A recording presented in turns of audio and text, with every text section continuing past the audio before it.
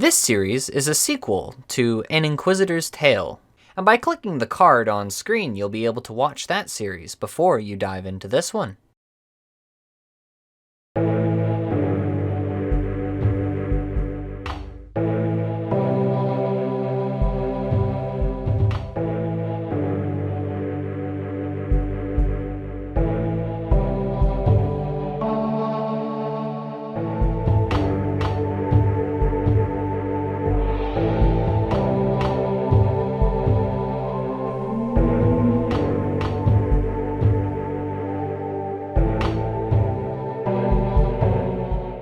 What's this? An Inquisitor's insignia? That's odd. I know just who to bring this to. Just after this raid. Man, Joe told me he was gonna pay me last week. I can't believe he hasn't come through with that payment yet. Hey Sam, you have a tale about the Inquisitor, right? Oh, hello Zort. Yes I do. Though I had realized there were some pages ripped out at the end. It was very odd. Well, I just came from the Tombs of Amasket, and while I was inside, I found this scroll with an Inquisitor's insignia on it, and I figured that you were the man to bring it to. Oh? That's fantastic. I always wondered how that story would continue. Here you go. I'm trying to finish off my Masori set, so I have to get back to the tombs, but let me know what you figure out with that scroll. Yeah, I can do that. Thanks. Bye. Well, that was certainly kind of Zort to bring us this new chapter. I'm eager to read it, so let's dive in. Ahem. After reclaiming his family's lost heirloom, the Inquisitor set off to complete some unfinished business. Only one item remained. Upon completion of this list, he would have the maximum chance to complete hard treasure trials. After using the armor set against her, he believed the threat of the nightmare to be quashed. In reality, she was biding time, regaining her power. Hello, ladies and gentlemen, and welcome back to Season 2 of Inquisitor. As you all know and are aware, the first season of An Inquisitor's Tale ended with our young warrior reclaiming the full Inquisitor's armor set. And since that first season has been completed, the goals accomplished, I figure with Season 2 we need to begin with setting up our goals, as what is a series without them? So I imagine a lot of you may already be able to guess what Season 2's goal is going to be. And of course, it will be the Inquisitor's Mace to complete the full Inquisitor look. Now, of course, there were a lot of comments on Season 1. Why did you not get the mace? Well, first of all, I decided not to set it as a goal in Season 1 because of the rarity of the mace. Remember, at the start of the series, Fasani's Nightmare did not exist. The only option at the time was the normal Nightmare, but now Season 1 is over. It is completed. The goal accomplished. And in Season 2, I am ready. The goal, as I have said, is the Inquisitor's Mace. That is the main goal of Season 2. But of course, this wouldn't be a journey or an adventure without some side goals. Extra things to either improve my DPS, to keep me on my toes, or just cool, unique items which could be obtained on the Inquisitor account. So, up front, we have the Amulet of Glory Tea or Avarice Amulet. Now, either of these would act as my best in-slot amulet, not just for the sheer fact of their flex factor on this account, as they are pretty difficult to achieve, the Amulet of Glory Tea coming from Hard Clue Caskets, or the Amulet of Avarice coming from the Revenants. Up next, the Dragonstone Bracelet from the Elite Clue Scrolls. Now, this is an item that I grinded for in Season 1, but sadly was not able to obtain. So I figure this is a worthy side goal as well. Up next, the Imbued Heart from Slayer. Now, on average, it takes 25 million Slayer XP to get the Imbued Heart from Slayer. Now, of course, there have been talks of combat achievements and their reworks, the elite tier providing a boost to the rate at which superior monsters spawn, assuming the point system passes the polls, which there seems to be a lot of support for it. Now, who knows if Inquisitor can even achieve elite tier, but this is something to keep in mind for the future. And of course, we have the Scythe of Vitor, which is the last item Inquisitor needs from the Theater of Blood in order to have all of the usable Theater of Blood items on the account. Now, I'm not going to address the viability of actually using the Scythe, but it would be a really cool flex item for sure. I would like to obtain a usable Chambers of Xeric purple, and of course that is the Elder Maul, the Twisted Bow, the Dragon Claws, or the Dragon Hunter crossbow. And even though the Kodai is usable on this account, I would not consider it an item that I would keep, as I have the Nightmare Staff. I have no need for the infinite water runes and the other benefits it may provide. Now, this is a smaller side goal, but because it would look very clean to achieve, I want to get 1,000 normal Nightmare kill count. And of course, we all know at this point that Phosani's Nightmare is the superior version of the Nightmare. I just hope that eventually they'll come back to Nightmare and give it some nice quality of life. But I do think 1,000 kill count on this account would look pretty clean. Now, of course, I could talk about high scores and all that, but I think I'll leave that up in the air as there are some big achievers in the UIM community, and I don't really think I can compete with that. If you all recall, it takes me 5 minutes to walk to the Nightmare every kill. And last but not least, I'd love to achieve a Nightmare Orb, but I'm not going to make it a requirement of the series. And if you don't recall from the first season of this account, the Eldritch Orb would be the best option as it gives us prayer restoration and even boosts us over our maximum of 99 prayer. And of course, this is followed by the Volatile because it is essentially a magical AGS. Accurate, big hit. Maybe we could use it on the Nightmare Totems. And last but not least, the Harmonized Orb, because in its current state, it is useless for us. The only place I can realistically see Inquisitor using it is at Barb Assault, and even then, it's not going to be the best thing for me to use, so it'd be a flex item, that's all. So without further ado, let's dive into the progress. Starting with some Nightmare kills that I did right after finishing the armor set. Oh, I maxed! 63! Huge!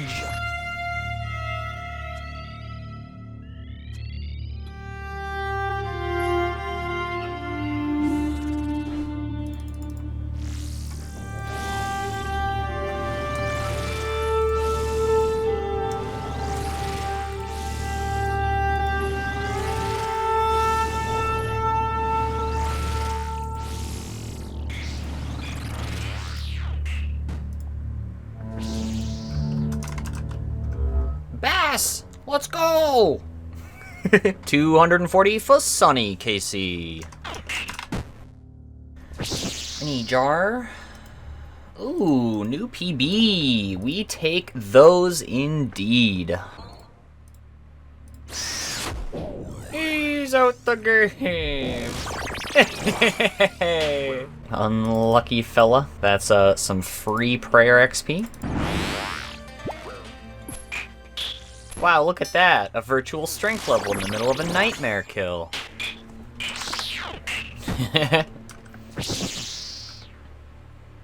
3-man completed, and a new PB for 3s. It's probably not the fastest time at all, but for 2 bludgeons and a cudgel, not bad. At least I think.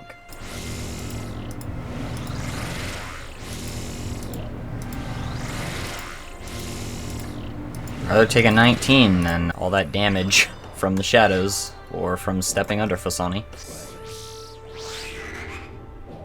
This is unlucky.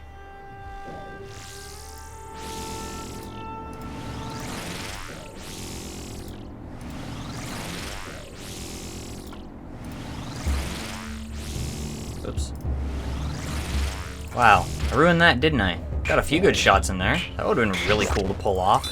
The Black Orb, and that is kill 250 on the Phosani Nightmare. Really cool to have that done and dusted. What's next, you ask? More Fasani. For the Ceradomin Brew stack, this is a big moment as we are officially over 1,000 Ceradomin Brew 1 doses, of course, stored in the bag. Neat. So you may or may not have noticed, but the Fremenic kilt is gone. The clip appears to have magically disappeared. It's alright though, because we didn't need it anymore. The Inquisitor's plate skirt is our best in slot.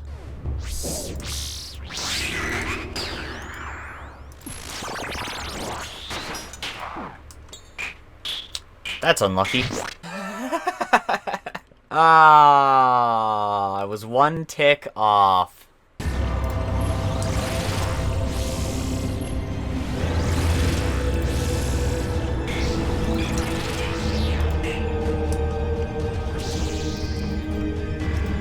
Ooh.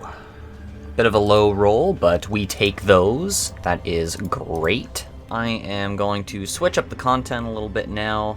I just had a pretty rocky second kill, which I definitely should have died. Very happy I didn't though. But anyways, these are the supplies left from that big Fasani and normal Nightmare adventure. I think I'm gonna try to juggle some hard clues now. Do some Slayer, maybe get an Imbued Heart. 49 Fasani in this little session. I was sort of trying to go for an Elite clue so I could do another Elite juggle, but I guess that will come with time. And of course, 53 normal Nightmare, following off the end of the Inquisitor's Tales series with the Hauberk. Still blows my mind I got that. Figured now was a good time to give a little bit of a bag update, so if we take a little peek inside, that is the current state of the looting bag. And if we take a little peek at the gear, that is what we are rocking in the inventory and as our equipped gear. I'm gonna go swap my spellbook, get this alked, and hopefully we get an extra 45k, as the high alk value suggests. It's unfortunate, but of course we cannot use the Slep teleport, as we cannot get a Draken's Medallion. That comes from the Taste of Hope quest, which we cannot do. Yeah, we lack skills. Change of plans, I'm doing some Chambers of Xeric. Also, we have 80 million Galenor pieces in the chest, which is really cool. Nothing. A trio Chambers of Xeric completed for raid 280.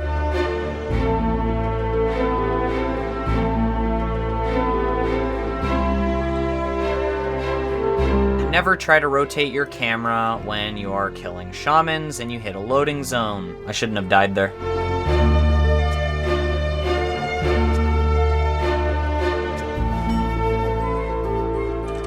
Man. Oh my god, are you kidding me?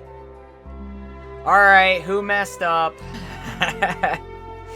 Yeah, so I don't think that death counted, so someone almost messed up.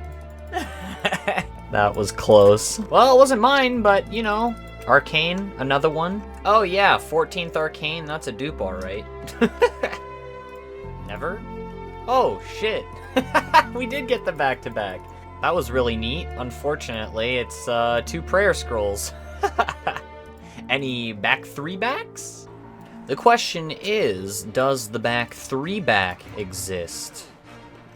Not for me, and not for the team. Never lucky. I mean, regardless, it was really cool to see our first back-to-back earlier. Right. Hey, Elite Clue, let's go! Alright, first, the Relic, giving us some humble prayer XP. We will take that, and up next, the Elite Clue. It is incompletable. You hate to see it. We cannot get to the Volcanic Mine entrance, and therefore, the Elite Clue will be dropped. And 1,000 Saltpeter. Yeah. That exists. I mean, you're literally just gonna do Tombs of Masket on your iron, on my right? iron. Like, so, I don't think, it makes any sense to spend I time. got the mama kill, let's go! Your Bofa is broken, Burbo. Dude, I don't, like, this is what I'm talking about. Oh, for shit. I'm cracked, that's all there is. Alright, I'm gonna get the bad chest. No, no, no, But no, I'm no! going for- Oh, help, help, help, help. Go water can him! Let's go. Holy One tick. shit! Good luck. Fuck. Never. Fucking Zero running early, dude. Oh, fuck off, bro. Oh my god, dude. Oh, No shot. this fucking game. That sucks, man. That was your what? What purple? 14th Arcane. 14th arcane, holy. Unlucky. I think that's my new highest points I've ever gotten in a raid. Yeah, let's check. Yeah, that's my new highest point raid. 28.7k points. Holy crap, that is a lot. Man, there's the notification. 1,000 charges remain on your Sanguinesti staff. Oh no, man. Soon the cash stack is gonna face the wrath of Raygath, because that's where we have to buy more blood runes. Alright, is that anything from 300 KC? Nothing for me, and nothing for the boys. That is a lot of chambers KC. So in the previous clip, you would have seen that my Sang is officially under 1,000 charges, and I wanted to record this clip in solidarity to essentially explain why I'm using my Sanguinesti staff rather than the Trident of the Seas. And that's essentially because it's point-based. So the points that you can obtain from the Chambers of Xeric, at least in the instance of an Ulm fight, is entirely reliant on the amount of damage that you can do. And because the Sanguinesti staff gives you an additional 3 max hits with the gear that I have, I should be using it in a Chambers of Xeric. And of course, I'm referring to 3 base max hits. I don't even know how much extra damage I get from using an overload, but I do use an overload every raid. So the better plan is to just camp the Sanguinesti staff, use up the charges, and get the extra points for that extra chance at a purple. Here we are in Last Man Standing, where our cash stack lies inside of the coffer. Well, as you guys can see, our blood runes are in dire straits. We have 704 charges remaining for the Sanguinesti staff. So I think it's time to bolster up the blood rune stack a little bit. Going by the prices at Raygath Wares, we will recall in the past that it is approximately 658 coins per blood rune, which when I drag the calculator on screen, for 10,000 charges, aka 30,000 blood runes, we're spending around 20 million GP. This is just the start, because, again, this is only around half the amount of charges that the Sanguinesti staff can hold. 658 multiplied by, let's go, you know what, we'll put 12,000 charges into the Sanguinesti staff, so that is around 24 million Galanor pieces. If you want to be accurate, you can read this number on screen to yourself. Let us withdraw. That's deposit. Let us withdraw 23,700,000 GP, and that certainly did put a dent in our coffer. So, is everyone ready to watch 23 million GP disappear? I know I'm not. So I just tested, and it appears as if this is definitely not a shared store between main accounts and Ironman. This is completely fine. It just means that I'm gonna have to world hop and inevitably hit the world hop limit. Man, this is gonna be a blast. Oh, and just so I won't have anyone screaming in the comments section below saying, "Hey, why are you buying from this shop? It's so expensive, it's not worth it, go to another shop." There is no other shop for my account. We cannot get to Lunar Isle or Prith, so those are automatically 2 off of the list. Battle Runes in the Wilderness is unlocked following the completion of the Enter the Abyss mini-quest, which we cannot do. And Ali's Discount Wares is not available because we cannot complete the Rogue Trader minigame following the completion of the Feud quest. It's the Feud quest that locks us out of that, not particularly the minigame. And of course, the Mages Guild, or Wizards Guild, whatever you want to call it, is locked thanks to bots as of June 28th, 2018, far before I created the account. The Mages Guild requires the Hand in the Sand quest, which I cannot complete due to a crafting and thieving requirement. And of course, that leaves this shop alone. It's been 28 minutes. Has it had enough time to restock? It has. That is very nice. So I've made one full loop around all of the members' worlds at this point, and my god, 4 mil down already, 6.3k blood runes. We are on the up and up. We are officially halfway.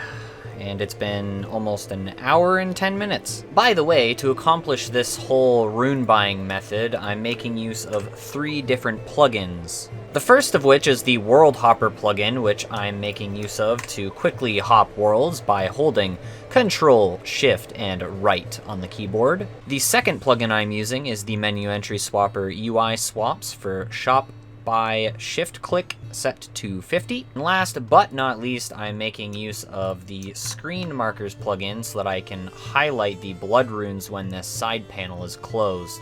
A little side note about the screen markers is that you'll have to adjust the position by holding Alt if you create a brand new screen marker when the side panel is open on the right here. Damn, we finally hit it. Holy crap. It took a while, but we finally hit the login limit. The login limit has been exceeded, some would say. Can I reconnect immediately, or do I have to wait a certain amount of time, or... Well, it looks like we're taking a break. It's been a little over an hour and a half of just world hopping to buy blood runes. And I believe we were almost to 30,000 blood runes. Here we go, the final blood runes to be purchased for now. 3,600 blood runes. That took me over 2 hours of world hopping content. And oh my god, my sang is gonna eat all of these charges right up. 12,700 charges. Hopefully that'll last us a while. Otherwise, that 23 mil will have been spent for naught. Good luck to us on this one. This is gonna be great. Oh, okay. I see you. Bit of a gamer moment. I respect it. And there we go, another Bloodveld's task completed, obtaining 3 hard clues throughout. 2 were immediate drops and 781 blood runes. I wanted to record this clip so I could go through my drops with you all before I wipe them clean. So 46 Chambers of Xeric. I wanted to include this because I believe it was from the past 2 sessions and we made around 20 mil. And of course our third dex, which would have been featured in the last video, I believe. Just wanted to let you guys have a little gander and see what kind of loot I pull on this account when I do that content. Anyways, off to Konar to grab a milestone task.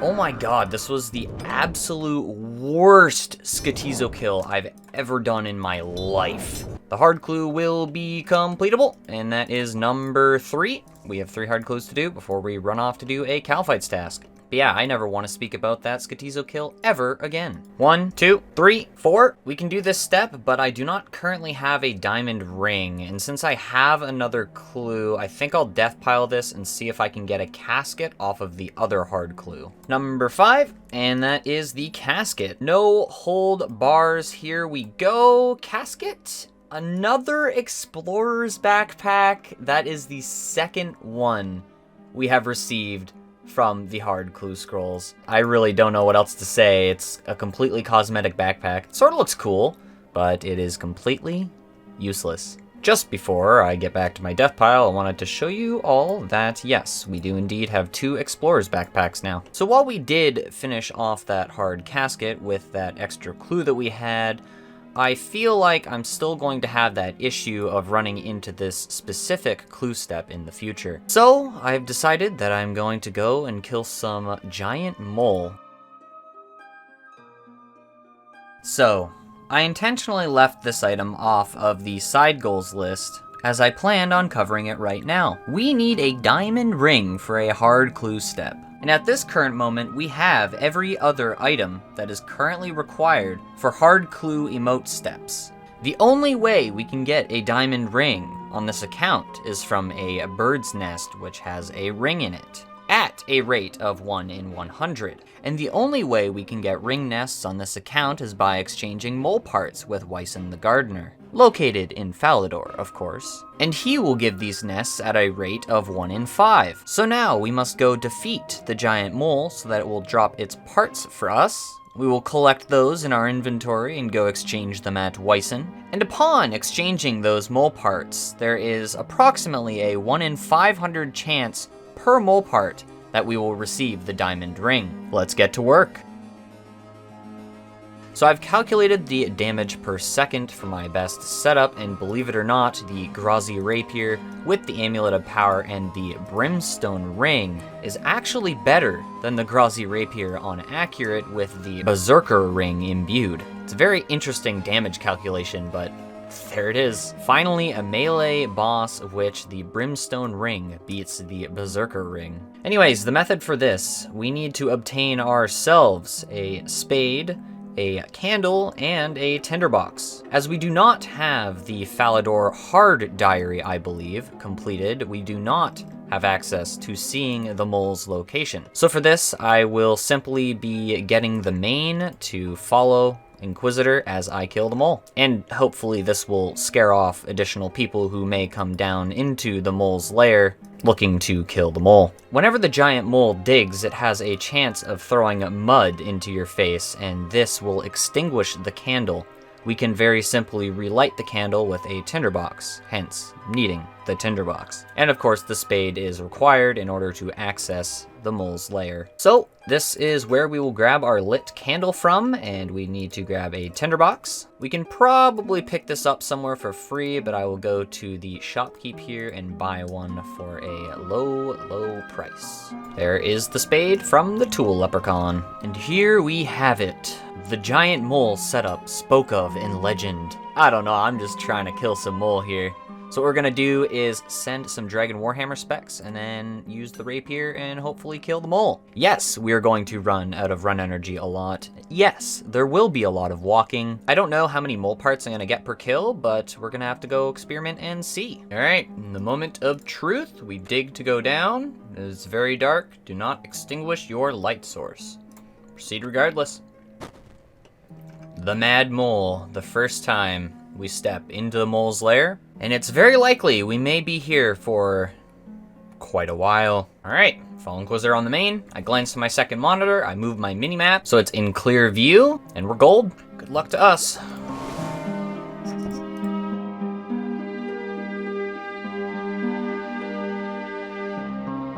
All right, that wasn't too bad for our first kill. There we go, 2 new collection log slots. 100 U logs to begin with. I guess the U logs can go straight to the main, but that's really good. Oh, and those were some neat combat tasks that I happened to get. Why not? Free combat achievements. All right, first time getting, I guess, mudded? We received mud? That was the first time we've received mud. That's the second time we've received mud. So we just have to keep repeating this process, and then we can continue to stay down here. I also don't think we'll need food at all either, so I can probably get rid of these cheese potatoes at the end of the day. I did also want to make mentions, and this is a good example to bring up. We can actually drop the tinderbox and the spade, as we can always get more to get back down here. But with that said, we are going to escape from the mole's lair since we have our first little inventory complete, and that is 8 mole parts, which we can exchange with Wyson. Let's see if we get lucky. Also, exiting south of the mole's cave will make you climb up out of that well. Hello there, Wyson. If I'm not mistaken, you've got some body parts from a big mole there. I'll trade it for birds' nests if you'd like. Sure, I will trade the mole parts, and that should be 8. Wow, we got a lot of ring nests to begin with here. So I don't really care about the seed nests. I will open those up, but let's start with the rings. The first, a sapphire, unlucky. A gold ring, also unlucky. Let's keep opening. Another gold ring. An emerald ring, and last but not least, a sapphire ring. Unlucky. I guess I can just give all these to the main? What else do I do with them? Yeah, I think that was a pretty good pull to begin with. 10 more mole parts have been exchanged, and we get 2 ring nests. The first, nothing, and the second, nothing. It ain't much, Chief. Another inventory of nests, and we have 3 ring attempts. Number 1 is nothing, 2 is nothing, 3 is nothing. 10 KC, 2 more ring nests, 1 and 2, nothing. Another roll, another nothing. Another exchange. That is a lot of ring nests.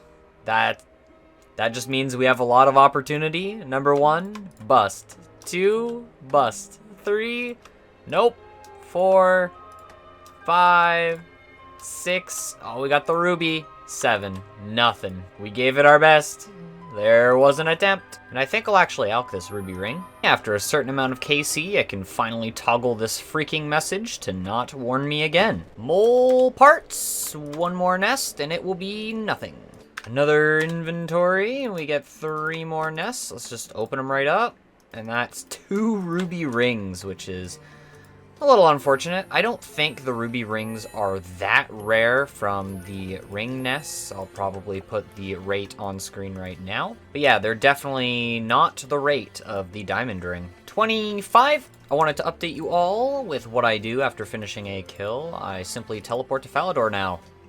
I have the runes to burn, so may as well. Let's trade for the mole parts. This is pretty big inventory. 2 rolls. Nothing. For this grind, make sure you have some spades stocked up inside of the tool leprechaun storage, because if you want to have those inventories where you discard the spade, you can do so. Another inventory, and that is a lot of ring nests. Let's see if we get lucky. One more will be nothing.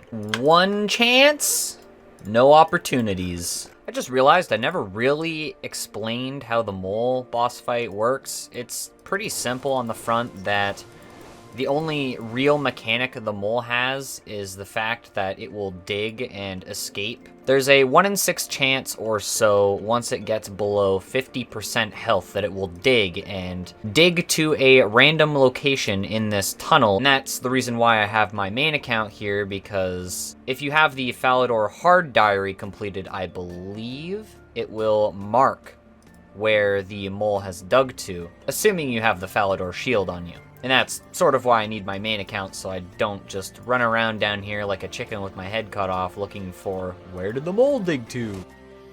And as you can see, it can dig quite a lot. At minimum, you can get 1 hit before it decides to dig again. More birds' nests, and we take 1 singular ring. That is not the one we want. Unlucky. Oh, another unlucky. Hate to see it. Ooh, 3 attempts this time around, and it will be a bust. Long bone, plus 15. Any hope? There are 2 pieces of hope in this inventory, and there's absolutely no hope left. Surely not. Mole parts, 1 chance, no rolls. Mole parts exchanged, 3 more chances. 1 and done, 2 is nothing, and same with 3. An extra chance, and it's a bust. 2 chances, bust. The exchange, 2 more ring rolls, and we will not receive anything. The moment we've all been waiting for. The singular nest into the diamond. Any ring nests? Only 1, and that's unlucky. Ooh, 3 more attempts. Oh, there it is. The diamond ring has been recovered on the account. I guess acquired would work better here, but if we take a peek, 174 birds' nests, and I can give you pretty much exactly the approximate amounts. How contradictory is that? 2 more normal golden rings, not much. If we actually take a look over at the main account, right here with my scuffed minimap set for Mole itself, this is the loot from the whole adventure. Just under 2 million Galanor pieces and 243 birds' nests approximately. If you want to exclude those last 2 ring rolls that we had, you can say 242, because I lost an additional bird's nest by the general store selling one. But anyways, 242 bird's nest rolls, and we get our diamond ring. Not bad at all. For a 1 in 500, under half rate. Love to see it. I should say, love to see it, because you can actually see it now. As for the amount of time it took me, it wasn't too long, maybe half a day, a little over half a day. So another half a day, maybe a full day, and you'll be able to get a diamond ring for yourself, assuming you need it for your own combat only. Oh, and that was 79 Mole Casey.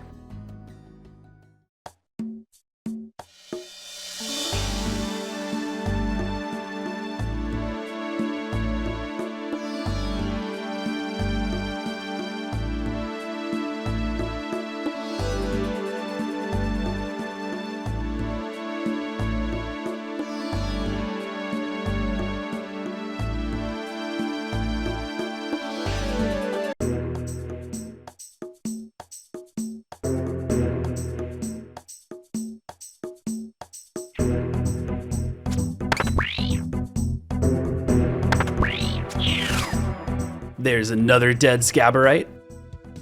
Wait, what is this? I must have killed almost 50,000 of these things, and I've never seen this before. It looks like a chapter to a story. And what does this insignia mean?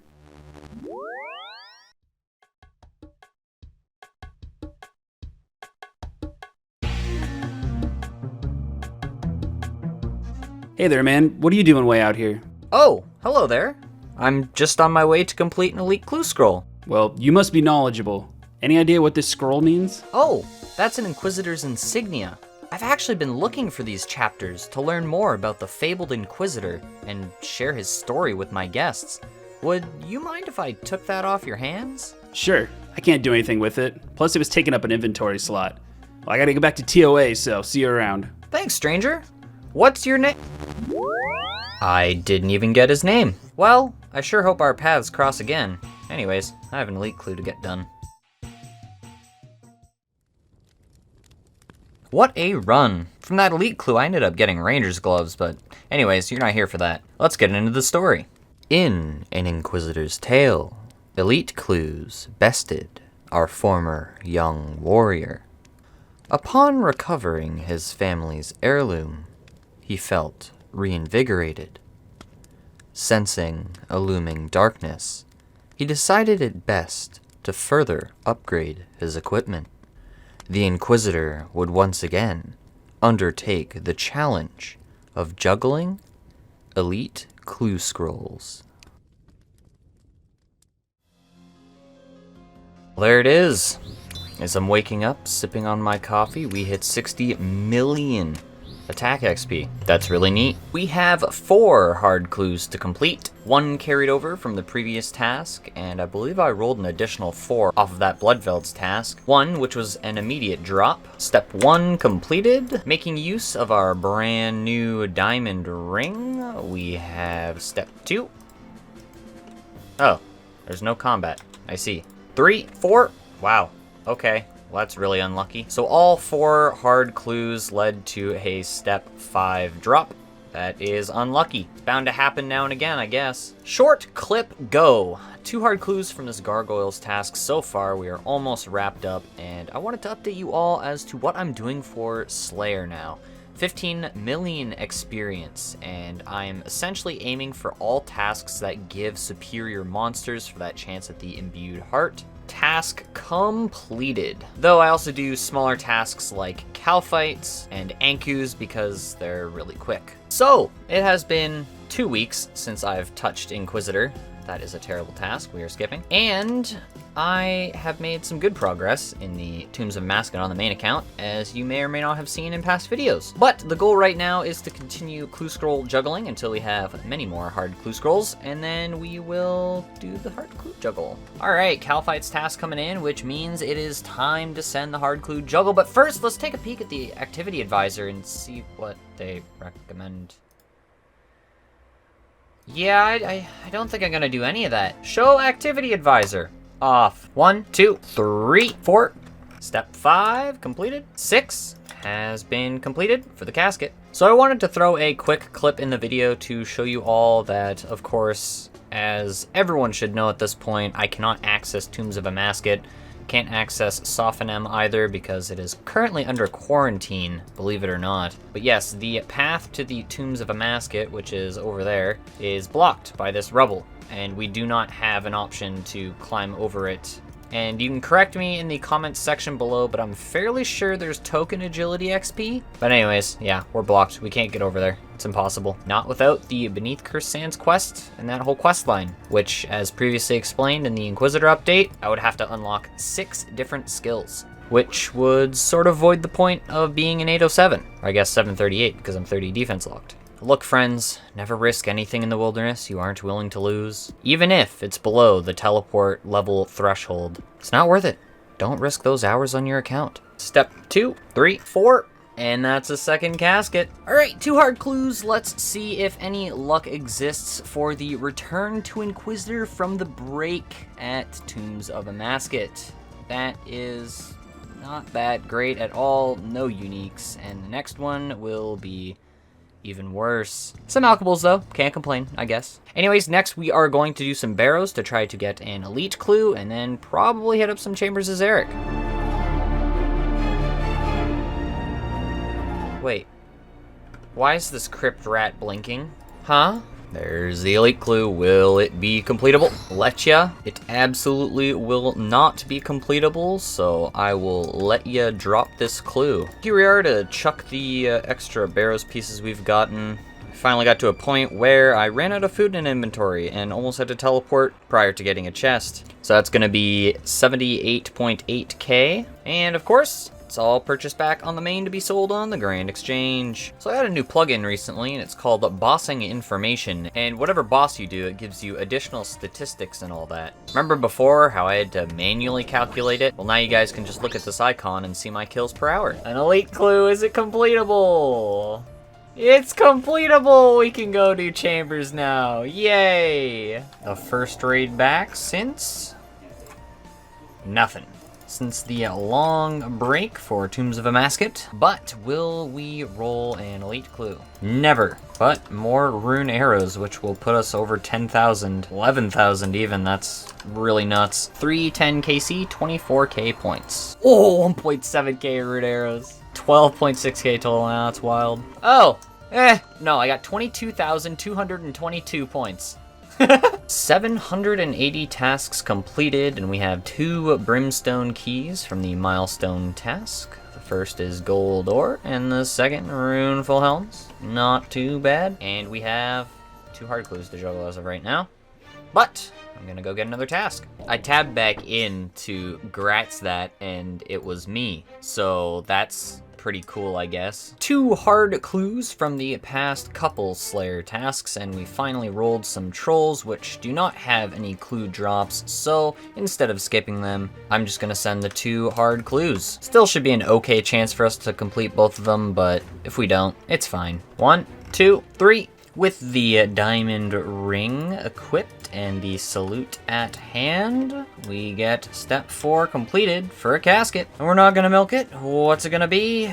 A Bandos kite shield. Very useless, but another collection log slot. Lots of alks too, very nice. And there we go, the Triad of the Seas is full, and I think I will be selling the rest of these death runes to the store. Easy +1 bag / inventory slot back. Something previously addressed in the series is the fact that Ultimate Iron Man and Iron Man as a whole now can actually put in buy offers for bonds in the Grand Exchange, and this essentially allows us to store an amount of cash in the Grand Exchange if we cancel the offers, and the cash will very simply be there. So say for example, if you wanted to run into deep wilderness, you could always go to the mage arena to buy your runes, and then inside of this area you could collect your cash. It's a nice safe way to get out there, claim your cash, and buy your runes, which is something I'll actually have to do soon because my law rune stack is starting to dwindle down. Oh, I am so weak, die. No way! 17 through prayer? Come on, man! Really? Oh. I couldn't have survived that extra few ticks. Yeah, that auto is unlucky. God, you cannot even see if it's purple in the final room. Like, No, you can't. with HD on, like, oh my god. Oh, drop elite clue, drop elite clue, drop elite clue. Why did my tile marker get removed? Elite clue? Yeah, I got the elite clue. Let's go, please. And we're 1 and done. How sad. Well, if it's not completable, we gotta go again. Oh. It is not completable, so we go again. Oh, Shit. let's go. Time for the back-to-back elite clue. Surely. Drop elite clue, idiot. Now I'll never forget to drop the elite clue. Oh my god, you're right! Oh, fuck. Okay, I am liking Tob a lot right now. This is when it's a completable step, you know? I'm pretty sure every Tob I've ran with you, you've gotten an elite. Alright, well, you're calling it's completable. Let's see. Nope. North of Iron. Aw. Damn, that's so unlucky. Dude, back-to-back elites and neither of them are completable. Dang it. Alright, it's high time I stop coping about this sloppy tablet and the potential that it would be changed. Thing is, When you read the description for this, it literally says that the spell is stored inside of the tablet. So I have the teleport spell, the teleport to Slep. It's just, apparently I don't have the device, which could channel the power. Well, really, they give it a high alch value of 45k, and then you can't even high alch it. Are you joking? That's a slap to the face, especially because I've been holding on to this thing for a while now. Well, guess we just drop it. I don't want to say goodbye to it, but goodbye, Sleppy tablet. Hopefully, you'll see a change in the future. Maybe have the Slep teleport added to you instead of outside of the gates of the nightmare. Anything would be great to save me from the 5-minute walk that I have to endure every time I go to the nightmare.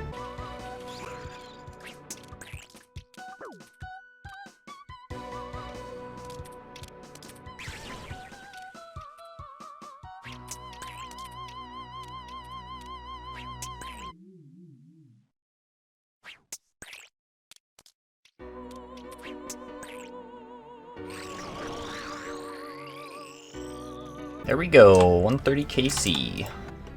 Yay, a second elite. Another one, let's go. Will it be completable?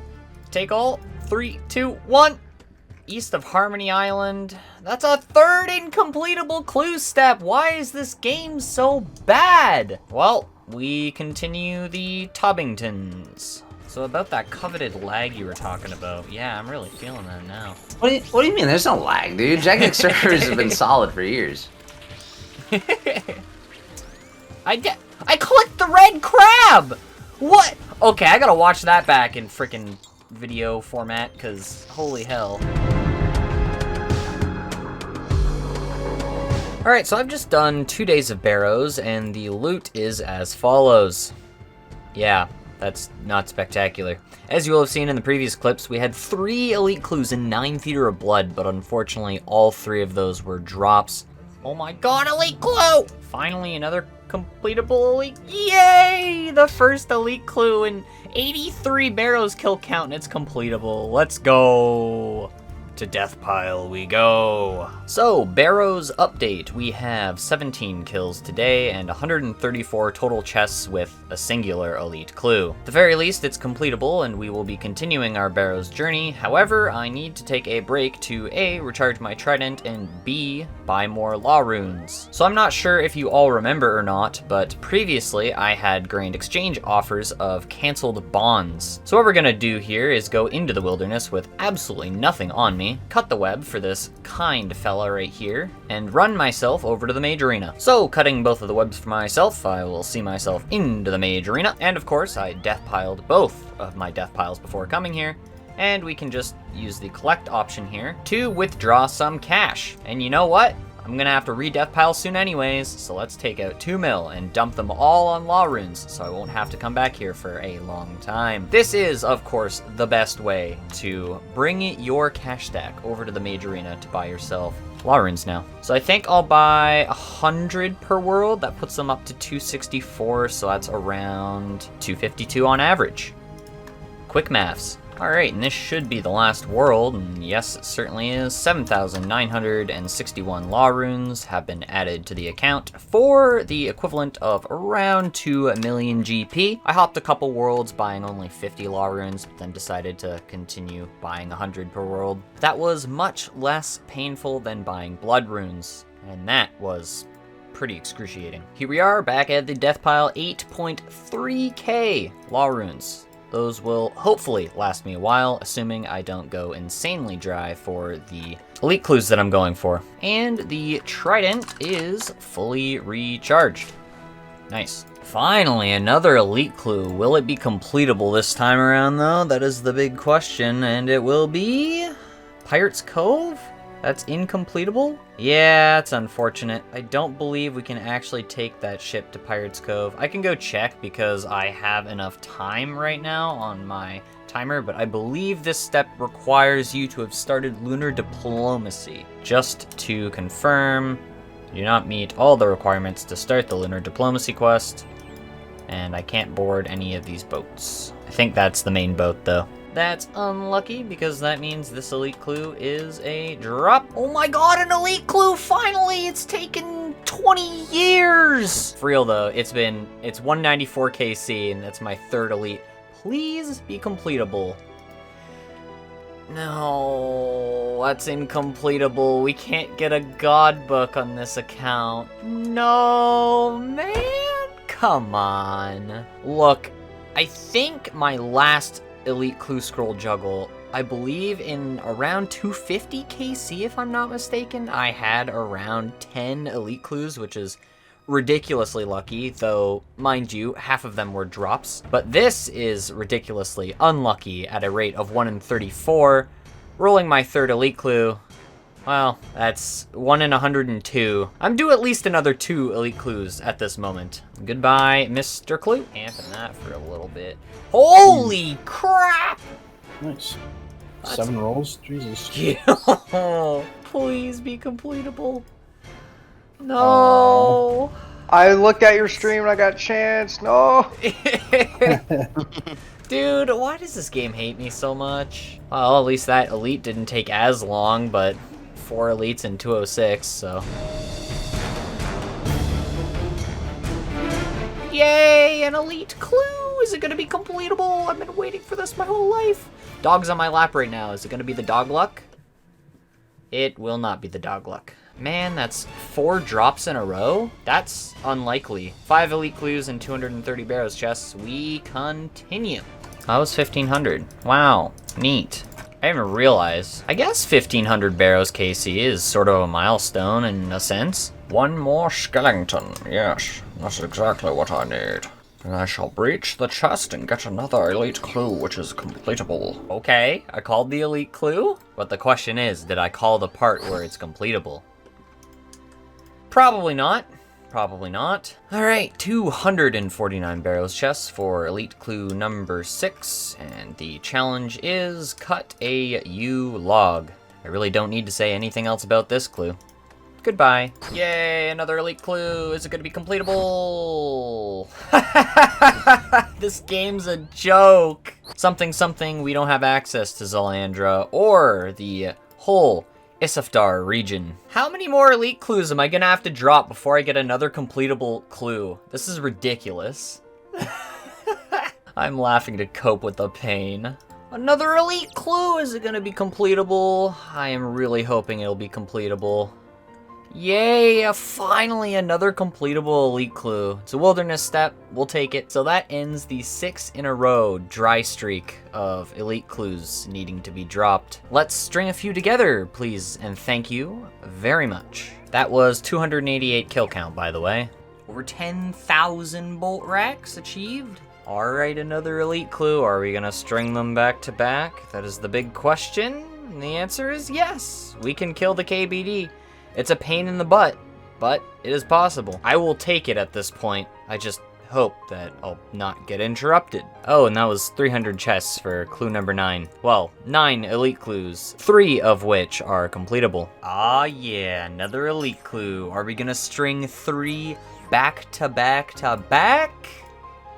We absolutely will not. That is another drop, and we are ahead on our clue count now. So that's a plus, I guess, but having 7 out of 10 of those elite clues being dropped is really unfortunate, to say the least. Only if we had access to Fossil Island. Goodbye, Mr. Clue. Yay, another elite clue. Is it gonna be completable? I think we're actually ahead of the elite clue rates now. Yeah, we are. I believe it's 340 Barrows KC for what would have been clue 11, but can we do it? We got this one earlier and we cannot do it! I think it's been a while since I've said this in a video clip, but it is what it is. We cannot access the Abyss because Enter the Abyss gives 1,000 crafting XP. Fun fact, I almost ruined my account by starting this quest, and I'm actually 1 freaking chat dialogue away from ruining the account. Oh, another elite. Okay, completable? Inside the agility training area. No, it's not completable. LMFAO, shooters on LMS for the target teleport, Red Bozo. Let me see. That is a lovely total of 250 points. I have 26. Wait, what does the target teleport do for him? I mean, they can teleport into the Wilderness Agility Arena for that elite clue step. How do you get back out? Die. Die? You get the step completed, and then you die and lose the clue, even if it's like another completable step. Yeah. It would be like something you'd want to put towards the beginning of your juggle, rather than in the completable casket area. Fix this.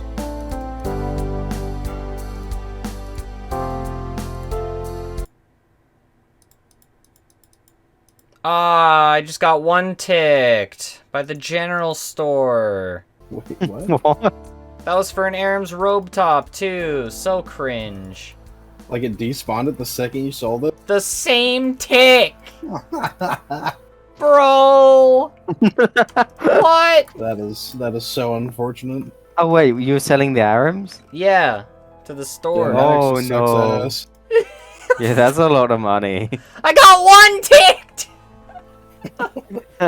That's so depressing. So this will be chest 350 of Barrows completed. We get nothing. Now what I'm gonna start doing is just killing all 6 brothers and rushing the Barrows chest. We're at a point now where we have 4 elite clues on the ground, and each death pile that I have to create is a minute and a half of time off of the hour that I have to kill Barrows. And, well, let's just say it takes me around 45 seconds to a minute to run back per death pile as well. So I get back to Barrows with around 45 to 46 minutes left on my timer. So I really think at this point we need to prioritize getting more elite clue rolls rather than gaining blood runes and bolt racks. As sad as it is to say, because I would much prefer to make use of the Carol's crossbow, but 11.5k bolt racks should last me at least 5 raids.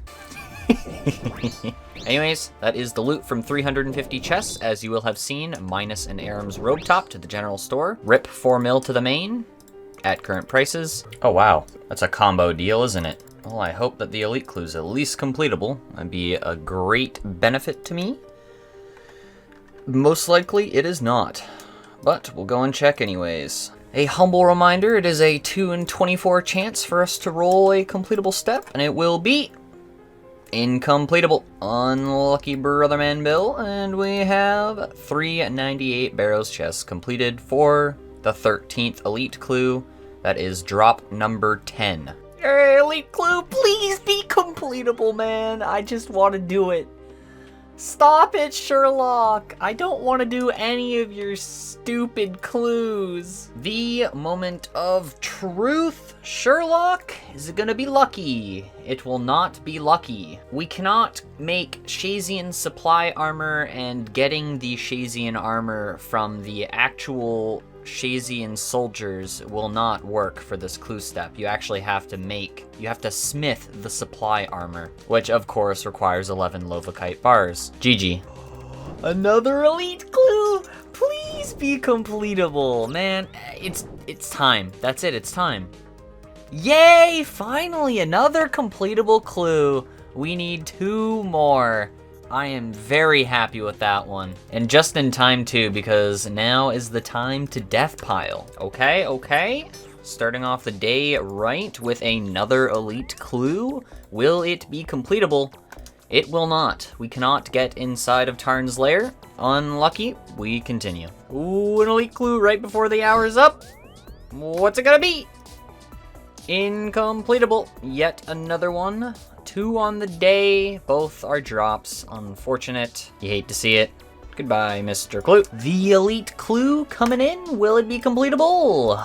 Most likely not, but we're going to have to wait to find out because I have a minute and a half left on my death pile. The 2 in 24 chance comes in yet again. Let's see what happens. All right, everything has been re-death piled. The moment of truth, Sherlock. Will it be completable? It will not. I think I've had the same Sherlock step at least twice. I think it was chop a U-log, and we also have to burn a U-log. So this is incompletable. It is, therefore, a drop. Another elite clue. Please be completable. This will be number 6, and we pray. It's so unlucky we can't get a black salamander. We can definitely get to the Warriors Guild, but unfortunately that will be no bueno. Technically, we can wear a black salamander, but we can't get one, so 569 Barrows KC, and we have yet another Elite Clue Scroll drop. Unlucky, Chief. Oh, please be the 6th Elite Clue. Please be... Yay! Clue Scroll number 6. 1, 2, go. That's kill count 574. 20 Elite Clues rolled at this point. And we're still under rate. So that makes me extremely happy. A reminder, we do have the Dragon Spear. We just need to get the red D'hide chaps. Lovely. Okay. That was really quick for another Elite as well. Will this be the final clue we need? It is! We can do this full freaking Elite casket. Oh my god. 577 Barrows, 21 Elite clues from this whole expedition. And yes, we finished under rate. That is what I'm talking about. Though what I want to do is send the King Black Dragon step first, mainly because if I lose that clue step, if I get PK'd and lose the items I'm planning on risking, A, it will suck, but B, I can just go right back to Barrows and grab another Elite clue. So, let's go re-death pile everything and get geared up. Would you take a look at that along the bottom there? All of the squares labeled with the respective Elite clue steps that we have. Yes, I am aware I could have saved myself an extra death pile by dropping the KBD clue to be picked up last, but I didn't do that this time around. If the first KBD kill gets crashed, then I will proceed to juggle the correct way. So I wanted to quickly explain the setup. I'm bringing my Abyssal Dagger P++, which may be stupid to risk in the wilderness, but I figured the only place I actually use it is the Theater of Blood for a pseudo special attack weapon, which isn't exactly required, and it does around 7 to 8% more DPS than the Abyssal Whip. I would ultimately prefer to get an Amulet of Strength as well, but I don't have time to run and do that just yet, so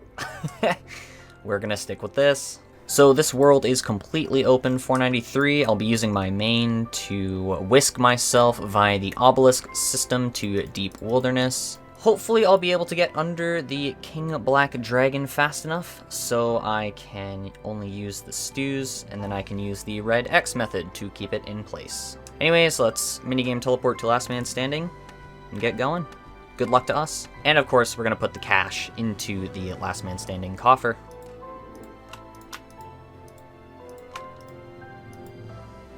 Alright, first attempt, no good. The poison hurts. A lot, believe it or not. Man, I can finally show off the red X method properly.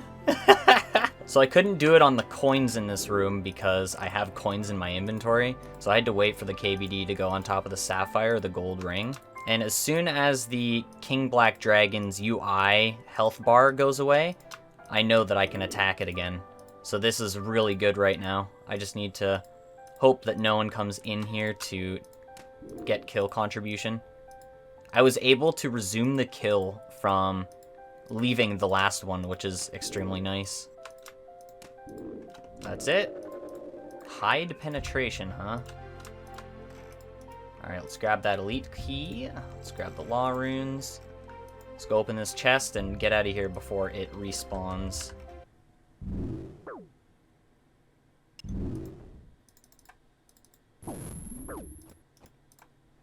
Oh, that was close. Alright, can we complete this step? We cannot. That is Zulandra, so we will end up dropping that. Moving on swiftly to the next step. I did want to mention that that kill time is inaccurate, as I had to leave midway through that kill. I made the decision to re-death pile everything, and this is now what we have lined up. Alright, money to get in, dig the spade. Step 2 completed on clue 2. Step 3 will be incompletable. As we saw earlier, we cannot get a black salamander. Clue 3, step 3 completed, and step 4 will be east of Harmony Island. I do not believe. I take that back. I definitely know that we cannot get there, so that is yet another drop. On to the next clue. Clue 4, step 4, talking to the veteran. And step 5 will be incompletable. We saw earlier, we cannot get a completed god book. You all know the drill. Clue 5, step 5 is completed. It's another step. What will step 6 hold? kill an avian sea. This is a wilderness step, so I think I will death pile this clue just in case, but it's not something that we have to do because we have 2 more clues which are outside of the wilderness and are a bit more convenient. Step 6, another chance at the casket. Clue number 6 going in. There's the casket. It's beautiful. You'll love to see it. All right, make your guesses. Am I getting the combat bracelet? Surely. What number clue is this? Number 6. That's like on rate, I think, maybe. Yeah, what's the rate? Like 1 in 8? 1 in 6.46 is the rate of getting the combat bracelet. Well, Dragonstone bracelet. Combat brace. Mahogany planks. I'm praying so hard. Please. No! Oh my god! Oh, what the heck? No, What? Oh! Your act... Kind of like a Remnant kill. Huh? It's more pure gear. I keep that. That's my best in slot range body. What? You've still got the hat, right? I do. Yeah, I have the full kit of ranger stuff. Oh! That's actually correct. What the heck? You have the legs? I don't have the legs. I have the parts that matter. Well, I have 2 elite clues left, so I don't know. I have to decide whether I continue more Barrows to try and get another elite clue. The back-to-back, bro. Well, it's like another 5 steps, right? Like, oof. Yeah. I have to get 5 more elite clues, and it's like, oh god, that Barrows You know what? I'm happy with that Ranger's Tunic. That's actually crazy. This item, I think that's worth. Yeah. The 2 pure items that I know peers would love from elite clues this early on. 6 elite clues for both. Yeah, the your frickin'... elite clue RNG is disgusting, but like you're dodging the combat bracelet so hard. Like literally, that's your only items. What the hell? Yeah, Have you that's considered so getting it? crazy. That's kind of hot. I'm not gonna lie. Damn. Ooh. Oh. Beautiful. The fit. Yo. Insane, dude. Holy. No Wait. avarice, no combat bracelet. There we go. That'll. Oh, that's pretty good. Wow. Well, we obviously keep that. Best in slot range body because we can't access TOA. I'm resetting the Barrows log because we're going for the back-to-back. We're starting all over again.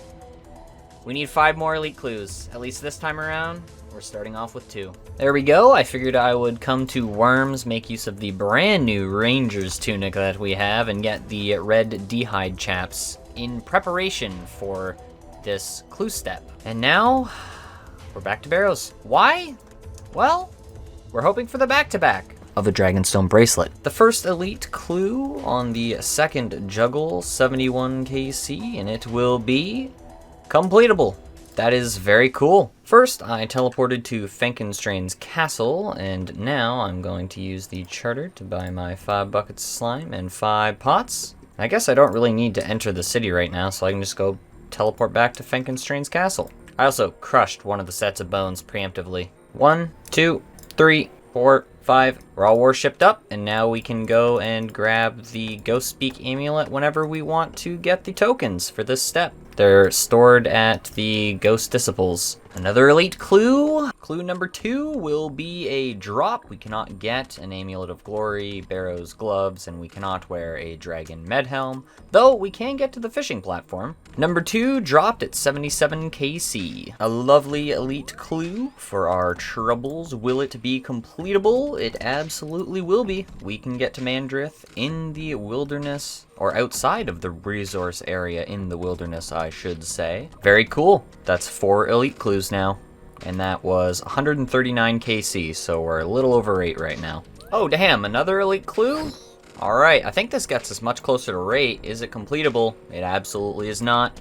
We cannot get to Apatol Island, and we cannot talk to Daga. We need Monkey Madness 1 completed, I believe, for both the Monkey Gree as well as the Monkey Speak Amulet. Goodbye, Mr. Clue. Oh, that was also 143 KC for elite clue number 4. Here it is, Big KC 2000, and we pull a double chest. Jagex coming in and congratulating us. That is very much appreciated. A shout out to Jagex there. That's an Alk, and the Darox plate body is a sell to the general store. An elite clue. It's been a hot minute. What's it gonna be? That is completable. Yes, dude. I am so happy with that. That is 5 elite clues on the ground, 216 Barrows KC. We are over rate, but that is fine because we have 3 out of these 5 clues which are completable. Feels great. Okay, another elite clue so quick. What's it gonna be? Is this gonna be number 6? There's no way. It's gonna be a drop. It is absolutely a drop. We can get to the fight arena pub. However, unfortunately, we cannot get our hands on a pirate bandana. If we could have, I would have kept the dragon necklace from the first elite clue we rolled, and obviously we could get the magic longbow. But of course, the pirate bandana is locked behind mostly harmless access. So goodbye, Mr. Clue. That's unlucky. It's getting us closer to rate. That was chest 217. Another elite clue to dabble with our taste buds, and it will be completable. Number 6. Oh, baby, we are feeling good today. And I do believe that clue puts us over, and I should say under rate. I always get confused with the over and under rates, but that is extremely cool. Starting off the morning right with an elite clue scroll. Will it be completable is the big question. This will be big number 7 if it is. Lithgren, we absolutely cannot, so we go right back to Barrows. This requires the start of Dragon Slayer 2. So that is pretty unlucky. Goodbye, Mr. Clue. That was Barrows KC 237. This could be it. We're praying. Come on, please. Be completable. The Pharaoh, that's not gonna be completable. Is that a new one unlocked from Beneath Cursed Sands? Of course it is! Why would I not be screwed over by a brand new quest that Jagex decided to release?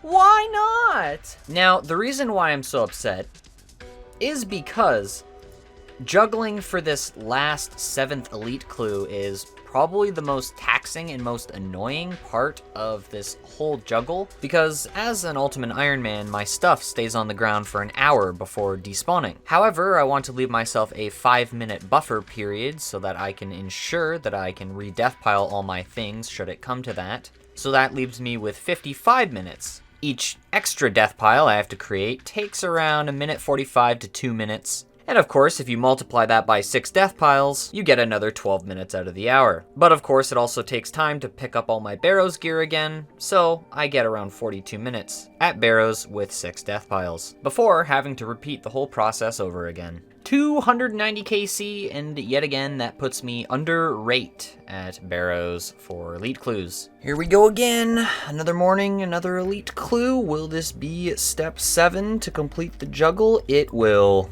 Beautiful. And I think we'll actually start off with this step because I have 17 minutes left on this death pile, and it'll save us time when we death pile later, inevitably. And that's 310 Barrows KC for elite clue number 10. We got pretty lucky this time around. 27 or so KC under rate. All right, clue 1, step 1 completed, and step 2 on clue 1 will be completable. That's pretty cool. We need to go into the wilderness for this one though, so that has to be a death pile. Ah yes, we definitely tried to avoid death piling, didn't we? Fun fact, I prepare for wilderness steps by buying a maple shortbow and generally 30 adamant arrows, but because I have multiple wilderness combat clue steps, I will buy 50 this time around. And here we run back, pick up the elite clue, and we get to run into the wilderness now. And here are all of the steps that we have to complete. Everything's re-death piled, 43 minutes on the clock. Let's clock them out. Clue 1, step 2 completed, and step 3 will be completable. That's very cool. We can actually run right there and do it now. Clue 1, step 3 completed, and step 4 will reveal to us that it is incompletable. As a reminder, we have attempted to start the Spirits of the Illid quest, and unfortunately, we can't quite make it into the Genie's area. I do believe there was a clip in the Inquisitor's Tale series. As per usual, we use the strength shortcut to get through and hopefully climb ourselves an aviancy. Alright, yet another elite clue. Let's not die to these guys. And it will be west side of the Isle of Souls. That's completable. Though I do think I will send a quick death pile so that I can do the last wilderness step that I have. Elite clue number 2, step 5, has been completed. As you can see, I changed my mind and decided to just come and do this step immediately. Not quite a casket yet, but step 6 will be kill a hellhound, which is entirely possible. Nice. Alright, clue 2, step 6. This could be a casket, and it is. Wow.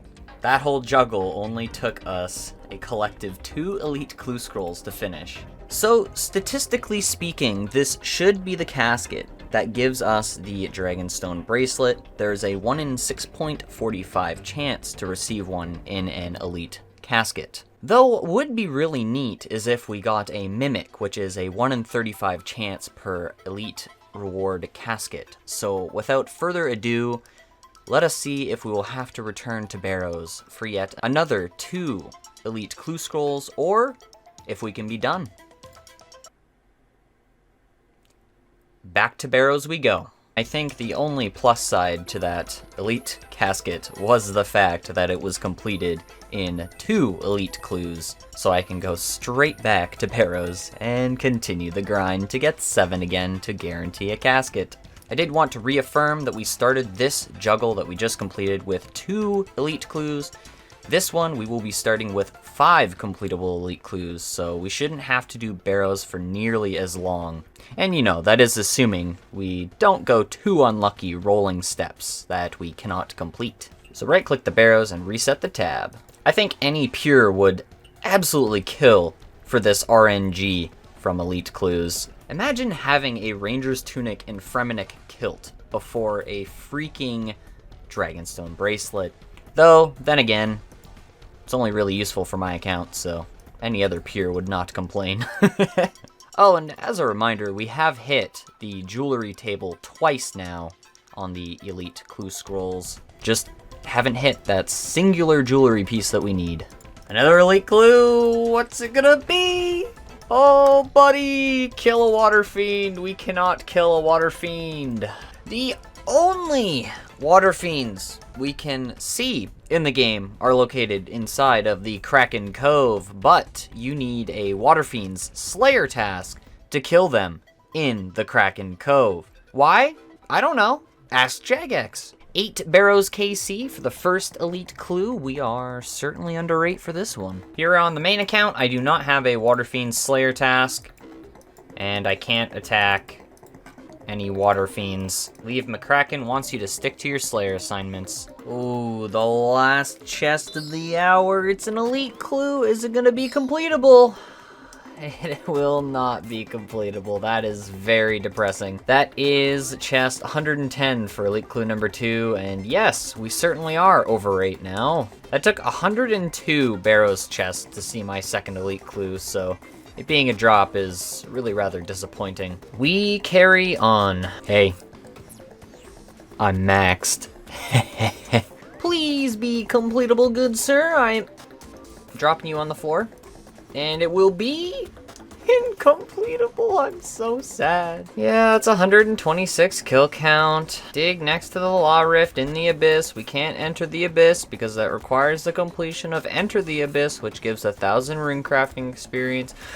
Goodbye, Mr. Clue Scroll, and my hell continues. Oh, there's a double chest. Would you look at that? Been a minute since we've seen one of those. Really neat.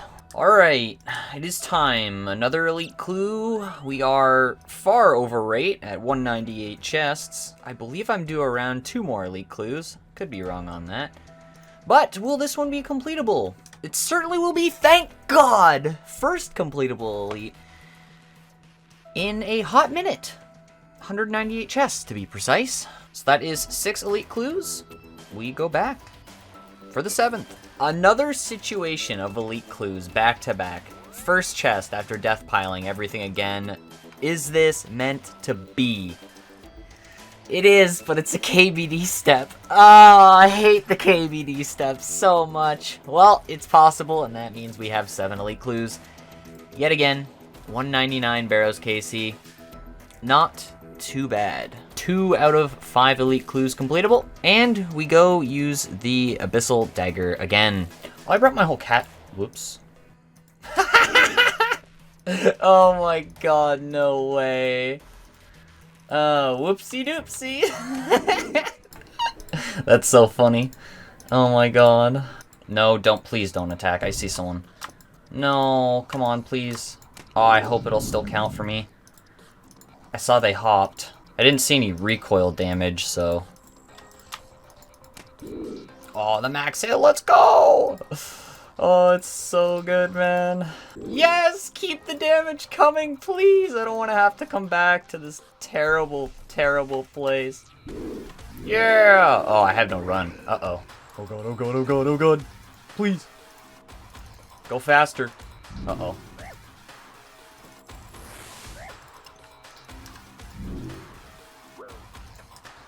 Monka!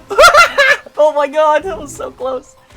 Alright, step 2 is completable. We have to swap the spellbook though, and I got a free Amulet of Power, so thanks for that, KBD. Much appreciated. God, that was pretty tense. I'm so happy that person coming in did not have an Amulet of Recoil on. Otherwise, I would have lost that clue. Clue 1, step 2, talking to Father Eric, and step 3 will be incompletable. The first drop has been achieved. Goodbye. We do the little spin, and Yuri appears to give us our third completed step on clue number 2. Step 4 will not be completable as we cannot equip a Rune Kite Shield. This is a step that a normal 807 could do, assuming they obtain the Bob shirt from Easy Clues, I believe. But for us, it is not an option, so we say sayonara. So here we are, this is how we're currently looking on the Elite Clue Juggle. We have the Mandrith step, which I dropped outside of the pile to save me from having to death pile an extra time, like I was talking about in, I believe, the first Elite Clue Juggle. So as long as I pick this one up within 2 minutes, as you can see by the timer on screen, I can go to the wilderness, do the Mandrith step, and carry on with this juggle completely okay. Look at this absolute mammoth. All right, Mandrith, answer this, please. It is a big old 28. That is step 4 completed. We will get step 5, which will be another trip to Dragon Tooth Island. All right, this step has taken me probably about 20 minutes to work out because I forgot my freaking Ghost Speak amulet. And then I proceeded to get the bones again, as well as, well, of course, you see the buckets of slime. Anyways, sporting our brand new Ranger's tunic with our fashionable range gear, we defeat the Bandosian Guard. And clue 3, step 5 completed. Step 6 will be Sherlock, which is most likely a drop. We will go and see. All right, Sherlock, the moment of truth as per usual. Score a goal in Skullball. That is incompletable. We can't get the Ring of Karos, and I believe we need 60 agility for the werewolf course, or to get access to it. 60. Yes. Goodbye, challenge scroll. Don't mind me and my continual worship of the Ectofunctus and the free tokens that accompany that. Here we are yet again, step 6 on our journey to complete this Elite Clue Scroll. I do believe it's clue number 4, and we will see yet another step. Step 7 will be speaking to the veteran at the pest control. Veteran Boat Larder. And just as our minigame teleport becomes available again, we can teleport straight there. So as we walk our way to the Veteran Squire, we arrive and say the words by talking to him. And here we go, yet another casket by the larder that I have spent hours aplenty inside. And honestly, I'm not feeling too confident about this elite casket, though I do want to stress the point that getting both the Ranger's tunic and the Fremenic kilt before getting the Dragonstone bracelet that I want is absolute insanity. The RNG is over the moon. Let us see what we will obtain from this very elite reward casket. Yes, it's done! I'm so happy! Yay, we hit the freaking Dragonstone Bracelet table. And there it is, the Shazian gloves, which have been used for years on this account now, will be retired as we receive the best in slot gloves for this account type. Oh, yes. This makes me so happy. It's over. The memes can stop now. I'm done with elites. I think I'm just gonna send the last 3 elite clues that I have and see if I can get a back-to-back elite casket completion, because I'm done. I'm not doing any more Barrows. I've done plenty. No more, please. Thank you very much. Clue 1, step 1 completed, and step 2 will be Raygath in the Arceus General Store. And that's the perfect drop because we need to enchant this Dragonstone Bracelet. It's almost like the game is giving us a nice little nudge to get this done. Clue 1, step 2 completed, and step 3 will yield us a drop. A reminder, we cannot get to the Isleworth camp. Goodbye, Mr. Clue. Wearing our brand new Dragonstone Bracelet, we are on step 3 of clue number 2. The answer is, of course, 3. We hand it back for step 4, which will be completable. Very cool. And actually, Hellhounds are my Slayer task right now, fun fact. Clue 2, step 4 completed, and step 5 will be Mountain Camp. We cannot do that step because we cannot complete the Mountain Daughter quest. And I'd say the main reason why this step isn't completable is because you need to use a rope on the boulder, which requires 10 or 15 agility, something like that. Ah yes, I have to death pile again because the skeletons across the Edgeville ditch would not drop me a looting bag. I think I killed them for at least around 5 minutes. Unlucky, to be honest. Oh, and I did want to mention a big quality of life with the combat bracelet is the fact that you can pick the nettles with it on. I know this is a Dragonstone bracelet, but it's the same thing for when you have it as the combat bracelet. So, since we still have this extra elite clue to do, step 5, we will keep the red D'hide chaps for now, and we will alch both of the Dragonstone rings because we actually have the piece of Dragonstone jewelry right here that we need to enchant, which we could easily save. Get rid of the Dragon Longsword because it is an alch, and the duplicate Amulet of Power can also go. Let's go bag the rest of our stuff and finish up this clue. I can't tell you how good it feels to have everything bagged and actually on my character as a whole, as opposed to logging out every day with stuff on the ground, praying that the death mechanics will continue to function as they should. But yes, without the untradeable items changes and the death piling mechanics for UIMs, this whole grind would not have been possible. So honestly, I'm extremely thankful that happened. I have been doing this whole grind for 26 days. That's almost a month of just doing Barrows. And we've finally obtained it. The Dragonstone Bracelet. Clue 3, step 5. We'll poke the basilisk to death with a chance to get another clue scroll, is what we will receive, but that was a chance at a casket, I should add. Step 6 will be the inevitable drop. So from those 3 elite clues, we had a chance. We had a little chance to get another reward casket, but no such luck. But that is completely fine by me. We completed our goal. We have the Dragonstone Bracelet in hand. Let's go enchant it. Short clip. As a reminder, I am hopping through all the worlds to sell my death runes because I don't like keeping a death rune stack anymore. We have a full trident and that's all I require. So, sell the rest of the death runes for some money. All right, the final world hop. There we go. All the death runes sold. Sold some chaos runes off as well, but we have over 200,000, so it's not going to be easy at all to get rid of those. And I don't mind keeping the chaos stack either. Here we are, we have arrived. The big moment of alching the red D'hide chaps because we no longer need them as we are no longer doing elite clues. No, but for real, here we go. Level 5 enchant on the Dragonstone jewelry. The Dragonstone bracelet becomes the combat bracelet. And just look at those stats, the upgrade on the Shazian gloves. This feels fantastic to have completed. It's just so good. Additional 3 melee strength, accuracy and defense bonuses, and the ability to destroy the Shazian gloves. Sayonara. We will never see you again. Ah, beautiful. Love to see it. Look at it. It's so good. I'm so happy to have that done. Nearly a month grind over. And I can put stuff in my looting bag again. I don't have to worry about death piles. No more timers on the screen. It's so good. Though, now I have to figure out what I'm going to do with this mind rune stack because I have absolutely zero use for this. And while we're here, I may as well give a looting bag update as well. This is what we are currently sitting at. I'm debating on getting rid of the Dragon Spear because it is only required for those very elite clues I just finished doing. So is it worth a bag slot being taken up at this point? Probably not. But hey, let's open it up on the side. Scroll down a little bit. We have the elite loot from the past 6 elites. And my god, it's crazy. Anyways, let's reset the Barrows. Got a solid 14 mil or so profit, split between the main and the Inquisitor. And we go back to hard clue juggling. I'm not joking.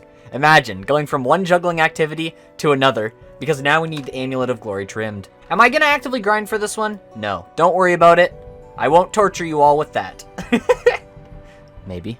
Who knows? Maybe I'm not joking. So one thing I did forget to show is my total loot from Barrows, and there it is. You can do the math if you would like. I don't really care, because the only thing I really wanted was a singular Carol's crossbow. And we got that at 950 or so chests, if I recall correctly. It is time for some statistics. We started Barrows with 1,268 KC and finished with 2354. Meaning that it took 1,086 total kill count to complete 3 elite clue juggles and eventually get that Dragonstone bracelet. So if we use the average amount of Barrows KC per hour, which is 10, and divide that by 1,086, you will see that we spent 108.6 hours at Barrows over 26 days. But that isn't the only statistic that I want to bring up. You know, over this whole grind, we created a lot of death piles. The first juggle, we created 200 death piles. The second, 133, and the third, 108. With a total of 441 death piles over the 3 juggles, spending around 2 minutes to create each death pile and get back. That is a total of 882 minutes spent death piling. And of course, if we convert that into hours, you will see that we spent 14.7 hours just clicking nettles and running back. So how do you guys spend your time? This is how I spend mine. Oh, one last fun little metric I can show you all is my rune pouch stack. So I do believe I started with 16,000 soul runes, and I was down to 12,432. I just got a 10 soul rune drop from the Smoke Devils here, which reminded me that this could be a cool metric to show. And I believe I also bumped up my law rune stack over 8,000 law runes. So around 3,000 law runes used there.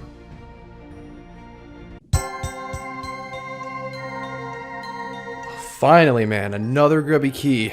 All right, cool. That should be enough for now.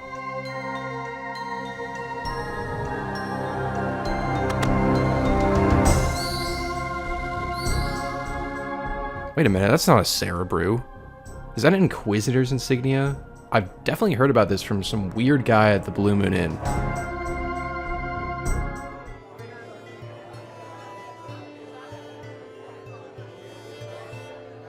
Hello there, young sauce. What brings you by the inn today?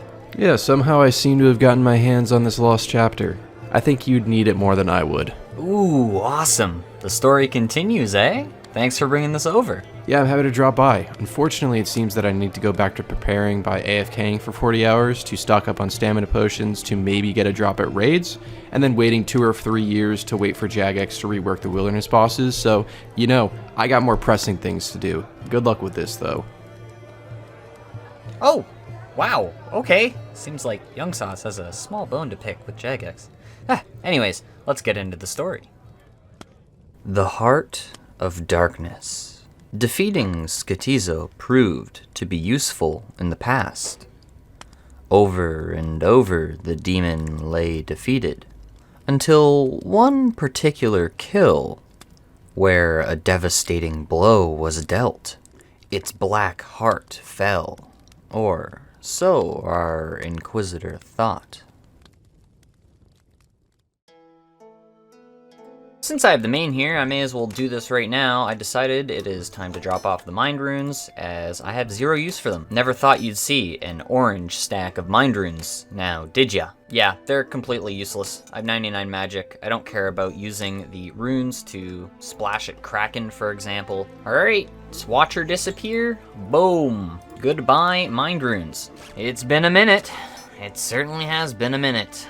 The first whip in who knows how long? Whips are really cheap right now. Holy, 1.5 mil is not much at all. And yes, thus begins the whip count of Season 2. From a Hellhound's task, into a Smoke Devil's task, into an Abyssal Demon's task, into yet another Hellhound's task, and here we have it, 5 hard clues, which we will now go to complete. 1, 2, 3, 4. Step 5 completed. And that is the casket. Don't worry about that clue that just despawned. It was incompletable. 1. Oh, I also wanted to mention, I got this custom menu swaps where I've put the chop down options of the trees. 2. So for example, if I hover my mouse over this tree out here, you're not gonna see the outline unless if I actually go into this menu to click the examine option. So yeah, you now no longer see glowy trees when I hover over them, which is extremely nice. Not to mention for my sanity of being able to click through trees, which is extremely nice. 3, 4, step 5, and it's a casket. Hell yeah. All right, here we are. The final hard clue is on the ground, but it is the Rogue's General Store, and that will require me to go kill worms to get an adamant square shield, which is a little tedious. I'll carry it around with me, but if I get an offer to go raid or something like that, I'm gonna go do that instead. Probably discard the clue at that point. But anyways, we have 2 reward casket hards to open, and this is immediately following, of course, the opening of the legendary combat bracelet. So let us see, first hard caskets in a while. Oh god, that is nothing impressive at all, but the next casket will be more Alks. Ah yes, a classic. The magics of the Dark Altar have been lifted from your mind. As previously discussed, we will be disposing of the Dragon Spear now, as we are no longer planning on doing any more Elite Clues. You're welcome, everyone. I know, you're all getting extremely tired of seeing the Elite Clue content. Well, it's over. We have the Combat Bracelet. That was the main goal from the Elites. Boom, it's done. But yeah, that's that. I get an extra bag slot back, which has been immediately filled by that spare Abyssal Whip I got earlier, because I may do some wilderness content? I don't know. It's good to have it there as an option if I want to go risk it inside of the wilderness, and or for the wilderness expansion, which will hopefully, or should be releasing sometime mid-November to early December, I'm gonna say. Oh, and of course, ignore the sharks in the looting bag. I just carry extra food when I have bag space. This is, of course, my Slayer setup. 790 tasks completed, 90 points, easy money. I missed the hit points level. You hate to see that. Virtual, of course, so it really doesn't matter. Another one. I'm sorry. It begins once again. The Abyssal Whips will just keep coming and entering the inventory, as well as the accounts. Looting bag. I gotta get to revs or risk or get rid of these whips somehow. Before long, my bag will be overwhelmed. I'm not gonna lie to you all. I think my Skotizo setup has reached its final form. Look at this. Absolute mammoth. This is nuts. So I'm going to potion up with the attack and strength in order to have a better chance to hit the hammer. A full Inquisitor swap with the freaking Fire Cape, Adamant Defender, and surely this means we're going to get our best Skotizo time yet. Set up the quick prayers, got the whole setup on the go, got the accuracy of the Brimstone Ring for a higher chance to hit the Dragon Warhammer, and we send it. I have relogged for you all so you have an accurate timer on the bottom. There we have it, yet another Skotizo KC, and we get an Uncut Onyx. That's not supposed to happen. What do you mean, game? What? Now, only if I could exchange that for something useful? Or if there was a jewelry store that I could exchange it with. That's definitely cope. Oh my god, that's absolutely insane. And this hard clue step is completable. It's actually a duplicate of another step that we currently have. So, to death pile we go. Yeah, fun little fact for you all there, just to confirm, that was a 1 in 1,000 drop chance to get this onyx. Ah, I see. Yes. Heck, maybe it's gonna be my lucky onyx. And because we got that onyx, I didn't even look at the kill time, but looking back at the recording, it was around a 5-minute kill, which compared to our first Skotizo kills, that's absolutely insane. So yeah, there we have it. 76 KC, a completable hard clue, and an onyx. Wow. Alright, up next we are going to be attempting to go for the Skotizo task of taking no damage. Let's see if we can do it.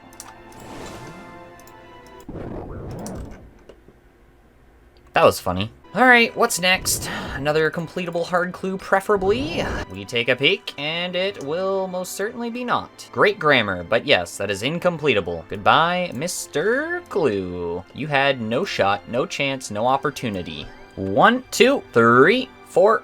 And that's the casket. 1, 2, 3, 4. Oh my gosh. You can't make this shit up. Now I have 2 of the exact same hard clue step.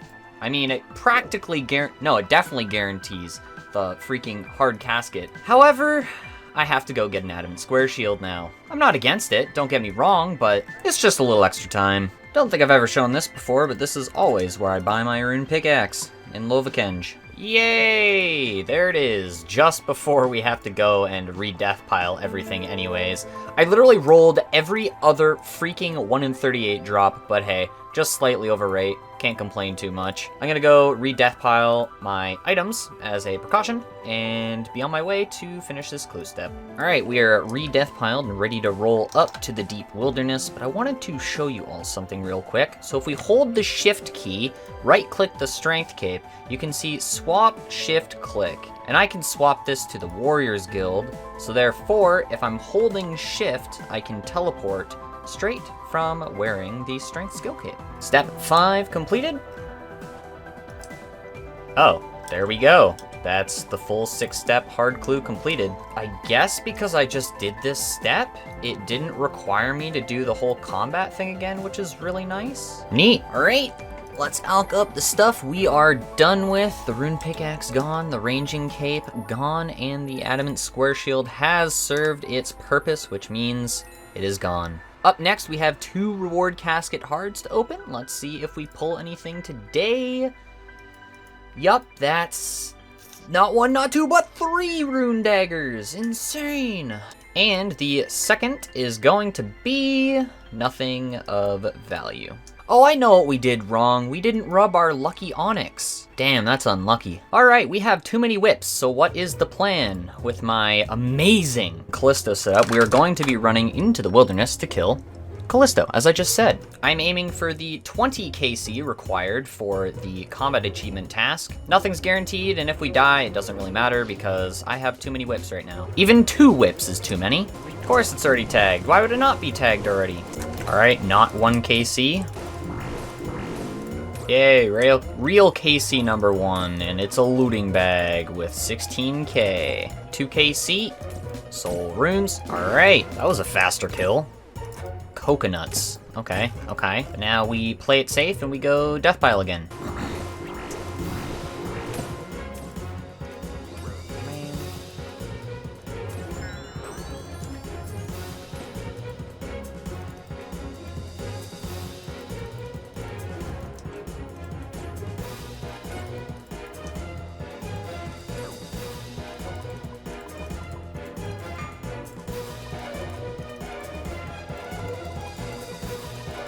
Come on, please!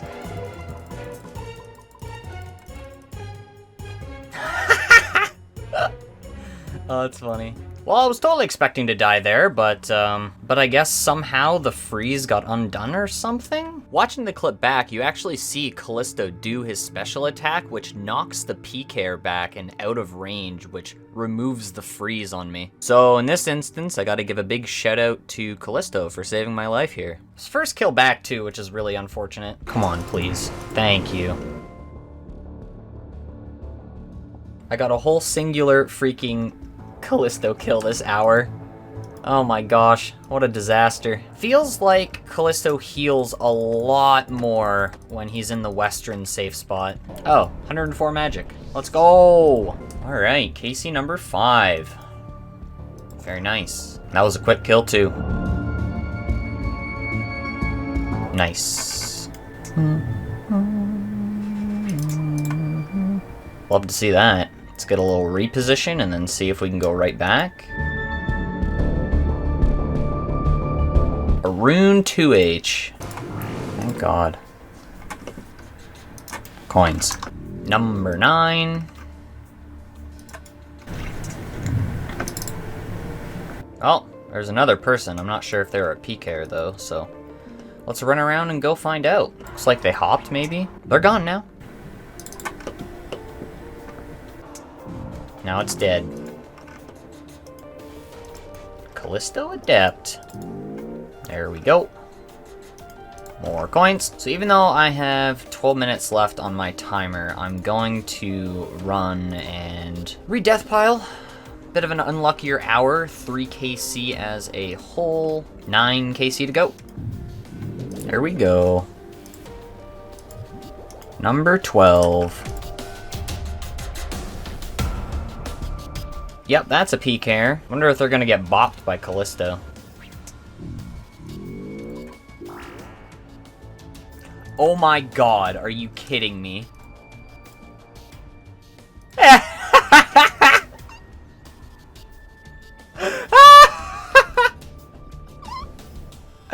Unbelievable! Oh my god. We did not even need to wait for the Calphite Queen update, ladies and gentlemen, because the Kalisto grind pays dividends. Oh my god, I cannot believe that just happened. Well, there's the dragon pickaxe. And we teleport out. Oh my gosh. This is such a niche item, sort of like the Mystic Smokestaff, but we can now use this at the Guardian's Room in the Chambers of Xeric, and that's really cool. A few more kills for the last combat achievement, then we're done. We can chuck this magic longbow again. Man, that kill took so long too. Thankfully I was able to get back and finish off this Kalisto, though the drop is less than desirable. But yeah, that took much longer than 4 minutes. There it is. Blood Rune. Boom, boom. Oh, the max, let's go! Yeah, back-to-back damage! There it is, yet another Kalisto bro kill. Gimme the stuff. Looting bag just in time. Honestly, if I was feeling it, I'd just stay, but these kills are taking 8 minutes, 9 minutes, 10 minutes, etc, etc. So I'm just gonna play it safe and go death pile a little earlier. 17. And there we have it. The final KC will be mahogany logs, and the Kalisto veteran is complete. So now we chuck the magic longbow elite combat task in the books, and we resume normal activities. I did want to specify I'm doing this right in the morning, so the odds of seeing a PK are pretty low. I have 14 minutes left on the death timer, and I've gotten 4 KC in this hour. So if I was feeling peckish and I wanted to go for a 5th kill, odds are I'd easily be able to achieve that. So now that I am completely rebagged, for the most part of course, I wanted to show you all the Kalisto loot from 20. And there it is, 8.43 mil. The dragon pickaxe, a very lucky drop indeed. The 1 in 170.7. Oddly enough, 400 blood runes, which was beneficial for the Sang staff charges, and some extra super restores. Can never scoff at those. So while we're here at the GE, I wanted to show you all the bond collection, or I should say the canceled bond collection. And if we put in a little buy offer here for 100k, hit that confirm, right click abort, that gives us access to 100k in the collection box. So let's say I want to go to the Theater of Blood and we wipe. Well, I can just go to the bank booth, right-click collect, grab the 100k, and get my stuff. And this allows me to do Theater of Blood without bringing my cash stack with me, which is equivalent to an extra inventory slot, which could be the difference between life or death. All right, is the elite clue completable? Not that it matters. It is. I'm gonna go bonk a rock crab real quick. Ooh, is that the YouTube boys? Maybe? Because we no longer care about elite clues anymore. Okay, yes. Special attack, just don't kill it. That's fine. Elite clue from the rock crab. Next step will be kill a hellhound. I see. Step 2 has been completed, and step 3 will be incompletable. Wait, that is completable. I lied. Are you kidding me? Okay. Off to the desert I go. So glad it's a Bandosian guard. Step 3 completed, and step 4 will be a drop. We cannot get to the Piscatoris fishing colony. Well, we can get up to this gate right here, but that is definitely not close enough to dig by the furnace. Easy step, but unfortunately it will be a drop. All right, is everyone ready? Smashing! Okay. Come here, little buddy. Please! It's not having it. That's not good. Get off me! Stop it! Thank you. Okay, stun. Restun. And pray.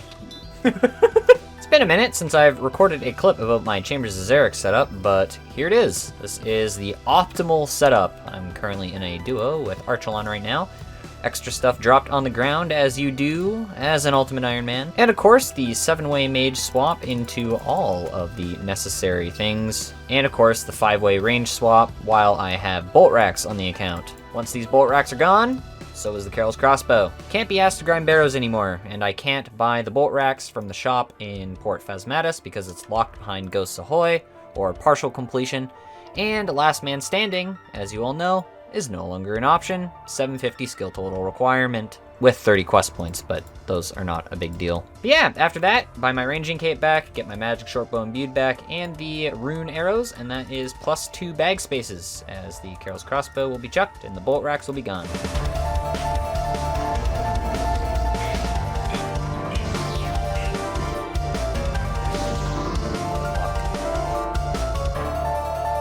I just got a new PB and a 4-man in a random freaking... Oh my god. First kill of the day. We pull a 506 in a 4-man on the freaking Nightmare free-for-all world. That's hilarious. I figured I would send some Nightmare as we have a Mauritania tile, and the normal Nightmare and Fasani Nightmare are the exact same for point value. And of course, I have a goal of 1,000 normal Nightmare KC anyways, so why not send some Mass Worlds? It's not like I expect to get another item from the Nightmare anyways. The UIM Showdown Discord hosted a Halloween bingo event which I took part in, and that was the bingo board. Hence me doing the Nightmare for the Mauritania tile. It was only a weekend event, but all the clips labeled with the Banks 2022 clan tag at the bottom of the screen contributed to this bingo. And there we have it, big KC 900 at the normal Nightmare. Oh, the blood! I got MVP! Nice. Nice. The Sang staff charges? Yeah.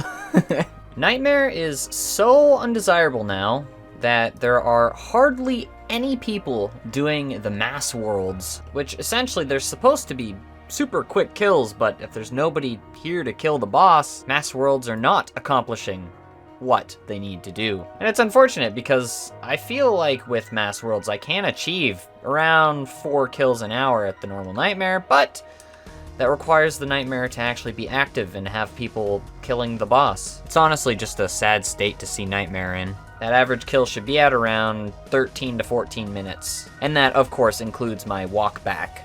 This was quick. Good luck, everyone. That was fast.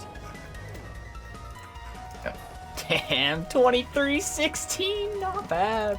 That was with a snowflake, too. Oh my god.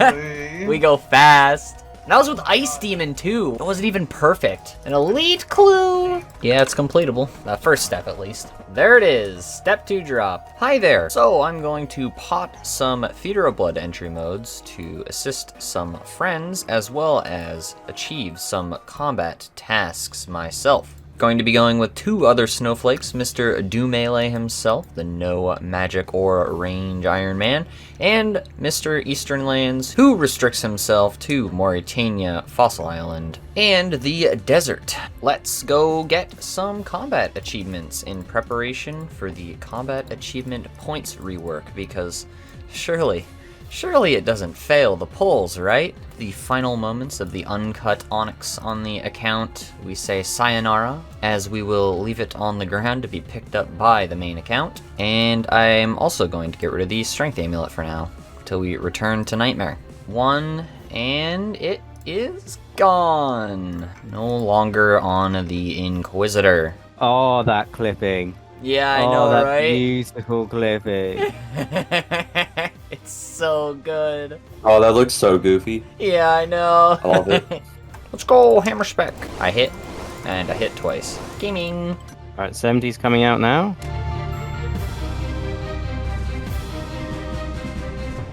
There might. I think there's one that's gonna pop out. Oh! That's fast. I Bop hit it. 2 zeros. Hit a 1. Unlucky. No! Alright, that's gonna be a blood spawn. Alright, 30's. Okay, never mind. We're just not getting a blood spawn? You guys still get the task, right? I hope. Task, please? Yeah. Oh my gosh. Rip to my run energy. I'm actually gonna walk while you guys are. Oh yeah, actually I'm walking too. I'm like 60%. Fine, I'll go in. Look at the pathing. Oh no. Oh no, he's going the wrong way. No. Oh, I got baited. I got baited. Surely. There we go. My bad. I got the they won't expect this. So Zeg, we need to pass the ball. Was there anything else? Should just be that. I'll double check. Yeah. Hey! Nice. Congrats. Pre-bandages. Make sure to pre-pot, friends. Without him reflecting any damage. Okay. Screech.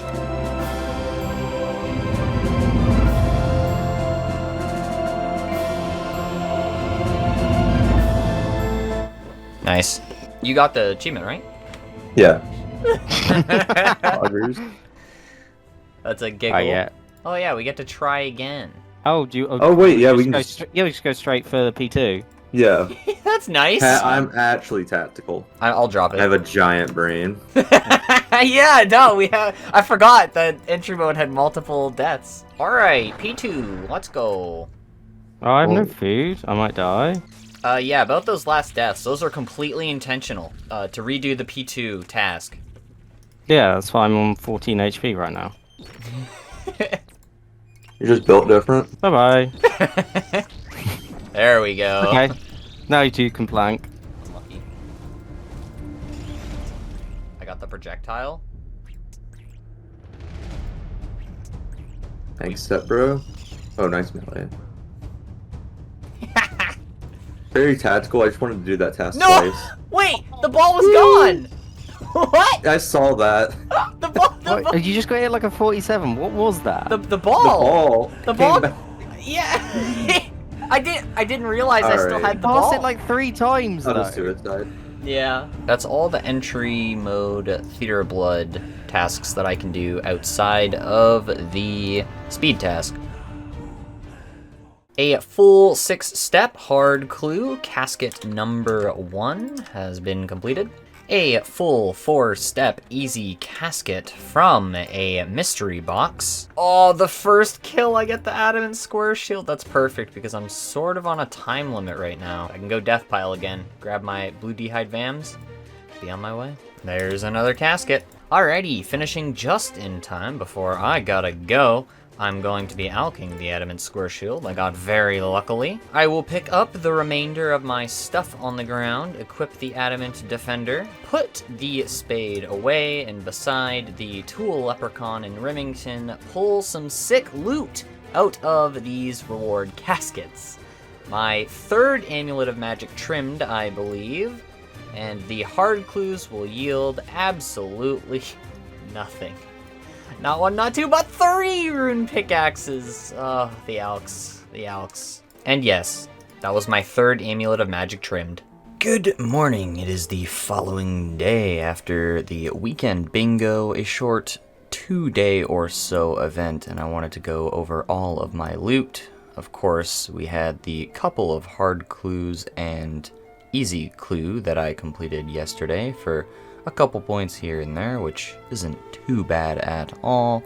We did a bunch of Slayer, which was acceptable for the experience. We did 13 Chambers of Xeric and 19 Nightmare, which of course were the 2 main contributions, KC contributions that I made to the event. Sorry to blind you all with this, but yeah, we lost.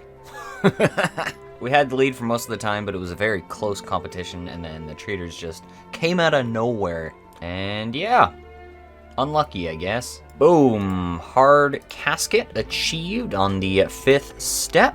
I got 3 hard clues from a Grotesque Guardians task, and 2 of them led to this one with another completable hard clue, which I think I'll carry over to my next Smoke Devils task. Anyways, the loot from this hard casket will be absolutely nothing. There was an updated combat achievements blog today, and from the looks of it, it seems like we're really gonna be getting this point system, which is really cool. So while I have this Smoke Devils task, I want to get the Spec'd Out task completed.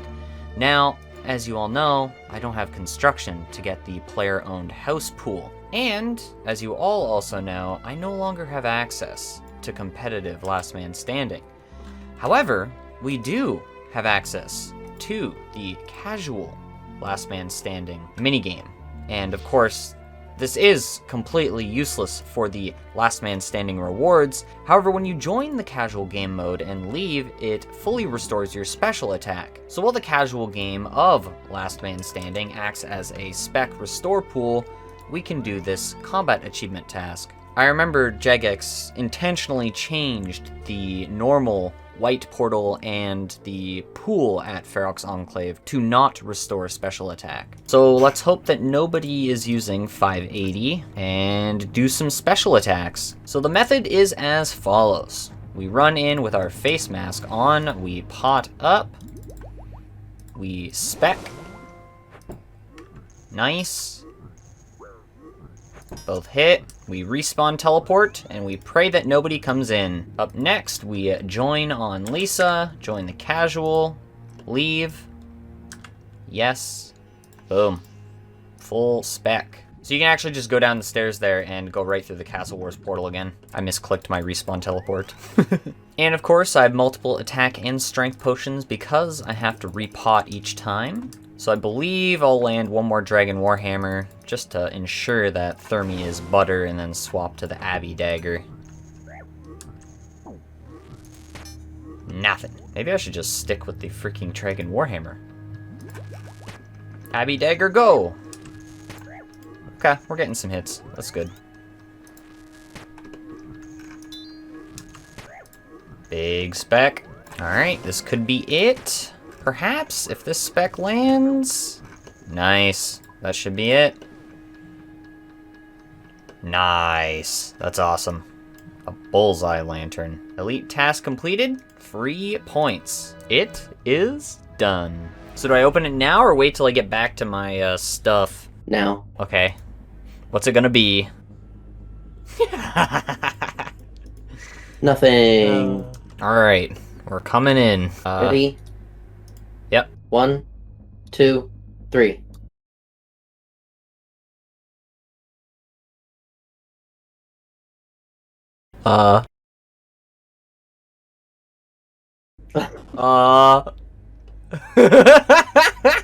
Have we reached a stalemate? Oh! Wait, did you get points? Am I still doing the animation? Yeah, you are.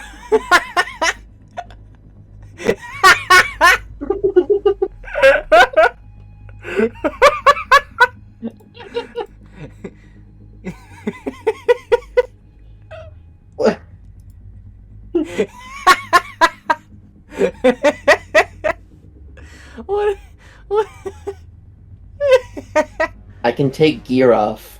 Wait, what?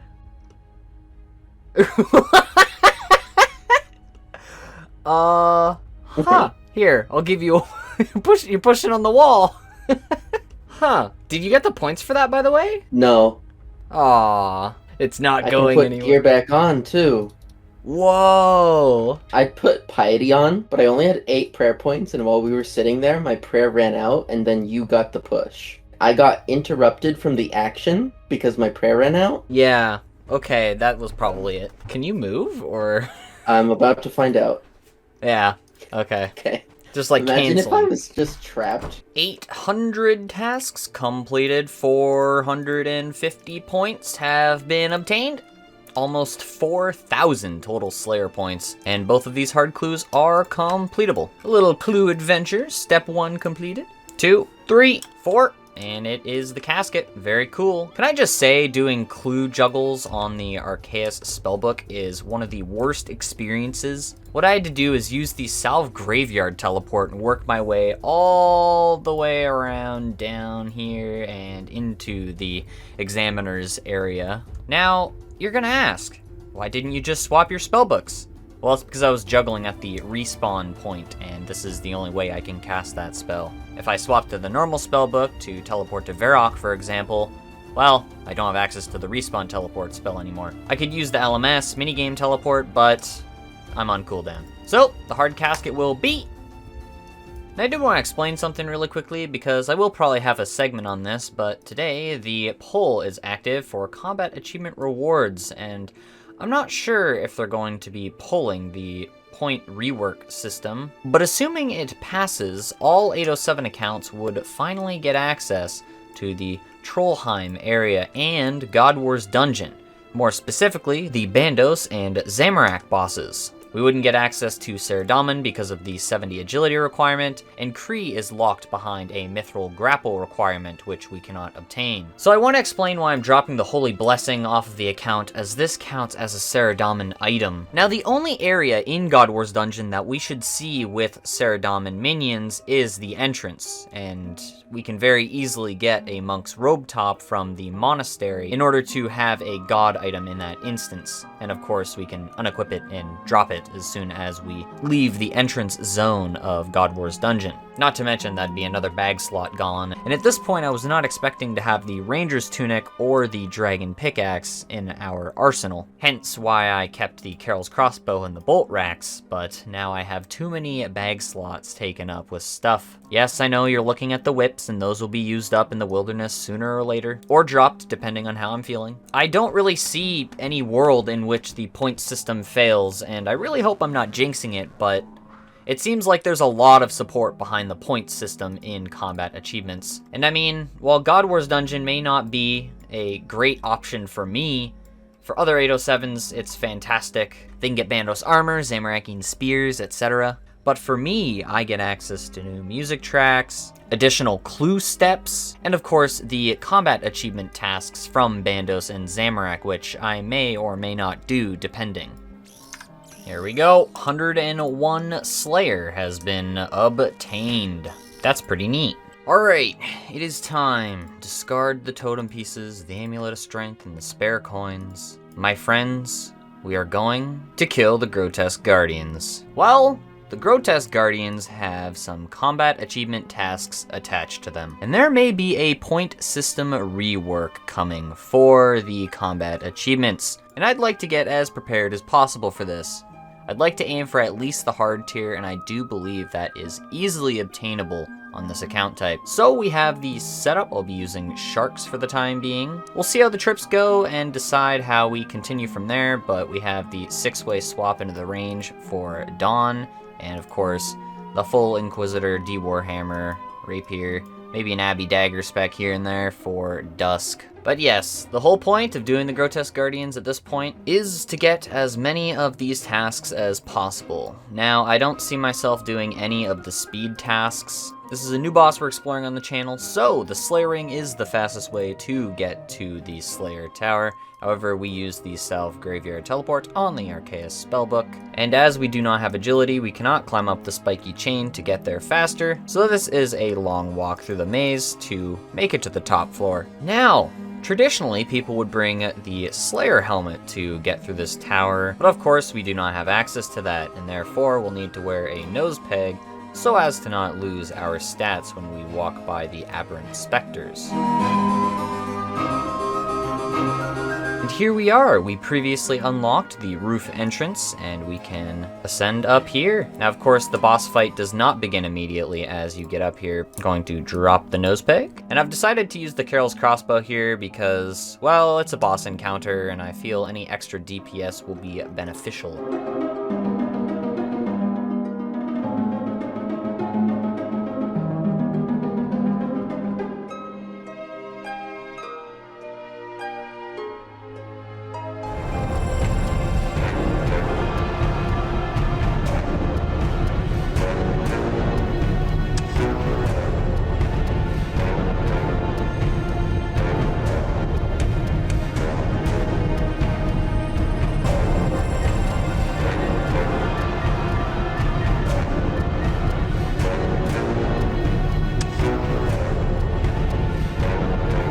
Was a lot of damage. No.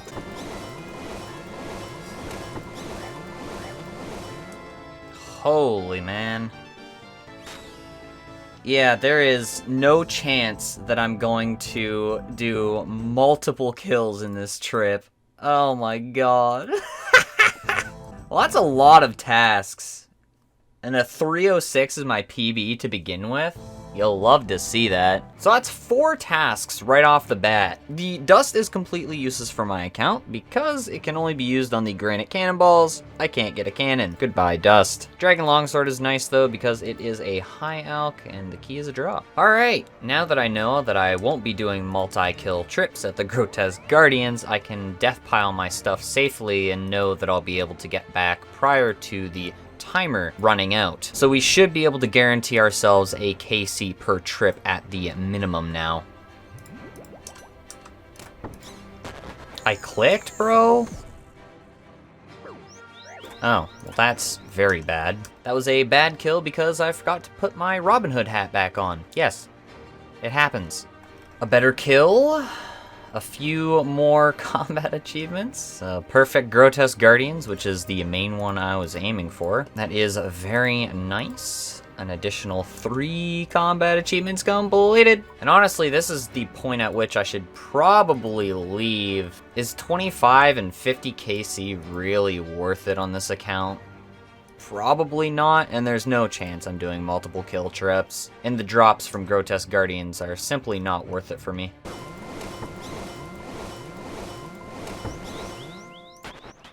First time that's happened.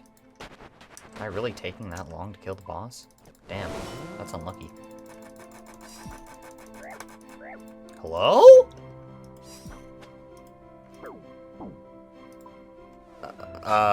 Okay, that definitely would have been a PB. Yeah, so I just timed how long it took me to get back here following a kill, and just walking from the Salve Graveyard Teleport took around 3 minutes. Yes, that's not great. Alright, now I've decided that's where I'm going to be stopping for now because this boss is not worth my time. I'll come back if I absolutely must in order to get the 25 and 50 KC combat achievement tasks respectively, but as of this moment, they just really do not feel worth it. It takes longer to get here than it takes to actually kill the boss, which, well, it's certainly something, isn't it? Another whip! We have too many! We are exceeding critical mass. There's too many. It's raining whips. I really need to lose some of these ASAP. With that Abyssal Demon's task complete, we now have 4 hard clues and a Skotizo totem.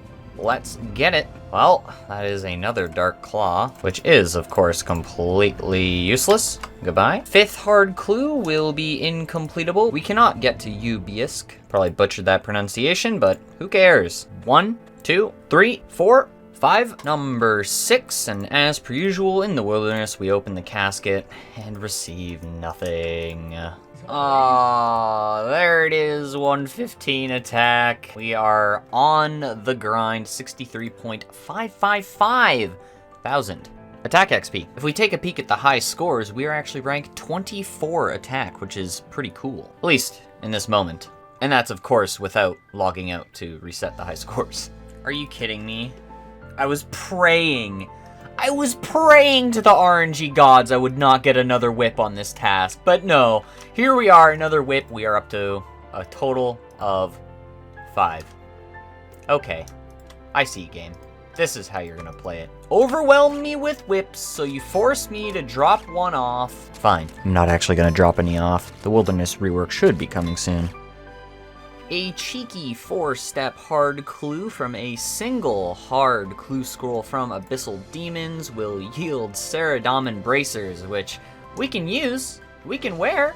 That's pretty neat, but it is not useful technically because we have the combat bracelet already. It's pretty cool though. Could keep them for like God Wars or something. I have made a decision. We are going to drop the Saradomin bracers off the account because we actually don't really need them. Even if we want to do Bandos or Zami for the combat achievement tasks, a Saradomin item is not needed for the Bandos or Zamorak bosses respectively. And there's only Saradomin minions near the entrance, so not to mention this bag space is it's a little funny. Ladies and gentlemen, it is raining in RuneScape. Oh, and look, now it's snowing. That's pretty cool. Yeah, so if you see weather occurring around Gelinor and any clips, it is thanks to the 3D weather plugin by Screetmonge. Go into the frickin' plugin hub and type in weather and 3D weather. It's right there. It's pretty cool. Cowfight task swinging in. We are going to send the 2 hard clues that we currently have. 1, 2, 3. 2 steps led to a step 4 drop.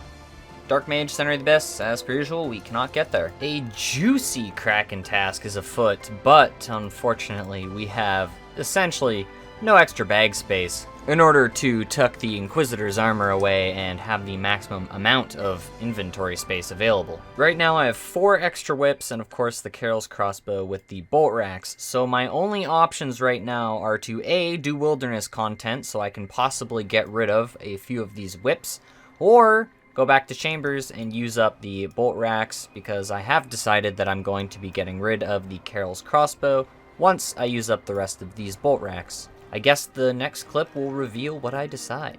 Just finished a 3+1 with some homies, and this KC will not mean a lot to any of you watching, really. But as of 337 KC, I have passed my main account for Chambers of Xeric KC, which is pretty insane. And also, that has pushed me over 5 million total Chambers of Xeric points. Not bad.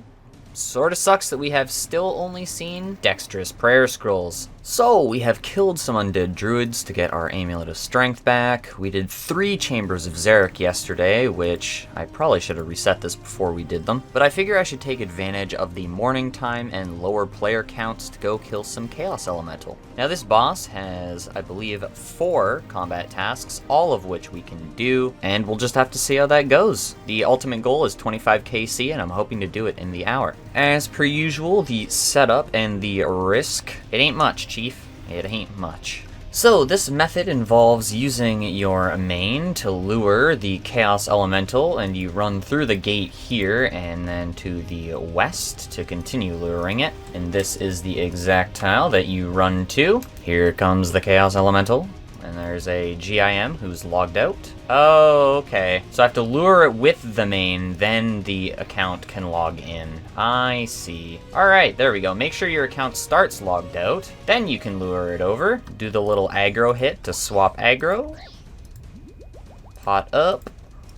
And attack. Then you hop to another world on your alternate account and go lure the Chaos Elemental in another world. Set up for your next kill. The first kill in this series coming in momentarily. And there it is. What will it be? A Draconian Dagger. Can alch that. And that is the first combat achievement task. So we go to this tile, start, hop worlds, toss on a little Protect from Mage, get the aggro, step down here. And it is lured. All right, another kill coming in. 3 KC. No task yet. Don't know what I need myth darts for, but... So again, start tile, do a little aggro, and then step down here. Okay, that doesn't count as the aggro, unfortunately. And now it's unlured. Unlucky. Yeah, so the biggest pain is when you actually get the teleport attack, either the red or green orbs. Now the green isn't bad as long as your inventory is full, but the red can be a big pain in the butt. And we continue. I guess in the grand scheme of things, as long as you're along this line, if you hop into the world where you have the Chaos Elemental lured, it won't really matter that much. As long as you remember to swap the aggro and then get on it that way. Bop bippity boop. The Flincher. There's a task that we like to see. Blood runes for the Sang. There is 10 KC. Very cool. So I think I'll set up one more. All right, 13 KC total, and that is exactly 12 KC on the hour, which is really good, I'd like to think, because that means we only have an additional hour to go for 25 KC in the final combat achievement task. After consulting the clan, I think I'm just going to drop the mithril darts as I can't really think of a use for them off the top of my head, and I should get more kills in this hour as I have super strength potions stacked up and ready to roll. And this should be it. 25 KC has been completed, though I think I'll go to 50 KC for the high scores, because why not? You know, 12 to... This will be my 13th KC in this hour, and I believe I have enough time for one more. And I figure I have the potions for it right now anyways. Faster kills an hour, or so we hope. Big bones and strange fruit. Staying on the ground, brother. 1 second. Oh, that is a PB, let's go. Huge. If it wasn't obvious, I had to world hop there because I thought I saw a PK, when in fact I didn't. Anyways, last kill of the trip. So as you can see, that was a 14 kill trip, 26 kills total, minus the 12 of the first inventory is a 14. And hopefully, the 50 KC will go just as quick. To be fair, this has been pretty quick, all things considered. Oh, 35. The absolute max hit. Potted, super combated, super strengthed. You see, the best part about this boss is the fact that once you start getting super sets, so like the super attack and super strength potions, your kills will speed up by about a minute to a minute and a half. It's really good.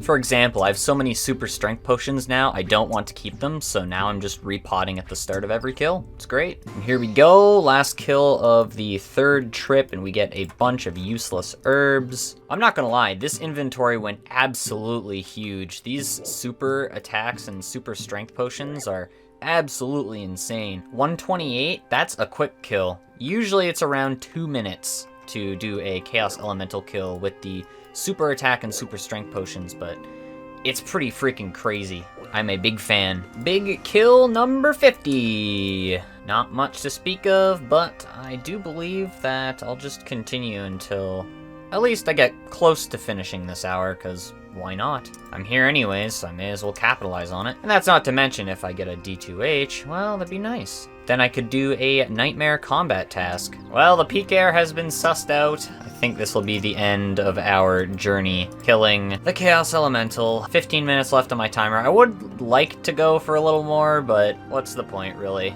Who cares about the combat task, and pet really doesn't matter if we're honest. Everybody, the bossing info. Here we have it.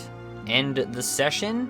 Chaos Elemental, 55 kills. There is the loot, and of course, average kill, 4 minutes. And as you all know, everything picked up really quickly when I got the super attack and super strength potions, so definitely use them. Now let's bag everything up, and perhaps we will re-gear for the Chambers of Xeric. What a good rest. I wonder what's on the agenda today.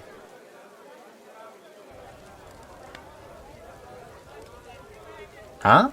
What's this? Oh, it appears to be another chapter to the Inquisitor story. And there's another note here from Anonymous. So an adventurer found a piece of the story, but they didn't want to reveal themselves? Well, thank you to whoever you are. I guess we should just get into reading it. In an effort to make use of the thousands of bolt racks our Inquisitor accumulated, he was once again blessed by the color purple. Overwhelming joy consumes. Or perhaps I should say, is consumed.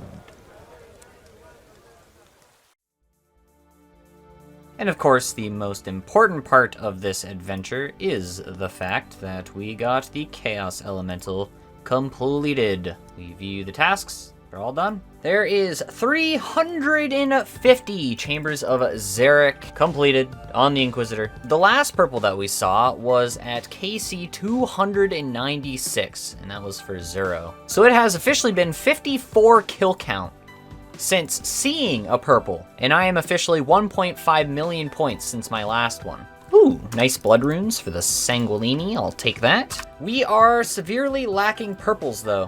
This is very surprising considering a lot of my recent raids in the past 50 KC have been 3+1s or duos. So these aren't solos, they are bigger point raids. So the fact that I haven't seen anything is very sad and unfortunate. 5.3k bolt racks remain until we chuck the Carol's crossbow and gain 2 bag slots. So this probably isn't the greatest idea, but I wanted to update you all on my Kraken method as I had previously shown it in the Inquisitor Tales series. This is now what I do. The enormous tentacles stay aggroed on my main account after he leaves the cave. So now I just fight the boss. This is essential for the Inquisitor experience, as I need to kill the Kraken to get the Samphew serums which are required for Phosani's Nightmare. Of course, this has been explained in the past. An elite clue? What do we got? A drop. Goodbye, Mr. Elite Clue. Thank you for playing. So I was curious about something. Could I get the combat achievement for Kraken, the unnecessary optimization for killing all 4 tentacles by using my alternate account? Now this could have been easily achieved by using Inquisitor, and it worked. Okay, thank you, I guess. That's a free task. But now you know you can use an alternate account to get the unnecessary optimization. Wow! Is it bad that I'm sort of considering keeping that just to send it at the Rev Caves? Oh no, dude. Well, at least the PCare would only get a, 363k Kraken tentacle instead of a whip? You know what? Yeah, I'm gonna keep that. Oh no, my poor bag space. It's all over, man. And with that soul rune drop, we are officially capped on soul runes again. Very nice. 197 Cave Kraken has been completed, and we will decant these Sanfews to 1 doses. Another nifty 40 doses added to nothing yet.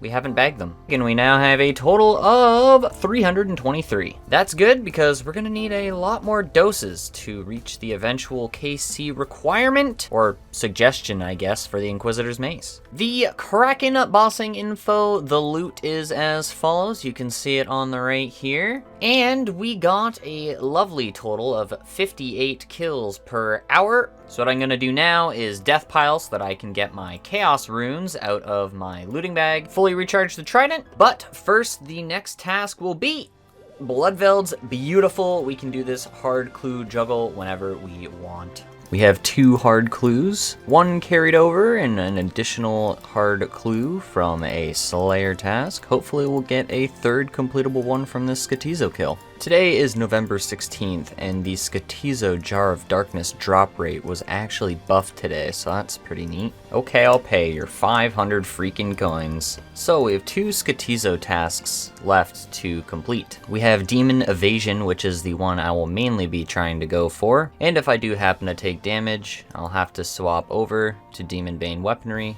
which is the final hit, essentially. I'll just have to hit Skotizo with Silverlight. I'm gonna have to go and grab my stamina potions, maybe some prayer potions too. No, are you kidding me? Well, at least we get 1. Medium task, Demon Bane Weaponry completed. No Jar of Darkness, but that is completely fine. Will the hard clue be completable? Yes, it will be. 1, 2, 3. Wow. And that is the inevitable step 4 hard clue drop. That's pretty unlucky. Oh well, can't win them all. Okay, I was really hoping I wasn't gonna get anything that warranted recording a clip this task, but let's not talk about this. Kurask Kid. That's free prayer XP, I guess. And number 4. I've also realized that I am 99 prayer, so I'm just gonna out the Kurask Kid instead. Goodbye. Plus 3.6k. Cave Kraken. Okay, great. But you all know what that means. We send the 2 hard clues, but first, the Dark Totem. No! Auto-retaliate, man! Why does this game suck?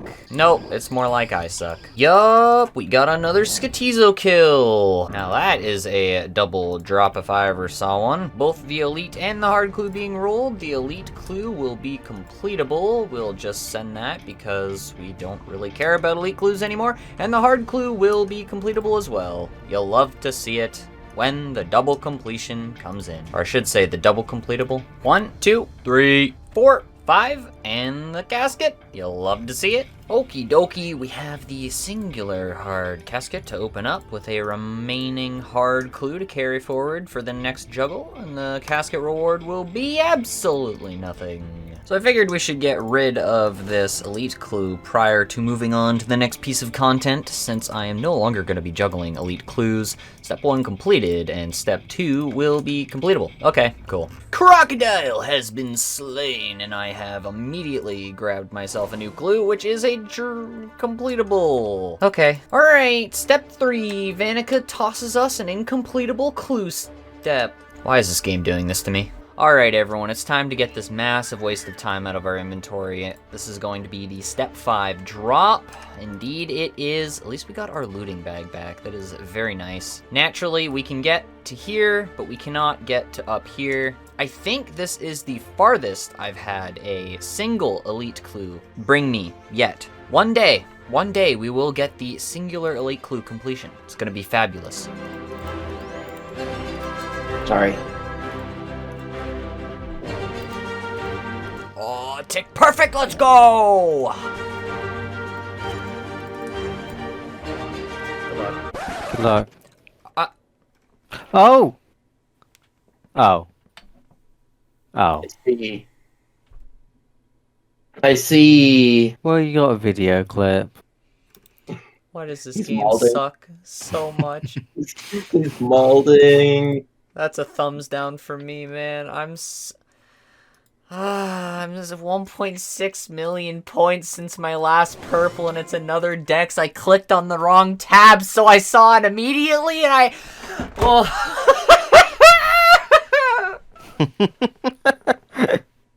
Why does this game hate me at Chambers of Xeric?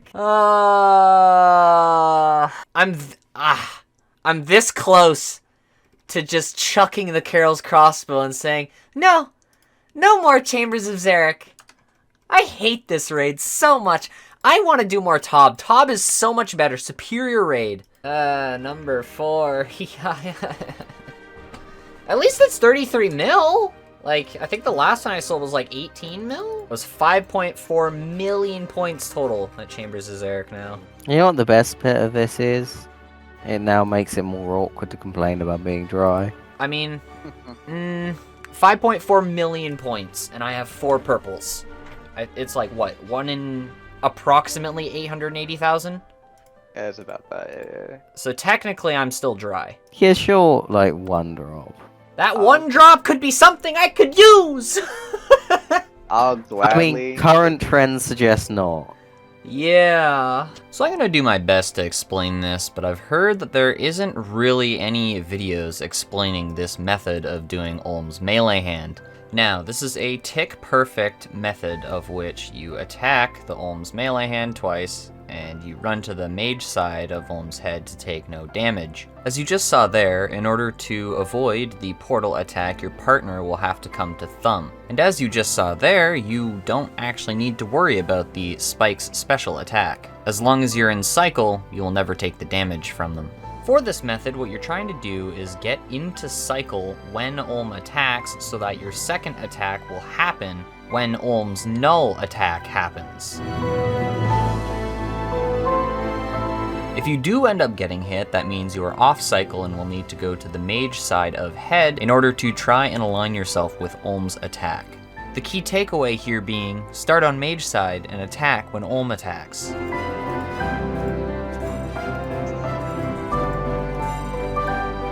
Fuck. You survived?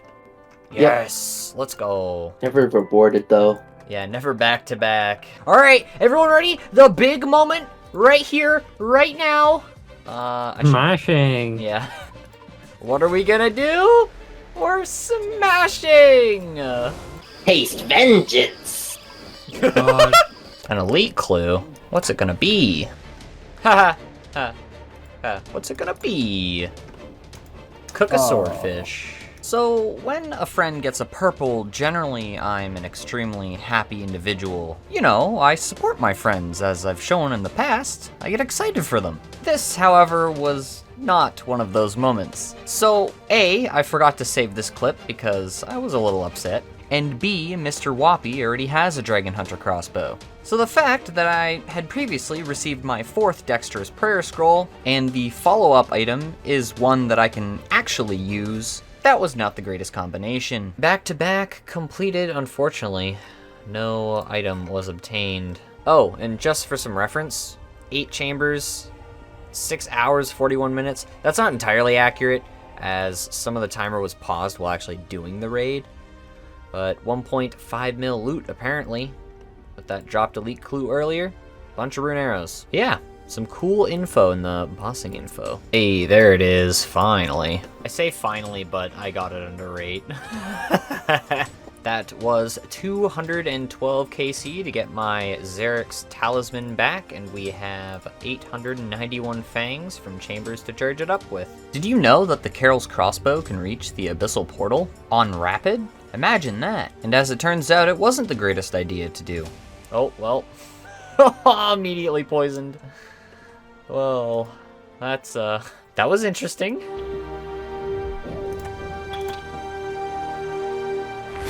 Oh, that was cool. It's alright, because I have my favorite part of the raid, the energy well. Woo! I like shortcuts. Yes, I do.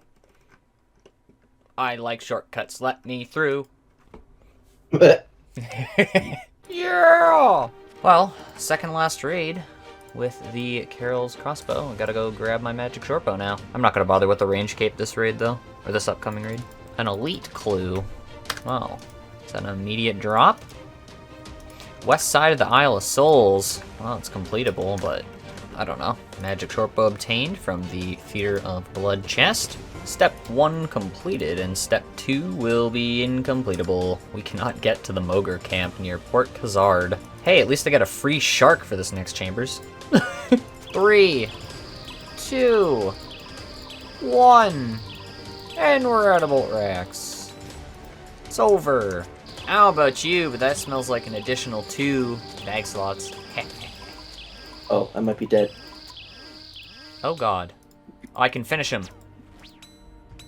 He says as he specs a 00. Surely it won't hit me for a 38 if I go for another magic shortbow shot. Oh, he just de-aggroed. Oh, I think he's dead. Yay, he's dead. Fun fact, you can actually uncharge your Xeric's talisman and drop both the teeth and the talisman if you need that extra inventory slot. No. Okay, we're good. Whew. Take perfect, take perfect. Intentional, calculated. And I'm just like, yeah, this is perfect, okay? About to attack, and then I moved, but my character didn't attack, so I thought I was off tick, but I was on tick, and it was all okay. Whew! But what will the loot hold? That's an absolute joke. Emeralds and a bunch of pure essence. Alright, the moment you've all been waiting for. Of course, I 100% know you all have been waiting for this moment. We are grabbing out the nature runes. And we are going to alchemize the Carol's crossbow. We are done.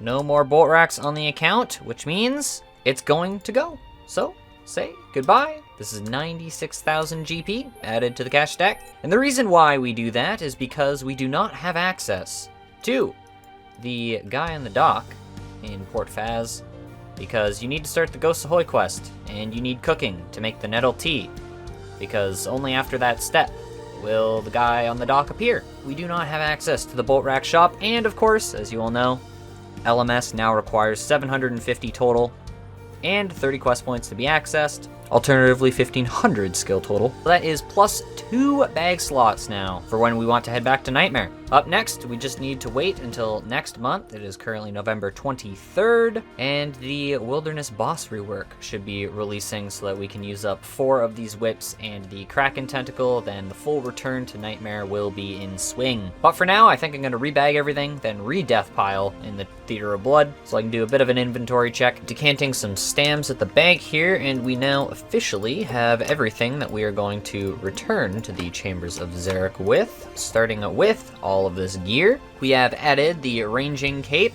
to our setup so that we can save the 20,000 plus rune arrows we have now, and we have the magic short bow imbued. That leaves us 7 inventory spaces for food, maybe 6 if I decide to get an anti-poison, and this is the item retrieval service at the moment. Pause the video if you want to look. All right, look, I know I just showed it, but here's the complete setup with inventory and all.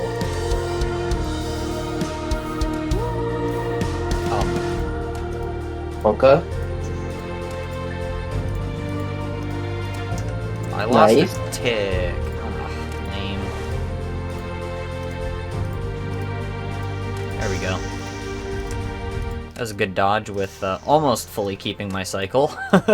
Yet another Kraken task has been completed. An additional 56 Samfuse serums will be added. We'll use the classical bagging spot. Samfuse added to the bag, and we now have a total of 379. I have more Samfuse than stamina potions now. I have far too many whips, as you all know, so what I think I'm going to do is sacrifice an inventory slot for the Kraken tentacle, as I feel any content that I'm going to be doing will be acceptable with the bag slot loss, and this will give us an additional 2 bag slots for the time being. Alright, the Slayer getup is completed, and as we suspected, we do have additional bag space. Bag looks a lot more clean now. As per usual, ignore the sharks. I'm gonna get rid of these sharks in my inventory, and that'll give me, hopefully, enough bag space to go and do this gargoyles task I have up next. Trident fully charged, everything fully bagged, and the sharks, don't mention the sharks. Alright, we have 2 hard clues, which we're going to send because we got another Kraken's task, which is fantastic. So, both of these are not located in the wilderness, so we are just going to simply send them. See what happens. 1, 2, 3, 4, and the casket. Love to see it. So, we have a spare hard clue. Alright, I'll just open it then. Whoa, that's fancy. A free-to-play starter kit, woo! Enchanted hat. Yo, that's cool. That's a cool item. Well, it'll replace my Mystic Hat for this Kraken task. An elite clue. Search the crate on the Sears agility course. That is incompletable. Goodbye. As you can see, I have a bit of a food issue. Wow, that's completely useless. Amazing. Task completed, 40 Samfuse serum doses. Pretty lucky to get another Kraken task. Didn't end up adding the Samfuse to the looting bag yesterday. Just waking up now, but 419 Samfuse serums. That is very cool.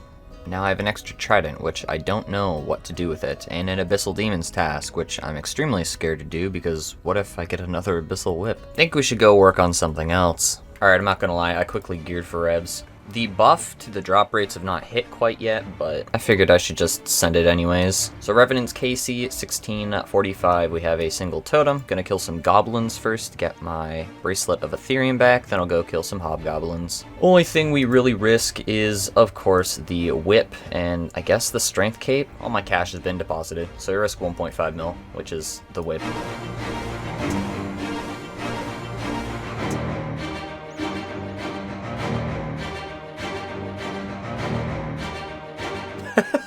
Man got the TB off, but he didn't stick around. He didn't follow me deeper. If you ever get attacked in the PKers to the south, just run north. You'll gap them and immediately be able to escape. So I've thought about it, and the only thing I can realistically use the other trident for, well, two things, actually. One is for Scorpia in the deep wilderness, and the only reason I would kill that is for its pet, which pets, again, are pretty useless on this account. Or for doing the Revenant Knight safe spot, and honestly, I'm fine with killing the Revenant Hobgoblins, and the main reason being is that where it is in the wilderness, I'm outside of the bracket for peers. So I think level 86s and above or something like that can attack me. And just this morning alone, I saw around maybe 5 peers hop around, and they were all under combat level 86. So I think what I'll do is uncharge the Trident and alch it and or chuck it over to the main. Ether has been split. I apologize if this causes you any pain. Uncharge the Trident, and then we alch this. Goodbye, uncharged Trident. Thank you for playing. First hour, 1733 total KC, and the gear is now as follows. Bro, I don't care about your stupid magic seeds. They're gonna stay right on the ground.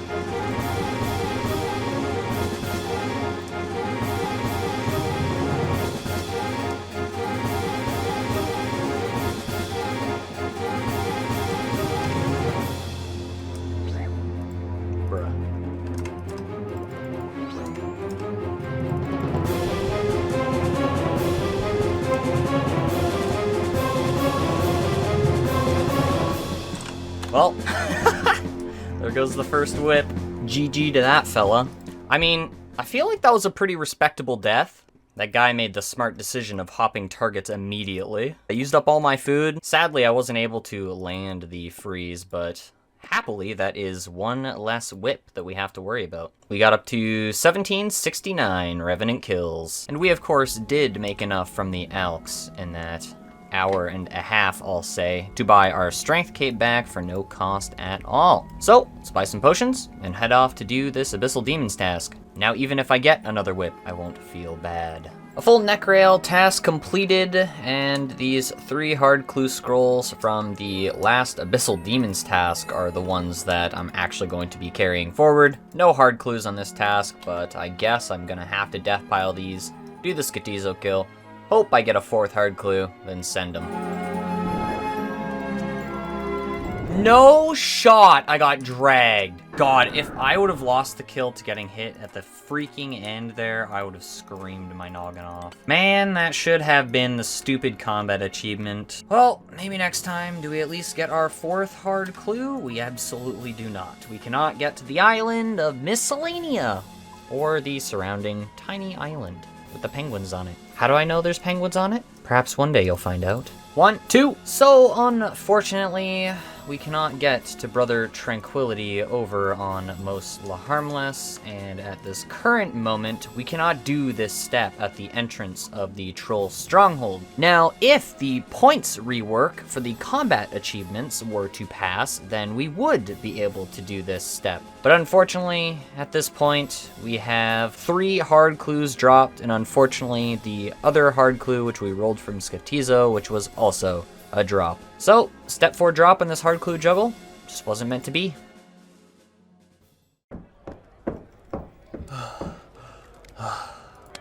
Oh. Hey guys, Just got back from petting the...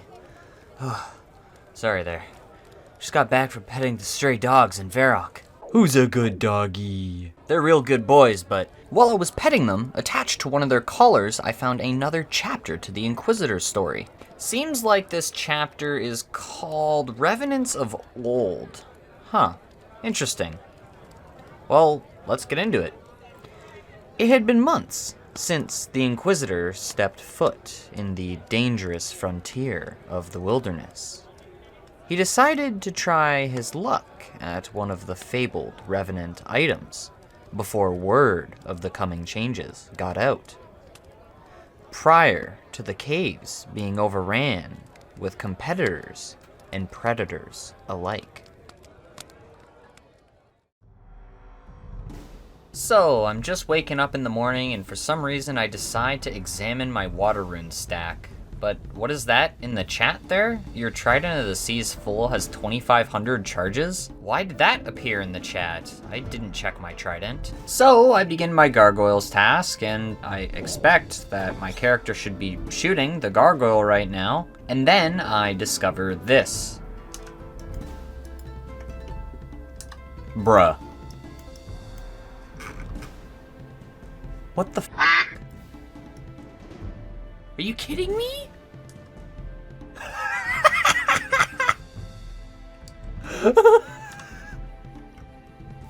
Your Trident of the Seas full has 2,500 charges.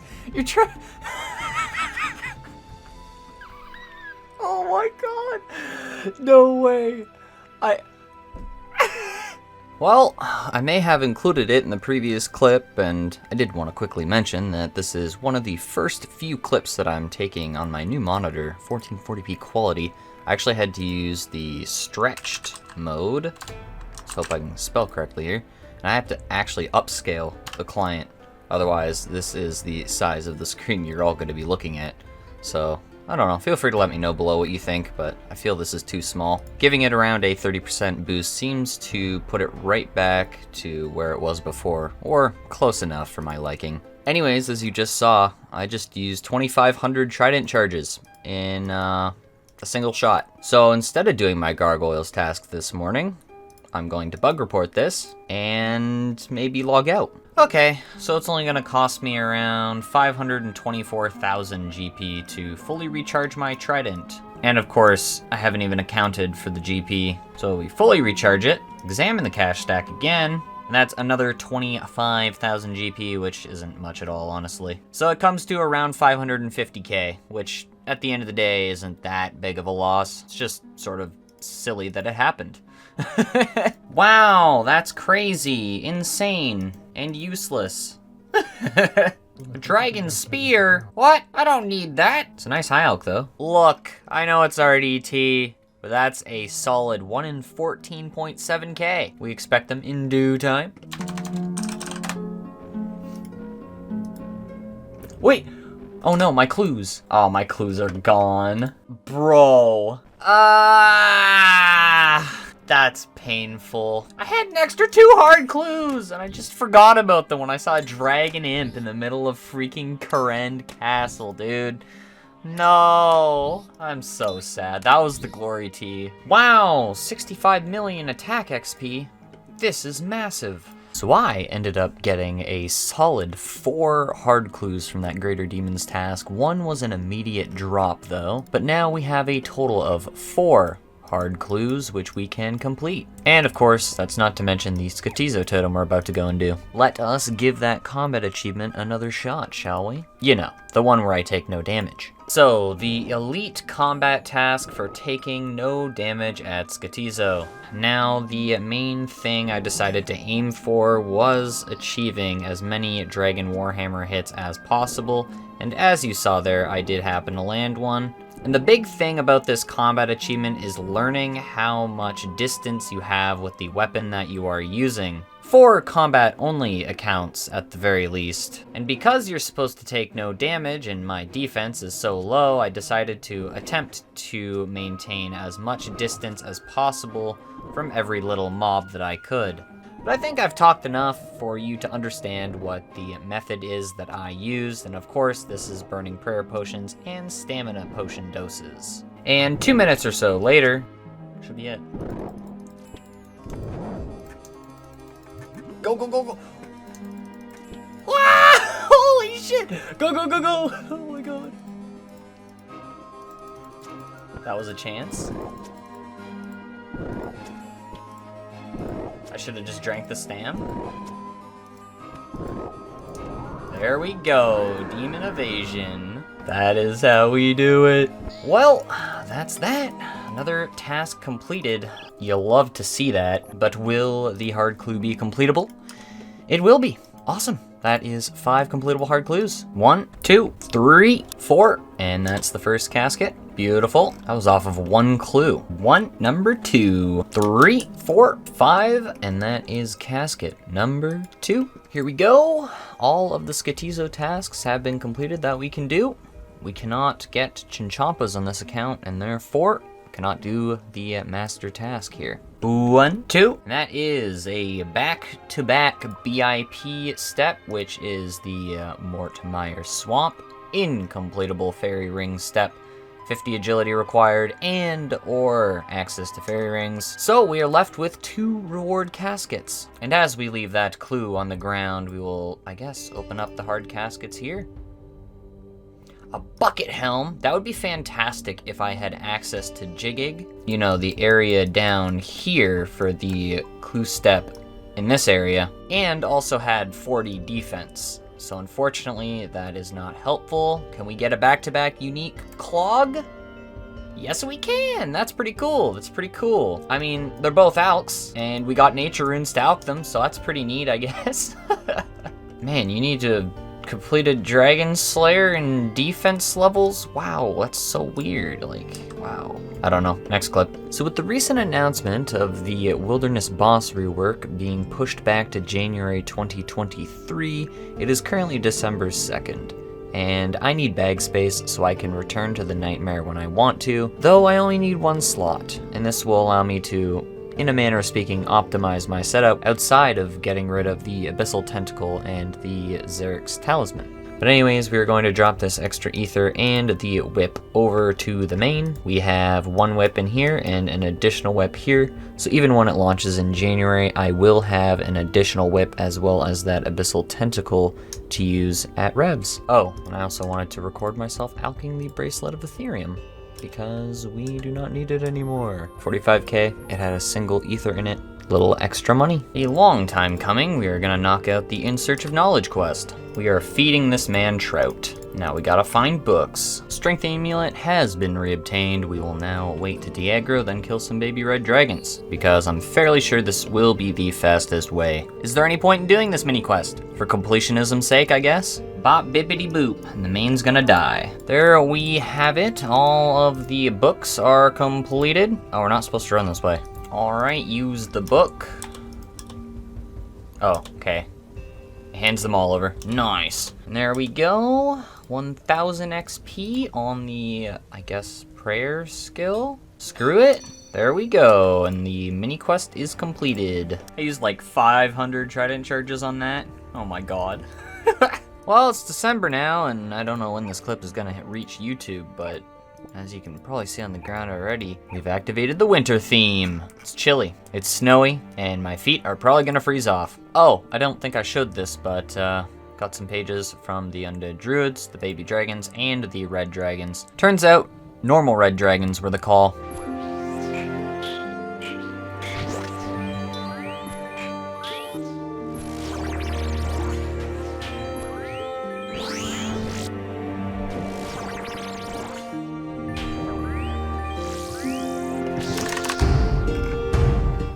An elite clue. That's an immediate drop, and I think I would have dropped it either way, so... It's been a while since we've done one of those wonderful, wonderful redemption kills. By the way, that kill ended in a 3-man as 1 person died. Sort of funny to see. Do feel a little bit bad, though. Oh my god. That was lag. Oh. That guy tullied. I can't do 200 HP. Unlucky, dude. I could have used the Sanfew, but I really don't believe that I would have been able to finish that kill. Even if I maxed, I think I was at around 32s with the cudgel there, and that would have taken at least 6 hits off the top of my head. And with that nightmare damage through prayer, I don't think using the Sanfew serum is worth there. Unfortunate. I haven't seen this many people at nightmare in God knows how long. Holy crap. Good luck. Good luck.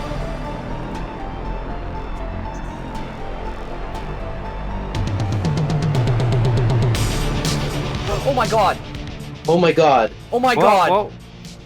Archie! Yo! Did he get the bottoms? Yeah, he just finished Chambers! Oh! Holy shit! Oh, that's so good. Let's go, dude! Oh my, yes!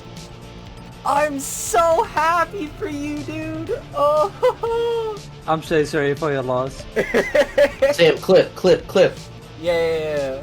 It actually happened, dude. Literally indistinguishable from a main now. Now it's CMs only.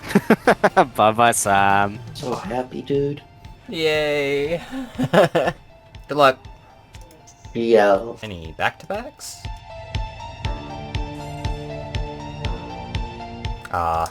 Kill him, bro.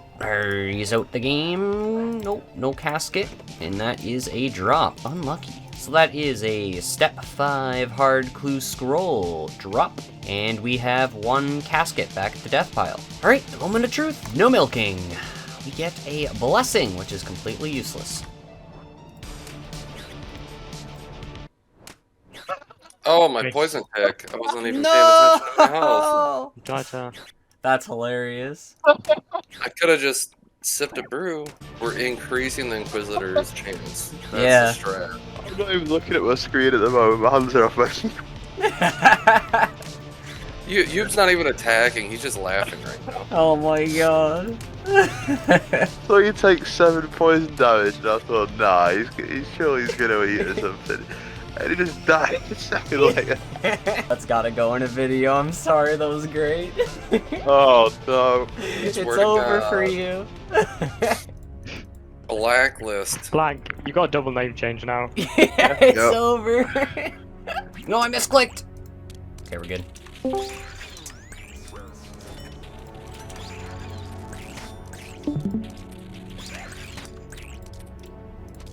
Feeling lucky about this one. Same. Nice. There's a purple. I'm feeling it. Good luck. Well, it's been paid today, so. It's in Blank's name. Oh, it's purple. Oh, in Blank's name. Okay. No, it's in my name. It's in Youth's name. Chris and Vernick, I'm gonna apologise to my team. Good luck. Oh my god, it's in Vernick. You can say sorry.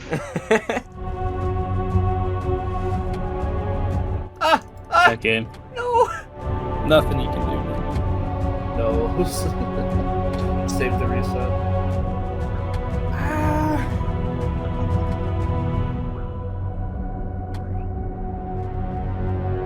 Let's eat. Oh, humble.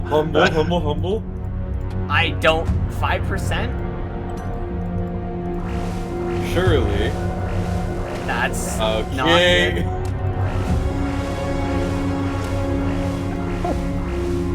Oh my god.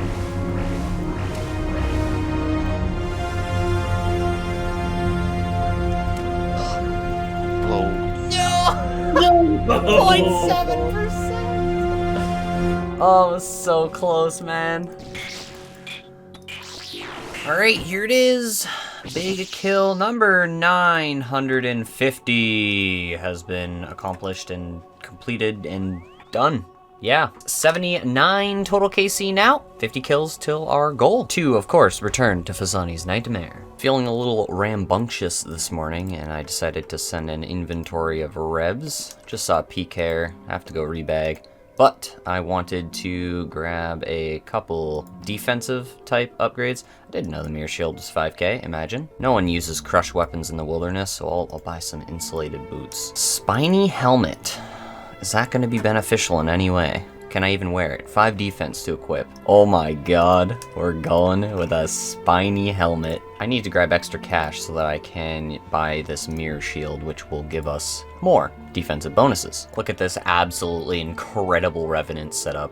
No one will see this coming. And then they'll proceed to question mark me. Hey, look at that. We're over 2,000 Revenant kills now. That's very neat. Very cool. A quick little update while I death pile here. We have Revenants, which are now up to 2,200 KC. Not too bad. And the loot is as follows. 1.5, almost 1.6 mil in alks. And we're still going strong. Well, I'll continue tomorrow. This is just the end of day 2. Okay. Yep. That's an item for sure.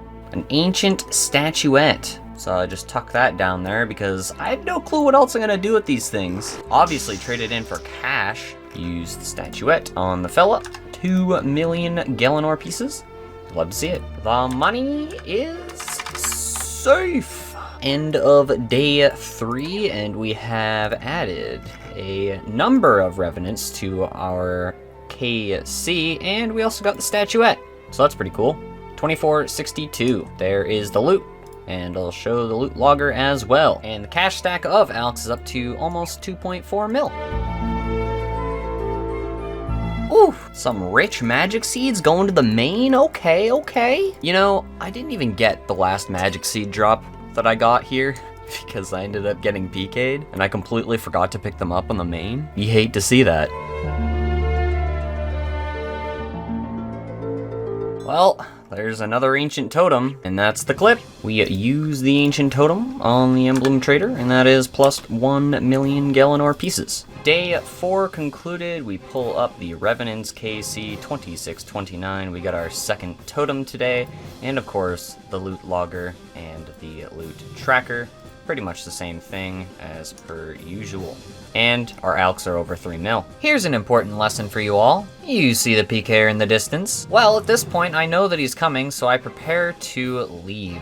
And I figure if I see him, I'll just log out. Well, I preemptively clicked the logout button here, and what it does is it actually locks your character in place because it thinks you're attempting to log out, but I was stalled by being in combat previously. So let's see. Do I escape?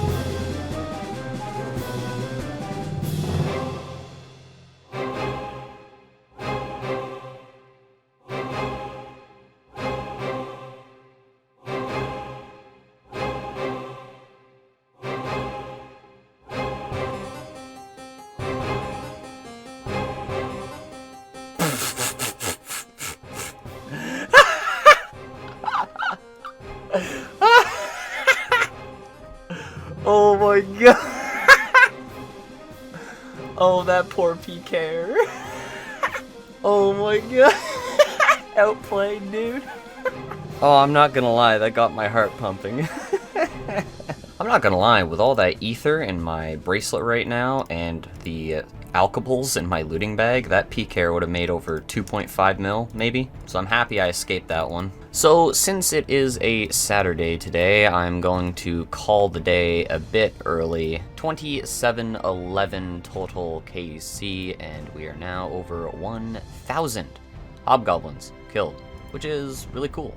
This is, of course, day 5, December the 24th. Yes, Christmas Eve, a Saturday, which is a terrible time to be in the wilderness. Oh, that's something. Yeah, certainly. What is that even used for? I think it's like the wilderness teleport thingy? I don't even think I can exchange that, but I can high alk it, so I guess into the looting bag it goes. Not bad at all. And another clog slot too. You love to see it. Yup, as I thought, the ancient crystal is only used to build the obelisk in the Superior Garden with level 80 construction. So we're gonna high alch it for 150k. There we have it, day 5 in the books, I believe, at the very least. And Revenants 20 at 976. We got the ancient crystal today, and we're rocking out with some ancient statues. Looking at the KC, we've got 1296 Hobgoblin KC, and as per usual, the looting log as well. Over 5.4 mil in high alchs. Oh my god, another one? What is going on? Is that the third one I've gotten now? Yeah, what the heck?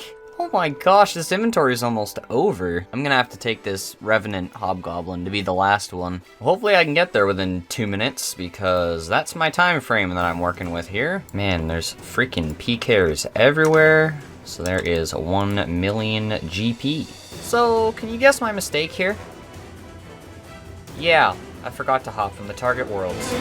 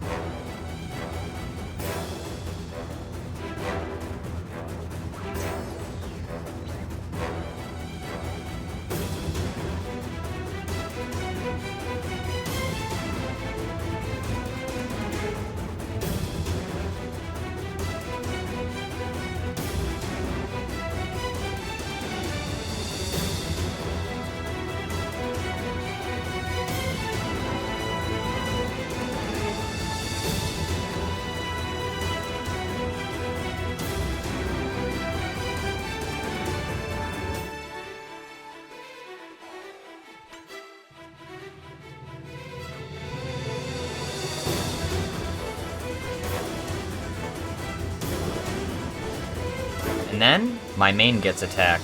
So at this point I have to make a decision.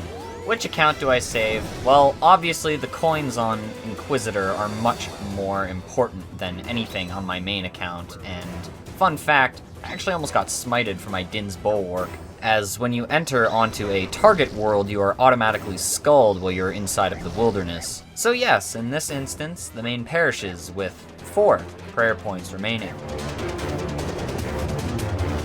So at this point, the main has been sacrificed, and I am sort of shaking in my boots. I misclicked and wasn't able to use my coins on the stairs correctly.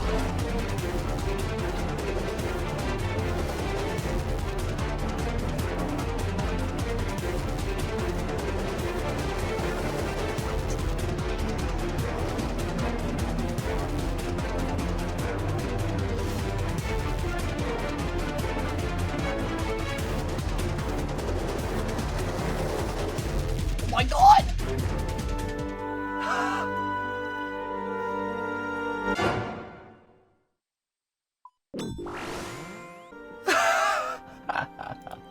Oh my god, that was nuts. I mean, I died on the main, but it's like, whatever. Who cares? Of course, the world I hop to, PKers are immediately there, right? Well, I did want to be done with Revenants after this inventory, so I guess it's sort of convenient, actually, that we get attacked because I used up all my food. Wow, what an adventure. I believe this is day 6 that we are rolling with now, and that is going to summarize our Revenant's journey for now.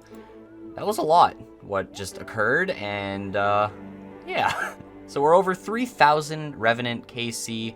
We got, I believe, 2 ancient totems from this adventure and a statuette, which is a total of 4 million GP, as well as the ancient crystal, which is an 150k high alch. As you can see in the inventory, we have 5.8 million GP in high alchs, plus the 4 mil from the totems that we have received, almost bringing our total to 10 mil. And if we count the runes that we profited, we did make over 10 mil. Actually, I currently have enough bag space to bag the Bracelet of Ethereum and the Revenant Ether, but for now, I think I'm going to keep myself doing some Slayer or Chambers of Xeric. I could probably do Theater of Blood, but yet again, I'd probably lose an inventory spot or two thanks to keeping the Revenant Ether and the Bracelet of Ethereum. Chambers of Xeric is just the go-to because I can just use item retrieval services and store everything for the maximum amount of inventory space. And I did want to mention that right now it is December 27th. Yeah, so in the Phantom Boss rewards, we have the Pole Question, Crossbow, Vigorous Chainmace, and Thameron Scepter be dropped 5 times more frequently by Revenants, while on a Slayer task it passed with 80%. I voted no on this, as why would someone telling you to go and kill this creature increase the drop rate? Mechanically it's dumb. I hate the Slayer task drop rate boosts, but that's what we're dealing with. And you definitely bet I'm going to be taking advantage of that when it drops. I have over 4,000 Slayer points, so I will be skipping for Revenants once the drop rates are improved. As you can see by this question, 50% of people voted for 50% drop chance increase. Honestly, right now, I just felt like doing some revs, and I imagine revs are going to be extremely active once all of these updates are implemented. So they're going to increase the base drop rate of the weapons from the Revenants, and that's what we're looking at in early January, it seems. So for now, let's tuck away the money that we have earned, or at least the majority of it, and we now have 83.4 mil, which I believe is now the most amount of cash we've had on the account. Let's toss this in the bag for now, and deal with the rest of these runes.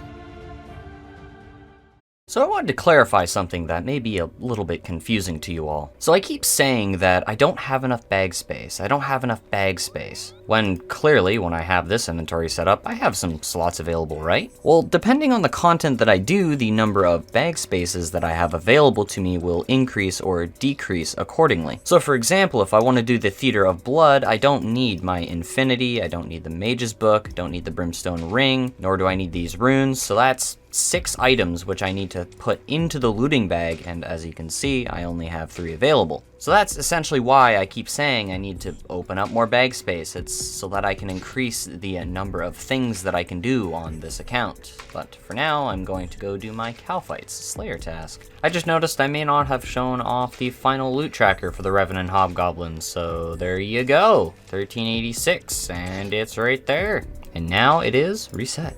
Set the Goblin too, and of course the Nightmare log, which of course we're done with that session, so it is also gone. 1, 2, 3, number 4, 5, and that is the casket. I actually had 3 completable hard clues despawn yesterday because I did not calculate my time correctly. Guess it sort of serves me right, but let's see what this reward casket holds. Yup. Alright, another year of Inquisitor in the bag. Membership, Premier membership, I love to see it. Year of Premier membership, and Inquisitor is locked in for another year. And now we go do a Kraken task. An elite clue? Well, you all know that we don't need these anymore, but don't worry, it's not completable anyways. Jar of Dirt! Woo! Yeah, let's go! What do I even do with this now? Alrighty, bop bippity boop. 48 Sampu Serum doses from that Kraken task, and we had to leave prior to finishing off the last 7 kills, I believe, which was sort of inconvenient as our Trident ran out of charges, but I guess it happens, huh? Anyways, next task will be from Konar. Sampu Serums into the bag, and we have a total of 462 now. Oh! Man, I don't want to kill Hydras, but the cash calls to me, and I really want to try my rapier there. So I don't know how much of this task that I'm actually going to do, but my new favorite spot for getting my looting bag back is to be in the wilderness over here with the rats. Why, you ask? Because I can one-shot them a majority of the time, and they have a very fast respawn. Usually there's 2 rats that spawn here, but the second one appears to be hiding from me right now. But this one respawns quick enough. And even if you do get PK'd here, you literally just respawn over there, so it's fine. 1 in 15 chance for a looting bag, so it's a worse rate compared to spiders, but it's much faster to get here. And of course, a majority of the time you one-shot the rats anyways, so I see. So the first try with melee Hydra, we get a new PB, which is really funny actually.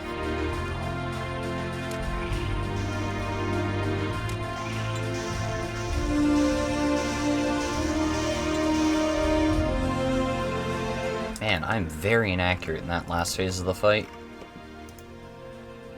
Oh my god, are you kidding me? There's no chance we actually are going to make another freaking brimstone ring, but, you know, that's really funny to see. Well, first inventory was a 2-kill trip. That was a pretty bad kill. I hit very bad in that last phase. I don't know, I guess I'll keep this as a just in case if we get something else. But again, we need 2 more pieces of the ring to complete another brimstone ring. And the odds of that happening are not likely. So what have I learned from this Hydra adventure? Well, for one, that the accuracy of the Inquisitor's armor is quite the detriment to the rapier. Turns out the full Inquisitor's armor has a -8 accuracy to stab and slash, which, of course, the rapier is stab. Nice alch. Actually, turns out this Hydra's Eye is a really good alch too, so I will definitely be alching that. As the fight goes on, it feels like the rapier gets increasingly inaccurate, which really does hurt my kill times, as you can see. Though melee is still technically better for kill times, I still haven't been able to get more than a 2-kill trip, so what I'm going to do is get to 250 KC and then skip the rest of this task. Get another milestone task, which is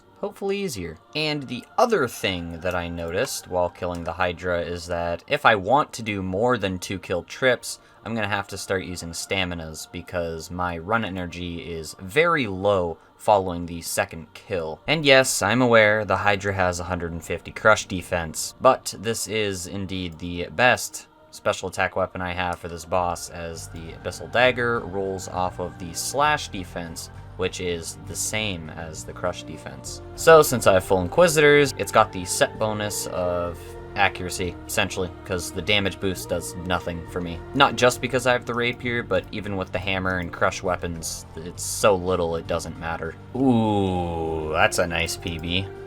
That felt quick too. Love to see it. Just before we want to close it out too.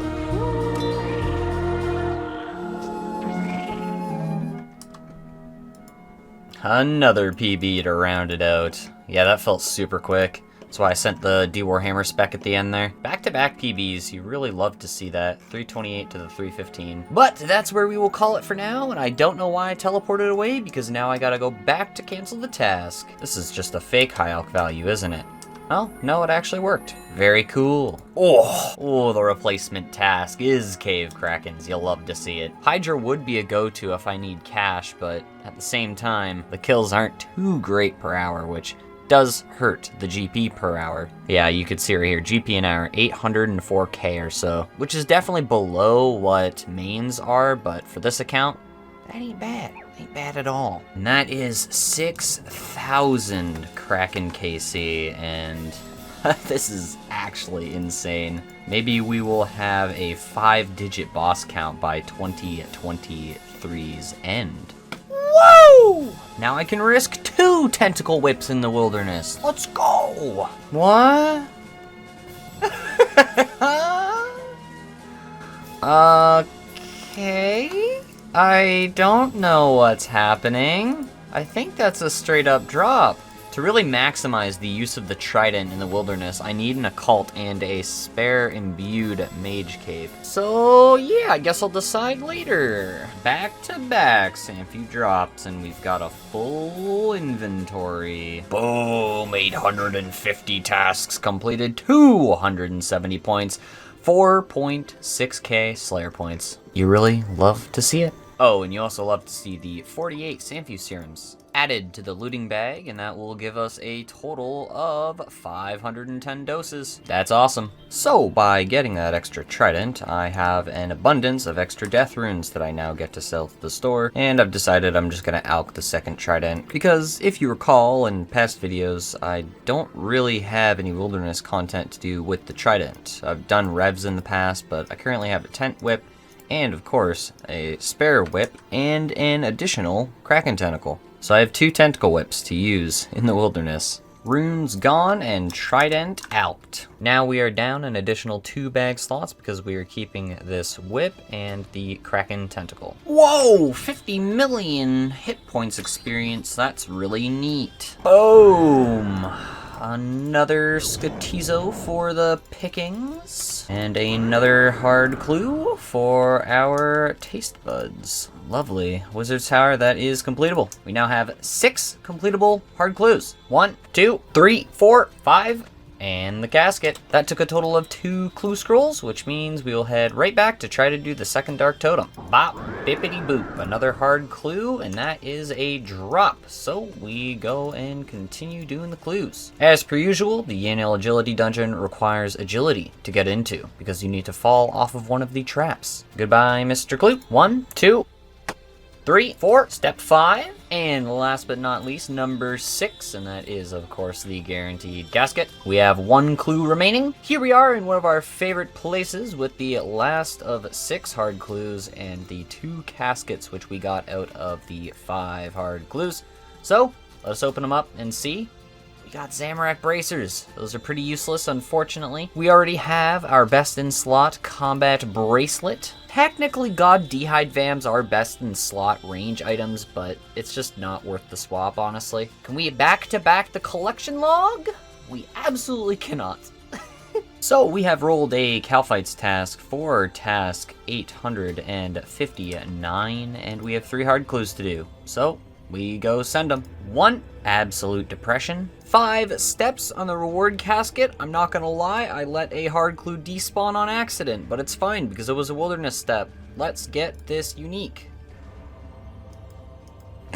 Naturally, we don't talk about the master. You gotta love the milestone tasks coming in, giving you those extra Slayer points. 4,781 now. Today is January 7th of the new year, 2023, and we now have confirmation that the Wilderness Boss rework is coming the last week of January. So before then, I'd love to have 5,000 Slayer points stocked up for skipping for the Revenant tasks, and then we're gonna kill Revenants in the hopes of getting anything except for the Thamron Scepter, because every Revenant unique would provide a form of upgrade outside of that item. The Scepter, even with the upgrade, I believe is still worse than the Trident, which is understandable, don't get me wrong. I'm not sure if I've explained it in the past, but upon doing some research, I found out that the Vedian Chainmace with the upgrade is actually better than the Sarachnis Cudgel, which means we have a new best in slot available for the Nightmare.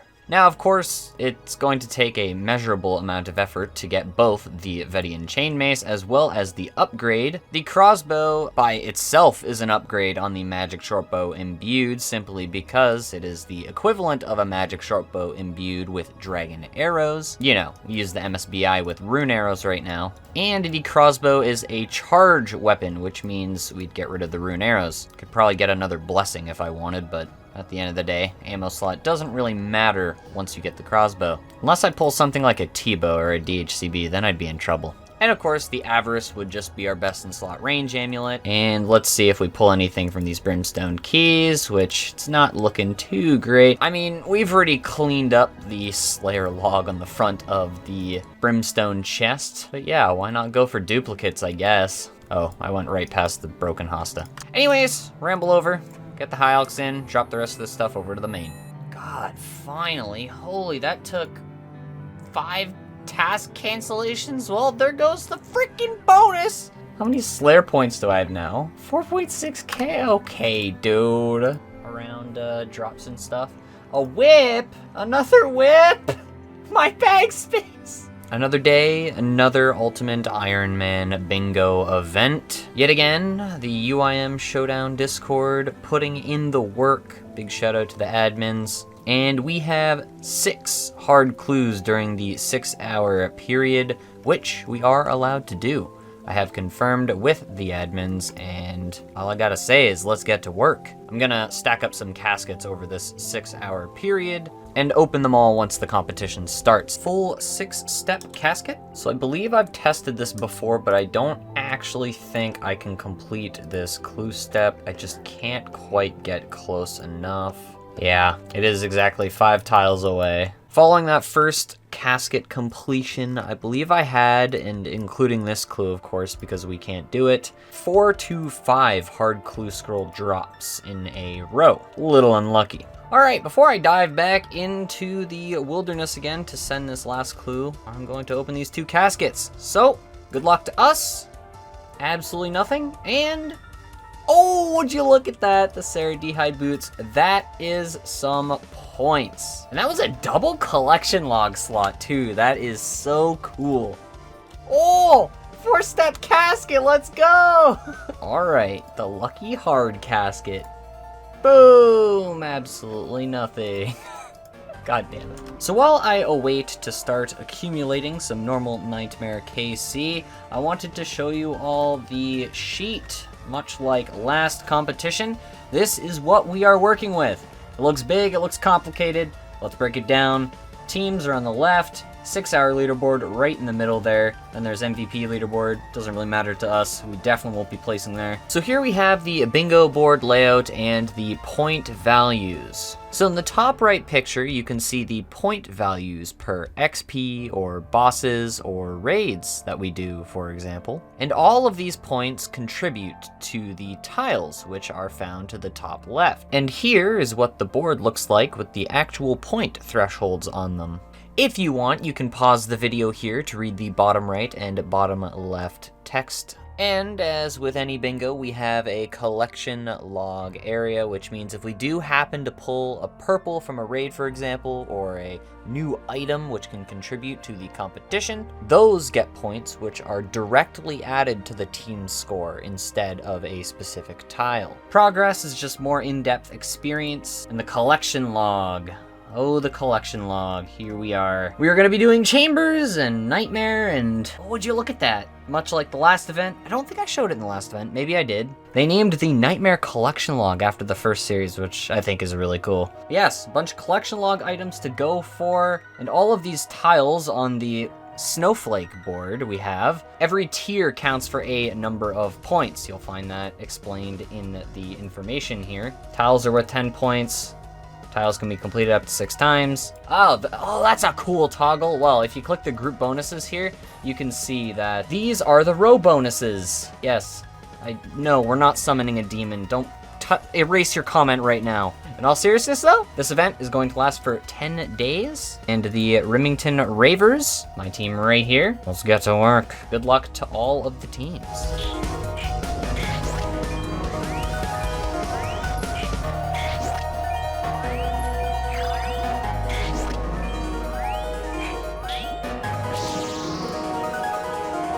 Man, what a kill. So we are just walking back here. We got 8 Nightmare KC today and 3 hard caskets completed. As you can see, not the greatest Nightmare kill per hour, but you know how it is with the mass worlds. 958 KC, 42 to go. I'm hoping to complete 1000 normal Nightmare KC throughout this competition, but we will ultimately see. I will be prioritizing team-related activities when my teammates want to go and do them. So clips will be varied. Alright, the Sanguilini staff charges are currently sitting at 11,306 at the start of the competition. Let us see how many we use throughout this bingo. 21.6k rune arrows, and we do chambers. Good luck to us.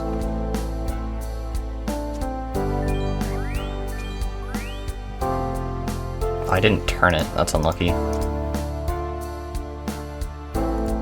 No, it wasn't enough!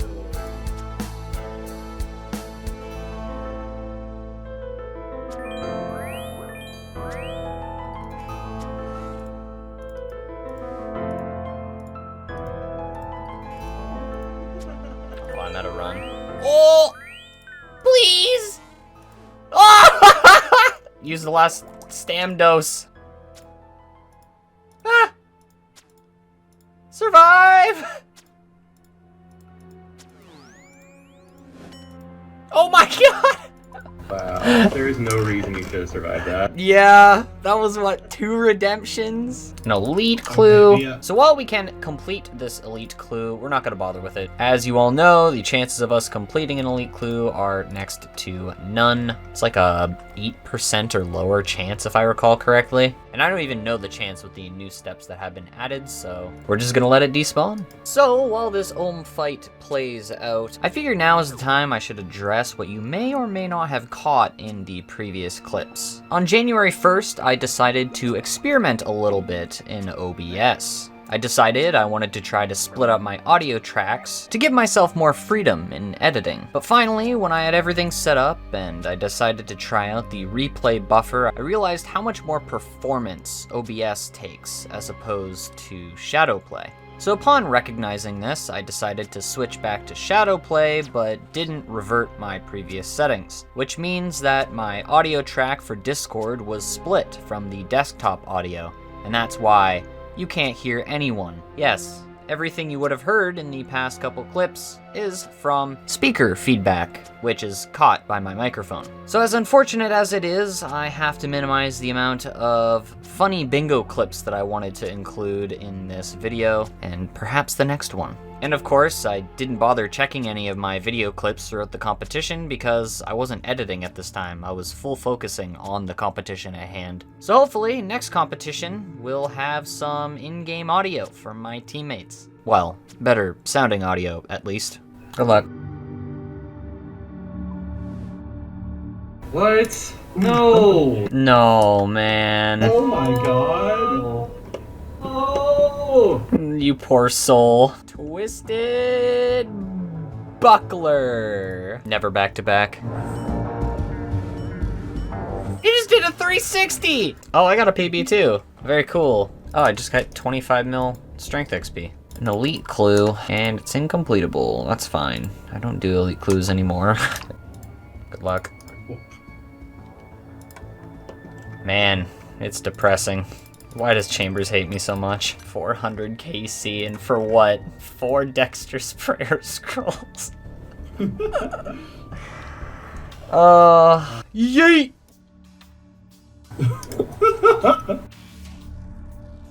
Oh my god. Oh. Oh! No! No!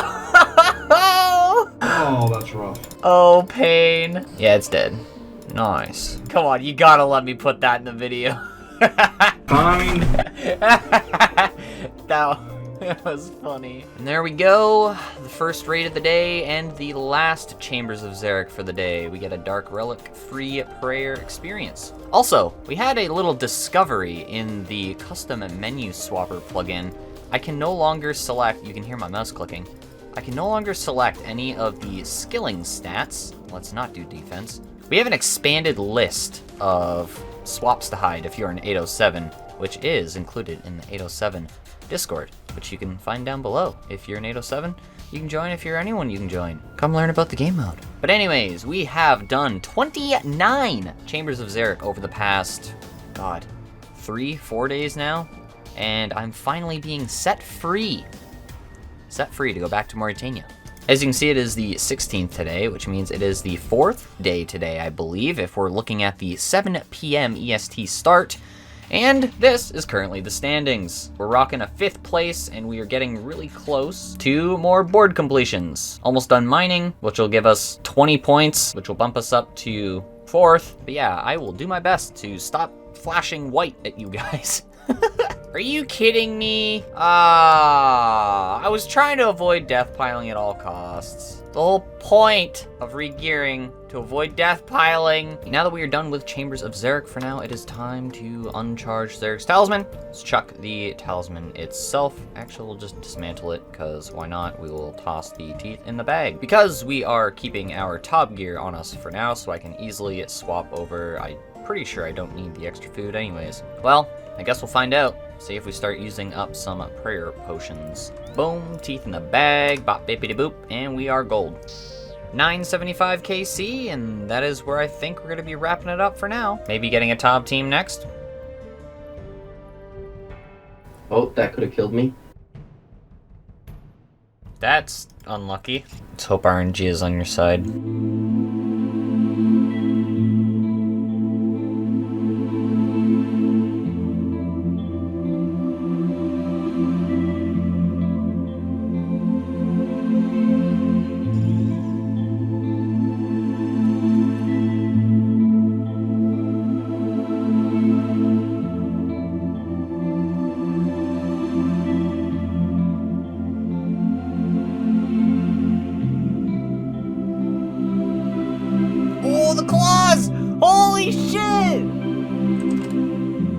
Bro, no way! That was insane! Holy. Never rewarded. Yeah, really? Well, thank you for the 260 bingo points.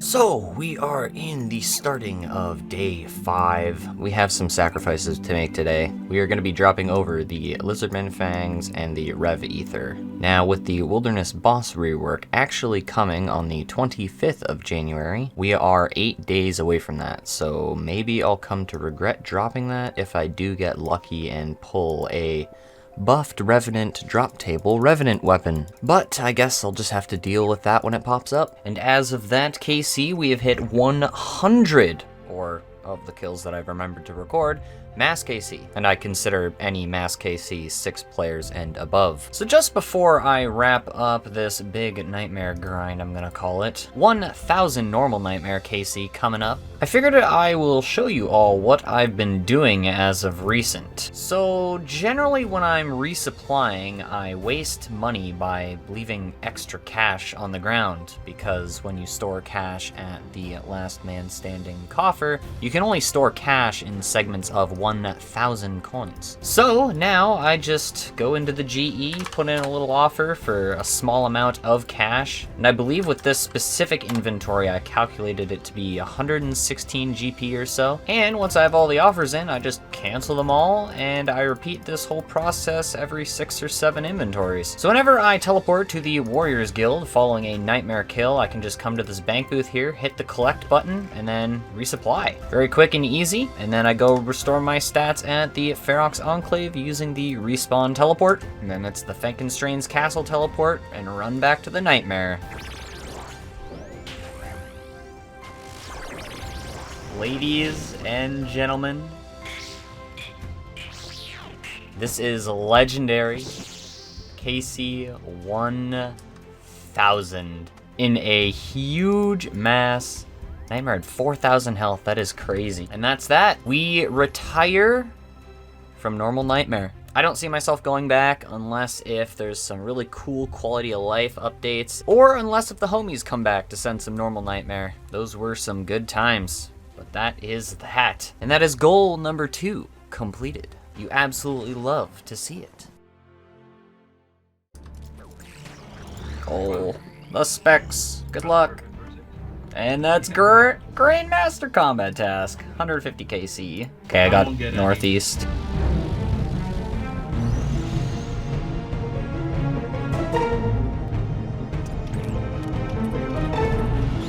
Run energy! Oh. I need to bounce it. Yeah, I got it. No, it did! I forgot. I'm like 71. That's fine, right? I forgot it does 74. Oh, I got a second elite. It's okay, it's not possible, never mind. Usually I'd be able to do this one, but I dropped the D-Spear. Thank you for raid. Another PB.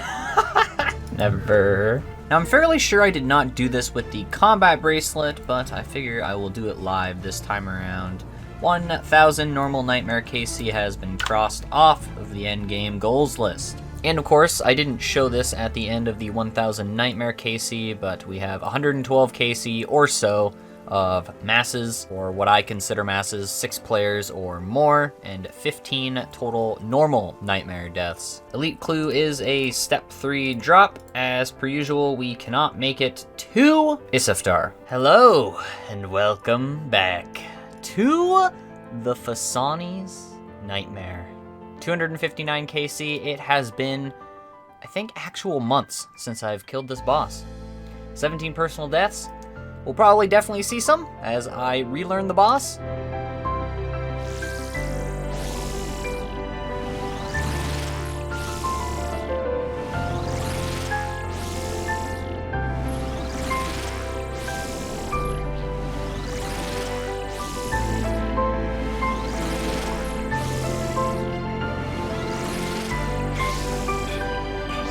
There it is.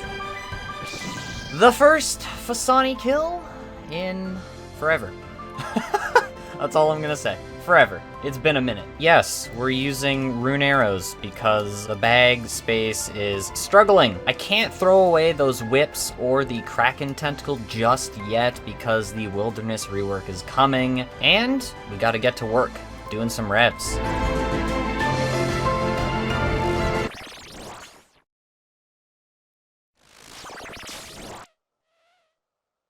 Let's just write that one off to being extremely overzealous and forgetting to click my Samphu serum. Oh my gosh, how could I do this to myself? That'll be 62k, GG? Well, now that we've recovered that second kill, what is the goal from Fasani? Well, you all obviously know the main goals of this account in particular, though if I were to get another egg or another tablet for the teleport, you know, the one on the Draken's Medallion I can't use because I can't get the Draken's Medallion? Yeah, these two are worth points. The Sleppy Tablet and the Parasitic Egg. So if I happen to get one of these two items, it'd just be an extra point to our overall team points. And I think that'd be pretty neat. And it's just like riding a bike. We're back. Wow, well, we are now 10 Fasani's KC in, and I honestly forgot how much I missed doing the mechanical fight of this boss. But for now, we scavenge our rune arrows, which we are simply tossing away. It's fine, I have almost 25,000. Thank you, Chambers of Xeric.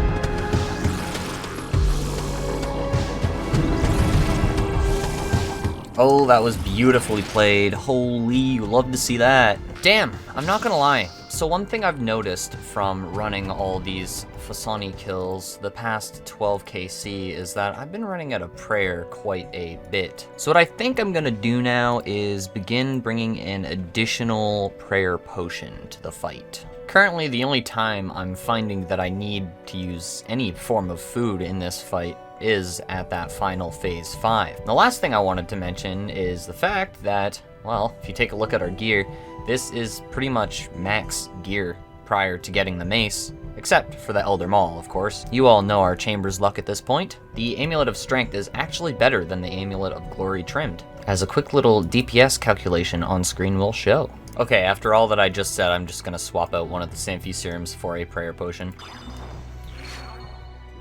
Oh, I guessed the corner, let's go! So remember in the past how I mentioned that east to west pathing has priority in this game? So if you click on a monster, your character will path east or west before pathing north. Well, in this instance for these mushrooms, I manually pathed south and then north again to avoid the shadows, while preventing the shadow from spawning under that corner, which is essentially my save tile.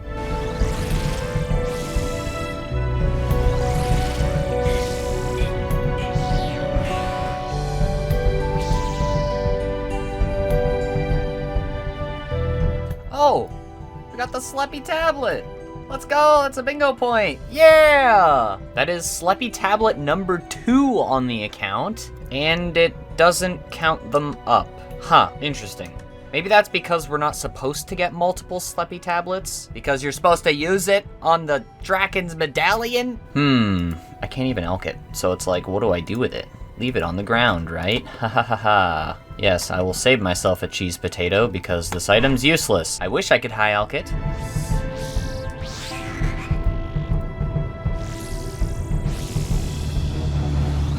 Wow. That is the first time I have ever seen that happen, where there is 3 black holes and a 4th one to the spot where I usually run to. So I had to go to the northwest there to avoid them. That was some quick thinking.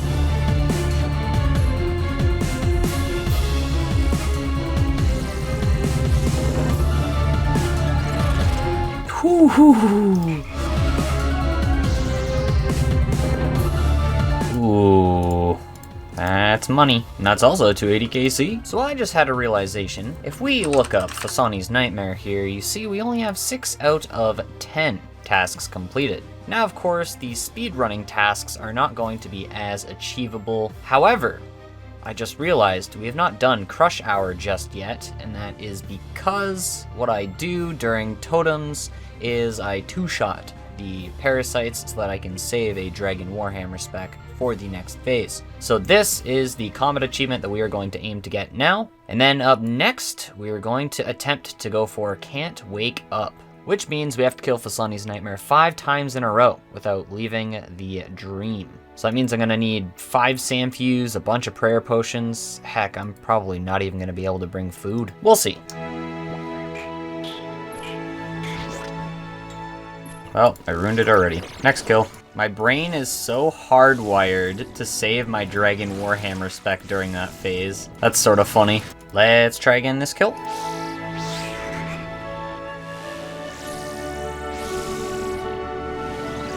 So that should be the Crush challenge completed. No? Did I mess up somewhere? Perhaps I did? Maybe the Dragon Warhammer spec doesn't count as one-shotting? Who knows? All I know is that on release, the Dragon Warhammer did not actually work for one-shotting with the special attacks, so maybe the special attack isn't coded to count as that combat achievement task. But anyways, we have a bunch of Zamorak brews, which we get to go decant now.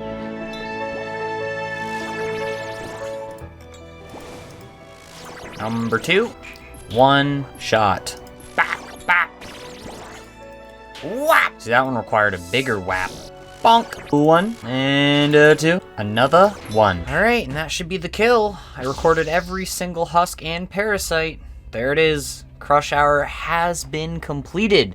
I guess I must have forgotten about a parasite in that last kill. So that is done. Love to see it. I think I'll call this trip short so I can go decant these brews. Then I can gear up to attempt to do that 5 kills in one trip, which will be quite interesting to say the least. Would you look at all of those vials on the ground? 28 of them, an insane amount of supplies in the inventory, only 1 piece of food, which that's gonna be a little scary, so I have to hope and pray that my phase 5s are super consistent, but here we go. Let's give it a shot. The moment of truth. Attempt number 1.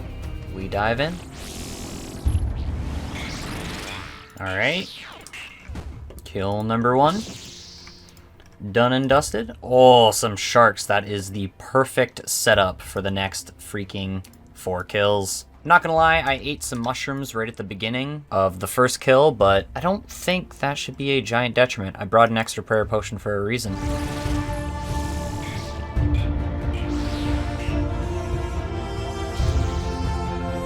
Number 2 completed. Obviously, the whole goal before getting this shark drop was to capitalize on the Sanguinesti staff heals, but we have the sharks now, so that's really good. No. Oh, 1 tick too early. Well, you lose track of them after a while, and I've been going for a solid, 30 minutes? So, first attempt, kill 3, phase 5 death. We go again.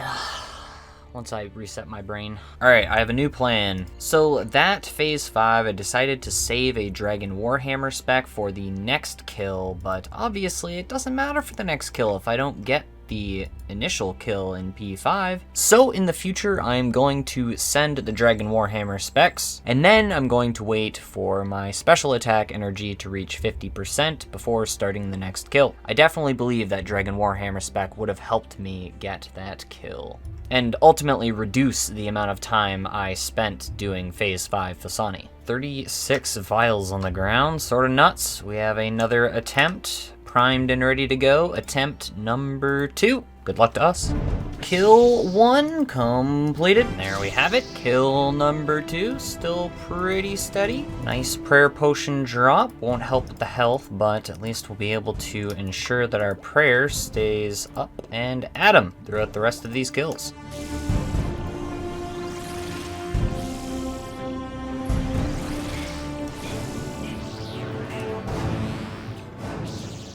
And there we have it. Oh, beautiful. That is kill number 3. And that covers some food for us as well, so we won't have to fully rely on the Sang for healing. 2 to go.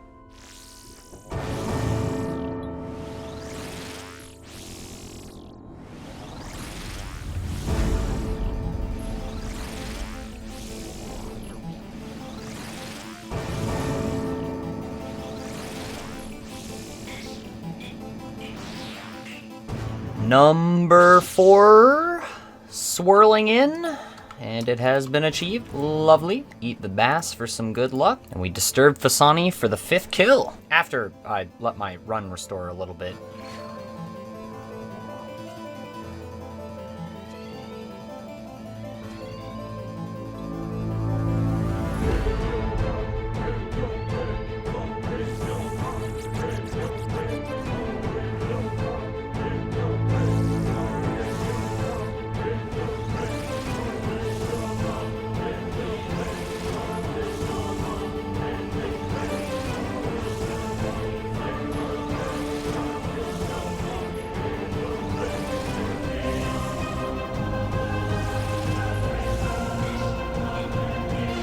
There it is, ladies and gentlemen.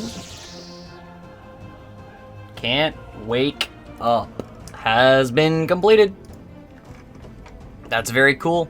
That was a very fun challenge to take on, all with only 30 defense and no skilling stats. Love to see it. Really love to see it. I'm just going to keep saying it because you do love to see it. And I'm going to go collect my rune arrows. But yes, for now, that is all of the Fasani's tasks that we can complete. I think when we get the mace, the 9-minute time may be completable, but I definitely will never be able to get a 7:30. I just don't see that happening in any world. And with our spoils, we leave.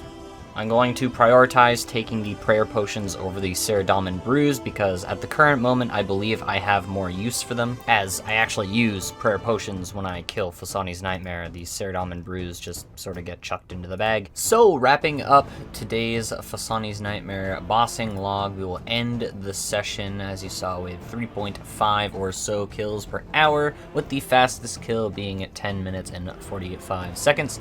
The loot is as follows. The Sleppy tablet was 1 bingo point to my team's overall score. It ain't much, but it's honest work. And that's 26 Fasani Nightmare killed today. It's a big day. It's a big day. I don't know if I'll be able to top it tomorrow, but I guess we'll see. 3 days remain in the bingo. It actually ends on the 22nd of January at 7 p.m. EST. So as it turns out, the Mauritania tile was tier 3 while I was asleep. So that means it's time to switch up the content. So first things first, I think I'm gonna finish my Slayer task, worms, of course. Then I will move on to simply just killing hellhounds for that 1 in 64 chance. 1, 2, 3, 4, 5, and the casket. So that is probably the last time, at least for this bingo, that I'll put you all through counting the steps of the hard clue. I just like doing that now and again because I find it fun to show off what clue steps I can do. But anyways, this is casket number 4 of the competition and the first of our little hard clue adventure here. What will we get? Absolutely nothing. A 4-step casket.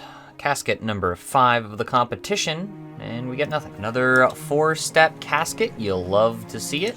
Boom! Absolutely nothing. Well, if there's any time for me to get the new boosted drop rate jar, it'd be now because it'd be worth bingo points. We get nada. But will the hard clue be completable? It will not. That is 6 hard clues in a row that we have not been able to complete. That is extremely depressing. I'm just trying to get some clues done, man. A full 6-step hard clue after a few hours of hardship, having to drop, I believe it was 8 hard clues in a row. The reward? Nothing. 15 points is my reward, and Alks. A full 6-step hard casket, and I believe, outside of the last clue that I have deathpiled right now, this may be the last casket that we are doing. Good luck to us. Will we pull a unique? Absolutely not. Plus 15 points to the tile, though. Oh, would you look at that? A 4-step casket on the last clue that we had remaining. What is it going to be?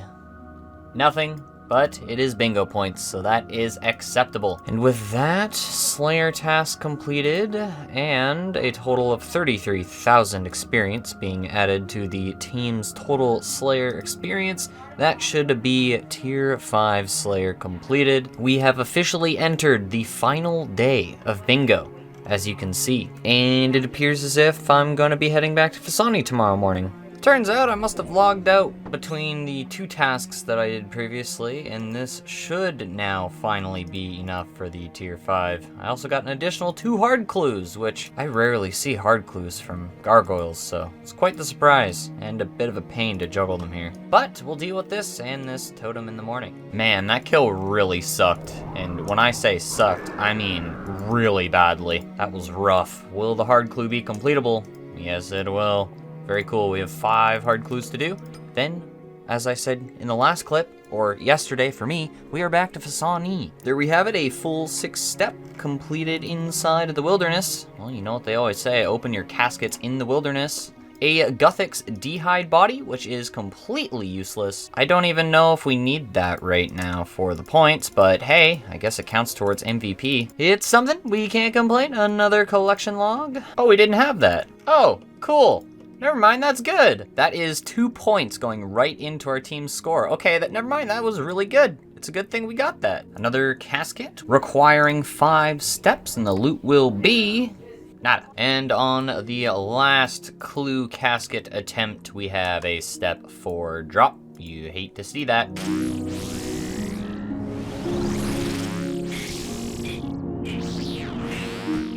And here we are, big KC 300, the big 300. And we got some prayer potions.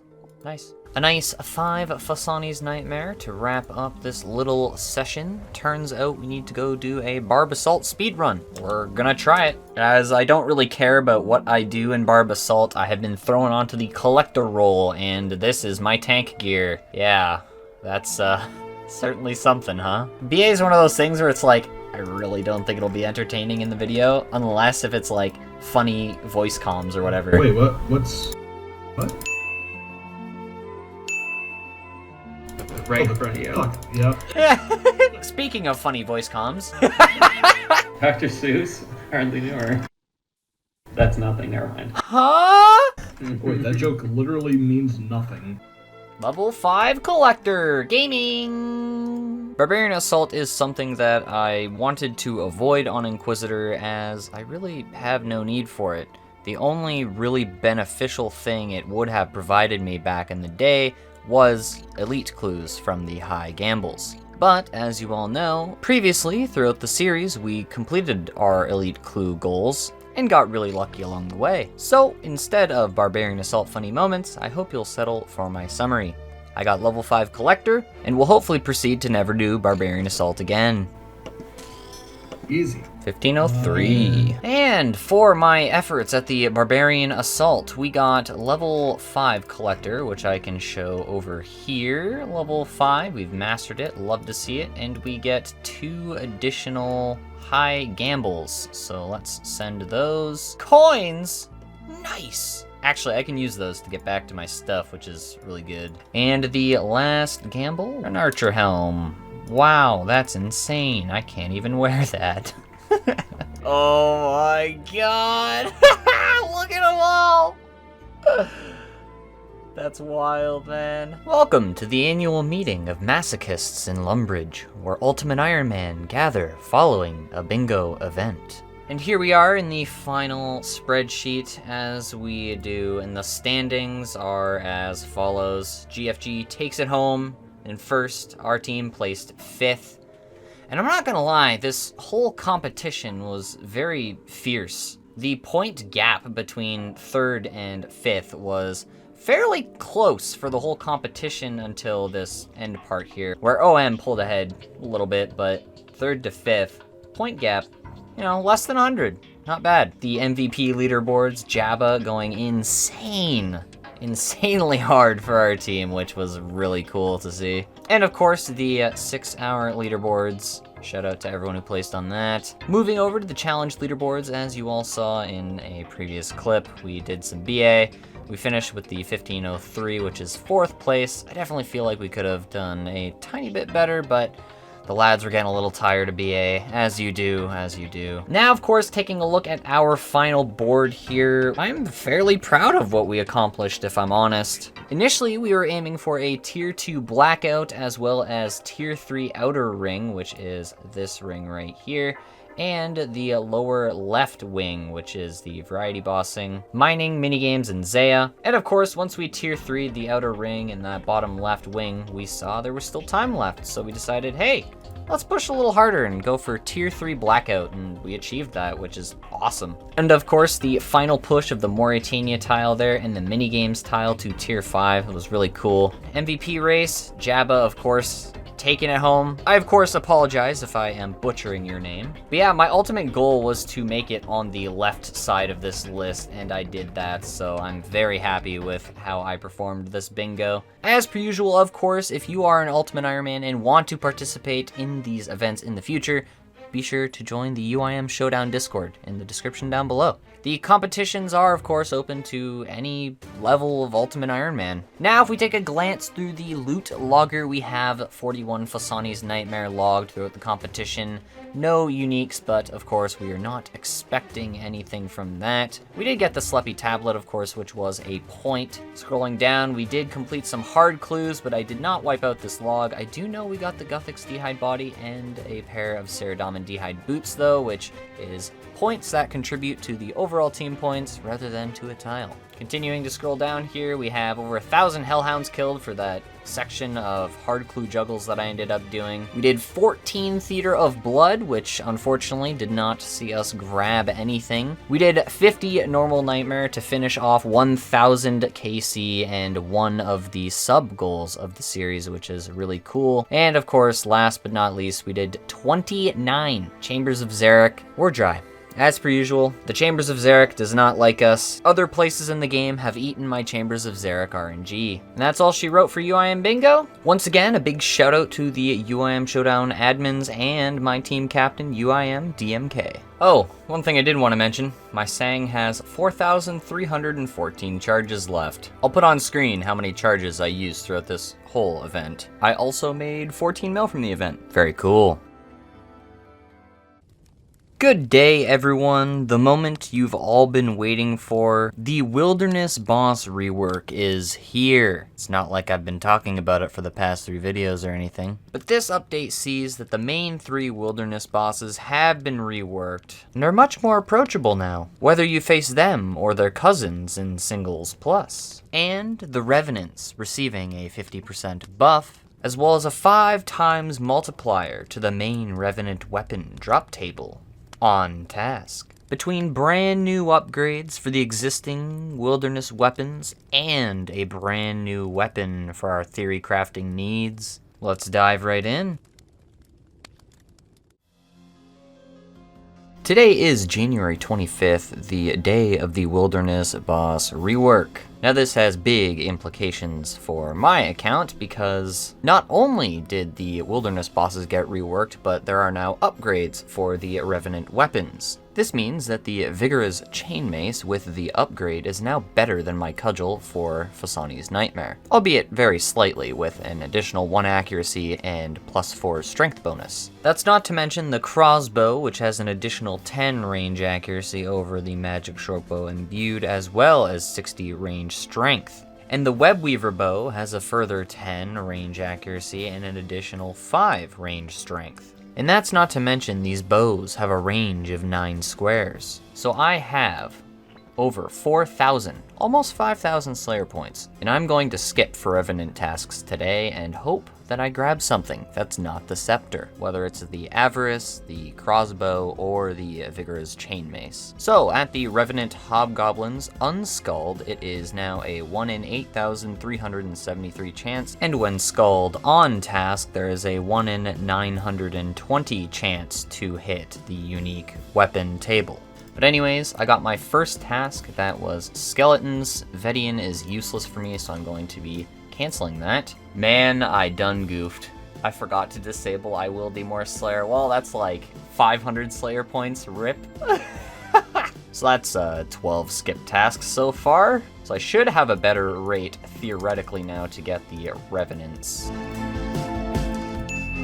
There we go. Finally, that took far too many Slayer points. We were at around 4,800, and we're down to 3,500 now. But we have the first Revenant's task, so let's go click things. 3,071 KC, -5 is what we're starting with. Just like last time, exact same gear for Revenants, except we now have the Abyssal Tentacle instead of a normal whip.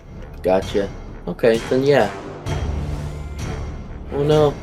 Are you kidding? Wait, did he not catch that first one?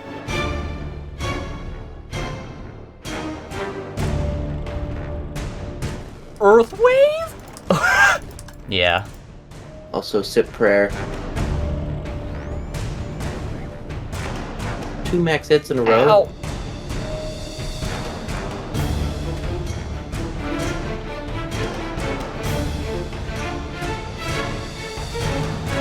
God tier.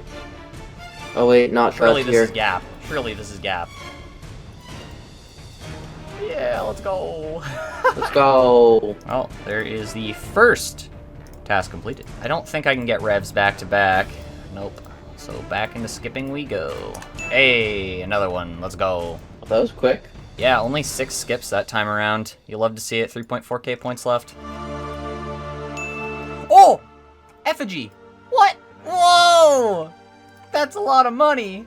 Okay. So I have made the decision to go and death pile with the effigy for now because both of the emblem traders are above 30 wilderness and there's a bunch of people buy them, I should add. So I'll do a little reset here and go death pile. And of course, I'll check for the emblem traders after the full reset of the system. Oh, another ancient crystal. What the hell? Dude, that's an elk. Let's go. Are we sure they didn't 5 times the rate on task for everything? Oh my god. Another task completed. Hopefully we will be able to find the emblem trader now. Use effigy on emblem trader.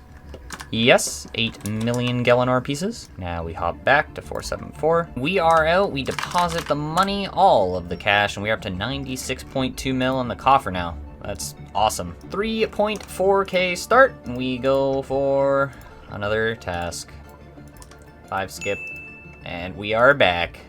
Not bad, 5 skips. 3.28k points remaining. And there goes another ancient crystal into the cash stack. So I'm not sure what the PKR did here, but they did something to prevent themselves from being able to attack Inquisitor, so I was able to log out. They then proceeded to attack my main account.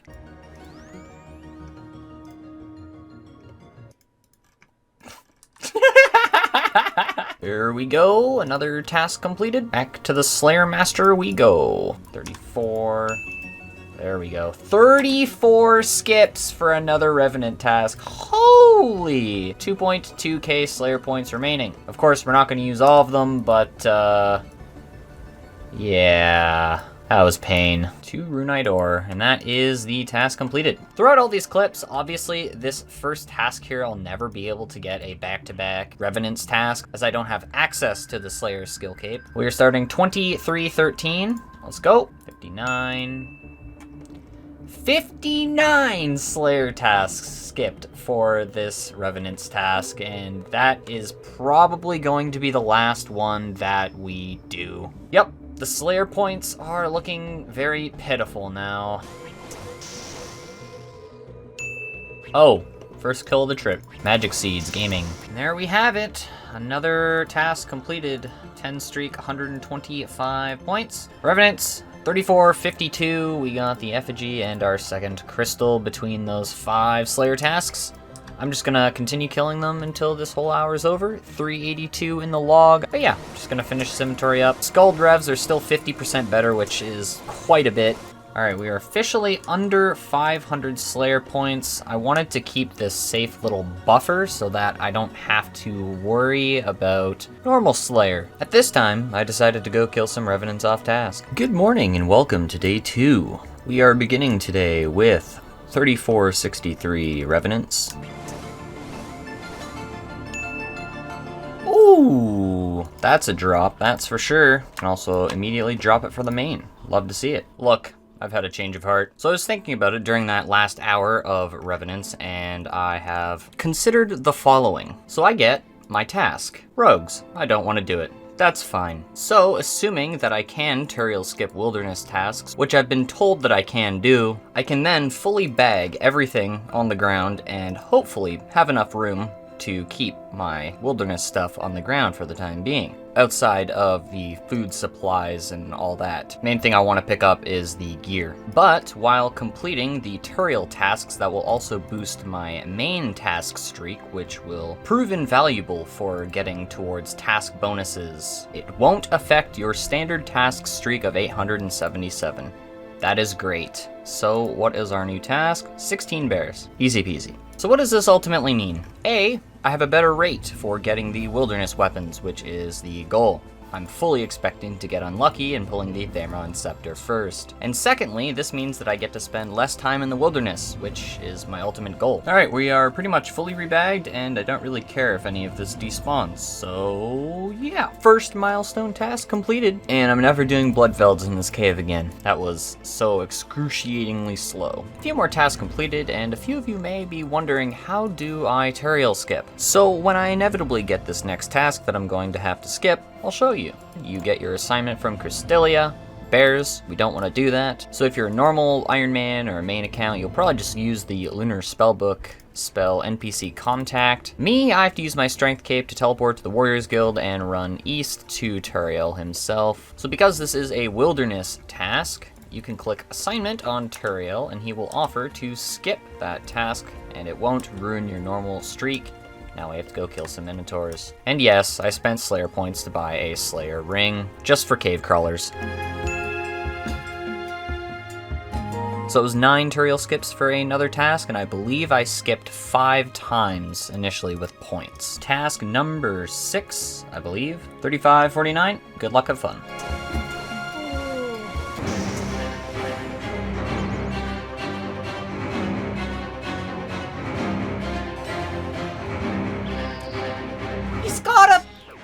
What is this?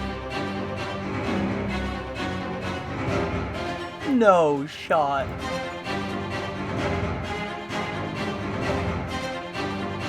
My dude, please. What is he doing? Oh, I'm so dead. What is he doing? Oh, I'm dead. I'm just dead here.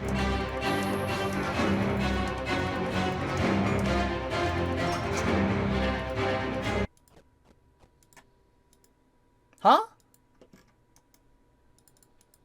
Huh? What? There's no way he blundered that. There's no way he blundered that. Oh, I'm TV'd. What? I almost blundered that. Oh my god. I was too busy laughing at him for what he was doing, and I forgot I was TV'd and I couldn't enter the Enclave. Oh my god. That would have been funny for both situations, let's be honest. I honestly wanted to laugh at him, and that would have been my death. Now I'm shaking. Come on, adrenaline, go away. A Slayer's enchantment, so now I get one of those when I don't want them anymore. What? Where do you come from? It's the same guy! Go away! Okay. Primed and ready.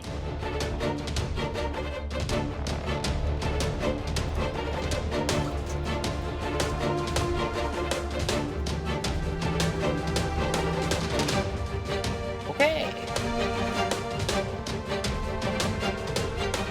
Easy. Okay, so he's agreed to off me now. Okay, well, we'll see if he keeps his word or not. I figured I may as well ask.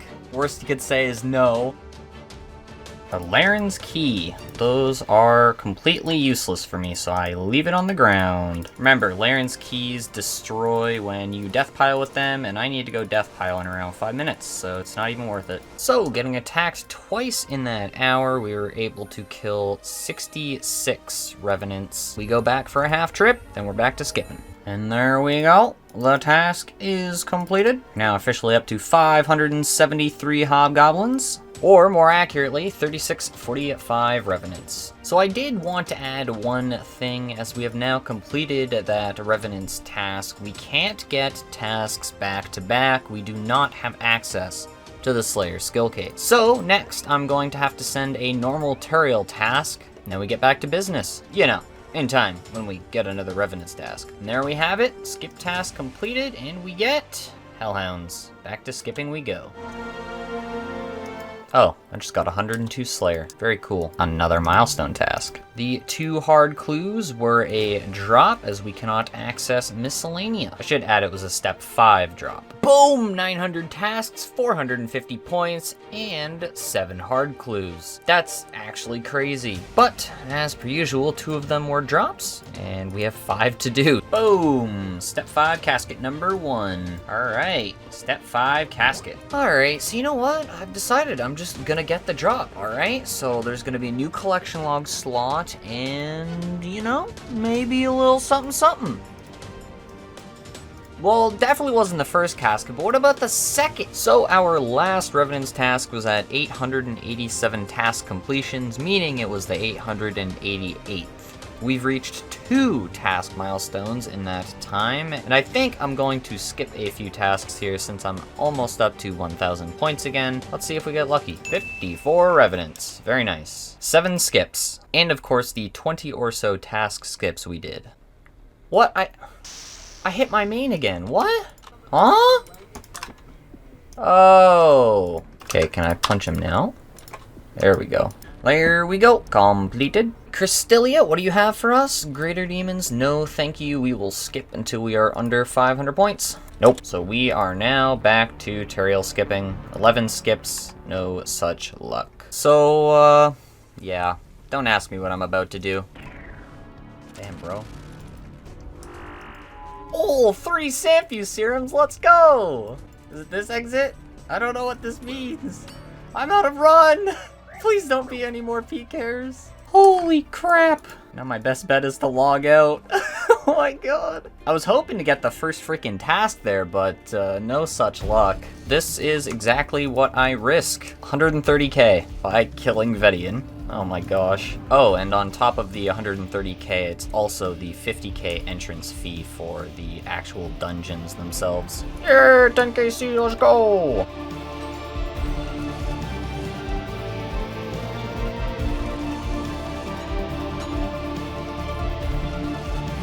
Oh my god! No shot. Oh my god. Chill, boys, chill. Okay, well, good fight, I guess. Go!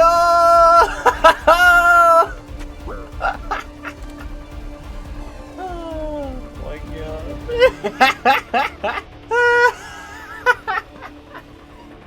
Oh, it was so funny. Yeah, so on that note, that's enough of that. We will go back to finish the combat task at a later date. Shout out to Vedian for the 12 Sampu doses. 379 again. I have once again defeated my foes, and the Slayer task is completed. Milestone task, cow fights coming through quick and easy. Yeah, let's go, Revenants, for tomorrow morning. 1 off the maximum amount. Love to see it. I kept some mud runes from killing the undead druids in the Forthos dungeon while going for my Amulet of Strength, and I actually think I'll toss those into the rune pouch for now. If I run out, I can always go buy a few hundred earth runes. It's not like it's a big deal or anything. And mud runes will allow me access to water runes as well, which gives me access to the Draenor Manor teleport, which I find I've been using quite a bit while will the task skipping. I'm just gonna drop the rest of these.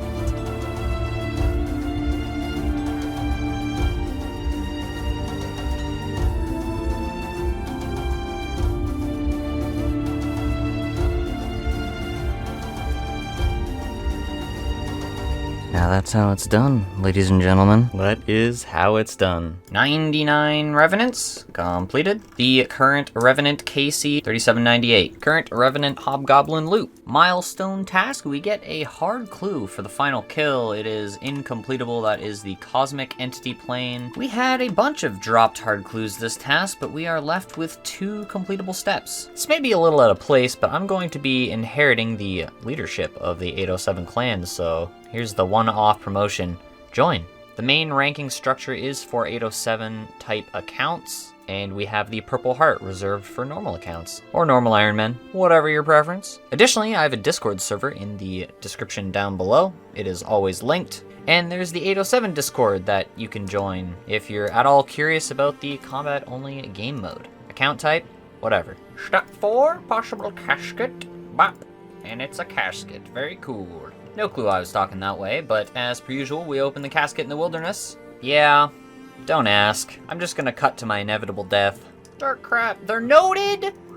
That's so toxic. The loot from the first inventory of Kalisto, 8 kills. I was meleeing her. Oh my god. Oh, no way. Oh my god. Oh my god. Yo, okay, yo, we're splitting, right? Get out of there. Yeah, we're splitting, man. Let's split. Super combats?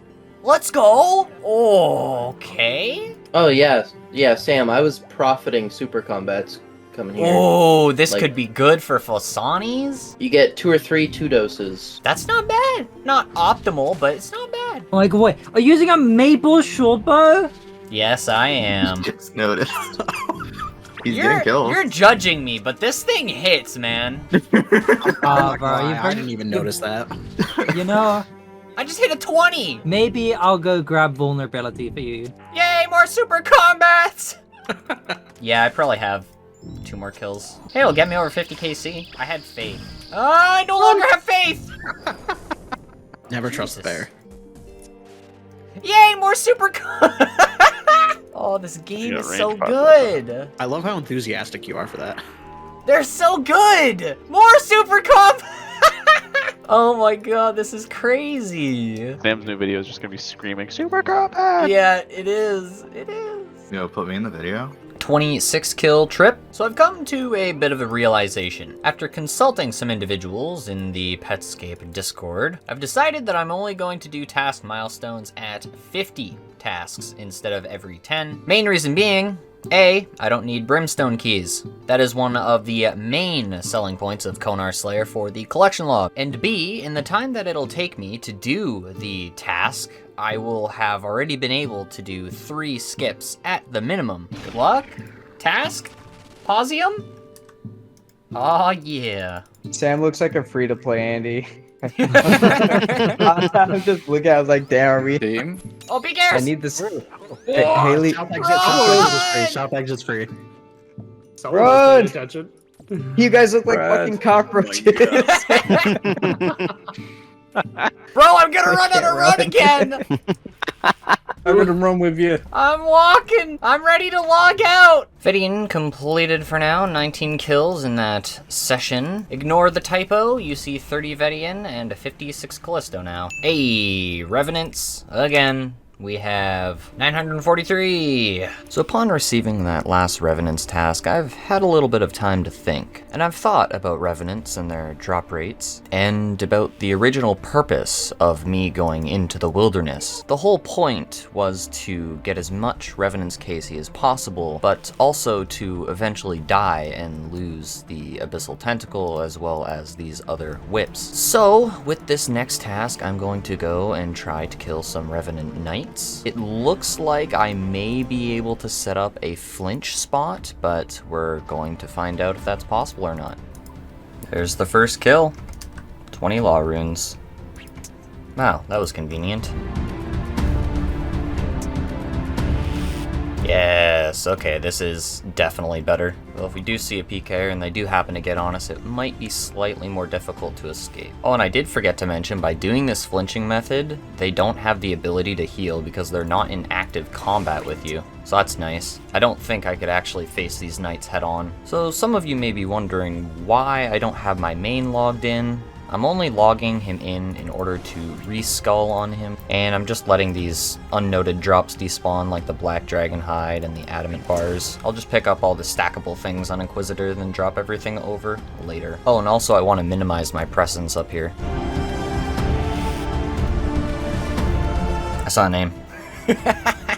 There we go, final kill of the hour. Let's Get out of here. After every trip of Revenants, your bracelet will have absorbed all of the ether that the Revenants would have dropped. This ether can be used to charge up the wilderness weapons. Therefore, I'm going to want to stack up as much as possible. So that was 15 Revenant Knight kills in an hour. So now our Revenant tasks are going to take longer, but we have a much better chance of getting any of the Revenant uniques. I don't know, I can't complain. And while doing this Revenant Knight method, I've decided to leave between the 10 and 15 minute mark, just so I can have plenty of time to reach the obelisk and get back in time. I think I'm gonna repot every second kill, and I found that I only used a super blighted restore or 2 last trips, so that's what I'm going to stick with. More food increases chance of survival. Look, I don't know how many of these I'm gonna save, but I'll save that one. I'll never actually know if these people are PKers unless if they get a tag on me, which will prevent me from logging out. But until then, I'm not taking any chances. And that is how we do it! I have a Revenant Cave teleport that I'm going to use next time I want to go up, which will be after I re-death pile everything. That was a 14 kill trip. So I have ran some DPS calculations, and I'm going to be bringing along my Adamant Defender. Yes, I know, if I die with it above 20 wilderness, I lose it, which means I'll just buy an attack cape and go grind Cyclops for an hour or 2 to get it back when I inevitably die. But it is nearly an 11% DPS increase, which I feel could help increase our kills an hour, and it's not nearly as painful if we do have to get it back, because we can very simply buy the attack cape. As I previously mentioned, we don't have to grind out the warrior guild tokens. I did want to mention that yes, I could Trover parchment it, but I would rather not, as I'm not 100% sure how those mechanics work on Ultimate Ironman. Not to mention, as I said previously, it's fairly easy to get back if I do happen to perish, which is more than likely, I feel. We are officially gaming. Now let's cut to the inevitable death. So we killed 15 Revenants on that hour. I feel like the Adamant Defender made things a bit more consistent, but it didn't really help with the KC per hour, which is completely fine by me. I'm still willing to take that risk. See, this is good. We're testing things as we should. So as we do, we now head into hour number 4. Oh, we're also over 10,000 Revenant Ether. Last kill the task. Boom, full wilderness task completed at nights. 59 KC, and you can see the loot on the right side of the screen. And as per usual, we are re-bagged. Everything else here, we do not care if it despawns. Our bag is full. We have a bunch of blighted super stores, and I do want to head back to Kalisto and use up these ranging potions, but these super combats will be saved for Fasanis, and I'm very much looking forward to using them. There's the task completed. You'll love to see it. 2 hard clues to do. We're just gonna send them nice and quick. And we actually have a bit of a goal to get a magic short bow so I can contribute a little bit more DPS to Kalisto. And that is a step 5 drop, my friends. We cannot get to the little island of AIR. 53 Revenants. Alright, we're back into the caves. Sadly not a massive task, a bit on the lower end, but that is okay. You cannot complain with a task that you want. Whoa, sandwiches. A baguette? What is it? A normal baguette. Unlucky. We'll eat it, even though we should not have because we're trying to death pile. Another task completed here, and the final drop is a Bracelet of Ethereum, which will degrade when we leave the wilderness. Or dismantle. And the Revenant Knight loot is as follows. Yeah, nothing yet.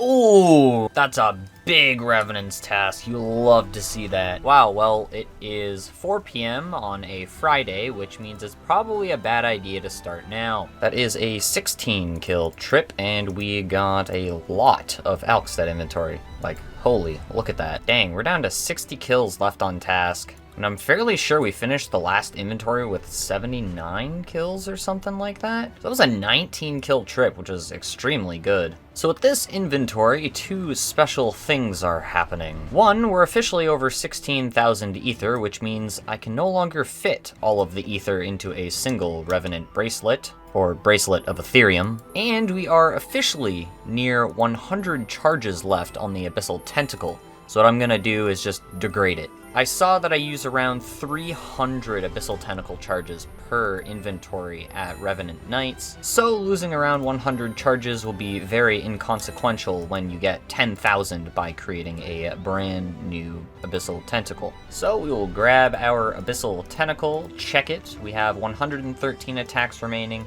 That would only complete around 1/3 of an inventory, so we dissolve it. Grab another Abyssal Whip and make a brand new Abyssal Tentacle. 10,000 charges, and we're gold. And also, that's +1 bag slot. You know, the whole goal of doing revs is to open up bag space and use up these whips. Well, I guess just one more whip. This is a pretty big moment. We are officially over 100 million Galenor pieces in the coffer. Hi, Editing Sam here. I make a really big mistake right off the bat here. Attacking the Revenant Knight off of its spawn point here is a really bad thing to do in Deep Wilderness. And, well, let's just say I wasn't out of combat quick enough.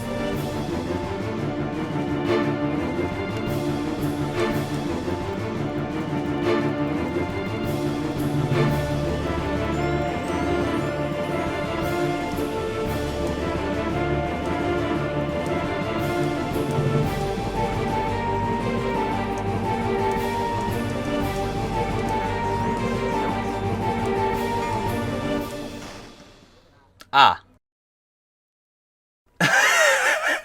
Well, that's exactly what I was trying to avoid by using a high-risk world was the Karasi, or the Void Waker. Man, that thing is terrifying. Well, it is what it is, and it is gone, that's for sure. And I just realized I lost my Tent Whip. You know, the one that I just created with 10,000 charges? Well, I guess that's sort of the point of them, is to lose them, so we've achieved part of our goal, to perish in the wilderness with it. Oh, I also have to give the Rev Cave another 100k, and that'll put me back under 100 mil. Oh, that's hilarious. And there we go, the Revenant fee has been paid. That took 43 KC to get that Amulet of Strength back. I remember you. You don't have the Defender you earned last time. I kind of lost it. That's sort of an understatement. I got annihilated for it. So now that we got the Myth Defender, that's pretty cool. But now the strat has become, we keep the Mithril Defender even once we get the Adamant Defender. So when we inevitably die in the wilderness again, we can just come back with the Mithril Defender, kill these until we get a second Adamant Defender. Yay, there we go. That is the final Defender for now. That was 400 Cyclops on the dot. So around 100 over rate. I died at 9:13 a.m. this morning, and it is currently 12:19 p.m. So it took me around 3 hours to get everything back. I fully expected to spend time doing this, but I definitely did not plan to go 100 over rate, but that's fine. Whip number 2. Ah, 70 million attack XP. Very cool. Whew! Bet you guys heard those clicks. Fastest clicker in the West. Well, East. Ladies and gentlemen, it is time for the large logout button plugin. Now I'll never misclick.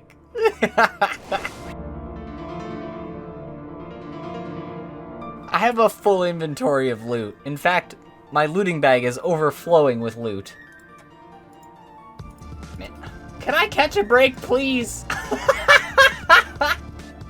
Are you kidding? Alright, I need New World. Both PKers didn't attack my main account. Unbelievable. Whew, we are safe. Look at this. Look at that looting bag full of alks and extra restores and stuff. Oh, beautiful. That was a cash money inventory, that's for sure. And there we have it, the final kill of the task, and we now follow the main to leave the cave. So with that task completed, I think I'm now going to go back to Revenant Hobgoblins. We had our time at the Knights, and we have over 200 kill count there, which is pretty insane. 1 death at the Knights, I believe, and I'm ready to just get more kills an hour. I do believe for me that Hobgoblins have the better drop rate because I can kill so many more Hobgoblins in an hour. And it's been a while since I've looked at this, but if we take a peek at the Revenant's log, We're officially over 4,000. Cool, that was unscripted. I didn't actually know. Surely something soon. Moment of truth. We clicked the ether into the bracelet and it is full. So we now need to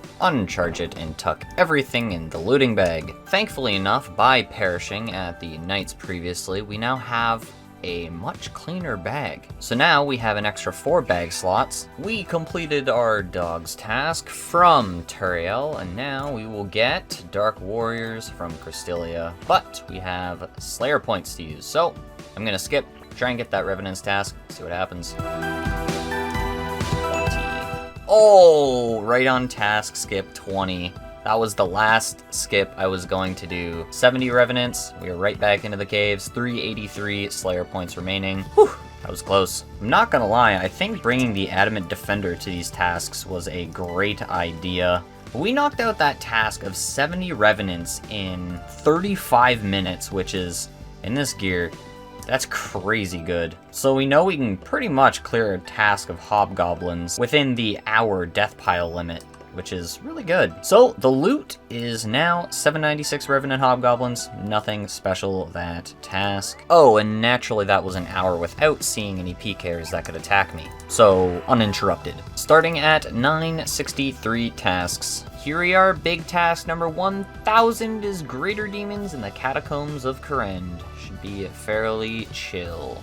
Wow, 116 attack. They never saw this one coming. Now would you look at that, 1000 tasks completed, 900 points obtained. Very cool, very cool. 1, 2, 3, 4, number 5. Oh. Well, don't ask me why I said oh, because I knew that was a step 6. 2 hard clues to complete the first casket. 1, 2, 3, 4.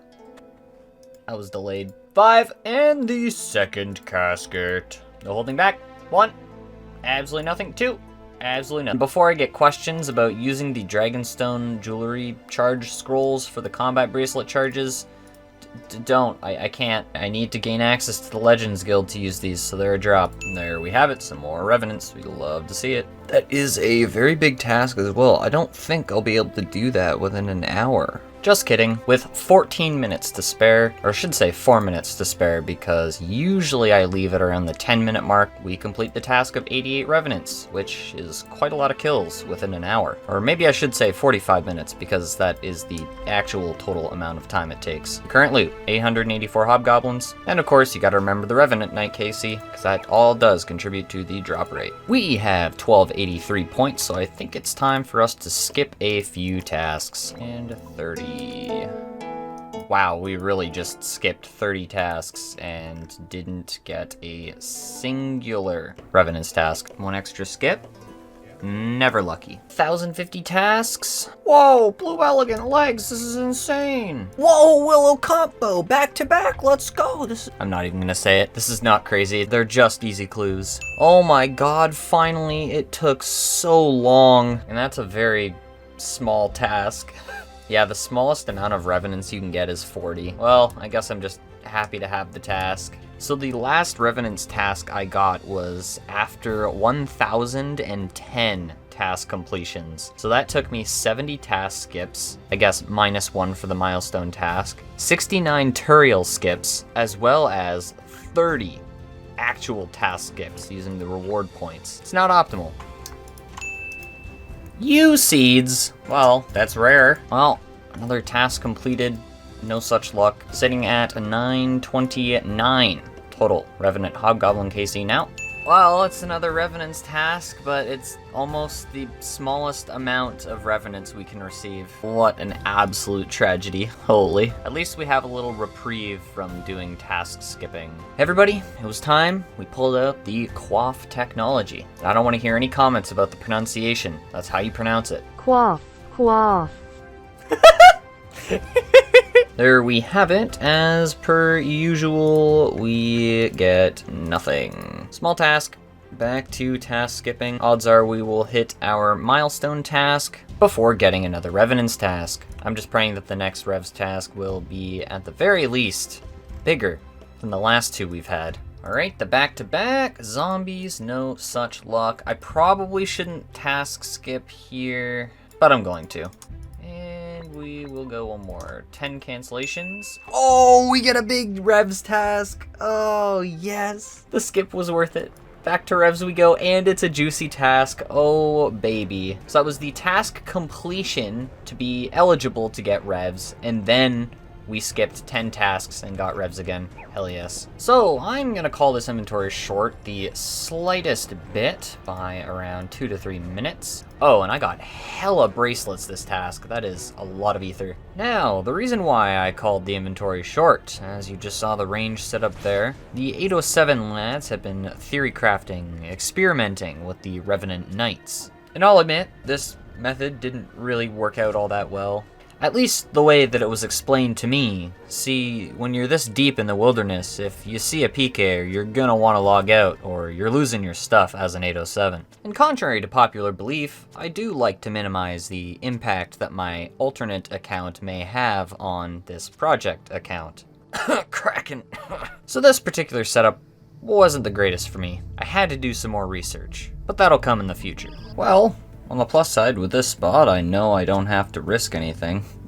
I risk almost 500k with this whole setup, but then again, I also have some drops, so. Well, with that, I've sort of confirmed that I don't really actually need my tent whip for this activity. I'll use my next Revs task to really test and see, attempt to optimize the task as much as possible, because at the current moment, you have to take a hit. And I don't really see a way around that, and I'll have to do more testing. So, while I am completing my Sour Hogs task, we can take a look at my current kills on the trackers. 218 knights. A single one of those, done in my last task there, was unfortunately killed unskulled because I was just waking up and I was full focusing on how to set up the knight safe spot. And we have 1,052 Revenant Hobgoblin kills now, which around, I'd say, 60 are off task. Ah, god damn it. I left early. Sad. On task and skulled, there is a 1 in 920.96 chance for you to hit the unique table. And of course, if we take away the 60 or so, that is 992.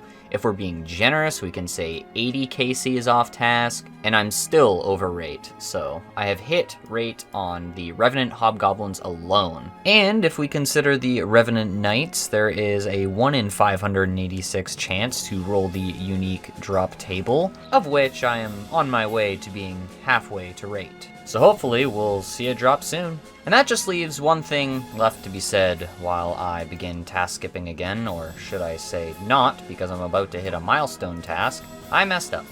Yes, I should have kept the tridents and looked into the Revenant Knight safe spots sooner, because the tridents would provide me with a lot more damage per second as opposed to the maple shortbow and adamant arrows. So, if we grab a Kraken task, I will be keeping the next trident. But at least we now know for sure that we have a use for the trident. And if we want to do Revenant Knights, that we'll have a safe way to do so with a essentially zero risk setup. I say that, but it's like 400, 500k risk, so. Risk versus reward. The wilderness, am I right? 1,100 tasks, another 450 points. You'll love to see it. And we're back to task skipping. Oh, I see. 352 Banshees for Mystic Gloves Dark. Wow. Reptile Freezer. Automatically freeze desert lizards when they're on critical health if you have ice water. Yeah, I'm gonna buy that. I'm tired of using these manually. And we have a few extra points. Oh, and I also disabled the collection log pop-ups because if you didn't notice, my client froze.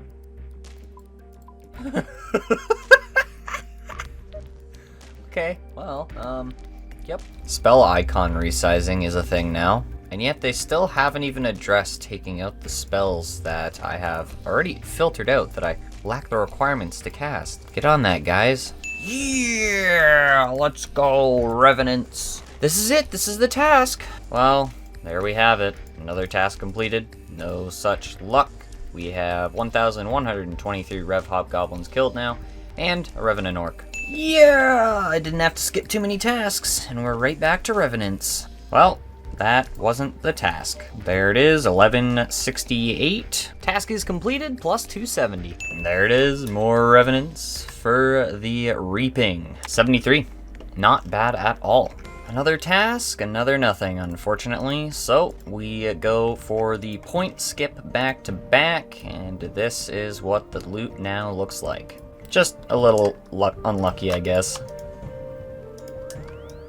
No way, brother man, no way. That was funny. And 20 skips completed, and we do not get revenants. So, back to Turiel skipping. So what I've now decided to do is, following collecting a giant points task, I will Turiel skip until I get a revenants task. I'll proceed to do that task, and then I'll attempt to go for a back-to-back revenants task by point skipping, all so that I can capitalize on the supplies left over from that initial revenants task. Hey, more revenants, let's go! Alright, Ancient Crystal number 3. It's been a minute. It's been a minute. Are you... oh my god. The rare drops keep coming in, but it's like, it's really not what I need. It's really not what I need. And that's that. Another task, another nothing. As another member of the clan chat gets their duplicate Vigorous Chain Mace. 1291 KC total now. Any day. Any day. As you do with useless crystals, you high elk them for an additional 150k. Easy money. Yeah, let's go. More revenants. Oh, let's go! The Amulet of Avarice. Let's go! We finally got something! Yeah! Woohoo! Oh, yeah. That is our best in slot amulet, and we look cool as heck wearing it. Oh, yeah. Let's go! Oh, I'm so happy. Finally, that took quite a few. 1331 Revenant Hobgoblins, Scald on task, minus maybe about, we'll be generous, minus 80 from that, and you can get the perfect amount. But don't forget the 218 Revenant Knights that we did as well. We take a peek at the Revenant's log, 4623, and we now have that beautiful Avarice in there. So I have around 4.6k charges left on my Abyssal Tentacle, and then I think we might call it a day on Revenants for now. And there we have it. The task is completed. Today is the 17th of February, which means that we've been here for 3 weeks and 2 days, and that is the amount of time it took to get that Avarice. Yes, with that task completed, we go all the way back up to the top. 1364 Revenant Hobgoblins. So on the DPS calculator, I did want to mention something. While the Amulet of Avarice is a range upgrade, it isn't particularly an upgrade for the Nightmare. So as you can see, I have super combat potions, which I have put into the calculator, and changing from the Amulet of Strength to the Avarice, well, you can see that the Amulet of Strength is better. And even if we're just using our Zamorak Brews, which if I adjust these, it is 0.44% better. So we take a peek, and if we hover, as you see over the Amulet of Avarice, we get +2 prayer bonus and a +4 to all of our accuracy over the Amulet of Power. We lose 3 on all defensive fronts, but that is a-okay. The only downside to having the Amulet of Avarice now is the fact when we try to wear it and we don't have a skull, we are going to get this interface. But I guess it is a small price to pay for an amulet that looks so cool. And of course, functions as the Amulet of Glory trimmed. Ooh, more Revenants, let's go. Let's go! How many? 88. So we know that the Amulet of Avarice is the exact same stats as the Amulet of Glory trimmed, so we can now remove that from our end game goals list. So we are now down to 3 side goals: the Imbued Heart, Usable Chambers Purple, and the Scythe of Vitur, which is definitely a stretch goal. And of course, the main goal of the Inquisitor's Mace.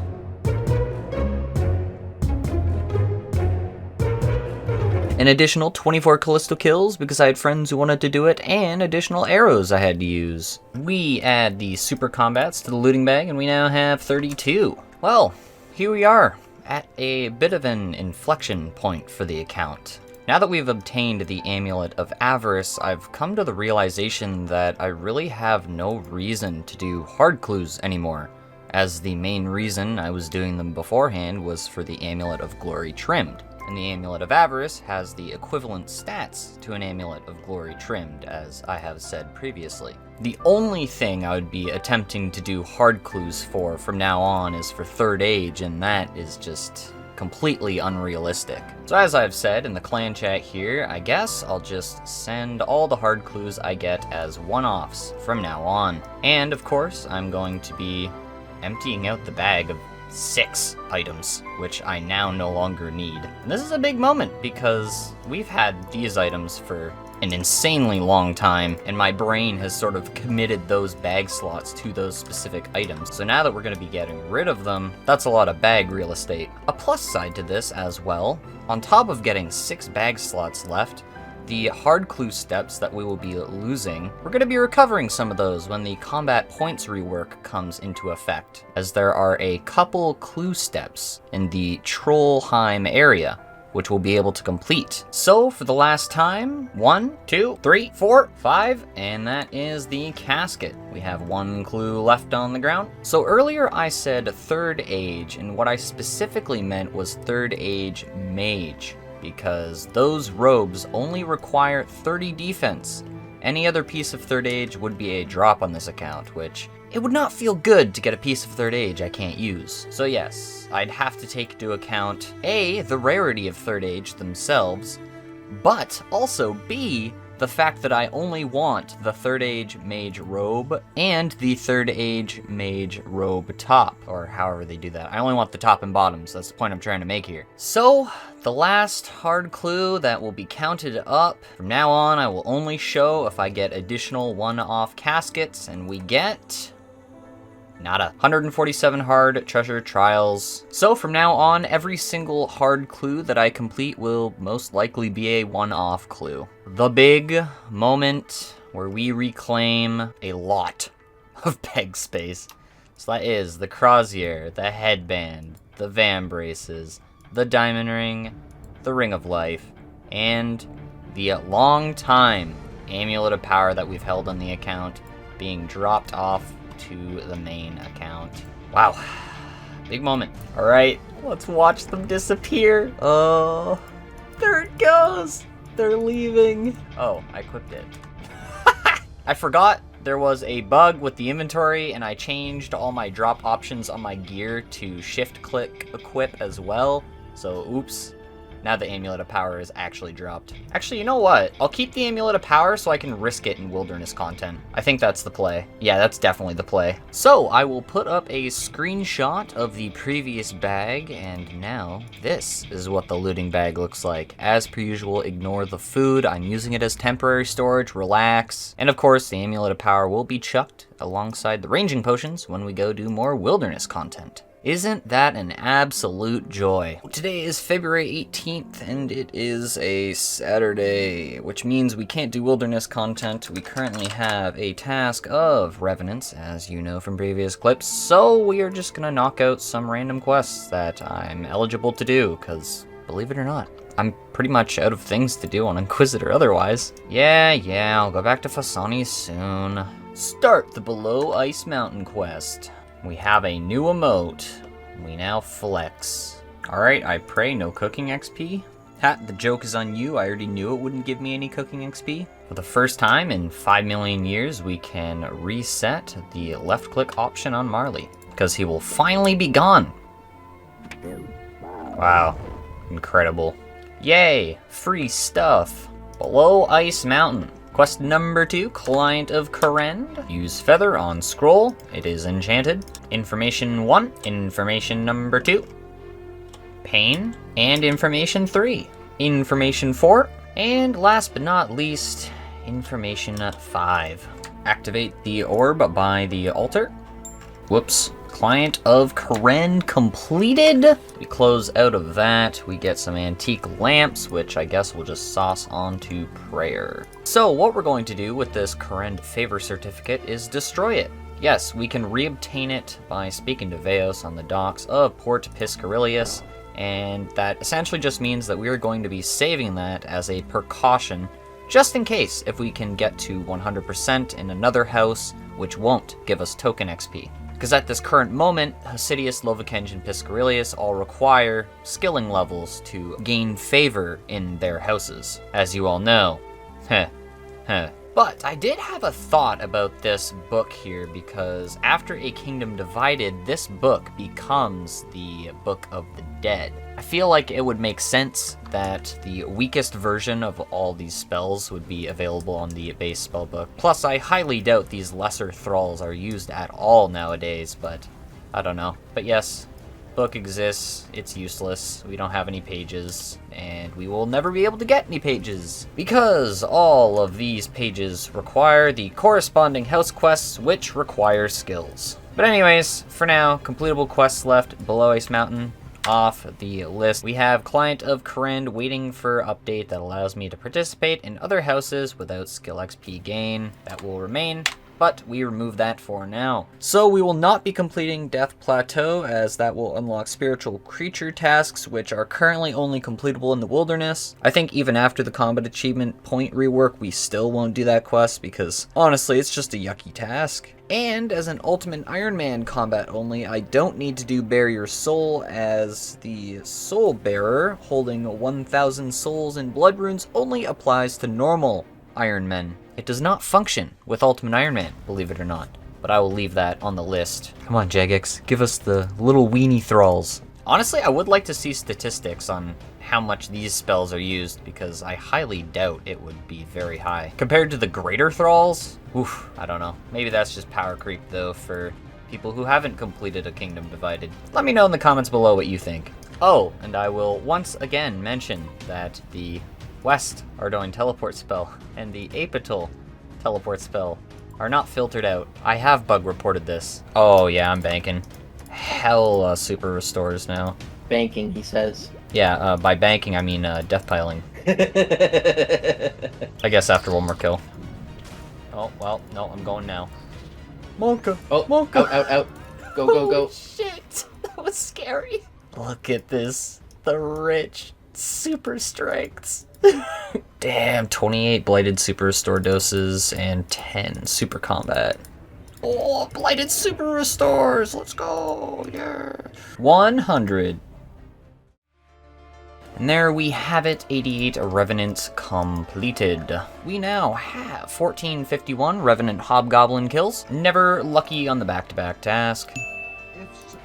Oh, what a big Revenant's task. That is awesome. There we have it, last kill of the task for nothing. I was able to complete that full 97 Revenants in 1 hour, which is really good. And the loot, 1547 now. Well, there's some more Revenants, 41. Not bad. Actually, that's really terrible, but, you know, we take those. Woo, 113 hit points, wow. There we have it. Task completed. Milestone task completed. Yay! So I'm not going to explain this method, as I only used it for one task to test it out and compare it. It is more kills an hour versus the flinch method, which is better, but this is definitely not my favorite Knights method. I will show this though, because there was a funny report of scout bots being used at Knights. Really? Wow, so I've had the chance to see these scout bots on my own. So that method is a lot more stressful than I thought it would be. It requires me to pay a lot more attention to my surroundings, and as you can see, it's a full freaking looting bag plus extra loot in the inventory. Honestly, I personally prefer just killing the hobgoblins as fast as I do with this tent whip. Anyways, 242 Revenant Knights killed now. That was a 24 Revenant Knight kill trip, so while that is definitely better than flinching, I don't know. Maybe I'll finish this task off at Rev Knights. Maybe die along the way, we'll see. 270 total KC now. That's 28 KC of that inventory. That inventory felt a little bit better. I think I'm just gonna bring more bladed super restores so I can camp my ultimate strength and incredible reflexes. So it'll increase my DPS while I just essentially get to watch out for PKers. Task completed. 280 flat. We are just over halfway to rate. Remember, there's a 2 in 5 chance of rolling the Amulet of Avarice and a 1 in 5 chance of rolling any of the weapons. So there's a 3 in 5 chance we'll get something that we don't want now, while there's a 2 in 5 chance of receiving either the crossbow or the vigorous chain mace. 15 skips, and unfortunately, Nothing. 1250 tasks completed, 630 points being received. Incredible. That's a solid 21 skips right there. There's the Revenants. It took a minute. As you can see, we've done a little bit of skipping this morning. So since I have points to skip with, I think I'm just going to send this task at Hobgoblins, and then hopefully we'll follow up with another Revenants task, which I'll go and send at Knights. We have 1.6k charges left in the Tentacle Whip. Another one. I literally just logged from a PK or two, that's funny. That's number 4, which is sort of disgusting. Oh, fun fact, even on task, that's rarer than a weapon roll. That's sort of funny. I don't know, you could argue different table, yada yada yada. Doesn't really matter. At the end of the day, it is what it is. Oh my god. No, that's the rarest one. This one becomes more rare as you skull. Oh no, that's terrible. That's so bad. So A, it's the cheapest emblem, and B, while you're skulled, it's actually the same rate as the medallion, the effigy, and the relic, which are all the more expensive totems. You know, the 4 mil, 8 mil, and 16 mil totems. So while skulled, this emblem goes from a 1 in 2,000 drop rate to almost a 1 in 7,000 drop rate. So yeah, that's a little unlucky. Well, this was a very sad task, to say the least. However, I guess we're getting around 1.6 mil from it. Silver lining, silver lining. 1659 Hobgoblin KC. 1.5 mil. Safety! With an additional 1.5 million Galenar pieces added to the coffer. Here is the Revs log. Over 5,000 KC total now. I think that's where I'm going to leave it off for now. 20 task skips. No back-to-back Revenants. Oh. That's the first time I've watched something despawn from my death piles. It's just sort of funny because usually I never see it. Woo! Party! Let's go! It's honestly just the best in slot rewards. I'm not gonna lie, this emote bops. The new frickin' party emote? Holy, you go absolutely ham. There we go, finally. It's been a minute. You know, Hellhounds at Witch Haven? Sort of comparable to running and restoring your prayer at the Kourend Castle for the Hellhounds in the Catacombs. I'd say probably just about the same length of run too. And that's not to mention, once you've opened the door, it actually stays open, which I never thought it did. I thought it closed and locked after you left. Maybe there was an update. 5 steps on the hard clue for the casket, and it's nothing. Oh. Whoops, I lost track of kills. 450 points. Yeah, Revenants, let's go. Oh my god. I see. So I'm eating a sandwich right now, and I gain 1 million coins. Unless I get PK'd. There we go, task completed. Turns out this guy is super cool. And now we are done yet another Revs task. 1780 Hobbo Gobbos on the scoreboard with our second ancient totem, which I should actually probably go and hand in. Huh. Interesting how that works. Cha-ching! Why, yes, I finished my whole Revenant's task with the totem in my inventory, and yes, you bet we're safe. 107.7 mil. And our Tentacle Whip has 157 attacks left. Maybe I'll get one more Revenant's task, send the last 157 charges at Hobgoblins, then go range the rest at Knights. Back-to-backs, no such luck, so we do some skipping. 2 skips and we get more Revenants. That's what you love to see. 1, 0. There goes the Tent Whip. I have to flinch this Hobgoblin to finish the kill. Oh, there he goes. Easy money for nothing. Well, we have 42 Revenants left on task and a Kraken Tentacle in hand. Huh. Well, we expected it. Now that we are done with the whole Tentacle Whip thing for now, that means we can alchemize the attack cape. To be fair, we didn't really even need to keep it before, but that's around 99k less that I have to spend if I need to go back for another Adamant Defender. And of course, because we are no longer meleeing in the wilderness, we do not need the Mithril Defender anymore. So we are a little bit more free on the bag space and inventory space. And the bag is looking very clean. We have 3 things we can get rid of right now if we need to. The Kraken Tentacle, the Amulet of Strength, and the Amulet of Power. We are saving the Ether as a precaution, as a little reminder, the budget Revenant setup as per usual. So we risk 300k plus our entrance fee, so it's 400k. For some Rev Knight kills, I think that's worth it. Hello everyone, welcome to the alt method for Revenant Knights. So, you have your main stood there, you tag the knight with your alternate account that you will be killing the knight with, you step and run over to here. When the knight gets to that point, you can move your main all the way over to this stalagmite right here. You step back to de-aggro. This is the de-aggro line. Wait for the knight to move to his little corner there. Step in, attack, wait for him to get to these rocks right there. And then he will walk back to here when he's ready. Actually, you can just attack him right here. He'll walk back to his little tile just like that. Now you can toss on your Eagle Eye or your Rigger, and you're AFKing. And also you can move the main back to the starting tile. And of course, during this whole method, you can literally just log out whenever you want, because you're not in combat. It's great. Now, you could argue that you should just use the other Revenant Knight safe spot, which I haven't shown, but it is fairly widely known at this point. The one at the other side, the more highly trafficked area of the cave. But I sort of like my out-of-the-way area here. I mean, the only hint that people get is where my main account is standing, and that's by the West Knight spawn, which is the one I'm luring. I see. Wow, what perfect timing. We can use it on the emblem trader here, and he only takes them on a target world. Not sure if I showed that before, but that's why I was on target worlds beforehand. Sort of important if you want your cash for the statues. Cha-ching, brother man, cha-ching.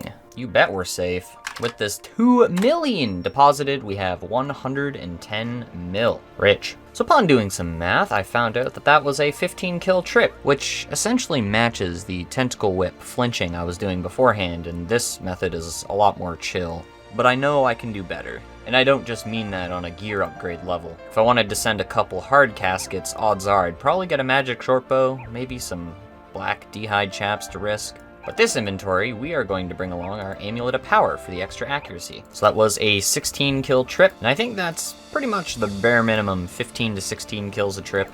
I know I said I could do better, but I genuinely think I'm gonna need some gear upgrades before I can do any better. Whether it's bringing along the Trident and an Occult, or if it's upgrading the Maple Shortbow and the Green d'hide chaps to Black d'hide chaps and a Magic Shortbow, or Magic Shortbow Imbued. Another fun fact about the custom menu swapper, you can swap the Store All option to the top by inserting it into custom swaps, and now, instead of storing one brew at a time, and instead of having to close out and manually use this on the looting bag, you can just deposit, and just like all these single items, you can just chuck them all in with one click. Love to see it. Same with my ether. You're in the bag. Here we have it. Last kill of the task.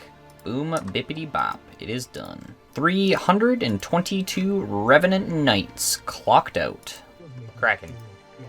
Oh, yeah! Let's go. I wanted Kraken. I got Kraken. Alright, 100 fishing explosives have been purchased. We are going for the Kraken 100 Tentacles task. And as a byproduct, we will receive both the Kraken Hurt Me and Tentacles. 100 times in a privately rented instance without leaving the room, we have our Sanguinesti staff with 6,179 charges. And now we go A, swap our spellbook, and B, buy extra fire runes for our Trident of the Seas. The bag is full up, and I would have been able to store everything, but I have these extra Rev Cave teleports I'm saving right now, so I feel like this is really good. And I feel at the end of the day, we may need that Sanguinesti staff. Worst comes to worst, we'll start attacking the tentacles, and I'll have to remember to log out and log back in once I get down to 100 KC remaining on task, as then you will be able to tell how long it took me. That leaves 100 Kraken left on task, and I will top off the Trident like that.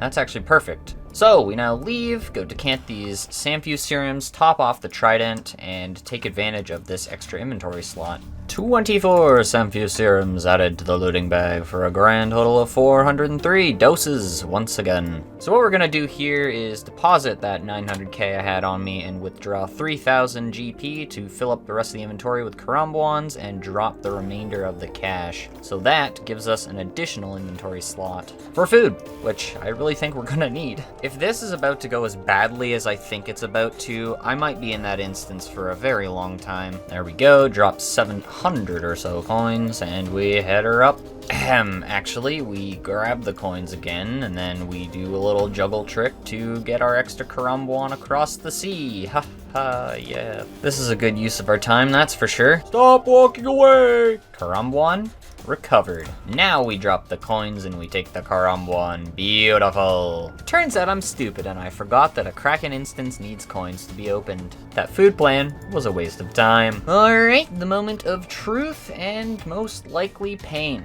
Pay 25,000 coins to enter, and I did not log out before I went in.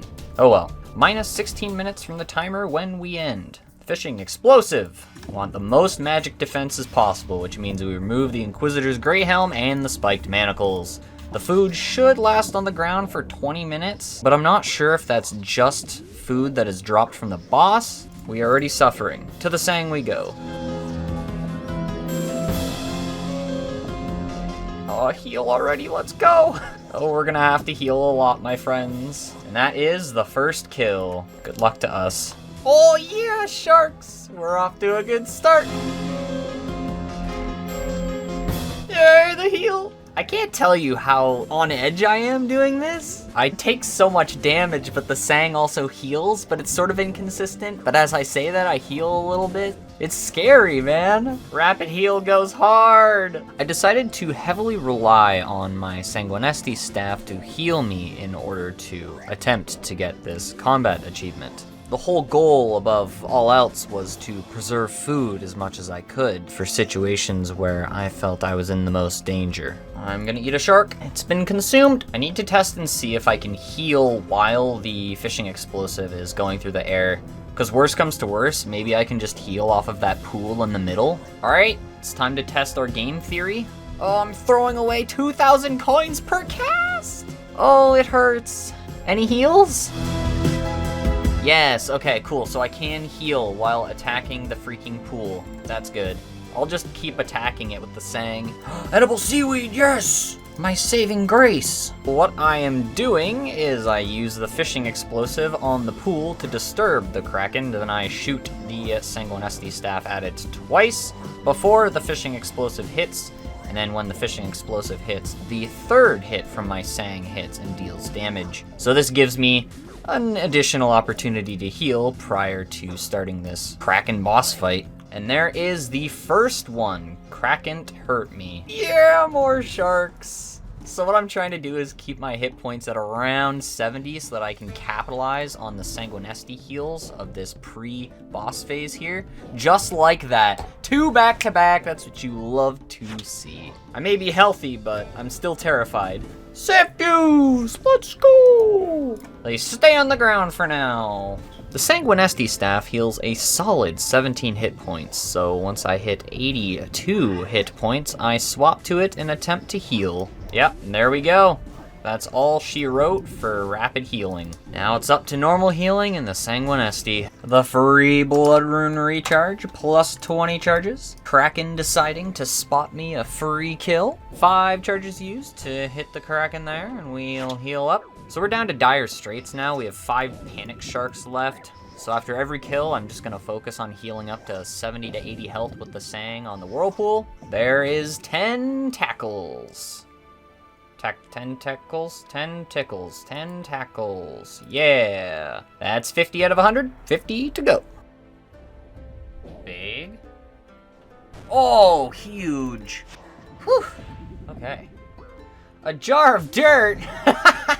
Another Kraken tentacle coming in for no reason at all, because we have the only Kraken tentacle we'll ever need in the bag right now, and we already have 10 Kraken tentacles given to leave McCracken. So this task would not be possible, A, if I didn't have a Sanguinesti staff, and B, if there wasn't this possibility to attack the whirlpool and heal between the kills. I guarantee you I'd be out of food right now if I wasn't able to do this. Hey, Shrine of the Sea is full. That is perfect for using at the Revenant Knights.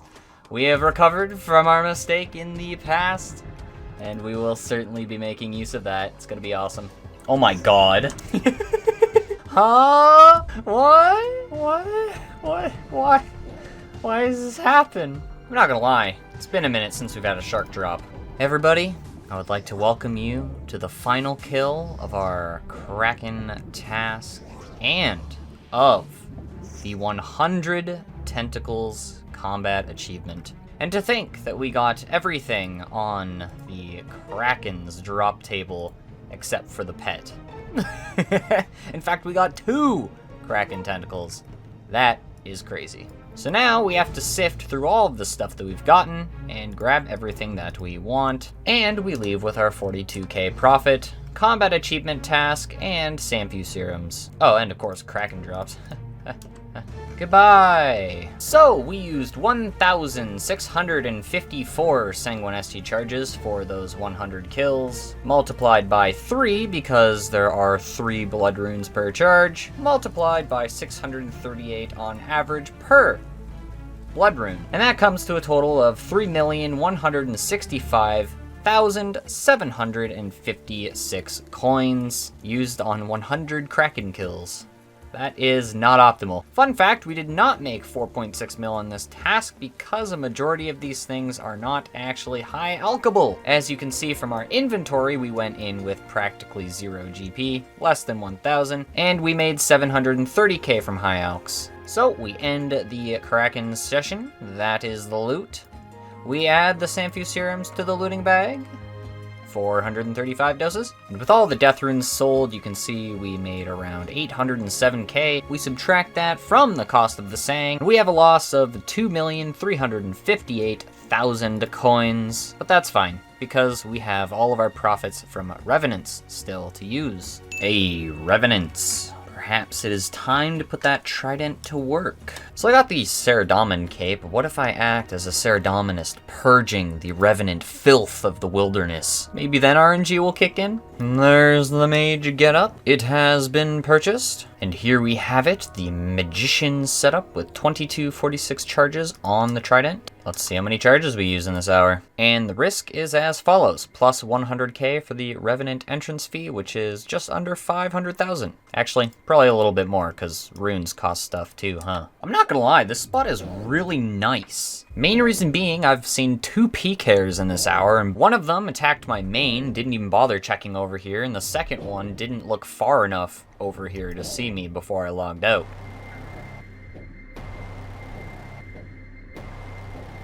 Though I will admit, getting multiple splashes in a row like that feels very bad here. This is better DPS than my budget setup. The first inventory, not bad at all. We get 21 kills, which is a little bit of a step up on the previous amount.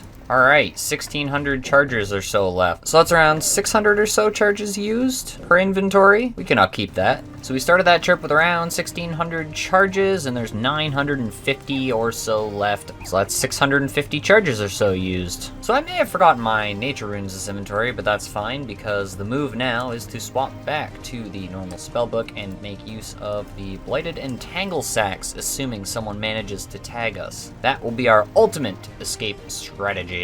That's a big hit to finish off the task. Nothing. Of course, that is 383 Revenant Knights killed. And you can -1 because I forgot to skull one task and I just killed it on task. So I had 500 charges left after that task, and I genuinely think the call is to just charge up the trident, then send it on task, and only recharge it when I have to. Save myself some time between trips. The moment that we all wait for, never back to back, and we will do some skipping. 5. right back into the building. 2151 charges should be enough to cover this whole task. I have made the executive decision to just use the imbued Zamorak cape for the extra accuracy. No max hits. Oh no, that's another super rare emblem. Well, you hate to see that, honestly. Oh, damn, man.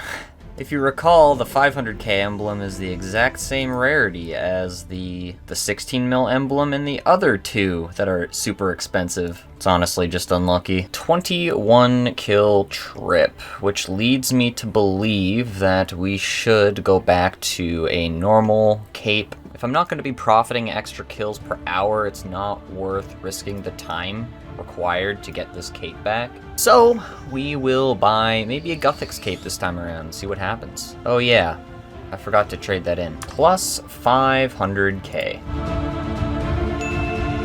Oh my god. Yeah, it's a drop to the main. Ha ha ha! Wow, that was a great one, oh my god. So, two things I've discovered since starting to do this method. It's actually much better to splash when the knight is fleeing to go to this corner right here, because it actually aggroes him quicker than landing a hit. And secondly, this is such a low trafficked area. It is fantastic. Smart man. He ran past my main and went for Inquis. Thankfully, I got the log out just before the knight attacked me. Actually, I think it may have thrown a little spiky ball at me, but I don't think that actually well, clearly that doesn't register as a hit until it actually hits you, so that's really neat. There we have it. Another task completed at the Knights. Unlucky totem and 445. Remember, we have extra Hobgoblin KC as well. I decided I would fully charge up the Trident. And this is using up our Chaos Runes too, which is really good. I sort of realized that we've just been holding on to this Chaos Rune stack because it's so large I can't be asked to sell it. And dropping it, well, that's out of the question. Back to back, no such luck. We resume our skipping of earlier. All right, no such luck, 10 skips done.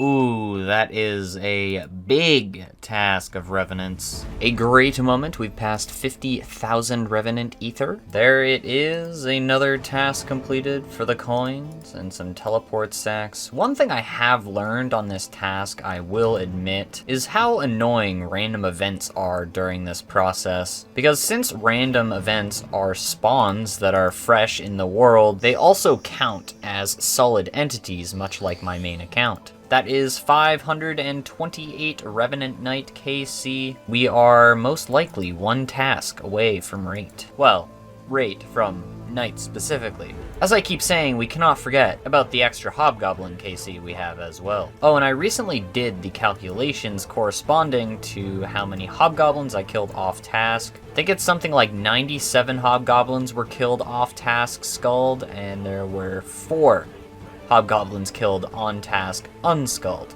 Oops. So that is around 1700 KC skulled on task, which means 4 Hobgoblins alone, we're 100 or 200 away from what should be rate. There we have it, the last of the fire runes, and we are charging up not 1 but 2 Tridents of the Sea. Yep, that's just how that Revs task went. There is the Milestone task completed, 270 points. Unfortunately, no occult from this task, and looking at my loot tracker, I'm actually overrate by quite a bit for more occults from normal Smoke Devils, so it's not a huge deal at the end of the day. Wow, nice. I like Revenants. They're pretty cool. Okay, I see. Well, I guess that's something. We can't really complain, but I'm gonna complain. Oh my god. Well, on the plus side, we now no longer need to reskull, and we get additional damage. Let's just toss that bad boy on. Damn. Well, Amulet of Avarice number 2. 32? Our max before was a 28? Okay. Well, the one plus side, the kills an hour should go up now. I'm just gonna drop the Amulet of Magic. Oh, and that was 555. Well, I guess 554 Revenant Knight KC skulled on task. 5432 total Revenant KC. Oh, that's a big hit. 33 is our new max hit. So I just did some DPS calcs, and adding the Amulet of Avarice to my setup, well, it's a 41% DPS increase. Woo! And there goes another ancient crystal. So a big fun fact coming through, if we add the imbued Zamorak cape to our setup, we get an additional max hit, which means that we do 51% more damage per second at nights. For the time being, you know, until we inevitably die. But that is a massive DPS increase, and I hope we're able to capitalize on the extra kills an hour. So since this is a 50% DPS increase, we should see around 30 kills an hour now. Oh, that's the max hit. Yeah! Never thought you'd actually see an Ultimate Ironman using a wilderness item in the wilderness, huh? Well, since we got a duplicate, here we are. The Amulet of Avarice provides an additional 20% increase in accuracy and damage when fighting Revenants, which is why my DPS went up so much. And with it equipped, I have a permanent skull, which essentially means that I no longer have to attack my main every 20 minutes, which is really nice. And there it is, the task is complete with no such luck. We've got a few skips to use. One skip and we're right back to Revenants. You love to see it.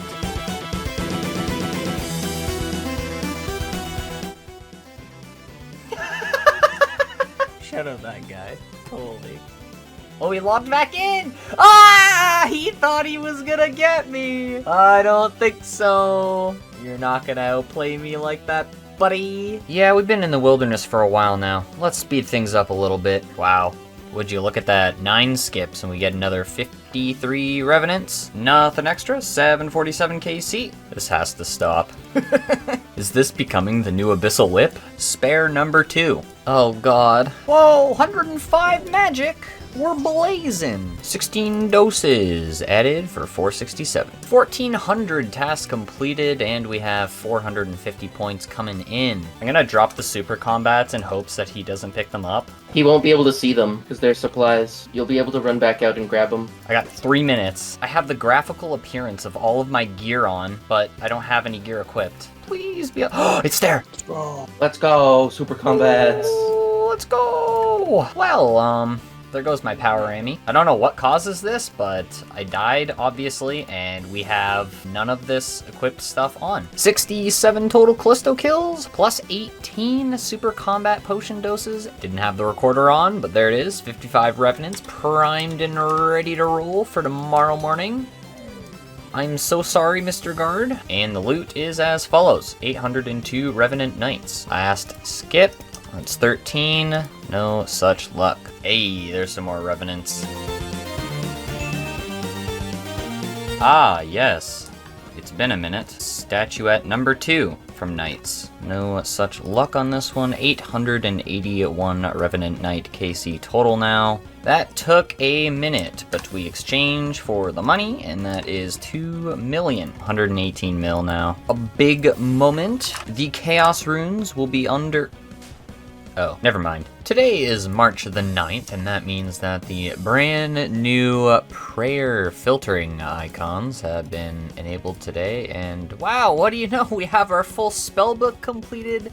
That is awesome. Also, the Abyssal Dagger was buffed today, meaning that now the special attack only requires 25% instead of the 50% that it was before. Still not as good as the DDS, but I will take it. Milestone task completed. Fun fact, I found this out recently. You can actually unnote food on the mercenary. That's pretty neat, I guess. And we are officially over 8 again. 924 Knights KC. Oh, wow. Okay, I'll take that. I think this is the first time that I've had back-to-back Revenants. Wow, let's go. And of course, by back-to-back, I mean Revenant's task into a Turiel task into Revenants. And we have 977 Revenant Knights slain at this point. Oh, 6 skips and we get the back 3 back revs. And that is a huge task too. We love to see that. And here's a cheeky Revenants update. 5856 KC. A possible discovery may have just been made. So after I pull the main over here, if I step to Diagro, step here, attack, then run north, That pulls him around the corner, so you don't have to wait for him to flee to that corner. Ooh. Okay, I'm happy with that discovery. Let's go.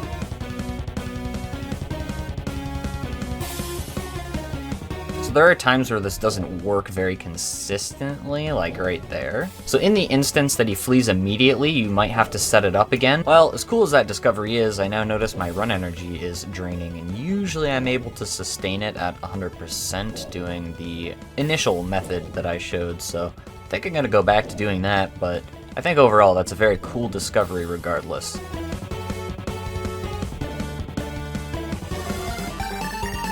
How did that guy not get on me? Did he log in? Oh! I bet if he wanted to kill me, he could have got on me there. Shout out to, yeah, that guy. We are officially over 1,000 Revenant Knight kills. So I watched back the footage, and that was the first time in over 1,000 kills where a PKer could have actually have gotten on me. Thankfully, it was someone who liked the series. Ah yes, content creator bias. You'll love to see it. And that's the downside to using an alt account up in Deep Wilderness, because your attention gets split between the two accounts. I think we can summarize that whole occurrence as timing. There's actually no way I just back-to-back Revenants again. So this won't quite put us to the Revenant Knight drop rate alone, but as I keep saying, we keep mentioning that Revenant Hobgoblin, Casey. We are over rate. Anytime now. Anytime now. Another task comes and goes. No loot. And the total loot since starting post-update. We are pretty much one task away from getting to drop rate. Okay, now we're officially under 200k Chaos Runes. Woo! So there's no way we get the back 3 back, right? No, there isn't. Well, we are back to tutorial skipping. There we have it, some more Revenantes. And with this task completion, we have officially passed the drop rate for a second Revenant item. 1,179 on task and Scald Revenant Knight kills. Feel like it's been a minute since I've showed this. 6,059 Revenant kills total all time. 1,500 Slayer tasks have been completed, 630 points added to our total. There's some Revenants. Yup, that's another task done. 1224 total Scald on task. We'll get something soon, guys, I swear. Oh, 20 skips and we get more Revenants. And another nothing achieved. 1280. Oh, the recorder wasn't on. 66 Revenants. No way. What the hell's the walk here?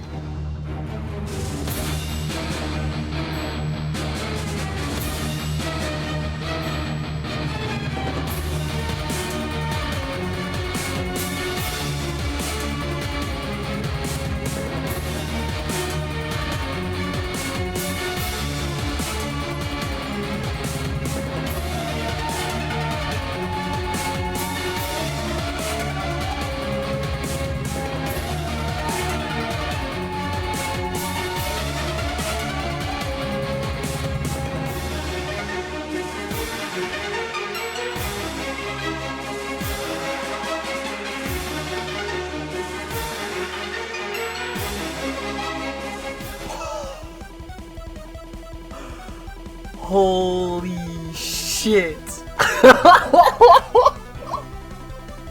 I'm shaking so much right now. I thought I was dead for sure. Oh, I caught the freeze.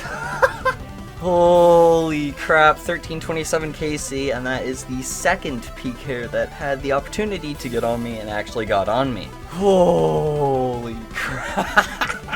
Good fight, Mr. PKer, you almost had me. I don't know, when I get in situations like that, my brain just toggles off. Willie's scary, man. I just wanted to add, I'm so glad he did not have seeds. He was quick on the tag there, holy. Well, that was quite the exciting task, some would say for the wrong reason. And 1347. Man. Ooh. That's a huge Revenant's task. Love those. This is new.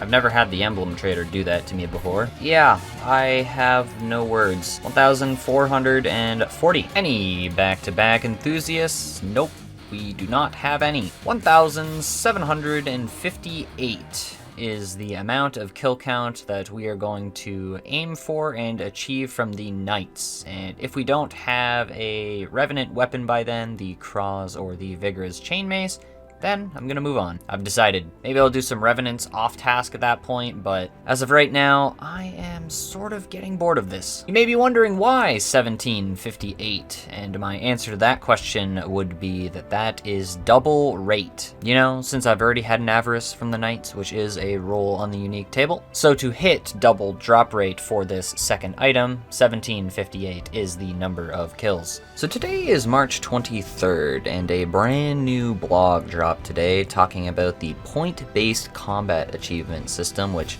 is awesome. This gives combat-only accounts access to God Wars Dungeon, as I have said in the past. I'm very excited that it's finally being pulled. However, there is one part mentioned in here specifically: Revenant Slayer task extensions. Well, my friends, guess what we're doing right now?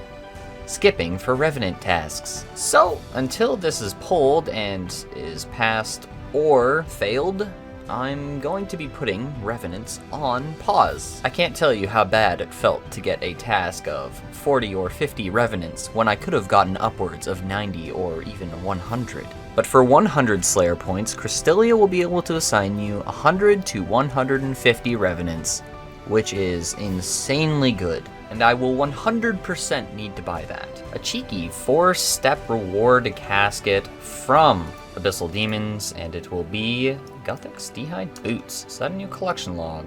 It is not. It's a drop to the main. Free money, I guess. I've decided, since the majority of the wilderness bosses, 2 out of 3 that is, can be killed with the Obsidian Mace, and in some cases are actually better with the Obsidian Mace versus the Tentacle Whip, I'm going to get rid of these extra Kraken tentacles. And who's to say we won't receive another from this Kraken task, which is not displaying correctly? Well, you'll see it in the next clip if I get anything. 40 Sanfew Serum doses added, and we're back over 500 with 507 doses total. And we have a little elite clue we're trying to do here. Step 2, completable. Yeah, that's a drop. Task Milestone. So this is sort of funny. In the past, when going to charge Rings of Wealth at this Fountain of Rune, I would always go and kill things for a Cosmic Rune prior to coming here. But you actually get unlimited runes at this fountain, you just get no XP for actually using the spells. With the Ring of Wealth made and using it on the Fountain of Rune to charge it up, we will get our charged Ring of Wealth and swap the left click to Grand Exchange. Very cool. So this means now when we go and try some Spindel, we can go and teleport if we see anyone who wants to kill us. Here we go. Boom bippity bop. Spindel. The only thing we really risk is a 300 to 400k Kraken Tentacle, as well as this 50k boss entrance fee. The goal, 20 Spindel KC for the combat achievement. You're so close. Oh my god. That was excruciatingly painful. 5-minute kill! And I used the full stamina potion! KC2. Okay. Much longer kill, but that was better on the stamina doses. So all of the wilderness bosses are fairly easy, and the singles variant of Spindel is no exception. When you're meleeing, as long as you're standing beside her, she will melee you. One of the phases, she will spawn these little spiderlings, which you'll have to kill as soon as possible, as they will allow Spindel to deal additional damage through your prayer. Every other time Spindel moves, she will do a special attack, either those spiders or the web. Do not stand in the web, as it will constantly deal little amounts of damage and drain your run energy.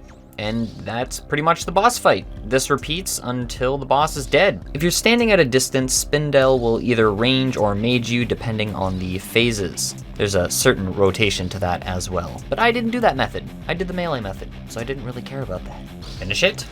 Nice. Alright, this is looking like a 2-kill trip. Attack and strength potions were the call. There it is, a 2-kill trip. I would continue, but prayer. That is the 3-kill trip, and we get a majority of the blighted superstores we need for the next inventory. Goodbye. Hey, there it is. Venenatus Adept. 10 KC, another 3-kill trip, 10 more KC to go. Come on, please! Kill! Yes! Yes! Let's go! What an absolute tragedy of an inventory. I was very lucky that I even finished the frickin' 3 kills that trip. There we have it, a lovely, lovely 4-kill trip. And there we have it, the big 20 KC coming in for Venenatus / Spindel.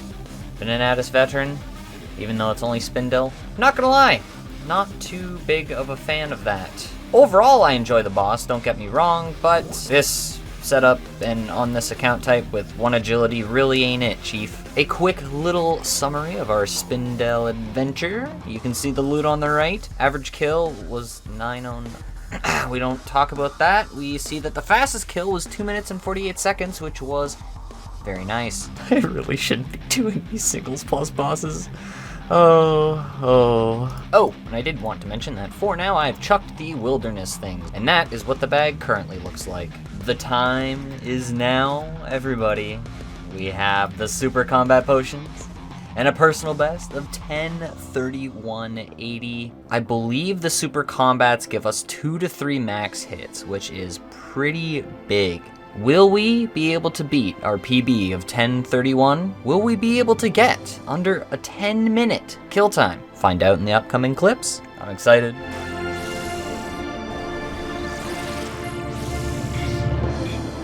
Oh my god. The super combats are so nice. And we get another parasitic egg. Oh my gosh. Well, there it is.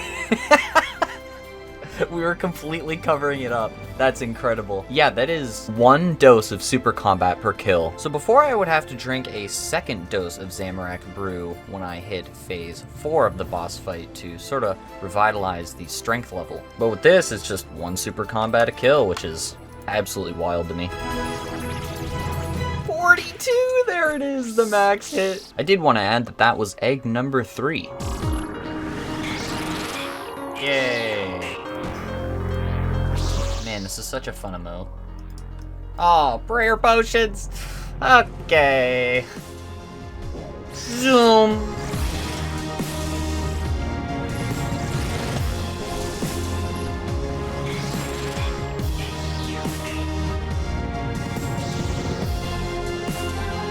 No! I was praying, hoping I would not get another Sanfu drop right now. No! I'm gonna have to leave some behind. Oh, that's painful. Okay, I only have to leave 1 behind. That's not too bad. Okay, 1 in 1 dose, so that's 5 doses of Sanfu serum I have to leave, as well as some prayer potions. Oh well, that was a 4-kill Fasani Nightmare trip. Really love to see that. The final number, 543 Sanfu doses. Wow. That is a lot. I didn't mention this before, but I used around 2,000 Abyssal Tentacle charges, killing Spindle 20 times. But now we pot Story Mode Theater of Blood in attempt to get the speedrun task. 1, 2, another 1. I was clean, holy. Just send it.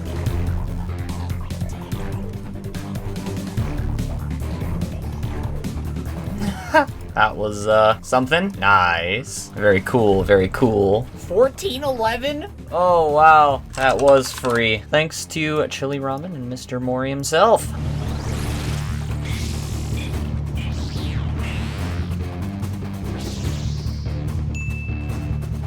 Oh. Another slappy tablet. That is number 3, I believe. Unfortunately, there is no count in the Nightmare collection log. What a darn shame. Perhaps some device could utilize it.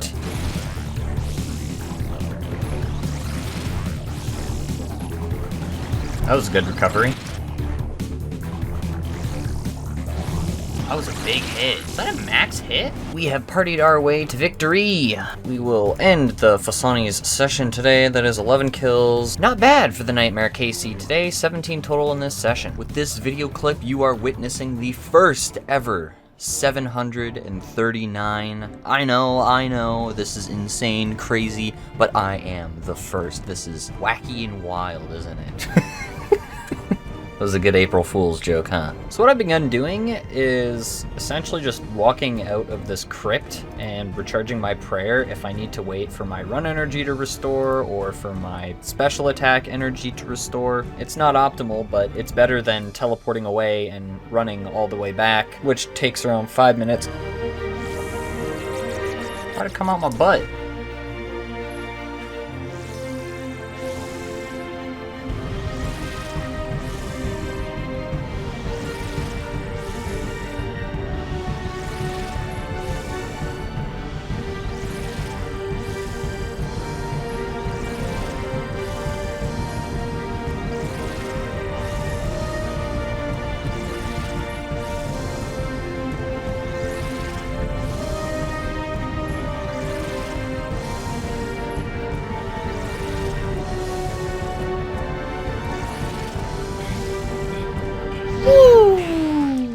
Wait, why wasn't my redemption on? That's the whole reason why I drank the prayer potion. Okay, well that could have been, sorely miscalculated. Sure was a close one, wasn't it? Decided I'm going to bring 4 prayer potions now and 3 Sanfew serums. As most of the time, I will do 2 kill trips, but if I do get supply drops, then I can do extra kills in a trip. So I think to achieve this, the extra prayer potion will be more beneficial than a 4th Sanfew serum. So I think with the super combats, I use on average maybe 3 doses of Sanfew per kill. Can't spin anymore. Why not? They disable my spinning. I can't spin! What is this blasphemy? Okay, I lied. It takes around 3 minutes and 45 seconds to walk outside to the altar and walk back. Still faster than fully regearing, though. Big ol' 6'2", baby. Oh! The Giga hits, holy! Aw, come on. No way! That was going so well. That was such a good start. Oh, the 66 max hammer. Oh god. Wait, what? I turned my prayer off and it turned back on automatically. I went early. Wait. Oh, that was a little lag split. Strength. Thank you.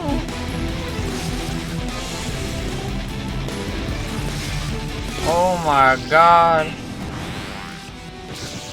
Look at that, we got a little strength level coming in, and it doesn't... Don't disturb, no. Well, that's what I was hoping wouldn't happen. I hate it when I get 2 potion drops in 1 inventory of Fasanis. Alright, 4 kill Fasani trip. We are gaming. An elite clue. Been a minute since I've had one of these from Fasani's, and that is, naturally, a drop. I don't think I really need to explain this one, but the Shadow Dungeon requires Desert Treasure, which also gives access to the Ring of Visibility or something like that. I don't have a Miter, a Rune Crossbow, nor do I have the ability to wear climbing boots. You need Death Plateau for that.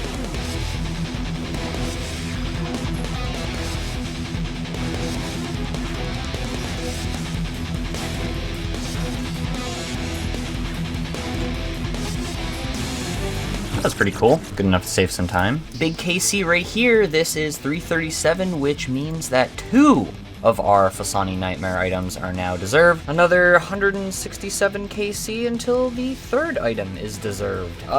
Correction. Apparently that was 3 kills ago at 334 KC. Oops. Pause. Could be a PB. Come on. Big hits, big hits, big hits.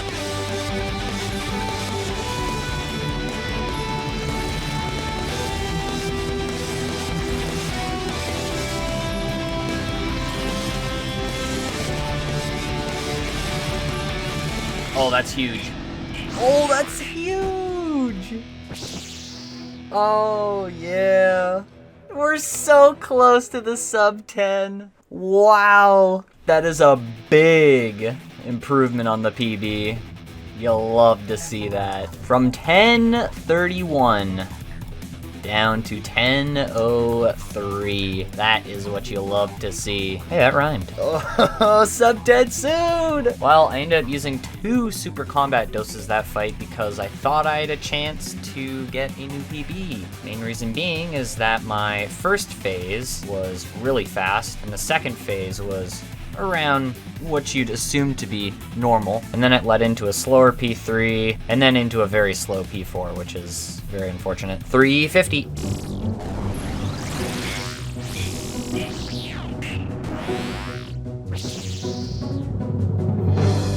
Oh my god! Is it the pet? Huh? Aww. That's my 4th pet. That's my 4th pet. Grass. Fucking spoon. See. Wait. Try and restart the fight with a pet owl. Oh, I can. It's just, I can't come back in with it. The game's forcing me to death pile and get rid of the pet. Oh, God. I don't know what to say about this. Yeah. Oh my god. Now the game's forcing me to go death pile. Oh my. Back to back? So, since Jagex is forcing me to death pile, as you can see here, it comes at sort of an opportune moment because we are officially at the end of the line for the super combat potions. And this will allow me to get out the Zamorak brews again, of which I have 220 stacked up from the 50 to 60 kills that I just did with the super combat potions. Good morning, everyone. It is 8 a.m. on a lovely Wednesday, April the 12th.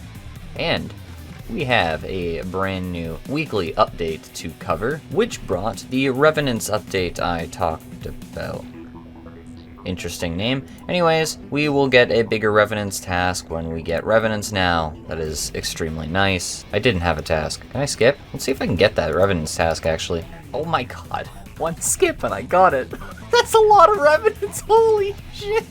Wow. Oh, that's a yippee from me. Wow, that makes me really happy. Holy crap. An issue that I had before with the Laren's keys, they are now tradable, so that means that they shouldn't destroy on death piling anymore. And our 4th nightmare pet is gone. I really wish there was a toggle to receive another pet token instead of another duplicate pet, which is gonna force me to death pile. Oh, another Sleppy tablet. Would you look at that? I didn't even realize, but as I hit the last phase there was potential for a PB. And the elite clue is a drop. We cannot get to Zol and drop.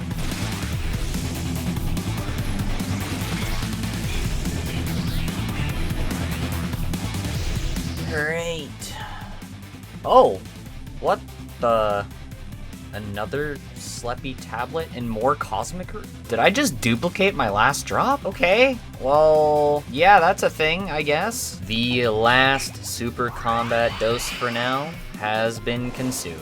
And the last kill will yield us another Sleppy tablet. What the hell is happening? Well, that's all she wrote for these super combats. I may as well stay for an extra kill or 2 depending on the Zamorak and brew doses. Okay, another Sleppy tablet. If you can't tell at this point, the new update came into the game. I couldn't keep doing it to you all. I can't do the fake reactions, man. Yeah, this is my life now. Receiving the Sleppy tablet every single kill. Mocking me. Wait, can I pick up multiple of these at once? Tablet crumbles to dust as you touch it. Interesting. Well, if you learned something new today, that's my life now. Every single kill I'm gonna get mocked and it's gonna be great. Nothing on the last kill. 365 KC will be the Fasani Nightmare kill count for now. And at the start of the next episode, we will most likely be starting off at Revs. We'll see how I'm feeling though.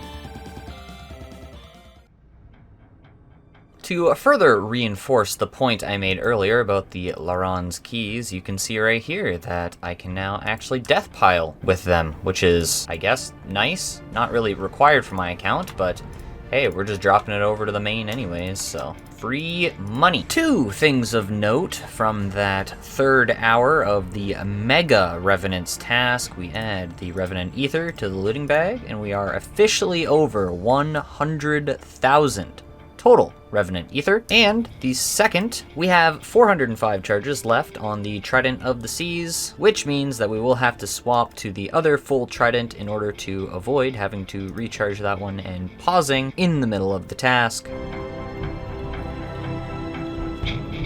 Bro.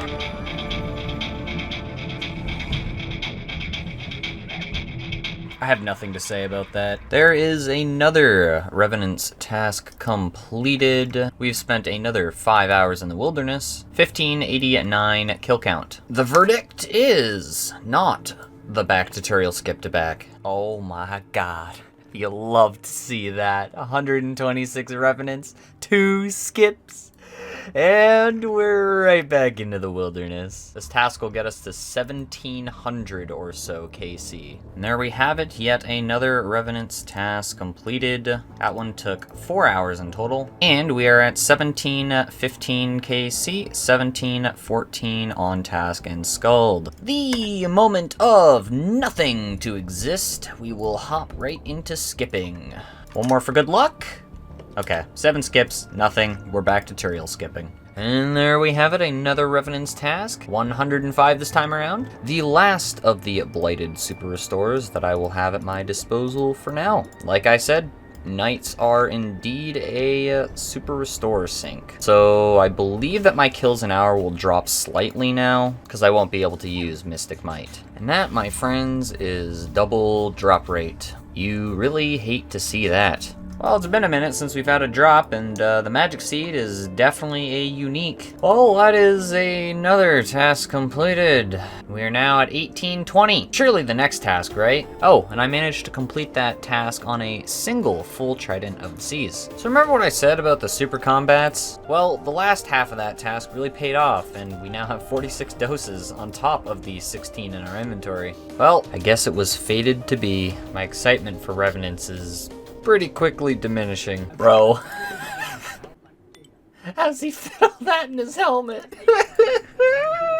So the new haircut update came out this week, and 117 HD broke, so we are rocking normal graphics for now. I'll swap back when everything is fixed. I think it's an older hairstyle, but I sort of want to go with long curtains on Inquisitor.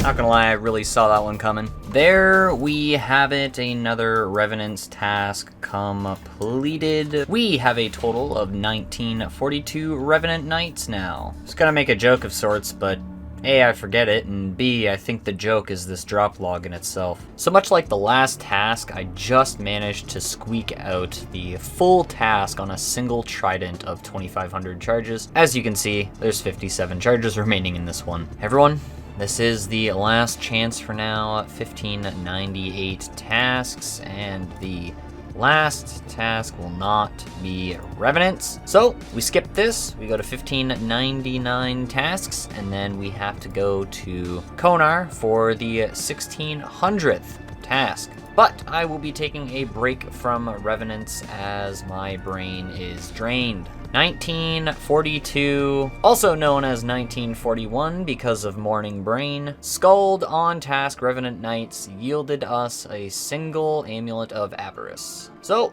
be back to normal Slayer, raids, and of course the Phosani's Nightmare, until I feel like doing revs again. Cave Kraken. I guess it'd do me some good to show this as well. The final Revenant's log pre and post buffs. 6822 total Revenants killed. Another incident of not having the recorder on again. We grab ourselves another Kraken Tentacle. Lots of Samfuse this task, which means that we get an additional 48 doses so far. 2 add to the looting bag, and that gives us a total of 460 Samfu doses. A big ol' task milestone completed. Another 24 doses added to the bag for a total of 4 484. And you can see all the Kraken information on the right there. What the? Huh? Oh, protect item was removed. That looks so weird. Oh no. This feels so weird. Oh my god. Well, my friends, I guess spellbook filtering goes off. Yep, see?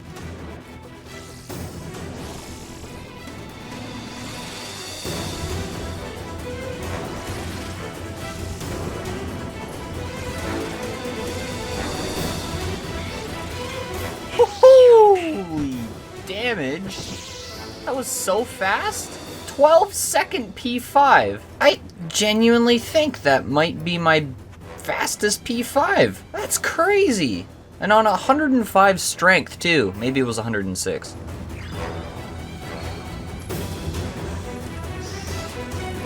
Oh, bye. Ooh, yes, don't mind if I do. An elite clue and sharks. The elite clue will be incompletable as we cannot get to the fishing platform. We can't equip a normal amulet of glory. Barrows gloves. Oh, that's a good one, my friends. That's a good one. Big spec. That was a big spec. And with that kill, my friends, we are officially, pretend that says 0, out of Sanguinesti staff charges. So you know what that means? It means say goodbye to our cash stack because we're spending money on blood runes. I think I'll fully charge up the Sanguinesti now. Hello, everyone. Do you want to watch 39 million coins disappear? No, me neither.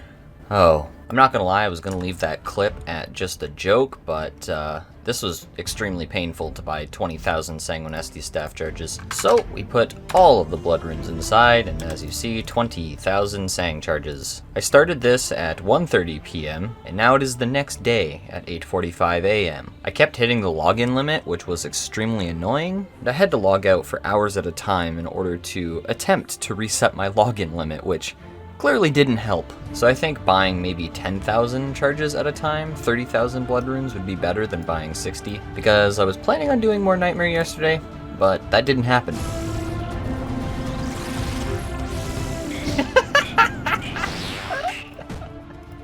That's so much fun. Blood runes, love to see those. 390 KC, and my staff is charged up a little more.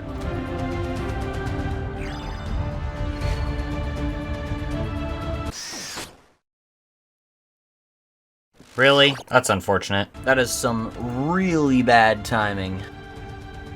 Oh, I hate it when this game does this to me. I really need these prayer potions too. That sucks. Alright, that's it. I am never doing back-to-back kills when I get potion drops again.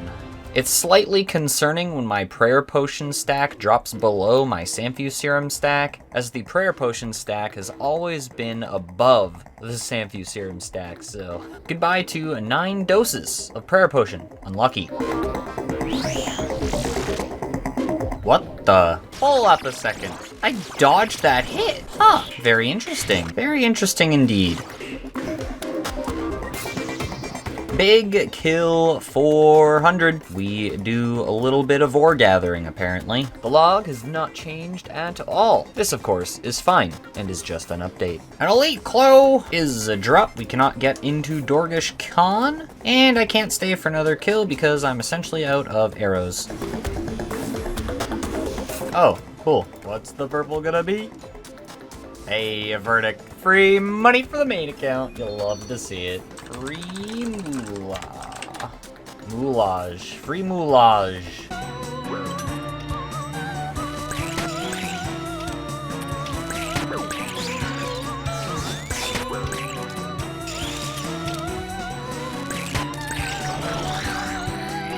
The specs were big, and the loot is a back-to-back.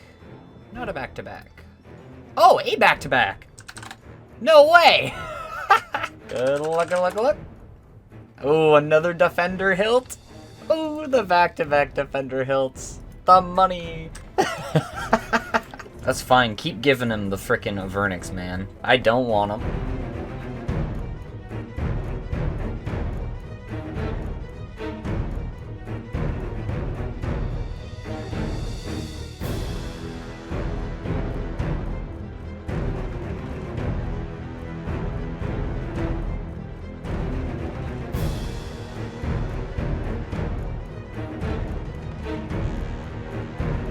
Nice. We skipped those. Yeah, it was really bad. I'm so glad. No way. That was so bad. Jesus. Oh, good Justy face guard. That was so bad. Oh, that tanking was horrible. Yeah, not even unique. From 5 Theater of Blood and 3 back-to-backs on the last 3 theaters. Holy crap, we made some money on the main. The foamies had some other things to attend to, so we did not go for the back 4 back. Unfortunate, we'll never know if we would have gotten it. And you can see the bossing info on the right there. Oh no! Oh no! Well, it's the first time this has ever happened. I finished my task, and I got a superior, but I'm out of the rock throwing hammers. I don't think I A, have enough run energy, and B, could make it to the Slayer Master in time to buy a rock hammer. Well, that's not optimal. Okay, I cannot do the hard clue. Well, that's -1 superior. Aw, yeah, I just despawned. Man. Well, note to everyone watching this video. Always bring a rock hammer or an extra rock throwing hammer. Tab back into getting this. Okay, I see. Kraken Tentacle. I don't know why I said it that way, but next clip. 48 Sanfu Serum doses added to the looting bag for a total of 475 now. It's 6:46 a.m., man. It's quality of life week. Check out the new combat achievement system. Wow, that's really weird. Totally not like I just talked about this. I'm just waking up, I can't find it. Let's check. Oh my. Oh yeah. You have rewards to collect from Gommel. I think the best part about this whole combat achievements point system, you can just click the strength cape, run east, and talk to Gommel. I hope I have enough inventory space. I think I've completed a combat tier. You've completed the hard rewards. Boosted clue rates up to hard clues now. You love to see that. And most importantly, an unlimited teleport to Trollheim. Thank you so much. And there it is. The hard tier. Easy peasy. Alright, for the first time ever, let's hit the teleport. Go up to Trollheim. Whoa, the music track getting unlocked. Wow, we've never been here before. That's super cool. Oh yeah, we'll get freaking run energy drained. So I'm not actually going to check out God Wars Dungeon first. I'm going to actually run around to the west here and check out these caves. Man, I chose a great time to teleport up, huh? Hello there. The troll child is crying to itself. It is ignoring you completely. Ah, yes, Desert Treasure NPC. I'm actually sort of terrified to do new things on this account. Ow, damage. Oh, okay, we can enter this cave. Run. Enter crevasse. Ow, 17. Romancing the Crone. Okay. We can talk to Brambickle now! Though it could be something like how Sigly the Hunter works, in that you have to complete a quest in order to talk to him for the clue step. Well, let's try to talk to him anyways, see what he says. You're a long way from home, what are you doing here? Expedition, King Narod sent, and furthest reaches, hard job. So we just have a nice little conversation. So I can walk this whole area, I guess. Too dangerous to go down here by foot. Surely it'll just tell me no, right? You need an agility level of at least 28. Interesting. Okay. This is so crazy, man. I didn't actually think this would come today. I thought it was going to be in the middle of May or end of May. No, it's May the 3rd today. Very cool. So I guess while I'm death piling, I can talk about what the combat achievements point system changes for my account specifically as opposed to other combat only accounts. So because I'm 30 defense, I cannot take advantage of the Bandos armor that Bandos drops as it requires 65 defense. So that essentially takes Grardor off the list entirely, so no Bandos for me. Remember, we don't have the smithing levels to make the Godsword blades and therefore cannot make any God swords on these accounts. As for Zami or Krill Sutsuru, Azeroth. I cannot use a Zamorakian Spear because of the attack styles. All of them train defense. The Steam Battle Staff is pretty much useless. I don't need fire and water combination runes. And that just leaves the Staff of the Dead, which I can use, and it's actually best in slot at Ice Demon in the Chambers of Xeric, with the Flames of Zamorak and charge spells. However, that actually means I have to kill Zamorak. I actually did some of this in the beta worlds. I wanted to test it out to see how feasible it was, and it wasn't really that feasible.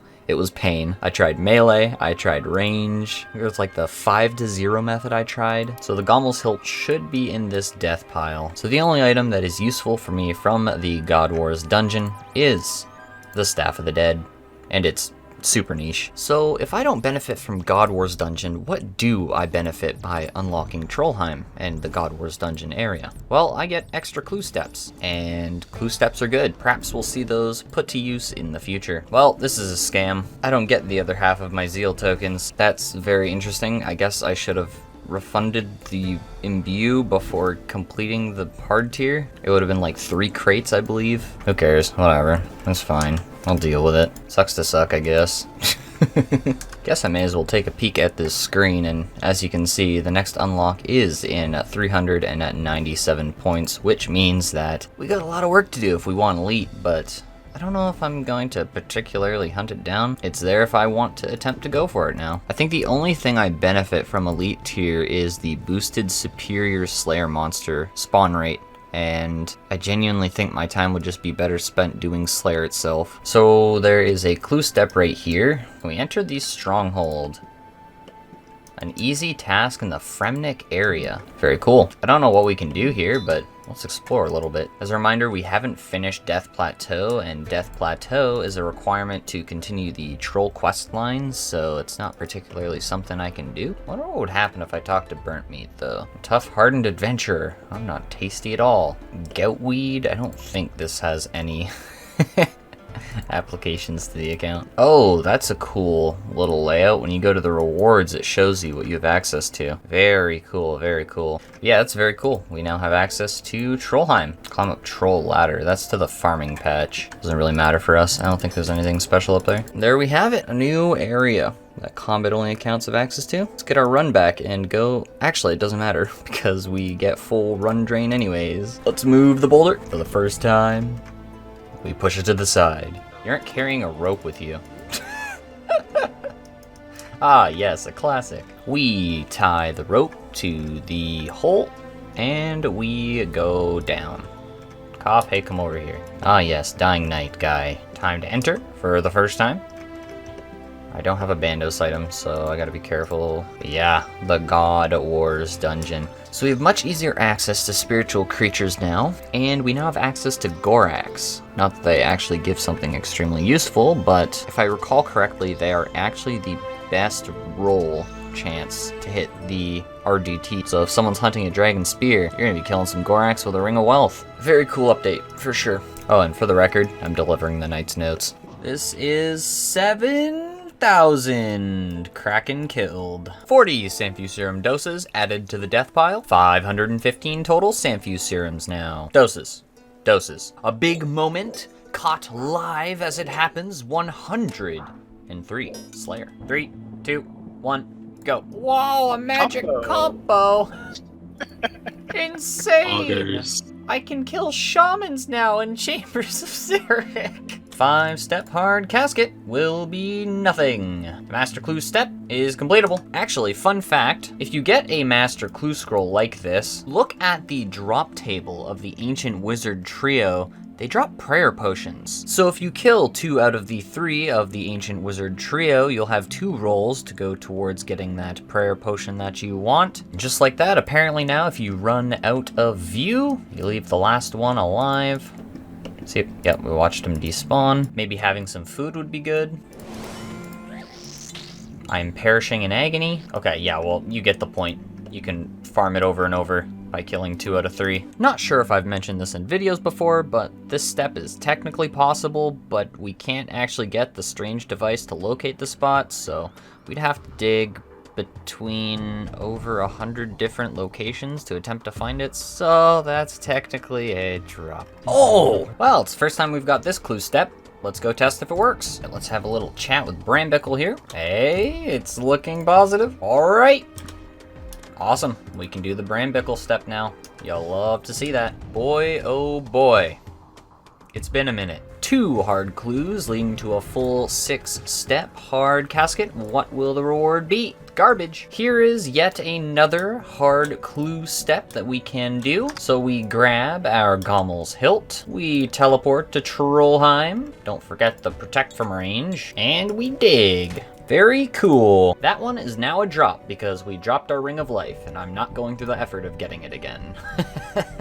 A full 6-step hard casket off of a singular hard clue, and man, hellhounds have been raining hard clues. Before we leave, let's open it up in the wilderness for nothing. Hey, black D-hide chaps, I can risk those in the wilderness. Free range accuracy. What the? Special loot from a raid. What is that? Ah, that's the famous clan notification bug. All raid loot is broadcasting. That's probably why I haven't seen it, because not a lot of 807s are doing raids.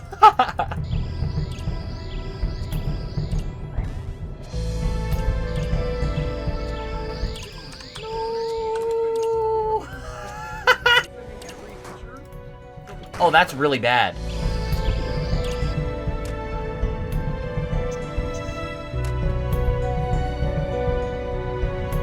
The 1+1, this is probably going to suck. So what does one do when it's their birthday morning and there's nobody else online who wants to do Chambers of Xeric? To be fair, it was the middle of the week, so people were probably working. Well, obviously you really want to do Chambers of Xeric, so you send a 1+1. I guess you could say I'm a little bit crazy. Now, the downside to sending a Dolo, which just means that I'm playing both accounts in this raid, is the fact that my other account is a main account. So, in order to get supplies on Inquisitor, I have to make sure that the kill credit goes to Inquisitor rather than my main. At the current moment, that's just how the boss drops work in Chambers of Xeric. If a main account does a majority of the damage, Ironmen don't get it. And of course, because it's a scaled raid, a 1+1, that means the boss's health pools, defense, etc. are all scaled up slightly. So essentially I'm doing a 2-man raid on 1 account. But technically 2 accounts because I'm playing them both and I swap them in and out according. Anyways, that's pretty much it. Let's see how it goes. I think the main's gonna get these 2. Oh? Oh yeah, dude! Oh, that's so good. How did I manage that? Alright, I died once on Inquisitor.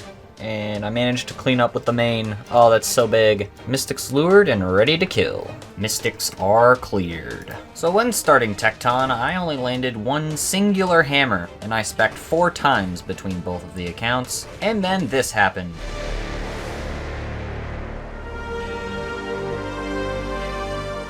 Well, that's unlucky, Chief. I think this is a reset. 2 phases in a row, skill issue. Man, this is so sad too, because I managed to get the frickin' Vanguard potions as well, which I totally was expecting to lose 1 or 2 of them. But I did manage to swing in on the main and get the kill. Here we go, Tecton dead. Yeah, main got that one. Let's just go and chop the tree on the main. And I did just that, and then realized something was amiss.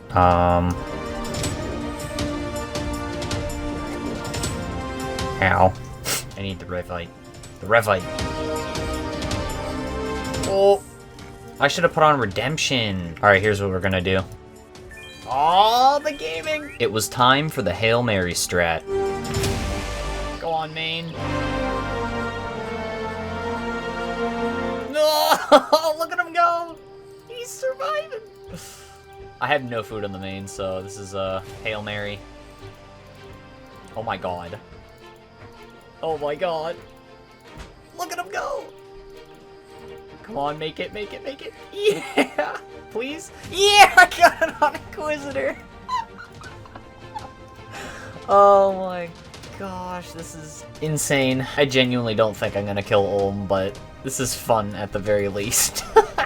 So for Ice Demon, I have the main doing that weird thing called wood cutting, and then he lights the brazier, and then I will have him run Ice Demon while Mr. Inquisitor does the little fire wave.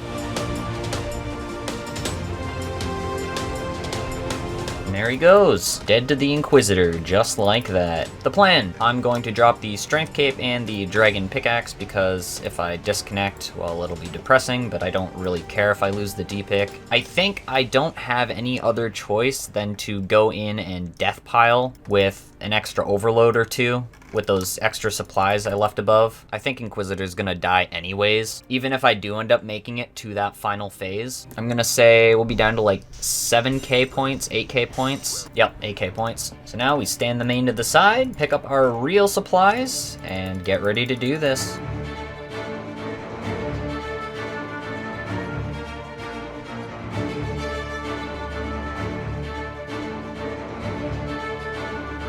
So I'm not gonna lie, watching this back in editing is, without a doubt, painful. So I'm just gonna show you the best instance of me 1-0ing Olm's melee hand instead. Well, the hammer's definitely the way to go for this, but running is something that Inquisitor is just not made for.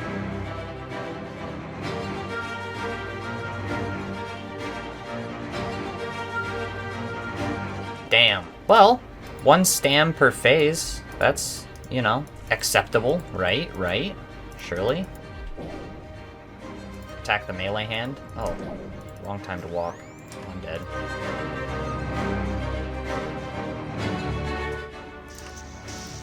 Oh, that's really not good. Yep, didn't make it as long as I thought I could. Well, do I go back in on Inquisitor? Yeah, screw it, why not? Ah, yes, across the world, my favorite. I lost tick. That's probably why I lost run so fast last time. Must have ran out of stamina, and I didn't realize till I was at like 0 run.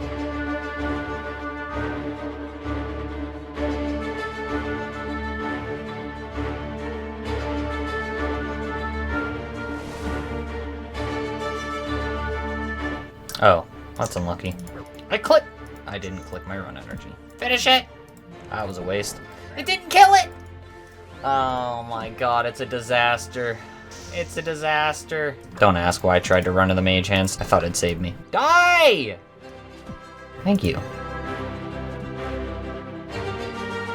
Aww. That's... Why is it on the other side of the earth? Accuracy 1 for that. Oh, and I'm dead. I clicked the wrong potion!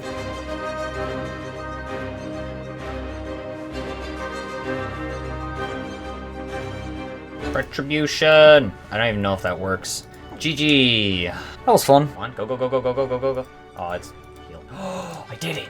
Oh my god!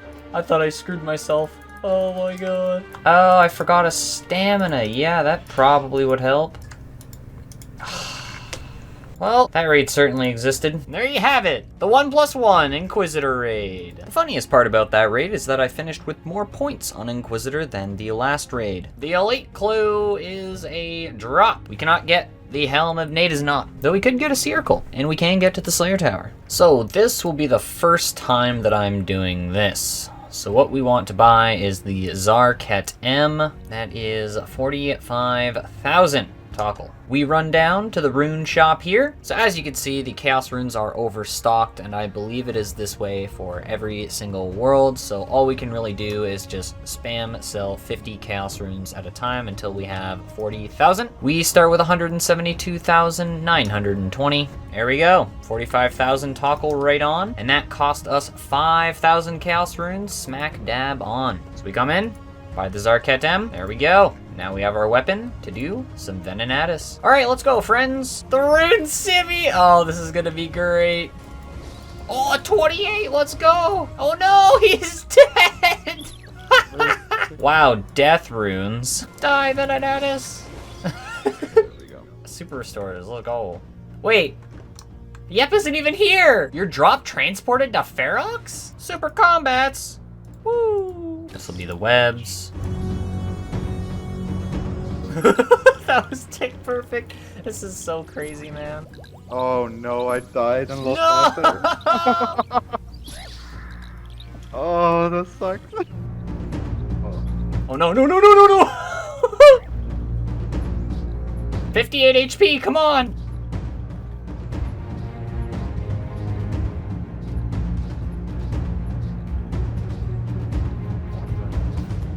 It's got 24 HP! It's got 3! Please! Finish it! It's dead! So we can get the drop. I got rune knives! Oh god. Oh no, not me! Coming in? I mean, they would have killed me if I would have caught the freeze. So I'm gonna test something here. A PKer splashed on me, and I'm not sure if this is gonna give them the kill credit or not. So what I'm gonna do is before I actually die, I'm going to drop my stuff outside of maybe just a blighted manta ray. Okay.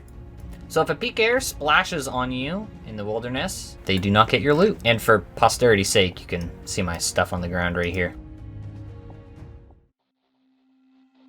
So, the final kill count for Venenatus, an extra 12. We end the session, and we immediately regret what we're about to do by skipping for some Revenants. Ah, yes, 20 skips, and no Revenants. Well, that certainly didn't go the way I thought it was going to go, but my bag is a mess right now. I need to clean this up a little bit, and that means getting rid of one of these Tridents and an Avarice by doing more Revenants, or by getting rid of the Black D'hide chaps and the extra magic shortbow I have by doing Kalisto, and one of those is easier to do than the other. Freaking gaming. Trying to pilot 2 accounts is hard. It was a good run, see ya. I break melee.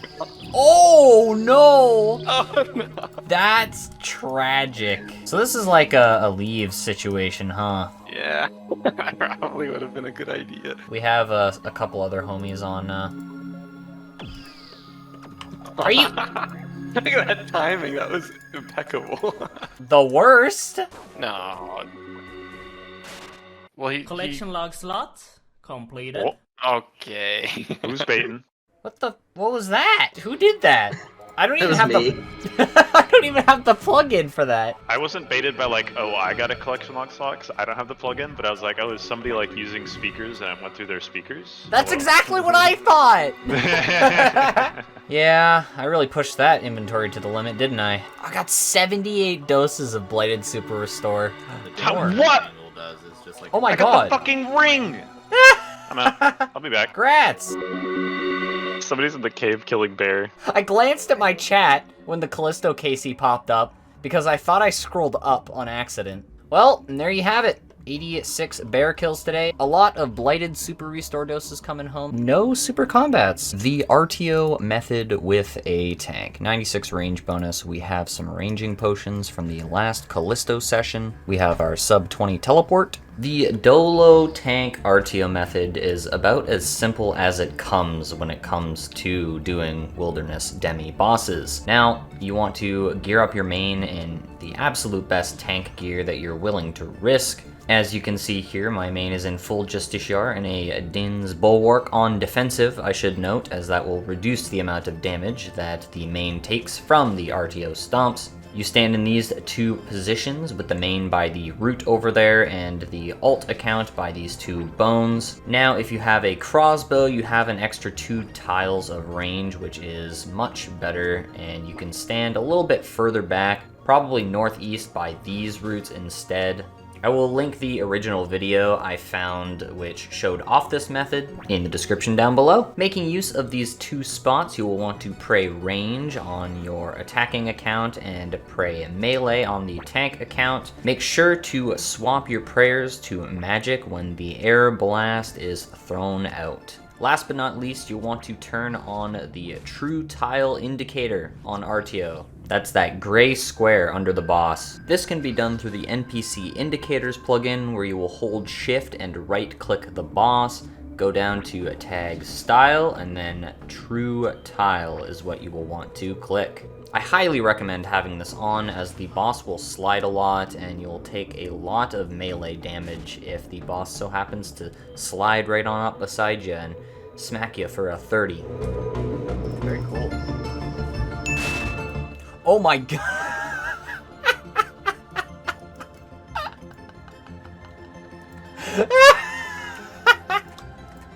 Bro, the first kill I get a dragon pickaxe. Oh, that's so funny. Damn, 9kc in the first trip. That is not bad at all. Oh, yes. Why'd he go out? What a silly guy. So as much as I would have enjoyed continuing to kill RTO, there's simply too many people doing the demi-boss right now, so I guess I will death pile and wait for another day. So for now, we put an end to the RTO grind, we say quote unquote, of 12 kills. With the very lucky 1kc dragon pickaxe. I believe that's half the rate of the Claws of Kalisto, which is of course the main drop that I would be going for. Oh goody.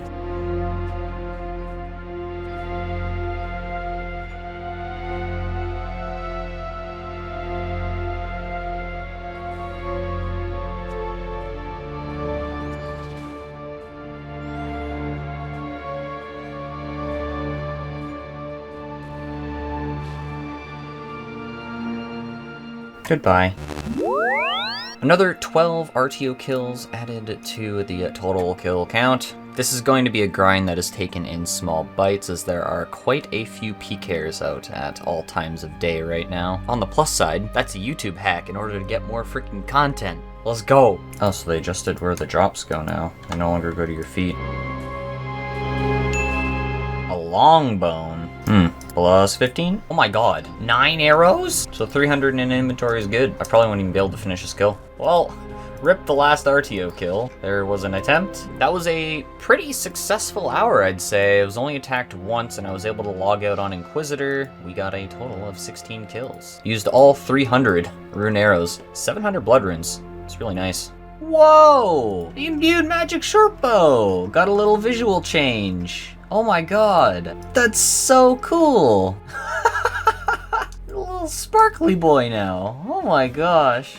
That's cute. That was quite the inventory. Look at the beautiful super combats, the extra super restores, some extra blood runes. And that's probably where I'll call RTO for today. We bite off little chunks so we can get the eventual goal. I say goal, but I'm really just trying to go until I die and lose both the Black D'hide chaps and the magic short bow. So I have made a decision. So instead of using the normal magic short bow, I'm going to use the imbued version of the magic short bow that I have in my death pile here, because even if I do end up dying with it, I have 26 last man standing points left, and yes, I can access the shop as I've shown in the past, so I can very simply re-imbue this magic short bow when I want to use a magic short bow again, and I'll go from 96 range accuracy to 101, I believe. So more accuracy means more hits, more damage, more kills an hour, hypothetically of course. So we take a look, 102 range accuracy now, and a perk of the God Wars dungeon that I didn't mention before. Even if we do happen to lose this magic short bow somehow, we have easy access to spiritual rangers now, so we don't have to go into the wilderness to grind out spiritual rangers. We can just go to God Wars and kill them there. Not gonna lie, we got a little risky this inventory. Another day concluded, 21 kills. My brother in Christ.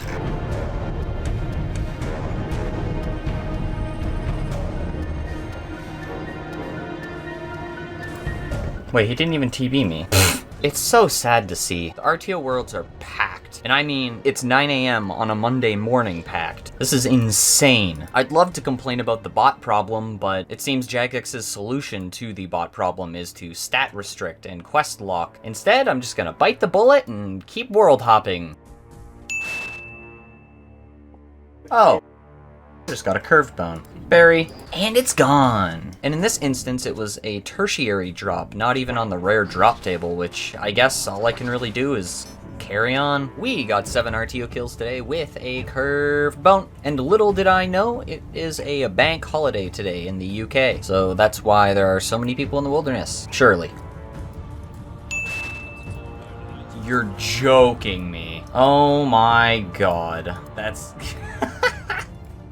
Well, goodbye, Dragon Pickaxe. Thanks for playing, I guess. That's number 2 from RTO. Only if that said Claws of Kalisto. A nice big banner, just something to show off, prepare myself for the future. An elite clue? Well, it's completable, I may as well keep it. I'm not gonna leave this world to go and do it, though. There is a big KC 100. We're just gonna stick this inventory out, to be honest. Today, we got a total of 19 RTO kills, and we are officially over 100 KC. You can see the loot on the right there. Unfortunately, another dragon pickaxe to our name, which is a 1 in 384, I believe. Step 5 on the elite clue, we get a Sherlock, which is something that you really hate to see. The first 3 steps were extremely easy. The 4th one was this Dragontooth Island step, which required a little bit of effort. And the 5th one, well, the odds of this being completable are next to none. The moment of truth, our best friend Sherlock going to give us a completable 5th step. I can believe that. Yeah, that's not completable.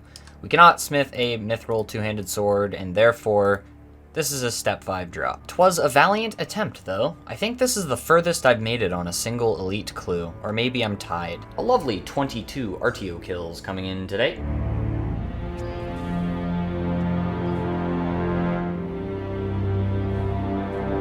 Two pieces of food left, and I managed to get the log out in the freaking boss room. You'll love to see that. Another 24 kills with some super combat potions gained. So I'm dedicating myself to this grind. I have got the Shazian helmet. Now watch the range accuracy, range attack bonus. Boom, goes to 104. Boom, goes to 114. And of course, the free Shazian boots goes to 118. Hopefully, this will help me kill RTO faster and therefore speed up this grind. And I do believe I'll bring an extra Blighted Super Restore now because I'm losing the prayer bonus of the Monk's Robe Top. Oh, he's out of my combat bracket range. Oh my god!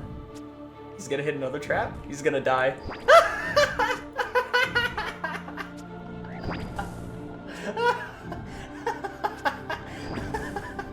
Oh, that's so funny. That's just insult to injury. Outside of my combat bracket, can't attack me. Oh, it's incredible.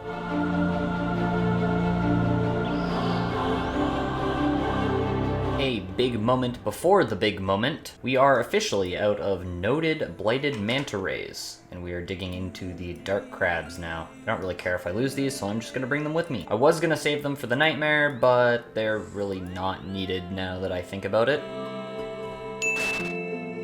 Oh. I see. That's cool, I guess. If I ever want to do a nightmare achievement, I can use that.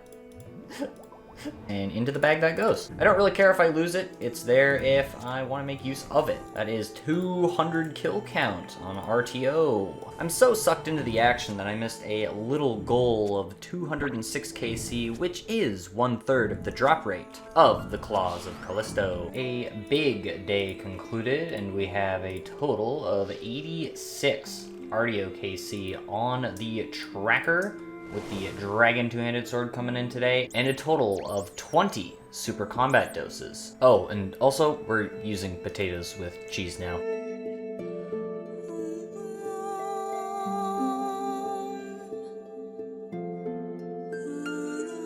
I appreciate that PCare swapping over to the main account. Oh, what do you know? 55 million hit points XP.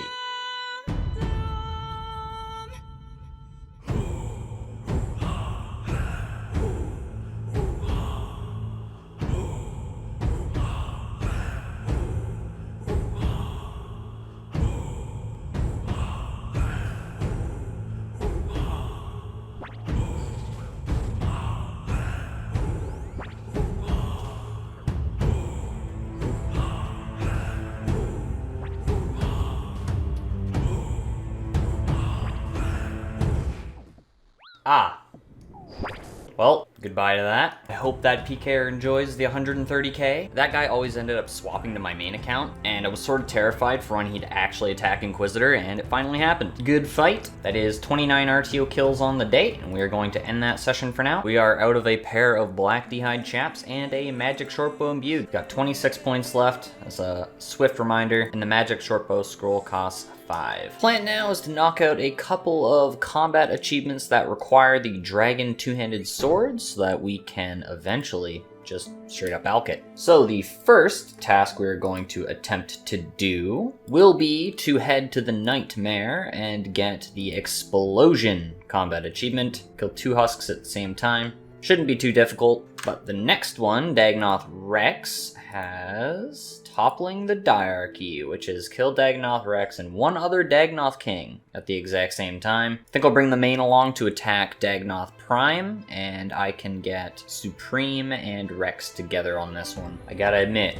the Dragon two-handed look is, pretty cool, if I do say so myself. The special attack power stab, you hit up to 14 enemies surrounding you. Now, you may be wondering to yourself, why do more combat achievements? And, well, A, I want to be able to do these combat achievements while I actually have the Dragon two-handed sword. I don't want it taking up a bag spot, so I'm doing them right now. And it's mainly to future-proof myself against future combat achievements that will be added to this whole system, because as the upper threshold of points increases, the proportional amount that I have, 423, will be valued less in the future. So I figure I get some extra points now, and by doing this I believe I'll be able to future-proof myself to a certain point by doing a couple extra combat achievements. Did that not count?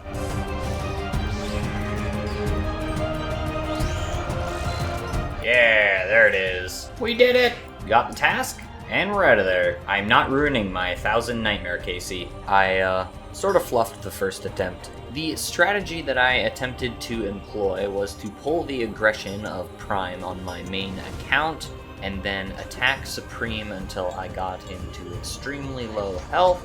I would then go and tag Dagonoth Rex to get him to low health as well. Then I would stack them on top of each other for the eventual attempt of landing the Dragon two-handed special attack. Let's see how it went.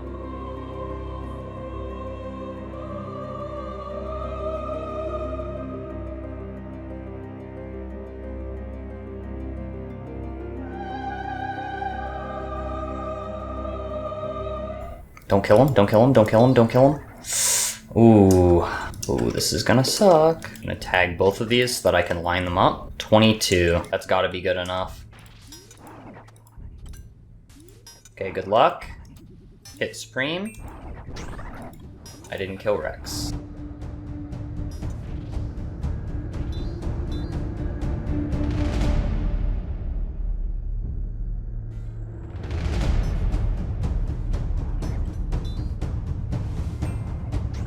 No way I hit! I didn't kill Supreme though. How did I not kill Supreme? Supreme is the one that's weak to melee. Oh no! Is it because I'm on Crush? What? No way it hit 0. Come on. The double 0. Nope. Damn it! Oh. I see. I forgot I was poisoned, not gonna lie. No way! Accuracy and strength on? Are you? I mean, they're both gonna regenerate health too in this time. If I had a light bearer, maybe it'd be possible.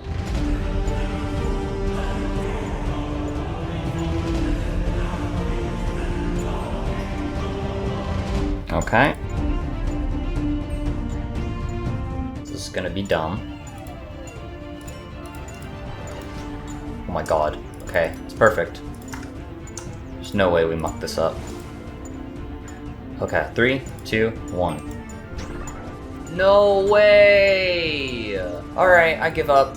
This combat task sucks. Time for some Chambers of Xeric, so that means I need to buy the magic shortbow scroll once again, and unfortunately, -5 to our last LMS points. We have 21 left now. Use the magic shortbow scroll on the magic shortbow, and it is once again imbued. Oh, cool. The free Comet achievement, we got KC number 3 in the challenge mode Chambers of Xeric. I think we just missed time too, that's unlucky. The Chambers of Xeric was uneventful, so now we alchemize the items that we have in our inventory. The Dragon 2H serving its purpose. And yeah, screw that DK's task. Ain't nobody got time for that. So it's an extra 132k into our pockets. Yeah! We got some more Revenants coming in. We're back into the wilderness. The plan is to go do some Revenant Hobgoblins for this task, and I might hit drop rate for another unique. Okay, that's what, the 3rd kill on the trip, and I'm rich. Very cool. I haven't even received a freaking bracelet yet. Well, there we go, another collection log slot. That's what you love to see. Cha-ching! And what do you know, just like that, the money is safe.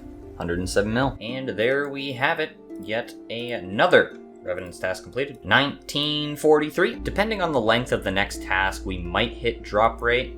Have to take into account the revs that I did off task. Milestone task, 270 points. As soon as I take a bite of my cookie, that's when the new Revenant task comes in. Okay, thanks. At least this is a very big task. Are you kidding me? Oh my god. It never ceases to amaze me. My RNG with these extremely cheap but extremely rare emblems. The freest money known to man, although it could have been more. Money deposited. So I've come to a realization. Subtracting 101 from the 2036, I have 1935 KC, which is, in fact, over drop rate once again. That's fine. We'll finish this task here, see what happens. The drop rate to hit for a chance at another roll on the unique table was 1842, and of course, we have over that. That's fine though. Soon TM. What's up?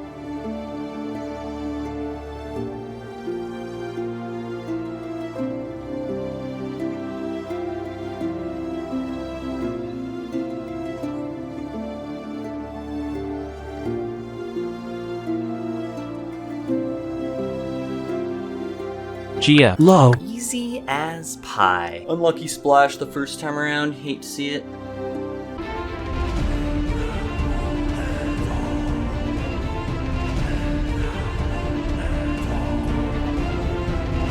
Aw, man.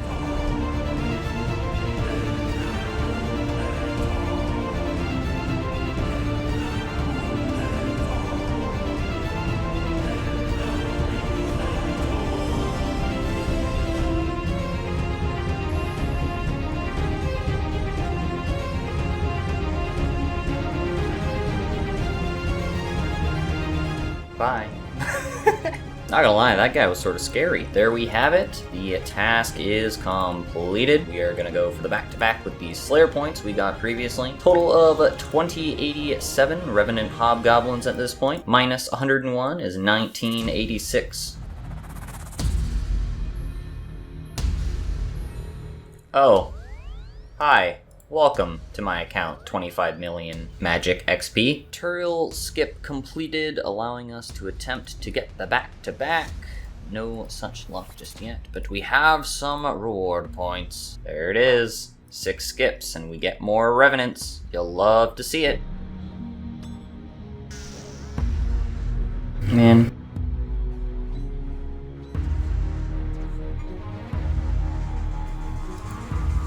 Wait, what?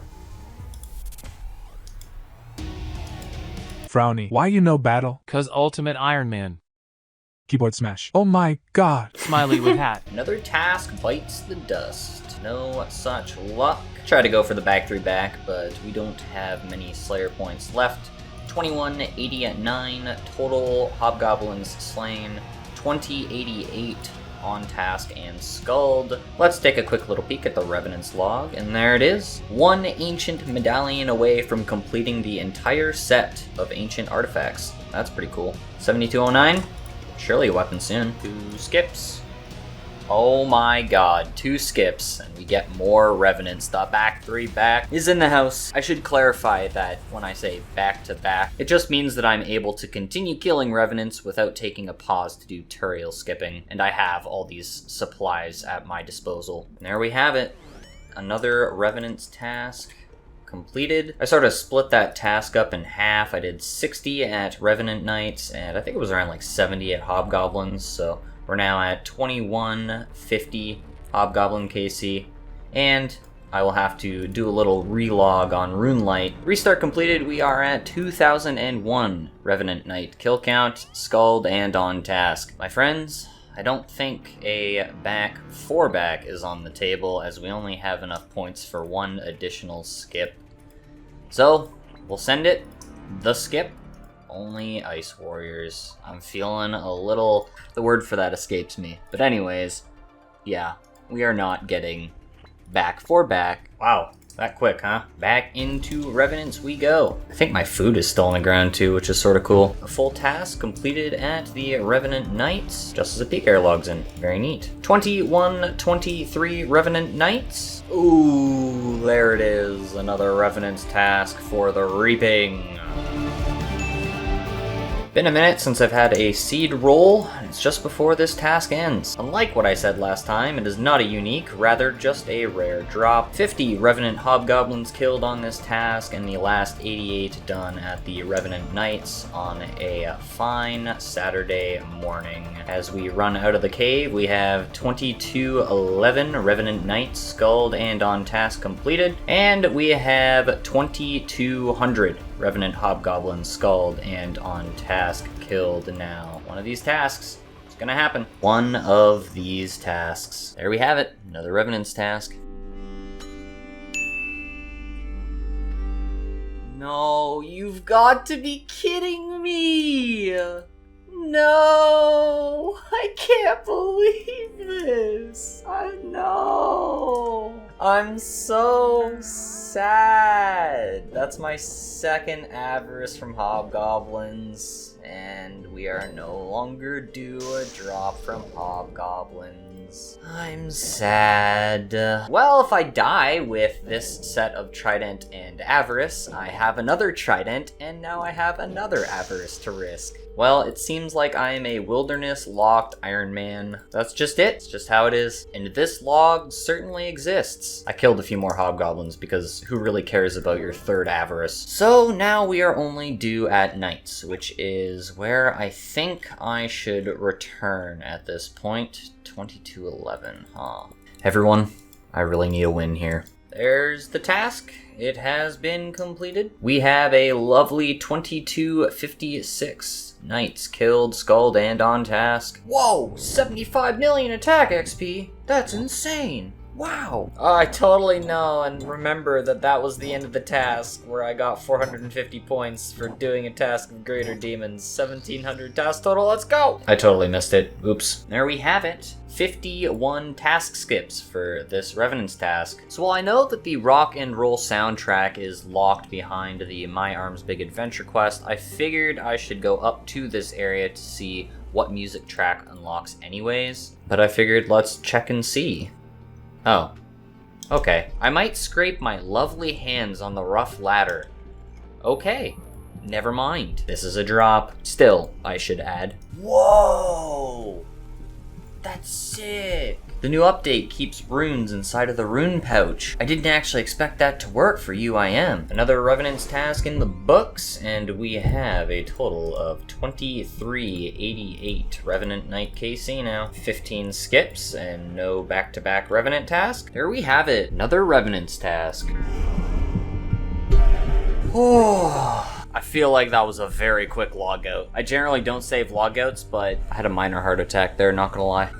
Yup, another task, another nothing. That is 2497 Knights slain. Skull, and on task. There's a milestone. 630 points. I had to skip 2 tasks to get that Anku's task, but at the end of the day, it was worth it. 20 task skips and nothing. Slayer points were not put to work well. 40 Samphu Serum doses so far this task, up to a total of 555. Task completed for 50 points. That's a grand total of 48 Samphu Serum doses from that whole task. 563 total. And the next Slayer task is Ents. No, it's not, because I'm going to Turiel skip. Holy finally, it's been a minute. 134 Revenants, and we have completed 1803 tasks total. I think we hit 2 task milestones in that clump of, maybe it was like 55 tasks, plus 20 skips.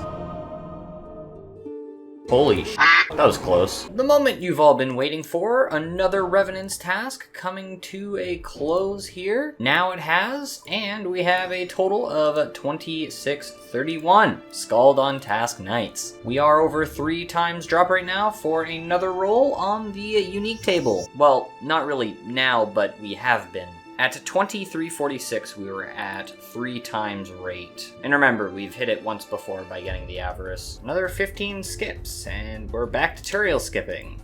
No such luck right now, huh? Hey, milestone task. Milestone task points. Hallelujah! I feel like every time I go for a Revs task now, it just takes longer and longer, but hey, maybe this just means that we're finally going to rate for Revs tasks now? I was probably just getting lucky before, honestly. At this rate, I am not surprised. Another task completed, and another big, fat nothing from the Revenant Knights. 2751. Total KC now. It is time for the back to back.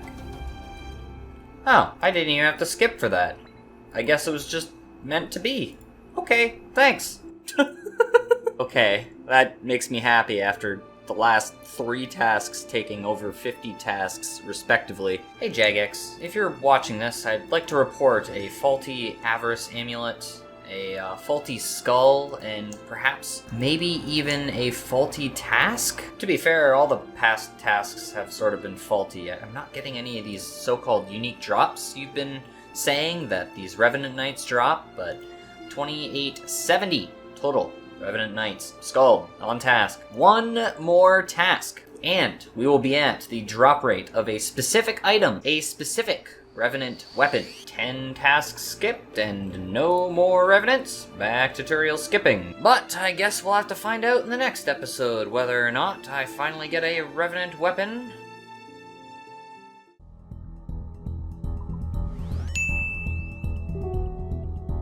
Oh, lordy, lordy, lordy. Well, at least it's not the super mega rare one, right? Right? I don't know why I put that in my freaking looting bag. I would have liked to have exchanged that prior to leaving this inventory. This is a very big kill to finish off this trip at the Revenant Knights. And this officially puts us at the drop rate for a specific Revenant weapon, as well as 4 times dry. That's right. 2933 Scald on task Revenant Knights have been slain by my magical hand, and all we can do is continue. Money! I feel like Mr. Krabs right now. And me money is safe. Well, the task is completed, and we have a total of 2975 Revenant Knights killed now. I'm going to be a broken record until I get both the crossbow and the Vigorous Chain Mace. Unless I get the crossbow first, then I'll make a decision whether I continue or not. I've said it before and I'll say it again, the crossbow is, without a doubt, the main upgrade that we're going to be going for, because while the Vigorous Chain Mace is nice, the crossbow is just a straight up upgrade. Yo, let's go! That wasn't too long, and my food is still on the ground. Bro.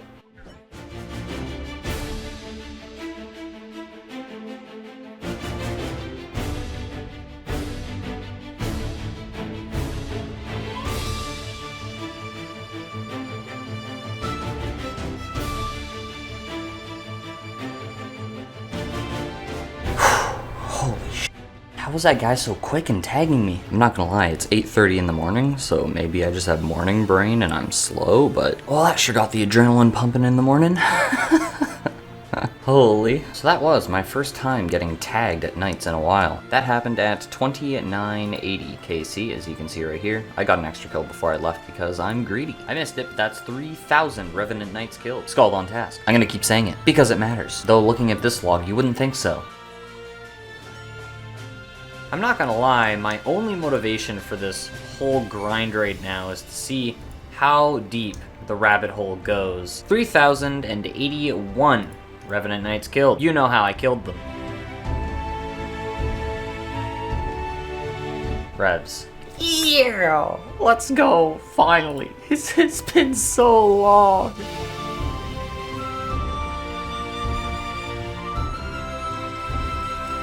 Eight skips. That is some money, and I'll make sure to correctly close the bag this time around. That is quite a bit of money too, so I might actually go and exchange that one before I continue this inventory. Cash, money, and there it all goes. Nice and safe, 117.5 mil. That was 3195 KC, by the way. I love you. Congrats, Dio, you're in the video. Congrats on your crossbow. I'm not angry at all. With the combat achievements point rework, combat-only accounts get access to the Agommel's Hilt. This teleports us outside of the God Wars dungeon where the rock thrower trolls are. If you're an Ultimate Ironman, you can make use of them to lower your HP prior to death piling at Nettles. Personally, I'd only really advise this method if you are on the Arceus spellbook and have the Ferox respawn unlocked for 5 million GP, or the Edgeville respawn. Alternatively, if you're on the normal spellbook, you can always minigame teleport to Last Man Standing or to Soul Wars. This can be faster than just picking Nettles for 2 damage at a time. What? Okay. Okay. That was 3215 KC for that one. Money! Yay! We love money! Money is safe in my looting bag, and it will be in my inventory soon. Well, in my death pile soon. No! No! There's no way! There's Jagex? You can't be serious. My first roll on the unique table in over 4 times dry is another Avarice. Oh, that's so painful. My Rev's luck is cursed. 3240 Revenant Knight KC. Ooh, this log pains me to no end. It's alright, everyone. I'm still due. I'm still due to hit the drop table another 3 times. Oh. Hello and welcome to my Amulet of Avarice locked Ultimate Ironman. I'm in pain. Another task? Done. 3315. 5 skips and no revenants.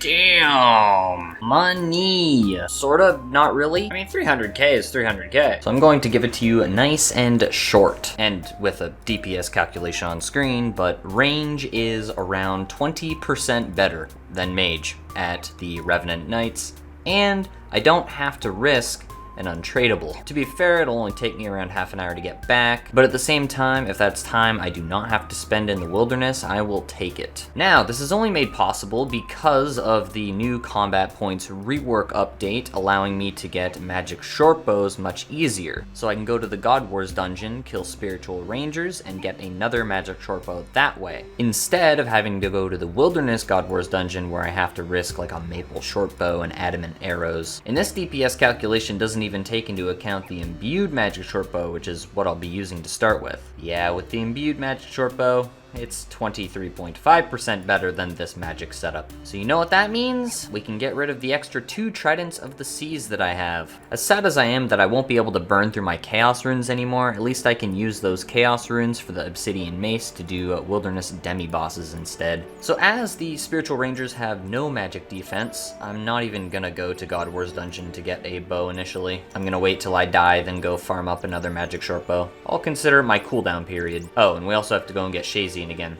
Wonderful. So currently we get around 30 kills an hour, and with this 23.5% DPS increase, I'll just round that down to 20% right now. We should get an extra 6 kills an hour. And while we test this method, I figured I would just keep the extra Tridents of the Seas. As you can see, 3,392 Revenant Knights have been killed. I'll be generous and say that I killed 30 an hour, even though we did start with around 15 kills an hour with the old range setup. So far, we've spent 113 hours at Revenant Knights for 2 Amulets of Avarice. And here we have it, the brand new setup, 111 range accuracy bonus. We have the Mystics in the inventory for if a peak air comes along. Yeah, to be honest, I'm just gonna drop the Gommel's Hilt off, as I won't be teleporting away as an escape. Oh, and just before people start commenting, I'm using the Weapon Animation Replacer plugin so that I can get the Venator bow animations. I can already tell, just like the freaking Max Cape situation, I'm gonna be getting a lot of comments about this one. Thanks for the interaction, folks. Our risk is 1.13 mil. This looks absolutely hilarious. I love it. So the great part about range that I've found after getting the knight to this point is that you can simply walk to lure him around the corner now, assuming he doesn't attempt to flee like that. You'll always have that time with the arrow in the air, and therefore you'll always be able to walk back to this position to lure him around the corner. So unlike the last one, this is essentially a perfect range lure using no run energy once you get to the de-aggro location. That was a 35 kill trip, and it wasn't even a perfect inventory either, so that's promising for the future. Following this trip, I used 204 arrows, so 250 should be a safe amount for the future. A big moment that no one saw coming, dismantled the bracelet for 200,000 Revenant Ether. Another task completed with 3,451 Scald on Task Knights. 10 skips and nothing. Goodbye 1. Goodbye 2. There it is. More Revenants. Primed for the slaughter. Rare drop achieved. That's all I have to say about that one. I think I have come full circle on this Revenant's grind because I'm actually starting to enjoy myself again. And I think part of that can be attributed to the fact that I've completely swapped my setup and it's just refreshing on that front. But now we have 3574 Revenant Knights killed, Scald, and on task, which is a lot. And we are, once again, over 4 times dry. I'm just gonna keep digging down this rabbit hole. Ah, nice. More Revenants. A little bit too long. Food despawned. Rip. I am not going to lie, the range setup went absolutely ham this trip. I got 40 Revenant Knight kills in this hour, which is absolutely crazy. That puts us to 3680. Smiley. To say that my kills an hour are inconsistent would be an understatement. Seems I range between 35 and 40 kills an hour with the Magic Shortbow Eye. So that inventory was 37 Revenant Knight kills, and I think I'm just going to say 38 Rev Knight kills an hour with a Magic Shortbow imbued, 3,805 Revenant Knights Scald and on task. A giant moment for the account. This is 2,000 Slayer tasks completed for 900 Slayer points. Hopefully that'll get us at least 2 Revenant tasks. Yep, more Revenant didn't ask. This video is sponsored by Solo Mission. Oh, I'm gonna be sick. It's disgusting. No. Well, that could have been 16 Millington. Or the ancient artifacts completed, because the last ancient artifact that I need is one that is the same drop rate as the ancient emblem. Number 4. Free money. Should totally do what this person says. That is 3937. Thank you. That's 23 tasks skipped, and at least we got one out of the bunch, right? We are officially over 4,000 Revenant Knight kills. Never thought I'd be here this long. 4,076. 5 skips, and unfortunately, we are back to Turiel skipping. Those 900 points were a little rough. Oh yeah. Alright everyone, poll 80 has dropped, and there are some very concerning things on it for my account, and if we drag the web browser over here, you can see that the Wilderness Boss rework unlock. Should players need to complete the Medium Wilderness Diary to gain access to the singles version of the Wilderness Bosses? I called that this would happen in the last episode. So, what we have to do now, unfortunately, we have to finish this Revs task, Then we're gonna go camp at RTO until we get the Claws of Kalisto, and depending on how long that takes, we'll also have to go to Spindel to go and get the Fangs of Venenatis. My goal is to get both the Vigorous Chainmace and the crossbow, and I want both of the upgrades for those weapons. For the Vigorous Chainmace, it is essential I get the upgrade, as without it, it's not an upgrade on the cudgel, but I don't particularly have to get the upgrade for the crossbow, but it's just free additional accuracy and damage. Good luck to me. Let's hope I get those before the update drops, because let's be honest, this is probably going to pass a poll, and if it doesn't, frankly, I'll be surprised. 4,206. We are officially 5 times rate. That is insane. Here's the calculation I did for it. 5.17 times the drop rate. You hate to see it. And this is, of course, just to hit the unique table. An elite clue. Can't do that. I'm not gonna lie. I made a lot of mistakes during this fight. I died. Moving on. Well, the ranging cape and Gommel's hilt went to the floor at least. So I had the idea of dropping my magic short bow. Yeah, that doesn't work.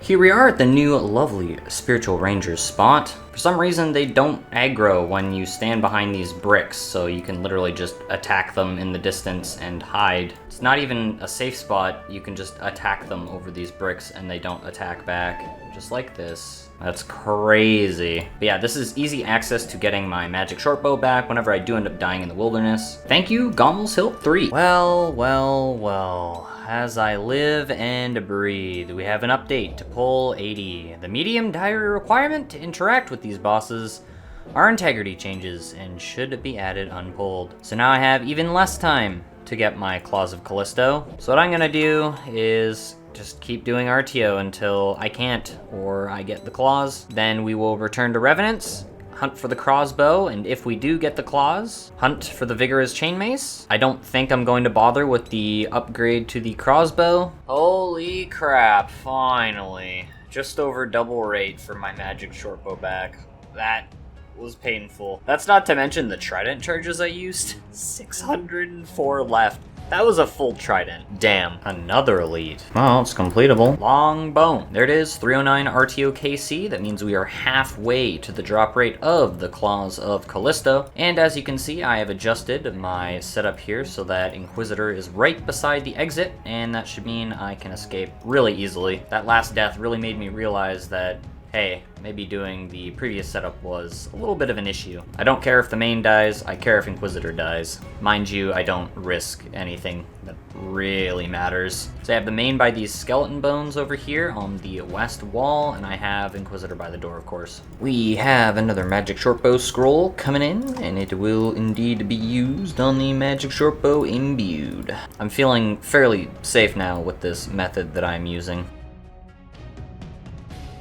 I thought for a second that that was it. My heart dropped, but then I read the drop. It's alright. It's only half the drop rate. D-pick number 3. 400 RTO KC. Today we made a very good effort with 72 RTO kills added to our kill count. 409 total.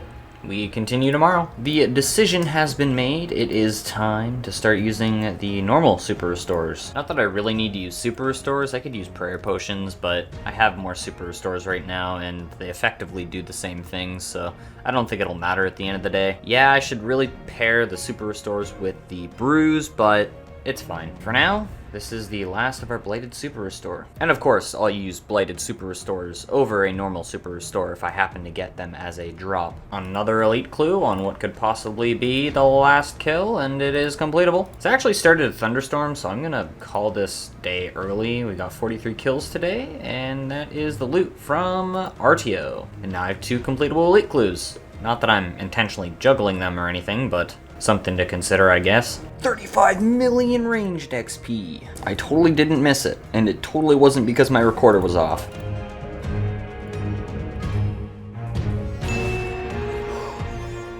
Oh my god, I got them. Yo, let's go. Yeah! Holy sh... Oh my god. Yes! 463 KC. I had a feeling it's a Saturday today. Oh! And we're safe. Yes! Oh, I can't even type. Yes! Look. The claws of Kalisto. Oh my god, I'm so happy. Oh my god. Oh my god. Alright. Alright. That is 1 of 2. Now we need the Vigorous Chain Mace. Now, our decision to continue revs is validated. And, doesn't matter if we get the Craws or the Vigorous. I'm so happy. That's awesome. And I'm glad I did not get that Voidwaker piece, because then I'd be sweating to attempt to complete the freaking Voidwaker before this update. And that was 11 kills on a Saturday. 1, 2, 3, 4. If I only had 1 clue, this would have been a step 5 drop, but I have another clue. Back where it all began, step 5 and a chance at a casket. No such luck. Will step 6 be completable? It will not. We cannot get a god book. RIP to an accessible clue. Lacking completion of Horror from the Deep. 35 agility requirement. We were that close to an elite casket as a little treat on top of that. Ooh, almost max amount of revs. Very cool. So I actually ended up gearing up for some Spindel, and I'll just let the clip explain. All right, you're allowed to say I got a little over ambitious. We're not actually going to do this. I forgot how bad Spindel was on my account. 446, 331, and 5 minutes. Yeah, this is not gonna be sustainable. And with the Spindel gear in hand, I decided to hit up a friend to do some Venenatus, and that went about as well as you think it would have. No! Alright, I was prepared to be here for a while. It was 4 kills. Get our Adamant Defender back. Rare drop, my friends. Rare drop. Fake range level.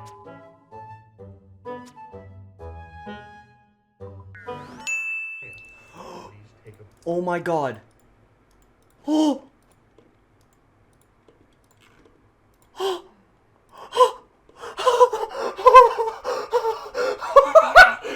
Yeah! They exist! Yeah! Holy sh**, I'm dizzy. Oh, oh. Oh my god. Oh my god. We're not safe yet. We're not safe yet. We're not safe yet. Go, go, go, go, go, go, go. Oh my god. Oh. Oh my god. Yeah. I'm actually shaking, bro. Oh my god. Calm down. It's okay. Oh my god. Oh. This is... Holy crap. This is the most deserved item on my account. Period. End of story. Oh my god.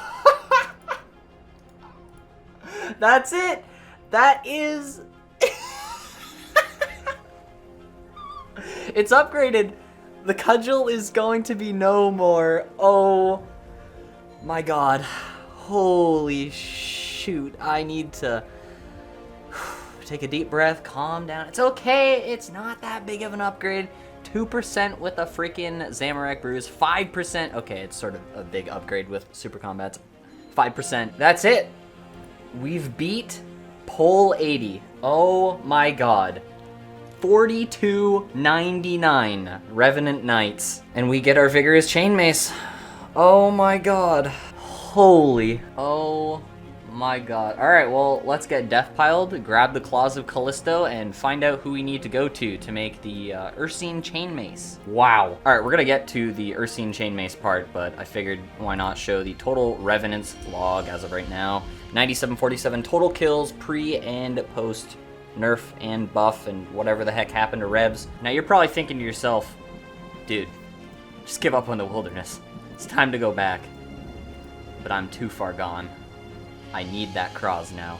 It's going to happen. I have 237,000 Revenant Ether waiting to be used by that crossbow. It's gotta come next. And if I get the scepter, it's fine. We got the chain mace. We have something we can use. I also wanted to mention the drop calculator. If we drag this on screen here, you see 1 in 586.6 chance. We were in the 97 percentile, and we were extremely dry. So as of 4298 KC, the drop before getting the chain mace here, we were 5.3 times rate of hitting the unique table. Pardon my inventory of chaos, but here we have the Vigor's chain mace. We are wearing it for the first time. Just gonna close that. Let's take a peek into the stats. As you can see, if we hover over the cudgel here, normally it is not an upgrade. The cudgel is 3 crush accuracy better than the Vigor's chain mace, which if we got this without these claws, it would not have been an upgrade. Probably would have been a drop, something like that. But because we managed to beat Pull 80, we do have the Claws of Kalisto. Just before we transform it permanently, let's take a little peek at the charged version. That is pretty neat. We equip the cudgel, uncharge it, yep. And we talk to Andros Mai. Ask about rare item. Hey, do you know anything about this? You show the chain mace to Andros Mai. By Saradaman! That's a Zamorakian-made chain mace you have there. And do you know anything about it? I know melee weapons in general, well enough to know most of them can be upgraded. Perhaps with something sharp to give it more impact as it swings around. Perhaps I could use this. You show the Claws of Kalisto to Andros Mai. Yes, those look like they could be attached to the weapon. Could you combine them? Well, I could. I'd really not like to. Surely you could consider it for the right price? Because who trains smithing, right? Money has been tight lately, and my supplies are running low. Fine, but I want 500,000 coins for that, no less. Yes, we are combining it for... Andros Mai combines the items and gives you the Ursine chain mace uncharged. There we go. All done. So we take a peek into the stats page now. Actually, I want to look at this item, equipping it for the first time without the stats page. We equip it.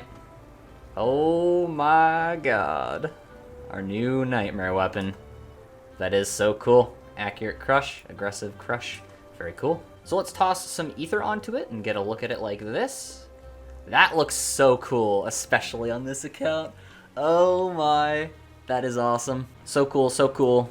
And when it is charged, it has this special attack where you perform an attack with double accuracy, dealing additional damage over time, drains the target's agility level and prevents them from running. My initial idea was to use this against Fasani during phase 5 because of the bleed effect.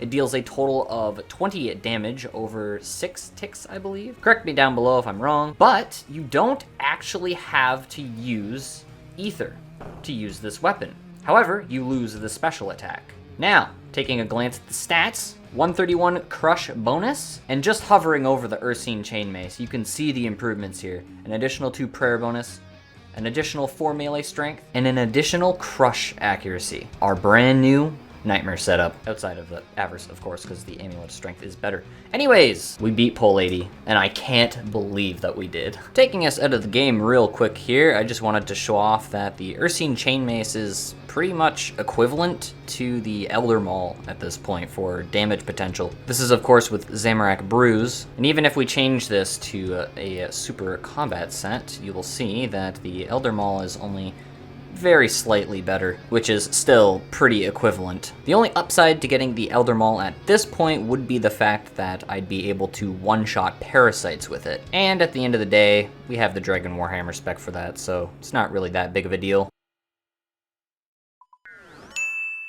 Nah!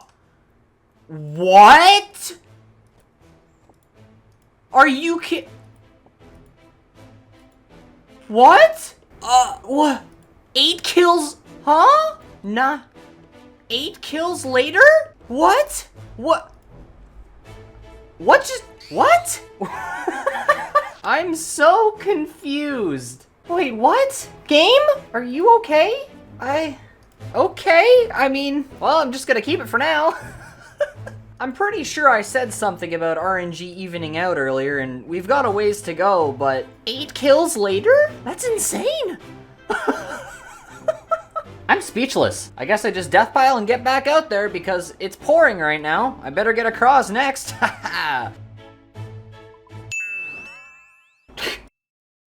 No way. Alright, that's just going in the bag. 3 unique drops in one task. I don't even care if I die for that. We're finishing this inventory. That's absolutely incredible. Holy. Wow. That was 4336 KC for that Amulet of Avarice, and the log, -3. I did some quick math, and apparently I am now only 2.4 times the drop rate, which is quite the improvement compared to the start of this task. There we have it. Another task completed, 4354 KC, and can I just say, this task was an absolute godsend. Scald and on task. So, the plan now. Hear me out. I now have a cudgel, which I don't need, and an extra vigorous chain mace I don't need. And I'm coming up on a task milestone. So I'm going to continue skipping for revs. If I don't get revs before the milestone, whatever, that's fine. Once we hit the milestone, if we get Kraken or Smoke Devils, I'm going to attempt to get a Ring of Wealth. If I get a Ring of Wealth, I will use the Vigorous Chain Mace at Spindel, and if I don't get one, I will risk the Cudgel at Spindel. Both of these weapons will be an upgrade regardless. That's just how bad the Obby Mace is. The Cudgel is 43% better than the Obsidian Mace, and the Vigorous Chain Mace is 161% better. So it would definitely be better to just use the Vigorous Chain Mace and risk it, but I'd rather maximize my chance of surviving if a PKer happens to get on me. That includes bringing along a sub 30 Wilderness Teleport, which the only one we have access to, which is a one-click teleport effectively, is the Ring of Wealth, and by bringing along Entangle Sacks with Mystics. Milestone task is in fact not Kraken or Thermonuclear Smoke Devil. Bonus points! Revenantes!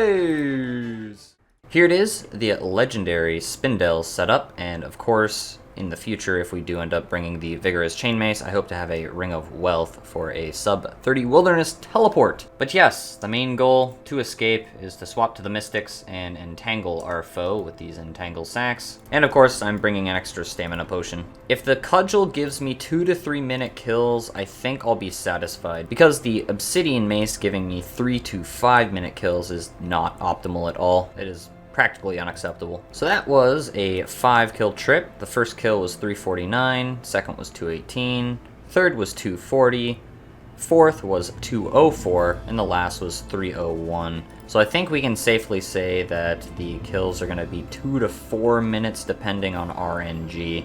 That first kill was particularly bad, and this is with me repotting pretty much every kill, but Spindel trips will be short and sweet. I also wanted to add that I'm going to be adding an additional Blighted Super Restore, or I would add a full one if I had it. Other than that, the 2 staminas seem to be good. Some more times to confirm my theory about this boss being a 2 to 4 minute boss with the Cudgel, and that was a 6-kill trip, and I used more Super Restore than I thought I would, so if I didn't get that Super Restore drop part of the way through that kill, I probably would have had to have left earlier. Oh, by the way, I risk around 550k, don't forget the entrance fee. I'm not gonna lie, man, I am not a fan of this boss.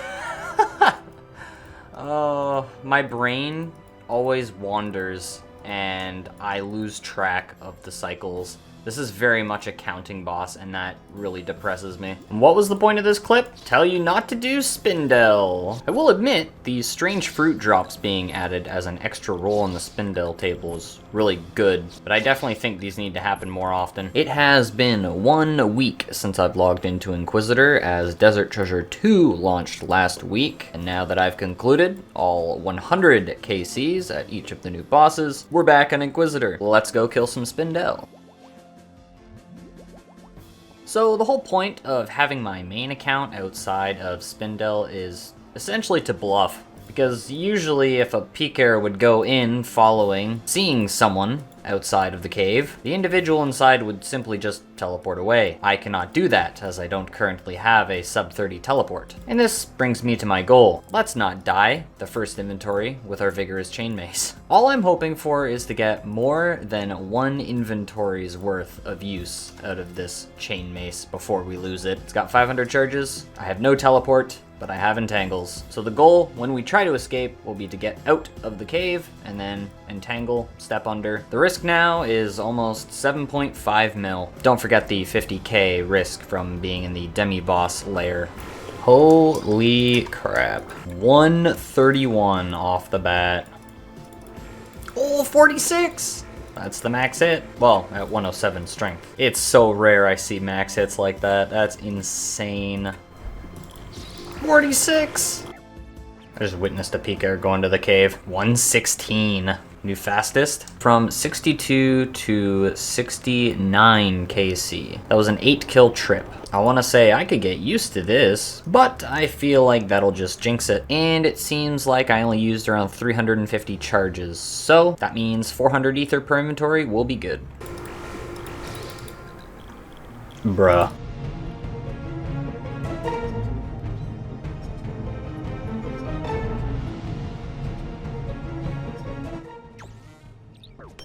That's unlucky.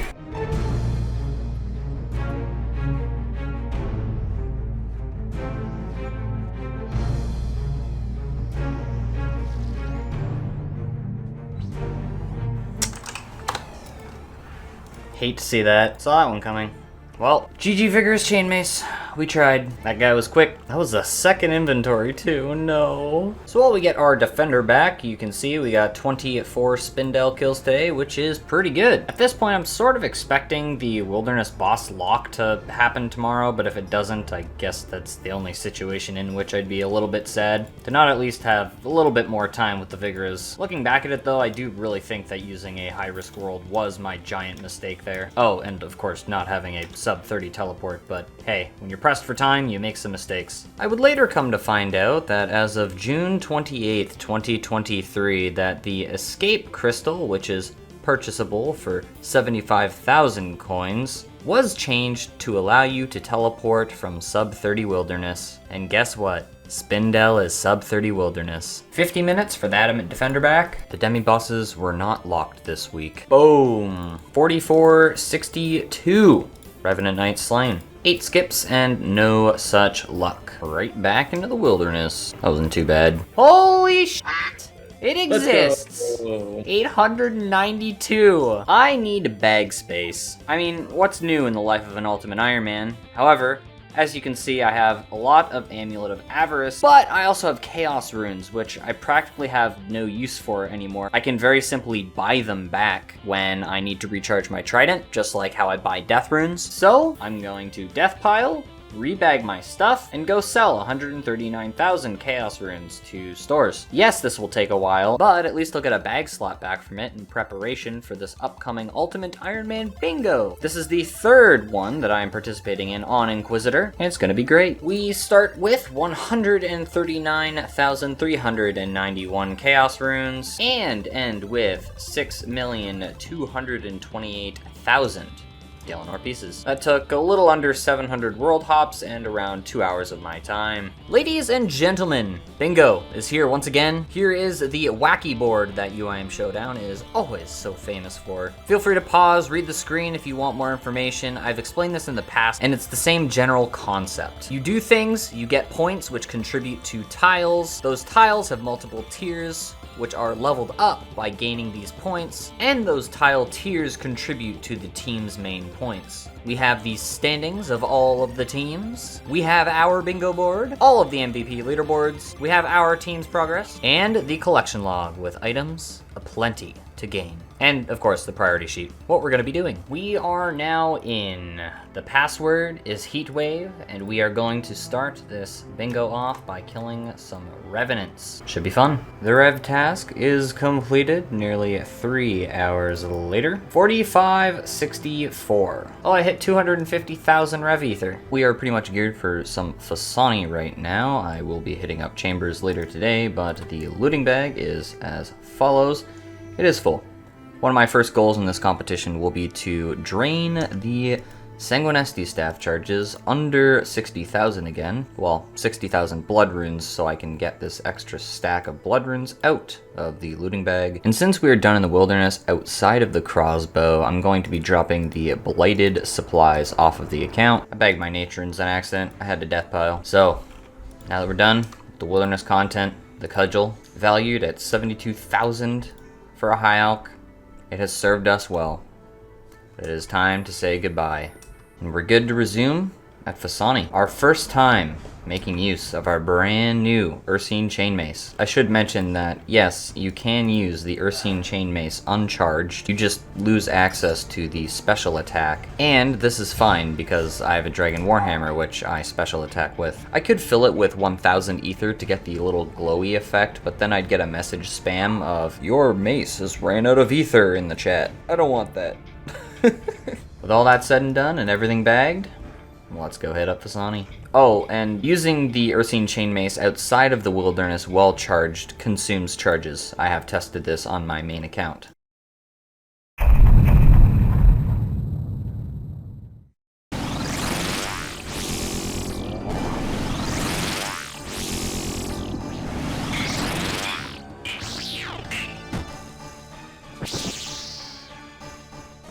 Error 404. I just realized I got blood runes. I'm trying to get rid of blood runes. No. Knocking off the rust, I realized I could totally just deposit all my cash and take out 1,000 per inventory to top off on cheese potatoes. And our Grand Exchange is filled up with Tob death fees.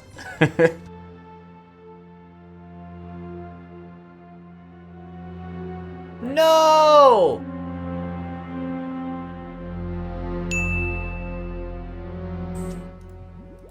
I'm gonna die in a second. Cut meat tree. I misclicked, alright?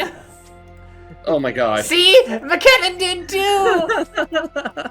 I have 1 HP. Actually. No! Big brain! No! I hit 1! Pictures taken moments before disaster. I thought I was so smart, like, oh, I can proc redemption, yeah! This place sucks. This place does suck. There we go. Alright, bye. Have fun. Bye, I love you. No! Okay, we're good. I thought I was gonna get smacked, but then I got the prayer on in time. Oh. You better have your recording set up working this time. It was a crime last time that like all of those clips got no audio. It was. I tested yesterday when we were all in VC. I saved a clip and I heard Discord just fine. Nice. Anyway, subscribe to Derek MK. You would. I appreciate you. Aw, thanks. You'll never hear me say that again, so I hope you recorded it. Yay. I'm gonna save that. Guess I'll die.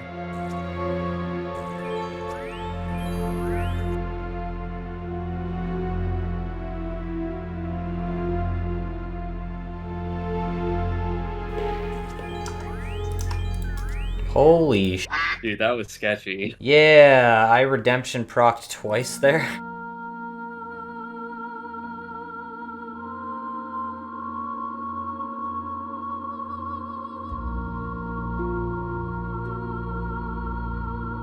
Oh, I misclicked.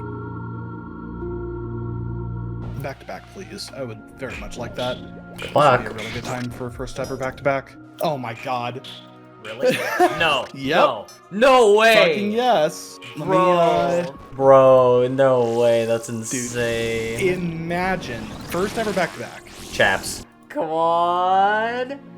I'm praying for you. If it's the chat, it's 1 in 12 to be like the fucking most insane thing ever. Yeah. Oh, that's 420 KC. Oh. Wow, okay. Well, It's been a minute since we've seen something at the Chambers of White Lights, and we get a Din's Bulwark. That is a 6 split, never back to back. All right, we have the rest of our blood runes stack tossed into the Sang, and we need to go buy more blood runes. One of the goals have been knocked out, getting rid of the blood rune stack. I guess a better way of putting it is getting the blood rune stack under 60,000 blood runes. My next goal is to use up all of my super combats throughout this competition. There are 8 days left, which means I have to do a little over 10 Fasani a day, and that should be achievable. Wow, the one-off hard casket for bingo. Will we get a log? We will not. Huh, that's awkward. I don't have my nature runes. Aw, crap. Well, that's shitty. I'm dead. Wow, that's actually mind-blowing.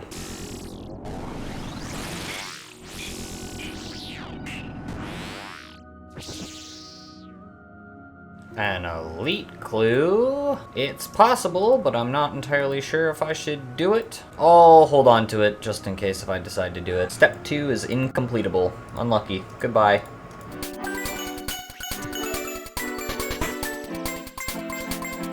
But I will tell you right now that I am going to die during this kill. I have 57 HP and no supplies. Bro, what the fuck? What'd you do? Tried. I'm going into Narnia. Where are the Jesus. Third pit incoming? I hate this spot, but we'll deal with it. Learn to love that spot. Quiz, how are you clicking so far ahead? What the hell? I'm gaming? Bro, Woozle, I hate you. Bro, they don't even know. Bro, fuck, dude, I'm staring at your Warhammer, bro. Everybody kill yourselves, the boss who's over his Bro, this blood is following me. Get it away from me! Oh my god. Bro, that's so not cool. I'm drowning in Maiden's blood. Ah! That guy, dude, holy. Oh, he's actually flanking!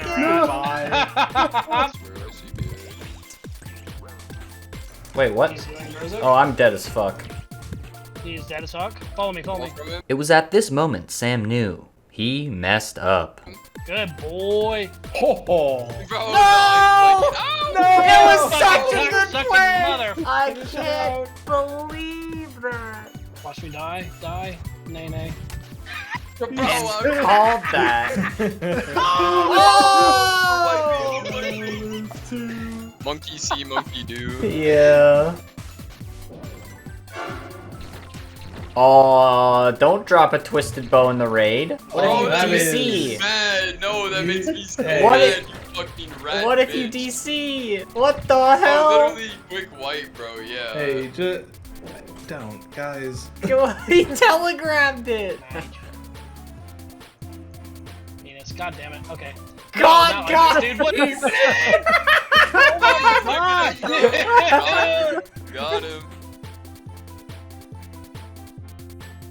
I know looking at this kill time, it didn't look like I had a good chance at a PB, but if the 3rd and 4th phase were as fast as the first 2 phases, well, I would have had a PB. Consistency is hard to find on this account, as I'm sure you can imagine. If we take a look, it's actually the Pillars phase that is taking longer a majority of the time, though the boss phase can certainly take time. That P2 was super quick. Anything sub 1 minute is awesome.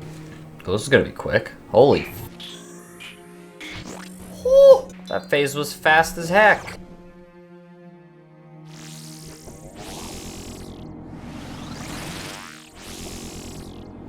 Damn it.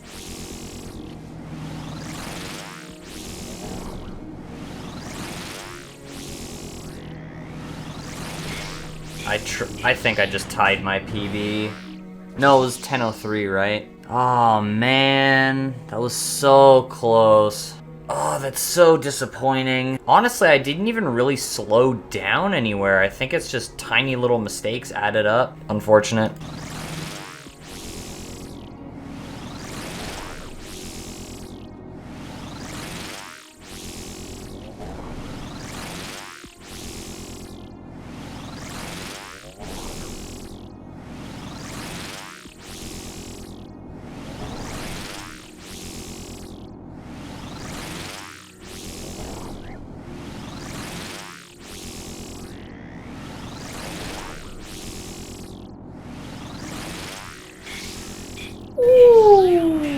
The potions, bro. Holy. We sort of clutched that kill out. We were out of run energy. That was very scary. Well, I guess this is a Rip Zammy Bruise angle. 450. Elite clue is going to be completable. We will attempt to send that after this trip. Step 5. Oh my god. That is crazy. The first one-off elite clue completed on the account. And it happens during bingo when I actually get points for it, so it really doesn't matter what the reward is from this elite clue, but just the fact that I completed it is insane. It was a 5-step, but we won the coin flip every single time. Good luck to us. A collection log would be cool, but you all know elites, they're not too great. Yeah, they're not too great. I really thought that was gonna be the speed run completed. Main reason being, look at that split for the second phase, 148, that is crazy. But then the fourth phase decided, well, RNG will leave. If that last phase would have been a 2-minute, like the other phases, well, that would have been a 930 PB, which you can see the potential. It's just I need the RNG on the right kill. My goal right now, while I use these super combats, of course, is the sub 10 minute. I know I can do it. I just need the RNG to line up.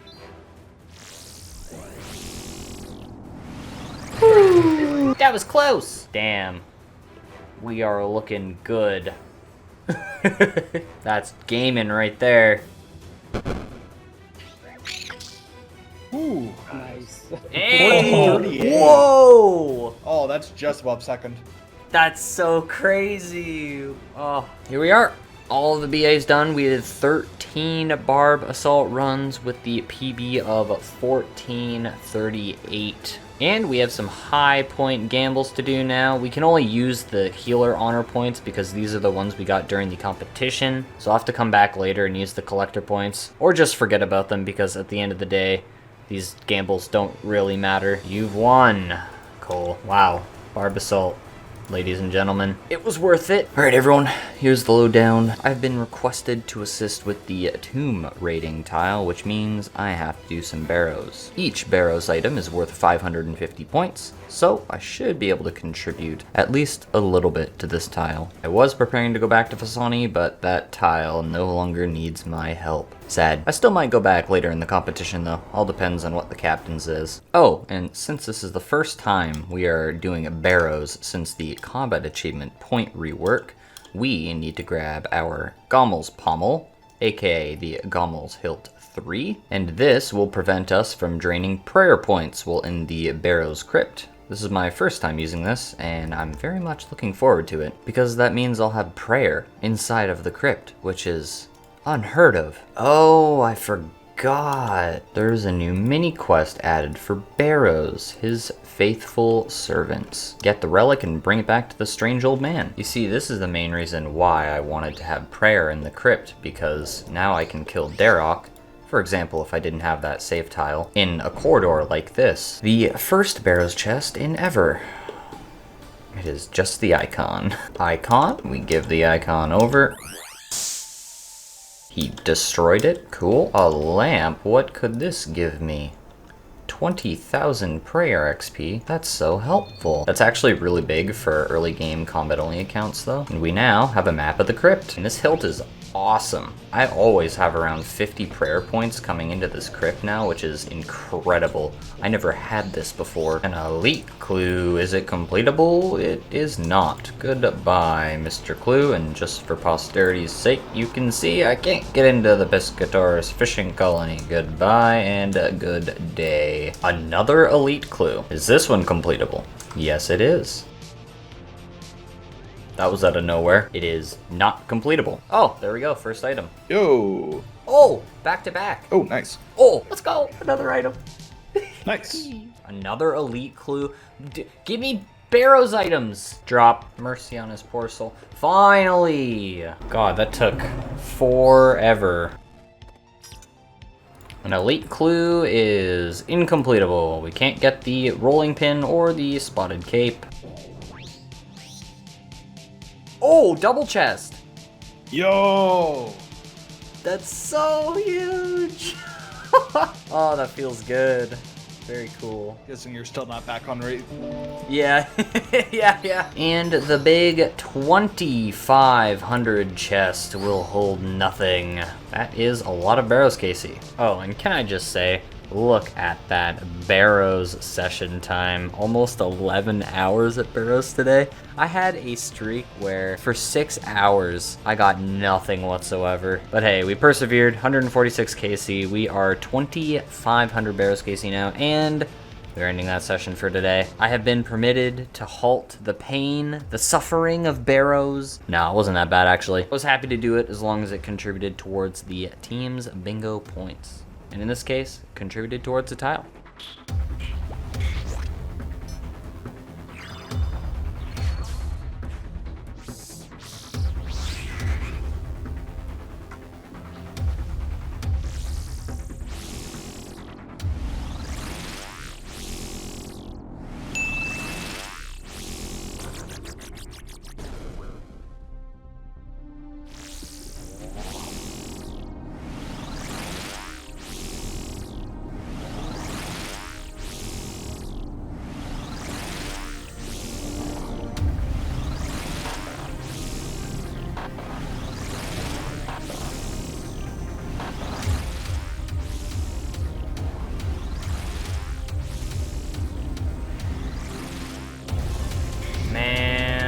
Can't believe that last phase took so long.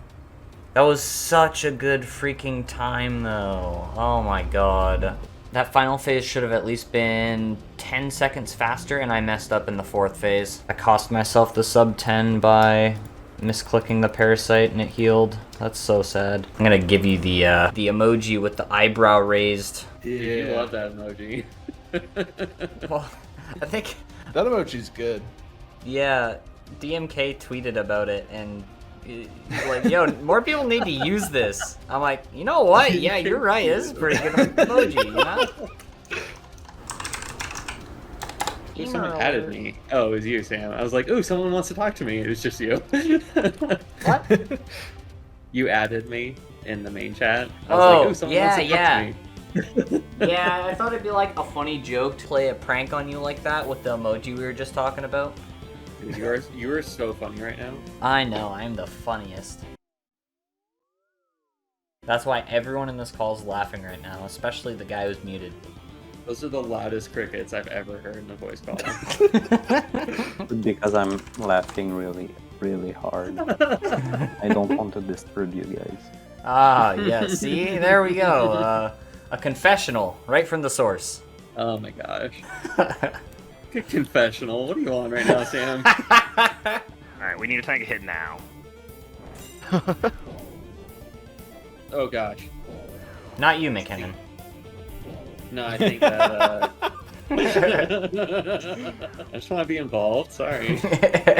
I used to really hate this part of the fight, because I feel like it's impossible to dodge the crystals, but I feel like I understand the timing of it all now a little bit better. Things moving vertically in RuneScape really suck for timing, because That's not this game's strong suit, yeah. Yeah, at least for the ticks, it's like, at least for like these things, it's a tick earlier than it would normally land. You're still talking about bugs though, right? I think they're called crabs. You said ticks. God damn it. Oh, come on, that was clever. You never heard that joke. I like Parkington's better. I got an elite clue in Saltpeter. Lament for the Hollowed. I can't do that step. Elite clue in what? What'd you say? Saltpeter. Hardly knew her. Shut up. Jesus. 5 more chambers, KC, with the boys. No purple. Elite clue. It is incompletable. We cannot get underwater. Ooh, another elite clue. What's it gonna be? Incompletable. We cannot get into the Shadow Dungeon Desert Treasure 1 requirement. Goodbye. Can I get a rip for these 12 prayer potion doses?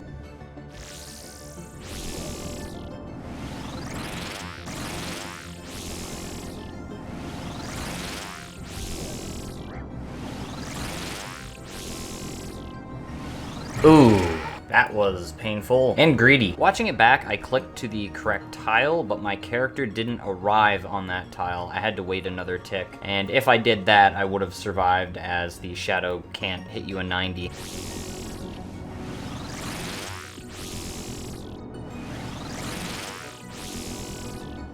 You're actually kidding. Oh my god. I can't believe I just did that. That's just a skill issue. Holy.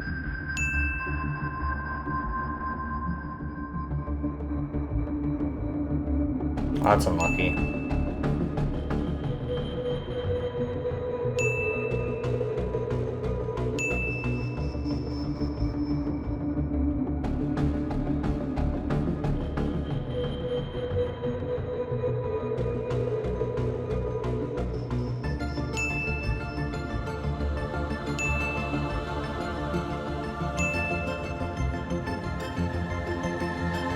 Oh, wow. That's the first time I've had to teleport out. That was bad.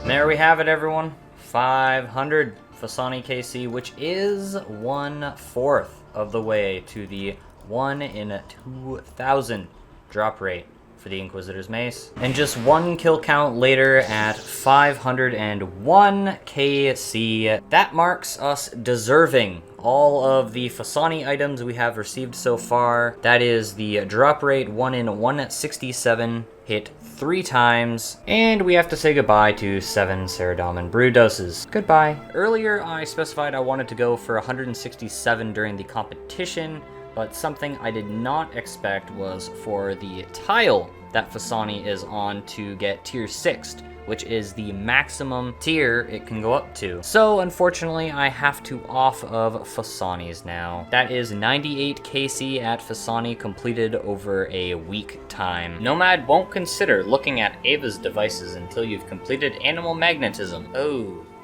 Well, that sure sucks. I spent 100k cash on 1.5k broad arrows. Soul Wars. Now I bet you thought you'd never see me doing this on my account. Well, the tile needed the help, and I decided, hey, why not prepare for if I happen to get a Dragon Hunter crossbow in the future? So here we are, Dolo Soul Wars. I am playing both accounts. My main account has the Locator Orb, which drops your HP 10 splats at a time. Full Void, Blowpipe. I know you can use a Venator bow if you're going to kill these lower level Forgotten Souls, but I just want to kill the higher level souls on my main account. Now what you want to do is gain 28 to 32 total soul fragments across both accounts. The account receiving all these soul fragments is the one that is going to be needing a type of range weapon. A magic longbow with the special attack or the dark bow with the special attack works best. Naturally, you want your best range gear, and I had to settle for a magic short bow and a range of 7 tiles. So while the character who is getting all the soul fragments claims the obelisk in the middle, you want to kill your alternate account, which will drop all of the soul fragments to the ground. Did I mention you need telegrab to grab those? Once it is capped, you want to add those fragments to the soul obelisk, and this will drop the enemy's avatar strength to around 20%, depends on how many memory fragments you get.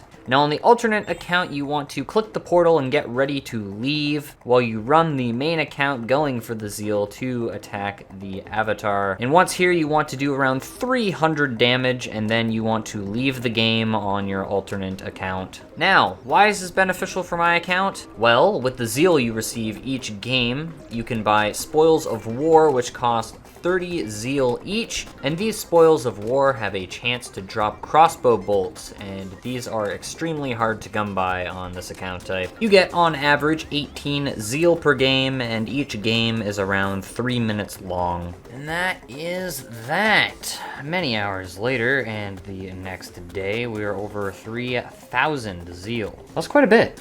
That's quite a bit. What are we even going to use this on? Probably Spoils of War if we get a Dragon Hunter crossbow. There's some Blighted Super Restores and Blighted Entangle Sacks for when I want to go back to Revs. That's sort of convenient. Only 20 tokens? That's pretty much one game. Doloing is pretty good. 5 skips and no Revenants. Good luck.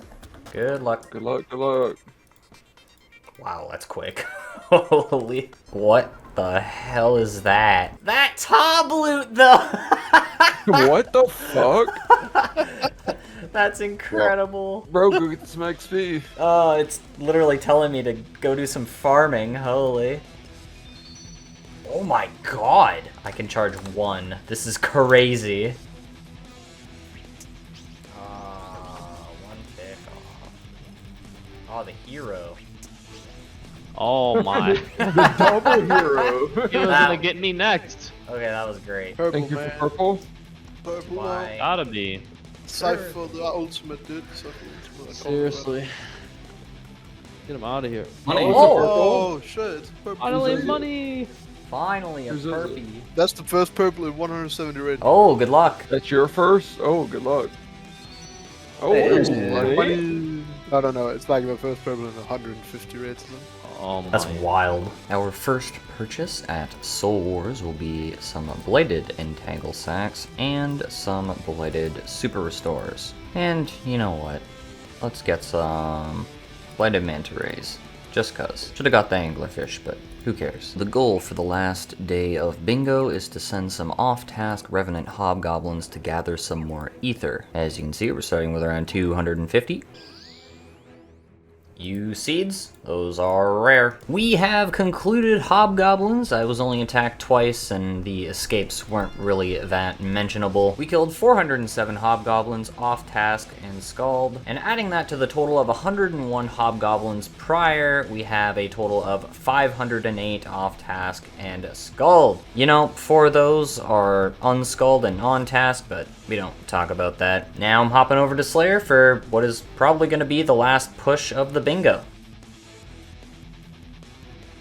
The bingo has concluded. Boom, the final bingo board for our team. We finished 6th place, which is not too bad. We were sitting at 8th for a lot of the competition, but really pushed forward at the end there, so I'm really proud of the team for that. We managed to get the tier 3 blackout bonus, which means we completed every single tile to tier 3 or above, and I'm not gonna lie, I'm very happy with my MVP placement. I was drafted on the 11th round of the picks, and I am the 11th MVP on the team. I sadly did not get any collection logs this bingo, but I definitely did have a lot of contribution. Anyways, the plans now, we are going to finish this task, maybe do some more revenants. One of the first goals will be to use up the rest of the super combat potions, which we have 14 left of.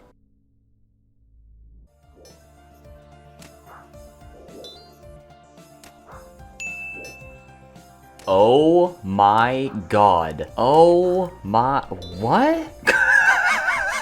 That's a 1 in 32,768. What? I'm very confused. Well, if I would have gotten that last night, that would have counted for the competition. That's completely useless for me, but I guess that is 6 mil for the main. And while I run to do this clue, we will take a peek at our notes and make a note of our end game goals. I figure we're fairly dedicated at this point, so I'm going to add the crossbow to this list. It's just something we gotta get now. I mean, we have 255,000 ether. How else are we gonna use it, right? That is a lot of loot. 6.5 mil? Back once again.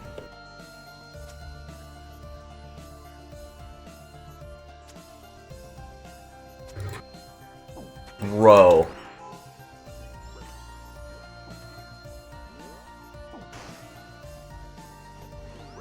Good, you rush specs.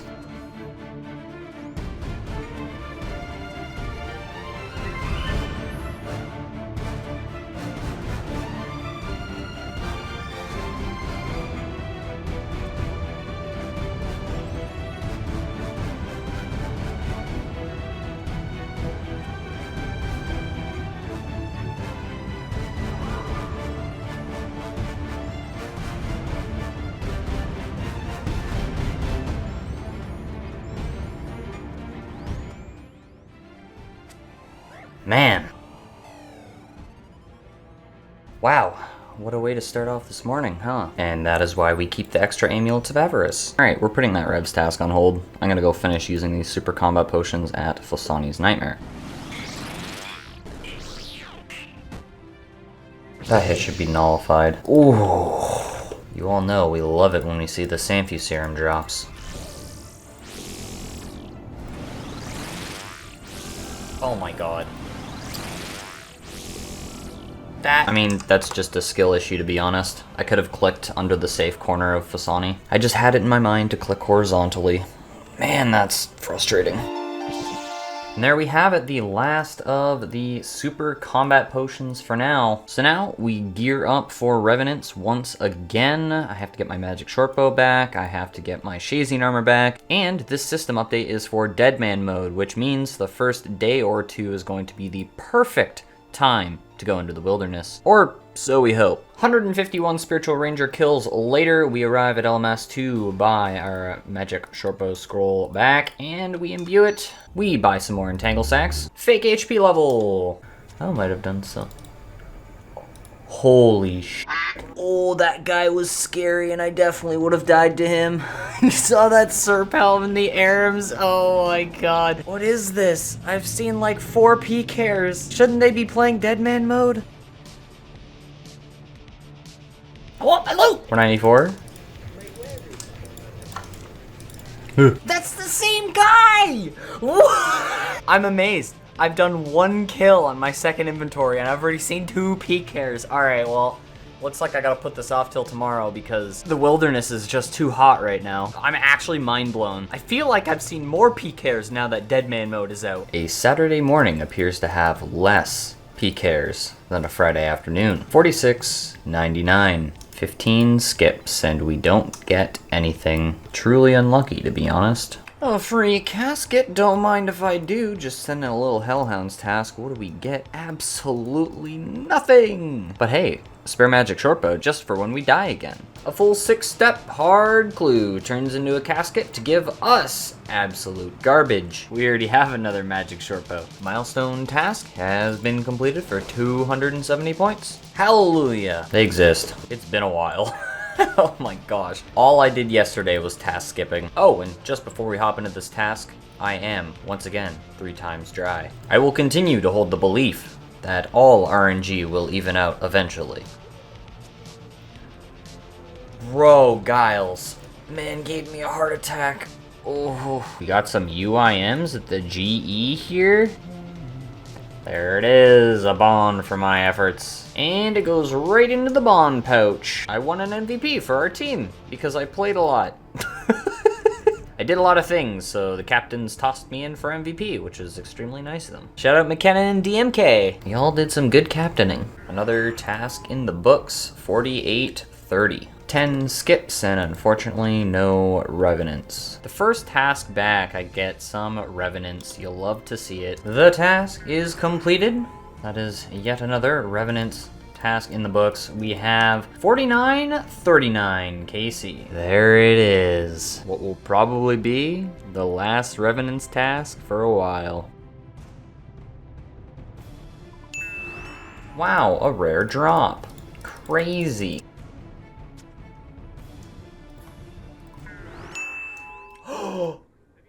Oh my god. Oh my god. Oh my god. Oh my god. No, wrong button. Holy f***.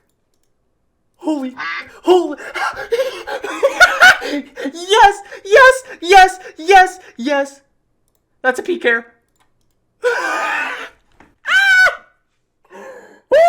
I got the crossbow. Holy shit! 4,995 KC! I'm just gonna call it quits after this task. Oh my god. I gotta log back in. So what if, now hear me out, I never logged in again? Bro, why are there PKers in every world? Okay, we'll try 488. What the heck? 47. I don't trust anyone. 46? Okay, that's a PVMer.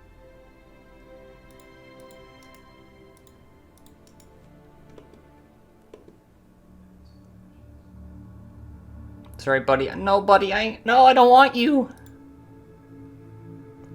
Holy shit. Literally every world I'm hopping to, there's a PKer. What is this? All right, 479. That is the golden world. It will be 100%. Ain't no way.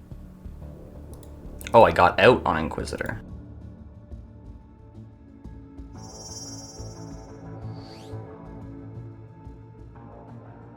That's that. That's that. It's over. Dude, there were so many PKers. I can't believe that.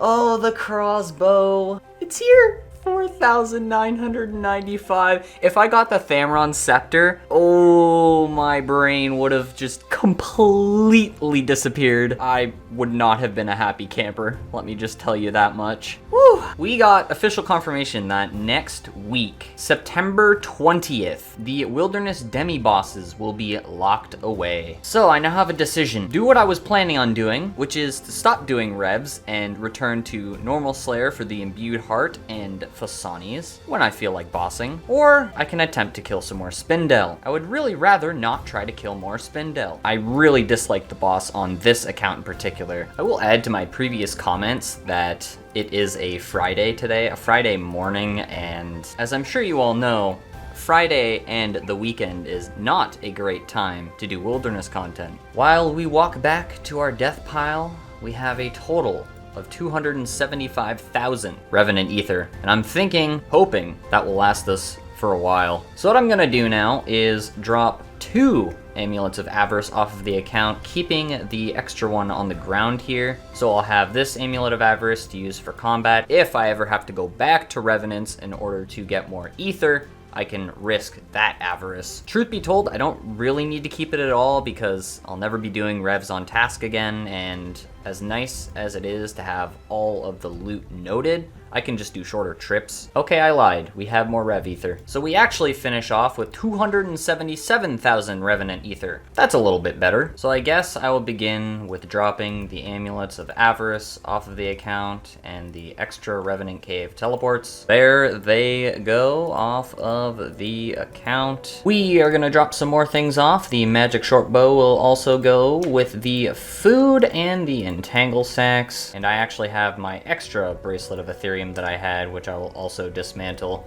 for an extra 250 ether, of course. I don't think I can do anything with the Magic Shortbow but alch it. So I do want to put everyone's mind at ease. I can use a normal shortbow with bronze arrows at Nightmare instead. Now I just have to alch the rest of the things. For the first time, we will charge up the crossbow. 17,000 ether inside, 1,000 to charge it. We equip it for the first time, and that is a weapon that looks absolutely incredible. You might have seen it earlier in the chat here, but I'm really not a fan of the projectile and the web weaver. I like the clean arrow look, the glowing arrow of the crossbow. Of course, that doesn't mean I shouldn't get the web weaver because it is statistically straight up better. I really cannot be asked to do Spindel. If we check the looting bag here, we have that extra avarice I'm deciding to keep for now, and the bladed super restores and the bladed manta rays, just in case if I get a little inspired to do some Spindel before it's locked up. I would have Monday and Tuesday, but I'm gonna say odds are I'm not gonna touch that. The best part about the Cross, when I'm not using it, I can simply bag it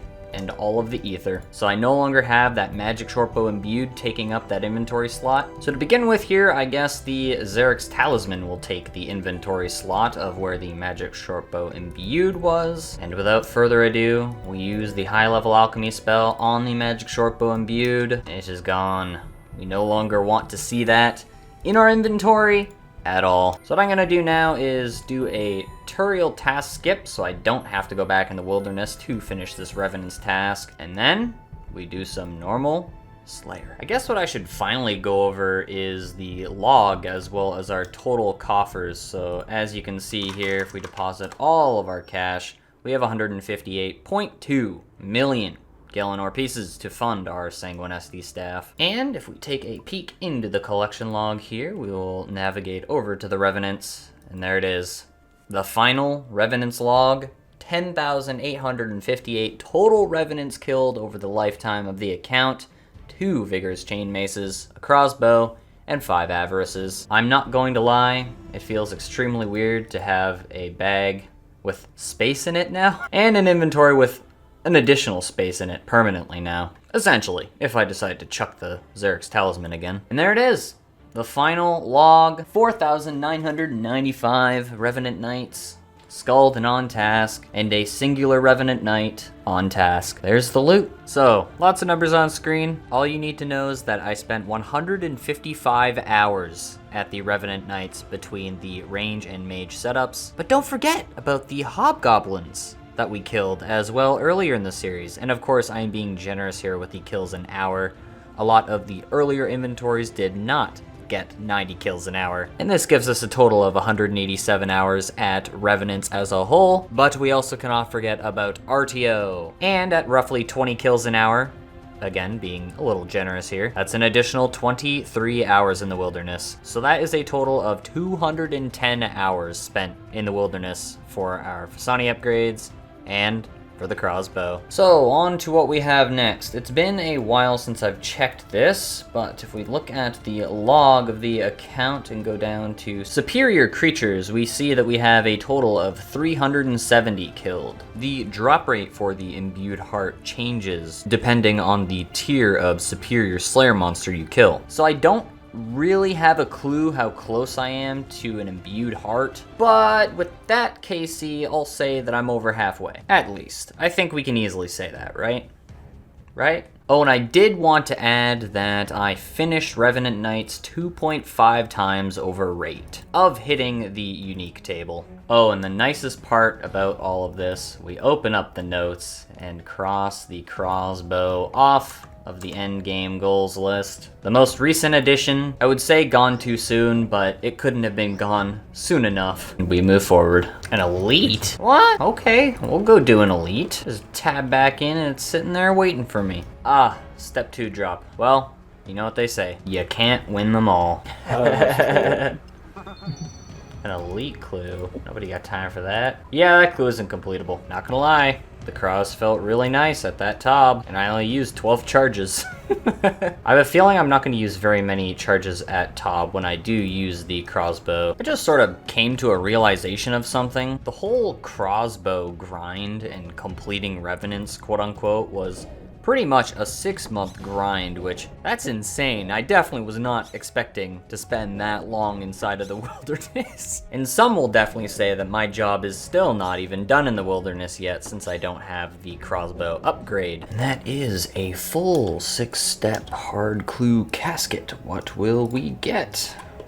A Rune Helm H3. A new clog slot. That is pretty cool, but an alk nonetheless. Another one-off hard casket's gonna be nothing. I said this in a previous video. You see, I can't actually do shamans because the best way to kill them is to get them into a safe spot. The attack distance required at minimum is 9, and the magic shortbow can only fire at a distance of 7 tiles. Now this can be expanded upon if you use the long-range combat style, but since I don't train the defense skill, this is useless for me. Which leaves the only 2 options for my account. A twisted bow or a crossbow. And guess what we have now? Though anytime I want to do CMs or chambers now, I'm going to have to death pile, fill up the crossbow with ether, rebag everything, then go dye at the Theater of Blood so that I can put all of my stuff into the Death's Coffer there. I would like you to meet the newest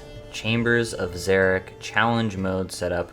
We've got the melee setup, we've got the mage setup, and of course, we have the range setup. No longer do we need the ranging cape trimmed, as we are using a charged weapon. No longer do we need the arrows on our back. And I am not going to be bringing along the Berserker Ring imbued. I'm going to solely rely on the accuracy and defense bonuses of the Brimstone Ring instead. This gives us an additional 2 inventory spaces for food or whatever my heart desires. Probably food, because we need quite a lot of food for challenge modes. But yes, for normal Chambers of Xeric, we will bring along the Berserker Ring, but we will never need the ranging cape again. Unless we get a twisted bow or a dragon hunter crossbow, but we don't talk about those right now. Let's revel in the moment that we have achieved the crossbow. Here we are, challenge mode Chambers of Xeric, and I have a plan. You can see it in the chat here, and these are the supplies that I believe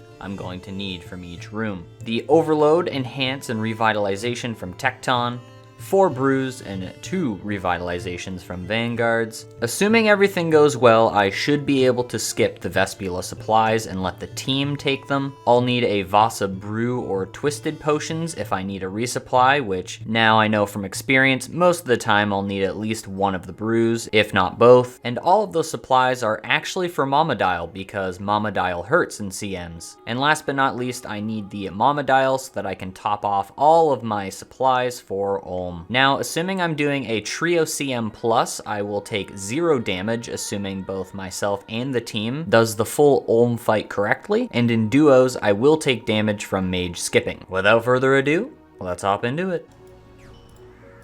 Oh, he's out the game. One. So close. No. That's 4. Oh my God. I should have summoned my throne. Oh, look at the arrows! 28 is my max hit, that's sick. So not that this matters much, but I decide to swap my crossbow to accurate when doing the Vespula room. I'm losing the ticks anyways when attacking, so I only really have damage to gain from doing this. Accuracy, not damage. More recently when doing CMs, I've found that Vespula is generally a room I can leave now as long as my supplies are sufficient moving forward. Alright, you guys all stand here and wait for my hit splat on me. Oh my god, can I finally do that save spell with Cross? Can he? Yeah, let's go! Oh, that's painful. I couldn't do this spot before because I had magic short bow. Oh, why did I overload? Oh well. I thought we were just running in, and then I remembered, oh yeah, we're not making time anyways, so it ain't gonna matter. There you go, running. to make up the brave. Sorry. We're already not making time. No stress. That's fine. Yeah. That's also going in the video though, so you know.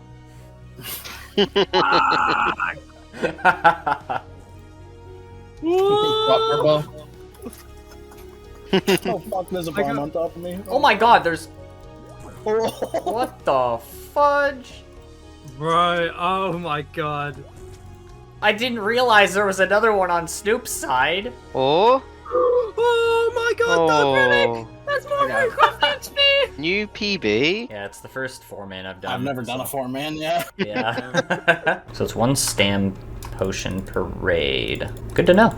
Good info. So it's 313 charges used, which is 313 ether per CM. In a Chambers of Xeric challenge mode, the first point in the raid at which I use food is at Vanguards. And in order to save the maximum amount of food, I need to run back throughout the raid after we beat the first floor. Now there's actually 2 methods to this, and this is the first of the 2. The latter one, which I would find later, would be better. But this strategy involves simply just running back throughout the raid to pick up the cheese potatoes that I would have dropped at A, Ice Demon, and at B, Tecton. Because as mentioned before, I need to pick up the Overload Revitalization Potion and the Prayer Enhance from Tecton. And generally by the time I have made it to Tecton, picked up my stuff, and returned to just being outside of Vanguards, my team is pretty much ready to take on the next boss. This, of course, differs per person, but generally. So I guess you could look at it as my prep is running back for my food. One. Guys. Oh my god, I didn't have inventory space. No way. Burbo, do something right, challenge difficulty impossible. Where'd they go? Why am I not grabbing this? Go lure them all. There you go. Oh no. That's I'm dead. unlucky. Over. Unless Burbo saves it. Oh my. Oh. Bro, Chambers is so quirky. Yeah, I know. It's so great. Wow, nice job, Snoop. Thank you. So it turns out in the Mudadile's room, there is a safe spot from the Mamadile's mage attack. And as you can see, they are the tagged tiles on screen. Feel free to copy them. A thank you to UIM Herblore for showing me them. I wanted to share this clip just to show you how hard CMs hit sometimes. I'm in the back of the room. I was so They afraid left. of burning people that I forgot to run across. Right side.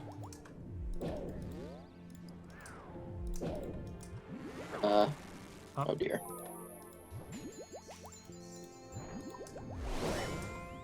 Brother.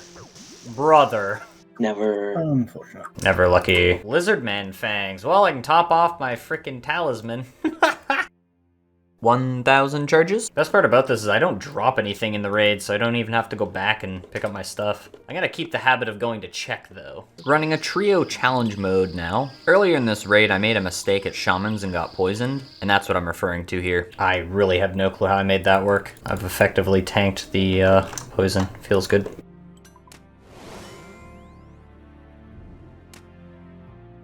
Thanks, Archie. Appreciate you taking that for us. Turn with me.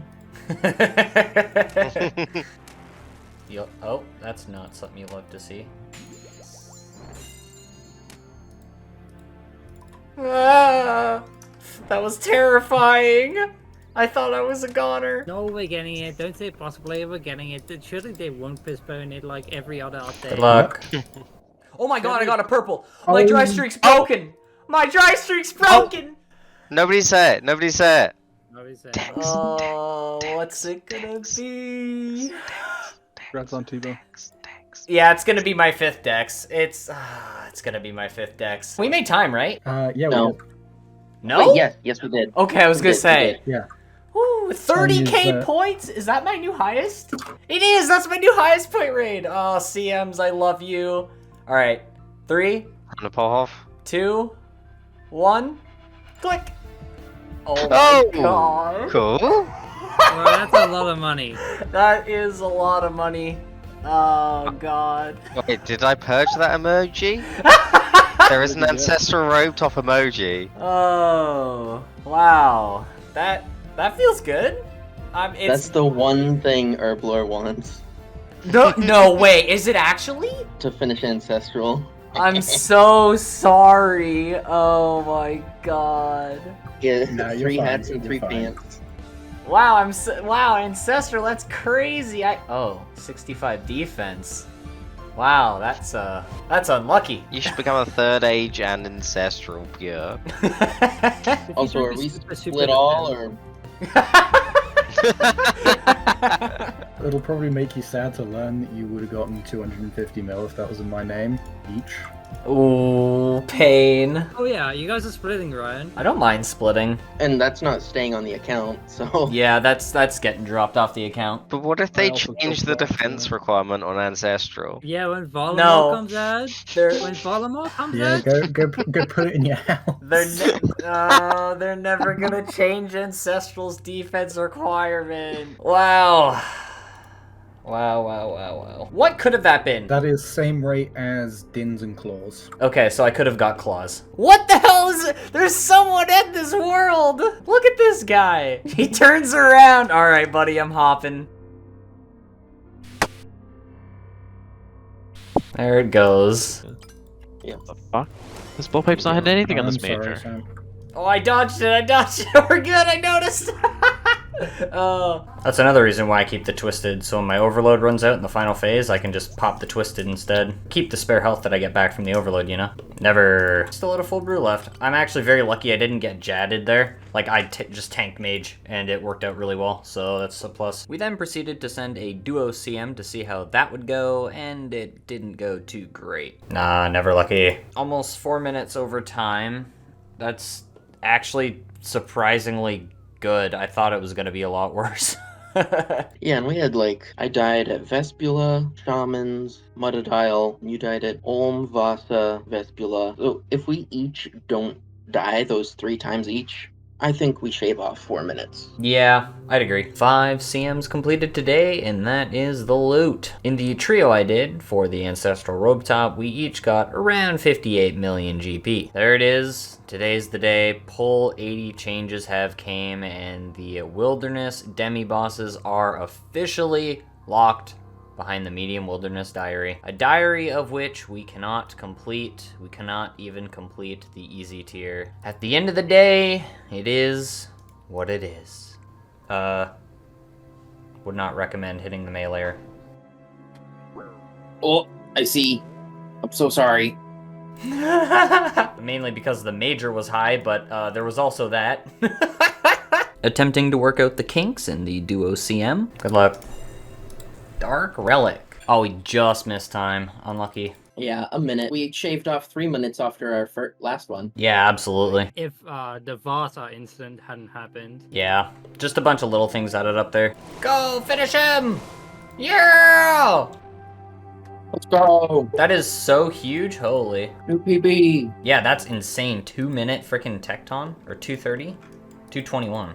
Jeez. Well, now that it's happened, at least it'll never happen again. Because I felt so bad for wasting the 26 minutes we've been in the raid for. 27. What's wrong?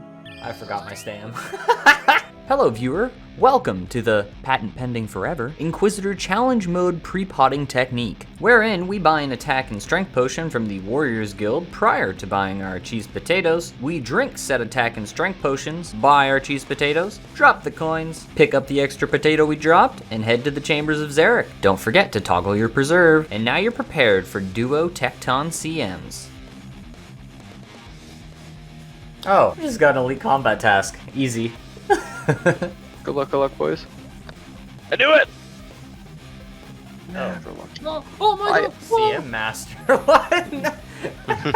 Okay. Probably just KC, right? Yeah, it's KC. KC. I have discovered a way to avoid taking damage when you help to set it to mage skip. Essentially, all you have to do is realize that it's melee set, for example, those spikes coming up from the ground, cross over like you normally would, and then go back to the mage side of Olm's head just as he's attacking. And as long as the mage skipper stays on the mage side, this will make it so that Olm's head will stall and stay on the mage side, therefore setting it when Olm attacks, allowing the mage skipper to skip. At this point, myself and everyone I've done challenge mode chambers with have discovered that trios are going to be the most chill way to do CMs with me, and an even better trio Chambers of Xeric challenge mode time. Yeah, we ain't hitting. Hammer go. Oh, 117 attack. What do you know? So click this tile. Now click, yep. Oh, here. Yeah. Whoa! You still did it. Fucking gamer. Wow. Gamer. That was sick. I'm surprised I didn't take the damage. Yeah, it was good. Totally good on Splice. Oh, an elite clue. Incompletable. Yeah, Inquisitor does have an end, believe it or not. Oh. Nice. Watch out, there's bombs. I know, I dodged them. Completing a 3+3 scale with 3 combat fellas in the freaking party. 26k points, 100k overall. Not too bad. I got to leave work early and I'm just get to play Rune. Uh-oh. That would have been really bad. One. That would have been really bad. That's a new one. That's not happened before. Yeah. Woo. We made time! Hey, let's go! Feels good. We can do it, Sam! We can do it, yeah! News. That's Even if I die at both Vasa and Mutta. I think we've worked out the kinks. Yeah, now we have to fucking go! Yeah, we just have to consistently reproduce that now. Feels good. Now let's get the dust. Yeah, for you. Dude, look at this. You're so close! You can like just barely tell that hat's like off. You're like, huh, why is the rim blue? That doesn't match, huh? Yeah. Oh, that's my new highest point raid too.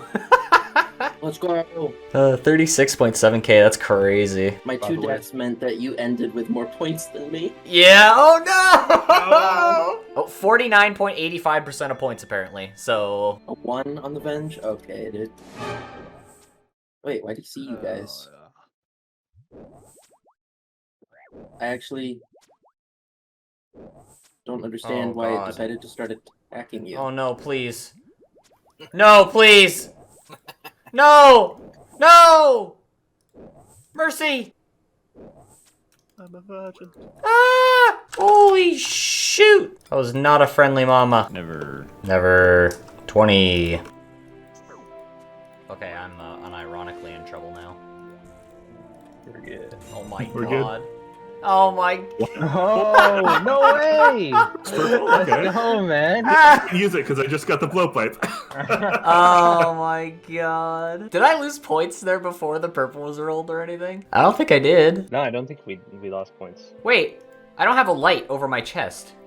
but my loot's in there. Interesting. That's so funny. Dude, that's massive, man. Let's go. Congrats! I'm so confused. Yeah. I'm so confused. Oh my First gosh. purple, at least we get something on the log.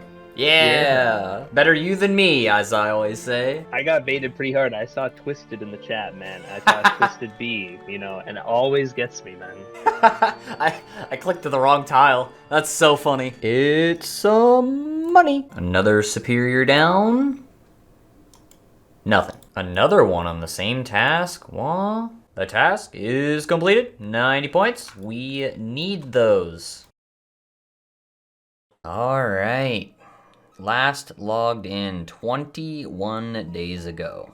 I'd call that a little bit of a break, and I am at my Slayer task. Everybody, welcome back to Inquisitor. Now today is January 8th. I'm not entirely sure when this clip will see a video. It'll probably be a while if I'm honest. But we have a very glaring issue that we need to deal with. And it's not just the fact that I need to enable my max cape, my completely cosmetic max cape again, but the fact that we have our friend following us here. Now, I find when I take out pets that I don't want to death pile anymore. Very simply, I lock myself into content arbitrarily, and this is not good for the progression of the account. It takes away my freedom, essentially. So the first thing we're gonna do, now that we're back, is actually open this hard casket and see what we get.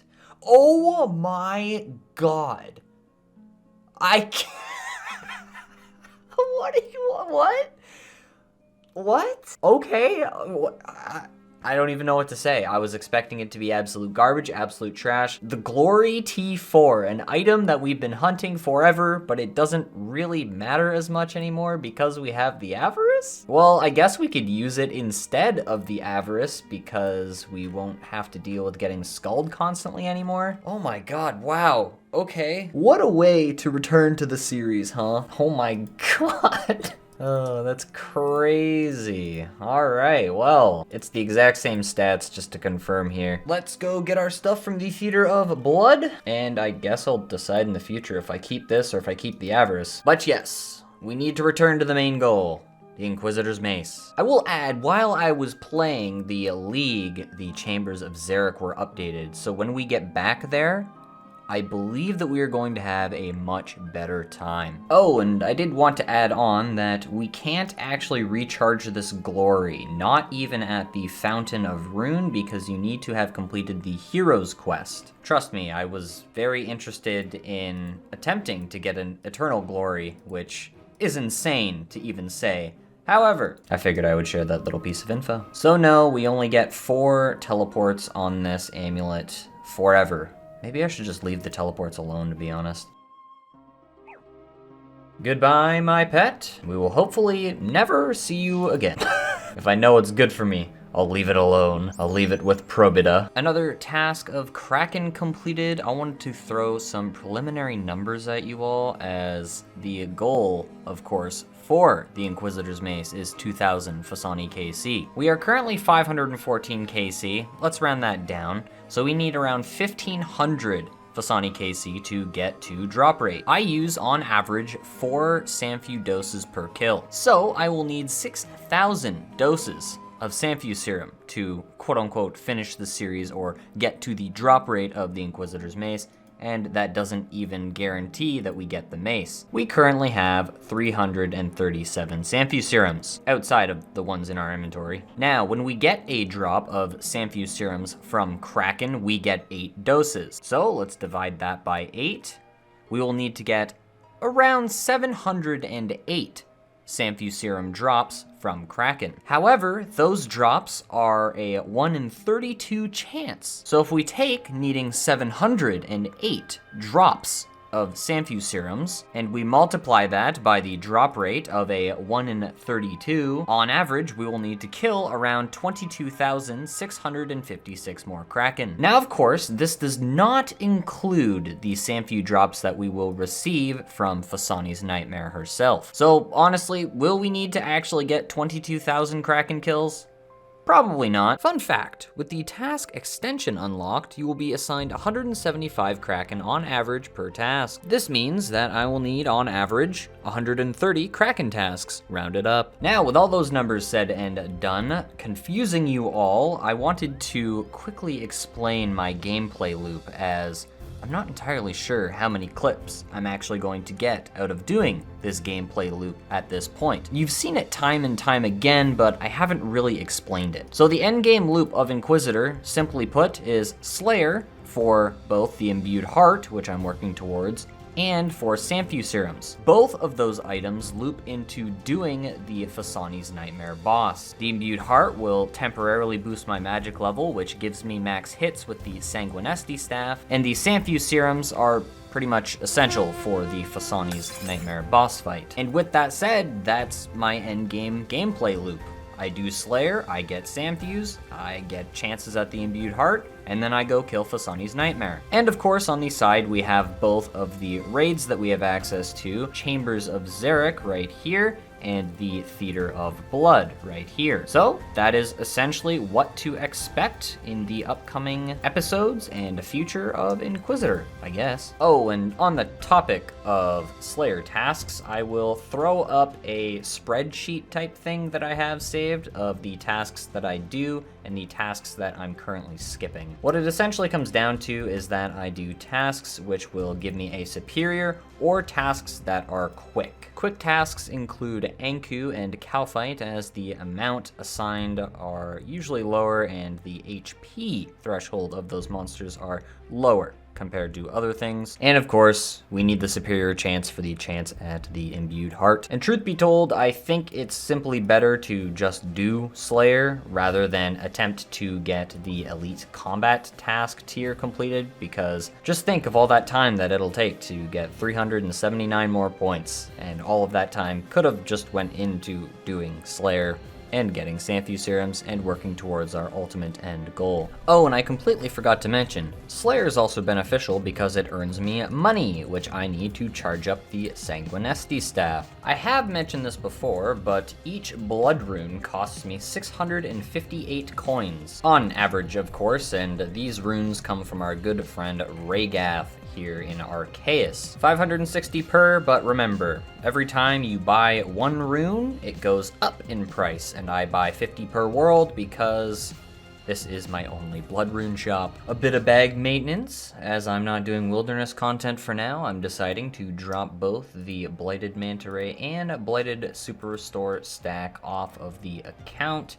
Now, reason being, I have Soul Wars. I have around 3,000 Zeal stacked up, which I can use to buy Blighted Manta Rays, Blighted Anglers, or Blighted Super Restores. So if I ever do want to hop back into the wilderness, I can very simply use the Zeal. This is an extra 2 bag slots that I don't necessarily need to have taken up right now. Mind you, I have a lot of space now, which is why I'm keeping the second Amulet of Avarice for now. And just to show you all, we have 2976 Zeal tokens, which we can spend on Blighted Food and Super Restores. Welcome, welcome, welcome. Today is January 10th, and as you can see, this week brings Kourend improvements and a new quest.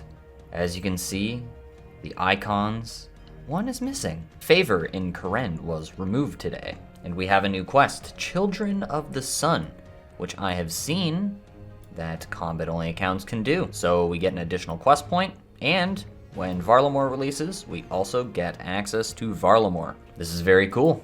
Let's go get her done. Oh, and one really big update that came with this is that we can now cast the Xeric's Heart Teleport on the Xeric's Talisman.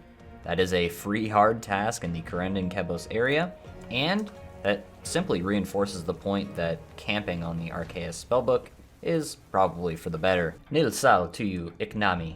I hear you managed to get yourself into a spot of bother. I'm not telling you anything. And on that note, I'd best get to it. All the best, adventurer. Thank you for your help. Boom. And there it is. Children of the Sun has been completed. We now have access to Varlamore. Now I'm wondering, is the Colosseum going to be locked behind the subsequent quest, because I remember from the poll blog there are supposed to be 2 quests that come with the release of Varlamore. So I guess we'll just have to wait and see. And this kill is 2200. Slayer task completed for 450 points. That will help us skip some unwanted tasks. Ooh, the whip. A little Abyssal Whip coming in from the Superior. I feel like this is something we should keep for when our Abyssal Tentacle runs out of charges, which, honestly, I should do some Theater of Blood to use up this Abyssal Tentacle so I can toss the Kraken Tentacle into the looting bag. But we have the space for it, so why not? Here we are. It has been a minute. We take a peek at the scoreboard, and I have 514 Fasani Nightmare KC and 25 personal deaths. Let's get to work. We've got a lot of KC to gain this year.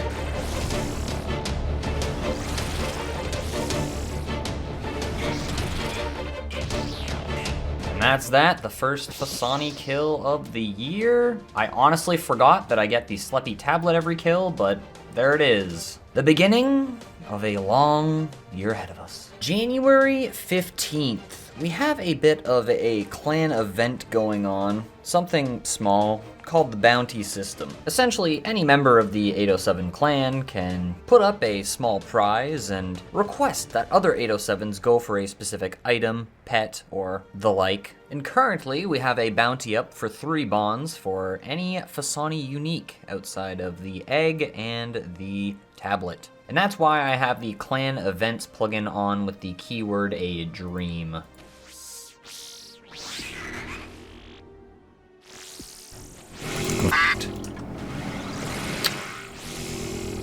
I actually really want to watch that back to see if I had a safe tile to go to besides stepping beside the mushroom. So at the end of the day, that's just unlucky, Chief. I literally had no squares. I had 1. Upon review, I had 1 singular square that was safe, and that was in an L-stepping pattern, which my brain would not have considered that quickly. Sucks to suck. What the f? 1 minute and a half later.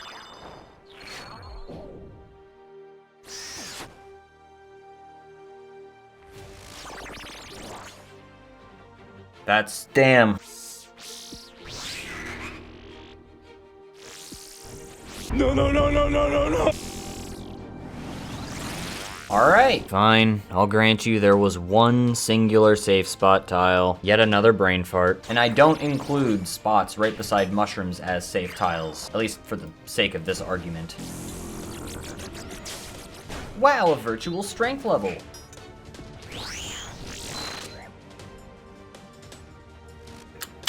Skill issue.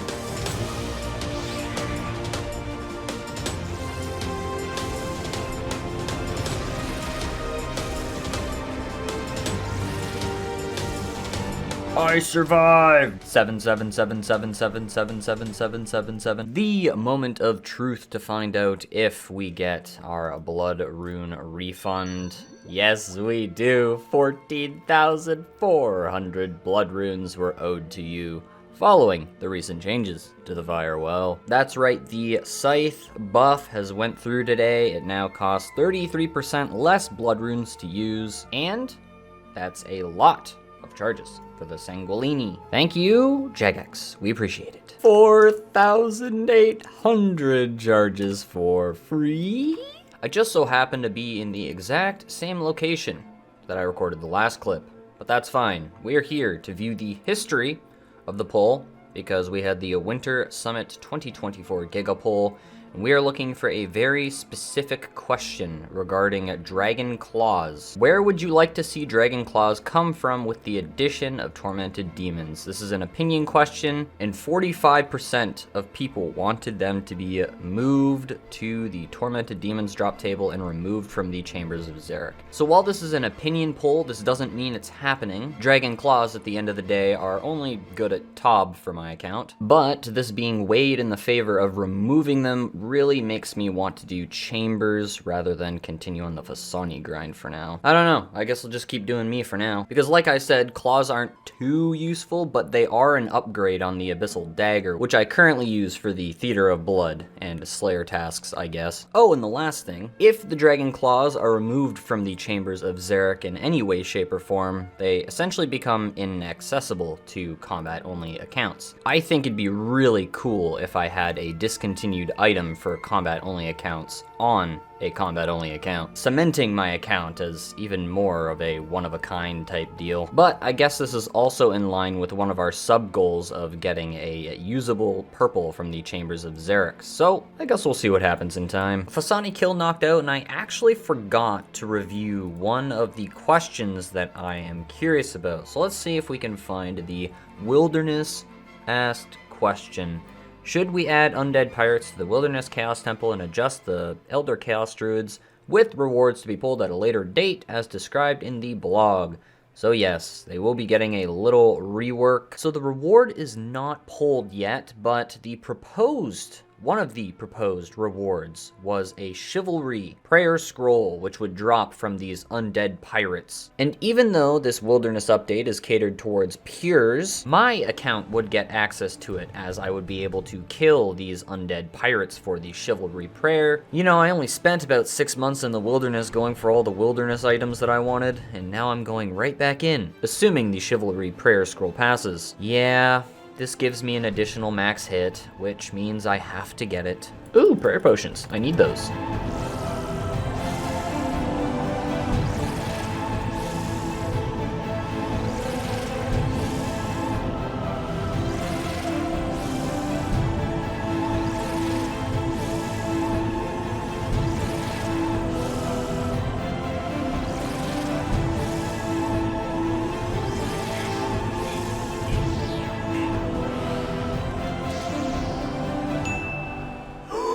Oh my god! That's the best orb! Ah! Oh! Oh my god! No way, dude! Oh my god! We saved the Nightmare Stabs for a reason! Oh! Get in the inventory! Yes! Oh! My god. Wow. That's free prayer. For the low price of 55% of my special attack, that is free prayer. Oh, it's the best orb. That is our best orb. Oh my god. 542 KC. That is so undeserved. Oh my god. I had a feeling my next item was going to be either a dupe piece of Inquisitor or an orb, and... Oh my god. That's actually insane. I'm shaking. Wow. Oh my god. Now I have to death pile to get my freaking Nightmare Staff out. That is awesome. Oh my god. That is so good. Wow. Wow. Let's contextualize this a little bit, just so the title of the video will make more sense. The last time I got a drop from Fasani's Nightmare was at 151 KC. This was in March of 2022. However, 391 KC later, also known as 542 KC, is when we received the Eldritch Orb. As a reminder, there's an effective 1 in a 167 chance to receive any item from Fasani's Nightmare. Now don't get me wrong, this dry streak was sort of deserved, as a lot of the items we received from Fasani were quite front-loaded. Let's quickly take a little glance at the Nightmare boss log, and we have... wow. We're missing the jar, the 2 orbs, and the Inquisitor's Mace. 542 KC. The next goal to deserve the orb is 668. We carry on. Can I just say I'm so happy that was an orb rather than the mace? I have plans, alright? Inquisitor's supposed to last all of 2024. What would I do without him? One thing I feel like I don't talk about enough on this account is the run energy and weight. Because you may have noticed while watching throughout the series, my run energy drains very quickly and it takes a long time to restore. This is obviously obviously because I'm 1 agility, and agility directly ties into the regeneration rate of your run energy. But before I pick up this new Eldritch Orb and the Nightmare Staff, we take a look at my weight, and we see that I'm 36 kilograms. At 50% run or so, I have 30 seconds of run time remaining. So if we pick up the Eldritch Orb and the Nightmare Staff, that will add to my weight. I gained an additional 2 kilograms. So at the end of the day, I don't think this will be a giant detriment to keep this item in my inventory. And I'm actually curious, when we put it together, does the weight increase? So we're at 38 kilograms. Let's piece it together for the first time. Add the orb to the staff. Yes, and don't ask again. You add the orb to the staff. Eldritch Nightmare Staff. Oh, baby. Let's equip it. Ooh, our lamppost has a light. Hell yeah. So the weight is the same, and let's review the special attack. Fires a powerful spell that restores your prayer points by 50% of the damage dealt. Damage scales based upon magic level and can be increased with magic damage boosting equipment. Your prayer points can go above your level to a maximum of 120. Costs no runes to use. That is an incredible item to prepare us for any boss adventures we go on. And it just looks so cool. So, on our walk towards the boatman, which will bring us down to the southwest of Slep, there are these tortured souls here. If I toss on my magic gear, toss on the Eldritch, their magic level is 1, and they have no magic defense. This works out great for us. I don't think Praying Mystic Might would help, since it doesn't increase the damage percentage that we do. And with the staff on, we have plus 27% magical damage. That is an increase of 15%. So, for the first time, let's hit a special attack with the staff and get ready to teleport.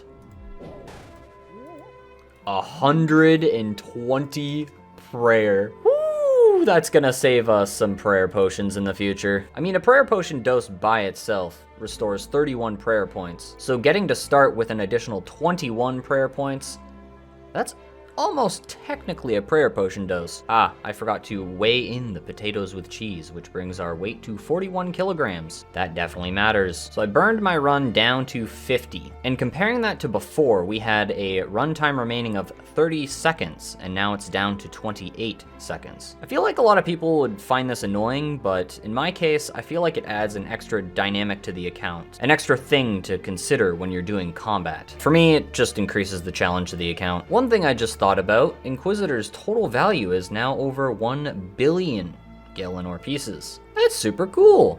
Look at the little prayer down here. It's not a line. There we go. Wait for it to tick down. Wait for, there it is, it's fixed.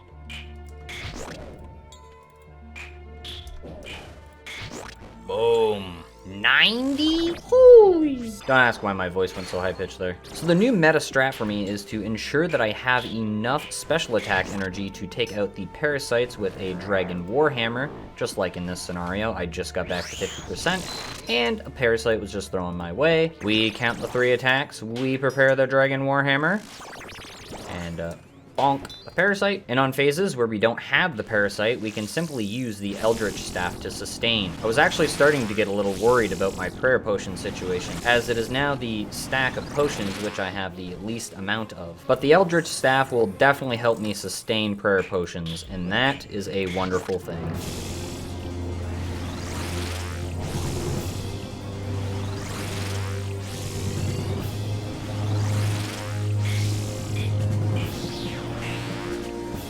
Do the back-to-backs exist? Never, never, never. Everyone, I was joking. I'm happy. Don't worry. I did not expect anything. I would say that first impressions of using the Eldritch is telling me that I can drop one of these prayer potions. So instead of bringing 4 prayer potions, I'll be bringing 3 now. Yeah, I'll try that. That sounds good. Yeah, I'm not gonna lie, I completely forgot about the bounty that the 807 clan had set up, so yeah, I guess we'll see what comes of that. I have made a decision. In regards to the 807 competition, I was indeed declared the winner, and what I have decided to do is accept 2 out of the 3 bonds and put up the 3rd bond to anyone who gets the Scurrius pet. I want to try to motivate some combat-only accounts to get into some PVMing. Maybe get some some of those steel scimitars to become black scimitars. Skirious is supposed to be that entry-level learn bossing here type scenario. So I feel like the Skirious pet may keep people at it for a little bit. After accepting my prize, I've opted to tell you all to subscribe to the channel and also join the 807 clan in game. As it turns out, having your toggle run set up is a good thing. Wow, look at that. I actually remember that control clicking will toggle my run when I am walking. Oh, thanks for the master task. Ooh, dragon arrows. Energy well, let's go! Oh, I never have to walk anymore, it's so good. The energy pools added to the additional rooms throughout the Chambers of Xeric is probably one of the best updates that Inquisitor has seen at Chambers. That, and the fact that I can now raid with main accounts. Now when a boss is killed inside of the Chambers of Xeric, the potions go on the ground for everyone instead of just for the MVP. 25 Casey, Grandmaster task. Good luck. Cluck. Oh, wow. A purple. Wow. That sucks. Woohoo. Yeah, it does. Quick Life, mind that. Mind the store. I can't. The option's not there. It's not there. It says examine. Oh, you forgot to buy the battle pass to get access to crashing trash stars. Aw, damn. You know where I can buy that? After forgetting a plenty of stamina potions while running through challenge mode and or regulars, I have added a new tile. Yes, we now have a special attack weapon for the Kraken, and that is the Eldritch Nightmare Staff. I explained it previously, so I'm not going to go over it again. However, just know that I'll be able to use Mystic Might, which will very, very slightly increase my DPS. It won't be incredible, but it's honest work. Oh, and I'll also be able to use Rapid Heal when I am lacking food, which is always a good option to have at Kraken. 55 max hit. I got a jar of dirt. 8,000 Kraken kill count. That's a lot, but we've got a lot more to go. So it's been a minute since I've showcased my Kraken alt method. It has improved. It has adapted over time as I've continued to use it. Now we very simply tag the whirlpools like this, and the gear is as follows: maximum magical defense with the maximum amount of ammo save with the Hunter's Crossbow and Kevet bolts. And once all the tentacles are tagged, we simply leave the room, as you saw, and then we attack on Inquisitor. It's as simple as that. Toss out a little spec, and we are living good. Not exactly with that hit, though. To my knowledge, you have to stay logged in on the alt because these tentacles are aggroed onto them. You do require 87 Slayer to attack these tentacles, but you do not need a Slayer task. And that is pretty good because I actually have Krakens blocked on my main account. Only one step was completable on the elite clue from the Kraken. Today is the 31st of January, and we got a blog today which confirmed that we will not be losing the Dragon Claws. That is right, the Dragon Claws will not be removed from the Chambers of Xeric, which essentially allows us to just get back to our normal Fasani and Slayer grinds for now, until I feel like doing some more Chambers of Xeric. Truth be told, I'd like to do some Theater of Blood soon because I have the Tentacle Whip, which is taking up an inventory slot. It's not too big of a deal, but if I can bag that Kraken tentacle and make full use of the Abyssal tentacle,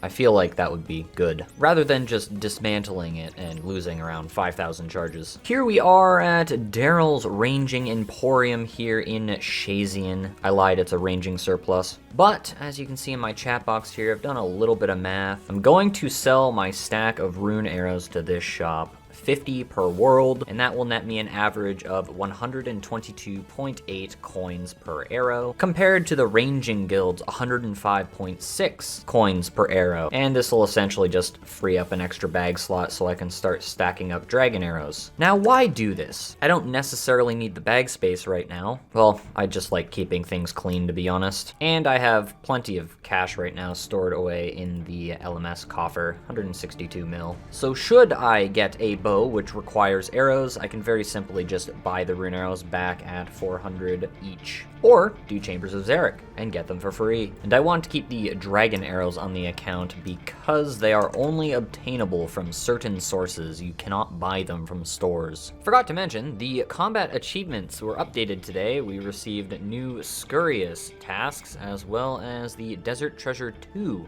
boss tasks. We still have plenty of points to maintain our hard tier. And the final sale brings us up to almost 3 million Galenor pieces. Let's go fill up the Trident of the Seas. Ooh, a one-off hard reward casket will be a bucket helm. High elk.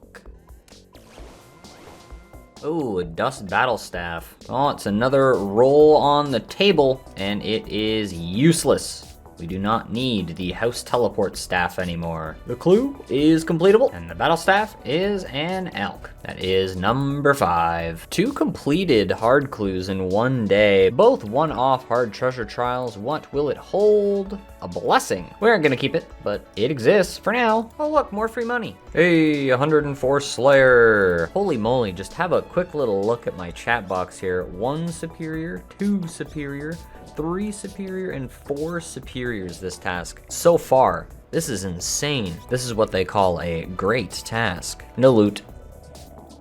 Look. Oh, off, bro. Shake. No.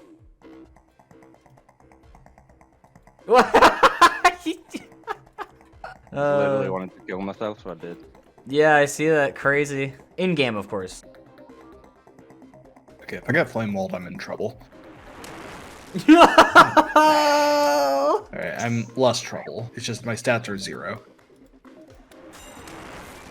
No! I walked back into it. I am so f***ing pissed. No, it's the worst. And then cool. That's absolutely criminal. Oh my god.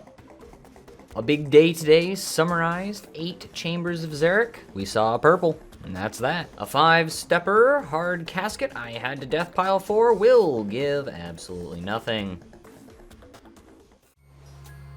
2400 XP, and nothing. Any perps? Ooh, got it? Yes. Oh, cool. Who's is it? Inquisitor? Nope, not me. No, is it Rakeen? It's the main. It's the main. Give me split money. Yeah, just give us money. Money'd be good. Okay. Oh, you know, can't complain. 32K! This raid's supposed to be profitable?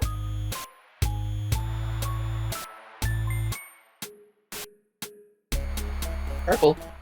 Oh, for who? Oh. Mr. Paul? Ooh, good luck. Please be a scythe, I need money. Oh.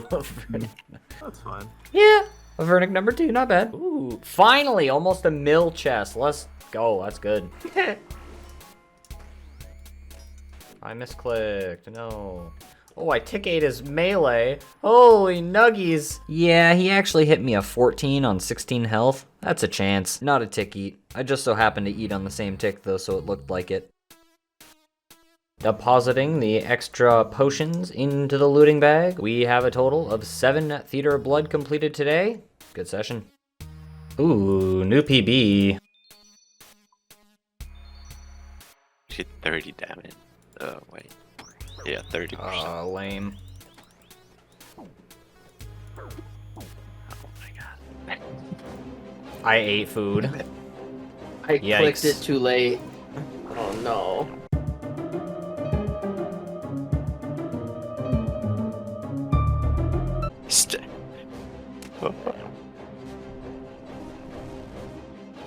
Jesus Christ.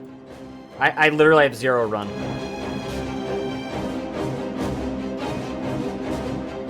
Go! Yo, hurry up, bro. Damn. I have no run, bro! Maybe you should go train agility. You ever think about that? Yeah, maybe. QI. Jesus Christ.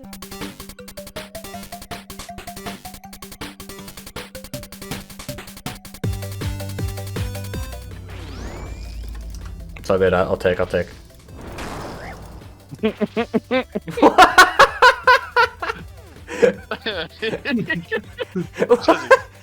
All right. I did for him, man. He took 8, but I mean, I expected you to come as well, Twisted. I'll blame that on you. What? Mulgurt Kirby.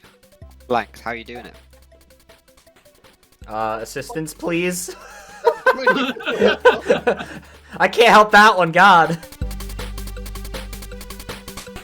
A new 4-man personal best. Good luck. 5's PB. Oh, yay.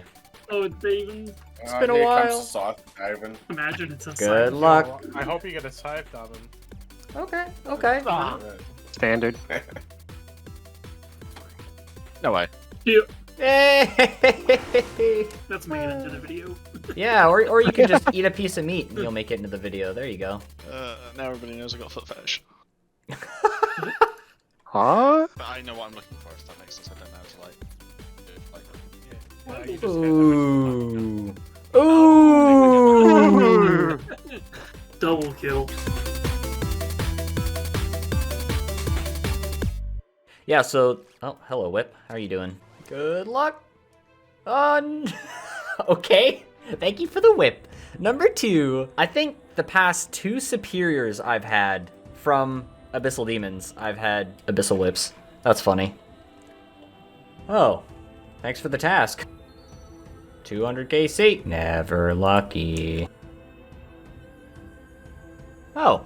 80 million attack XP. That's very cool. And there's 60,000 hit points experience. 2 little milestones in one day. How neat. The whip strikes back. Jesus. I'm just farming whips.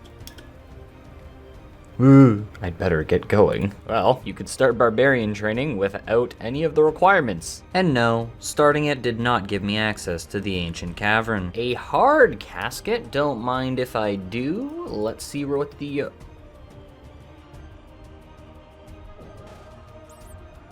109.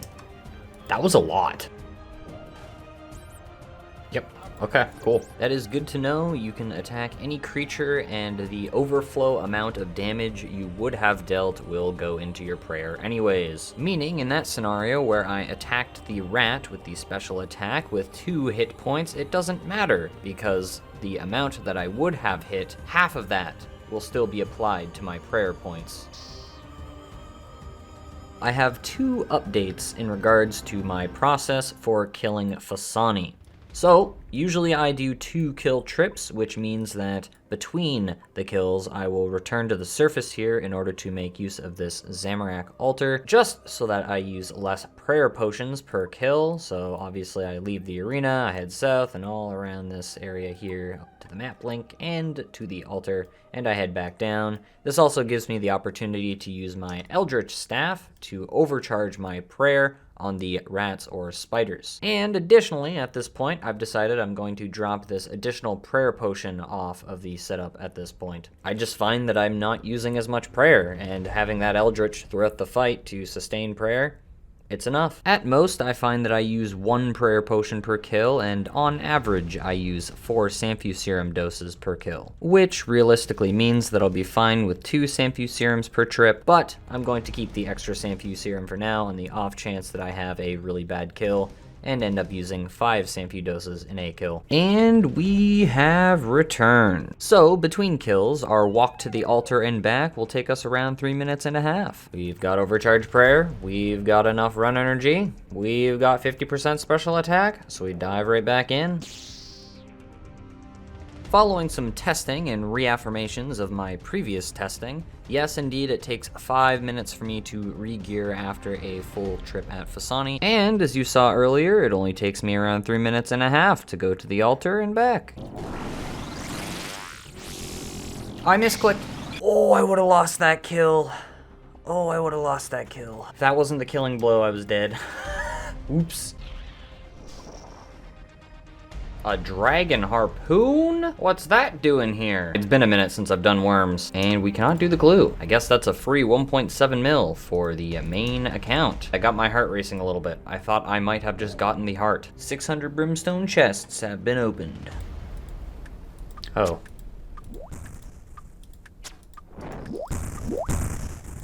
Somehow I dodged all that damage. We take those. Gaming. Oh. I got a relic. I got a speed chaser? I got the combat achievement. Let's go. That's master then. 34 minutes flat. That actually looks clean. Yeah, that does look clean. I like that. Nice. Wow. Oh yeah, GM. We could get GM time because that was fairly close. That was so quick. Holy. So, it was one of those days. Couldn't find anyone to raid with, so I decided to send a solo on Inquisitor. Just by looking at my points, I'm sure you can tell how well that went. You see, the issue with scouting on an 807 is that, well, you need vanguards, and I was already scouting for so long, I didn't bother to go with vanguards. So I took my possible raid with crabs and multiple bossing rooms and sent it. I don't know, at least I was able to finish it. A participation prize, if you will. Yeah, let's, never do that again. Today is the 6th of March, and we have received some quality of life updates, and namely, clue scrolls now will remain on the ground for 1 hour once dropped by the player. This would have been extremely nice for my very long elite clue scroll grind in the past, but it is what it is. The past is the past. The point at which I had, I believe, 5 or 6 elite clues, that was an additional 10 minutes per hour. So instead of having 55 minutes per hour to do Barrows and get elite clues, I had 45 at that point. Anyways, clue scroll update. Good. We like those. Here it is, Big KC 400. 400 superior Slayer creatures have been defeated. I know this because I checked my gem before I started this task. The first hard clue which we get to drop, and it'll stay on the ground for an hour. I know my clue scroll timer and the ground items will tell you differently, but it is a lie. They haven't updated their stuff yet. Yeah, I know my prayer's off.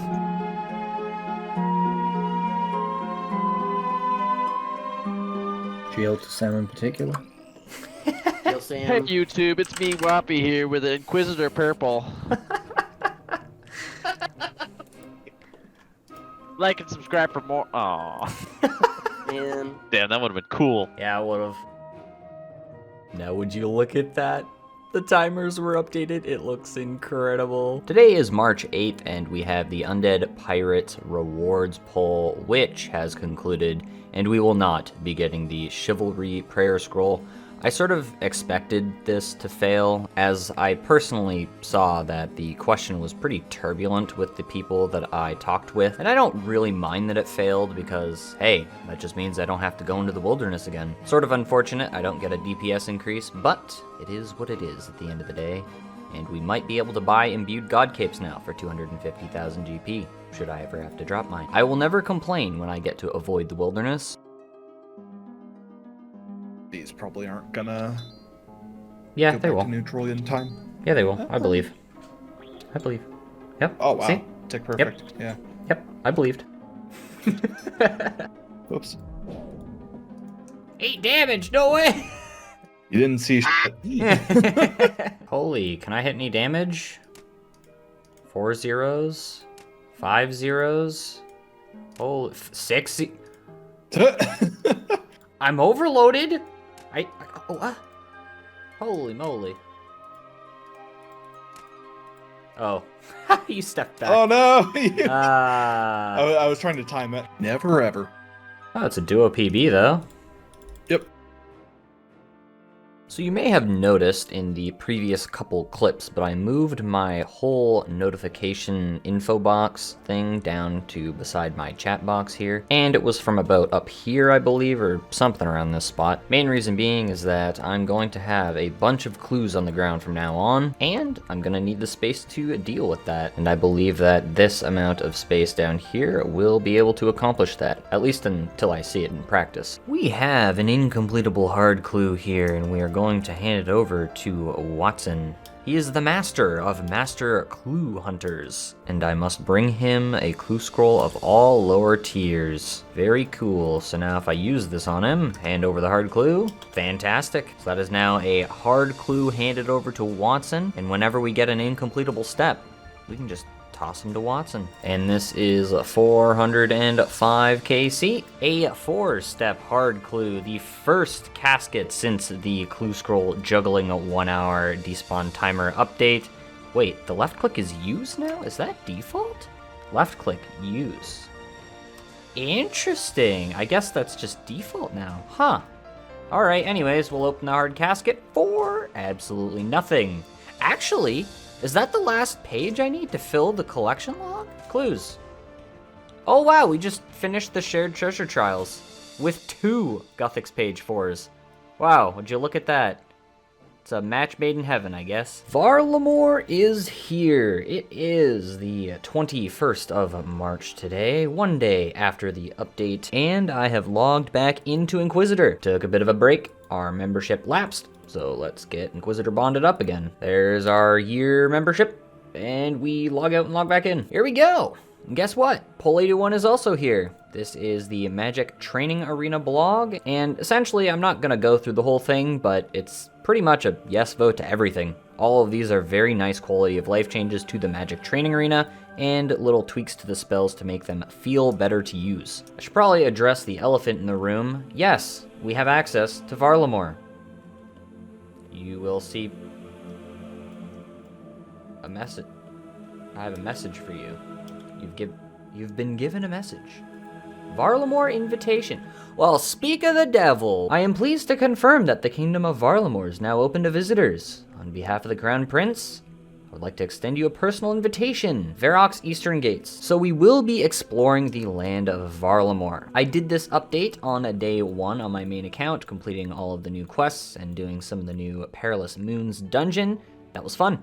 Honestly, I think this update was fantastic. This area is beautiful. It feels very old school. The world here feels full. It feels like it belonged. As for 807s, we essentially got new clue steps that we can do over here. We have access to the Coliseum, and that's pretty much it. I'm pretty sure there's a tiny moneymaker for early game 807s as well, but I don't really know too much about that. Anyways, we're back. I also wanted to mention that the only useful item from the Coliseum for Inquisitor is the new quiver. I can't wear the new Sunfire armor, I can't wear the Echo Boots, and my crossbow is better than the new Ralos ranged weapon, at least in my gear. As a reminder, I can't really get any form of good range offhand. We can also get the quiver, but yeah, the odds of that happening are next to none. Probably almost as likely as me getting an Inferno. Also, every time we want to go to Varlamore, we have to come to Regulus here. He is a Quetzal Keeper, and we are ready for our first journey to Varlamore. And here it is. Here we are. Welcome to Fortis. Man. Exciting. It's beautiful! Unfortunately, combat-only accounts cannot progress through the quest lines anymore, beyond just the Children of the Sun quest. Twilight's Promise, that's what the quest is called.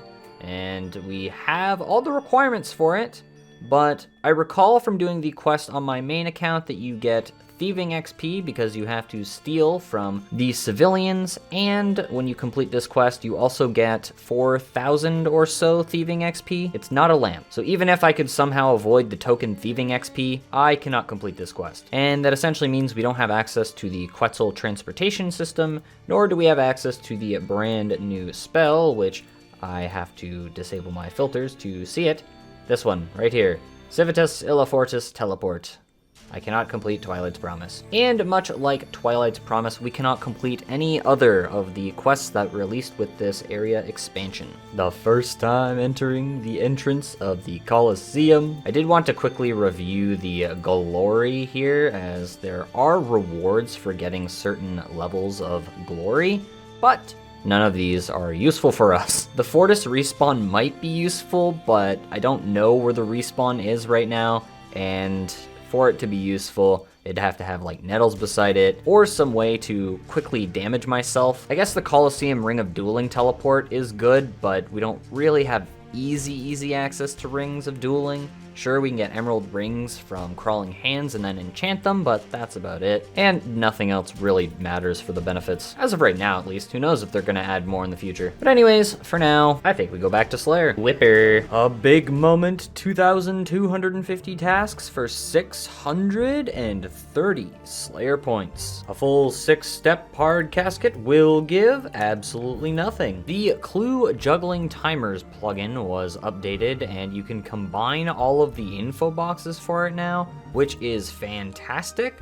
So if I really wanted to, I could go back to my old layout where I had the info boxes up here or something, but I'll leave it where it is. I like it there now. But anyways, you can now adjust the amount of time for the clues. I'm just gonna leave mine at the default. There's something really cool which they list right here, and I think everyone should know this. If you hold shift and right click the info box, if you have clues dropped that you can't complete and you know they are the older clues, you can simply just remove them from this box here and it will update accordingly. So now if we check, we only have the 2 clues that I have left over, and this clue over here is a drop. So that one will despawn, and these 2 completable clues will remain on the ground for future use. Great changes, great changes. Monday the 25th of March, and we have the MTA poll, and doing a quick little scroll through here, we can see that literally everything passed as, well, first time I'm looking at it and I can clearly see that's a lot of green. I think 87% is the lowest pass percentage. Let's confirm that real quick. 84% is the lowest pass percentage. Wow, that's pretty nuts. All that is great quality of life though, and it looks like I'll probably be going back to Mage Training Arena for Bones to Peaches. Bones to Peaches will allow me to save blood runes in the chambers of Xeric, as I'll be able to kill the scabs, pick up their bones, and create Bones to Peaches, instead of spamming my Sanguinesti staff, which costs a little under 2,000 coins per cast. And this is the exact reason why I wanted to not have this Abyssal Tentacle on me anymore. We have 2.8k charges left, and we have 2 prayer potions, or namely, I should say 5 doses of prayer potion that we're going to have to leave behind. You know what? We don't need the Zamorak brew. Now we only need to leave 1 prayer potion dose behind. We have Zami brews aplenty. You know, I just realized we can actually manage this. I can drop the short bow and then pick up the prayer potion in its place, and then just buy a new short bow. Huh, imagine that. An unintentional benefit of upgrading to the crossbow. Bass. I will note that sometimes when you're using this clue scroll timers plugin, that the icon will disappear when you're using the stackable clues. So all you have to do is untick the combine info boxes and then retick it, and the timer will reset. Or I should say the info box will reset and will work again.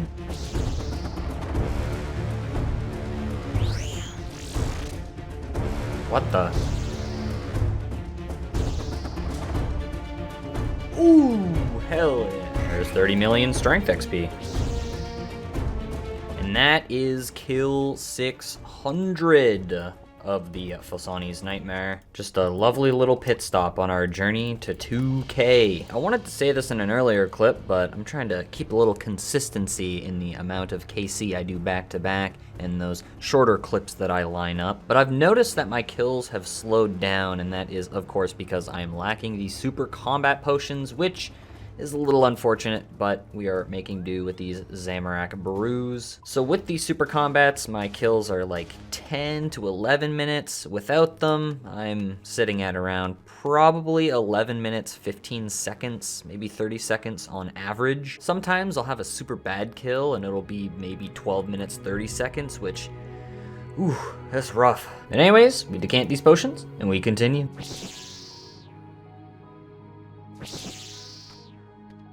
Ooh, the first elite clue from Phosani in a while. We'll yank that up and take a peek. We appear to be able to do that step. We can. Very cool. So that is the first elite clue that we're going to be adding to our elite clue juggle scroll stacks.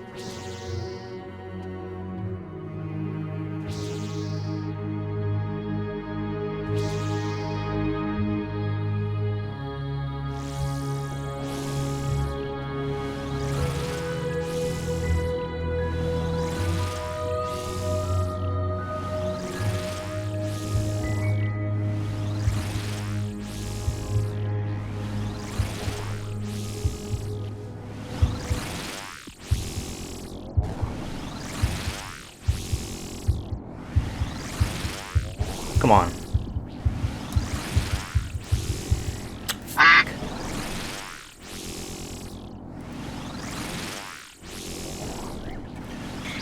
No, are you kidding me, man?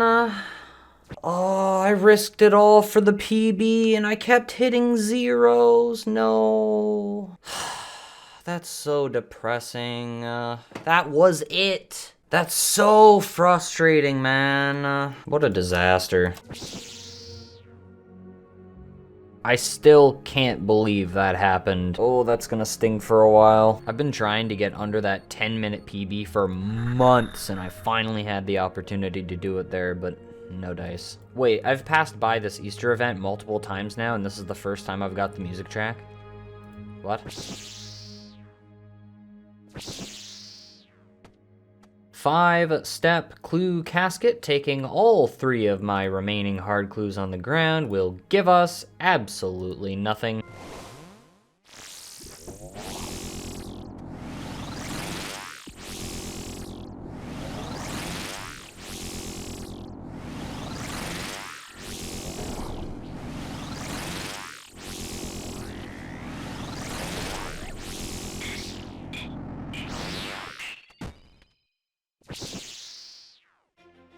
Ooh. Yo! I didn't even realize. I wasn't even paying attention. I didn't even... Where did that PB come from? That kill felt so slow. Well, that's progress. I didn't even notice. Phase 1 was a tad bit too slow. We are so close to breaking that sub 10. So close. Alright, another elite clue. Is it completable? It is. That is the second elite. I regret to inform you all, we've ran out of blood runes once again. We have to buy more, which means I have to world hop for maybe 3 hours. Okay, maybe it isn't that bad, but an hour or 2 I'm gonna have to world hop buying runes again. So I will once again withdraw the 19,740,000 coins required for another 10,000 Sanguinesti staff charges. And look at that, we hit the hop limit. I think Jagex may have reduced the maximum amount of world hops that you can do, because I remember I used to be able to do a full 10,000 charges, aka 30,000 blood runes in a single sit-down session, but I'm now hitting these login limits, and now my joke's ruined because I'm recording this clip. Great. My favorite magic trick, making all of my coins disappear. See, now it's just not as funny because you all know about the setup and how many blood runes I had to buy and how much coins I started. Ah, unlucky.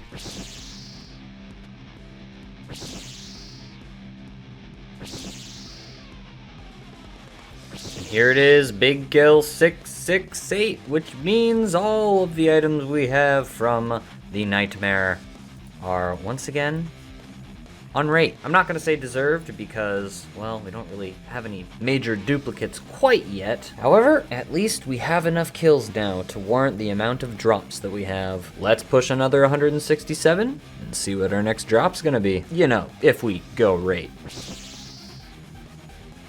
Yep, that was all in RNG's hands. Unlucky, bro.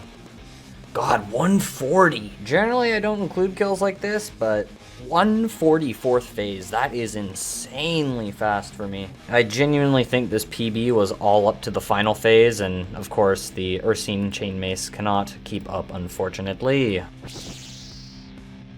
Ooh, another elite clue scroll chance. Will this be clue number 3? It will not. We cannot get any of those, actually. However, we can absolutely get to this location. Hello and welcome to April 10th. We have an update this week of welcoming us into the wilderness, but fortunately the Chivalry Prayer Scroll did not pass, so the only thing we get to look forward to this week is the fact that Purdue now sells imbued Mage Arena capes, which means I can drop this and get it back whenever I want at any point in time. Very nice change. I mean, it costs 250k, but that is a small price to pay to avoid the wilderness. Oh, you'll love to see that many samples, yes! Being the curious individual that I am, I've heard about this plugin that was recently added called Collection Log Luck. And if we hit the little install here, after selling off my information for free, we open up the collection log and see the luck, I guess. That's pretty cool. 39th percentile, 22% luckier than you, and 1,000 nightmare kills, and 400 Fasani.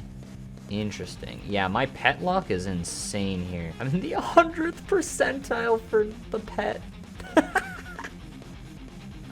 That is insane. Yeah, so the armor definitely is not in a terrible percentile. Crazy that the jar is the rarest item. Or I'm in a lower percentile, I guess.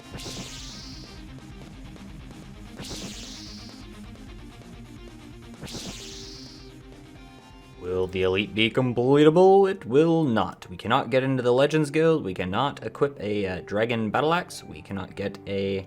Oh, I guess this is any Amulet of Glory. And we cannot get a Cape of Legends. Goodbye, Elite Clue.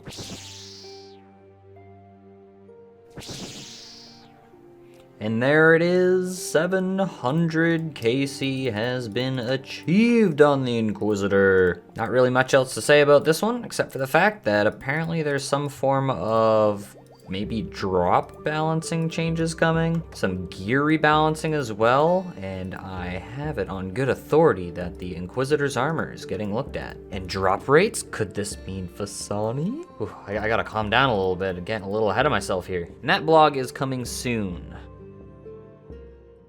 Welcome to April 16th, and today a very big blog just dropped, and I'm not gonna get into it because I made a specific video for it, which you can check out in the top right corner here before you watch this video. But in short, the most important things for me is the fact that Nightmare is getting a drop buff. According to the blog, it should be around 50% more common, the items, that is. So now we can no longer do Nightmare until these drop rate increases are added to the game. And that leaves 3 things left for me to do.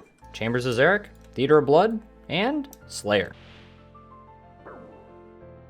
Oh, hello friend. That's the second pet Kraken I've gotten. Look at that cute little guy. Let's take a look at the Kraken log. We're in the 23rd percentile. One thing that I think I should note is that I believe that the Kraken task is the only situation where I will be away from my clue scroll juggle for an extended period of time, meaning for over an hour. So yes, this is the one task where I'll have to every hour juggle up a clue scroll with me, or I'll have to leave every hour to ensure the clues don't despawn. Wowee! Money! It's always fun when we can do this. Uncharge it and elk it. Free 40k, and we have a bunch of runes to sell now. Goodbye, little guy. It's been nice hanging out with you again. Right, so I'm gonna use this door over here to let them both. Watch me go, bro. I'm watching.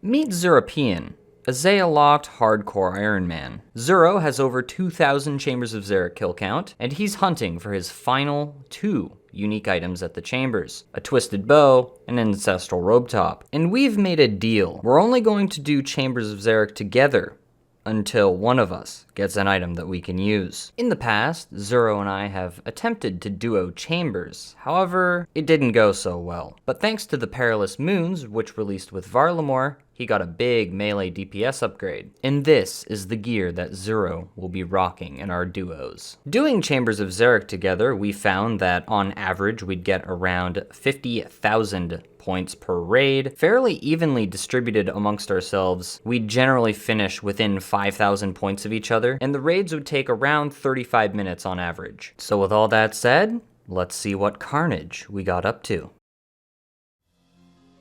What? Pass? I'm just passing, No! He's out I was the still game! walking, bro. So I'm just gonna scav and stuff, so it's, you know, it's technically a shortcut.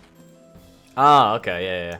Yeah, it was intentional. That's the first time I've died at Cox in probably about 1,000 KZ. An ice demon, no less. Yeah. More range hit to mage, maybe. I'm risking it. Oh! Oh! No! That was wild. Please don't hit me right now. Please don't hit me right now. Please don't hit me right now. Oh! Oh! No! He's fine! Oh my I'm god. 5 HP again, bro. With no food. That is wild. Alright, so we can't cheese this. We just gotta tag it, you know, the focus off each other with this. Sure. So this is definitely not the best example of quote-unquote cheesing the Rangers. However, this will give you a gist of what we're doing. Later down the line, we got this down to a science, and I can get 5 crossbow hits, while Zero can get 3 crossbow hits on a Ranger, and we take absolutely 0 damage. So the whole method is essentially you're just tagging the Ranger off of each other. Now what does that mean? You see, these Rangers hold aggro for a certain amount of time before swapping targets. On a tick-perfect rotation, I can get in 5 crossbow hits, and that is equivalent to 15 ticks, while Zero with the Dragon Hunter crossbow can get in 3 hits, which at an attack rate of 5 ticks can of course get 3 hits. The timer for this begins as soon as the hit splat appears on the Ranger. So in short, you need to have already clicked on the Ranger and be launching your attack as the hit splat lands. You see, the math evens out. Oh yeah, and remember, we can do this without taking damage. Perfect for the duo Snowflake Chambers of Xeric. We got that shit down to a science, let's go! Yeah, this isn't a room that I can lure them at the door. But if they step to the skull and I attack, I can get them safe spotted. Got his ass. Oh, wait. Oh, we're good? Yeah, I got his ass, bro. Yeah, Nice. perfect. Easy game. Now I just gotta pray that the other one doesn't stroll over and say hello. Actually, no, now that I got him in place, he's always gonna try to align a southwest tile with me. So if I go east to avoid the other shaman, it's completely fine. Oh, that's... Giga Brain. The one tile win. These skulls? Godsend. Oh, an elite clue. Is it completable? It is. Very cool. Send it. Send it. No, this is my 3rd one. I'm stacking up 7. Oh, gotcha. 3 elites and a hard clue now. Very cool, very cool. Yeah, so I won't lie.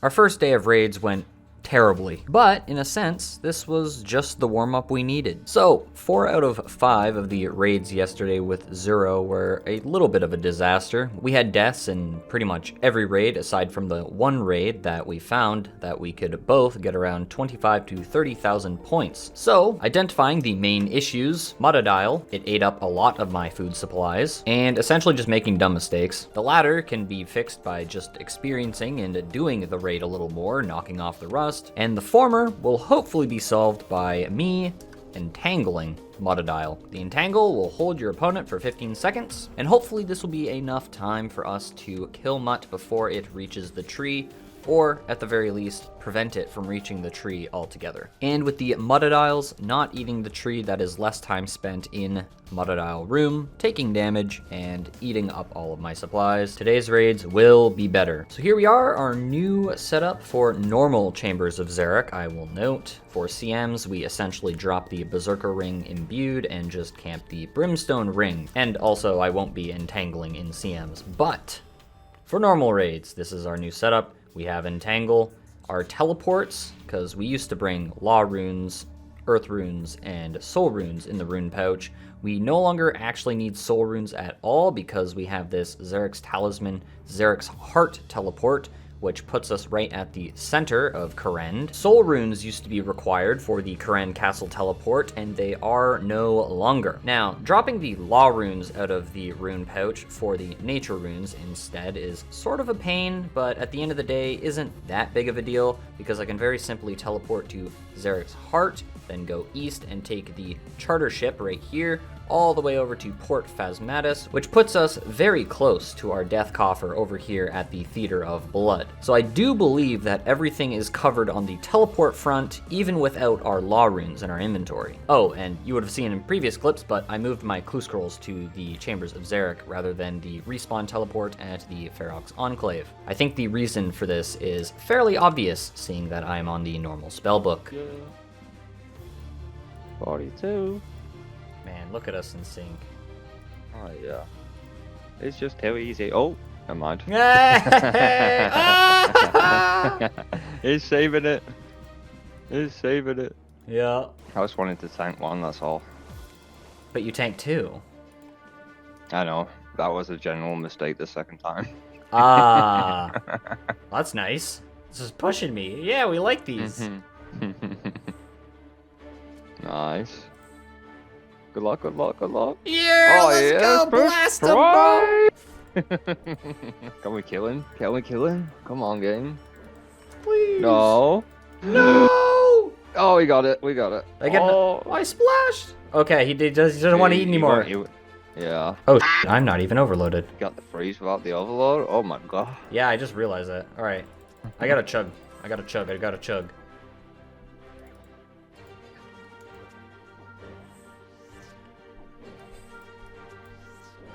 Good luck on freeze.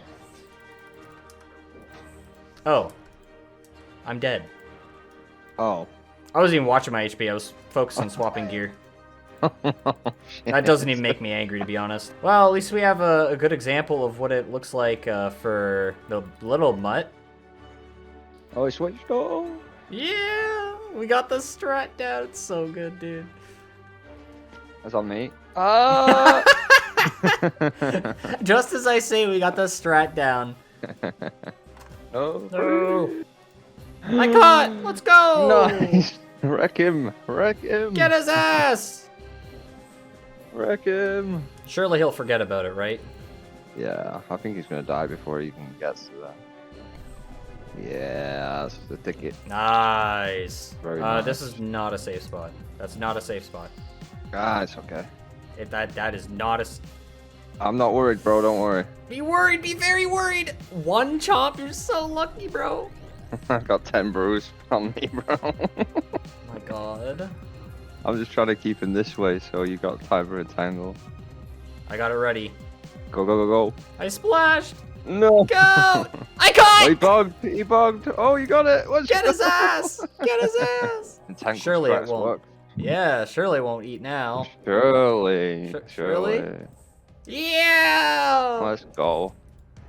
Too easy. Yeah, the tech! We figured Let's it out. go. Meta strats for us. New meta, bro. The freeze, you know. Yeah, ain't nobody got time for those ancient freezing thingamajigs. All right, good luck. ZL. Smite 13k T-ball. Oh, purple! Let's go. I have my chat closed, so I don't even know what it is. Oh, okay. Your reaction is telling me it's dog. Yeah, Sorry, bro. sort of expected as much. That's so sad, man. Well, let's read it. Price pick broken. Yep, and there is Augury. Oh, on it's a the new account. unlock for you? Fog. Yep. That is Let's the go. first arcane scroll Oh, I've I had. guess grasp.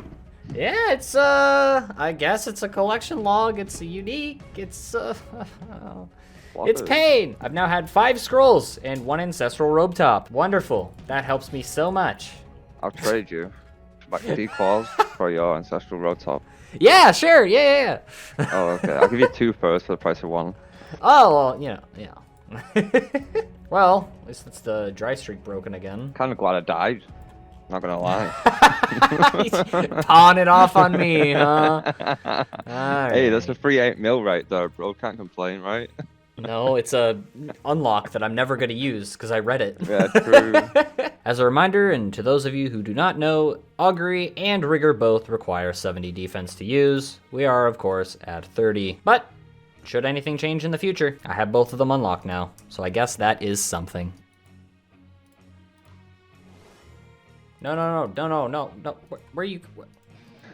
What are you doing? Homie's trolling. What the? Trying to give you a chance to save some health, and you're like, oh, run around like a chicken with my head cut off. I had to, bro. Sorry. Okay. Oh, an elite clue. Is it completable? Pirate's Cove. I believe that is incompletable. Yeah, I can't get to Pirate's Cove. That is a drop. Oh. Oh, what do you call that? Oh, oh, let's go! He's gaming. That was crazy. Let's go. Hell yeah. Another elite clue, and it's probably incompletable. It's a Sherlock, so. So I am told by my fellow 807 brethren that if we happen to get a completable Sherlock step, the 2 of 24 chance, that we will be able to complete every single other incompletable step should we roll another Sherlock step. So let's go and see what this Sherlock step in particular is. All right, Sherlock, is today the day we read it? Catch a black warlock. It is not. However, this is a step that we can keep, and should we get another Sherlock step that is completable, we can complete this step by completing that completable step and then picking this one up and handing it in instead. Okay, that's enough.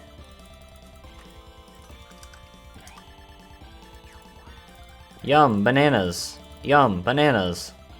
Yum, bananas. Yum, bananas. Right, so I'm gonna use this door over here to let them both. Watch me go, bro. I'm watching. Oh no, I'm gonna die.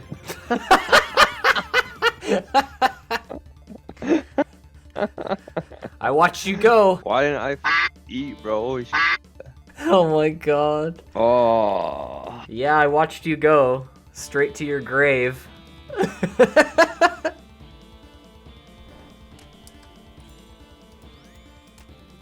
Gaming? Holy? So at this point, it had been just under a week since we started Duo Chambers, and we were very satisfied with the results of me bringing Entangle to the raid. We found that a majority of the time, as long as I had my mage gear on, I would instantly catch the Entangle on the Little Mudadile, and just throwing out a random number, we found that I landed about 70% of the freezes against Momadile. If I didn't catch the first one, I'd generally catch the second. This isn't a calculation, by the way, just a random number that felt right. Good luck, sir. Good luck, sir. One I get.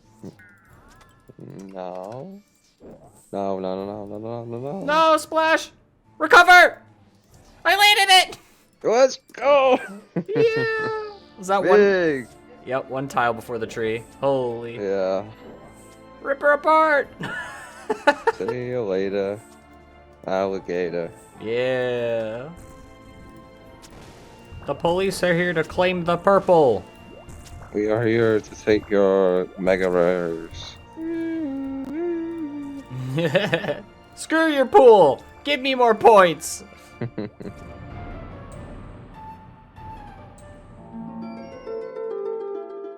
And here is 415 superior Slayer creatures. I've been trying to track every 5, but I sort of lost track, and then I remembered that, hey, I should probably track them again, and then I realized I was past it. Yeah, 415, and I decided I'm gonna start stacking up all of the clues that I complete while doing this grind. I'm pretty much doing this in Chambers of Xeric right now anyways, so that is a drop. So I've come to a bit of a mental discovery, I guess. With the upcoming elemental weaknesses rework, the Imbued Heart sort of loses its usefulness for me. Now don't get me wrong, if I use the Imbued Heart and the Sang together, they both will be better DPS than the Eldritch Staff and Firewave, or Mystic Smokestaff and Firewave, but the Imbued Heart's boost only temporarily lasts. My magic level would continue to drain over time. And this means it'd only be useful for maybe 1 or 2 of the totem phases. So what it comes down to is, at the base level, the Eldritch Staff with Firewave will be better than the Sang,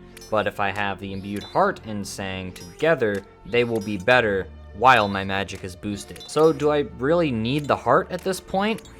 I can't use it at Chambers, I won't use it at Tob. I guess at this point it's more of a niche unlock, a cool item to get. And we have to do Slayer for Sanfuse anyways, so here we are. And that is 420 superior Slayer creatures. We got the log this time around, 420. First word of the day, not too bad. The rewards as follows. So, you might notice something slightly different about my inventory, and that is that I have a coin stack instead of a strength cape. Now, Zero asked me earlier, before we started raiding today, well, why don't you use Karambwans? And I proceeded to ask myself the same question. At first, I thought it was a cinch, swap from Cheesy Potatoes to Karambwans for an additional 2 hit points per slot here, and also because I don't bring the Strength Cape with me anymore, that's an additional piece of food. However, there's a catch. I would need to place coins in that inventory slot I just gained from sacrificing the Strength Cape. So, the new route is as follows. After every raid now, I will teleport to the Azar Fight Pit, and we will run to the east here and my conveniently placed main account will pick up the raid loot. We then continue to run east and out the cave exit. Up the climbing rope here, we run west into Brimhaven. Through the gate, and here lies the pub where we buy the Karumbwans. So after buying all these Karumbwan, you can see we have our full inventory and we're ready for the next raid. Now we can unlock this additional inventory slot if we farm up some mud runes by killing spiritual mages or undead druids in the Forthos dungeon, as that will allow us to combine these earth and water runes in our rune pouch into one rune slot, allowing us to bring our law runes instead. Then, after each raid, the minigame teleport would be used for last man standing so that I can take coins out of the LMS coffer instead of bringing them in the inventory. And the law runes would allow me to teleport to house and then travel west and take the boat to Brimhaven. But that also means I need to farm out mud runes, which I might test out a little bit. Sort of sounds interesting. Just use them for chambers. I mean, I will never complain when I get an additional inventory slot for an extra 18 hit points. Hello? I misclicked. Oh no, I caught it right at the tree! So cringe, no. I have 1 prayer point, so this is very scary. Well, there goes my prayer. Oh no. Huh. Ticky time it is. I think I'm gonna die, bro. I've got 1 ticky left. I splashed 3 times? 4 times? I got it! Blast him! Come on! I'm out! Ow! Oh my god! Ow! No! Tickies! Ah! My god! I need the Die. food for... God! Die! Ah! I need this food! I'm dead. I'm dead. It's dead! Oh my god. What the hell was that? That was rough is what it was. Holy moly. Alright, so I am gearing up for some Theater of Blood, so I need these hard caskets out of the inventory. So we will reset the left click back to the open, and we'll go through these pretty quick. Nothing. A duplicate Rune Helm H3. Nothing. Black Cavalier. Very epic. And more nothing. Double Vial of Blood? What the? Why did nobody pop off? Where's the... what? I'll get that right here.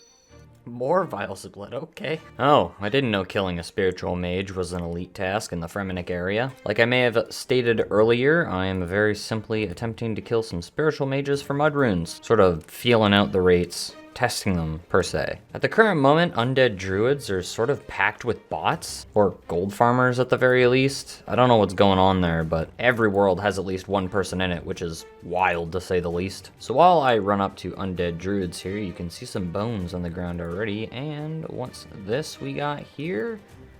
It looks like a bot.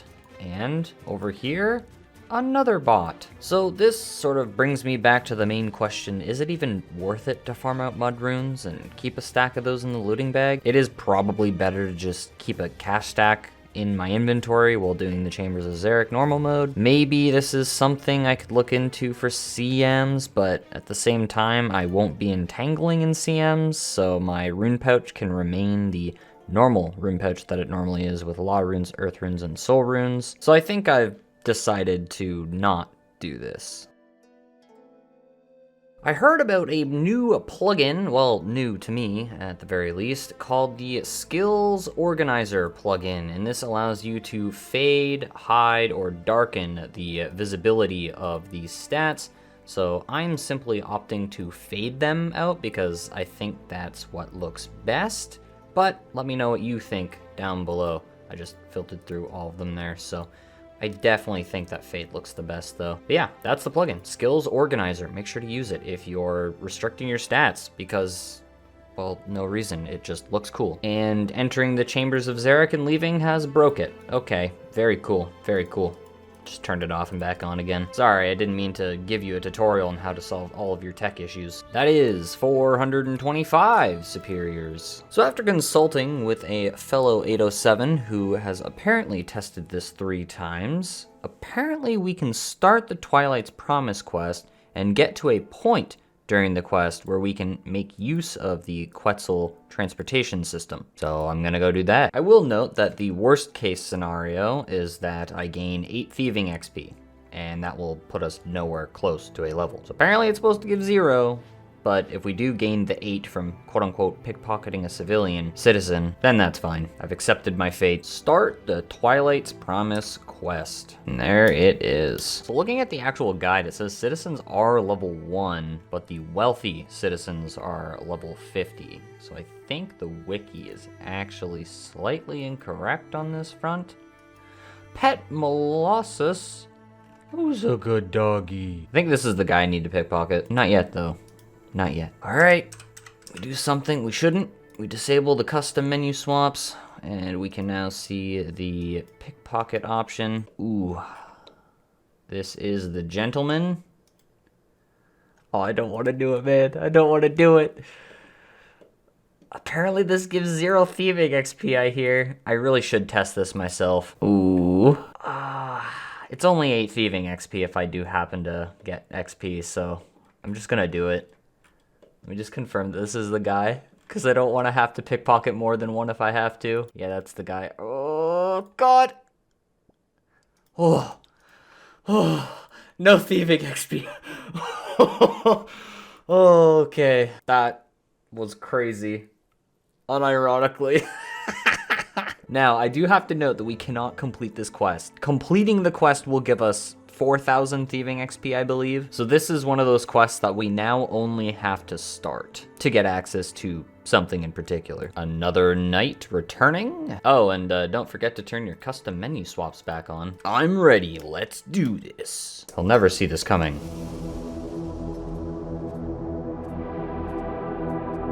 He is defeated. Oh, never mind. Man, he is defeated. Never stood a chance against the Inquisitor. And that is another night. No breaks. Not allowed. Not gonna lie, I thought I needed a bucket of water for this part, but it's just the fountain that's needed. And there is the last 2 nights. Oh, for those of you who do not know, this blacksmith actually sells adamant scimitars. It's better than Zeke's shop in Al-Kharid. Imagine that. Disabling the custom menu swaps once again, we find a conveniently placed incriminating letter. Oh no, custom menu swaps back on. Vellum, step forward. Oh, he's dead! Regulus Cento. This is the big moment. I was told to ask you about getting to the Tiamat. My own Quetzal. Renu. Yay! Quetzal feed. There's Renu. Let's feed the Quetzal. I have something for you here. Eagerly takes the feed from you. I reckon she'll let you ride her now. And that's that. We now have access to at least some of the Quetzal locations. So that's pretty cool. At least we have some form of transportation around Varlamore. And that is where we stop in the quest. And of course, we can go up to the Tiamat, the Guidance of Ralos. But we don't want to do anything up here because we don't want to continue the quest anymore. So naturally, the next part in the quest would be to talk to the Prince. But we're stopping. The new prayer activity of Varlamore is unfortunately unavailable to combat-only accounts. The only way we can get bone shards right now is by actually chipping them up from other bones, and that gives token crafting XP. So should the group boss be available to us in the future and it drops bone shards, for example, then the method would be available to us. Ooh, master clue. Possible. Today is May the 9th, and we officially have, as of yesterday, the Magic Training Arena Quality of Life updates. So we head into the doorway here and we see the brand new overlay. I had 1,000 enchantment points, but I turned them all into chaos runes from the shop here, because when you buy chaos runes, it only costs enchantment points. So our first goal is going to be Bones to Peaches, and then we are going to get the Infinity Hat. Good luck, have fun to us. Oh, and these are what the runes are currently at. May as well get a start and a finish point. Yep, that wasn't quite enough. Also, I'm dropping the orbs because I don't really care about the runes or the extra magic experience. I'm level 99 after all. I offered 9 orbs. Yeah, I did a little testing. What about it? Looking at this shop now, I really don't think the cosmic runes from here are worth it when I can just buy them from the Mage Arena for cash. That's that, 580 Cosmics, and I simply bought 50 Nature Runes every time I hopped worlds. This amount of Cosmic Runes will get us the last amount of enchantment points that we need for both the hat and Bones to Peaches. I used the good old collect option here, and I collected 300k from my bank collection box, and I'm left with 2.2k. That's awkward. I didn't calculate the number of Earth Runes I needed. Oops. Well, oopsie daisy. And the final enchant, we are over 5,000, and I completely forgot they reworked these corners, so I actually ended up doing the bonus shapes for the extra 2 points per enchant, and I didn't need 580. I needed much less than that. That is that, 1,250. So at the end of, I think, solving 5 puzzles here, we're supposed to get a full run energy regen, so let's see if that helps me maintain business here. Wow, it moves much faster than before, holy moly. Oh, and there's no delay now. Ooh, look at me run around. Oh, that's nice. Oh, and I ran too far. Oh, this will be a lot more active now. Okay, so you can't telegrab it while it's moving. That makes sense. But you can telegrab it as soon as it stops. And now it runs, which is fantastic. And that's a full maze, fully commentated over. Look at us go. All right, do we get run regen now, or is it the next one? Oh yeah, I gotta talk to the new maze guy. Okay, so it's after you complete 5. That sort of sucks, but it is what it is, I guess. And that was the first full regen. Let's see how long it lasts. All right, here we are, the 5th maze, full run energy, and we start anew. So far, I have discovered that my run energy will run out on the 3rd maze, regardless of whatever maze I happen to get in the random rotation. But I do want to note that these MTA changes so far are fantastic. Big props to the team for coming back to this older content and giving it some new life and playability. And this will be part 1 of the telekinetic room completed. 200 points is all that is required for Bones to Peaches. We move on and we juggle our clues. That took less than an hour because my clues didn't despawn and I haven't left to juggle them yet. So I now no longer need to leave the room as long as I don't let the bones fall from the ceiling on my head and damage me, which is pretty nice because I used to have to take trips to the duel arena to heal, and instead now I can just stay and attend to my business. And as you can see, the graveyard room is as simple as this. You just watch your little counter here tick up. Once it hits 16 or over 16, hit the Bones to Peaches and click the food chute. I have exactly 16 inventory slots open, so I actually had to alch my strength cape to make an extra inventory slot because my bag is currently full, which is a little crazy to say the least. But at least this is the last time that I'll have to do Magic Training Arena, right? And here we are, 200 graveyard points. Done for now. We'll be back later. Oh, and I guess that took 35 minutes. Not bad at all. Not bad at all. Hey, 107 virtual magic level. It's been a while since I've got a virtual magic level. 28.7 mil XP. The MTA plugin has yet to be updated, but it is nice that they reduced the number of these cupboards in this room by 2. Makes it easier to locate the correct item. I say as I find the incorrect items. That's very funny. Oh, there's also that nice right-click take 5 option from the cupboard now, meaning you just have to click the cupboard less. Oh, and fun fact, you can actually log out in these rooms now. I believe all of them except for the enchanting room. Alright, so that is 204 points, which puts us up to 290 total out of the 300 that we need, but our clues need to be juggled. So I'm going to leave early to do that. And there we have it, the last amount of points that we need for Bones to Peaches. Some changes I left out before. After the items are reshuffled, these cupboard doors stay open, which is very nice and convenient now. And I think this timer lasts for a minute now, maybe? You can correct me down below. Alright, here we are, part 1, Bones to Peaches, confirm. You have unlocked the Bones to Peaches spell, and that is a new collection log slot as well. And we can now return to the graveyard room. 1 of 2, and we have the infinity hat left to go, 350 telekinetic, 350 Graveyard, and technically 398 Alchemist. So I'm starting with the Graveyard room, and after a little incident with coins in my inventory, we'll cast the Bones to Peaches deposit, and you notice that we got 2 points instead of 1 point. That is also another nice change that has taken place since, well, the Magic Training Arena changes. But yes, that's why I have an abundance of these water runes in my inventory now. Oh, and I guess I should mention that the Alchemist room took just over an hour. So in total, Bones to Peaches probably took 2 to 3 hours, which really isn't bad at all in my books. And with this final deposit, 26 or so minutes later, we have our 350 Graveyard points. That's wonderful. 1,000 fruit portions, 2 left to go. I do have to say, if I didn't have Bones to Peaches, it would have taken me double the amount of time. So with Bones to Peaches counting for 2 points instead of 1,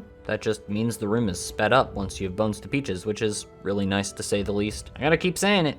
The MTA quality of life changes were great.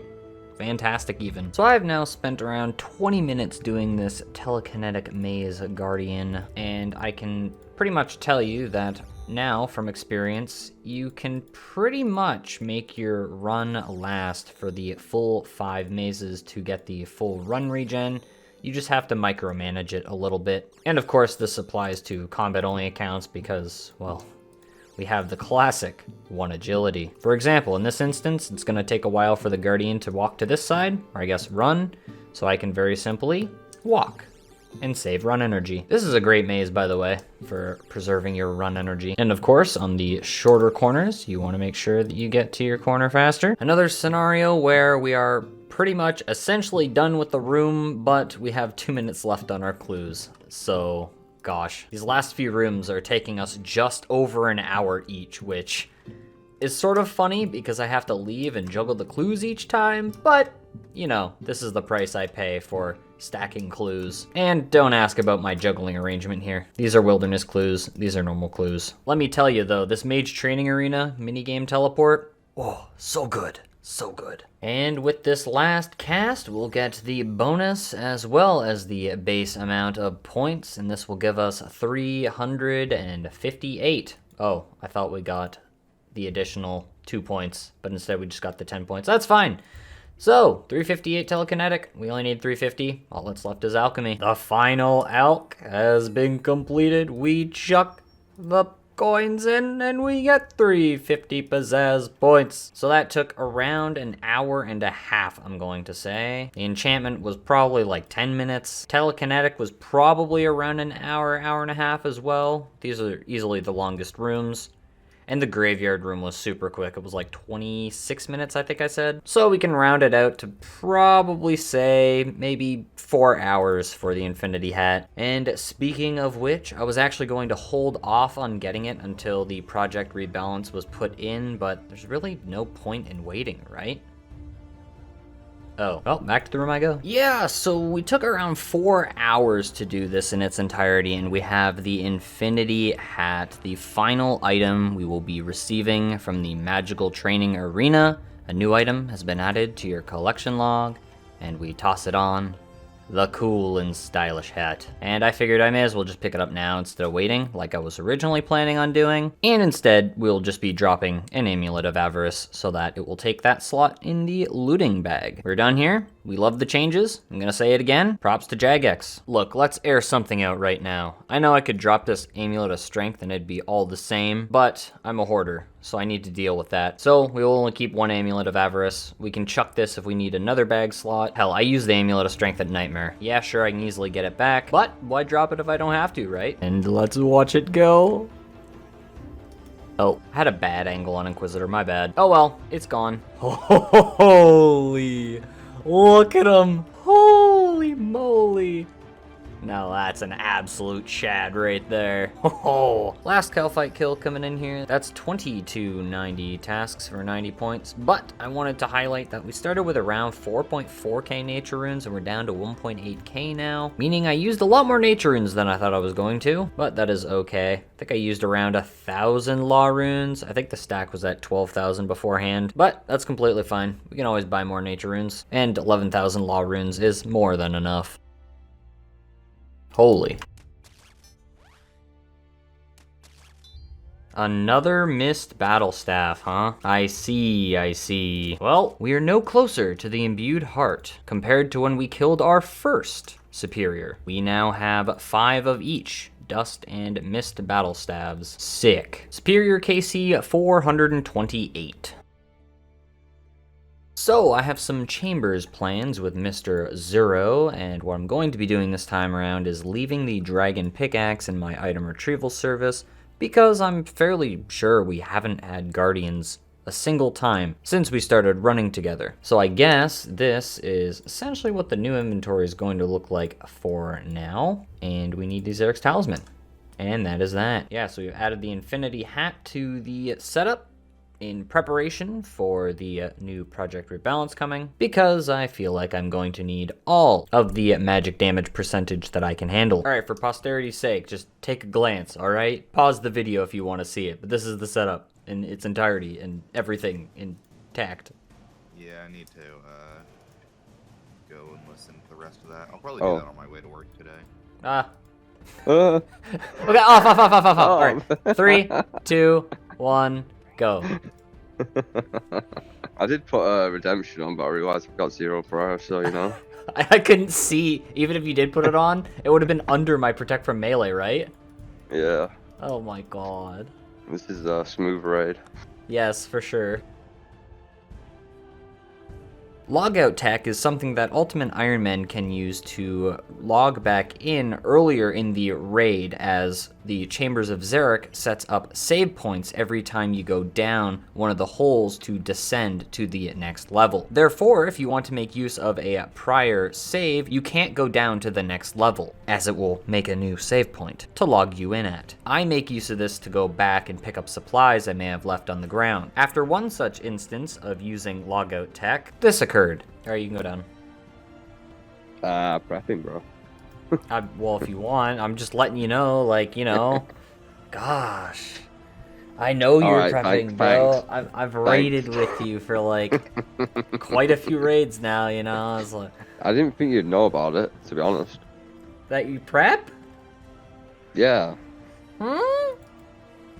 No cap. Well, I know you have to prep because someone has to tank all the hits. It sure ain't me. You admit it. Oh, hey, what's up? Hi. What are you running back for, man?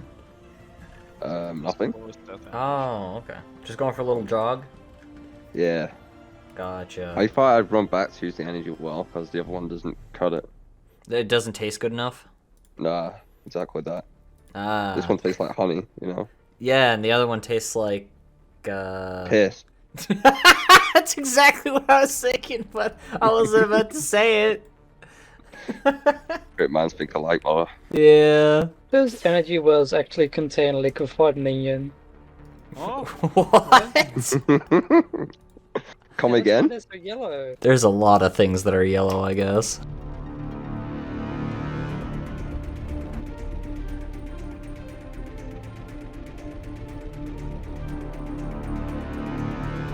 Feels. No. Did you get dragged, bro?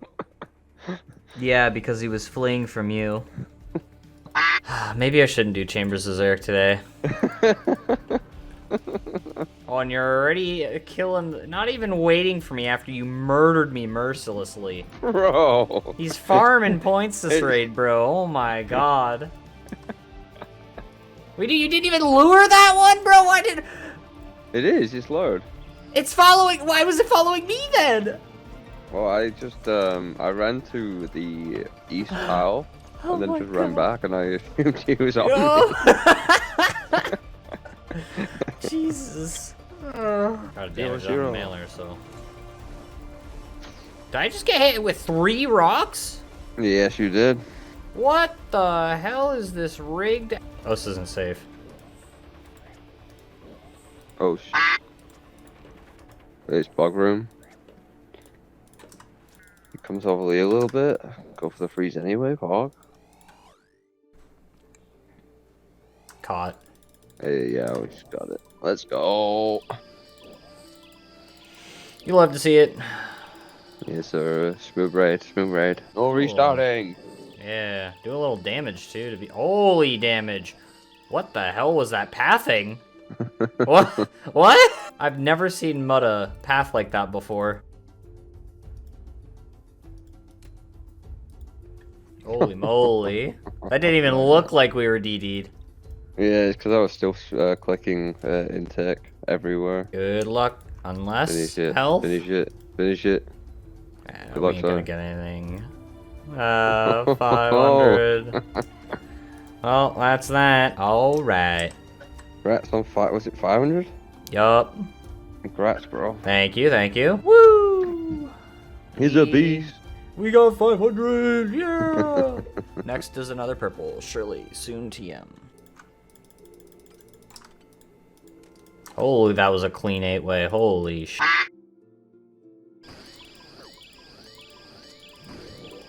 Nice. Oh my god. You can't make this up. I need the rubies to spec right now. Hey, let's go. Wait, did you redemption? Yeah. Oh my god. Please don't punch me in the face. Time it, time it. Woo. Woo. Oh no. Ooh. Oh my god, he did it again! Let's go. That's crazy.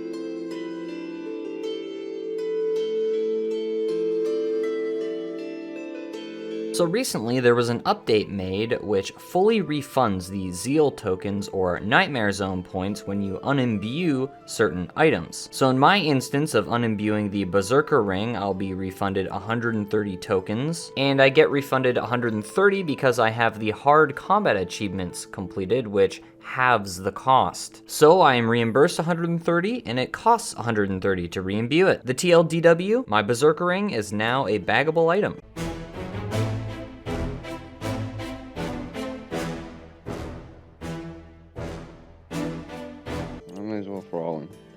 Yeah, get his ass. Oh my god, the my pathing. frog gonna pass that way? Are you kidding me? Bye, buddy. He's going for a walk. It's gonna die by the time it gets there. 45 seconds. We'll get the one shot off. Okay. Hey, got 2. Getting 3. Hey, that's crazy. Collection log slots. What? What? Nothing. You had perfect timing on that. Holy. I don't even have the plug-in. Good luck, sir. Good luck. This is it. Congrats on your ancestral robe top. Congrats on Dex. Oh, purple! Congrats, bro. Wait, is he? Wait.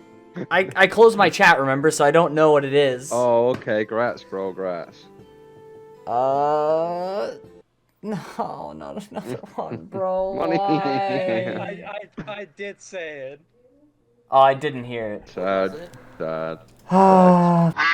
Dex number 6 or something. That's so depressing. I have 6 prayer scrolls and 1 ancestral robe top. That's so bad. I'll put it one way, bro. You've had 2 purples. I've had 0. Well, to be fair, if that was your purple, you wouldn't have wanted it either, so. I mean, I would have just said pet roll and get moved on. Yeah. Oh, it is what it is. Never back to back. Wednesday, May 29th, and as you can see, the yellow text, the combat rebalance changes have been made. That means that we should now, instead of having, I believe it was 10% magic damage before, we should now have 12%. Yes, look at that. So now each piece of infinity gives 1%. The Mage's Book gives a lofty 2%, which is pretty nice. And the Nightmare drop rates have been buffed, and various other little things, which is very nice. So I'll still be bringing my Sanguinesti staff to the Nightmare, but I do believe that Fire Wave with the Eldritch Nightmare staff is better now. Hi, Editing Sam here. The statement prior was true in the beta of Project Rebalance. However, since these changes have been pushed live, the weakness of the Nightmare totems was dropped from 100% fire weakness to 70% fire weakness. In attempts to save you all time, here's an excerpt from the future. Because with this new information, the Sanguinesti staff actually remains our best weapon to use at the totems. Now, if the totems were 100% weak to fire spells, the Mystic Smoke Staff and Eldritch Stabs with Fire Wave would have been the go-to. However, now they are not, looking at the DPS here. So we will be continuing to use the Sanguinesti staff, being thankful for our extra max hit that we receive, and I figured out that I don't actually need to bring all of the infinity pieces. Just 2 of them, and I'll have the same max hit, which is really nice. See, swapping back to the plate skirt here, still a 36 max hit, and if I swap to the hauberk, that's when it goes down. So I need 6 swaps now instead of 7, but I do have some plans to do Chambers of Xeric today, as I wasn't initially expecting the Nightmare update to drop today. I thought they were going to be updating blog by blog, but instead blog 2 and 3 just released today. So we can return to Nightmare whenever. The autocast delay when you're choosing a spell on a normal staff has also been removed. So it's gonna feel a lot better to use this now as well. And it's the same deal for the Eldritch staff. Anyways, big changes this week. Last thing I don't think I mentioned was Mystic Might now also increases the magic strength by 2%. So magic damage goes from 12% to 14% in this setup now, which is really cool. And with the Elder Maul getting the buff that it has, it's sort of like combining my Dragon Warhammer and my Ursine Chainmace into one weapon, should I happen to get one. So even though it's only a very, very slight 0.3% or somewhere around there damage upgrade, I'll also gain an inventory slot, which would be neat. And the set effect bonus of the Inquisitor's armor has also been updated. Very cool. It's good to see that this has changed. But if you're missing one piece, it doesn't display the set effect. I see. Oh, I forgot to mention, when using the Eldritch staff with the autocast option, I believe I gain an additional 2 tiles of range compared to using my Sanguinesti staff. So that is also another big consideration. Oh my god, world first, cursed amulet of magic on the 807, this is insane. This is the new splashing amulet. Oh look, Zero's back with a new setup since the launch of Project Rebalance. In short, he dropped the Dragon Warhammer for the Elder Maul, as it is the new best-in-slot melee defense reduction weapon. So weird not having Dragon Warhammer, I'm not looking for it. Alright, don't let me down. Don't let me down. Surely not. Yeah, let's go. I had a 0, no. Watch back, bro. Boop. There we go. Well, we're hitting big, so... Yeah, so... Holy moly. Holy moly. Bye-bye. Holy. That was a huge string of, like, really big hits. Yeah. I don't think there was a 0 in sight. 'Cause I'm begging you for mercy. Oh. Wait, I just saw my max hit, but I didn't actually see the hit number. No. Damn it. I don't know, maybe I should save that one anyways, and, oh, that's a 44. Oh, it's a 44! 44, holy shit. I think before it was a 43, so hey, changes made a difference. Good luck. Good luck. Oh, shit. what the? No, you're fine, you're fine. Yeah, we're fine. Oh. That was wild. What a combo. Wait, my chest doesn't have a light over it. That's funny. Okay, attempt small number 2. 0, great. Sell it. I'm selling it. Yep, sell it. Drop it. Alk it. Low alk it for the disrespect. 150% fire weakness. Oh, I think that's buffed. Holy 150% accuracy and damage. Oh, this is gonna be wild. Super combat, why not? Miss. Got one. Landed. Hold the instant attack. The tick removal. Oh, that's a big hit. 154 XP. 54 max hit! Whoa! With this gear, that's wild! Wow! Oh my, 50! Holy! That's crazy! Oh, See you later. Oh my god! Didn't I say a 3-second kill, bro? Yeah, you weren't lying. You definitely weren't lying. Oh my god, that's See you later, crazy. That felt incredible. The elite clue, is it possible? Northeast corner in Shiloh Village. It is not completable. We cannot get into Shiloh Village. And there goes another 20 million, approximately, Galenor pieces into the Sanguinesti staff once again. All that rating is draining the sang. And there goes another 2 hours and approximately 10 minutes of my life to world hopping for blood runes. Yay, fun. It is now the following day, and last night I was made aware of something I missed. If we show the spells we lack the runes to cast, you will see that we have the Flames of Zamorak.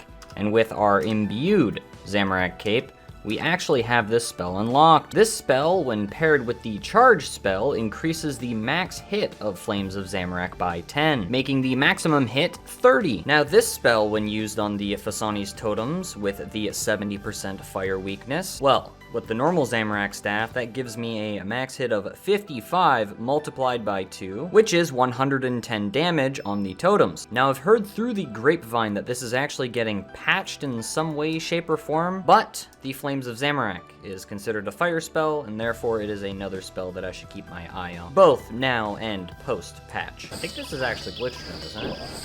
Yeah, but it needs to be more west usually, so... You usually stand on like the bells, but you're kind of risking it when you do that. Oh, I caught him! Oh, what a gamer. Holy, the clicks.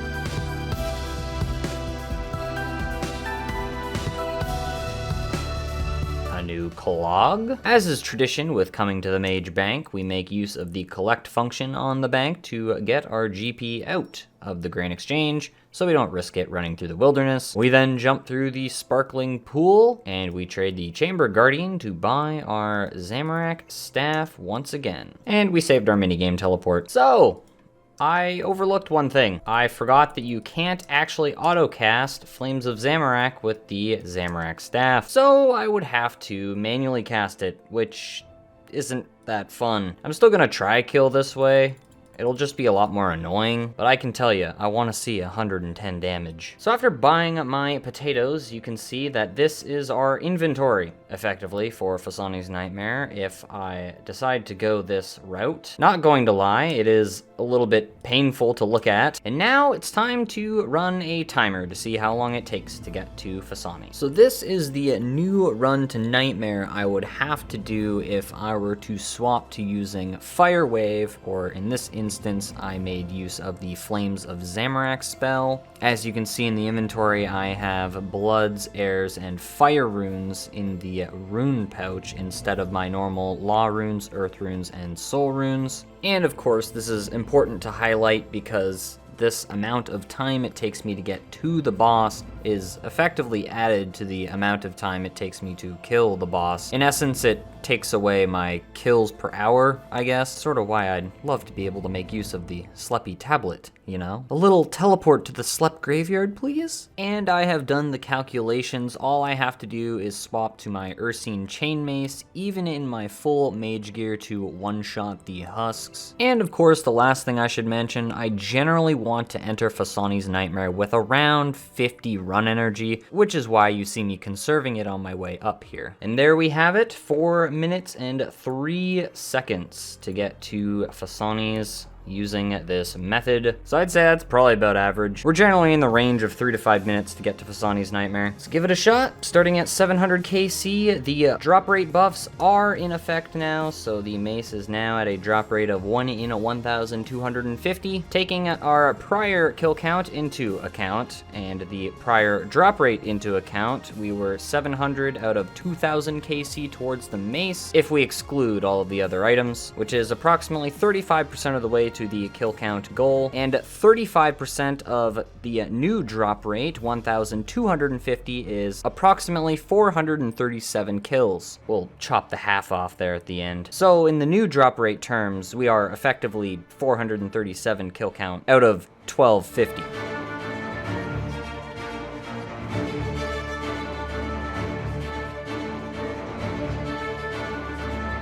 Oh god, that was ass, bro. Oh no. Ooh. I don't like that one bit. 90? 84? 102? 102? Holy nuggies. Yeah, I'm just gonna say it right now, that's not happening. Oh god. That was an experience to say the least. Oh my god. Yeah, no, this is just, it's too much. It's far too much. I have to be able to auto-cast Flames of Zamorak for me to even be able to consider this. I just lost too many ticks after I swapped this staff and was manually casting the flames. Though it was super cool to see 102 damage. This is just a no-go. My only options for auto-casting Flames of Zamorak are the Staff of the Dead or the Thameron's Scepter. Will I consider these? I don't know. We'll see. But yeah, that's gonna be a no-go for me. Good luck, sir. Good luck. It's your time to shine. Oh no. No. I hate this game, bro. Yeah. Oh my God. That's the third scroll between us. One day. All right, back to back, back to back. Let's run it back. Woo! That's my 11th first scroll in a row. Pain. 8, 9. No, that's my 10th in a row. Damn. I've got one to get. Remember, you can redemption on your way out too. Yeah. Yeah, keep attacking me. Keep attacking me. Come on. Big hits, big No hits, balls. big hits. You want to attack me? Ooh. Oh, no. Oh, the redemption! Ah! That was crazy. I knew it couldn't kill me. Oh, I see. I baited you. I don't know about you, but that sounded a little arrogant to me. Watch this poison chest. Kill me real quick. Oh no! That'd be so funny. But don't do that. I'm gonna redemption though. Hey! Let me show you this animation. Check it out.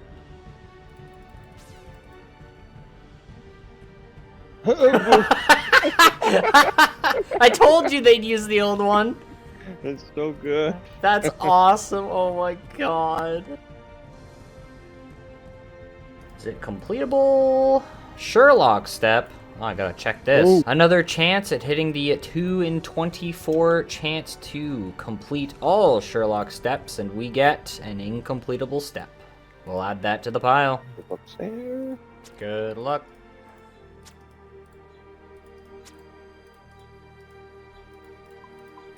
Oh, a purple.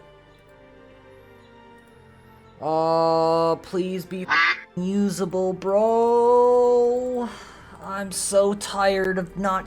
I'm tired of getting scrolls. I'm tired of getting shit I can't use. 3, 2, 1, go. I'm sorry, bro. This game sucks. I hate this game so much. Yeah, I'm surprised I didn't say anything. And I Yeah. was, even if it was something, I was gonna say nothing. Yeah. Ah, man. One day we'll get something other than scrolls, man. One day. Yeah. So back to back, let's do it. Come on, let's go. Yeah. Raid of the day. Yep, yep. Well, on the plus side, that's my first underrate purple in Yay. ever. So, We can take I that. complain? I don't know. I guess. No. You can complain, bro. You can complain. Yeah, I'm allowed, huh? I don't know. I'm happy that it was underrate. I'm just not happy it was an arcane. I just wanted to commemorate this day of June 5th, 2024, as it was the day that another 807 combat only maxed. So with these edited down clips, I'd like to say a congratulations to Dio on maxing his combat only. We all went to pest control and descended upon the novice lander. The 807s coming together to take down the pests and gaining a cheeky 6 points from the combat achievements. Thank you for that. And as you do in 807 fashion, prayer being the last 99 is achieved with a big ol' walk over to the monastery from pest control, the walk of victory, if you will, and the cape retrieval and emote. Man, it is a good emote, isn't it?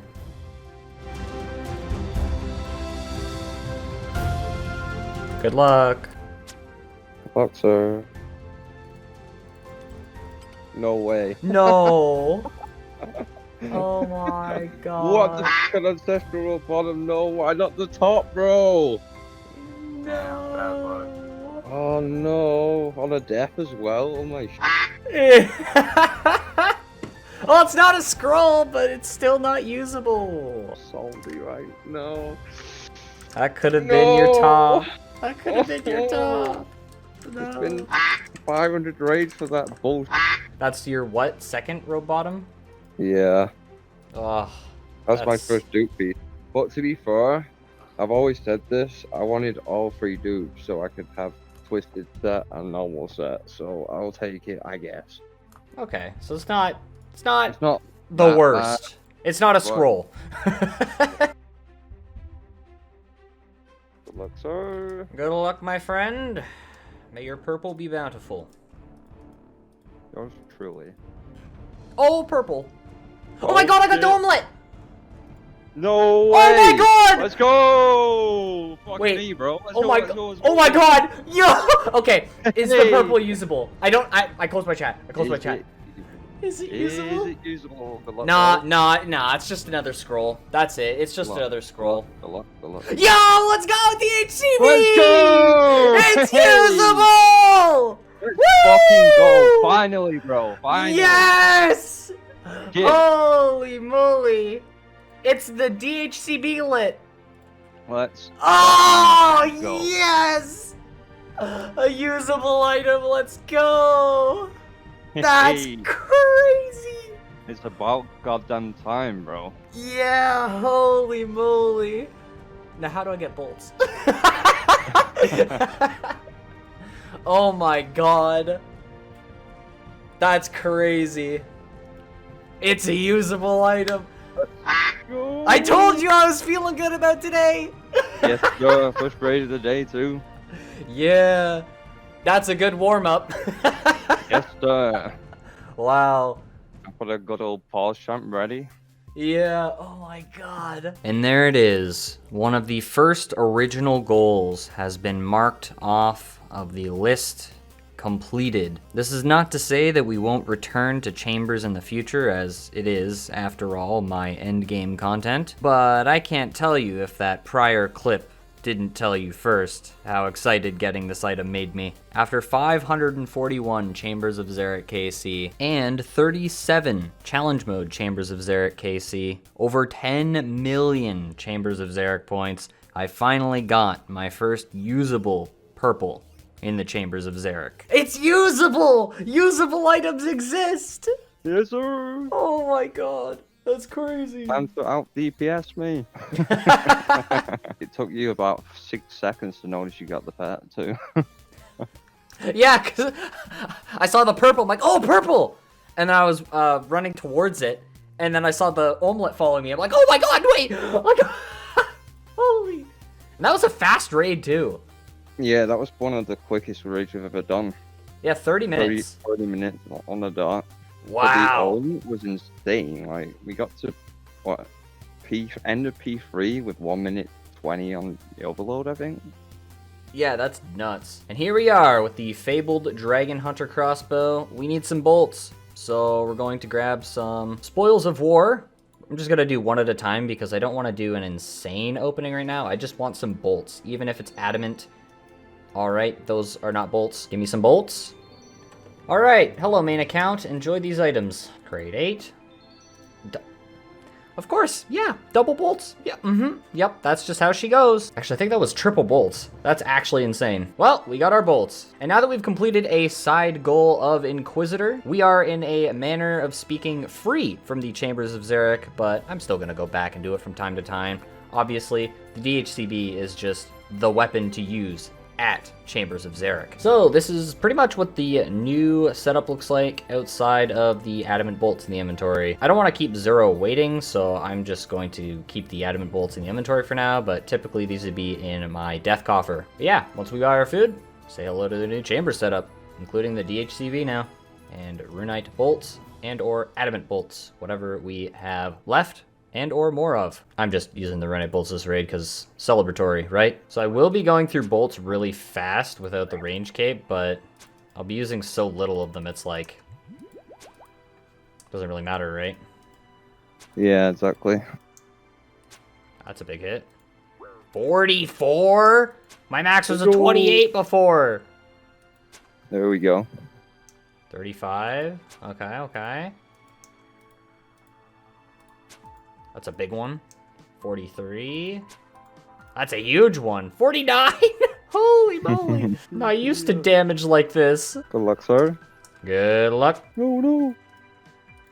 Back to back. Please. Never.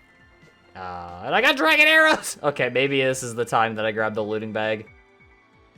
So I used 34 runite bolts, exactly that Olm head. So that's not too bad. It almost makes me want to keep the adamant bolts in the inventory, but I won't do that. So if we get a roll of 300 bolts, well, it should cover us for approximately 9 chambers of Xeric. It's a little rough math there. So I can maintain the number of inventory slots for food. I'm actually going to bag the Berserker Ring Imbued. Yes, this loses me a max hit on the melee side of things, but I think I'd prefer to camp the Brimstone Ring anyways in preparation for doing CMs. Bagging that ring slot opens up the inventory slot to keep the looting bag in the inventory for now, and there we go. That just sort of works out. I don't like this, but I'll figure it out, I guess. I did want to mention that, yes, we are down 1 inventory slot anyways, but that's just because I have the looting bag this time around. After I death pile, lose the omelet, I will obviously be allowed to chuck the rest of this into the death storage, until I get more dragon arrows at least. But 1 food should not make the difference, I don't think. Maybe in a pinch it'll help, but hopefully I'll be skillful enough to not find myself in a position like that. I started with 289 and I have 254 now, so that is 35 bolts used. Quick math. So I'm gonna say we'll average 35 a raid.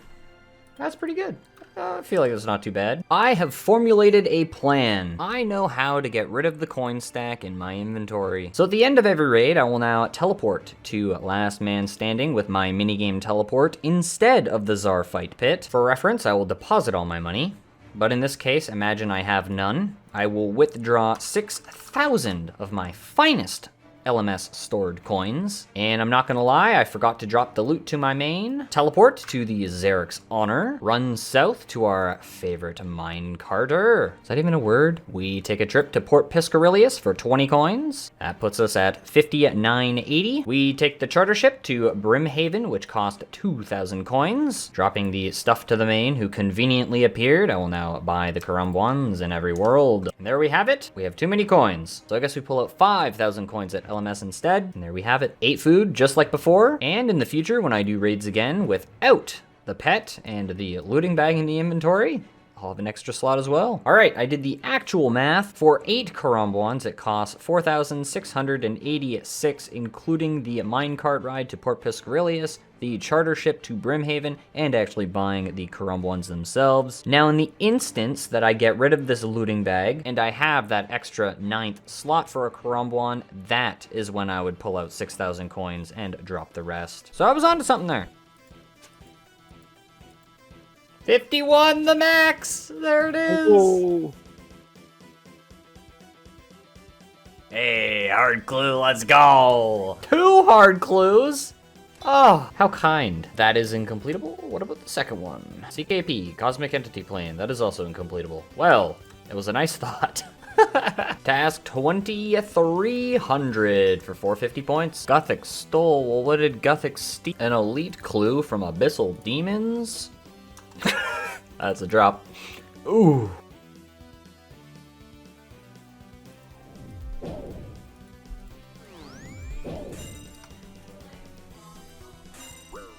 No!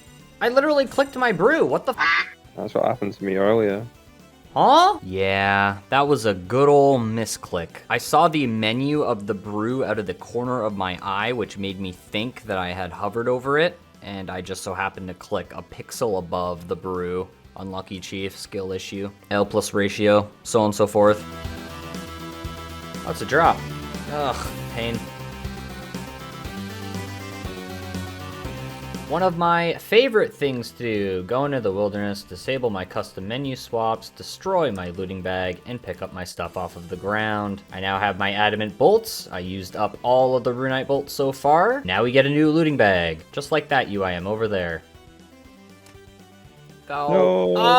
Oh God. It splattered the tile I attack at, then it splattered the tile that I normally click to as well.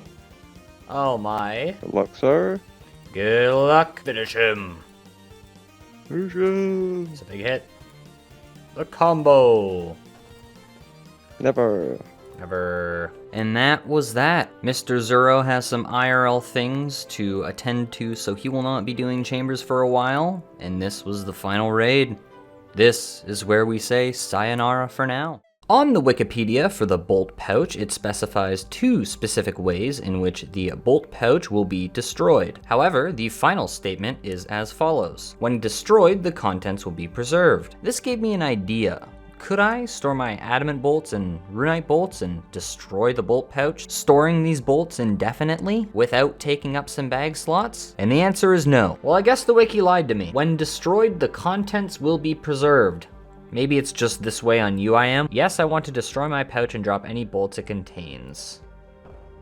Okay, well, we've confirmed that. Future Sam here, 1,500 coins. We get the bolt pouch again. We grab both of our bolts here, then we grab our strength cape. So putting the bolts into the pouch here, you can see the destroy option. It says, as we have seen it before, this isn't the way that you're supposed to destroy it. What you're actually supposed to do is let it despawn from a death pile. So we'll use my new tried and true method of dropping my hit points, and once I get to around 15 hit points, I will hit the respawn teleport, and there we go, 10 HP, perfect. Less nettles I have to pick. So now our bolts are inside of the bolt pouch, as you can see. We'll drop a death pile, get our looting bag.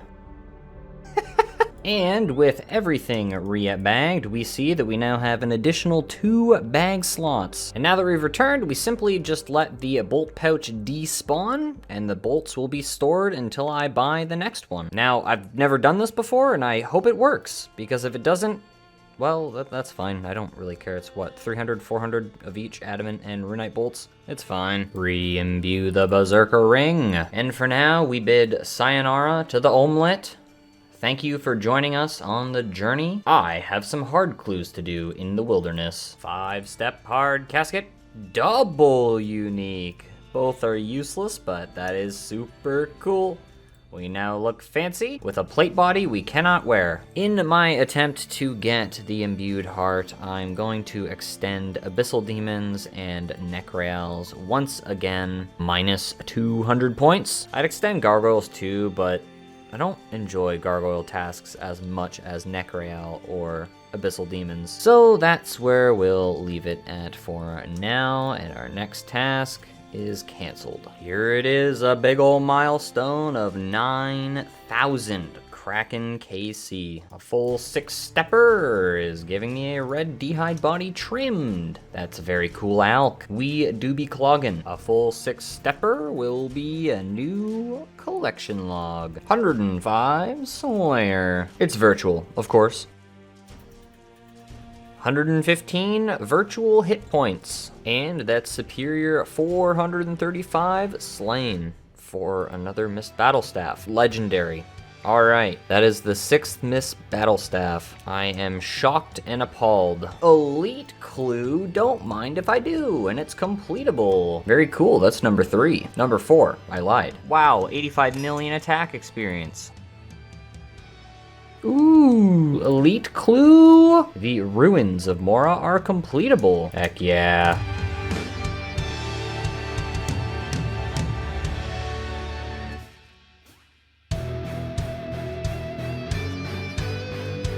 Alright, so I was actually recording on the Mayfield podcast earlier when I got this Abyssal Head, which is a brand new collection log slot. Doesn't really matter, you can use it on the Dark Altar to get 2,500 prayer XP, but in our case it is effectively useless, and we have a casket here, which gives us absolutely nothing. Oh, I forgot to tell you all what I'm doing with this Abyssal Head.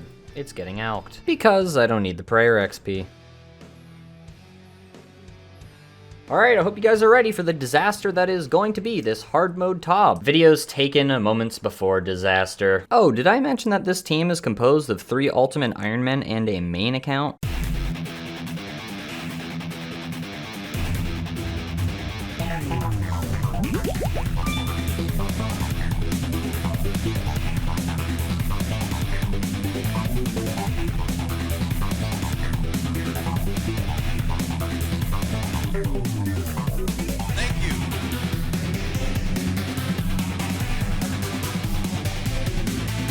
Laughing.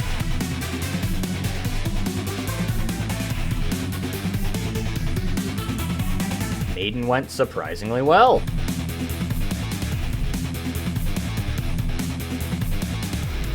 How?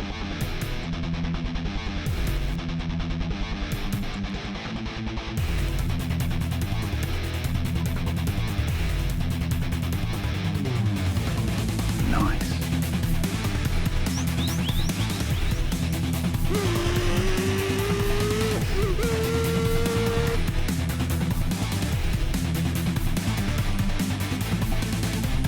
And float also went well, huh?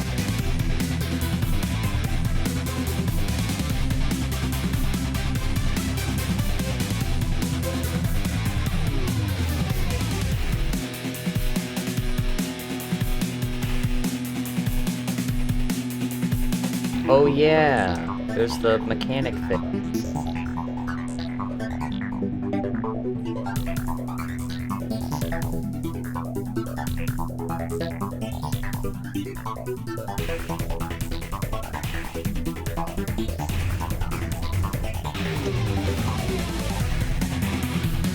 And Nyla's went alright too. I did go through a bit of food though.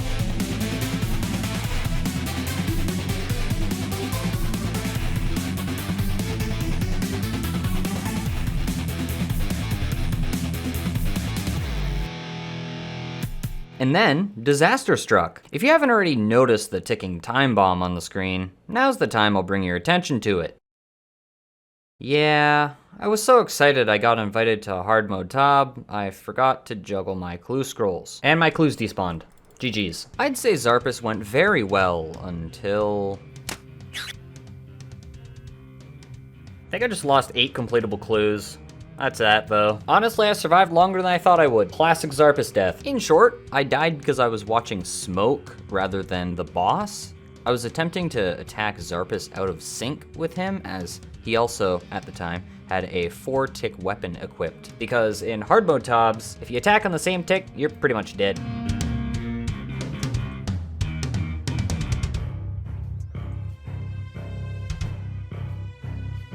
Well, I think I made a pretty good run. Let me go. Oh my god. Oh god. So too many prayer potions. That's my takeaway from that. And the loot is... Whoa, no way, drops. And yes, we made time. Yeah, and I also figure now is a better time than any to make use of the Saradomin brews and the super restores I've stacked up over the lifetime of the account. Well, on the plus side, I also don't have any more clues to worry about juggling. Right? That's better Nilos for me. Wait, can I tick heat this? Turns out we can tick heat them, just like normal. Yay, we did it, and we learned.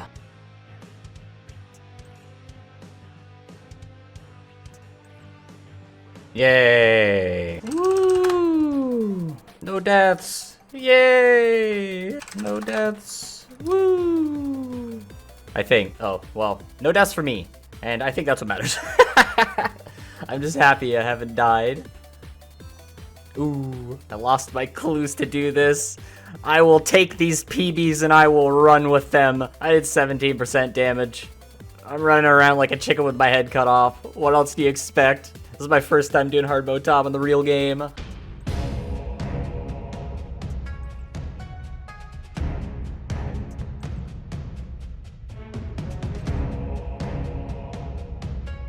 That melee got me killed. Nothing to heal off that 60.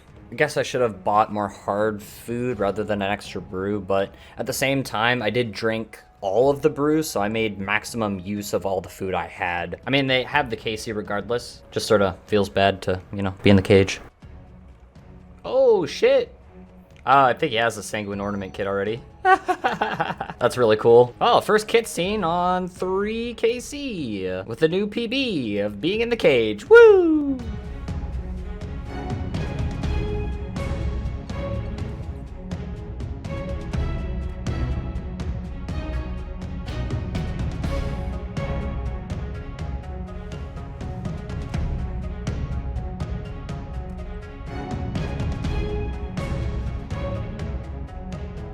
And we skipped it. Very cool. I did 13% of the damage. This is wild. Nice. We got a 5s time. Get someone a kit. Come on. Never freaking purple, dude. Ooh. More vials of blood, though. Never complain about that. That was a good 5-man. Really good 5-man. Big fan. So the realization that I've lost all of my clues is hitting me hard today. But one of the first things I wanted to do after losing or using all of my clues is check out the Coliseum. Now don't get your hopes up. I just want to try out the first few waves, get a little feel for it, test some theories and technology. Now this is currently the theoretical setup. Now of course, things will be different. Right now, my goal is to just make it in a few waves, get my feet wet. In the future, I'd be making use of brews, restores, prayer potions, and the lot, but I have the Eldritch Nightmare Staff, which I want to see how much prayer this is going to give me, hence testing out tech. In this current setup, there are 5 theoretical inventory slots that I could make use of. Additional brews, restores, etc. Obviously, the stamina doesn't belong in the inventory. I forgot to decant it when I rebagged for the Coliseum. I could drop the imbued Zamorak cape, I could dissolve and bag the Abyssal Tentacle. Additionally, I could deposit the cash stack at LMS, and finally bag the Smoke Battle Staff. Though it will technically take me a bit longer to get to the Coliseum, as my closest teleport is Varrock. That's 5, but I could also get a super combat from the Wilderness, which would also save me an additional slot from the attack and strength potions, becoming 1 inventory slot, effectively giving us an additional 6 inventory slots. But all these ideas are thoughts for the future. For now, we're just gonna try the first few waves and see how it goes.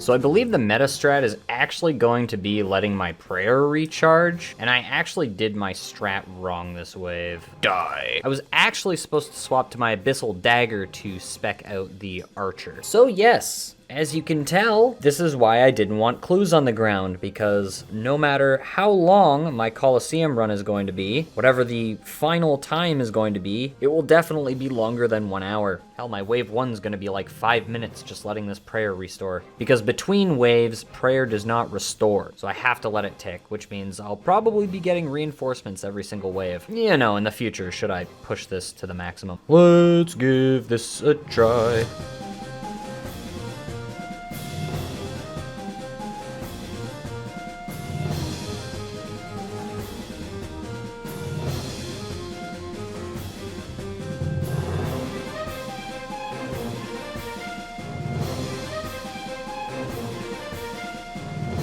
Go.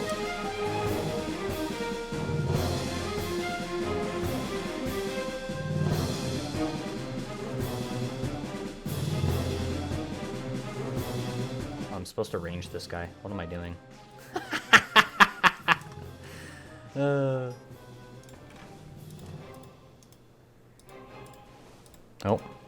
Click box.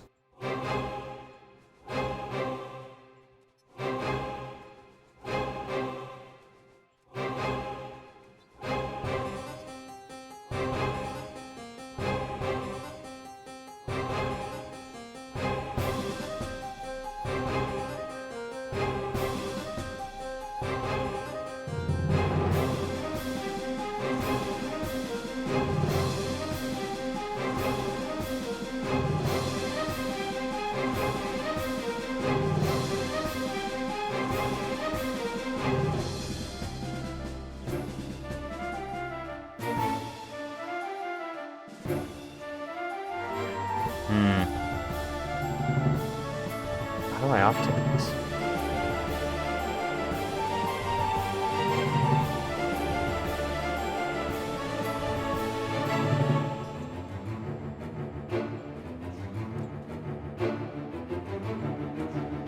Missed a tick. Yeah, I missed a tick. I would have died to the ranger. Glad I teleported. First attempt, got to wave 3. Didn't complete it, but I don't even necessarily want the loot right now. I'd love to start stacking up the Sunfire Splinters, but I just don't really think I have the bag space for that right now. Frankly, I could make the bag space, probably chuck a stack of bolts or something, but oh, and by the way, I got these Runite bolts on the Smoke Devils task I had. They drop 15 at a time, which they add up. I think it would be the play to find a way for my crossbow to gain 2 max hits so I can 2-shot the majors instead of 3-shotting them. Other than that, the Eldritch 1-shotting the Berserker is extremely nice, and the Abyssal Dagger 1-shotting the Ranger is nice. Good tech.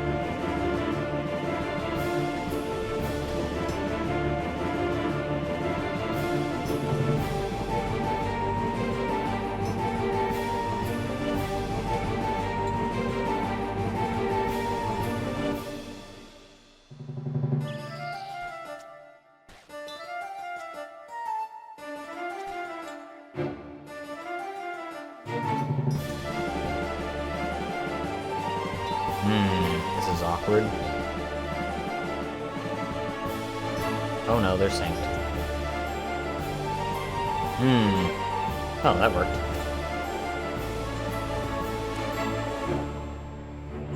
Oh. No, what are these click boxes? So if I step out to the south, it should be the major who attacks first. Because they're both technically aligned. So if I go out here, the first one who see me will be the major.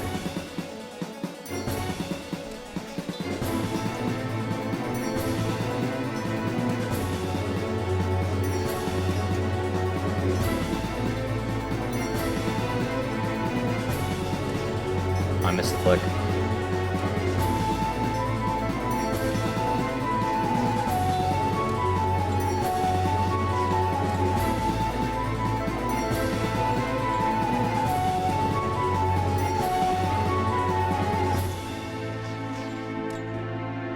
Woo-wee! Finish him. Yeah. And that's all we do for now. Hell yeah.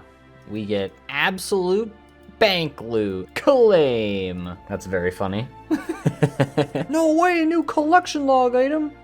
That's crazy. Never saw this one coming. Na na na na. 214 KC.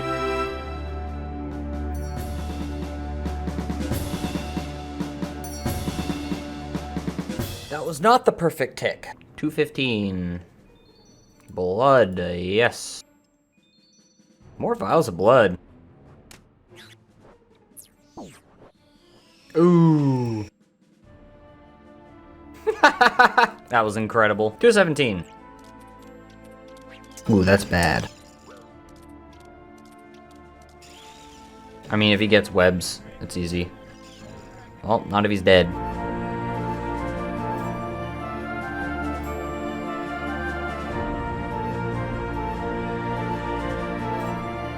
Spec web? Chally? Oh, that's so good. That's good placement.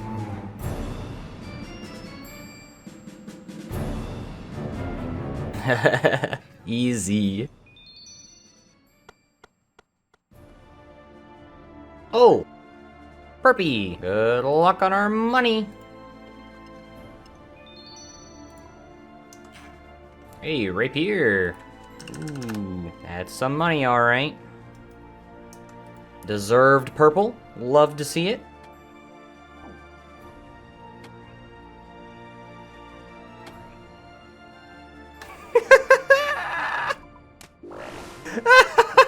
Paul Bloat. He's died. Every raid. 4 raids. All at Bloat.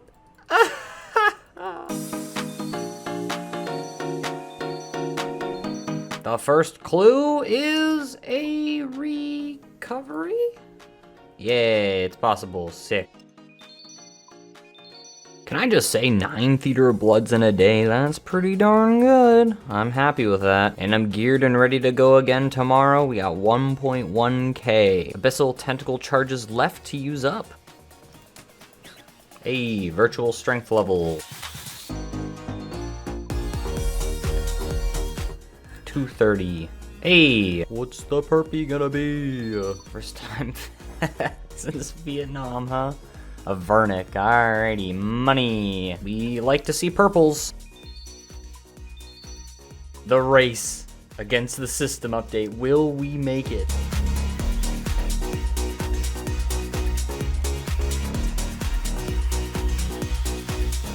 Oh! Oh!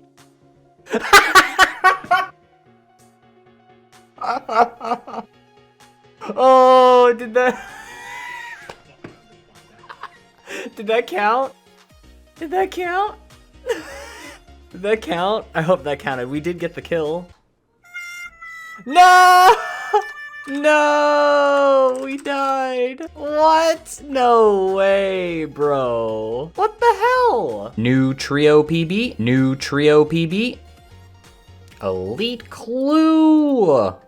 It is incompletable. I can't access the confused or lost barbarians. And I'm gonna remember this time, I can actually give this elite clue to Watson. All right, we use the incompletable elite clue on Watson, and now we just need to give him an easy clue and a medium clue before getting another master clue.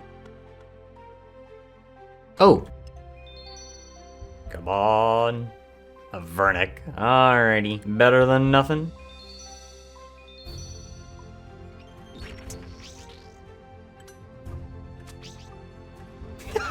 Well, there goes the Abyssal Tentacle. I will be slashing with the rapier for the rest of the raid.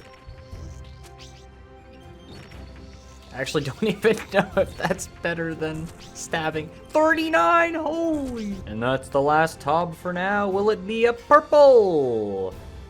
Never lucky. The last loot is going to be trash. Some else. And that's that. 5 Theater of Blood. We end the session. No scythe to be found, but I believe we got 2 or 3 Avernics, and I think we got 2 rapiers. So it's money for the main, and now we can return to our good friend, the Nightmare. Now, I'm not gonna lie, recently I've been having these itches to go back to normal Nightmare for some reason. So if I happen to find a team of friends, maybe you'll see some Nightmare Casey in the future as well. It is time. I'm only gonna show the first kill, then probably every 10 after that for normal Nightmare, unless we see a drop. But we're gonna do some Nightmare masses. Normal Nightmare, we're gonna have some 807s along. It's gonna be fun. Oh, and fun fact, when I'm using the normal Trident at Nightmare, I only need to do a 4-way swap, as that will maintain my max hit of 31, and I don't even need to use the Mystic Might Prayer. But yes, when I use the Sanguinesti Staff, that's when I'll have to swap to the Infinity top and bottoms and make use of Mystic Might for that max hit. And there it is, 1001.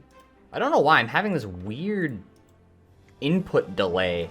I don't know why it's happening. But yeah, there it is, 1001 Nightmare KC. We add another to the Mass KC. So I was gonna go to 1010 KC, but I now have an invitation for some Theater of Blood. Oh, that's another hammer for me. Hell yeah. He must... It's as if he's got extra accuracy because of the gear he's wearing. There's no way he was using the fucking maracas, bro. Stuck in it, mate. Oh. The hell was that? Oh, I'm dead. I don't know. Good night. We both yellow clicked on it there.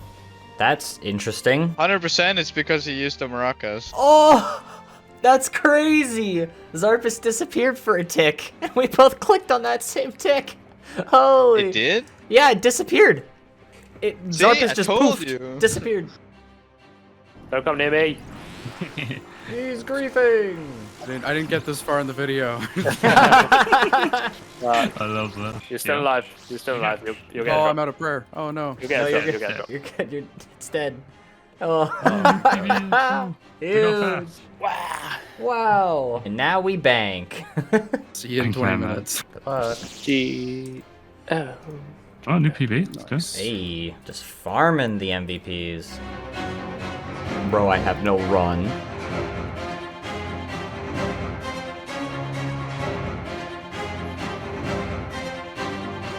Holy fuck! Oh, for the love of God! God! Come on!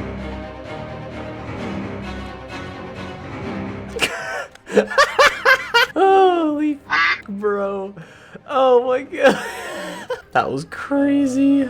I'm taking another shark, bro. 5kc. Elite clue. Elite clue! Incompletable. Unlucky. That's another give to Watson. Holy... new PB. I mean, we also got a freaking combat achievement, so that's super cool. Teamwork makes the dream work. GM task. KC6. Nada. Oh, someone got a pet. Nice. The first imbued major in a cape we are buying back. We want the Zamarakian one, and it is done. I decided to chuck it for hard mode tobs, and we are now done. I have 8kc for now, and we love to see it. All right, an easy clue from the Minotaurs, a medium clue from the Guards of Falador, and we will now receive our first Master Clue Scroll from Watson. And it will be good old Sherlock Step. We'll have to check that as soon as we can. There is a 5 in 26 chance we get a completable Sherlock Step. If my math is correct, that is a better chance than Elite Clues. So let's take a little look. It will be. We can do that. Very cool. Equip an Abyssal Whip in front of the Abyssal Demons of the Slayer Tower. So based on the logic of Elite Clue Sherlock steps, we should be able to do every single Sherlock Master Step now. Something that's been brought to my attention is that the Master Clue Scroll, when it's on the ground, says Clue Scroll Master. When I had the Elite Clues on the ground beforehand, they changed after talking to Sherlock to Challenge Scrolls and Elite in brackets. So the suspicion is that Sherlock Master Steps do not work the same as Elite Sherlock Steps. And that, my friends, is why I'm swapping to 1-kill trips. It's so that I can have enough inventory slots to pick up these massive potion drops, which will help prolong my time at Fasani's Nightmare. Ooh, an Elite Clue at 705. It's completable! I manifested it. Awesome. So with this inventory, I've decided to test something. So as soon as my strength bonus drops below 111, I lose 2 max hits, which means my max hit goes from 41 down to 39. My goal now is to sustain my strength bonus above 110, being 111, and that's what the strength potion will achieve. Since I'm only doing 1-kill trips now, I figure why not try the tech, see if it works. Maybe drinking the strength potion and maintaining those max hits will help improve my kill times. And I don't think one piece of food will make the difference at the end of the day, right?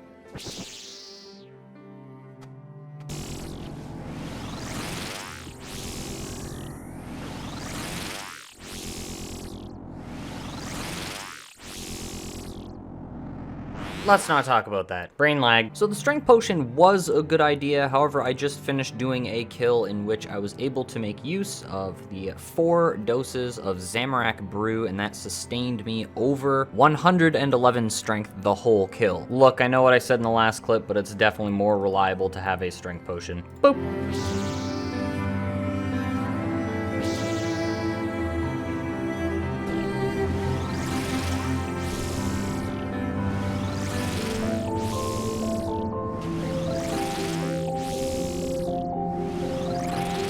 I missed a tick. No.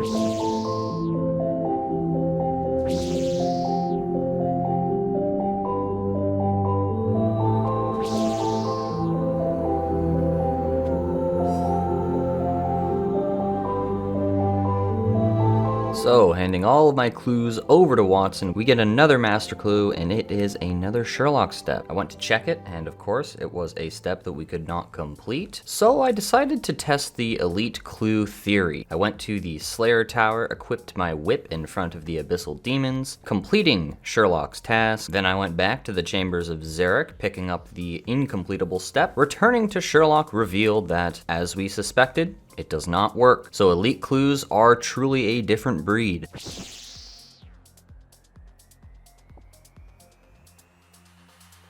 Camtorum. That's a drop. Naturally, I decided to test and see, push the limits, you could say, and attempt to break into Camtorum. But as you'd expect, I do not have the requirements for the Perilous Moons quest. Oh, cheeky little Inquisitor's Grey Helm.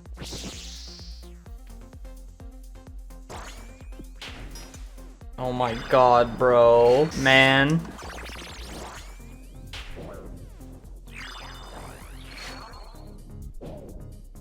No, man, I had that. I don't know, it's completable, but I don't want to get a Dragon Spear again, so probably just gonna drop it.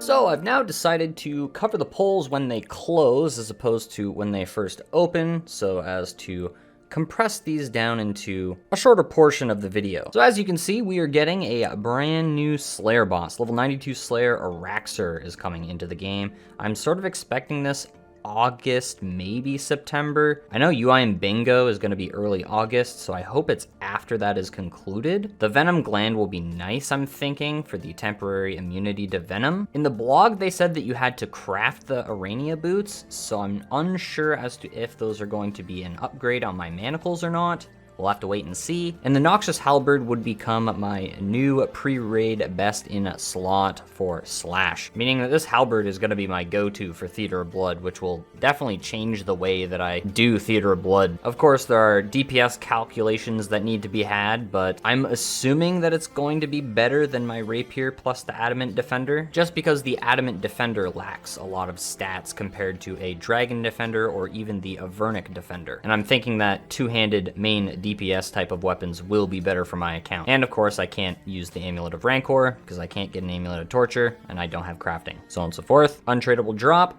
I'm hoping it has a high alch value. Additionally, I think the halberd is going to be accessible, as in the survey, it specified that the halberd will be assembled. And that made me think of the Brimstone Ring and how that had to be assembled from the pieces from the Hydras, or Alchemical Hydra, respectively. So that's what sort of gives me hope that I'll be able to use this halberd. Sorry, Andy and I just gaming, finishing out a 4-man as a duo.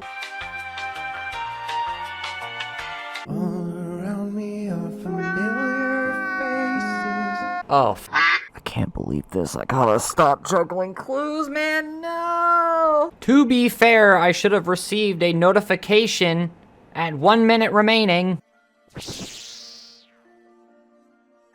That's funny. New PB. Another chance at a master. A Snowflake in Weiss. We cannot get to Weiss, and that is therefore a drop. And of course, master clues are at the top of the chain, so we can't even hand a master into Watson.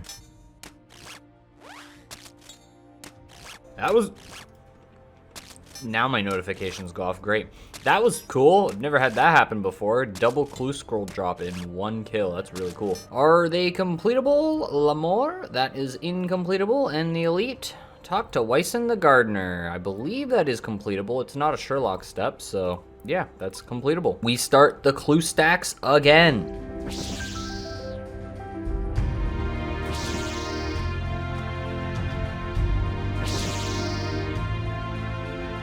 Hey. Back-to-back PBs. Let's go.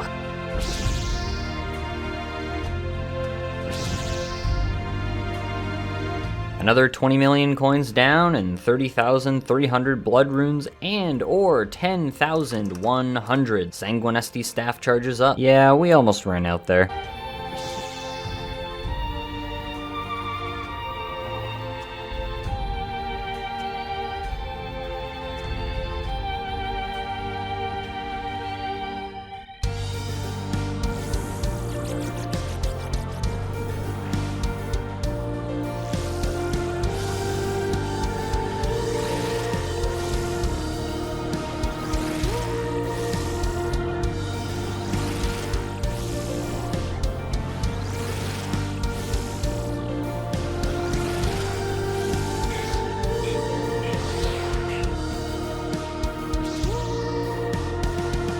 Well, and there it is.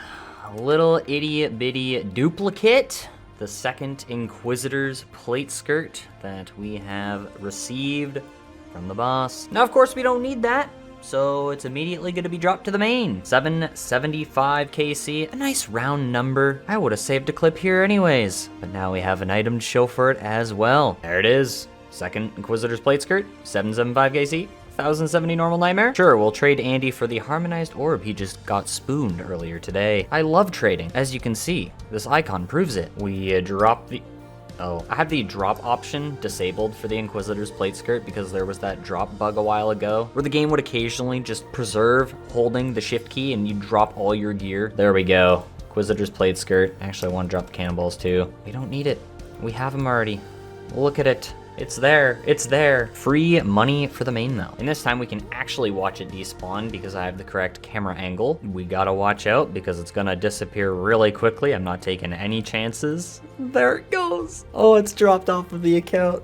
Ooh, plus 60 mil cash. We continue. So this one's a bit tricky to explain. At this point in the Fasani fight, I had already had 4 parasites. And of course, we are on the last totem here. And since I only bring 1 Samphu serum from now on to each and every Fasani kill, of course, the 5th parasite cannot be cured by a Samphu serum dose I don't have. So once I get to the safe corner, I'm able to kill the parasite. However, the totem is entirely reset on damage, and I get unlucky and get a 6th parasite. This is such a rare thing to happen that I'm not gonna bother bringing in additional Samphu in the future, but I might lose a kill now and again because of this. Holy f***.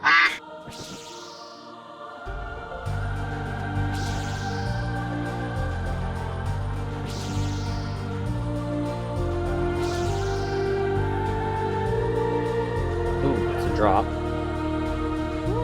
Following getting that incompletable elite clue from the Nightmare, I can't get a mind shield in this account. We hand it off to Watson as well as other clues, and we will get another master clue scroll, which will be incompletable. We cannot get to the top of the watchtower. We can't wear dragon items. We currently can't wear climbing boots because we haven't completed Death Plateau. And what the hell is a bull roarer? Yeah, goodbye, master clue. You tried.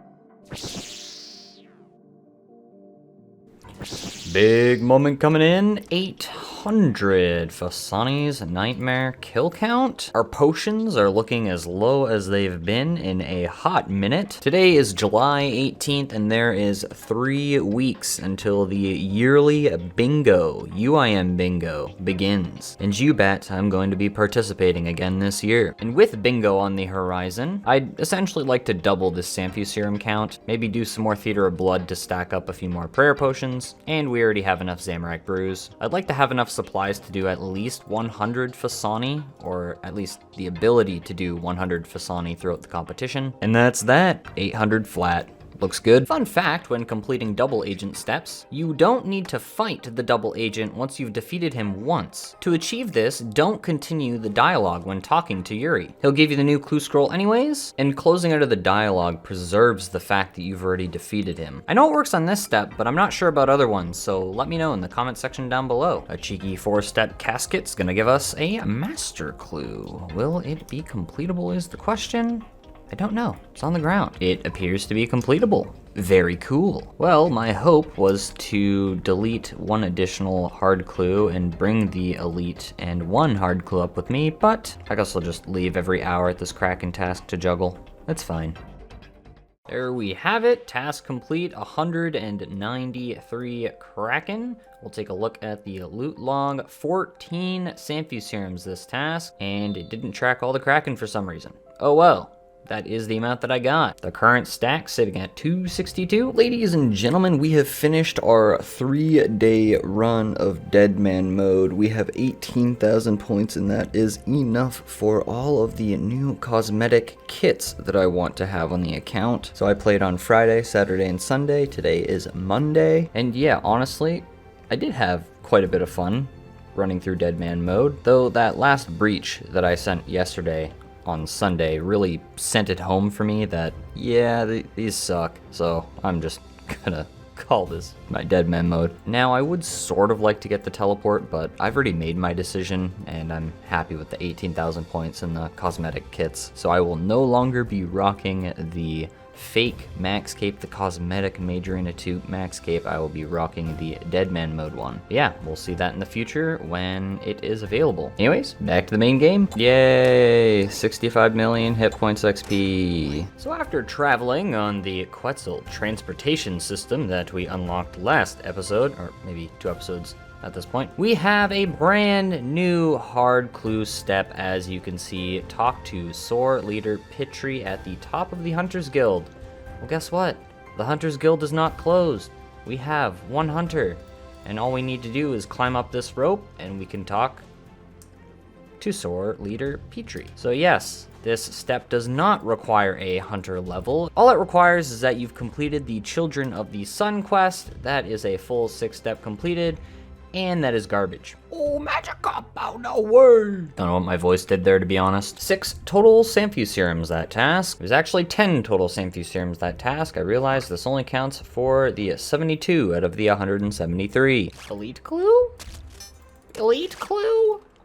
Incompletable! A quick 4-stepper gives us a master. Is it completable is the big question. It is possible. Very cool. Captain Bruce outside of the Shazian Crypt. That looks completable.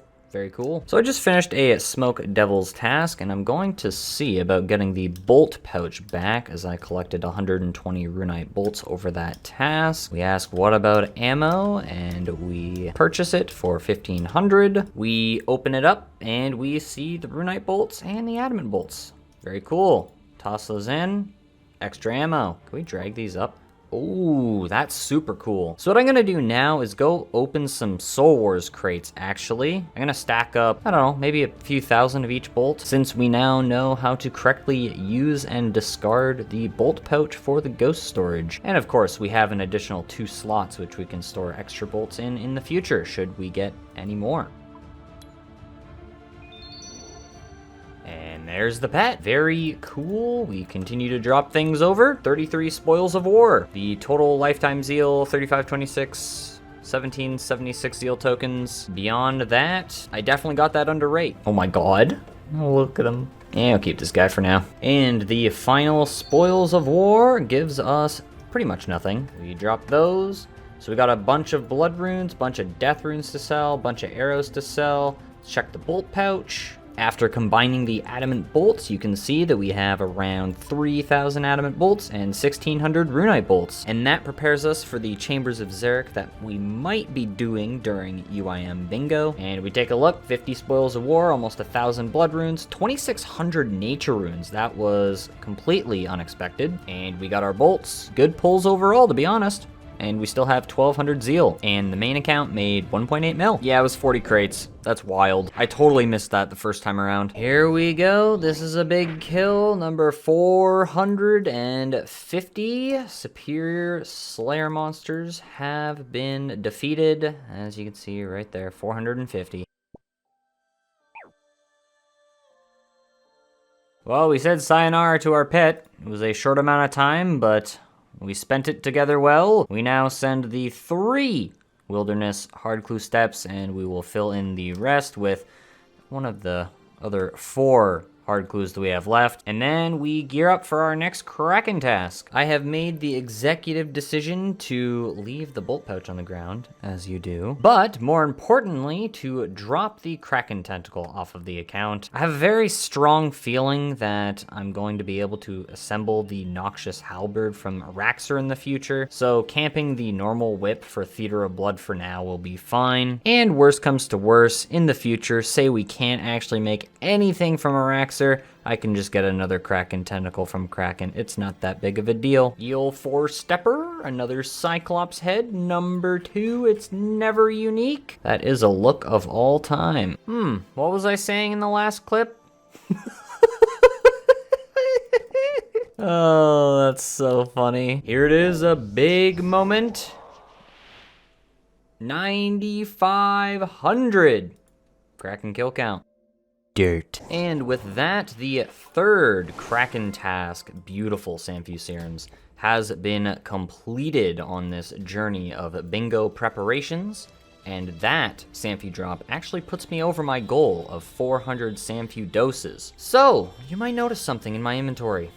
A spare trident. This makes me want to do something that I told myself I probably wouldn't do ever again, and that is return to the wilderness. You see, I wouldn't mind stacking up some super combat potions in preparation for bingo as well, and that is of course what the wilderness bosses drop for us. My initial thought was to go to Barrows and attempt to get a crush weapon, the Torag's hammers, the Varrac's flail, or the Darok's great axe. Remember, we can't use the Quizmaster. Bye! No! My stale baguette. The initial plan was to go to Barrows for elite clues as well as those crush weapons. Remember, the Guthan's War Spear may have a crush option, but it is controlled and therefore we cannot use it. But the goal of Barrows would be to get a crush weapon to bring to Venenatis, which provides us with Diamond Bolts E, as well as a chance at the Fangs of Venenatis for the crossbow upgrade right here. Additionally, the super combat potions would be super nice, and a mass amount of blood runes, which would be impeccable to grab. So with depositing these Samphus, we have 398. Never mind, it's not quite 400, but that's close enough. So it is time I consider what I do next, as we still have a week and 5 days until bingo starts. 20 zeal tokens for some blighted supplies. Alright, we talked to Rick and we asked to buy an escape crystal. 75,000 GP, we'll buy one. This will allow us to teleport at level 30 wilderness or lower, the same as a ring of wealth. So fun fact, we can actually equip the escape crystal in the ring slot. So I swapped the left click option to teleport, so once I run down to level 30, I can simply click teleport and escape. This is the Kalisto setup. You will notice I'm missing the escape crystal. We will not talk about what happened with it. I'm gonna MVP anyways. May as well go full hog. Oh my god. Oh my god. I can't. That's unbelievable. Oh my god. Oh, main's dead. 101 damage! Alright, well, at least that's a PVM death. Well, that's awkward. I hope that didn't lead to my Venenatis luck. I certainly did not expect to get Claws of Kalisto when I went to Kalisto today. Well, those are completely useless, as we already have our Ursine Chain Mace. We have no need for the Claws of Kalisto, so they will be out. Extra money. The new risk is as follows. We ended up getting our escape crystal back. Let's head back up. Oh, and this is how we're looking. Oh, man.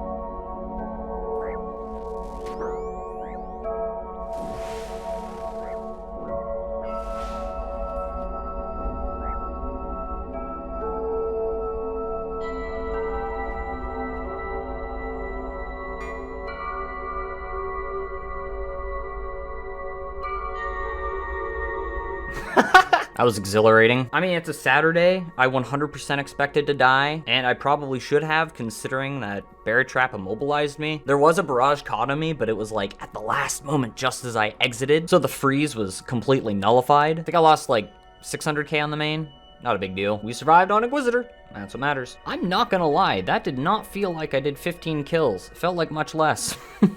But yes, I think if I want to stack super combat potions, I need to do masses. There's no ifs, ands, or buts about it. No escaping it. While doloing it is fun, in a manner of speaking, it's just not the optimal way to farm out super combats, which is the main point of doing Kalisto at this current moment. Following Kalisto, I went back to the cave to collect the incompletable elite clue, and I claimed the master clue here, which was completable, and I handed over the elite. Following this, I went to grab an incompletable hard clue and an easy and medium to store another master clue, since I'm allowed to start bingo with a stored master clue.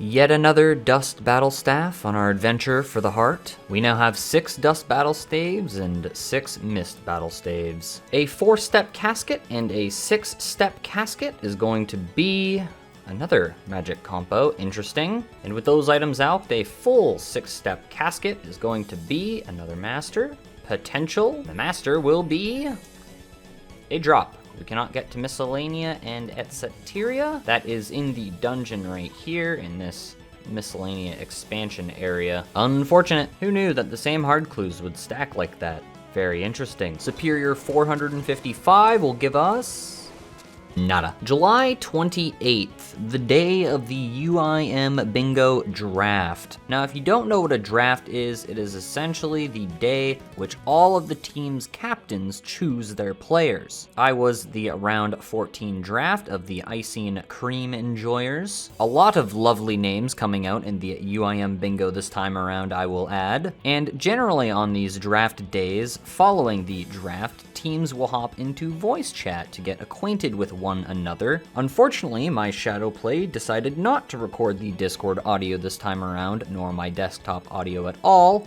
Love it when that happens. But I happened to get an elite clue while killing abyssal demons, of which it was incompletable. All this to say there was a very funny bit that unfortunately I cannot use due to the Discord audio being dead. Thank you, shadow play.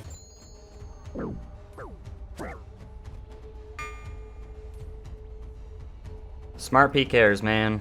Smart PKers. Now, how are these PKers smart? They actually posted someone up at the northeast exit, which is the exit that is closest to singles. Now, would I have survived if I just ran to singles and ran south? I definitely would have stood much more of a chance, I can tell you that much. It was a 69 kill Kalisto trip with the 807 boys, and I think I lost maybe 2 of those super combat doses. That's a big drop. Jesus Christ. Black Dragon Mask? Ain't nobody got time for that. So it should be 2. Nice. In short, these tasks are comprised of doing a Barrows run with 0 prayer points and not allowing the melee-oriented Barrows brothers to hit you. And of course, we spec'd out Carol as well. And of course, that is all of the Barrows combat achievements completed. It only took over 2,500 KC. 50 kills at Barrows resulted in an Aram's robe skirt and a Carol's coif. Today is the 31st of July, and apparently the Dragon's Medallion was added to Purdue. Oh. And to Kalisto Masses I went. As you can see here, we saw a tyrannical ring. We collected a bunch of super combat doses. 28 in this instance. We also saw a hilt, which was pretty cool. And I'm not gonna lie, in these 10-man Kalisto kills, the boss just melts, and it is fantastic for supplies. And not just super combats either. We also get super restores as well. I seem to have misplaced the clip, but I ended up getting Claws of Kalisto in the mass. They were promptly alked. And I made a discovery of sorts, or I guess came to a realization would be better verbiage for it. With the removal of favor, the minecart system on Karend became available to combat-only accounts. And in short, the minecart system essentially allows me to access all of Karend. This essentially means that I no longer need to carry around the Xeric's talisman on me. As long as I carry around coins to take the minecarts around places, they cost 20 per trip. So I moved all of my clue scrolls to the Ferox Enclave, and friendship ended with normal spellbook. Now Arceus spellbook is my best friend. The next master clue from Watson is to talk to Fallow, and unfortunate, we cannot get the Barrows gloves. Yep, and that's pet number 3. I don't need to check the log. You guys know what it is. Oh my god. Come on, man. I mean, thank you for the pet token, I guess. So while 2 Kraken pets in one task is pretty crazy, we now enter an exclusive club of 5 digits, 10,000 Kraken kill count. Has been achieved. That is very cool. And that is that. Kraken task completed. We are officially over the 400 Samfu doses that we wanted for bingo, and we're also over 100 super combat doses, which means that we are prepared for bingo, and we have 5 days until it begins. And the Kraken log, 4 pet Kraken now. I don't know. That's orange. But as they say, all RNG evens out. Actually, I think I just say that, but you know. And there we have it. We are now rank 4 Kraken. If we go rate for the mace or overrate, I believe, we'll most likely be in contention for rank 1, but I don't know these 3 individuals who are above me, and who knows, maybe they're also actively killing Kraken.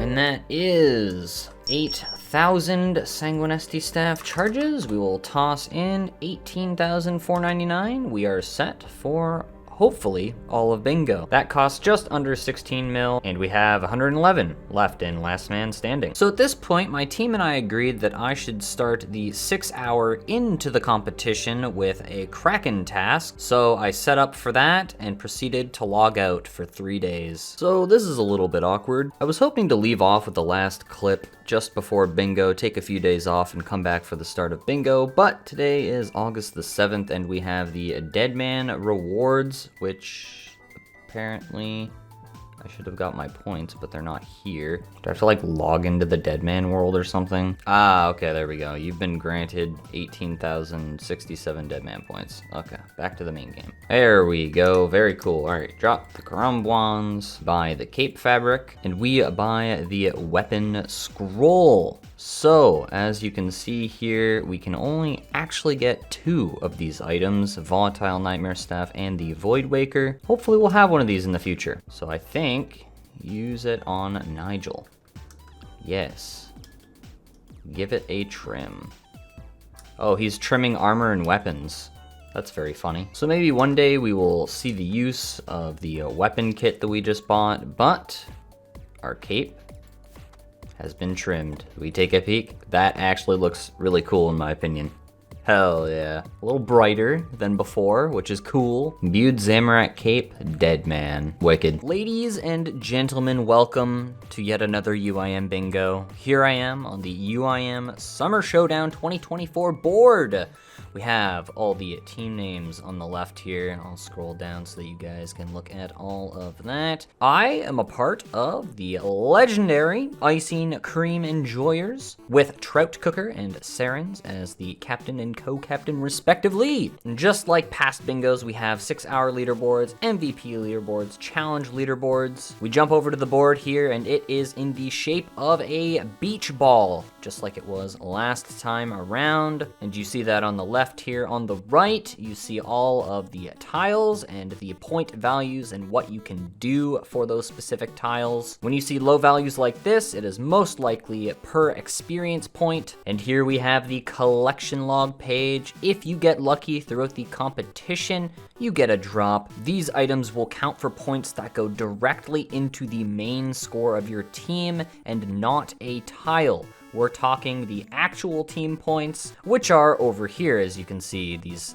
big points, for example. These will obviously reset when the competition actually starts in around 6 hours from this point of recording. But yes, the bottom of the collection log here, there's a few things that I will be in contention to get. We have Kraken Tentacle and Trident of the Seas. Could get the Kraken pet on this task. I am allowed to do the Kraken boss as a 6 hour leading into the competition. I just have to be very specific on how I update my temple, the OSRS tracking website. Then of course I'm going to be doing Fasani's Nightmare and the Nightmare for the majority of the bingo, so we will see if we can nab ourselves a piece of Inquisitor, or better yet, an orb or the mace. We have a legendary tier calculator, which I will definitely be using throughout the competition by our Captain Trout. Thank you, that is very cool. We have the top secret section, which just essentially cuts down what we're each doing, and that's that. Let's hop in to some bingo. I am excited. The Icing Cream Enjoyers, let's go. I mentioned 6 houring into the competition. Now what is this and why does it work? A 6 hour, also known as a 6 hour log, is the process of logging into the game and remaining logged in for a full 6 hours, at which point the game will kick you offline. Logging a 6 hour is essentially tricking the website into believing that you did X amount of progress in 5 minutes. Now, how does this work? In the instance of Ultimate Ironman Bingo, the competition began at 8 p.m. EST. What this essentially means, and by following this handy graphic on screen, this means that you would essentially log in 6 hours before the competition start at 2 p.m. To be honest, you'd probably want to start a little afterwards, just in case if the website crashes. So we'll say 2:10,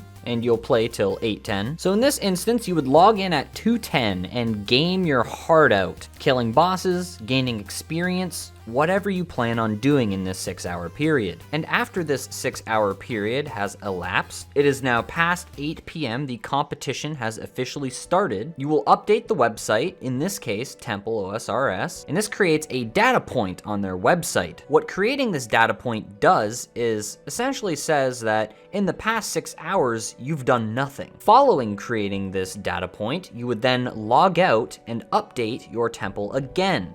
This needs to be done within 5 minutes. Now, during this 5 minutes, you can do additional activities. For example, another kill if you can fit it in, or extra experience. But the kicker is you need to update your temple again within 5 minutes of logging out. This then creates another data point following your 6 hour, which logs that past 6 hours of progress within that 5-minute time span. In a pinch, that's a 6 hour. But why would someone want to log a 6 hour, I hear you asking? It is very simple. For a placement on a leaderboard. It's for the sake of competition. And the Kraken task is completed. We are 3 hours, a little over, 3 hours, 5 minutes in. Let's go see what our next task is. I have great news. Kraken task completed. Holy shit. This is massive. Congratulations. How many Samfus are we talking? Plus 10, so it's 40 doses. Nice. Okay. So you might have missed in the prior clip due to the team's chatter, but I got a Smoke Devil's task, and while I'm personally done with the Thermonuclear Smoke Devil boss, this boss is actually worth some points on the bingo board. And when I went to go scout the boss out on my main account, I saw that there was someone there. Now, I can't actually hop from this world, since that counts as logging out. If you log out during a 6 hour, it's no longer a 6 hour, you have to stay logged in. So when it came to attempting this boss for its uniques and its points, I only had one option. To ask nicely. What did you guys think I was gonna crash him? I'm an Ironman. Ironman are free worlds, didn't you know? Yo, this guy's so humble. He said he'd give me the world. Let's go. What a legend. Yes. I want to see the chat. How much you you're sweet talking this guy. I'm like, hey man, I don't suppose I could yoink this world? He's like, I've been here, buddy. I'm like, I'm in a competition on my UIM, and I'm sort of locked to this world for a 6 hour. He's like, smile. Oh, okay, let me do this KC. I'm like, no problem, thank you, man, I appreciate it. Usually I would just hop.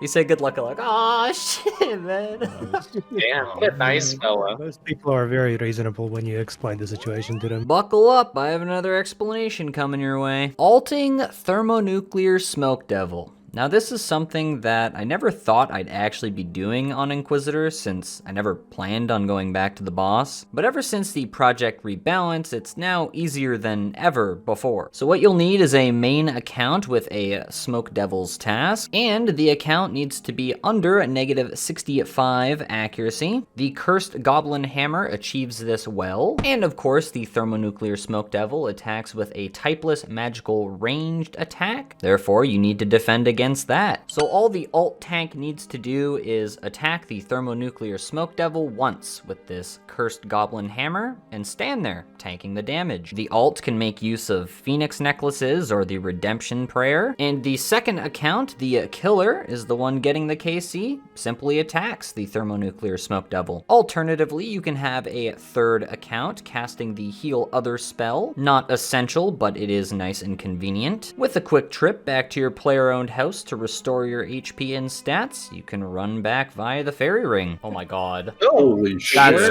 busted, bro. Okay, late. I'm gonna need you on that alt as well.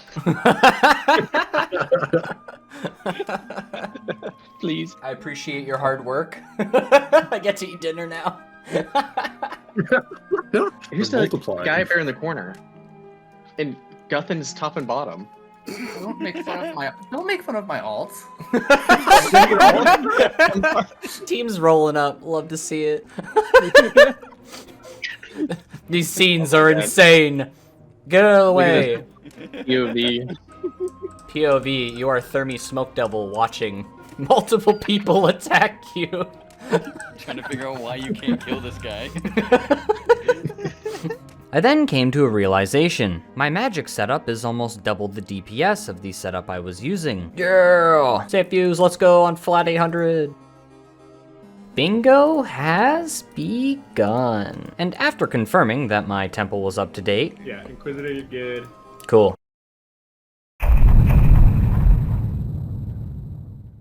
Another hard. Okay. Let's go. Yep, that is a hard casket. Holy sh. Yeah, maxes should count. Yeah, if you're on ice, we love miners. Hold up. Oh, no. Hold up. I'm gonna get all the miners. It is 21 million in mining, so. Wow. He forgot Is to there do actually a barbarian thing? fisting. For Barbarian Fisting, you don't need to seed Dibber. Yeah. How long has there been? Last bingo is when it came out. We were talking about it in chat. No! Oh my god. No! No shot, brother. No, bro.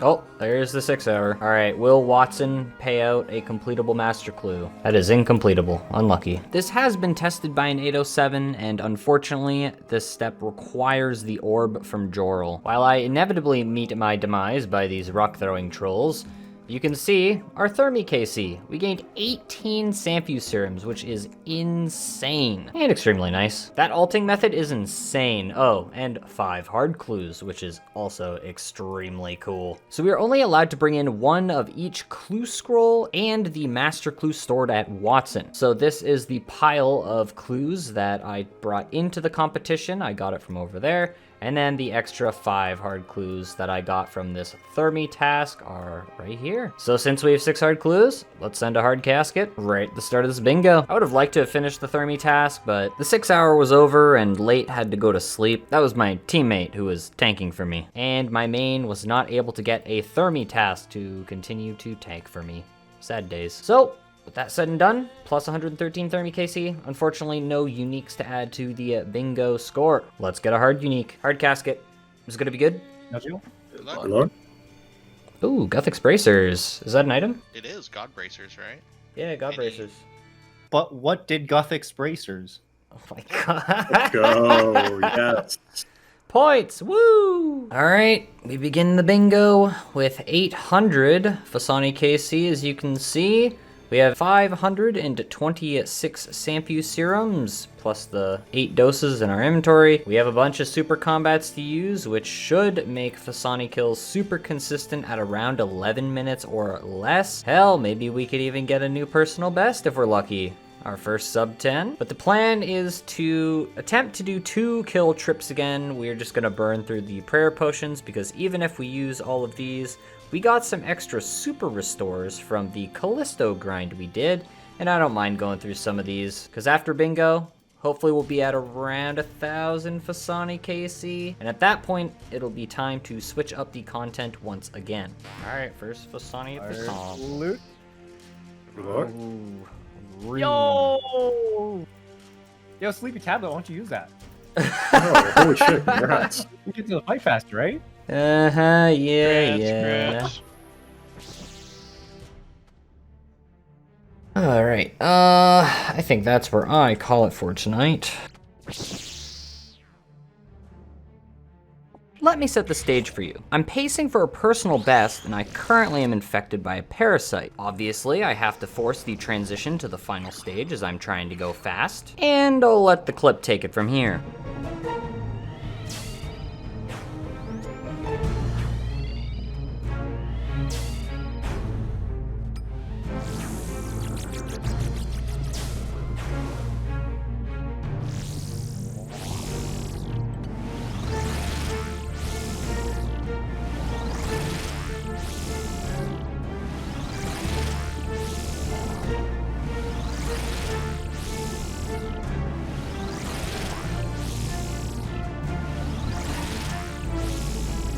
Come on.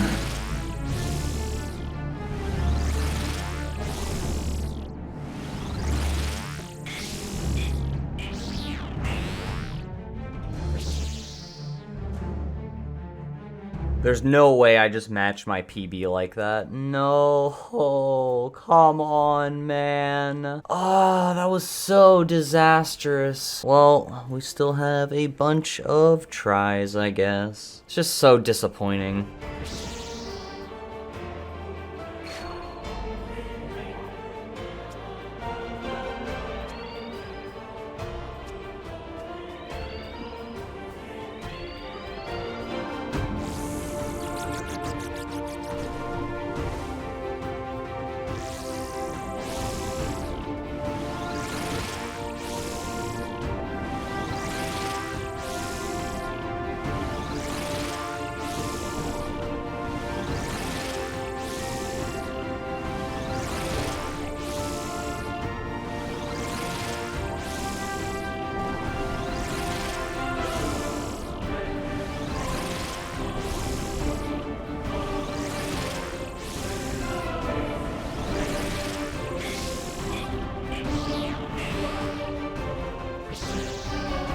And there it is. First sub 10. Oh, that is incredible. Yeah. Ah, that just feels so great. Oh, we sub 10 Fasani. This is massive. That's 20 seconds. What are the splits? Oh my god. That phase 3, the phase 1 being under 2 minutes is incredible. And the phase 3 blazing at 141. Woo! I'm not gonna lie, that final phase was slow. Usually I can clear those in like 20 seconds. I've had lower times if I'm lucky. Oh, massive.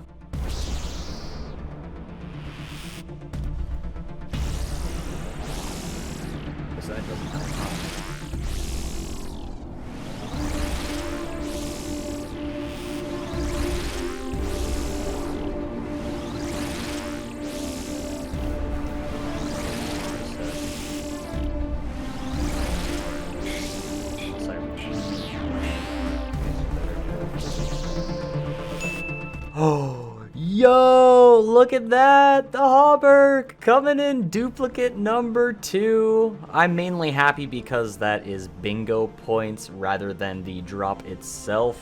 That's another roll for the mace. Sadly, I miss. 827 KC. I'm halfway through my 6 hour. What am I supposed to do with this? So that was a lovely 52 KC since the last unique, and that is definitely undeserved. Much like our plate skirt we got previously, we have the Hauberk. We watch it despawn, and that is that. And I think I'd be remiss to not take a peek at the log, so we will go down here to the Nightmare, and there it is.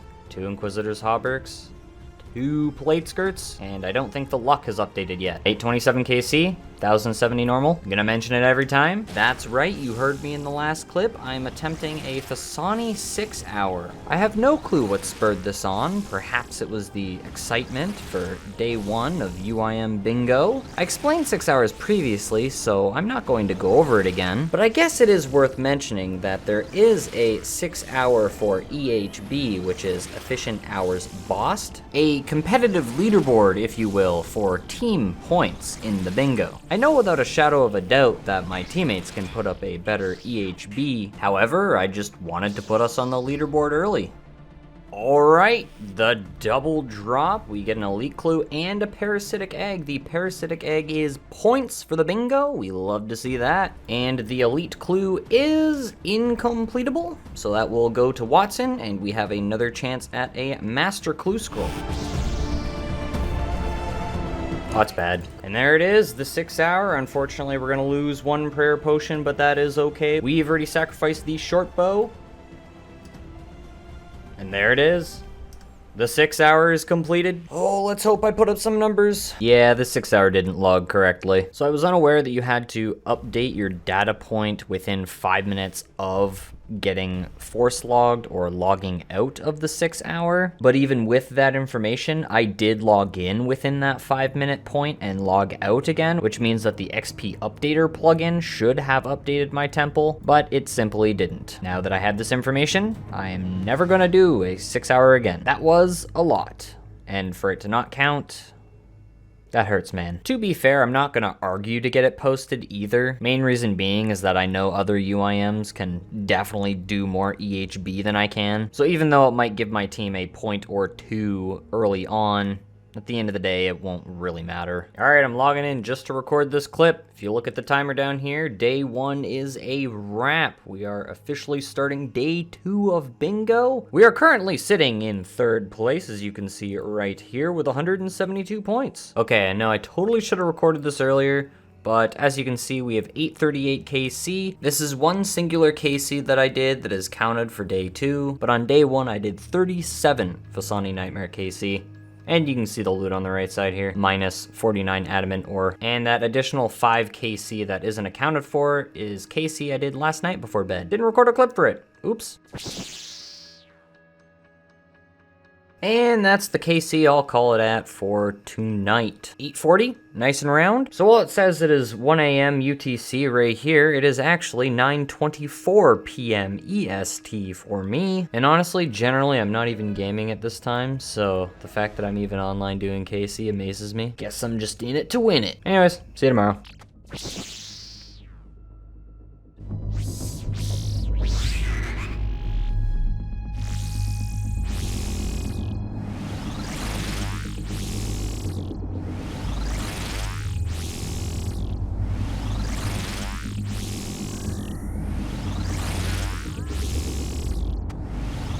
Holy, that was beautiful.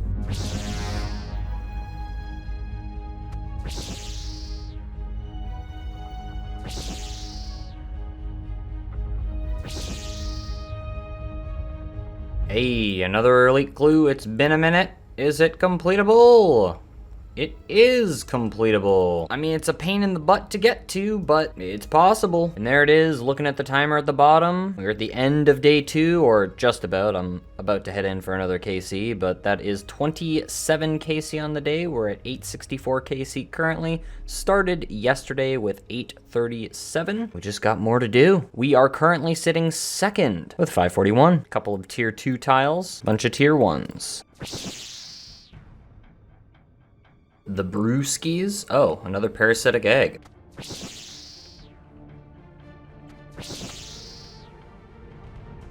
As you can see in the chat, there are 420 guards for this medium clue. Absolutely ridiculous, but we will get another master clue, and it will be completable, it looks like. Yes, it is. Very cool. So that is completable master clue number 2 for the competition. 4 total outside of the competition. I did want to note that I did that during lunch, so that was not time lost for Fasani.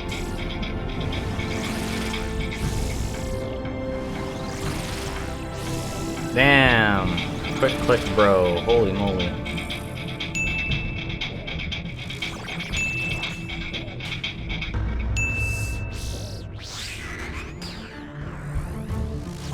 Holy giga damage.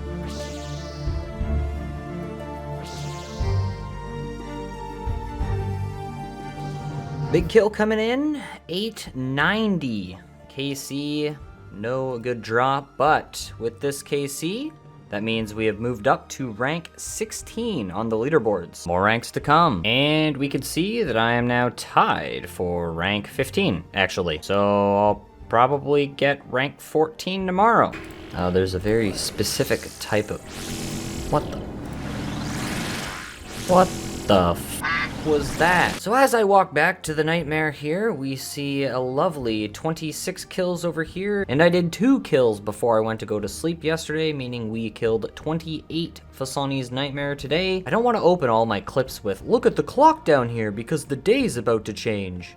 I feel like that's sort of implied at this point. It would have been 29 kills, but unfortunately I misclicked one of the sleepwalkers and then it just made me miss 2 out of 3 part of the way through, and yeah, it was bad. So it's 28 Fasani for day 3. Oh, and yeah, we're still sitting 3rd place. We've been bouncing between 1st and 2nd. Gotta stay on the grind.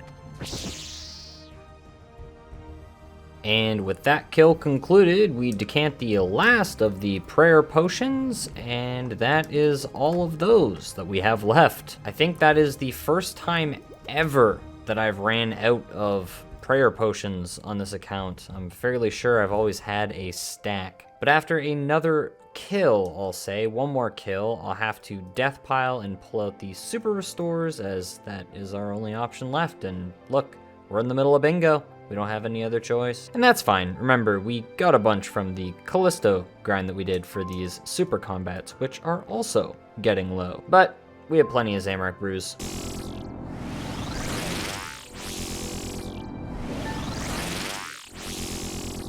I didn't click that. What the f was that?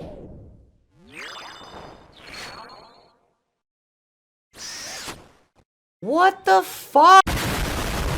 That is not how I wanted to get these super restores out of my looting bag. We start with 1250 super restores. Yo, it's 8 a.m. and we're the first team to black out the board. Woo! Bingo!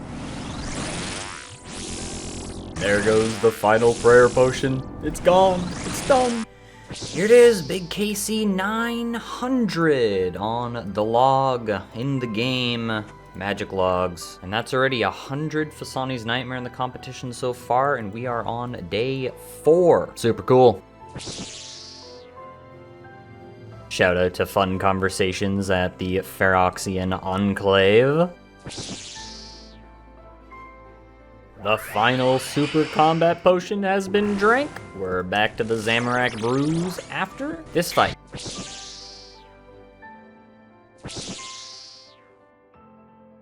While I clean up these prayer potions, we can see by looking at the timer at the bottom of the screen that day 4 is completed. We killed 30 Fasani's Nightmare today. If you add 4 to that count, then subtract 1, the kill we just did because it is officially day 5. We killed 30 Fasanis today, and that is a lot more than I thought I was gonna do, to be honest. Yes, I'm very happy with that. I did 4 KC last night before sleeping, and then 26 today. Now this KC I just got is counted as day 5. As per usual, the sheet, we are sitting in 2nd place still. We've been bouncing between 1st and 2nd all day. Gotta have a little push soon.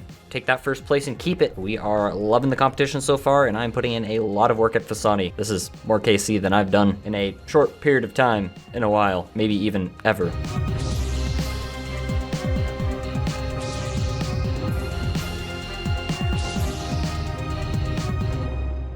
So while I taxi on this sleepwalker here, you will note that on the Fasani's Nightmare high scores for Ultimate Ironman, I have now moved up to rank 13. I actually achieved this yesterday, but I was too tired to record the clip, so I did a lot of Fasani. I did 10 KC before I went to sleep. That's a lot.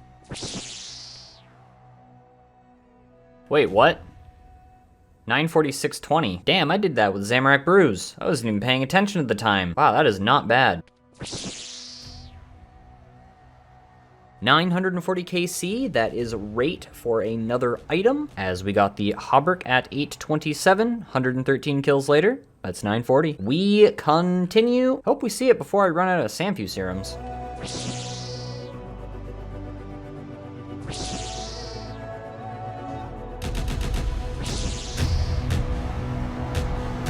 Day 5 completed. We have 24 Fasani's Nightmare KC as of this morning, and an additional 10 that I did last night, for a total of 34 KC. And at the current moment, we're still in 2nd place, holding strong, reaching for the top. I think the gap might have grown a little bit, but team's still very motivated. See what happens today, day 6. I will note that we have a couple of challenge times to add, while the top team has 1 left to add, the Sepulchre Relay.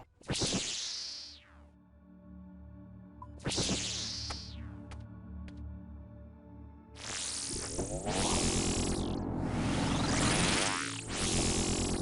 that 2 max hits? Damn. I think that's gotta be my fastest P5 ever. 9 seconds. That was nuts. I forgot that my control click use is broken and I drank like 2 prayer potion doses. No.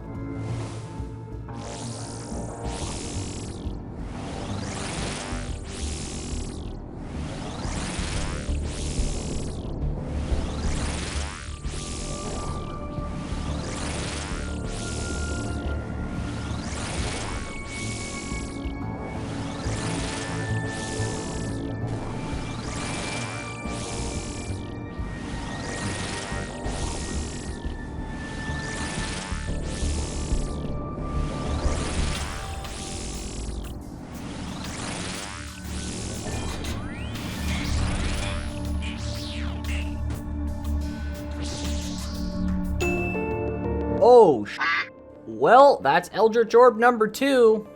That's a little unlucky. Could have got the harm or the volatile, but at least it's bingo points, right? Right? I'm actually really sad. I wish that was a volatile or something. Harm would have increased my DPS, but at least the volatile, I would have been able to make use of that shiny new weapon kit. Well, we pick it up and we drop it to the main, because what other use does it have? That was 140 KC since the last item. Tiny deserved. And that's the log. I'm fairly sure we won't see another item with the remaining Sanfew serums, but we carry on. I'm gonna be honest, this one is a bit painful to watch despawn on the ground as the orb. Oh, they're so rare, man. They're so rare. Not as rare as before, granted, but still rare. Oh, yeah, that's just what we needed. Oh, we can do a few more kills with that.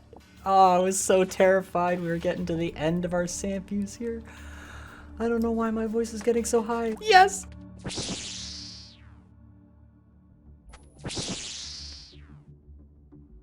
Another elite clue. It's been a minute.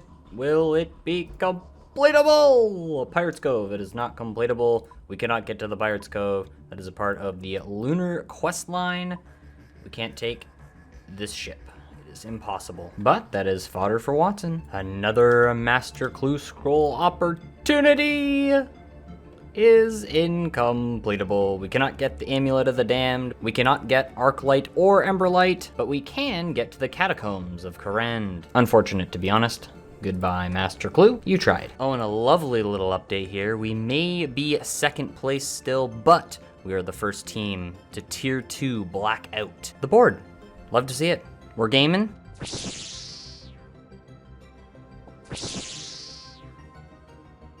End of day 6. I think you all know how these clips go at this point. I have 10 KC on the tracker. I had an additional 14 KC between last night and this morning, and of course the early afternoon. I had to restart my computer and I therefore lost the tracker, unfortunately, but that is a total of 24 Fasani kills today. Day 6. And just like earlier, second place still, holding strong and hopefully climbing soon. I don't know why I said it like that. So Gil, you're gonna wanna right click him and click look up. Well, why am I looking up? You're not Gil. There's not even a skybox to look at. Wait, but I'm confused. Why'd you tell me to look up? You're not him. You're not What did I do? I don't know. You don't know her? Neither do I.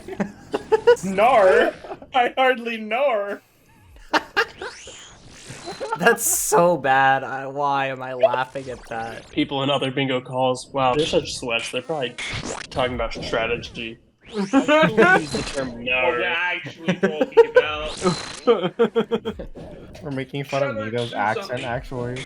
Why? What the f? You click something onto the crossbow. No, it doesn't work anymore. What do you mean it doesn't work anymore? It doesn't work. It hasn't worked. How? For years, bro. No, I literally used it. No, it does not work. It works. Are you trying to use your noted prayer potions on the crossbow? No, that doesn't work anymore. No, it Do does. you have No, the, it do you have genuinely the easy unnote plugin that stops you from using noted items on anything but a bank? Oh. Oh my god, you're a donut. You're a donut, bro. That's crazy, bro. Elite clue. It is completable. Woo, it's completable. It actually is completable. I manifested it. Love to see that. Oh no. There's no more noted Sanfew serums. That is a terrifying thought. Not being able to kill the final boss of the account. Whoosh. That's a feeling, all right. Oh, what do you know? Another clip of 35 million strength experience as we dwindle down the last of our Sanfew serums. And that's that. The final Fasani's Nightmare KC for now. We are out of Sanfew serums for the first time ever on the account, which is pretty bizarre to say. But the plan now is to, I guess, do normal Nightmare until one of my bingo teammates gets online so that they can help me finish this thermonuclear smoke devil task in a quicker amount of time and potentially get more Sanfews. But until then, I guess we'll hit up some normal Nightmare. It's much less points, but at least I'm still contributing to the tile. Also, I'm quite glad I charged my Sanguinity staff up so much because I started with 18,000 charges this bingo and we're under 1,000 now.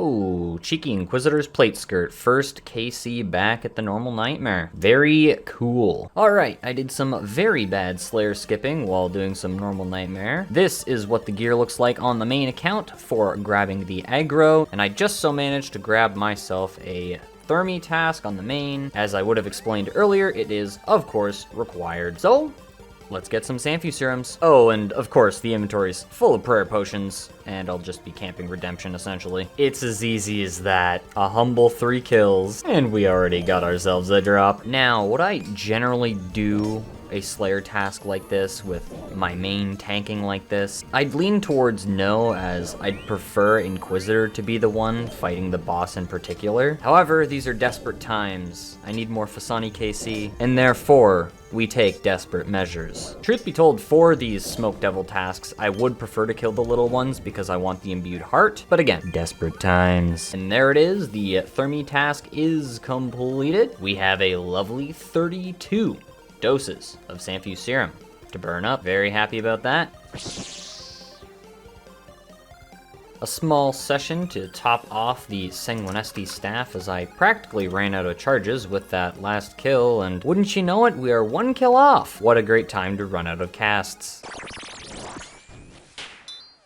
109 strength.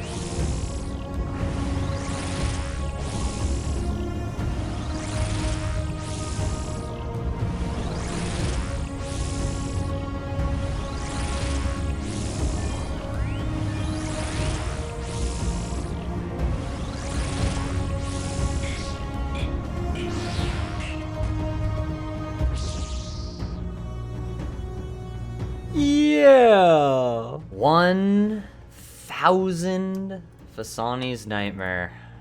Not going to lie, this has been a long time coming. Feels good, feels good. The Sanfu drop feels great, because that means I can just continue to kill the boss as well. This was actually my last Sanfu that I had. I'm completely out of my doses. As you can see, no Sanfus to be found here, only in the inventory. Historic moment. 4 digits.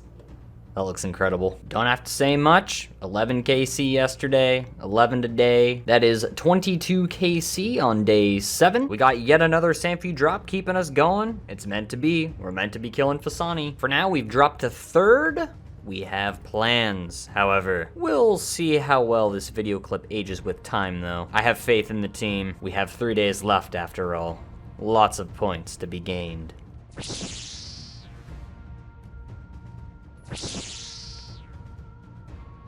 Ew. Completable? It is completable! Yeah, let's go! Badass.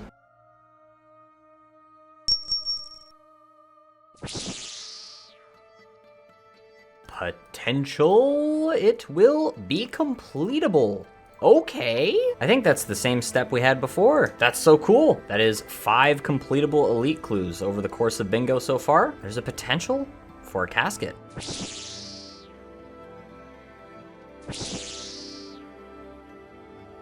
In the final kill, we are once again out of Sanfu serums, and we have no Slayer task, no backup. So we are off to normal nightmare until we get Sanfus from there.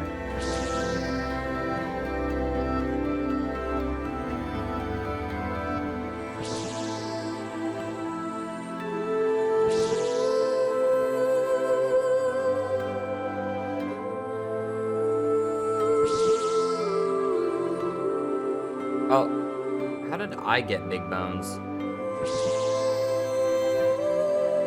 Day 8 is over, concluded, finito. I killed 15 Fasani today using up the rest of the Samfu serums. This is a singular Samfu serum I got from the normal nightmare. I need another to do a Fasani kill. And we have 23 normal nightmares so far today. Well, I guess as of yesterday now, because we've ticked over to the next day. It is now day 9, and we are in second place. We have our final board set, as well as a stretch goal. It's time to lock in for the weekend.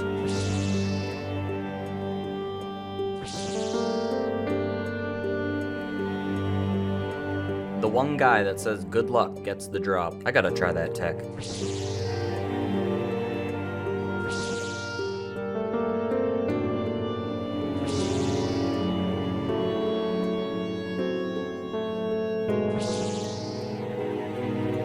Day 10 completed. We have but one singular Fasani KC because that is all the Samfu serums we had allowed for. 39 normal Nightmare KC, and of course we had some Nightmare KC last night. I don't really care that much about recording it. As for the leaderboards, we are right on first places, but we're close. We're getting really close. The plan is coming together. Everyone's gaming.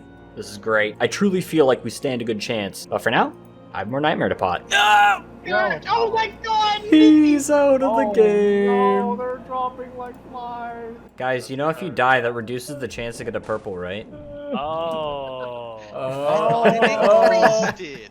Damn it.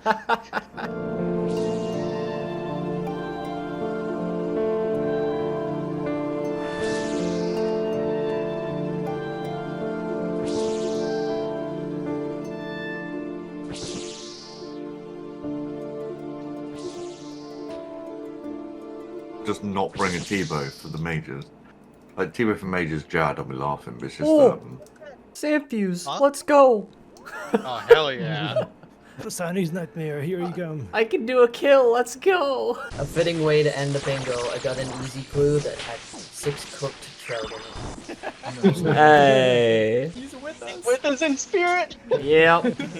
And that, ladies and gentlemen, is bingo concluded. My tracker is absolutely busted because I got a Samfu drop and was able to do 2 additional Fasani KC for a legendary total of 4 Fasani KC today. If we take a peek at the final standings, you can see we finished second, unfortunately. Taking the silver trophy, the silver medal. I'll admit though, overall, I'm happy with the bingo though. Did a lot of work, put in a lot of time. Unfortunately, we couldn't quite close out Pro Gamer to tier 5 for the segment bonus, as well as the tier 5 tile bonus. But at the end of the day, that probably would have only given us an extra 30 or so, 40 points, and that wouldn't have put us in first. So GG's to all the teams, and this is the highest I've ever been able to place in UIM bingo. So huge shout out to the team, Trout and Sarens for being captains. Gotta admit, Max dominated the 6-hour leaderboard. I'll put his name on screen because I don't want to butcher it, and I'll link his channel in the description down below. Absolute madman. We posted challenge times. Shout out to the teammates who did challenge stuff. I respect it. And if we take a peek at the team progress on the left side here, you can see that I posted 140 normal Nightmare KC and 221 Fasani KC, which I actually think should say 222 KC. And I did log out before the bingo ended, which means my data point should have updated. But again, at the end of the day, won't make a difference. We are the silver trophy holders. Where'd Trout go? Wait, Lyfe? What? Go to the middle of the desert? No way you're gonna... You're gonna be here before him now. I just have a pic of you. That's fake news though. Get back here, Trout. He's here. You got a hot world still. Wait, what world? Bag account was 1 tick behind us. What is this, bro? Let's go. That's so good. What is this? The question mark, bro. The random guy. Who's that? What? Guys, What? please let me record. Whoever's not in the friends chat. Holy shit. Oh my god, look at them.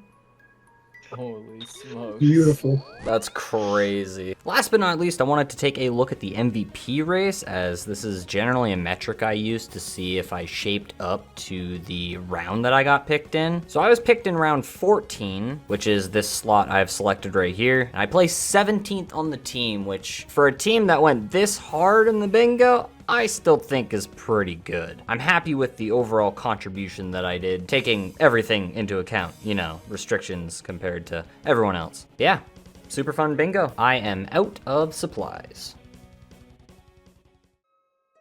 A majority of the bingo cleanup has been completed, including an elite casket as well as 2 hard caskets. We will now hand over all of our clues to Watson, all of the incompletable clues, and hope that this master clue is completable. Ah, classic Sherlock. So throughout the bingo, I used around 21,000 Sanguinesti staff charges, I believe. Maybe around 4,000 Trident of the Sea charges at the normal nightmare. Just what I was looking for. Surely it's one of the 5 steps we can complete. Cool.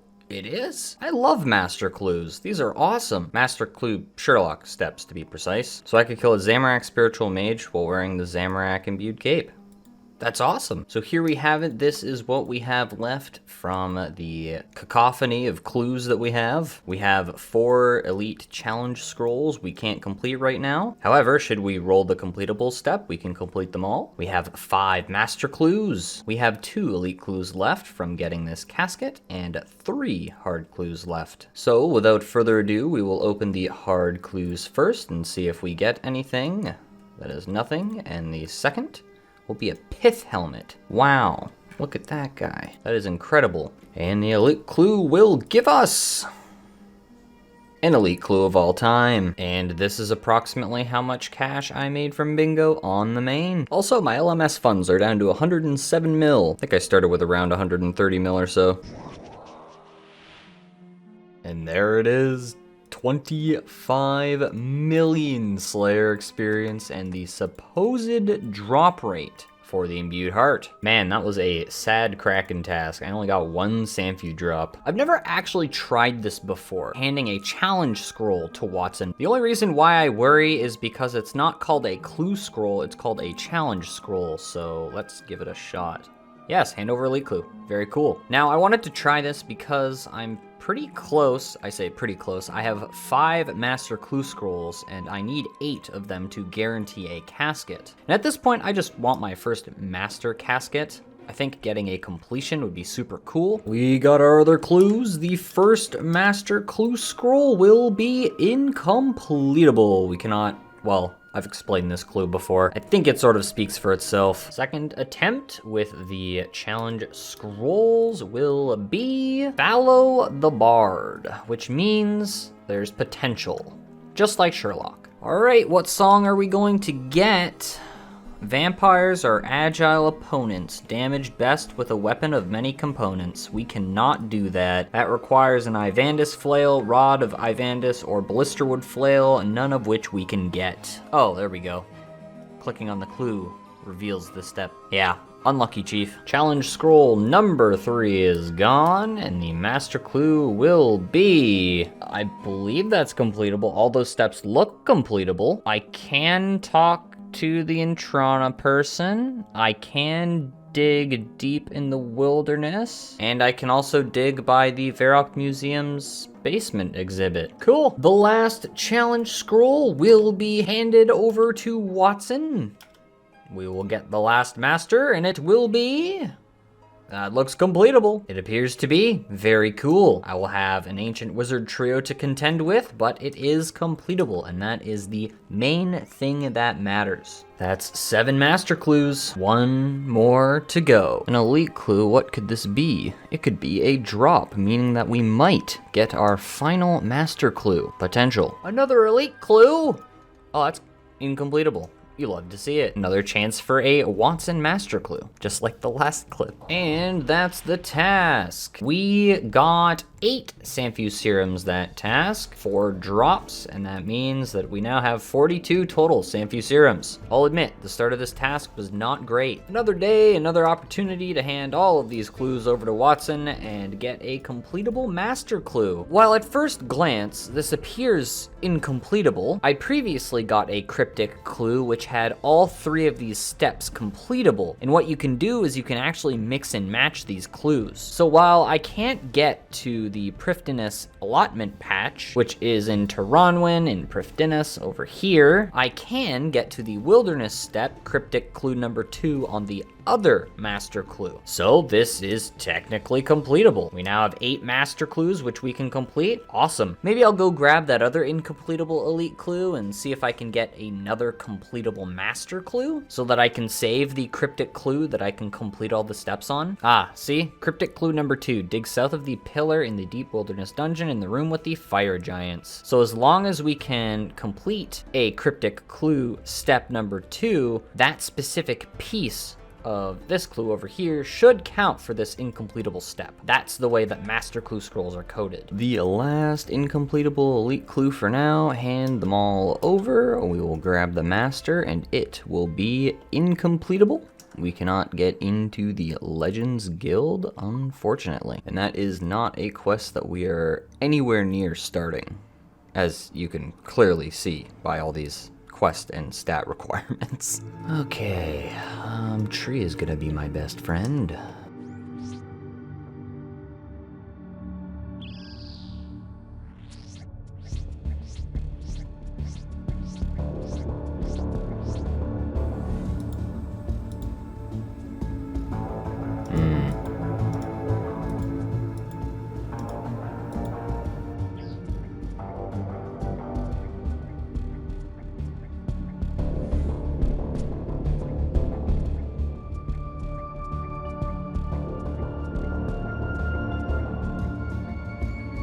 Hey, hi, Alk. All right, first step completed.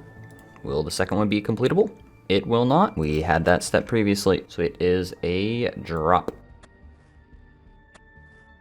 We choose the take a boat option. He gives us the piece of the clue, then proceeds to yell at us. But now that we have all 3 torn clue pieces, we do not assemble it just yet. Remember, this is the clue that we can complete all of the steps on. Now that we've returned, we drop the master clue. As you can see, we still have all of the torn clue pieces. We pick up the clue that we can't complete. You see the Elvish Onions step there. It is incompletable, but it is crossed off as complete. We combine the steps and we get a new clue. It is completable. Wow. Awesome. Just in the middle of the desert. So what I can do now is I can actually save this completable cryptic 3-step clue and still guarantee a casket. So let's leave that on the ground, go get our stuff, and choose a clue to do next. I don't think I have any more wilderness steps. Oh, wait, is this like a Diagro zone or something for... Oh no, it was just the angle. Alright, there it is. Yeah, it was my first time in the Zamorak area of God Wars Dungeon, as you can see by unlocking the music track. There you go, Sherlock. What will the next step be? You talk to him again. What's it gonna be? It's completable. Alright, very cool. Now Sherlock's just being kind to us. Maybe he's making up for all of those elite clues he made us drop. We will not talk about my lack of stats for this challenge. Thank you for the back-to-back completable steps, Sherlock. What will the next clue give us? South of Port Tyrus, that is incompletable. We cannot get over to this area of the map, even by charter ship, as evidenced by this charter map. We cannot get to this side of the map right here. I believe you need to be part of the way through Regicide, if I'm not mistaken, to access the Port Tyrus charter ship. So, that is a drop. Goodbye, Master Clue. Thank you for playing. And we remove you from the tracker. Oh god, he hurts.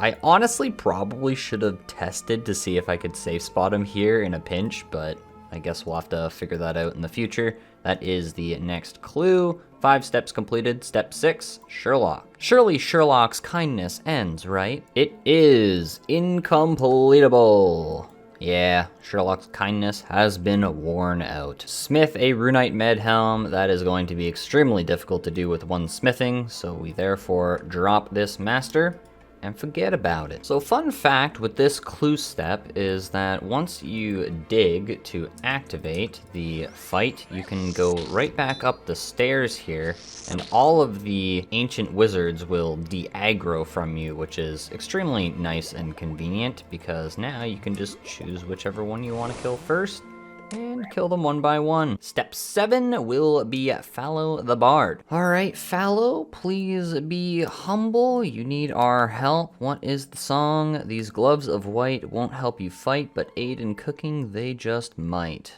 Those are chef's gloves, I think they're called. No, cooking gauntlets. Alright, well, either way, I cannot get cooking gauntlets, and therefore this is a drop. They are available after the Family Crest quest, and that quest requires some stats that I do not have. Nice try, Fallow. Not today. Alright, Captain Bruce, do you have a casket for us? No, you have a light puzzle box. Oh god. Ah, yes, I totally solved that myself. Ha ha.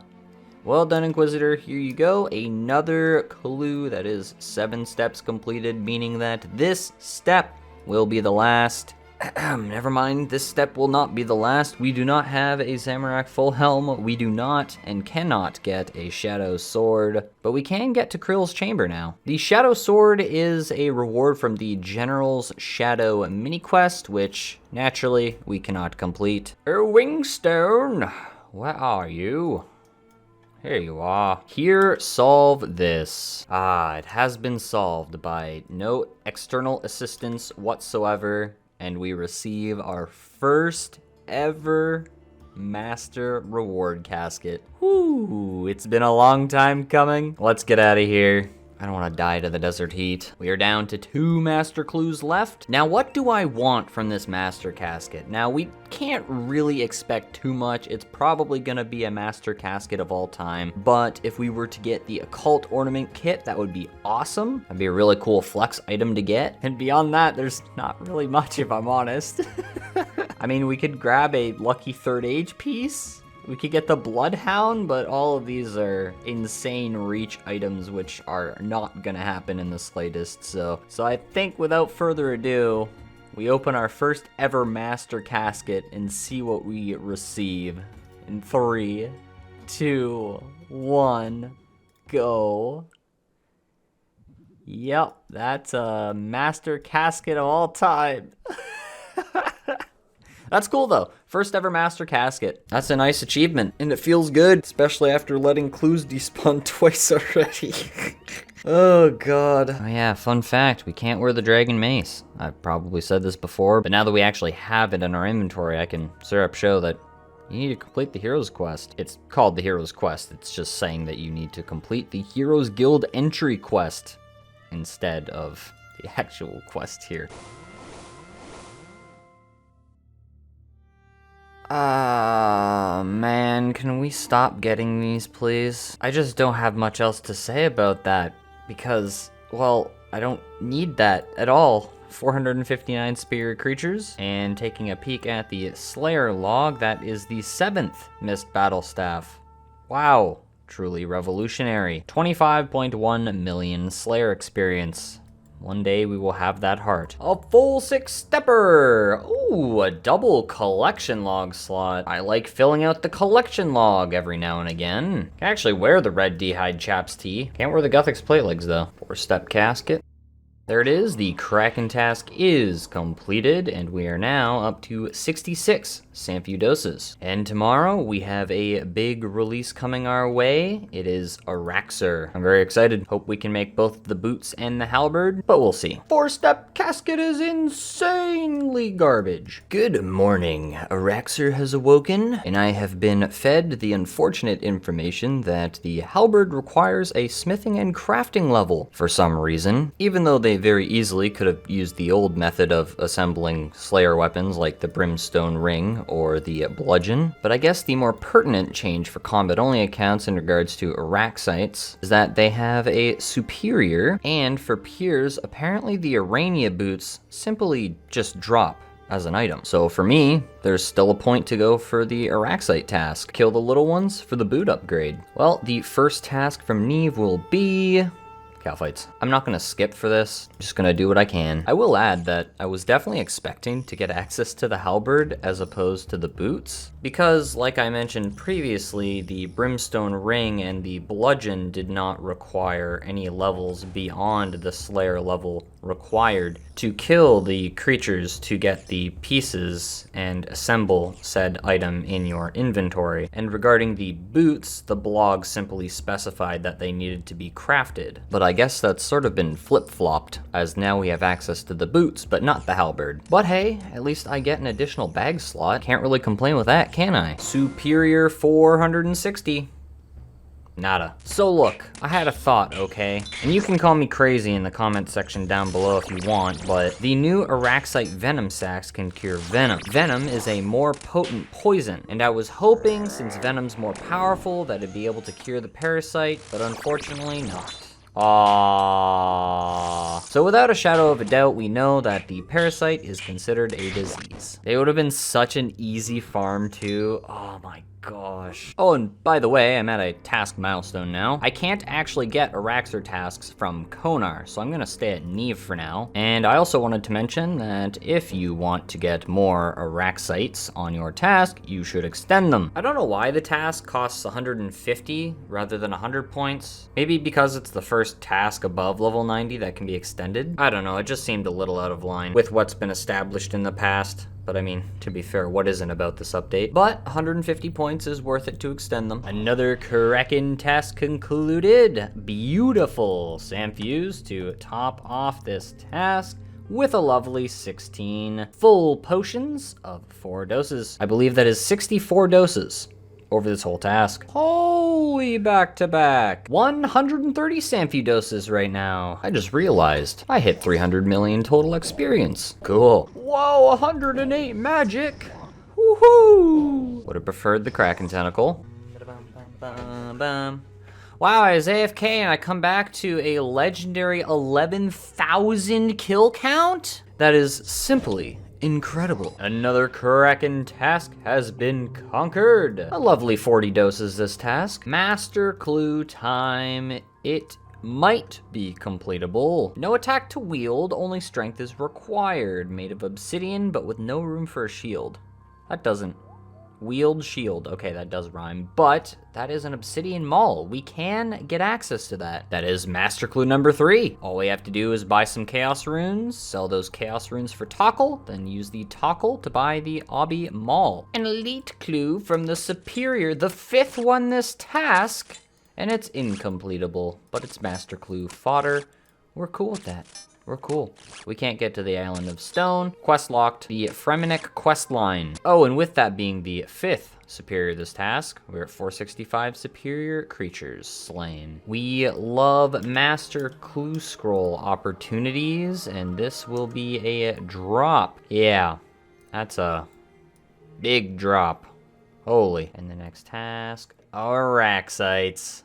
There is the first Araxites task. It's day 3, meaning I've been slaying for 3 days now. This includes the day of release. Today is Friday, August the 30th. Let's go death pile and get our Ursine, because believe it or not, the Ursine is better than the Rapier in this instance. A full 6-step hard clue and a 4-step casket. A master clue, very cool. The master is completable. Oh yeah.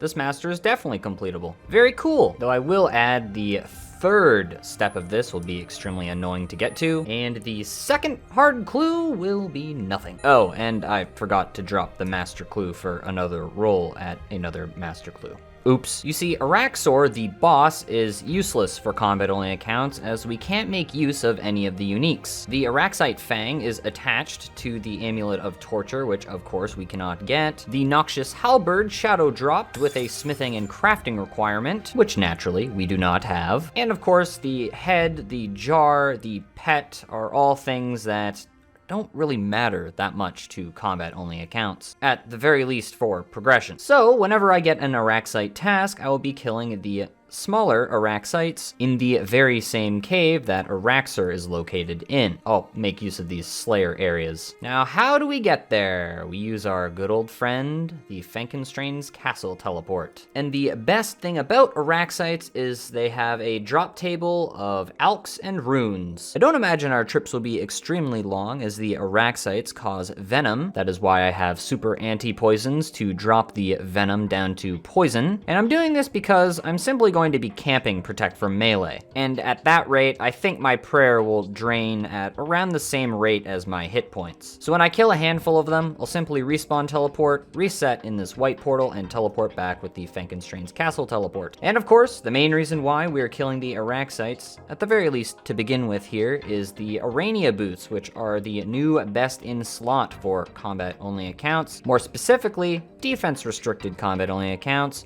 Peers, and Zerkers alike. These boots are essentially what would happen if you combined the Manacles, the Infinity boots, and Ranger boots, -2 range accuracy. But overall, they are the new best in slot hybrid boots, which one can acquire. I mean, you lose some fashion because, well, come on, the Manacles just look so good with this fit, and the Ranger boots look so good with the range fit. But I digress. Let's go get ourselves some Arania boots. The last thing I should note is that these boots drop off task, but reportedly have a higher drop rate on task. Oh, and you'll want to delete the squeeze through option on your custom menu swapper. You can leave squeeze through obstacle pipe though. That should be good.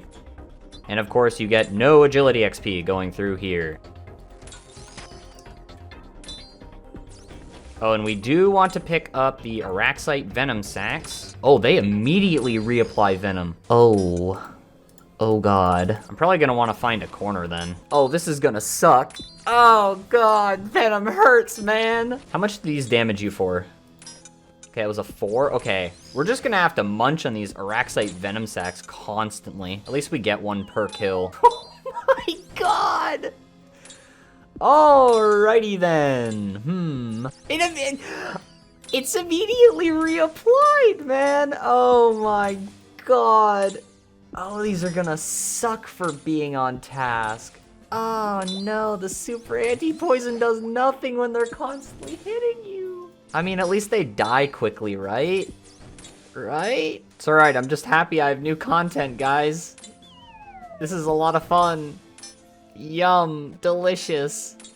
Poison. I will note that these do have less hit points than Smoke Devils, which is nice. I wonder if eating one of these Araxite Venom Sacks can kill you. It's not something I will be testing today. If you're a combat-only account watching this video, then you will definitely want to pick up some of these Araxite Venom Sacks if you're planning on safe spotting, and you always want to go into this cave with Protect from Melee on. See? And there we go. Now we chill. I ate 2 Venom Sacks walking to this spot from the entrance. Oh, okay, so you cannot attack diagonally from that spot. You can only attack straight forward, essentially. Oh, what the?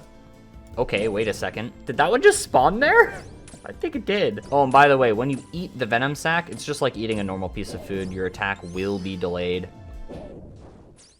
What the hell?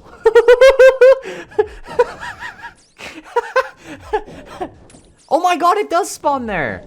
Okay, what the hell? All right, I guess we can't save spot. Holy moly. A hard clue. And this is exactly why you want to have these Venom Sacks. At the very least, until you de-aggro. And of course, making use of the Aggression Timers plugin, adding Araxite to the NPC names, will assist you greatly. That is incompletable. Why is there a sound every time I kill one of these Araxites? That's so weird. Sounds like a curse is being lifted or something. Maybe I'm onto something with that. Yeah, wow, what the? Whoa, look at that boy. The Dreadborn Araxite. Well, we can safe spot him. I wonder if he can still use his special attack while being safe spotted. 350 health, look at him.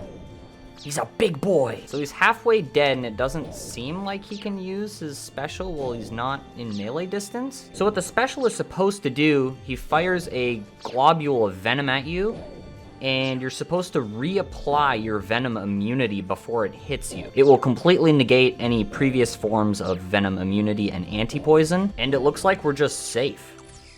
Okay, cool. Not quite a heart, unfortunately, but that's the first superior. It looked super cool, and that is a completable clue. And there it is, the first Araxite's task has been completed. No boots just yet. That was 210 killed. Unfortunately, I killed 2, which were already tagged. But in 210, we actually got 4 hard clues, which is sort of wild. Jar of dirt.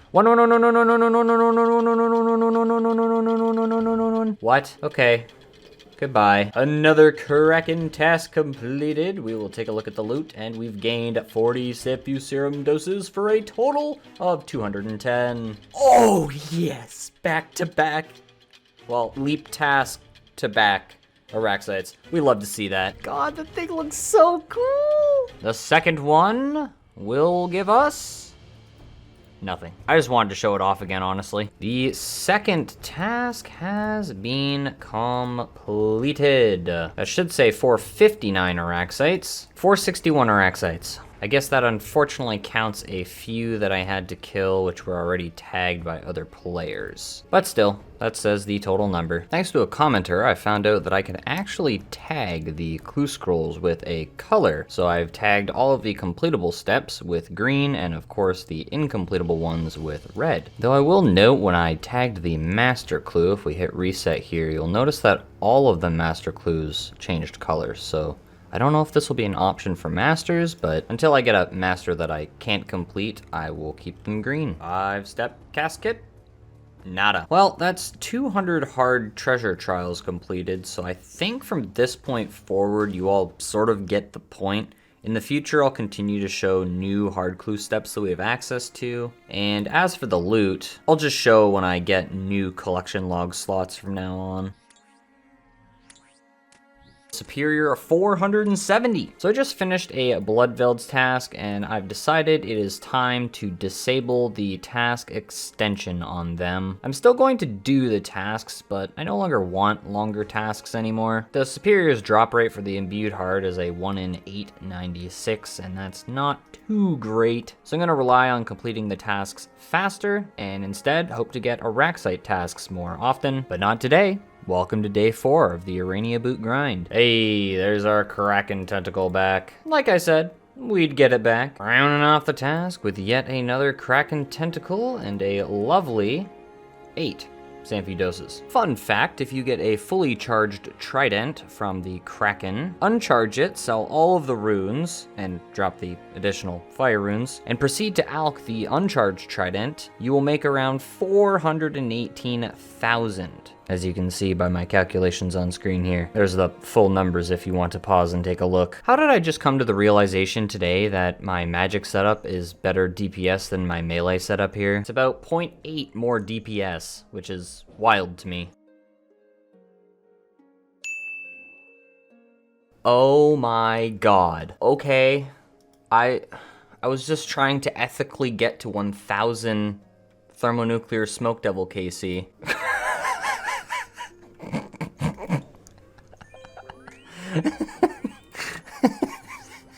I'm so sorry to anyone dry on this pet. Thanks, game. You once again ruined my plans. But thanks for the pet, that's pretty cool. So fun fact, you don't actually need to wear the face mask here as long as you're not taking damage because your HP will be 1. Yay, I get extra magical accuracy. Oh, the first hard clue step that we got that we've already marked as completable. Oh, you love to see that. Cool to know the marking works. 1,000 ethically obtained thermonuclear smoke devil kill count. No, not another dust battle staff. Man, why? Please, just spare me these dumb battle staves, man. I don't need them anymore. Oh, collections logged, other Slayer, and we are at 7 and 7 now. It's so painful. I gotta admit though, the Araxite tasks are pretty nice and chill though. Overall, if you're safe spotting. Araxite task number 3 completed. Statistically speaking, we should get the boots next task. The total Araxite count sits at 706. One singular skip. Love to see it. We have officially hit rate for the boots of the 146s. These are the only ones that I've killed, so. Well, that's that. Started day 6, we finished the task. No boots just yet, and we are currently at 936 Araxites. Let's see if we can grab another task. I might skip a few, I feel like I'm close to getting them. Oh, beautiful, it's just one skip and I'm right back to it. Oh, yes. Oh, it's another task, and no boots to be seen just yet. We're at 1,163. Only slightly over rate. Definitely the next task, without a doubt. Completable elite clue from the Kraken. You see all these incompletable hard clues that I have on the ground conveniently for Watson? Well, I'm at a point where I've decided I'm only going to keep around 10 of them at a time now. This is currently, I believe, around 24? Yeah. So you see on the top left there, it says 23 more options. It's actually that plus 1. But yes, we will watch these clues despawn because I don't want to be juggling so much. So we will limit them, and the stack will be dropping down as we're chatting here. One at a time, reducing the stack down to 10. Yeah, that's 10. Wonderful, yay. This stack of hard clues are all wilderness steps, by the way. I'm not death piling right now, so I needed to make that. Another Kraken task, another 16 Sanfu doses. I got 2 yesterday, as well as the 2 today.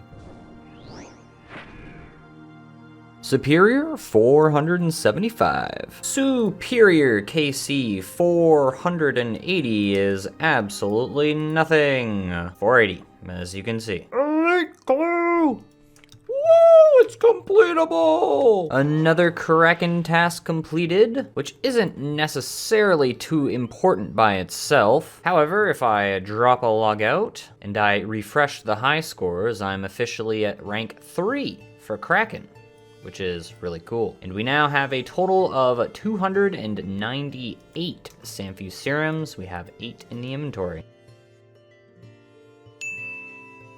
Bro, 1,282 Araxites, all the 146s. What do I do with this? Those aren't the boots. Nor can it be sacrificed to the Dark Altar for prayer experience. Wow, so this thing's literally just complete.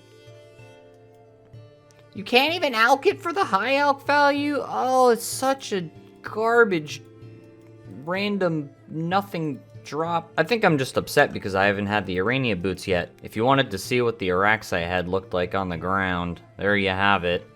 It exists. It's there. Day 9 and task number 6 of Araxites completed with no such luck for the boots. We are officially at 1393 Araxites killed. Next task, we will hit double rate. You know what? Maybe this account's just unlucky with boots. I did go pretty dry on the manacles after all. I completed a Turiel task in hopes to get a back-to-back Araxites task.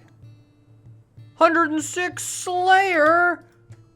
But I don't even have an imbued heart yet. That's fine. 26 million XP. Abyssal Head number 2, Electric Boogaloo. And we checked the Slayer 1, 2. Well, today's day 10 on the Slayer grind, and I have to admit, I think I've found a new nightmare. 1,621 Araxites. We are now double drop rate for the Arania boots, which seemingly don't appear to exist. I've only killed 146s, and I've only killed them on task, which means my drop rate should be a solid 1 in 800, but all RNG evens out, right? Welcome to the new safe spot in the northern singles area. I'll admit, it is a little bit annoying to deal with while you're de-aggroing. However, there is this one Araxite that spawns right beside you that you need to trap on the pillar to your northeast, the stalagmite even. And once you have it trapped there, you can kill Araxites from the safe spot until your aggro disappears, then you kill the one that spawns beside you, and everything's good and dandy.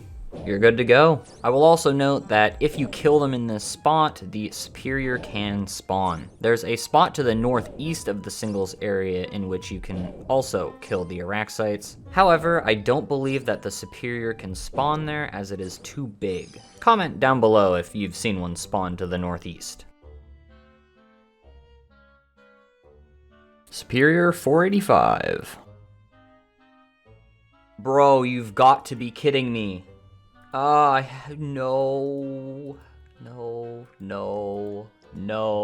Stay there. Despawn. Nobody wants to see you. Stupid Araxer head number 2. I'm calling it Araxer head because it's on the Araxer boss log. I don't care. No Arania boots. Haha. Notice how my clue timer is 0? This was intentional, as I should, according to my settings, have a 1-minute buffer before my clue scrolls despawn after the timer hits 0. However, unfortunately, the clue juggling plugin must have encountered some sort of delay, something which set the timers off as, well, as you can see, my clues actually despawned, and I didn't manage to make that 1 minute. And as you can see by me right-clicking the juggling timer there, the clues should have some time left. Sick, my clues bugged out. That's awesome. They're now gone. And no, I didn't let them despawn. Notifications at 60 seconds. Drop time multiplier 98%. I had 1 minute to juggle my clues, and they're simply gone. Hi, welcome to day 14, where I get a tutorial task of Banshees. Buy the earmuffs, check my log, and see that I have 2,303 Araxites slain, with exactly 0 Arania boots. Oh boy. We have a hard clue at step 5. It is time to sacrifice the Smoke Devil pet. It is a wilderness step, so we must. And I also have another wilderness step at the Ferox Enclave. So, sayonara to our Smoke Devil. And if you don't see a casket next clip, I didn't get anything good. Man, I'm so AFK, I missed 12,000 Kraken kill count. That's really funny. Not gonna lie, with the clues gone, I can now stay at the Kraken tasks for the whole task. And damn does it feel good to see all the Sampus in the inventory. A lovely 10 Sampu serums this task, 193 Kraken. 40 doses, plus the 322 we have, that is 362 total now. Superior 495. That was a huge Kraken task. We got a total of 64 Sampu serums. Unfortunately, I had to leave when I had 10 left on task because my inventory was full of Sampu serums. But I gotta admit, with the most recent update, I think the Kraken aggression was sort of changed a little bit. So if you have an alternate account attack the 4 tentacles and it's still in the room, the Kraken boss will attempt to target them instead of the person with the task attacking the Kraken. So it doesn't necessarily destroy my Kraken ult method. However, it does make it a little bit more of a pain, as I have to delay attacking the Kraken by 2 ticks and ensure that my alternate account is outside of the room, the account that is tagging the tentacles. It's just annoying, really. What do you know? Kraken ulting getting a slight nerf. This is huge number 500, and the Superior KC department not rewarding us with anything. Superior 505 slain.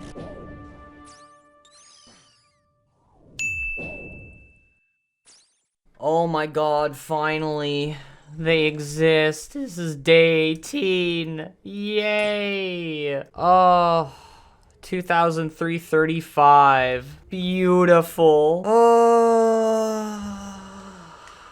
I don't even know what else to say, honestly. This has been a long time coming. Frickin' deserved, man. Almost 3 times rate. Wear the boots. And now we have our new best in slot boots. Best in slot hybrid.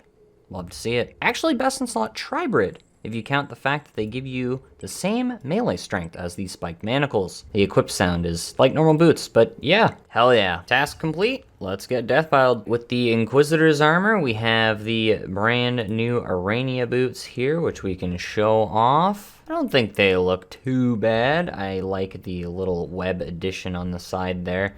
Sort of reminiscent of the best in slot boots with their wings, except these are, I guess, pieces of a web, so they sort of thematically would interact with the webs on the ground, which is pretty neat. But I gotta say, I don't know if anything can beat that manacles look. We've had the manacles for so long, they're just so thematic at this point. Thematic to us, the Inquisitor. But you all know how this works. Whenever we get an upgrade, it's an upgrade. And therefore, we must retire the manacles. I will never forget that medium clue grind. You've served us well, manacles. And of course, we have our range gear as well.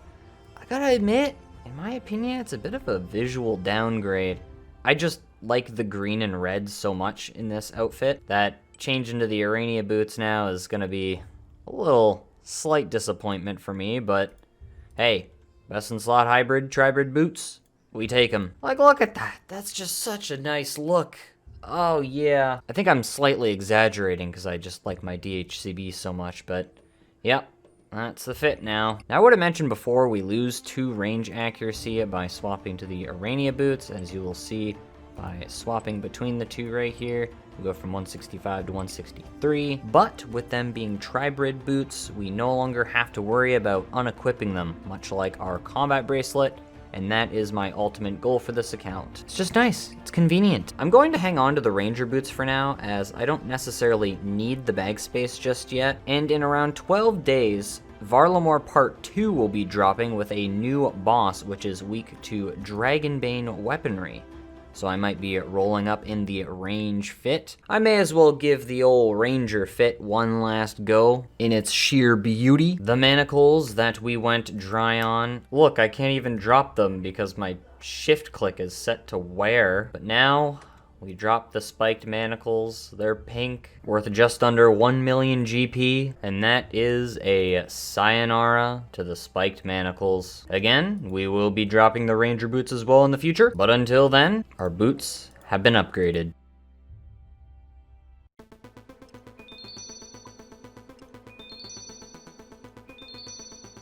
Wait, what? Who got MVP? Was it Paul? What? Easy MVP, bro. Ah, that's so funny. Let it be known, KC243I was the MVP. 90 million attack XP. Shout out to Small Frog. So you may ask yourself, what am I doing right now? I was unable to find a top team yesterday, which is unfortunate. So instead of staying logged out and doing nothing, I've decided to get 500 ecto tokens to permanently unlock the island for the clue step that I'm probably never gonna do again. Is this a good use of my time? No. Should you do this at home? No. But if you are feeling like doing this, my method is to simply teleport to my house, run east here to the charter ship. Naturally, you start by buying however many pots you need, getting the bones, grinding them up with the ectofunctus, buy the slime, then charter to Port Phasmatis, buy the rest of the slime here, exit, worship, and repeat. Don't forget your amulet of ghost speak. So according to my calculations, I should only need 2 more of these, and yet I have done 3, so we talk to the Ghost Disciple to get our tokens, and there's 505. So we can pay 2 to get back in. So that took us around 1 hour to do, which isn't that bad to be honest. I guess technically it's an hour of wasted time. We talk to the Ghost Captain. If I pay 500 ecto tokens, can I get unlimited trips? Oh, that seems fair. Hand them over. There it is. We've now unlocked the Useless Island. That's exclusively for clue scrolls. Long story short, animation smoothing is now disabled for the Ursine chainmace. As you can tell, there's the skip in the animation frames when I swap between both my Ursine and my Dragon Warhammer. Apparently the Ursine and Vigorous chain maces had a visual bug during the idle animation, which I honestly thought was just a quirk of the mace. So now I'm gonna use the weapons gear anim replacer for good. I'm using the Inquisitor maces animations now. There's honestly probably a better one, but if you see my animations like this in the future, just know that's why. It's because I'm trying to preserve the animation smoothing. It looks ridiculous. But I need to do something about the animation because I did 1 kill of Fasani without animation smoothing on and it felt like my brain was moving through sludge. I lied, I'm gonna use the Verax Flail instead. It fits a lot better.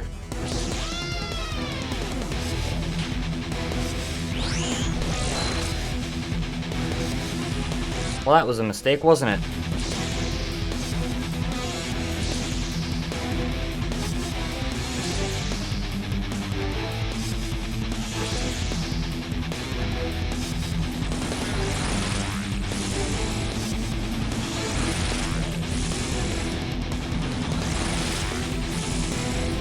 Okay, maybe atmospheric lighting isn't the greatest call for Nightmare.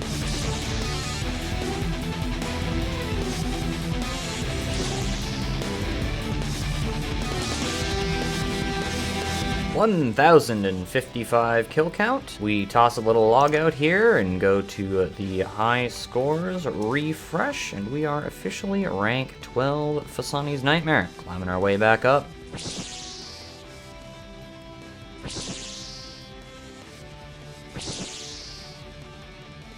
We pull a classic log out, toss a refresh, and realize that we didn't stay rank 12 for long, as we are now rank 11 for Fasani's Nightmare. Today is the day, and having Twilight's Promise unlocked seemed like the call. That is awesome. And it seems like we do have access to the brand new Huey boss. I'm not even gonna try to say the full name. Okay, I'll do it once. The Huey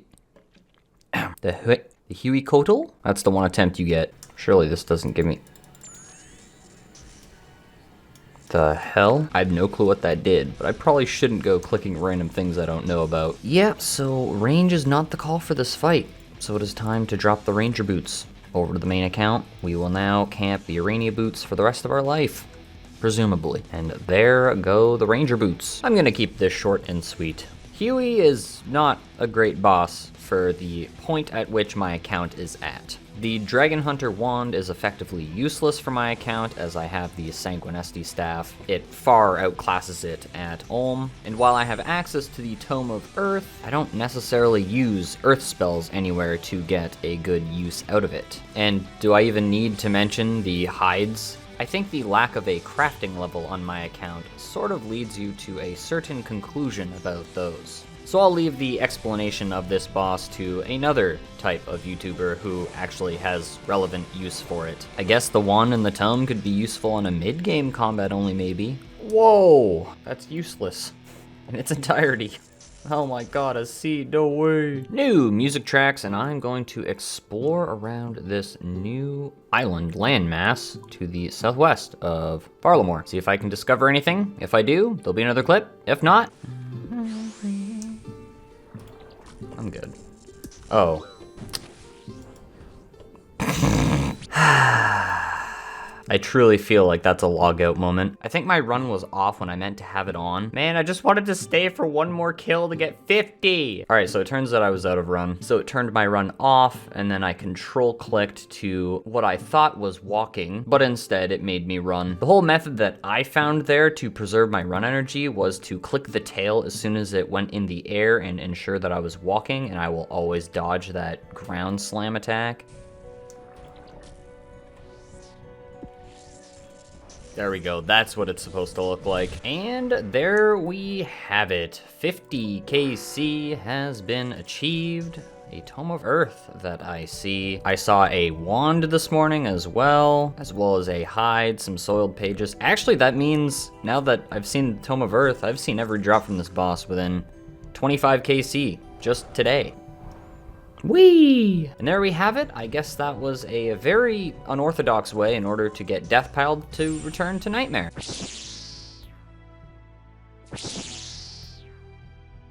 $1,080 kill count. That is drop rate for the next item. Let's see how far over rate we go.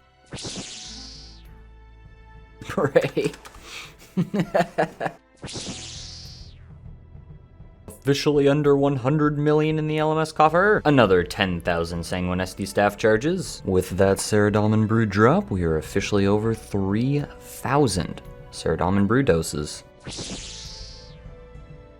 Let me explain this clip. So as soon as I got the parasite there, you see that my mouse actually goes up towards the HP orb to cure the parasite, but Fasani ends up meleeing me instead, which makes me immediately beeline for the protect from melee prayer to survive. What this does is make me forget that I didn't cure my parasite, and I don't even consider it again because in my mind, my hand has already made that mouse movement towards the HP orb. So now I have a strong parasite to deal with. Fasani summons her corpse flowers, and then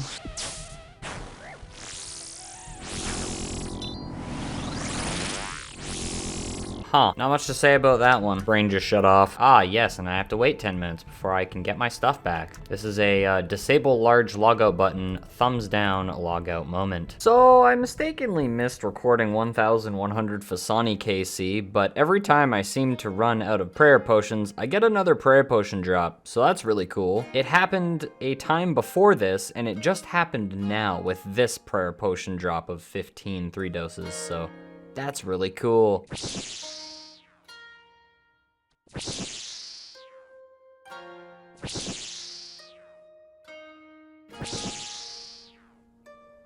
Oh my god. Oh, it happened again. Oh, thank you, Fasani. How kind of you to keep me going. If you look in my inventory, this was the absolute last kill because I am right out of prayer potions now, but another 33 doses? Thank you for keeping me going, Fasani. You know my next unique is just around the corner. How kind. How considerate.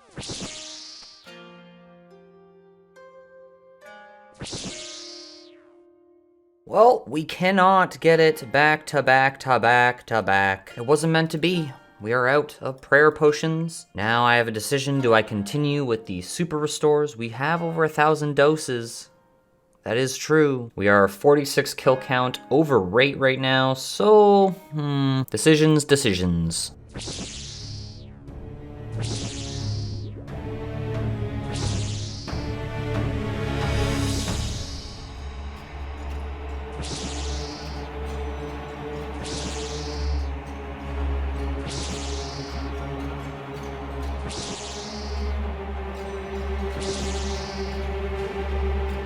Wow! 70 million hit point experience! Woo!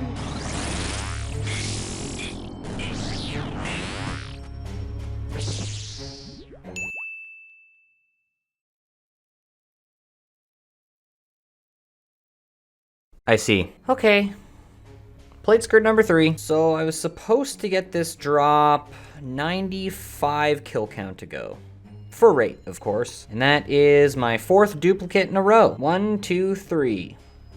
Count with me. Well, surely the next drop will be a unique. Well, with this duplicate dropped off of Inquisitor, I feel like it is now time to go back to some Slayer. I need a little break from Fasani, and there it goes. So, one of the only useful things added in Varlamore Part 2 for me in particular, and other Ultimate Ironmen, I guess, is the addition of Alderaan. Alderaan? Whatever, you get the point. But on this lovely island of grapes and wine, we find a lovely windmill right by Rune. So after flying over, we will climb on up. And found at the top of this windmill, we see a nest.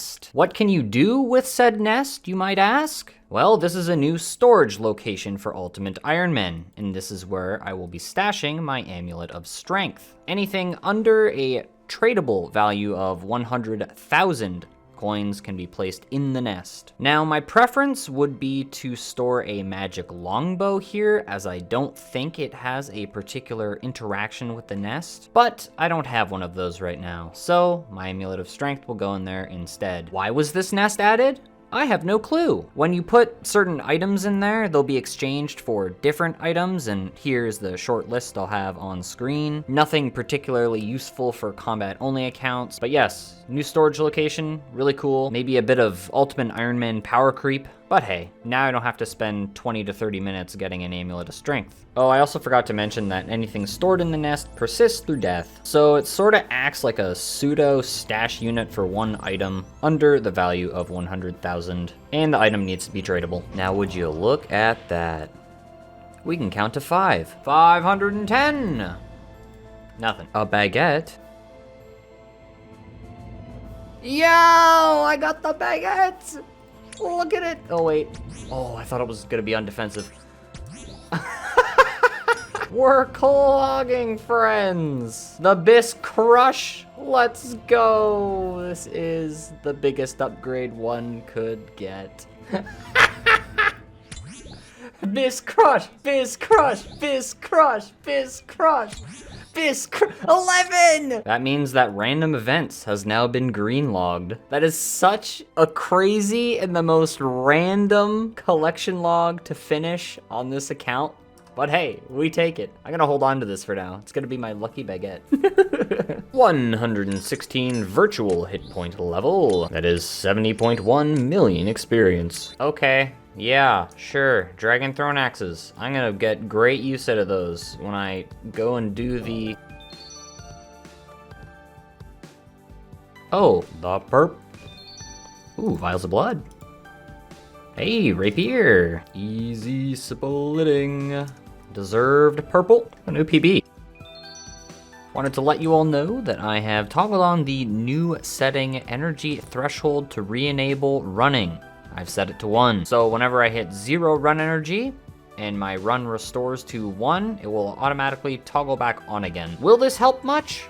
I don't know, maybe, we'll see. I gotta play with it a little bit to see how it feels. New collection log of the Ancient Helm. It is an elk. I also tried some new technology. I got poisoned before, well, death piling right here, as you can see. Right at the respawn point. Perhaps this is something I'll show off in the future, as I'm not necessarily sure if it's faster than death piling with nettles and edgefill. Sick abyssal head.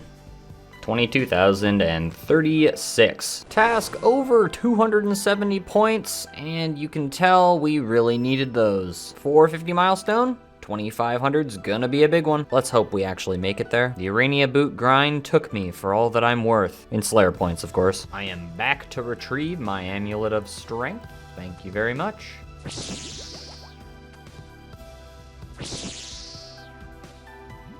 I told myself I'd stop including elite clues in the clips, but getting the double tertiary roll is very cool in my opinion, so I will therefore include it. The clue is a completable step. I guessed and I was correct, but I don't necessarily want to do elite clues right now. I don't know, maybe I'll juggle it for a bit. Juggling's a bad idea with me though. I think we've all found that out the hard way.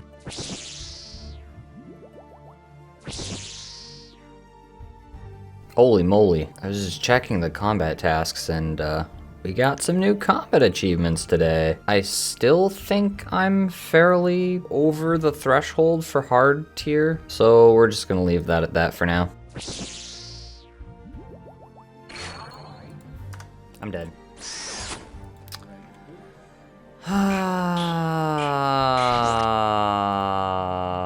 Classic! That's really disappointing.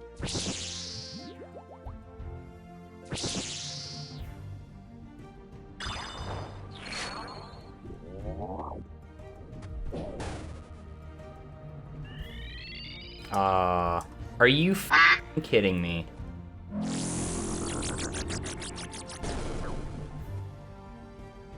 Hey, yeah, editor, could you leave that one out of the video? So I found a new use for Zamorak brews. In a pinch, they are useful during the enrage phase of Fasani. And in this instance, will save me a super restored dose, as the Zamorak brew restores 9 prayer points. Between 90 and 99 prayer, of course. In the instance where you've already procced a redemption, all you really need is a few prayer points to keep yourself going, so as long as your HP is above 15, that means 16 or higher for those of you in the back, the Sleepwalkers getting to Nightmare won't be able to kill you, and they will still proc your redemption a second time.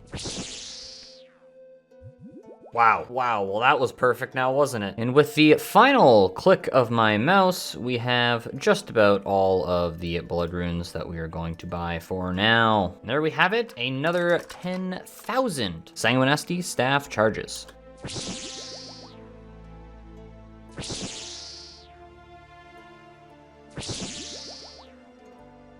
As you can see, we are nearly out of Sanfu serums, so it is time to unethically obtain more. Look, I know what I said in the last video, but I gotta say, I really needed these unethically obtained Sanfu serums. We gained 64 doses, which is quite a bit. And especially now that I know of this Thermi method, you can see our kills per hour are a lot better than when I was very simply attacking it myself. Who would have thought staying in the boss lair would give you more kills per hour? This is not something I enjoy doing, however it is something I am going to do. I have made up my mind, I need the Samfuse. I will add that all of my profit from the thermonuclear smoke devil went right back into charging my trident though. I believe I started with around 100k coins and we gained 78k from that task. Truly incredible. Oh, first time dragon chain body. We never saw this one coming and we certainly can't equip it. Is it at least a decent elk? Yeah, 150k, I'm rich. It is elked. Wow, number 2. Electric Boogaloo. The clog says as much. Is gone. There it goes, another Thermi unethical task completed for 6 4-dose Samfuse serums. A lovely 24 Samfuse serum doses.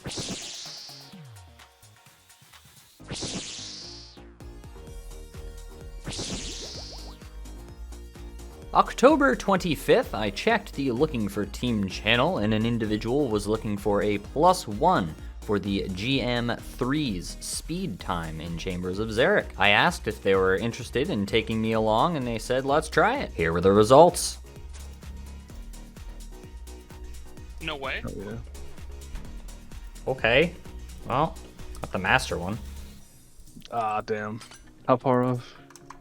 3-6. 3 ticks, nice. It's 1430. That's a T-bow difference. That's crazy, yeah. It's literally just hit harder. Hit big. Hit. Yeah.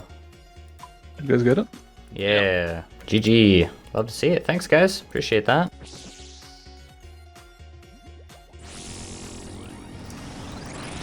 Holy, I'm not gonna lie, I think that's my fastest phase on Fasani yet. 134, that's nuts.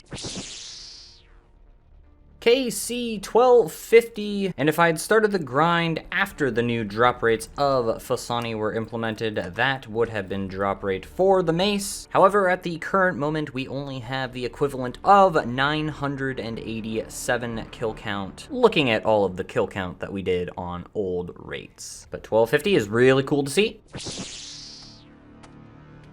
So I discovered maybe a bit of a strategy here. If in the instance you don't have a one-hitting weapon for parasites, you can place the parasite outside of Fasani's range, and then step to the opposite side of the parasite, where Nightmare will then be pulled on top of it. And assuming you're using a 4-tick weapon, you should be able to kill the parasite before it heals Nightmare. Or I could just be crazy and the stars aligned here. You let me know in the comment section down below.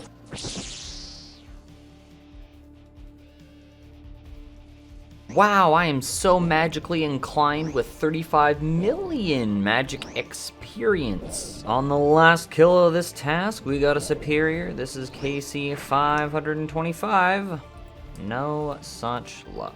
So at least I get a clip out of trying to do these elite clues. I'm currently on step 5 and attacking an Armadillian Guardian. As it turns out, you can't actually use the special attack of the Nightmare Stabs on these flying Armadillian Guardians, because apparently you're using melee, even though the special attack is a magic attack, technically, which can hit at a range. Oh, bug report. So I made this trek up to the Proud Spire at the launch of part 2 of Varlamore, though I didn't realize at the time that there was actually a clue step up here, so that's cool. All right, will it be a 6-step casket? It will be. Very cool. That took 3 elite clues to get that casket. So you know what? We're at the peak of the mountain. The Proud Spire, the obelisk, lay bare, broken, or seemingly breached in some way, shape, or form, I guess. We'll do a little cheeky bow and open our rewards. Nothing from the hard clue. And the elite clue will give us an elite clue of all time. Wow. And a completable master clue. Well, I'll bring it with me to my Kraken task, but I've decided I'm not gonna juggle when I do Kraken tasks. Oh, wow, would you look at that? 1,341 KC, and we have Thermonuclear Smoke Devil green logged. As soon as we find the log here, there it is, it's green logged.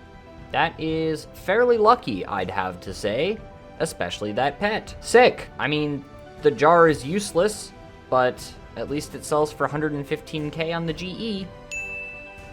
Oh, holy moly. A gilded spear? Well, that is completely and utterly useless. But it looks cool. I mean, I can't even attack with it because I'll get defense XP, but you know, it looks cool at least, and I can wear it. It will also be subsequently dropped to the main account. So at a rate of 1 in 35,000, we have to take into account you get an average of 5 rolls per hard casket. I think that particular clue was a 4 roll, but I digress. So that was a 1 in 7,150, and I believe that is our first roll on the rare table of hard treasure trials. So a more common mega rare, but still a roll on the mega rare table. Super cool. It gone.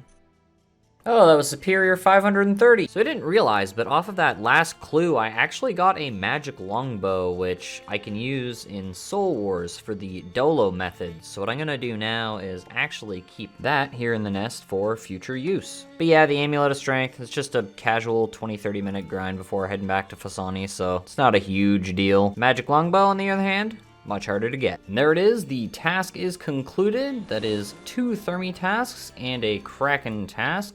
And we should now have enough Sanfew serums to head back to Fasani and hit our next drop rate threshold. I will note, I got 2 occults this task, which is pretty spicy. And I got 2 the last thermonuclear smoke devil task I did. Is this the new farm? Honestly, whips are more expensive, so I'd probably rather keep those as the farm, but you know. I have decided we're going to bump the run energy threshold up to 20 now.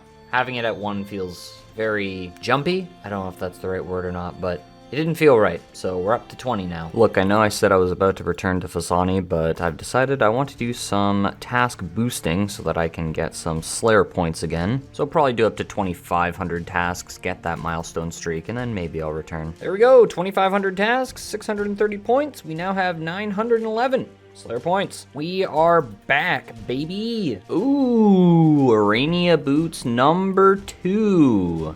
8.2 million Galenor pieces will be added to my main. The log says, right at the top, 3524 for boots number 2. Okay, very cool. Hey, Ceradom and Fullhelm that I cannot wear. It will promptly be elked. Oh boy, oh boy, oh boy. This is the first time I've ever hit cap on law runes. It is going to feel very weird to no longer pick these up.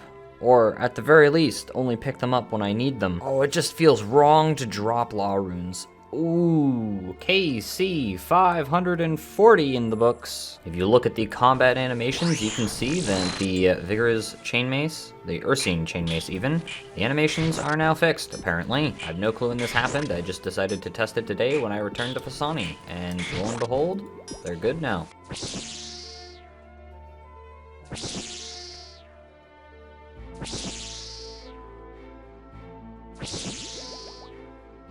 Here it is, drop rate! For nothing! We go over rate again. How many more KC will be required?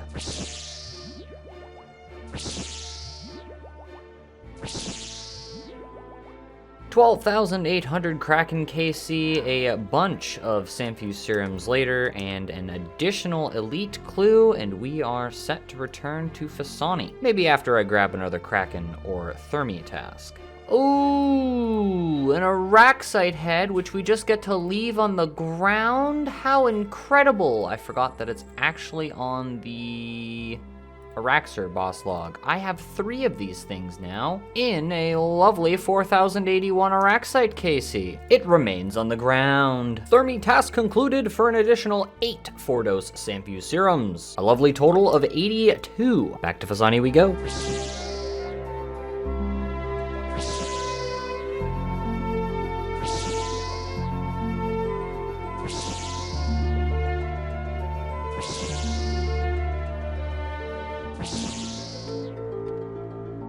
KC 545 will be absolutely nothing. A white cavalier. Just look at how fancy I am now. I have no clue what that accent is supposed to be. Please don't judge me. Ooh, Rune plate body H5. That is a lovely, lovely alchemization. I think that's a back-to-back collection log. Very cool. 13,000 Kraken kill count. A 107 Slayer has been achieved.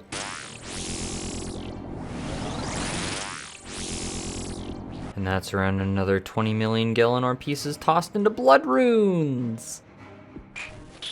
Strength! I think that was a good teleport. I'm fairly sure I would have died there.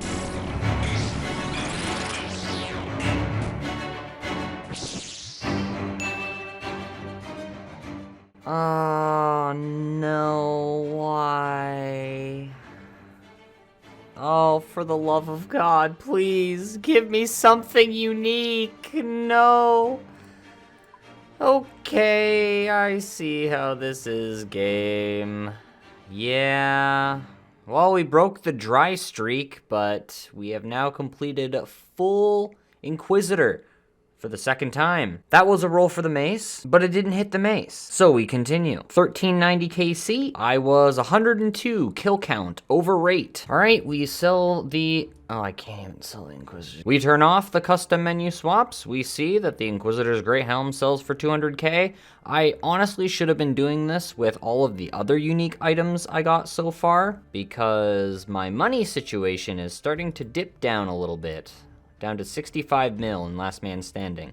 Anyways, sell the Inquisitor's Grey Helm, buy it back on the main, and it's totally worth it because it sells for 47 mil on the GE, and I only spent 630k. It's definitely more worth it to get the coins on Inquisitor compared to saving money on the main account. I'll be honest, I'm a bit disappointed with that drop, but at the very least, our dry streak is broken. I have 11 more KC left in me, unless I get another Sanfu drop. Oh, I wanted to add that I have finally added the KC pre-buff for the Nightmare and Fasani Nightmare drop rate changes. So I did 1,000 normal Nightmare KC pre-buff, and I did 700 Fasani KC pre-buff. And that adjusts the rates here that you see. So I'm officially in the 16th percentile, 69%, nice, of people. We're luckier than me.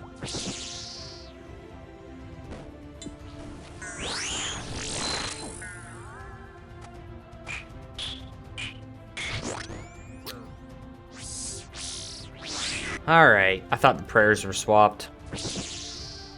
400 Fasani kill count, and that's where we ended off for now because I am practically out of Sanfu serums once again. We return to Slayer.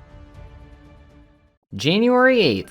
2025. Jagex kicked off this year with a huge update to Run Energy. Naturally, this impacted 807s on a much higher level compared to other accounts, seeing as we have 1 agility. So at a glance, considerably improved energy regeneration at lower agility levels while leaving it unchanged at level 99. I believe the energy regen is twice as good now, which, I'm gonna be honest, it's awesome. And energy drains more slowly in all scenarios at every weight and agility level. This becomes more significant as agility level and weight increases. I think overall this was a fantastic change, and I really like how weight matters now when you're running. On a completely unrelated and unbiased note, did you know that Inquisitor's armor weighs the exact same as Torva armor? Hey, if there's any J-mods watching this video, then boy do I ever have a game jam idea for you. Here's a little present from me to you. So I'm not gonna dive into the nitty-gritty of the update. If you want to do that, you can look it up yourself. Regarding my uses in particular, I find that when I'm running through the wilderness for clues, that my run energy lasts a lot longer than it once did.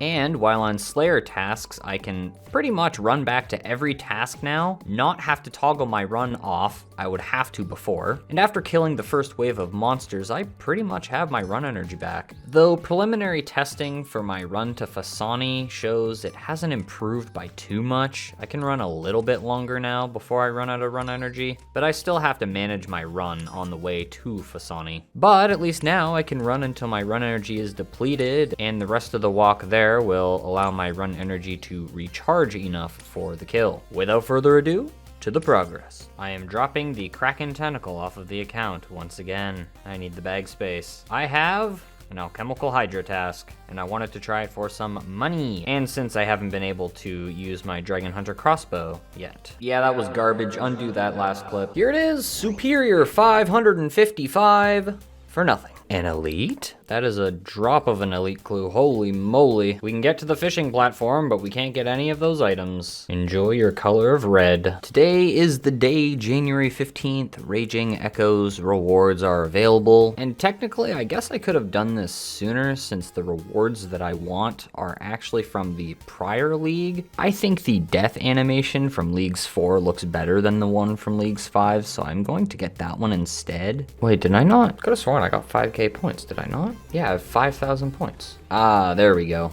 I got the rest of my league points now. I was gonna say, my league points looked off. Anyways, so I want the alchemy from Leagues 4. Confirm. We will read that, and we will now alch in fire. Yeah, the Leagues 4 death scroll is so much cooler. So now we will die in a blaze of fire. For the first time, we high alchemize with fire. That looks sick.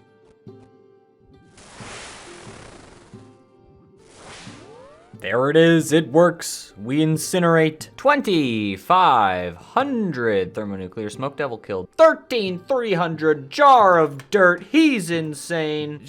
Jar of dirt? What is that? Another one? Okay. The task skip complete. Hopefully we get back-to-back Krakens. Last task got us 40 doses, which is fantastic. Do you see what I'm talking about now? How I get so many more Sanfew serums from Kraken as opposed to Thermi?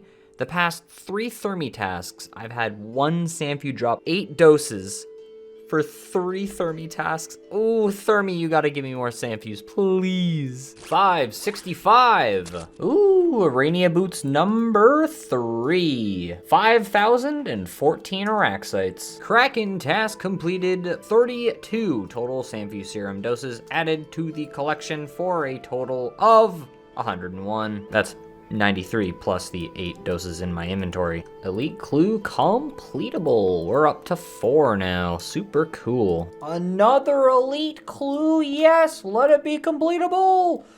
That is not completable. Though if I was in normal combat only, that would be completable. I was in a straight lounge position. My apologies. I'm now closer to the microphone. Yeah, see, we can get there, but we can't wear the Rune kite shield. Unlucky chief. I'm gonna mark it as yellow. There we go, yellow.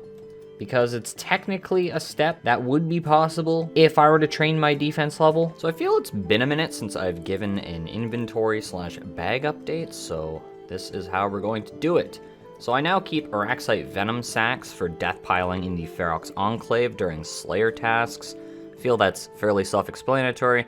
I of course grab the Gommel's Hilt out here, go to the Rock Thrower Trolls to get my HP lowered, respawn, teleport, and then kill myself with the Araxite Venom Sacks. The Piscarilius teleport scrolls are for getting to Kraken much faster, and I will continue to do Slayer until these are out of my inventory. I feel like every other item sort of speaks for itself. The Mage Cape is, of course, for swapping spellbooks. Inside of the bag, I don't really have much to explain here. Just potion stacks, the extra Nightmare Staff for future orbs, the Ursine Chain Mace for Phosani and Nightmare, my ranging gear needed for chambers, Dragon Pickaxe, Chambers, Dragon Warhammer, bossing, raiding, etc, etc. Abyssal Dagger is going to be for Colosseum in the future. This is not a confirmation that I will be doing Colosseum during this series, and the Avarice is for if I ever return to the wilderness in the future. Now, I keep an Abyssal Whip on me to do Theater of Blood, but I've decided I'm going to be dropping the Abyssal Whip off of the account as I'm going to dedicate myself to getting the Inquisitor's Mace. Through DPS calculations that I've done, full Inquisitors plus the Mace is better than the Abyssal Whip all throughout the Theater of Blood,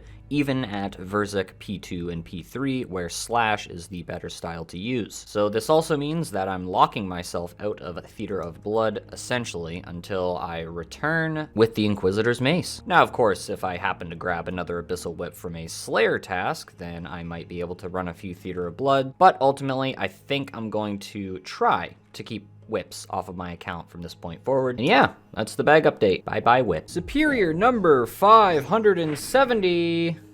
gives us nothing. A Rune Kite Shield G. Well, that is a brand new collection log. 467 logs in the log have been logged. Elite. Incompletable! Nay, it's not possible. You are now red. There it is, another Kraken task completed with a lovely 12 Samphu Serum 4 doses. The stack is growing once again.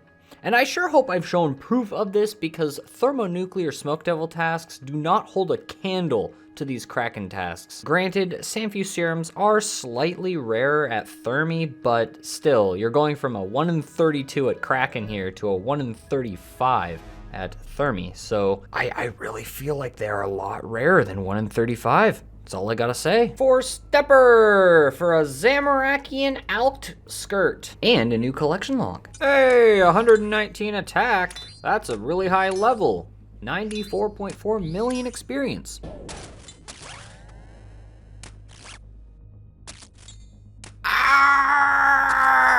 God, I don't know how that's gonna sound in editing, but hey, that is a Dust Battle Staff. We love the Battle Staff. Oh, yeah, I remember they updated it recently. Now I can do this while attacking things. Anyways, we go to the Clog of Other, and we go down to Slayer. We have 8 Dust Battle Staves and 7 Mist Battle Staves. That is appalling. I am very sad. Log, we scroll down, that is 574 superior creatures for Dust Battle Staff number 8. 575 is absolutely nothing. Whoa, 95 million attack experience. I don't know what that was, to be honest. That's cool. 5 million more experience till we're halfway. Oh, and that's 30 million Slayer experience. I was in the video editor, so I didn't even notice. Last kill to task. Elite clue, is it gonna be completable? It is, very cool. It seems I haven't had this one since I have been tagging the clue scrolls. That's cool, we have 5 elite clues now, which is very cool. 2 more, and we get another elite casket. And my friends, with this log out, after a swift re-gearing at Kraken, we hop over to the Kraken tab, hit the refresh button, and we are now rank 2 at the Kraken boss, on our way up. There it is, the big Kraken task completed. We gained many Samphus this task, 12 4-dose potions, and we actually got another drop during the first inventory, so that's 14 total, which is a lot. And if we just take a peek in the looting bag, we're over 200 again, which is very cool. However, the goal is not quite to go back to Fasani just yet, because there's a new boss releasing in 2 days. The Giants bosses are releasing, and I'm fairly sure, and of course I expected this in the past with the Nox Halberd, let's hope this isn't the same. I'm expecting that 807s will get access to the new prayers, which are an upgrade to Eagle Eye and Mystic Might. Hold up. Huh. We have no space left to add new goals. Guess this hasn't really become an issue until more recently. Well, here's what I'll do. I'll just erase this and drag these over here and... there we go. Enough space now to add the new goals. Let's hope we can access them. I'm going to write off the staff, and I don't think it's of any help to me anyways, as you have to assemble said staff, and they're probably gonna throw a requirement on that, because that seems to be what Jagex is just doing nowadays. But yes, if I get a Fire Giants task, I suspect we're going to be able to use that for Slayer XP at that specific giant boss. So if I get one of those, I'll keep it. Bissell Demons. Sick. Elite clue, is it completable? It appears to be, which is very cool. That is number 6. All right, I guess I got my whip back just in case if I need a slash weapon for tomorrow's giant update. If I don't need it, drop it again tomorrow. 14,000 Kraken kill count has been achieved. Very cool indeed. I just have to say, I really do love these Kraken tasks. Hell yeah. Release day, baby. We drop the Abyssal Whip And the Giants only have plus 12 to their stab and slash defenses, so if I'm going to be using any weapon, it'll be the rapier. But I'm also going to give the Ursine Chainmace a shot since I have full Inquisitors. Maybe that will be beneficial. I'm unsure as to if I need my mage robes though. Okay, so there are a few things I need to test. 1, does the Eldritch spec work on the minions? 2, is it better to use my Ursine with full Inquisitor or just use the Grazi rapier? Well, if the Eldritch spec doesn't work, I'll be using the Abyssal Dagger. And also if the Eldritch doesn't work, I'll be using the Mystic Smokestaff instead. I'm hearing the minions have 100% weakness, so that means I need to hit 20s with the elemental spells, meaning I will need a 5-way swap with this set of gear. Also, I can use the Mystic Smokestaff. Enough workshopping. Let's go do some testing. We do the lovely house teleport and run southeast to the Asgarnia Ice Dungeon. Inside, we run to the north, and then we run to the west. Holy lack of run energy. 55 kilograms? Ah, that'll go down when I start bagging extra gear that I don't need. Ah, I forgot the elemental runes. That's fine. I'm just here to test stuff the first time around anyways. Okay, we got minions. Can I spec them? Okay. So we can, it works. Oops. So protect from, oh, they explode, I see. All right, Eldritch works. That's cool. Oh, okay, so you can get away from them. Bro's making me run across the world. Holy moly. What HP? 440? What a slow kill. Take pages. Oh, you can just take pages. We don't need pages on this account, so let's just loot and see what we get. Water Battle Staff, Alks Oak. Damn, okay. So once I learn the boss a little more, I think I might be able to do multi-kill trips. I definitely want to take care of the minions. And I didn't spec at all that kill aside from the Eldritch. All right, let's try the rapier this kill. I totally forgot to mention that I can Eldritch spec the... Where is he? The Mugger. So on the way in here, if I want extra prayer prior to starting the fight, I can just bop him real quick. And boom, 120 prayer. Now that's using your noggin. All right, so I'm gonna do the exact same thing this kill, except I'm going to use the rapier instead of the Ursine, and I'm not going to use the Abbey Dagger just yet, because I want an accurate estimate on the amount of time I will take to see how much of a time improvement the rapier is on the Ursine Chainmace. Oh, that's cool. You can drag the elementals onto the opposite elemental, and then they'll die. That's cool. I think it's better to force them onto land so that I can constantly melee.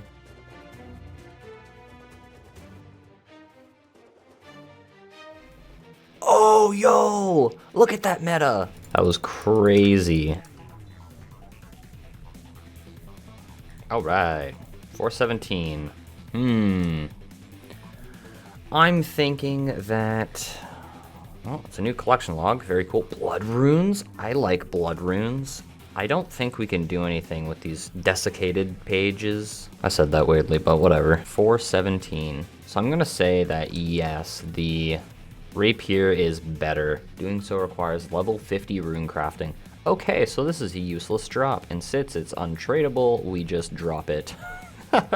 Inventory changes. I got the runes I needed to take care of the minions. The whole idea behind that is if we can one-shot the minions, that's another source of damage removed and will allow me to stay for longer trips. And it will be even better if I can bring less mage switches to do so. I'm actually going to alch the mage cape because we do not need it for this adventure, which gives us another inventory space. Oh, and I put my nature runes into my rune pouch. We're gonna be bagging the soul runes. I don't need them. Updated inventory is as follows: attack potions, food, spell runes. 51 kilograms now compared to the 55 of the previous inventory. We have our runes this time around, and we'll see what kind of damage we can get into.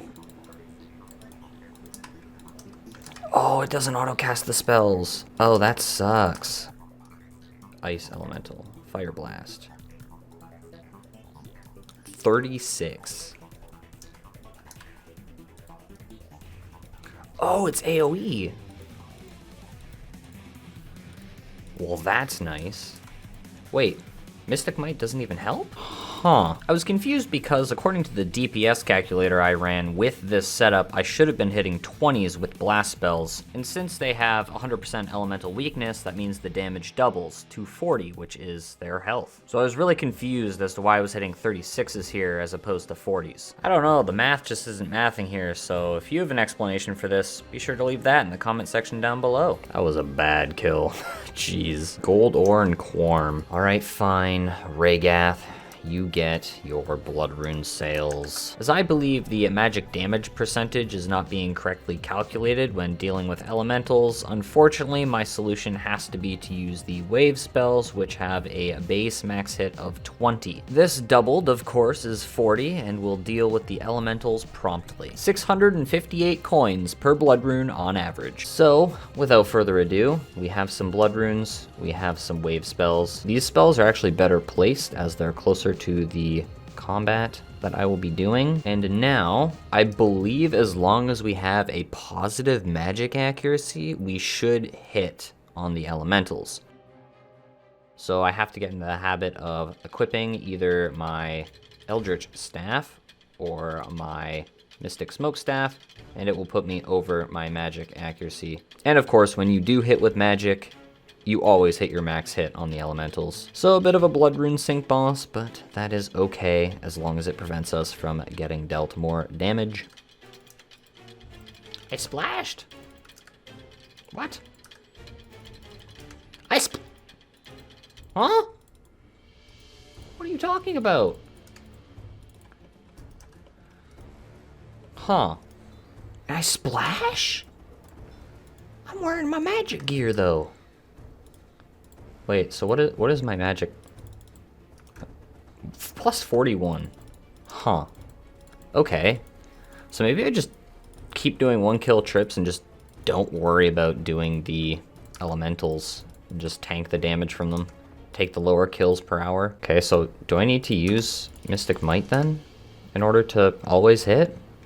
Maybe that's my answer? Okay, that kill was abhorrent. Gold ore and U-seeds. Hello, main account. Since I pretty much have my setup established, we are going to attempt some duos with A807, aka Burn. I've decided I'm going to swap to my Mystic Smoke Staff to take care of the minions. We now have autocast set for our fire spell, which we need to use. We'll keep our spec weapons down here by each other. The Royal Titans. Now when you first enter this boss room, odds are you're going to want to have your range gear equipped. Now this changes when you start a kill after entering the instance, as you're able to get a melee hit on both Titans should you be quick enough. At the beginning of the fight, the Titans will spawn walls of either element, fire or ice, to block your path. You can use the opposing element to clear the walls, again water or fire, though personally I wouldn't bother with them if they are out of the way, especially along the rows 3 at the top and 3 at the bottom, as that is where the Titans will spawn in the following phases. Speaking of following phases, you will range the Titans until they come into melee range, at which point you will,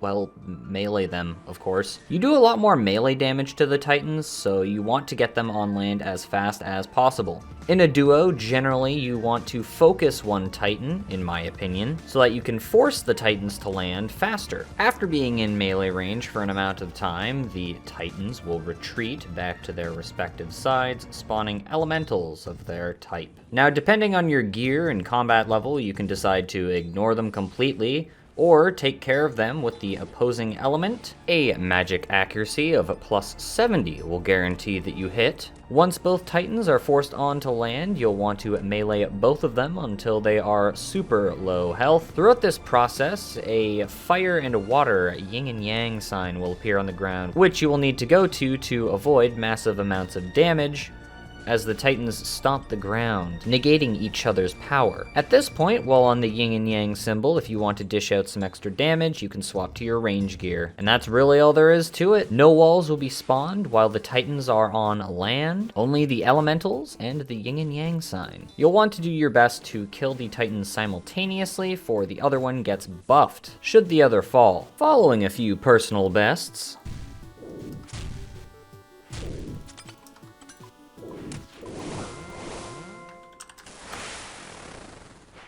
I missed a flick. That's unlucky. Wait, you know what?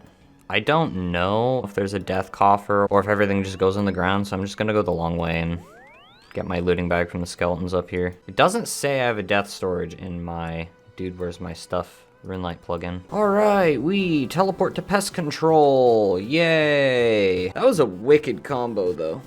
Note to self, keep protect from melee on at all times during the last phase.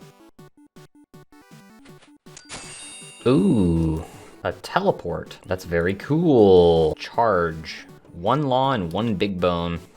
Time to farm Kurasks with no leaf bladed weapon. And that was KC 14. Not too bad. In short, the Giant Soul Amulet is the teleport item dropped by the Royal Titans and can teleport you to the boss. Additionally, it can teleport you to Bryophyta or Obor's lairs respectively. So my first impression of the giant bosses so far is that they're actually quite a lot of fun. I'd say fun in both duos and solos. To counteract my problem of equipping the Eldritch Nightmare Staff to spec, I'm going to bring along air and fire runes in the inventory, so whenever I swap to the Eldritch Staff, the autocast spell doesn't get unselected. And yeah, we're gonna be doing these bosses until we get both of the prayer scrolls. I'm not sure if the staff is going to be good for me or not. I'm waiting for it to be added to the DPS calculator to see if I'm going to be using it at Fasani on the totems. Oh, and I also have to find a way to get some big bones. I have plenty of law runes, but the big bones. I killed giant frogs in the Lumbridge Swamp. No, I'm not kidding. I was eating lunch while I was doing it. So let's use the teleport for the first time. Oh, that's a cool teleport. Oh, what do I do with this?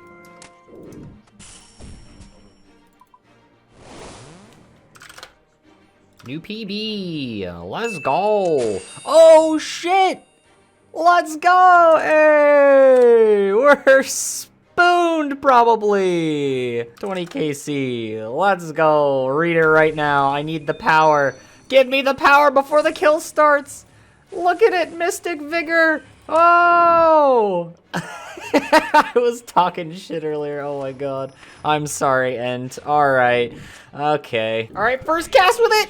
Yeah, we hit, let's go! By reading the Mystic Vigor Prayer Scroll, you essentially upgrade your Mystic Might Prayer to the Mystic Vigor Prayer. This requires level 63 prayer to use and gives you a 3% magic accuracy and defense bonus over Mystic Might, an additional 1% magic damage bonus, and an additional non-magic 5% defense bonus. By unlocking this prayer in my full magic gear, my Trident's max hit has raised by 1 from 31 to 32, and my Sanguinesti staff has gained no max hits. My sentence sounded leading, so I felt like I had to include that part. But like I said before, by unlocking this prayer, I can drop one of my infinity swaps for Fasani's Nightmare totems, as the prayer allows me to maintain my max hit with that additional magic damage bonus. Let's alch that. Hey, new PB. I guess I'll go for the range scroll now. A rune axe. Hey, a slight PB. Garbage pages and iron seeds. Another PB. Woo, gaming. I'm hoping the staff will at least be competitive, you know? What the saying? So if it's at least competitive, let's say we lose a max hit or like lose 2% DPS. I don't think that'll be a big deal at the end of the day. Yeah. Oh, nice. Another amulet. Wow, that's That's like your third one. That's my third one, yeah, and 51 KC. It's alked. Nice.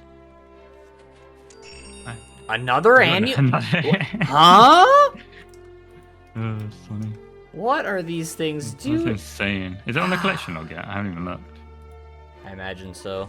I don't know, where are the bosses? Royal Titans. Yeah, I have 4 and 53. That's crazy. Oh. Hey, congrats. That's a good one. Oh, now they're a weird color. Yep. They also have a new sound. I have Augury, but looks like they have use.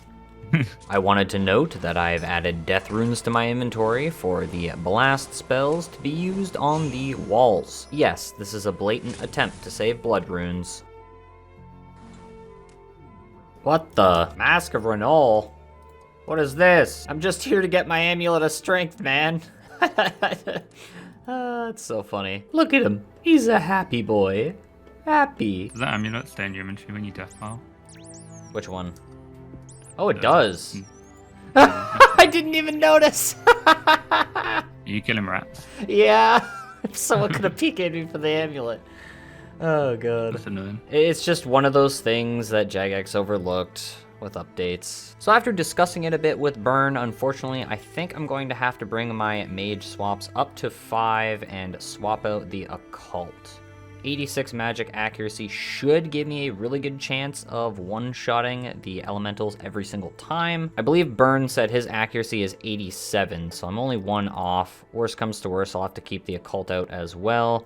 But truth be told, I really don't want to do a 6-way mage swap just for dealing with ads. I'll have to keep it for now, see what happens. But I'm gonna try the 5-way swap to begin with. If it works, it works. If it doesn't, it's a 6-way swapper. Also, I've found out, doing some DPS calculations, my Sanguinesti staff is still my best in slot for pillars. However, with this new magic prayer, I get to drop one of my swaps. So my 6-way mage swap is now a 5-way mage swap, which is very nice. And also I won't have to stay at the Giants for too much longer. I just need the range upgrade now, and then I can leave because the Twin Flame staff is the worst thing and is not helpful for my account whatsoever.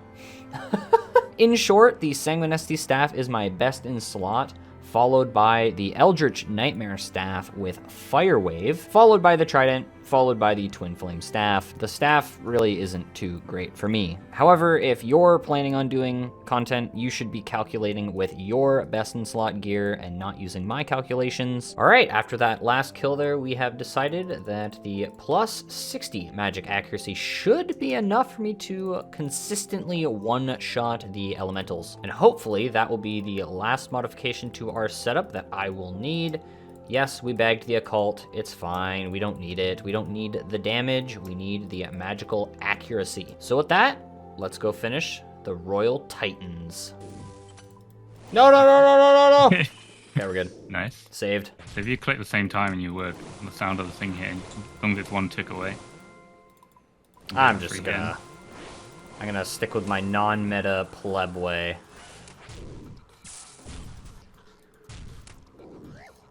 And that includes going early.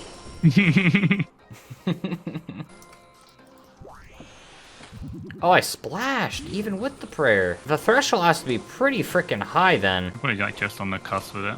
It was like 65, 70. In this setup, I was at plus 60 magic accuracy. However, using the Mystic Vigor prayer puts me just over 70. Actually, it puts me at 70 because the calculations round down. However, I still managed to splash. I suspect that magic boosting prayers are half as effective at this boss fight. Now, I have a few reasons to suspect this. One, the instance I just showed, as mathematically I'm at the 70 threshold to never splash. Two, previously in the video I showed that I should have been hitting 20s with the blast spells, but I was only hitting 18s. The magic damage boost for the blast spells should have given me 4 max hits, but they gave me 2 max hits. And my last bit of proof is more conjecture than anything. This boss is designed to teach you how to gear swap, and therefore making the offensive magic prayers less effective actually sort of falls into line with that. So like I said, if they put them at 50% effectiveness, that checks out with the blast spells not being able to hit 20s, with the magic damage percentage gear I had, and the more recent splashing on elementals that I've shown. And that's because if the Mystic Vigor prayer is half as effective, that means I'd only get an additional 5 magic accuracy, bringing my total to 65, which is below the threshold of 70 for the guaranteed hit on the elementals.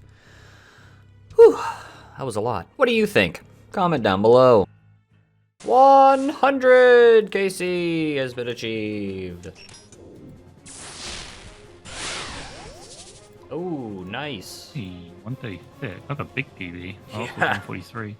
That was like 10 seconds. Or 7 seconds. Oh, okay, well, close enough, right? Yeah, potatoes. Very nice.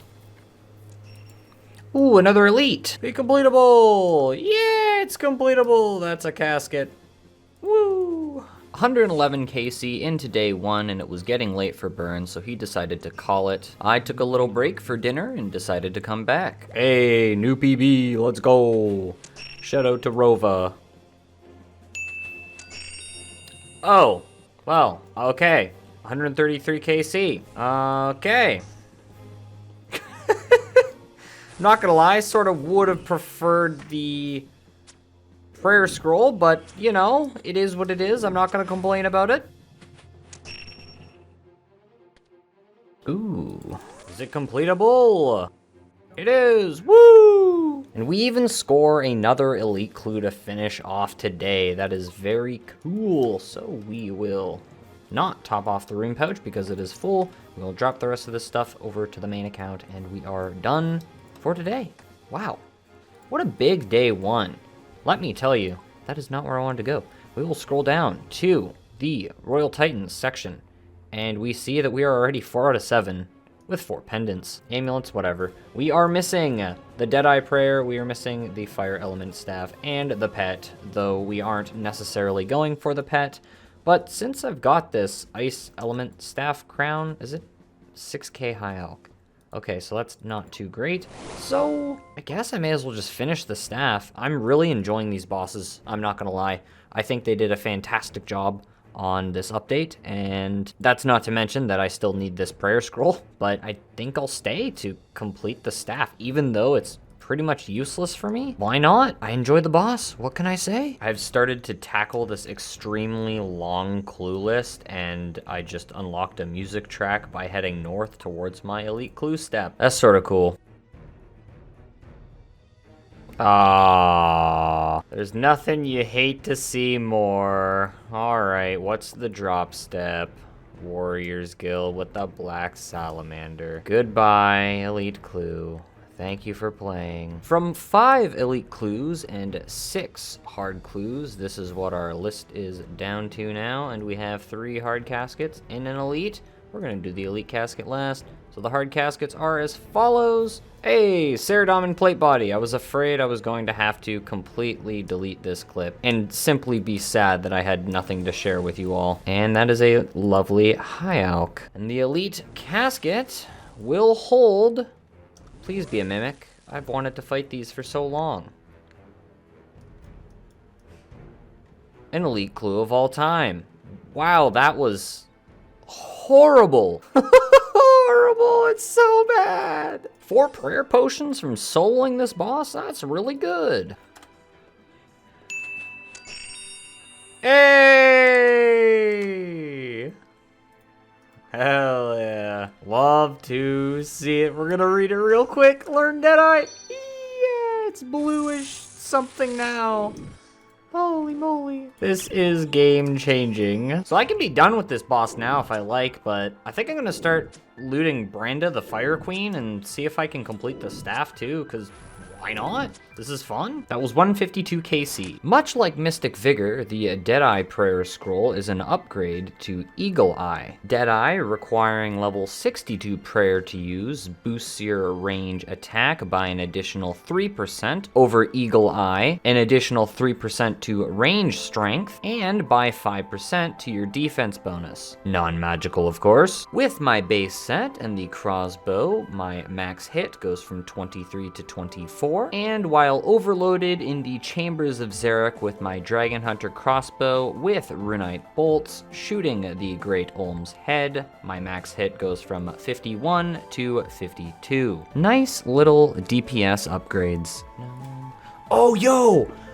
No, that's actually really f***ing good. Yo, that staff's... Okay, I just had a revelation. The Twin Flame Staff is good for me in a very niche scenario that you all know and love. The Chambers of Xeric. Remember how I used my Mystic Smoke Staff on Ice Demon? Well, the Twin Flame Staff is almost 2.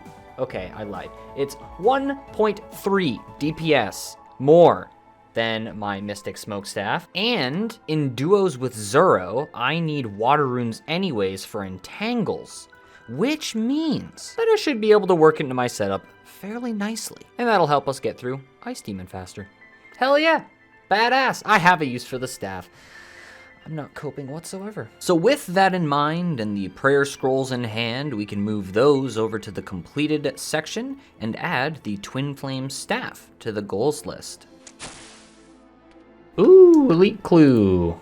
Is it completable, Sherlock?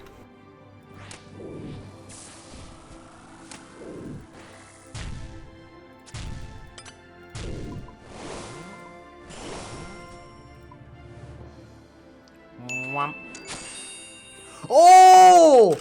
Yeah! We're green logging the boss, bro! Oh my god, we both have the pet. Oh my god, we're griefing too. Give me the free hits. Oh, everyone's gonna be upset about that one. Oh, what a day, what a day. Oh my god. So I'm not gonna lie, this is not a boss that I was planning on green logging at release. But it's gonna happen. We are going to complete the Twin Flame Staff, and then we're done at this boss. As sad as it is to say, because I actually really enjoy this one, as I've been saying all throughout this video so far. So yeah, that's actually crazy. I've never had mixed feelings about potentially completing a boss so quickly before, but this is one of those things where it's like, holy crap, look at it go.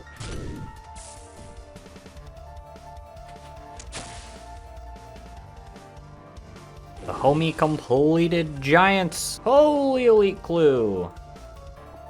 Is it completable? West side of the Isle of Souls, it is. Hey! Hey, we did it.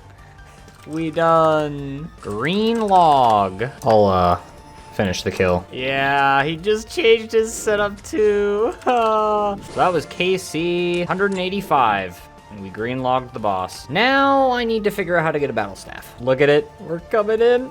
Where it is? There it is. Royal Titans completed in 185. We did the extra kill because the homie literally just geared up. I feel bad. I'm sorry, Woke. I appreciate you coming out, though. Contrary to popular belief, you cannot buy a battle staff at Zaf's, and you don't get access to the barrel until you've done the diary. They're not here for you to take. So to Twisted Banshees we go. I also wanted to mention, because it might come up, the Magic Guild store is locked behind the Hand in the Sand quest. Thank you, botters. All right, so while I kill these Banshees so that we can get our battle staff to assemble the staff, the whole Giant's grind cost me 3,825 ether. I'd say that's pretty good. I think I profited blood runes slightly, and my main account has a majority of my loot. I did sell some of it, so we're probably sitting at around 1.8 mil, I believe. But if you want to take this at face value, you can. Of course, I have some of the clue rewards mixed in because I got those clues from the Royal Titans. But as I'm sure you can surmise, I really enjoyed the Giants.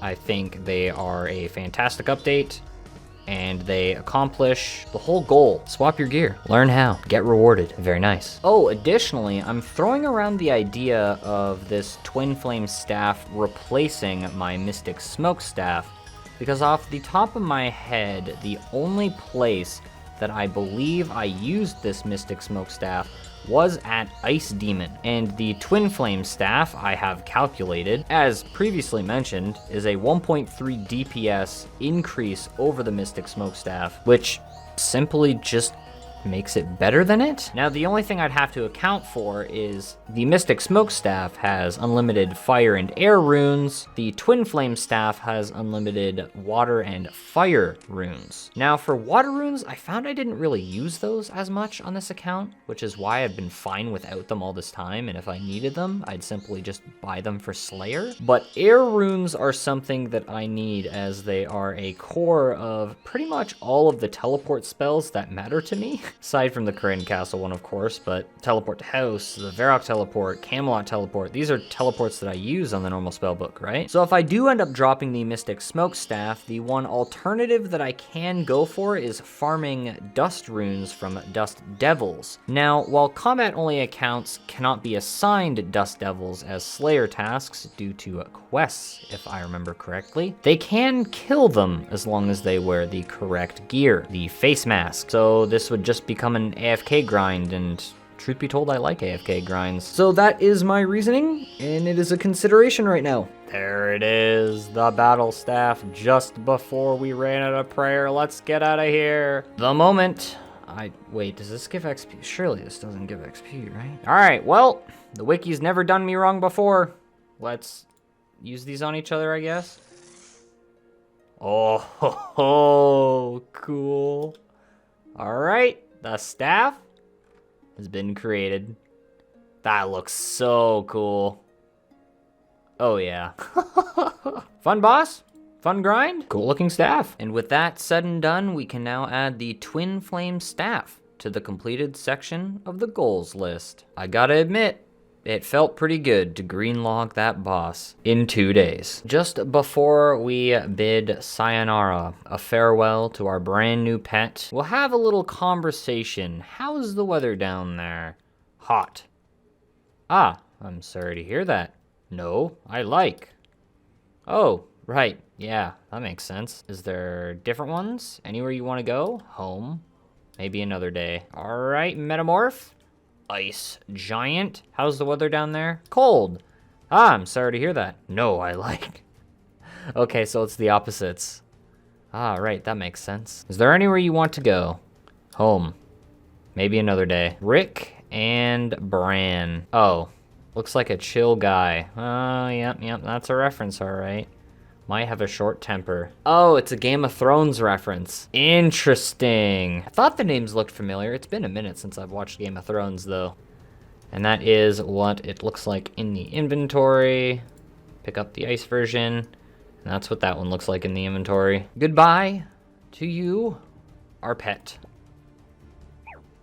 We got Slayer to do, Fasanis to slay, so on and so forth. Our inventory to sort out. Also, I don't know what I'm gonna do with this giant soul amulet now. I obviously don't need it, so I am probably just gonna end up dropping it. Inspect. Oh, it has an inspect option? If you hit inspect, it says, a powerful staff that can cast 2 bolt, blast, or wave spells at once. Prioritizes casting spells that match your foe's elemental weakness and gives a 10% accuracy and damage bonus for the standard spellbook spells. Cool, okay. Well, it's sort of like the Mystic Smokestaff on the front that it gives a 10% accuracy and damage bonus for standard spellbook spells. But of course it has that extra magical effect. Or 2, I guess in this instance. The first Sherlock step, incompletable. And the second Sherlock step will be incompletable. So I did some DPS calculations. For Araxite tasks, when attacking the level 146 Araxites, the Twin Flame Staff is actually better than the Trident with Fire Wave. However, casting Fire Wave costs around 680 coins per cast compared to a normal Trident, which costs around 315 coins per cast. Granted, you get an additional 0.6 DPS with the Twin Flame Staff, but it's over double the cost. And in my given situation, I think I should be saving all of my money for blood runes for Fasani. So we will say a GG to 114 charges on the Giant Soul Amulet. Just trying to think before I out this. I don't think I need teleports to any of these particular locations. I'm not too worried about combat achievements right now, so I think we're just going to get rid of the Giant Soul Amulet. Worst comes to worst, if I need to grind them out, focus on some combat achievements, I don't think running there will be too big of a detriment. So, Zalk it up. Goodbye. Thank you for playing. That was plus 3k, by the way. I'm rich. All right, so it appears as if I calculated something wrong. Apparently for the Fasani Nightmare Totems, if you use Fire Wave with the Twin Flame Staff and the new Mystic Vigor Prayer, if I have my Bis magic gear on, this, aside from the Brimstone Ring, it's actually my new best in slot DPS. However, there's a caveat. It's only 0.12 more DPS than my Sang. However, that saves me a lot of money. However, that also means instead of dropping my Fasani setup from a 6-way swap to a 5-way swap with the Sanguinesti staff, I'll be increasing it to a 7-way swap because I will need to bring this whole setup when before I would not bring the Infinity Hat. So it's technically my new best in slot for Fasani. No mistakes are allowed. Furthermore, there's 75 million hit points in the health skill. So remember what I said about thermonuclear smoke devil tasks in the past? Well, I would like to apologize for my transgressions. Yeah, we got 72 doses this task. That is absolutely insane. Give me the Samfuse. Clues moved, Samfuse deposited, and we now have 349 doses. Awesome. I have solved my staff issue, or maybe I should say I've made up my mind. So all that really needs to change in order to swap from my Mystic Smoke staff to the Twin Flame staff is I need to have an inventory slot which works as a flex rune slot. This means that I'm now going to be putting law runes, earth runes, and nature runes inside of my rune pouch, and this slot in my inventory now will become the flex slot. Now what does that mean? It essentially means that I need to sell all these soul runes because I have no other use for them aside from teleporting on the Arceus spellbook. They're pretty integral to this spellbook after all. I hovered over the wrong ones. The respawn teleport, Frankenstein's castle teleport, and the Barrows teleport. And whenever I'm not using the Arceus spellbook, I will have air runes in this slot, which then covers all of the teleports on the normal spellbook. Granted, it is a bit more of an inconvenience now, as I'll have to go to the various rune shops in order to get resupplied with the correct rune. However, I don't think that's that big of a deal compared to what I was initially thinking, because I thought I was gonna have to death pile every time I swapped my spellbooks. I'm just glad I don't have to do that. I think a simple trip to our favorite extortionate store, the Arceus General Store for soul runes, is acceptable when we want to swap our spellbook. I did want to show that this works for both spellbooks, as when I swap to the normal spellbook, I can teleport to Kourend Castle with this Twin Flame staff, which of course brings me to the center of Kourend, and it's just a simple run, skip, and a jump away over to the General Store for soul runes if I want to swap to the Arceus spellbook. And of course, from the Arceus spellbook, I believe the closest teleport to a rune shop is practically the same, except I'm going to the Arceus library. I take the minecart down over to here, and then we go north to the rune shop here, the magic shop. So without further ado, we will drop the Mystic Smoke staff. We appreciate this staff. It's served us well over the years that we've had it. But out with the old and in with the new, as they say. And the first thing I'm doing after this is selling the Soul Rune stack, because I need to swap to my normal spellbook for the Abyssal Demons task I just got. And with everything said and done, it is gone. We're dedicated. This is our life now. We are a Twin Flame Staffer. All right, and with this last world hop, all of the soul runes have been sold, around 16,000 for a little over 900k. Yeah. Extortionate Ragath. Oh, and what do you know? Without soul runes, the only teleport we have on this spellbook is the Arceus Library teleport, which is the one that we need to get as close to a magic shop as possible. So I think this is gonna work out. So we will equip the staff and see our teleports are lit up. We love to see it. Off to my task. 2,600 tasks for 450 points. Rune Full Helm G. Alrighty. The Clog receives another addition today. Arania Boots number 4, baby. 6251 Araxites. 4, yes, the collection log is always correct. Big money for the main account. Smoke Battle Staff. Actually, I can just leave that on the ground. Pick it up on the main. Number, I don't know how many. We'll check real quick while the main gets absolutely pummeled. Number 4. And there's another Smoke Battle Staff for our treasury on the main account. And they don't stop coming, and they don't stop coming, so on and so forth. Another Thermi task completed. We received 2 Sanfu drops this one. Maybe we even got another one or two. I don't remember. I started the task last night and I just so happened to log in and finish it today. So yeah, about that.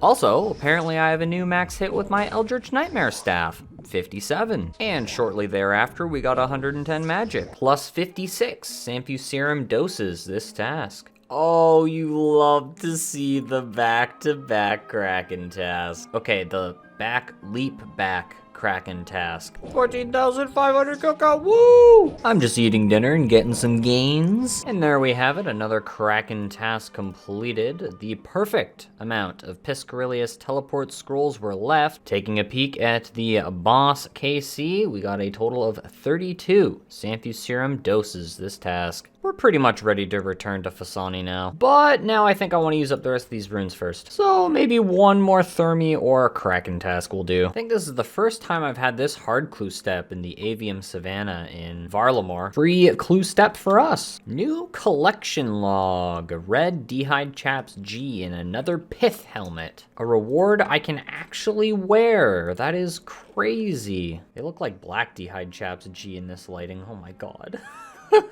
That is 585 superiors slain. All right, buckle up because I need to explain the newest work in progress, I'm going to say, Fasani inventory. Because I'm going to be honest, this thing looks like a dog's dinner. So first off, we swapped the nature runes in the rune pouch out for air runes, and that is of course for the fire wave spell. The nature runes are in the bag now. We need to add coins to our inventory because of our new route, which I will be showing off at the end of this clip. I dropped one prayer potion in exchange for a piece of food as a precaution. Taking one Sanfu would probably be fine, as I find I use an average of 4 doses per kill. However, for that odd bad kill where I use a 5th dose, I find it's better to have the extra Sanfu. We have to add the blood runes to our inventory for the fire wave spell. And I'm deciding to keep the Sanguinesti staff in the inventory. Now, if this becomes an issue, I can always bag it, but it is there for the emergency heals. Now, the next thing you might ask is, why do your mage switches look like this? I'm hoping that in a pinch, if I make a mistake, I'll be able to do a 5-way swap to my Sanguinesti staff for the heals. With the new Mystic Vigor prayer, this provides me the same max hit. Sorry, this provides me the same max hit as before. And should I phase Fasani's Nightmare and move on to the totems, this is the main 7-way swap now. I'm already doing them incorrectly, and I'm just talking to you guys about it. Oh, this is going to go so well. This is what Mystic Vigor did to me. Crazy. And one of the effects of this staff is that it should automatically cast the element of spell that whatever you're attacking is weak to. So the Fasani totems are weak to fire, therefore this staff should automatically cast Fire Wave. I shouldn't have to set an autocast. Seeing this is throwing me back to when I did that Zamorak staff kill and using Flames of Zamorak. Oh, that was an interesting time. I believe I should be fine with one prayer potion as long as I toss out an Eldritch Spec or 2 throughout the fight, but I guess we'll see. Now, as for how I'm going to get to Fasani now, teleport to house. We will run to the west here. Alternatively, we could go to the east and take this charter ship, but I think it's going to be quicker to charter to Brimhaven for 30 coins, then exit the ship here and take this charter ship instead to Port Phasmatis. You might realize part of this route, as I'm sure I've shown it off before, but beyond this point, we go the normal route of through the toll gate here, and following to the north, we will take the boatman we know and love, Andrus, and we follow our normal run path to Fasani.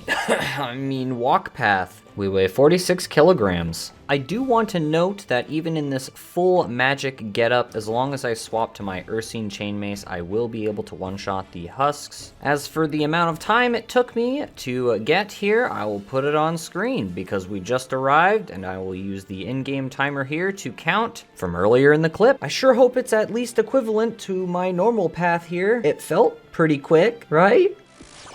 All right, here's the moment of truth. Will it autocast?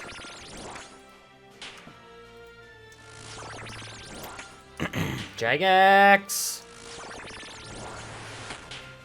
Okay, that looks cool, at least, once it works. Oh, my ticks are off now. So counting for the parasite is going to be interesting.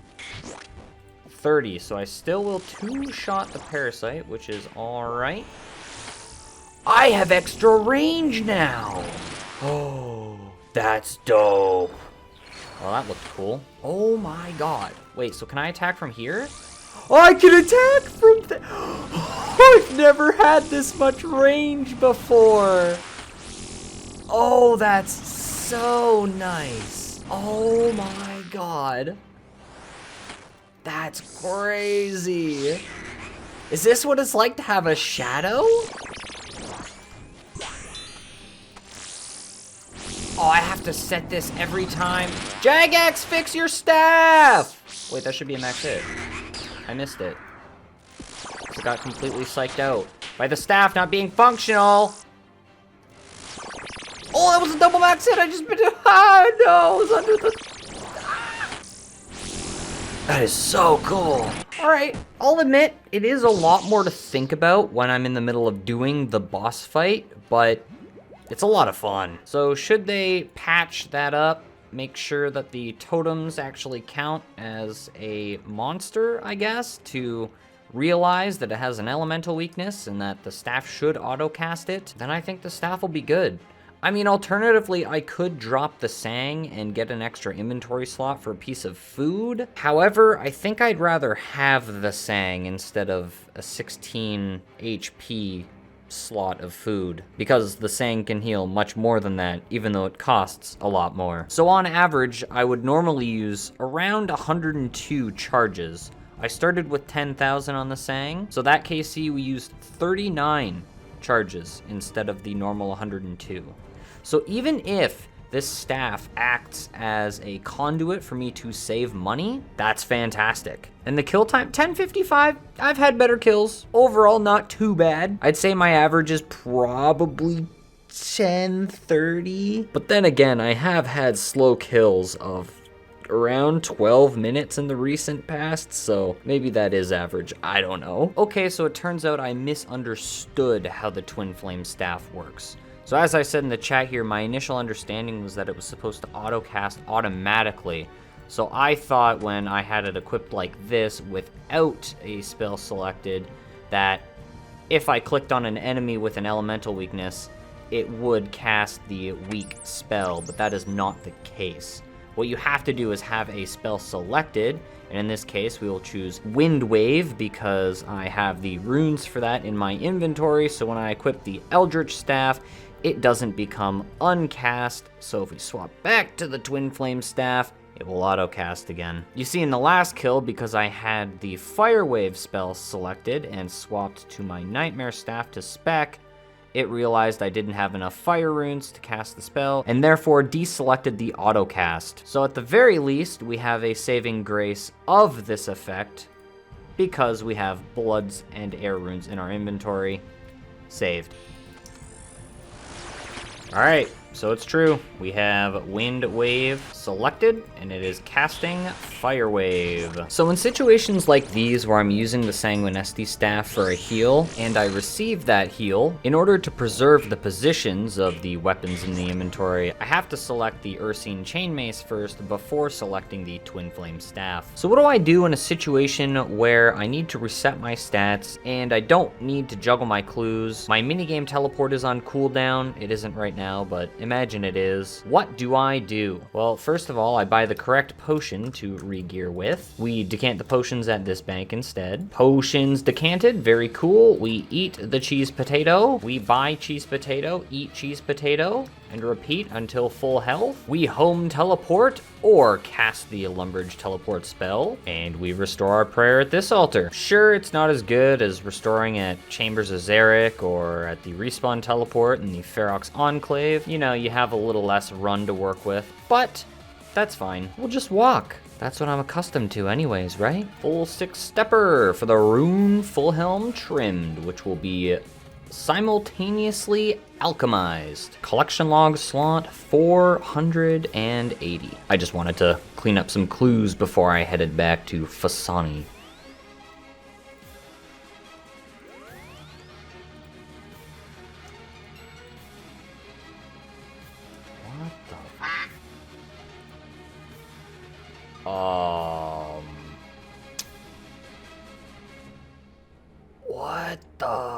is happening?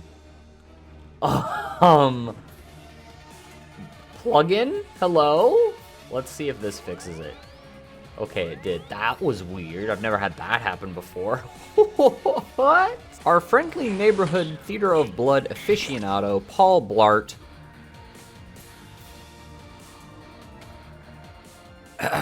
Sorry. Paul Bloat maxed his account recently and decided to run some normal nightmares. I decided to join up. Bro. I misclicked on someone's parasite. That's crazy. A new Force PB? Alright. Easy. Update day. February the 18th, we got an early update this week, and we now have combat achievements, which I have completed 3 of, and we are still well over the threshold for hard tier, I think. I hope this line is a good indicator of how far along I am. But looking at all of these tasks, I believe these are 15 times without leaving the area. Yeah, these are all tasks that combat-only accounts can do, so should I ever hunt combat achievements in the future, this will be a boss I go back to.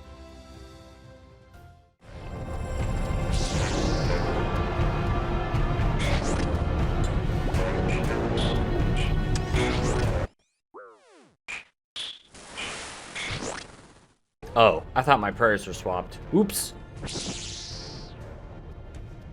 Alright, I had a comment about the Dust Runes clip that I made. You know who you are. So here I am. I'm going to do 1 hour of Dust Devils, and I will see how many Dust Runes I get. Now for reference, every time I use a Teleport to House spell, that uses 1 Dust Rune.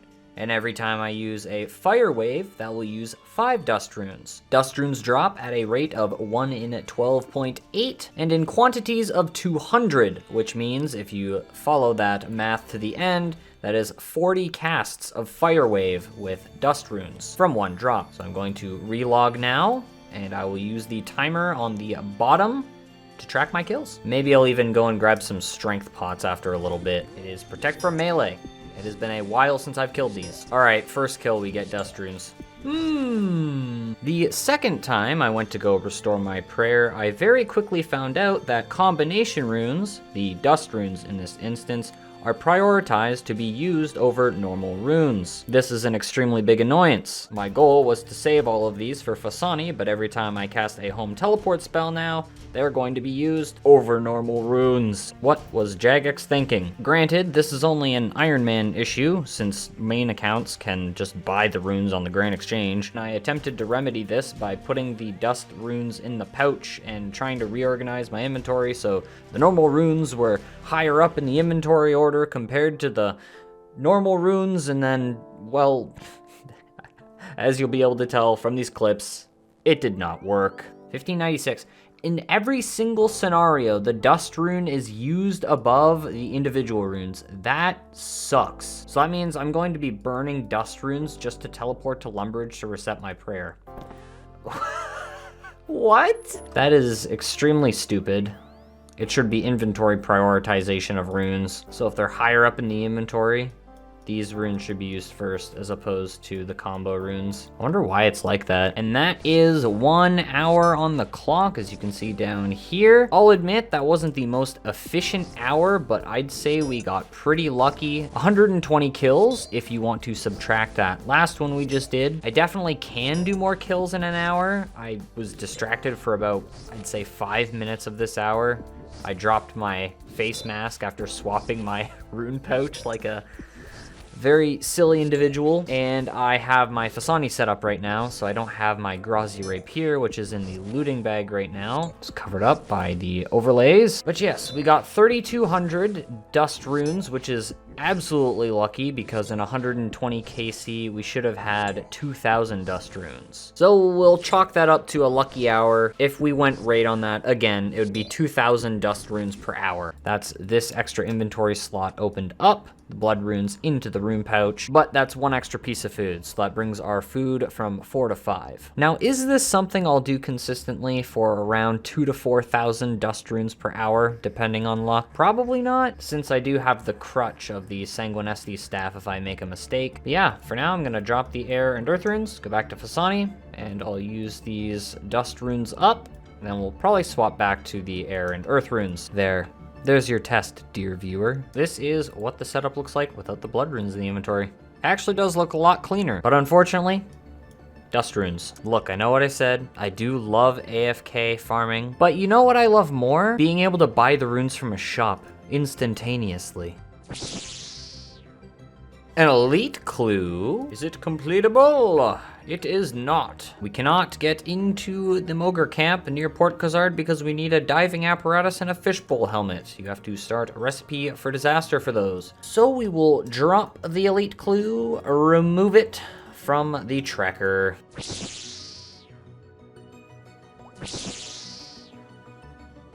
And just like that, we are out of runes. Dust runes, that is. We are, well, you can see the rune pouch right there, can't you? 1,428 kill count. I started this process with 1,014 Fasani kill count. So those 3,000 dust runes I got lasted 14 kills. You can make of that what you will, but I guess I like Shopscape. I have an idea. Twin Flame Staff, Fire and Water runes. We drop Earth runes, and this is our spell book. We lose teleport to house and Lumbridge teleport, which may not actually be too bad in this instance because we do have home teleport. As long as I alternate the home teleport and the minigame teleport, they should never overlap since Fasani kills are 10 to 12 minutes. The minigame cooldown is 20 minutes and the home teleport cooldown is 30 minutes. The times aren't exactly lining up, but I'm going to try it out anyways. We teleport to Corrend, run east and take the minecart over to the Port Piscarilius minecart, and then head to this charter ship instead. And then we can take this charter ship all the way over to good old Port Phasmatis. And then that brings us to our original journey. So it is 4,000 coins to go from Port Piscarilius to Port Phasmatis. We were spending 29, I believe 30 beforehand. Only a little extra, and it allows us to save that inventory slot and not have to farm dust runes. Though it'd probably be better to keep dust runes in the inventory while doing Slayer, for example. I use an external timer this time around, but that walk/run, that trip, took me around 4 minutes. 3 minutes, 59 seconds. So it's around 30 seconds slower, but I get to keep that inventory slot for an extra piece of food. Is that a good trade-off? Probably. I do feel a bit more secure when I have 5 pieces of food. It allows me to stay longer during P5 if I happen to noodle, and by that I mean hit a lot of zeros. 16:48. So that is 3 minutes and 43 seconds. That is faster than the Corrend teleport. So instead, we will now take the Camelot teleport, head southeast to the charter ship. Just a little bit quicker than the Corrend teleport and run east. We are developing tactics and new methods. So I had a thought when chatting with Byrne and we were discussing our trips back to Fasani. And he reminded me that outside of the Sisterhood Sanctuary that there is an altar, the altar in Slep. So my regear process is actually slightly faster if I don't home teleport to Lumbridge because that takes 15 seconds. And I simply take the few extra steps to the east before going down the entrance, like so. And we special attack the rat for the extra prayer. Yeah, so that certainly saves a little bit of extra time. The only downside is that in some instances, your special attack energy might hit 100% before getting back to recharge your prayer. Because if you have an Eldritch Nightmare Staff, you want to special attack after your prayer is full so that you can overcap your prayer. Oh, 108, let's go.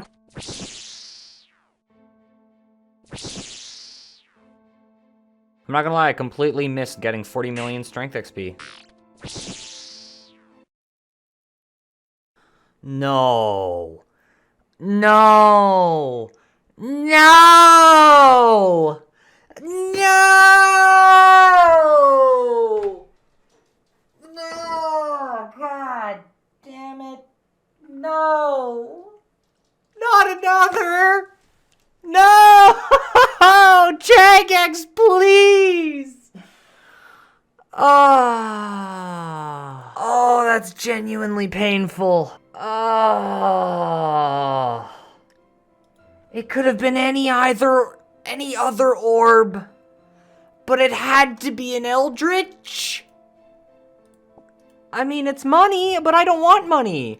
I want a harm orb. I want a volatile orb.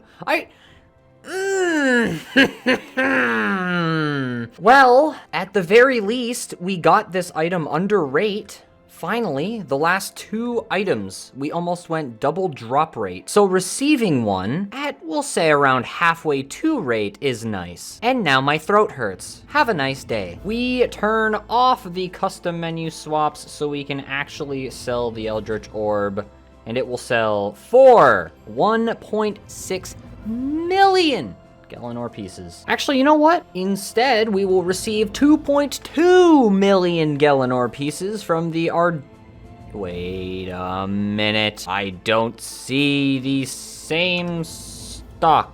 I think these stores are different. Well, I learned something important today. The West Arty General Store does not have the same inventory stock as main accounts. Ironman 2 main accounts, of course. So if you look at my main account screen over here, you see this stock, but if I scroll it on over to Inquisitor, you see there is different stock. And just for reference, I do not have access to this shop here in the Rogue's Den. This shop would give me the best trading rates. There it goes. We sell the orb and we buy it back on the main. So we sold it for 1.6 mil on Inquisitor, bought it back for 5,080,000 GP on the main account, and that is an approximate gain of 282 mil. I will now proceed to cry myself to sleep.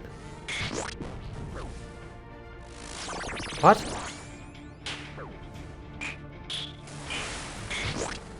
So, yeah, I didn't realize I was cursed. That's a classic death.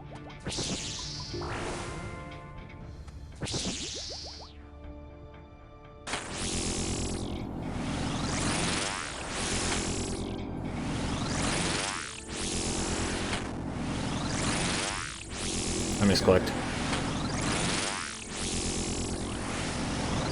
Oh, that's a tragic one.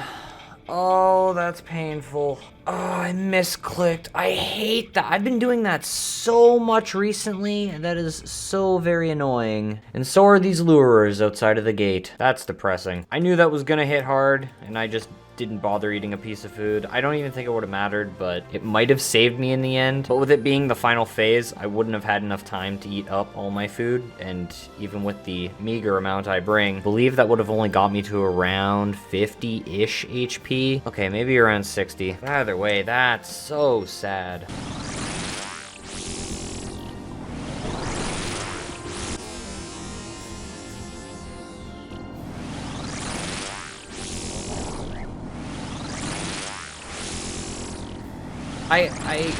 What? I clicked the potato.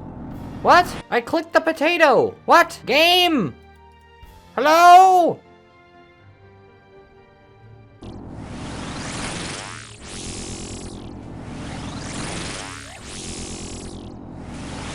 There's no way I just died to another misclick. What is happening? I'm actually starting to get angry. This is just pathetic.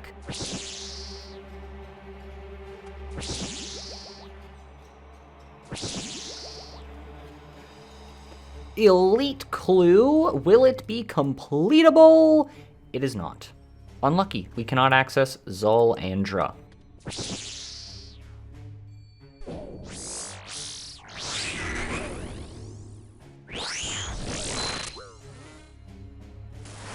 Okay, let's be fair. I clicked the prayer 1 tick late. That's really annoying. I gotta admit, my mouse is feeling really freaking bad.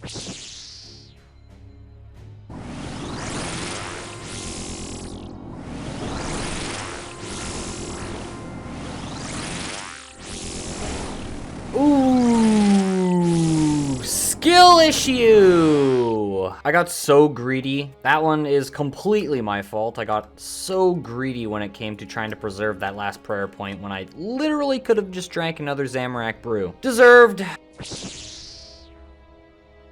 Another parasitic egg. I will always remind you all of how big this thing actually is. It is insane. So, in short, I pretty much talked for much longer than 5 minutes and I lost getting the 1500th kill. Oopsie. However, these are the main things that I wanted to convey. In 100 Fasani's kill count, I used 4,516 Sanguinesti staff charges, and that is down from the 10,200 that I normally would have used in an 100 KC amount. Approximately, of course. This is a 54.84% saving on Sanguinesti staff charges. Now, I don't have an exact amount of casts that I did with the Twin Flame staff. However, we know that the DPS is pretty much equivalent to the Sanguinesti. So if we assume that the rest of the casts, 5,684 at the reduced cost of 680 per cast, that means we would have spent around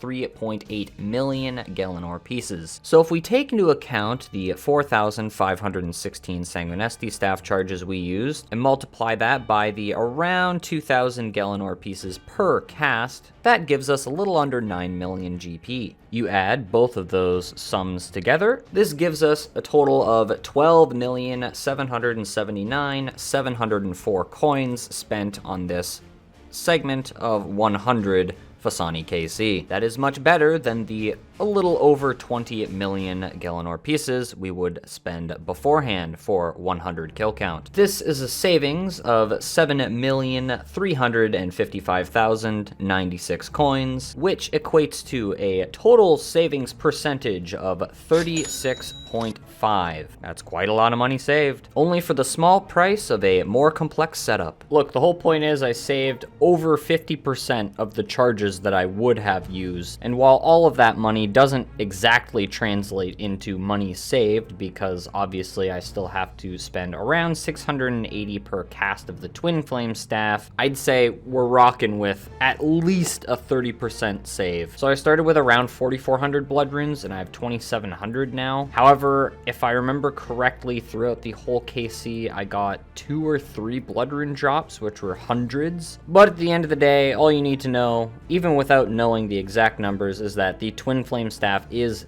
effectively saving me money. Not just normally saving me money, effectively saving me money at a margin that is measurable.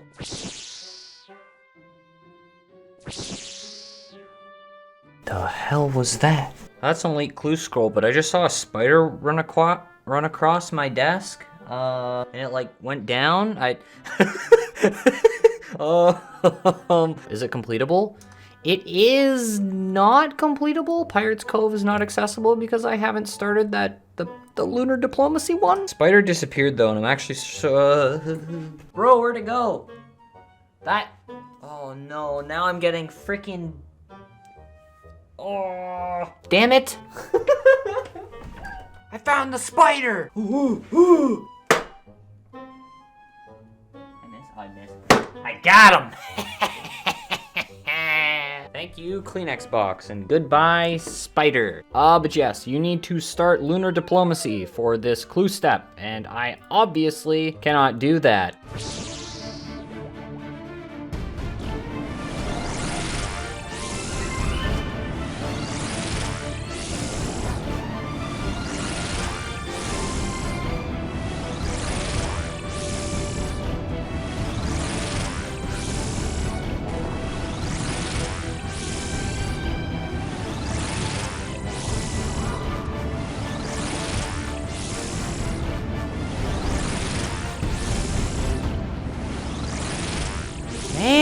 That's the first time I've had to teleport out of a kill due to running out of food because my Sanguinesti staff didn't heal me going into the final phase, and I didn't manage to kill enough of the sleepwalkers coming into the boss in order to do enough damage. That sucks. It just is rough doing that. At least I didn't die, but it's always annoying when you lose a kill to something like that. And that's definitely a situation where an extra piece of food would have allowed me to at least stay for that extra hit or two. And in that instance, it would have given me the ability to proc the redemption to make use of this extra prayer dose. So that just sucks. Wait, I just realized I'm stupid. I could have used the Zamorak Brew to proc that because I was at 10 hit points and it would have dealt me 1 damage. That would have procced the redemption, and then I would have been able to drink the prayer potion Actually, no, I would have gotten the prayer back. No, that's so frustrating to realize now. I could have saved that kill. No. Big KC, 1,513.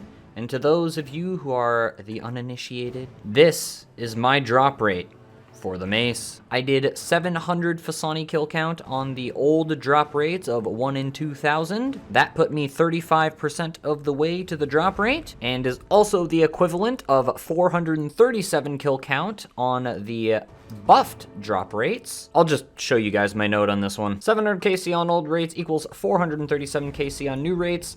I need 813 KC on the new rates for the mace drop rate. You add the old KC on the old rates to the KC on the new rates required to reach the mace rate, and that is a total of 1513 kill count. And that's that. We've reached the rate for the mace. Now, of course, this doesn't take into account the other drops that we've gotten along the way, and I obviously was not expecting to get it exactly on this KC. However, that's where the account stands right now. Mace rate achieved. And I mean, when you're on rate for something in old school, there's really only a around 60% chance you've had it by that point anyways. So we continue.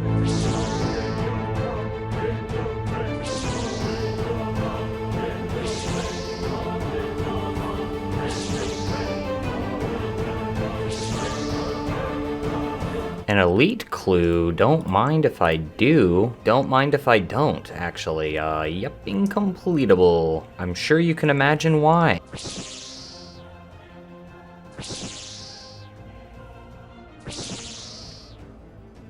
It was a good kill, but the last phase noodled. Could have got a new PB there. Wow, I gotta admit, look at those phases. The only one that noodled was the final phase. They're all pretty close together.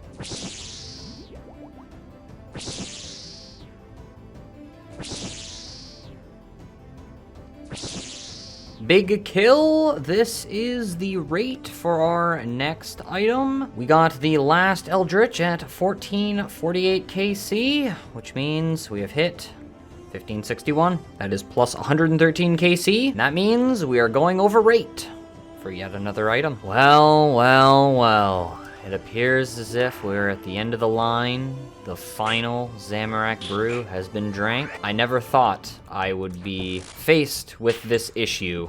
I had so many Zamorak brews historically, and they're all gone. They're all gone. I'm gonna have to get used to using attack potions again.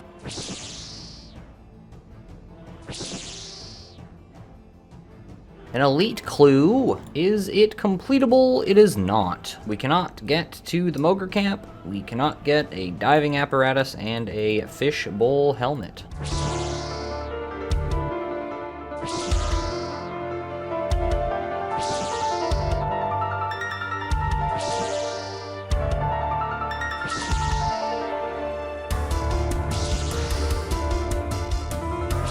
Big kill count, 1,600.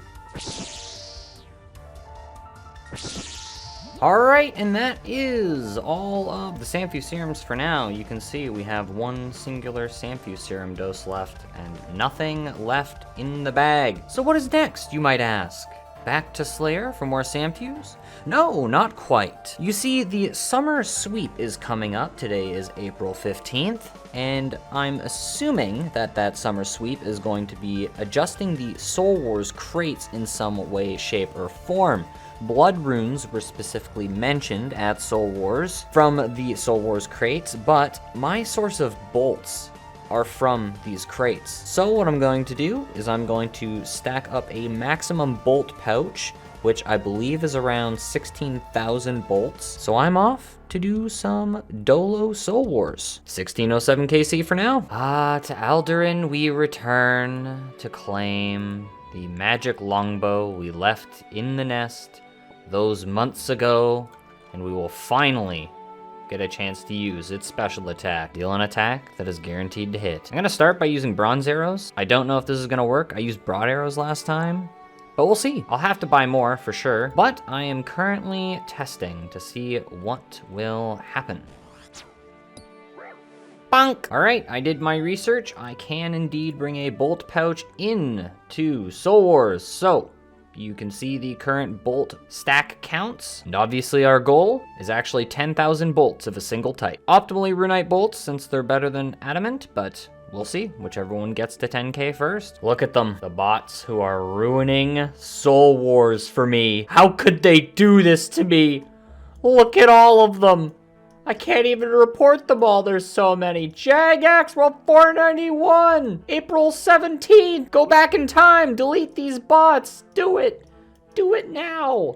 They're all variations of a name, I guess. And there we have it. We are over 5,000 Zeal tokens 5 days later. So I've calculated that I need around 4,600 Zeal tokens, assuming I go average drop rate for amount of bolts and average drop rate for the number of bolt rolls that I need. So, for every spoil of war we open, we get 3 rolls. On the normal drop table, we can roll adamant or runite bolts at a drop rate of 1 in 18. If we follow that math through, that means in about 1 in 6 crates, we should see both 1 roll of adamant bolts and 1 roll of runite bolts. Now I've calculated that on average, I should require around 4,600 Zeal tokens to hit my theoretical cap on adamant bolts. I, of course, went right to 5,000, and my intention is to hopefully get lucky and not have to use all of these up, because I still want to be able to buy blighted things should I want to return to the wilderness in the future. But anyways, I'm gonna get opening some crates, and I will let you know if anything interesting happens. That was a really big roll of adamant bolts, but as you can see on the right side, we opened 107 crates,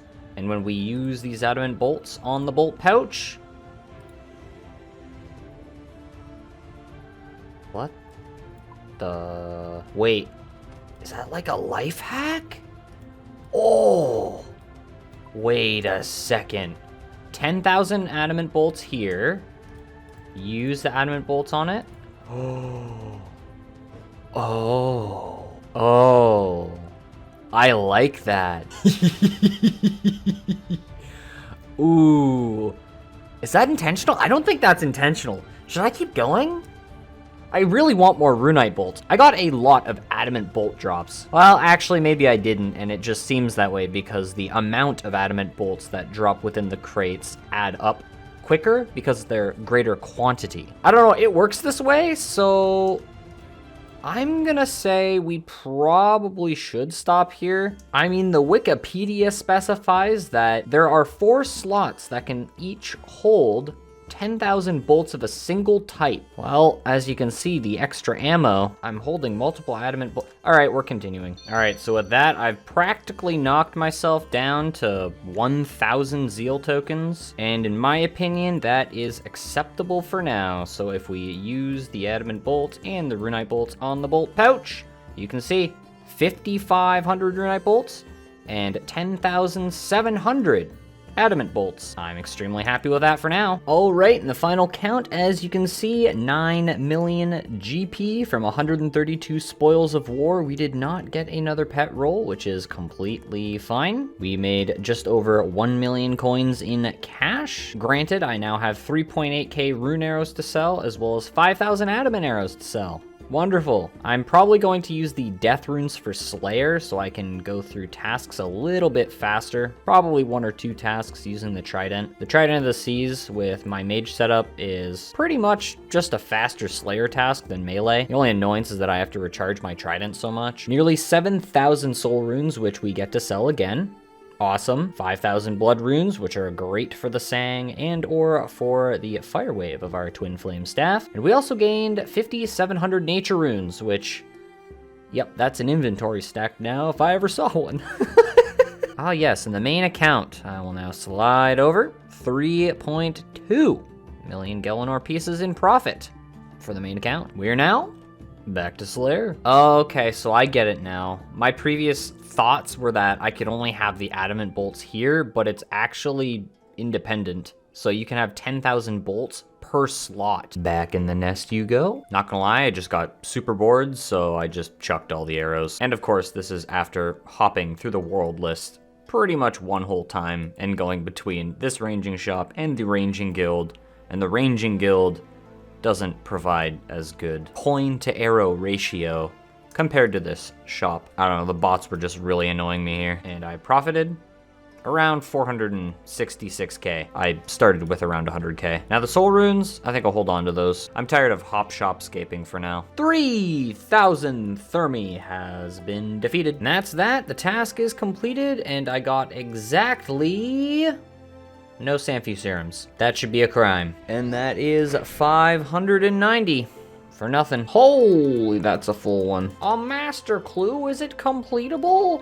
Jorl for a strange device that is incompletable. As I have stated in the past, even if we can find the 1 in over 100 spots, you need the actual device in order to dig at the location. This has been confirmed by a past 807. No! I had my last Sanfu dose in my inventory and I clicked the health orb to cure my venom and it drank the Sanfu instead of eating the stupid sack. Oh no. Now I'm well and truly out of Sanfu serums. Oh man. 595 gives us nothing. And here it is. A big 600 superior kill count now logged into the account. That's a lot of superior KC, and for the proof, we open up the log, go down, superior creatures.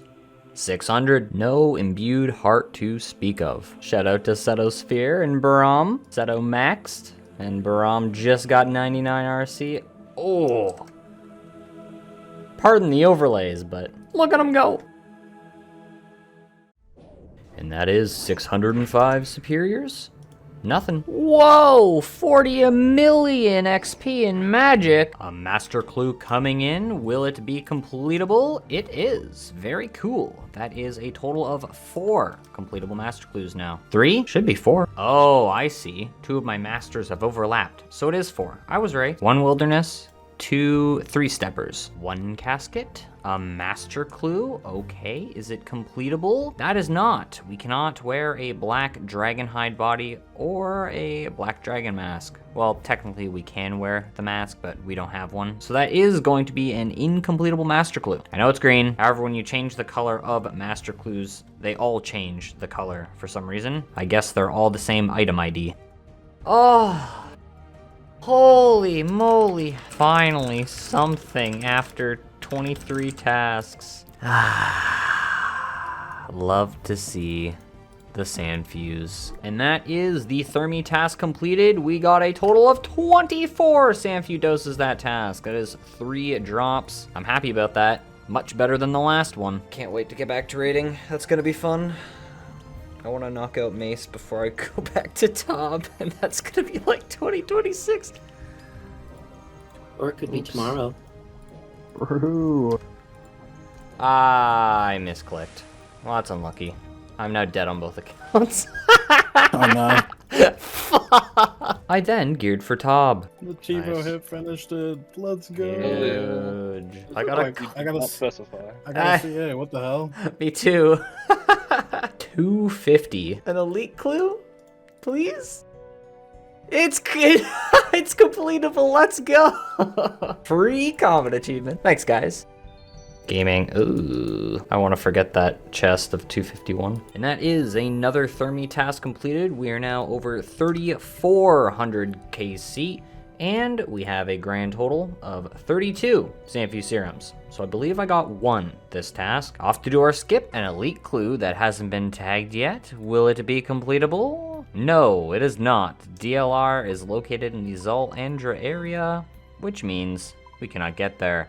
Actually, it's strictly because we can't access fairy rings, but you know, that's besides the point, I guess. That one is a drop. I remember that Watson existed, so I'm gonna hand over that incompletable elite clue to him. Excuse me, could you let me in? Yo, what an absolute gamer. Oh, it's a UIM.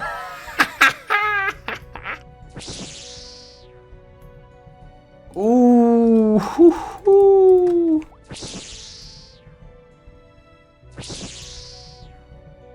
An elite clue. It isn't tagged, so there's a possibility. Sherlock. All my homies hate Sherlock, but we'll check it out. Oh, and while we're on the topic of clue scrolls, the clue scroll poll closed today.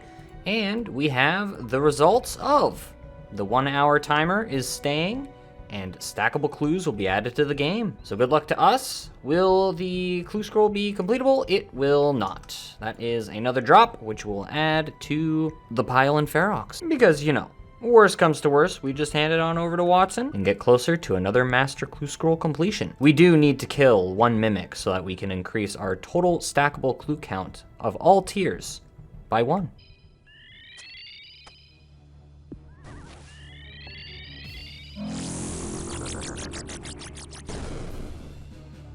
What? No, bro.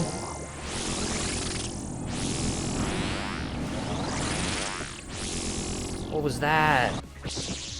Well, that is unfortunately the last kill for now because we are once again out of Samfu serums. And I don't know what the hell happened at the start of the P5 here, but holy moly, I thought I was dead. It has been 175 kill count since my last item. Unfortunately, we are quite a ways over rate now. Okay, so we're a little over 1.5 times rate right now. Back to Slayer once again. I'll admit, it's getting a little discouraging not seeing a drop and almost constantly going over rate, but we push forward. And let me append to that because I'll probably get one comment saying, well, you got the last item halfway to rate. Well, out of these last 4 items, I've had 3 of these items go over rate. So yeah, there's your facts. Introducing the Eldritch Nightmare Staff Special Attack Bug. It eats up your special attack and makes you run towards your enemy in a daring fashion to whack them with your staff. This was a very interesting day. Don't worry, it was hotfixed 1 day later. I've been cheering on Rustiest Hook and killing this Necryarch for like 10 minutes now. This is incredible. He's about to do it. Yeah! Woo! He got it. This man is an absolute unit. Hard to get a good angle right here, but holy, look at this absolute unit. He's just living his best life. Oh my god. And overall, we grab ourselves another master, which is completable. Very cool. I believe that is a total of 4 now that we can see by looking at this. Actually, that's 5. 3 more to go. All right, everybody, here's what is happening. We are currently sitting at 608 superiors, and I've decided at this point in time that I'm going to fully focus on eliminating my task extensions. So we will scroll down here. I'm going to unextend the Necrail tasks, and I'm also going to unextend the Abyssal Demon tasks. Now, I want the Kraken tasks to be as long as possible because I need Samfuse from them, and there's no such thing as a Smoke Devils task extension. So, with that in mind, the goal of disabling these is essentially to just get through these tasks faster so that I can have a better chance of rolling a Kraken task. I tried. So I have some Skotizo totems to do, and I have discovered that the Twin Flame Staff actually should be pretty good on Skotizo. Unlike the Trident, which splashes a lot. According to DPS calcs, I believe the Trident was around 2.5 DPS, while this staff with Water Wave, it will be Water Wave, it automatically swaps to the weak element, was around 4.2 DPS. So it's quite a sizable DPS increase. So I figured I'd give it a shot. And yes, I'm just trying to fit this all in while I don't have a death pile. I'm trying to bring a little bit of food, see what happens.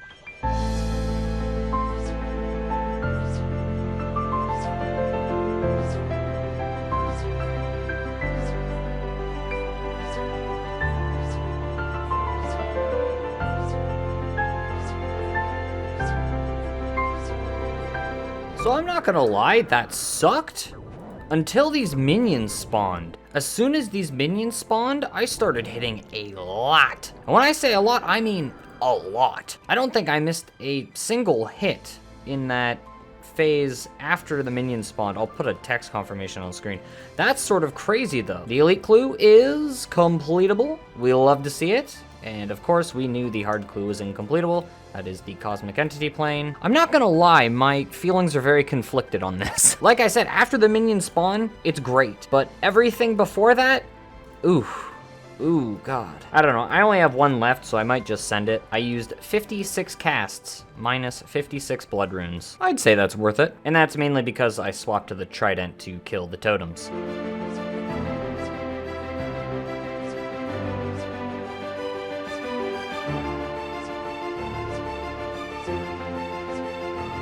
Alright, I was deceived. Yeah, no, this isn't good.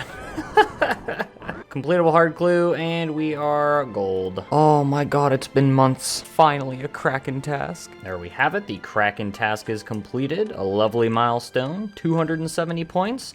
But our clues are ticking. I have an additional minute on top of this time, so I should be good for them. See, we're good. We're good. No biggie, okay? Okay. Oh, and we gained 40 Sanfu Serum doses that task. You'll love to see it. Oh, I tab back in and I get a casual pair of Arania boots. How kind of them. I believe that's pair number 4, and unfortunately I don't have my Slayer gem to tell you how much KC, but the KC over here says 4419, and it says 5 Arania boots, so I lied. Eat that! I feel like I'm missing some KC here, though, because I had 2 Erexite heads prior. It's so bad. Oh, mercy, sir.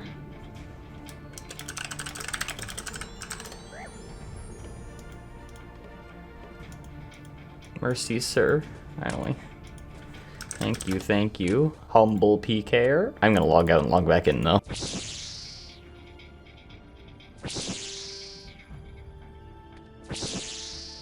And just like that, we are out of Sanfu Serums again. 11 extra kills. Who would have thought that it would take this long to get another unique? Something, they should have buffed the drop rates more. I don't even know why I'm picking up these sharks. I'm not coming back here.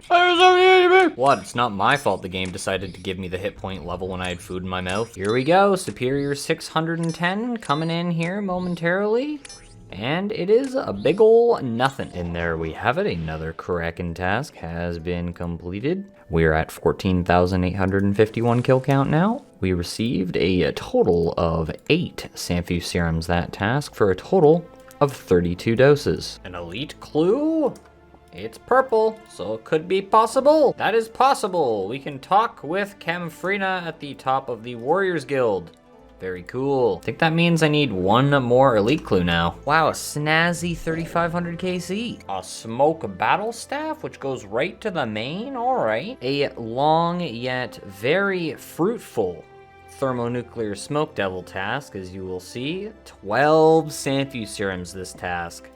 That is incredible. Now we have a bunch of Sanfus, and we'll be ready to go back to Fasani whenever we want. This is great.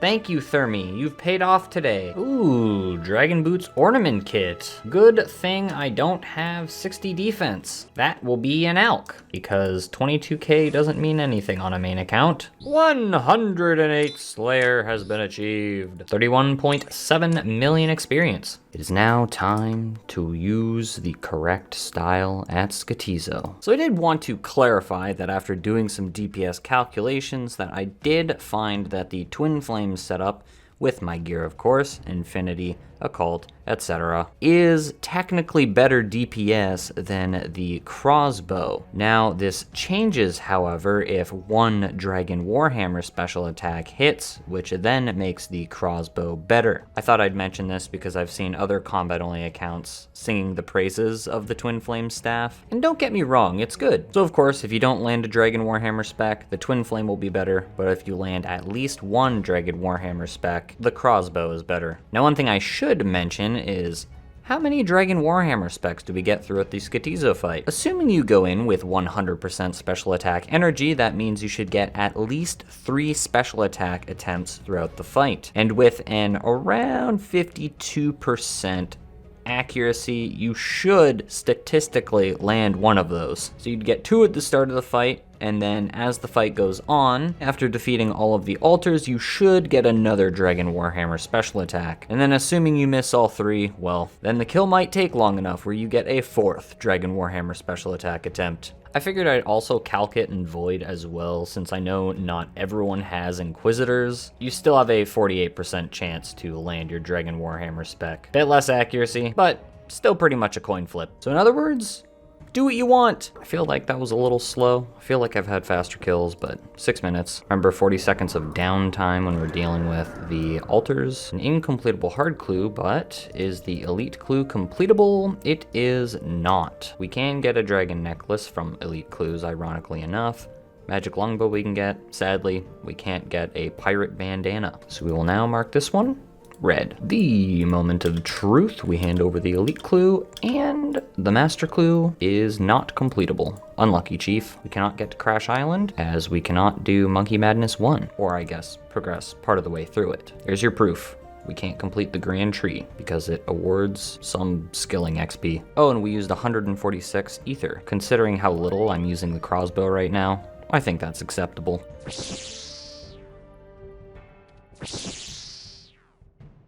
Well, we got an elite clue, which is purple, so we could possibly complete it. Well, it's completable, but I gotta farm a dragon spear. Oh boy, maybe I hold on to this one until we're done with this Fasani session.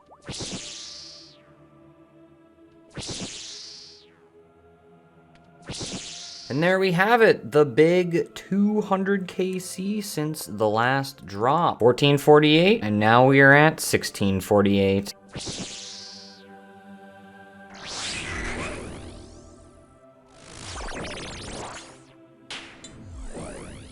Bro, I have not hit anything.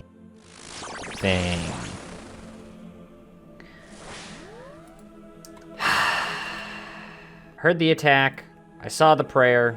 I was in the middle of speaking, and I did nothing. God damn it. I'm over 100 Samphu serum doses now, just from the boss drops. Yesterday and today, sorta went crazy. I'm not gonna lie. An elite clue? Oh, please let it be completable. What the hell was that? Well, it's not completable, but my game froze for a solid second, so that was really cool. We cannot get to Harmony Island. So that one is a lovely red tag and a lovely exchange to Watson.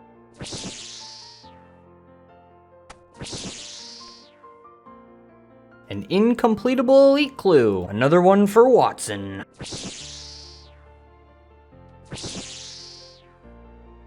So for whatever reason, my microphone was either muted or off for the following segment, so you get an editor's commentary. Upon receiving the 7th elite clue, which is completable, we marked it green and set off on our journey for the casket. Beginning in the wilderness, we slayed an avian sea. Digging up an incompletable step, we cannot get to the Pirate's Cove as we have not started lunar diplomacy. Slaying another avian sea, we dug up another clue and it is completable. And since it's so accessible, we proceeded to go and do it. This completes step 3 and we get another incompletable elite clue. Getting and completing our 4th step from the Ferox Enclave, we get a Sherlock step, which reveals to us that it is incompletable. Once again, exchanging the clues at the Ferox Enclave, we complete this step, revealing another incompletable step. We complete step 6 at Camfrina, which reveals to us another clue, which happens to be incompletable. And with another trip to Ferox, we grab Vanika's clue and grab the casket. A full 7 steps. As I stand among my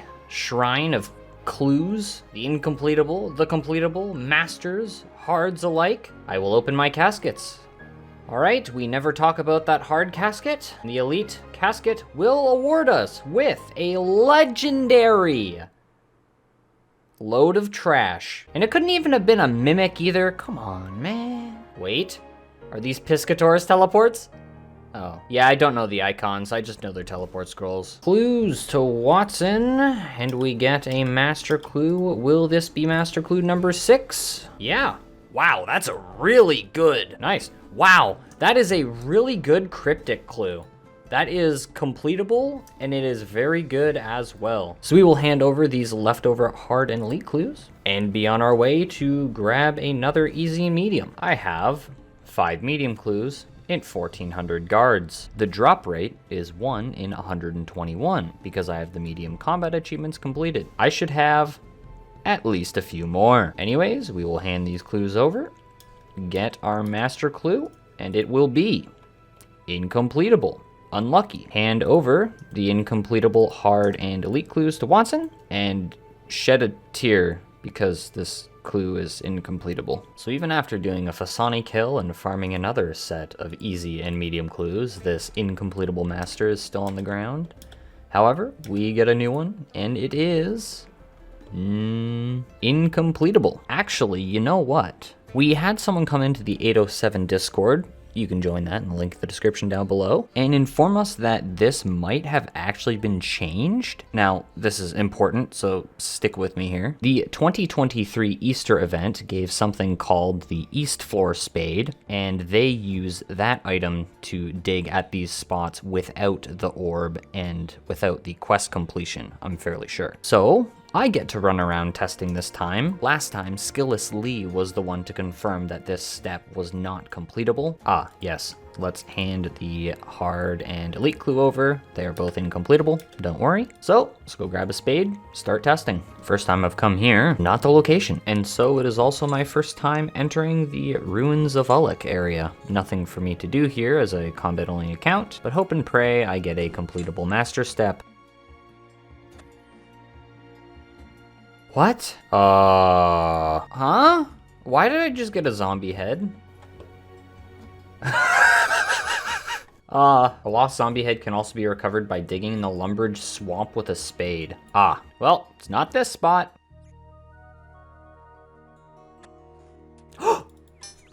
Oh my god. Oh shit! Yeah! I guess they changed the code. Wow, that is awesome. Holy! Alright, so that only took me around an hour and a half to find this location, but now I know where it is, and we know that it works with a normal spade without the strange device. Again, it only took around an hour and a half, and as you can see, I don't have the Making History quest started. So cool, that is 7 total master clues that are completable now. Did that complete the step? No, it did not. Okay, good, because I don't want to do this right now. I need 8 master clues total. Oh god, don't hurt me. Stop it! Though I'm gonna call this clue number 6 that's completable, and that is because I actually want to save that one cryptic clue that I got, which is extremely good. So that's the plan. Oh, and just to prove to you that I did all of that work, yeah, I went around to a few places. I started with the mainland, as you can see in the middle here. All of the red circles are spots that I cannot get to, and the yellow circle, of course, we know the infamous bridge. This would cost me 1 agility experience. But yes, we checked all the spots marked off with a white X. What's it gonna be this time, Watson? Fallow the Bard. All right, Fallow, what's it gonna be? Here it goes, a sword held in the other hand, red is its color. That is completable. I have to go farm a Dragon Defender, of course, but it's possible. Dragon or a Vernic Defender. So I'll be getting a new collection log slot. Oh, in fact, I have to farm 2 Defenders, the Rune Defender and the Dragon Defender. Fine by me. Master clue number 7. We hand Watson a full set of clues and receive potentially the last master clue.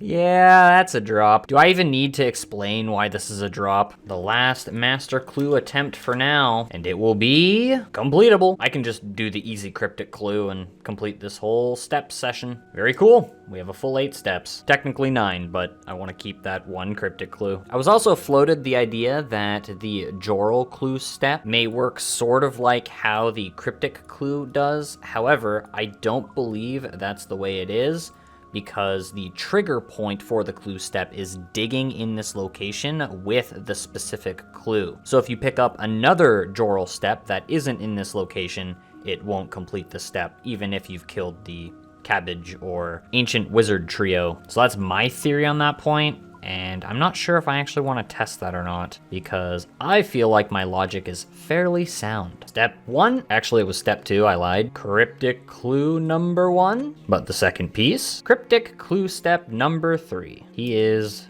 big angry. So I wanted to remind you all, and I've shown this in the past, that incompletable or even inconvenient cryptic master clues can be completed as long as you have a cryptic master clue that is convenient and completable. In my case, completable. For you, it'd probably be convenience. So as you just saw, I did these 3 cryptic clue steps. That's step 1. Do not combine them You do not want to combine them just yet. Step 2 of this method, you're going to drop the good master clue. Step 3, you will pick up the incompletable or the inconvenient master cryptic clue. In this instance, it was inconvenient because it would have sent me into the wilderness, and then you simply combine the torn clues. And there we go. I believe this is a cryptic clue I actually cannot complete because I don't know where Vigora is. I can't get a Ring of Visibility, Desert Treasure requirement. So we do the same thing. Grab the good Master Cryptic Clue. Repeat the same steps. Drop the good Cryptic Clue. Pick up the incompletable or inconvenient Cryptic Clue.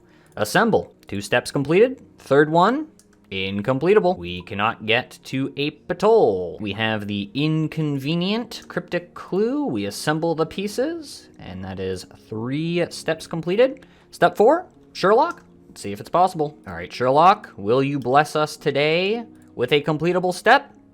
Wow. Okay, very cool. We can kill Lizardman Shaman. As a reminder, you cannot transfer completable Sherlock steps between master clues, but you can with elite clues. It's just how they work. They're coded differently. I have a little message here that I put back in 2024. I can confirm that completing Master Sherlock steps will not transfer between a completable and an incompletable step. And I trust my former self. But then again, we also did have the history of... Oh no. Historically, Jorl steps would not work without an orb. Oh no, what if this was changed too? Ah, so much to test, so little time. Wingstone, come back!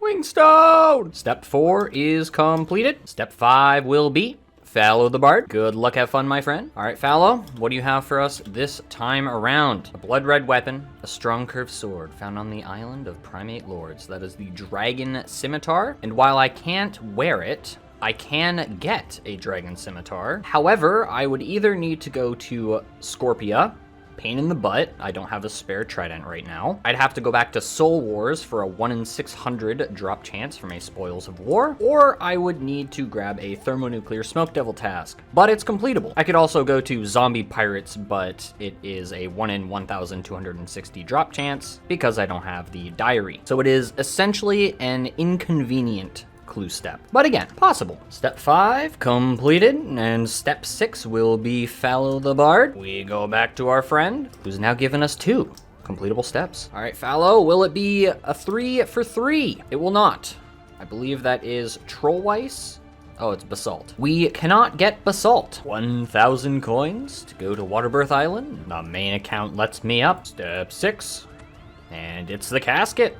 So cool. Right now, the only thing I want from this Master Casket is a Mimic. There is a 1 in 15 chance it will become a Mimic, and that is my current goal. However, specific items and a Cult Ornament Kit would be really cool. Third Age Mage is unironically my best in slot, and I guess the Bloodhound would be a big flex. All of these items are entirely unrealistic, so let's just stick with our hopes and prayers that it'll be a Mimic. It's not a Mimic. Lumberyard and Dig Site. Unlucky. Second master clue on the account is completed. And the most surprising part about all this is that we still have 5 completable master clues. Remember, we don't want to complete the good cryptic clue, and I'm going to hold on to this basalt step even though it is incompletable, just so I can test and see if I can do a little swap trick like how cryptic clues work. I don't think it'll work, but it's worth it to try anyways. Good morning. It is May 30th today, and guess what? The Summer Sweep blog has just been announced, and Fasani, it is proposed that one of the phases will be cut. That will save me between 2 to 3 minutes each kill. So obviously we are not going to be continuing to do Fasani for now. So we're currently at 1682 KC. That is 234 KC since my last unique drop. I'm now over double rate, which is a little unfortunate, but at least we can now focus on Slayer, farming more Sanfu serums, and getting that Mimic kill. And that is Superior 615. There's your proof. Oh, well, it's the first time that's happened. Back-to-back drops. Oh, that's free Trident charges. Everybody, I welcome you to 15,000 Kraken kill count. That is very Cool. And there is the task being completed. We got a grand total of 14 Sanfew serums. That is incredible. Now we go for the back-to-back. Another jar of dirt for the collection log. That is jar 17. Another Kraken task completed, and we have a lovely 16 additional Sanfew serums for a total of 147. Oh, and I've decided, since I'm essentially locked to Slayer for a while and doing other various things, I'm keeping this second trident that I have, so that whenever I get various tasks like Thermi or Kraken, I will hopefully not have to recharge the trident in the middle of the task. And also I'll have an extra trident for when I inevitably return to the wilderness, assuming I keep it that long. Who knows how long it's going to take to implement this Fasani change. Another smoke battle staff? I was chatting with Avila, so I figured I'd record the clip after. What the heck? Didn't I just get one of these things a little bit ago? Yeah, oh my god. 3612, and now 3630. We get another, plus 2 extra mil. Well, there's the dragon scimitar we need with 0 inventory space for it. The Thermi task is completed, and we received a legendary 4 Sanfew serums and 6 prayer potions. Oh, would you look at that? We are officially on the front page of the thermonuclear smoke devil high scores. 3746, rank 23. Oh, damn. A gilded full helm. Well, that's a really cool item that I can't wear, but that is also the second roll on the hard clue treasure trial rewards. Damn, that's crazy. We have the spear and we have the full helm. How much is that alk for? Okay, yeah, that's a drop to the main. Alright, I had a bunch of individuals commenting on the last video saying that the Paul Nivnich store is shared, and it appears it is, as I have the exact same shop interface on both accounts. These shops are connected, and apparently they do buy for more. Buys at 55%, which is the same as the Ardoin General Store, but the shops are shared. So thank you to all the kind people who commented that. Sell an heirloom just to be sure. Yep, all right, beautiful. Yeah, I'm pretty much getting the high alk value out of this gilded full helm. However, people do frequent this store, so I just gotta be careful. There we go, the main got it. Cost 35k, and we profited 11 mil, and that's 620 superior creatures slain. There's your proof. Wow, damn. Double collection log, blue dragon mask and a Zamorak plate body. Been a while since we've had a double. Goodbye to the Zamorak plate body and the blue dragon mask.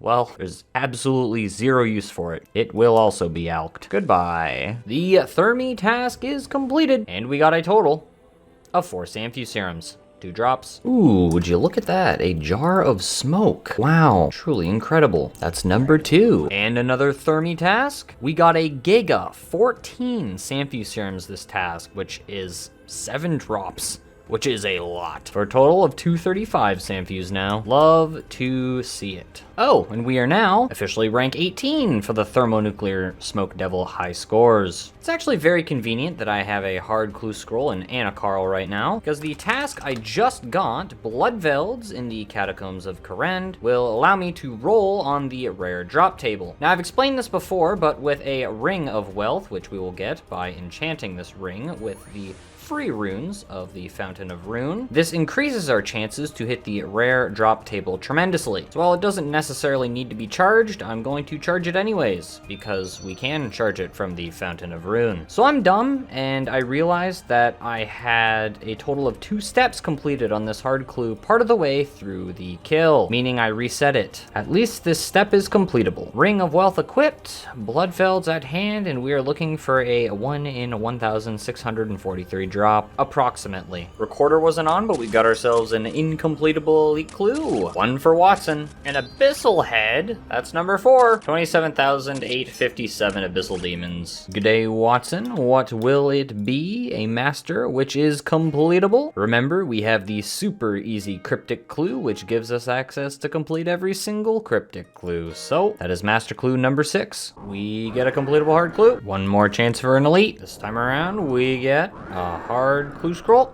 Another completable. No elite clue to speak of. I did 50 Barrows KC, and at this point have decided that I'm going to exchange these challenge scrolls to Watson, because at this point they're pretty much useless for the time being until I get a completable one from Sherlock. We hand in all of the clues. Aside from the hard clue, we'll get to that after. We get a master. I'm actually sort of hoping for another droll step because I want to test my theory that I've come up with. Let's see what it is. Fallow the Bard. Very cool. We hand over the hard clue. Mr. Fallow the Bard, what is it going to be? No attack to wield, only strength is required. Made of obsidian, but with no room for a shield. That is the Zarkat Om, or the Obsidian Maul, and we do have access to that. Awesome. Master clue number 7. We return once again to our friend Watson. Hand over all the clues. This could be the final master clue for now. Why did I say anything? We don't have the Cape of Legends, we can't access the Death Altar, and we can't access or cannot get a Death Tiara. That is very funny. Oh, and while we're here, I did this earlier in the series. As you can see, do you tire of the challenge? My Mimic is already enabled, so I don't want Mimic challenges anymore. That is the first option, meaning that it is enabled. No, I want to keep getting Mimic challenges. I just haven't rolled one yet. Hand over the hard clue, and we are done for now. Is what I'd say if I didn't have one more challenge elite clue scroll. So the big question I'm asking myself is, am I going to have to go back to Barrows for more elite clues? Sherlock, good luck to us. The moment of truth will be incompletable. We cannot steal a gem from the Ardoin market. I guess we're back to Barrows. Finally. All right, is it completable? It is. All right, so that will not be a drop. That will be simply added to the piles. Yeah, another elite clue. We don't talk about that item. It is completable, number 4. That makes up for a little bit of the RNG yesterday. This is my 3rd Carol Coif and 78 kill count. Oh, back-to-back elites, let's go! It is incompletable, but that's okay. That's exactly what I'm looking for, actually, because I only need one more master clue to do another master casket. All right, the moment of truth. Oops, that's the wrong option. The moment of truth will we receive the final master clue. No, we won't. We cannot get to Pyramid Plunder, we do not have a full set of Menethite robes, and of course, we cannot get the Pharaoh's Scepter. Pyramid Plunder is, of course, inside of Sophonem, of which we do not have access to. Yeah, elite clue! It is incompletable. We cannot reach Frost Nagwas. That's a new elite clue. Trust me, I would love to be able to kill Frost Nagwas, but their only location is in the ruins of Tapuyayuk. Please comment about that pronunciation. They are visited during the quest, The Heart of Darkness, which I very much cannot complete, as it has various requirements, which I cannot do. We can't even complete Twilight's Promise. We've started it, but we can't finish it. Another opportunity for a master clue scroll. Will it be completable? It will not. We cannot get to Letya. I think that sort of speaks for itself. We grab ourselves another elite clue, and it just so happens to be completable. We can, of course, enter the wilderness. Well, the main account just got a tyrannical ring. That's very funny. A load. Well, 67 Kalisto KC done. We got some super combats, and we got some more super restores. So a little bit of the stack has been replenished, and we've started stacking super combat potions. Now I have to admit, my bag looks disgusting right now. I wanted to try some Sarachnis because I believe now that we have the Arania boots that Sarachnis should be better clues per hour compared to Barrows. However, this inventory and bag, oh god, I gotta clean it.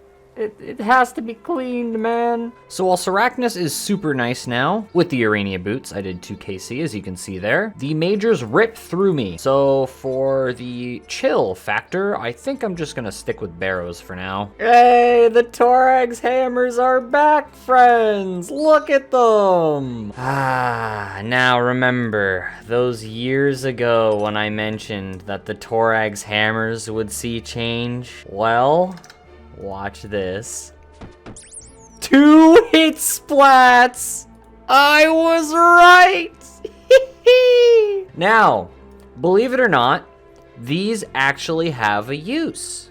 Yes, That's crazy, right? If we look at the Hue Kotal, the tail phase has damage caps, and therefore having a weapon that does multiple hit splats is prioritized here. And the Torag's hammers does this now. The Torag's hammers are the best 2-hit splat weapon that combat only accounts can get. We can't get the Blood Moon, whatever they're called, the Maracas, and we also cannot get the Glacial Tomatli. And unfortunately, we do have to hold on to these for now because who knows? I might have to farm the Hue Kotal in the future. For the Dragon Hunter wand, please be completable, my friend, please. The elite clue is incompletable. You know how I said I wanted it to be completable?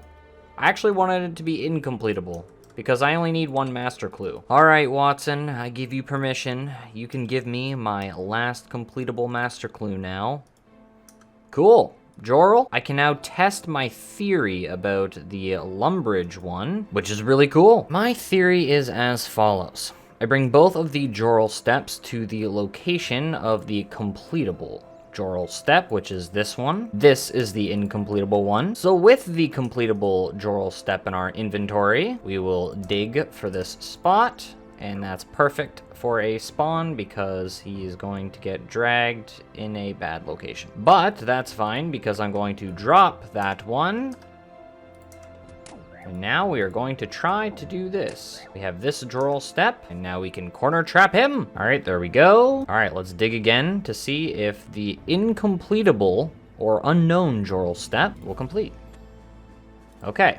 It will not. Done, dusted, tested. So now I need to dig around the map once again to find this Jorl's location. A rare time where all of the ghost tokens we gathered come...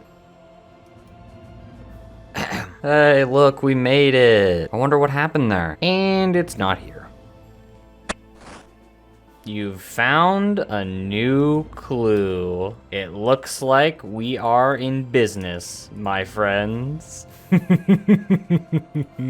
Yeah, I'm not gonna lie, I worked extremely hard to find that clue step. That was, if you take a look at my good friend here, the map of Galanor, outdated, but still a friend. All of the white ticks are spots I checked over around 2 hours and a half. Of course, I left the wilderness for last. All of Varlamore, all of Great Korend, I said those backwards, all throughout Galanor, Kandarin, Feldip Hills, Karamja, Asgarnia, Fremnik, Mauritania, the desert. Ooh, the wilderness. Last area to check. But at the very least, we're getting a casket out of it. Now, since I don't have any wilderness steps, let's grab a bag. Step 2 completed. Step 3 will be so easy with our good old drop trick and go into our good cryptic clue. Oh, I love it so much. It's so good. Step 3 is completed.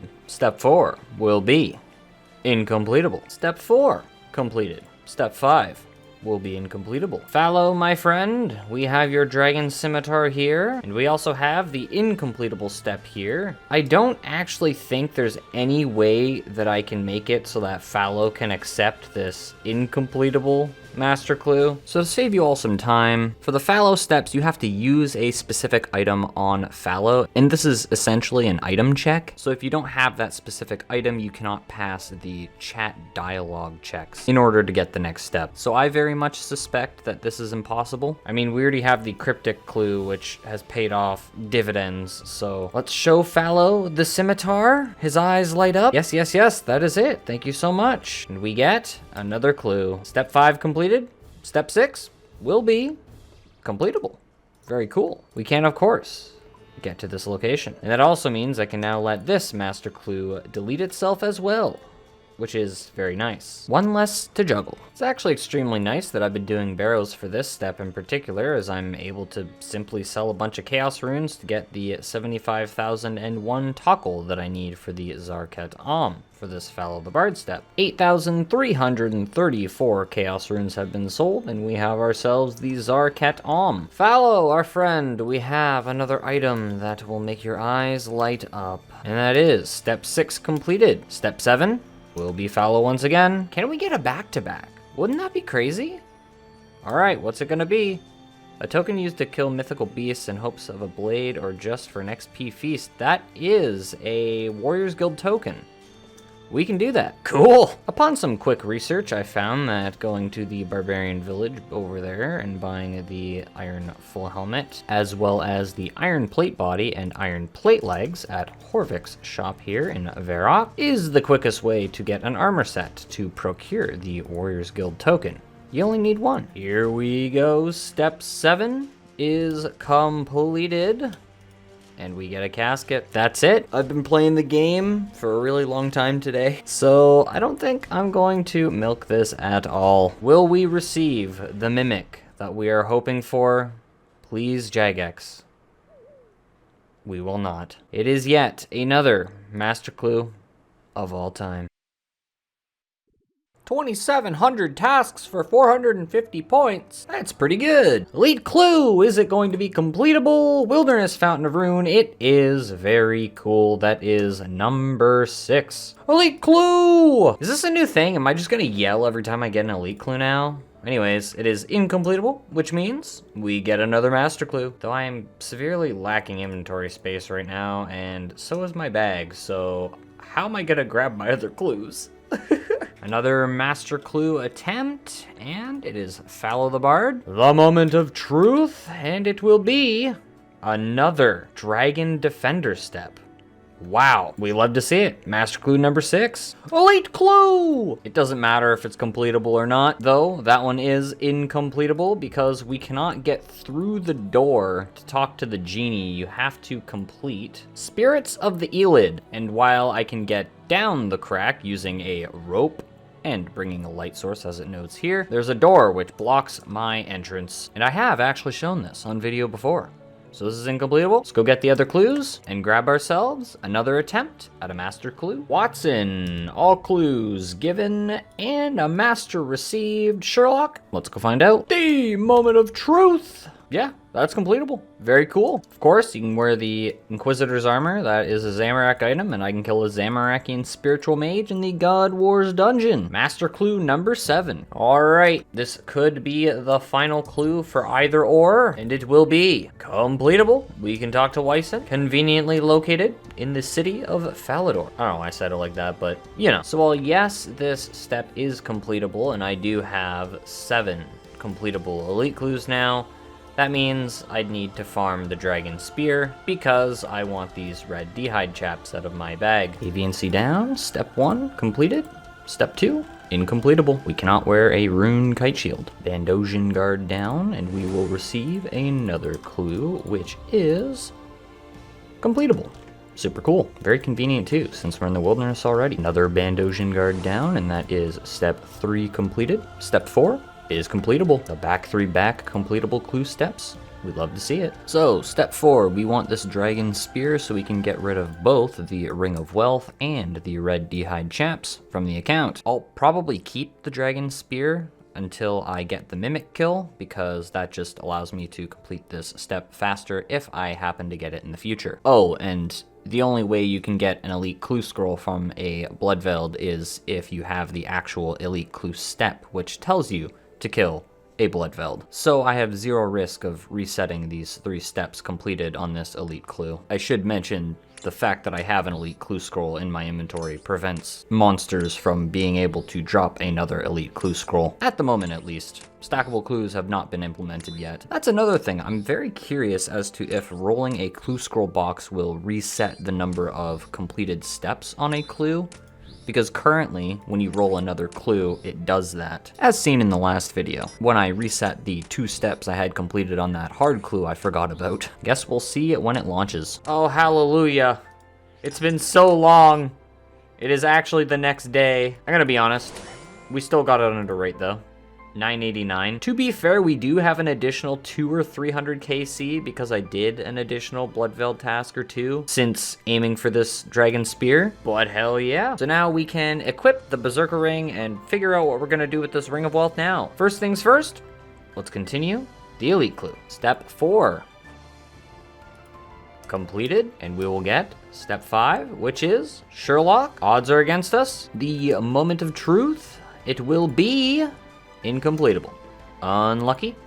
On to the next one. Step 5 is completed, and that is the casket. Wow, thank you, Wyson. How very generous of you. We still have, from the looks of it, 5 elite clues left.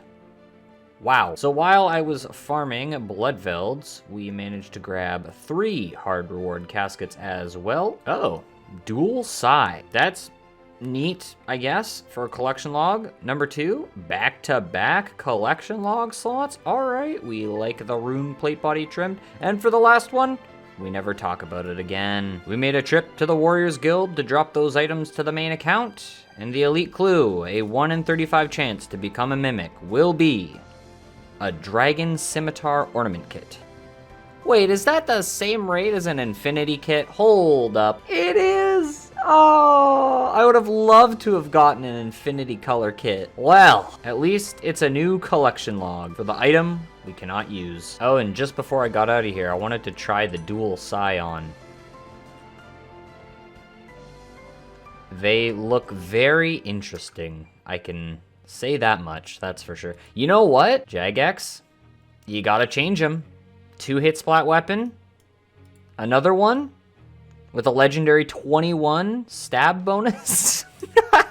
That's sort of funny. Yeah, these are completely cosmetic. They have no requirement to equip and has equivalent stab attack bonus to a steel sword, but offering slightly higher strength bonus. Very interesting. And we will also alch the hide chaps. Another set of clues for our friend Watson here. He may give us the final master clue for our next casket, and he will not, because we cannot do this step. That is a far cry from being completable.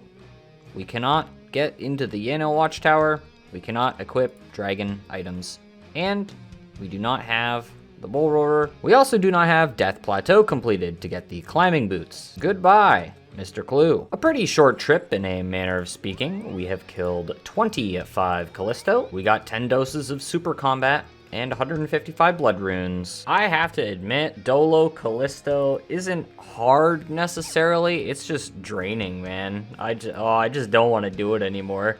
I got 14 KC in this trip, which took, I'd say, probably around 35 minutes by the time I was up there. But yeah, I'm gonna call it for Kalisto. One of those things where if you can't find a team to get at least a 5-man going, the kills are slow. A minute 30, minute 19, minute 51, minute 40, minute 54, yeah. Ooh, I don't want to do it anymore. So I am officially done with Kalisto for the time being until I forget how miserable I am there doing dolos. So we're going to drop the spare occult necklace to the main account and alchemize the Ring of Wealth. So I think the next goal is to finish the second totem, do 2 Skotizo kills, then go from there. We have the incompletable Sherlock clue, which we will hand to Watson. The whole set goes over and he returns our final completable master clue. Fallow the Bard, we've had positive interactions with him in the past. Let's see what's up. Fallow, my friend, what is it going to be? A shiny helmet of flight. To obtain this with melee, struggle you might. That is the Armadillion helmet, which we can technically get, but it's from Armadillion Guardians from Elite Clues, so that's technically impossible at a 1 in 1 million drop rate. Yeah, it's not happening. And there we go, another Skotizo KC. I think from now on, I'm only going to showcase the kills where I get an Elite Clue, just so that there's less seemingly mid-game content in the videos. Another Kraken task completed, and we have another 16 Sanfu serums added to our looting a bag. That is 8 drops. We scored ourselves an incompletable elite clue from Kraken. 111 magic! There's the Kraken task, a total of 2 Sanfus. Actually, I think we had an additional 2 drops for a total of 8. I did part of the task yesterday and part of it today, but we now have a total of 307 doses, plus the 16 in the inventory. All right, Watson, we have a delivery for you here, and oh wow, master clue, thank you. Fallow the Bard, once again. Good luck to us. All right, Fallow, today you will have us grab agile opponents, damage best with a weapon of many components. That is incompletable. We cannot get a flail. Rod of Ivandis or the Blisterwood Flail. We cannot get either of those. So that is yet another master clue that is incompletable. Oh, would you look at that? More Sanfu serums. Oh, that's just awesome. We love to see those. The leap back Kraken task is completed, and we got a grand total of 18 Sanfu serums. That is 9 drops, my friends, and we are loving it. And that is a grand total of 395 Sanfu serum doses. Surely it's a guarantee that we get another unique with this amount, right? And there is Superior 630. For a big ol' nothing. There it is, the last kill of the task. We got a grand total of 10 Sanfu serums this task for a total of 5 drops and 40 total doses. If we toss a little log out here, I must send an apology to Respect Few, our Royal Titans partner at a time, who I've now passed on the leaderboards. Rank 14. 100 million attack experience. Wow. That is 9 digits, my friends. Halfway to 200 mil, which, if you're not in the know, is the cap for experience in a skill. Ooh, elite clue. Don't mind if I do. It is incompletable. We cannot reach the Lunar Island. That's what it's called, right? Yeah, Lunar Isle. Close enough. We cannot get to Lunar Isle. Love to see the completable hard clue, though. A master clue? Okay. Is it completable? Sherlock? Unlikely, but we'll go check. All right, Sherlock, what will it be today? Catch a Teku salamander. We cannot do that. That requires something like 80 something. 79 hunter is required. So that one is a drop. I'm gonna alch it for good measure. That will infuse the master luck into this hard casket to receive a Guthix plate body.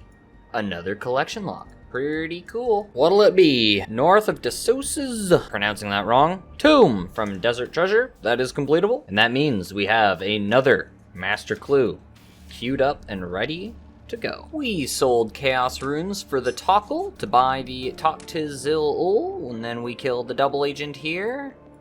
Do our little emote. I have a story about that. What? We get a new clue, and step 2 is Sherlock. Let's see if it's completable. All right, Sherlock, what do you have for me?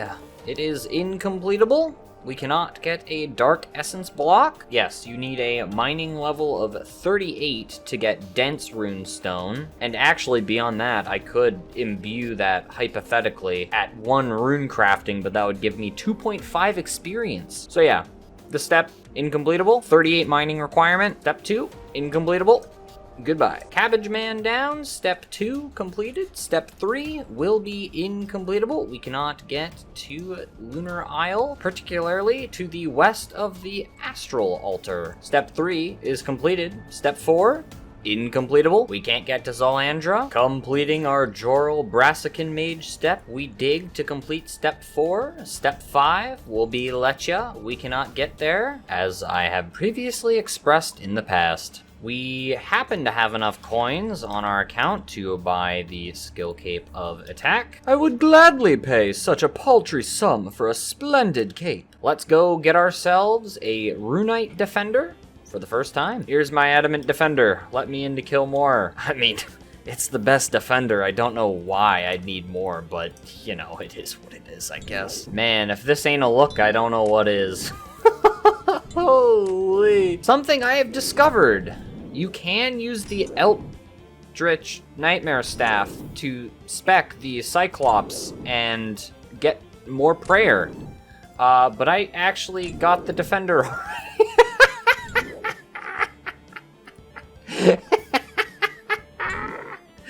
Oh, it's so funny. Thank you, Jagex, for the Defender we'll never wear. Wow.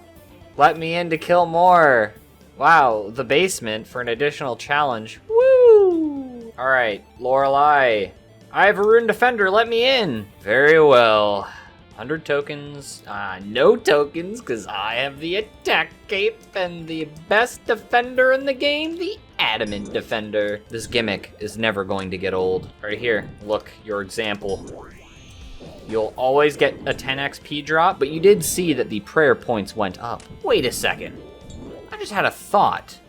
Do I still need the Rune Defender now that I've unlocked this area down here? Oh, that's so nice. Oh my god. Can I fight them? Yes, the door's permanently unlocked! Yay! Now I don't have to farm a Rune Defender ever again. I saw a 39k high elk value and I got so excited for a second. But yeah, we do not need to actually keep the Rune Defender. That's so nice. Cool. It's sort of like a permanent unlock.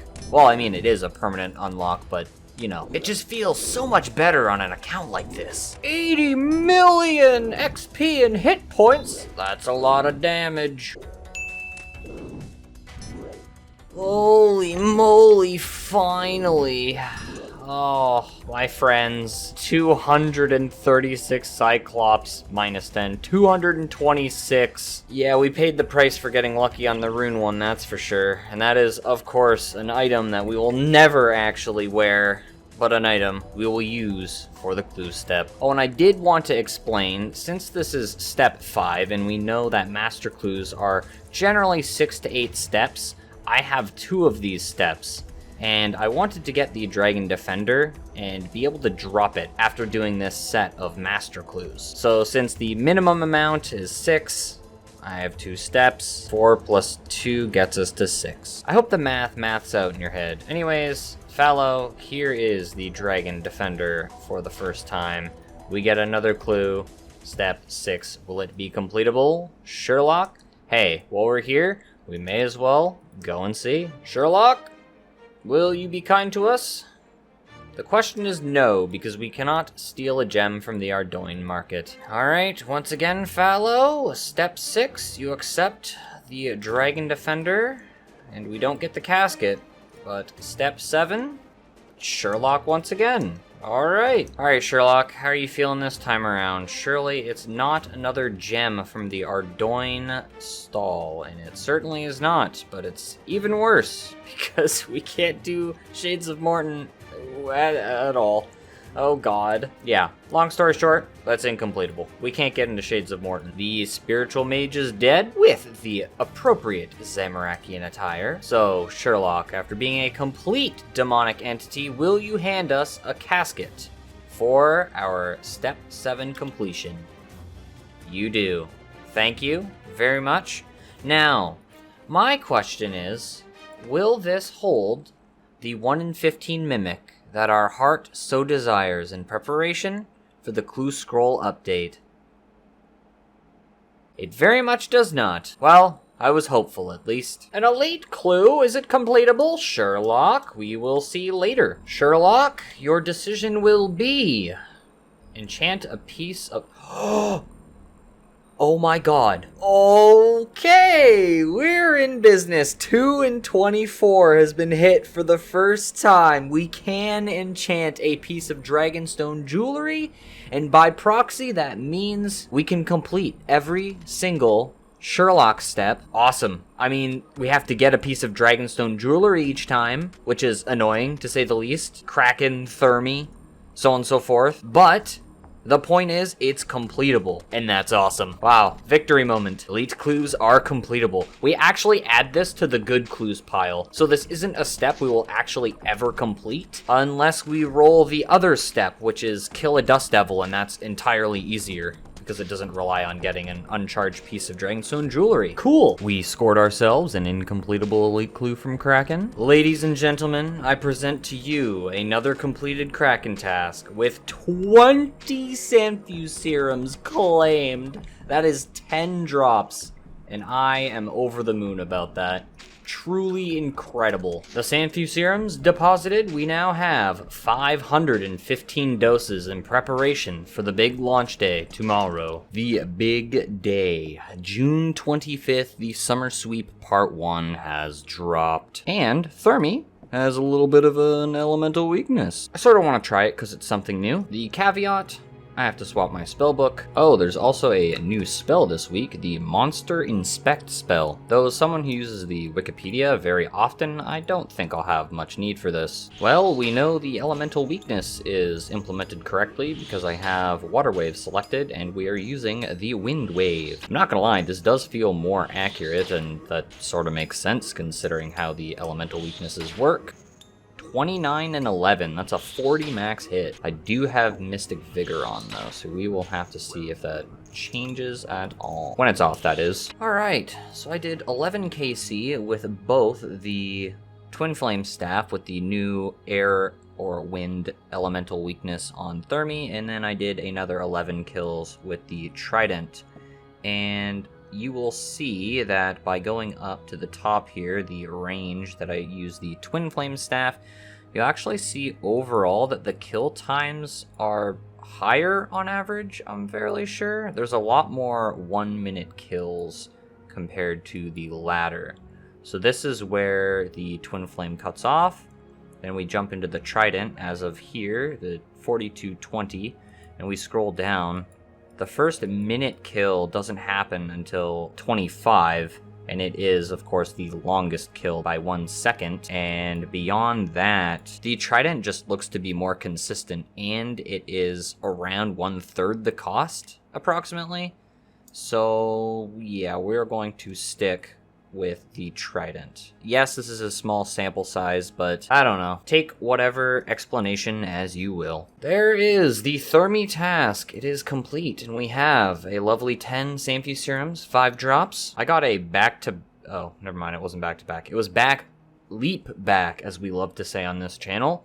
Samphu drops. Filling out my inventory, so I was hoping I wouldn't get one as the final kill. We have a grand total of 555 Samphu Serum doses. Now that Fasani has had phase 1 removed, surely this is the point at which we receive another unique item. And while we're running to go and take out the bears for our leap task, we will log out and hop on over to the Thermonuclear Smoke Devil High Scores, toss a refresh, and we jump up to rank 13, almost rank 12. Some maintenance of the inventory. I sold all of the soul runes that were in my inventory in this slot. I ended up using a lot of that money, and the 2 to 3 mil that I made from Slayer, dumping it into some blood runes while I was world hopping, before inevitably just dumping the rest of the stack for 30 coins per.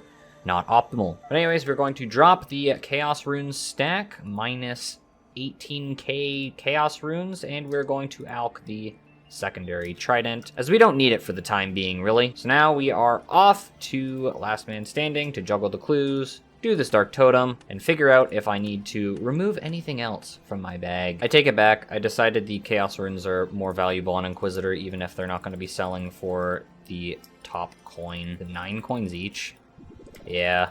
Well, it is what it is, I guess. Money is money. Alright, runes sold for dirt cheap. We now have a few 100k to show for it. I do not want to talk about that kill, but we got an elite clue, which is incompletable. Zalandra. I could have sworn I tagged this one with a red mark before, but a completable hard clue and an incompletable elite clue. And there it is. A new personal best. 8 minutes, 26 seconds with the first phase shaved off. Can definitely do better. We had a really slow final phase there, and the first phase was really slow. I could probably get a sub 8 today pretty easily, I'm thinking. We are, of course, rocking the super combat potions for the time being, which is really nice. Oh, and can you see something wrong with my inventory? Yeah, I need to go get my Amulet of Strength back. Oops. Oh, and I only used 1 Samphu Serum dose that kill because we only had parasites on the second phase. And I believe that's what I need to aim for in order to save Samphu Serums. Could be huge. Another PB and an elite clue to accompany the coal drop. And by coal drop, I mean drop it off of the account. Weiss, we cannot get into Weiss, as I will show you right here. Yeah, quest locked. But at least that is another Master Clue Scroll chance. 2 kills so far, and both kills had husks in the first phase. However, at this point, I'm very confident I can drop my setup to just 1 Samphu Serum instead of bringing 2 from now on. So when I inevitably run out of super combats and in attack and strength potion take these 2 slots, I'll still have 6 pieces of food in the inventory, which is extremely nice. I think that's the one side of this whole update that I haven't really talked about all that much, is having an extra 2 to 3 minutes, for me at least, taken off of the fight means less supplies used, and you all know how arduous it is for me gathering these Samphu serums. We will push that personal best down. I'm not even going to lie. This Fasani Speed Chaser task looks extremely within our grasp now. If you think about it this way, 3 phases, 2 minutes, 10 seconds each, which is achievable for sure. That's 6 minutes, 30 seconds. And even if we have a slow I guess it's a P4 now, the Enrage phase, an extra 30 seconds we'll say, that's a 7-minute kill. And with this speed task being 7 minutes, 30 seconds, definitely possible. But for now, let's just aim for the sub 8.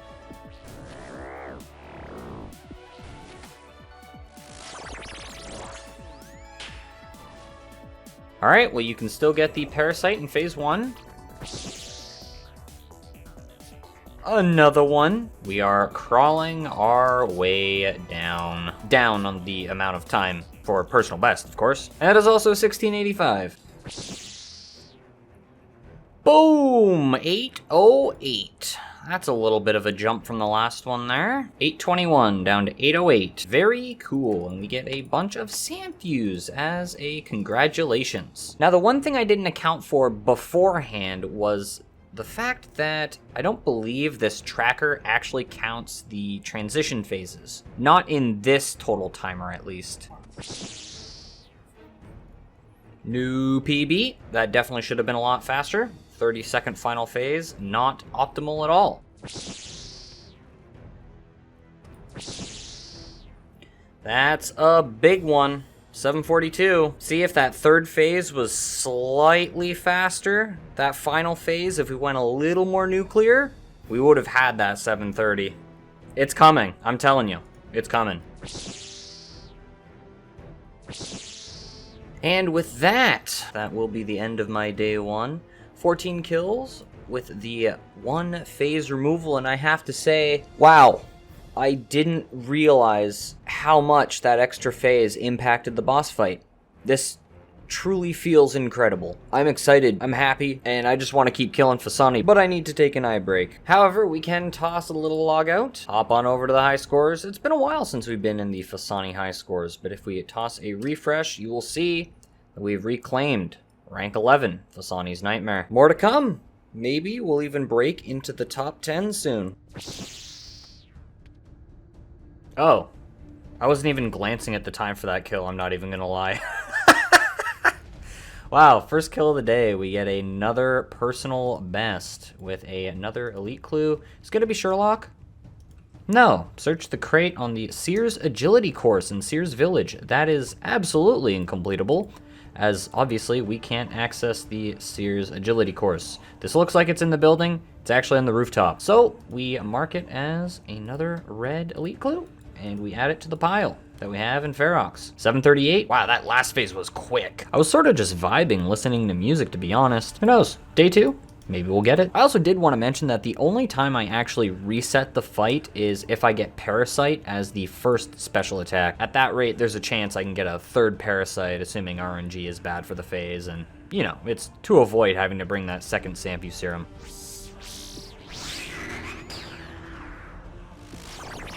It does attack faster! I would always have enough time. Ooh, bad. Heck you.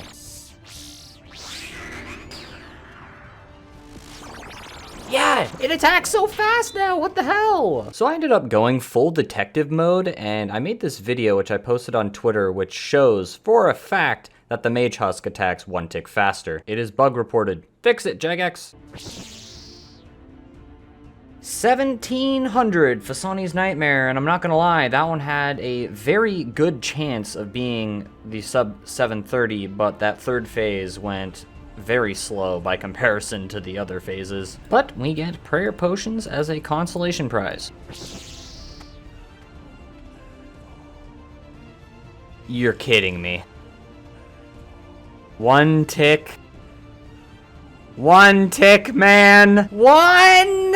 Please, Jagex, why? Oh, well, that's fine. We'll just get it in the future. It's fine, no biggie. And I guess this is a good time to show that the Sleepwalkers, the duration taken during these little segments between phases aren't actually counted on this timer. I was confused about this and was wondering about it beforehand, but yeah, we know now. Anyways, roll the next clip.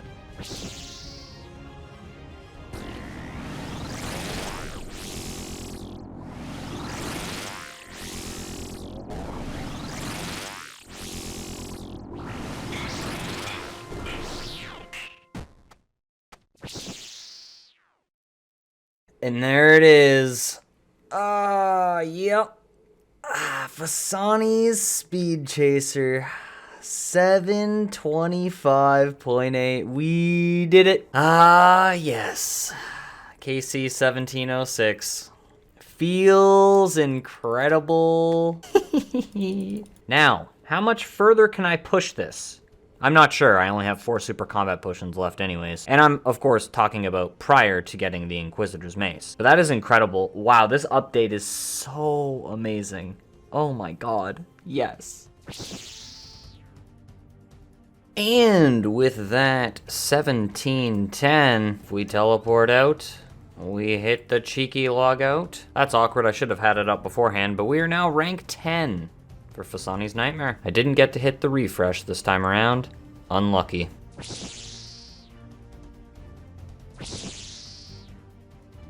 Watson, clues. We get a master clue, which is possibly completable. I don't want to check every spot right now, so I'm just going to drop that at LMS for now. We get another master clue, and it will be another Jorl step. My feeling when I have around 4 to 6 hours of just running around and digging in random locations sitting on the ground in Ferox Enclave.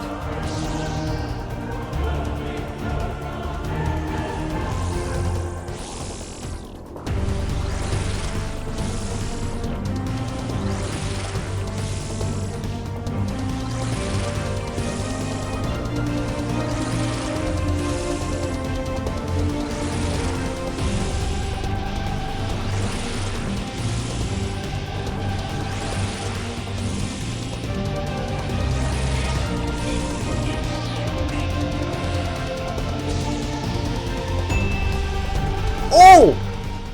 Finally! Yes! It is the worst unique to get, but it's a unique, and we haven't seen one of those in so long. We can finally make use of our Dead Man Mode ornament kit, and that is the only reason why I wanted the volatile orb. Look at it. It's in the inventory. Okay. We'll take it. We'll take it. And I went really dry for that one. 1733. That was 285 kill count for the next item, that is a little over 2.5 times rate. Now, this item actually just goes right into the bag because we're not actually going to be using it for Fasani, but maybe I'll have to whip it out for 9 out of 12, hell yeah. A Kraken task. Now we have the mace, the harm, and the jar left. And by that, I mean the mace to complete the series. All right, Watson, a rewarding moment. A celebratory master clue hand in.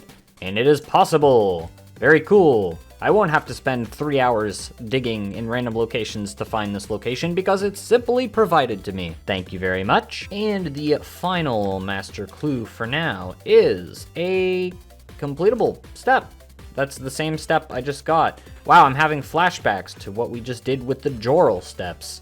Back-to-back completable. So I decided, hey, why not waste some time? So we're gonna make the Volatile Nightmare Staff for the first time. You add the orb to the staff, and there it is. The orange orb in the lamppost. But we get something very special because, like our Dead Man Cape, we get to... Is it a trade? No, I guess it's a use, huh? We are going to use the Nightmare Staff, and he trims it for us. Volatile Nightmare Staff Dead Man. And it goes red. Oh, that's really cool. Though, I do have to admit, I'm a little underwhelmed because I was expecting it to have some, like, blood dripping off of the volatile part here. I'm pretty sure in the design concepts they had some sort of dripping effect off of it, and sadly it doesn't do that, but hey, I think I am the only combat only with a Volatile Nightmare Staff Dead Man. Very cool. Maybe I'm the only Ultimate Iron Man. No, surely not, right? I don't know. If you know an Ultimate Iron Man with a Volatile Nightmare Staff with the Dead Man kit, let me know, otherwise I'm gonna think that I'm the only one with it, and that is awesome. As it turns out, you have to bring the staff back to Nigel to untrim it. I don't know why I thought I was just going to be able to right-click it and untrim it, but that is what I thought, and I was clearly wrong. And now I can bag my shiny new orb.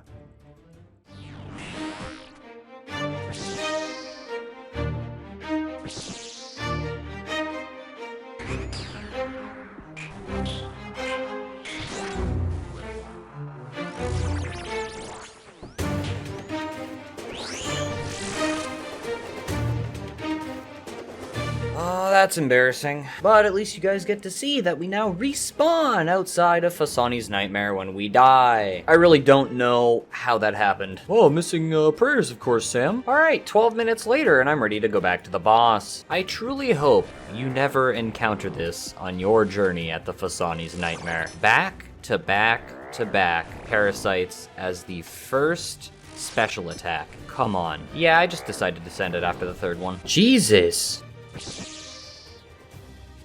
And there it is. That is a lot of updates. We just logged in, and it is Stackable Clues Day, my friends. Now, does this change anything for us?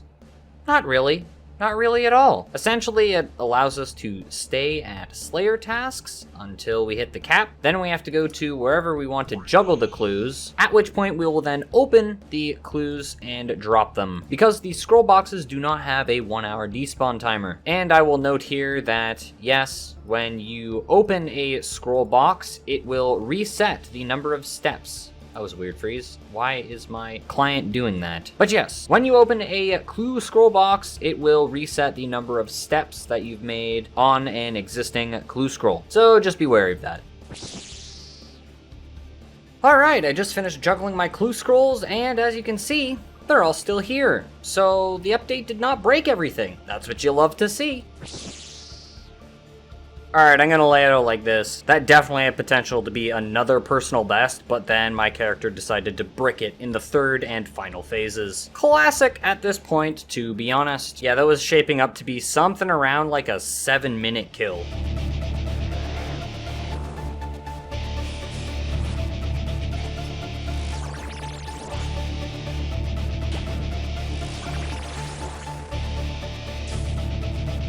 Bro. What? I don't even know what to say about that one, honestly. That blows my mind. Yeah, I simply didn't realize that I needed to leave sooner. That one's totally on me. And with that kill, we have officially ran out of air runes in our rune pouch. So I had to finish the kill with the Sang. I guess it's sort of a good thing that I have a charged staff in my inventory, because there are times where I just forget about having air runes in the rune pouch. But on a related note, not really, but I just wanted a transition. If we toss a log out here, we find ourselves on the Fasani's Nightmare high scores again. We toss a little refresh, and we are now single digits.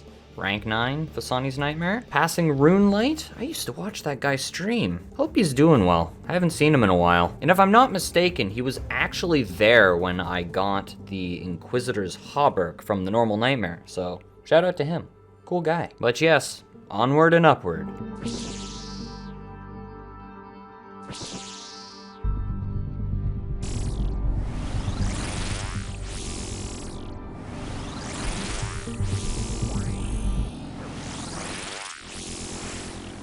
Look, I don't want to talk about it. That shouldn't have happened. That was the misclick of a century, and I am upset. God damn it. 1770, and that is a kill of all time, which puts us at, if we toss a refresh here, rank 8 Fasani's Nightmare at, like I said, 1770 KC. We're moving up in the world. Whoa, 111 strength! That's crazy. 42.7 million experience.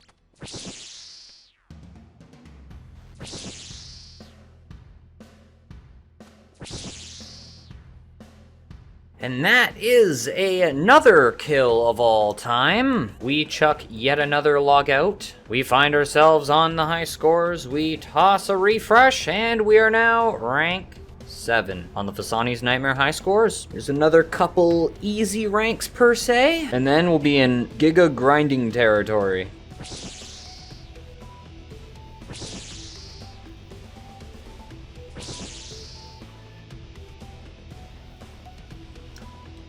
Oh! I didn't even realize I got an elite clue, but it says scroll box now, and it wasn't tagged, so my brain didn't register it. Oh my god, man. No, I wanted that elite clue. I needed that elite clue. Ah, that's frustrating. First elite clue scroll box, however, and I am very angry because we didn't pick it up. I didn't even read the chat box. I just saw we completed 1795. Great, let's move on to the next one. My brain is so hardwired to see the purple text on the ground when I get an elite clue from Fasani that I didn't even register that scroll boxes are now a thing and that I have to tag them. I'm sad.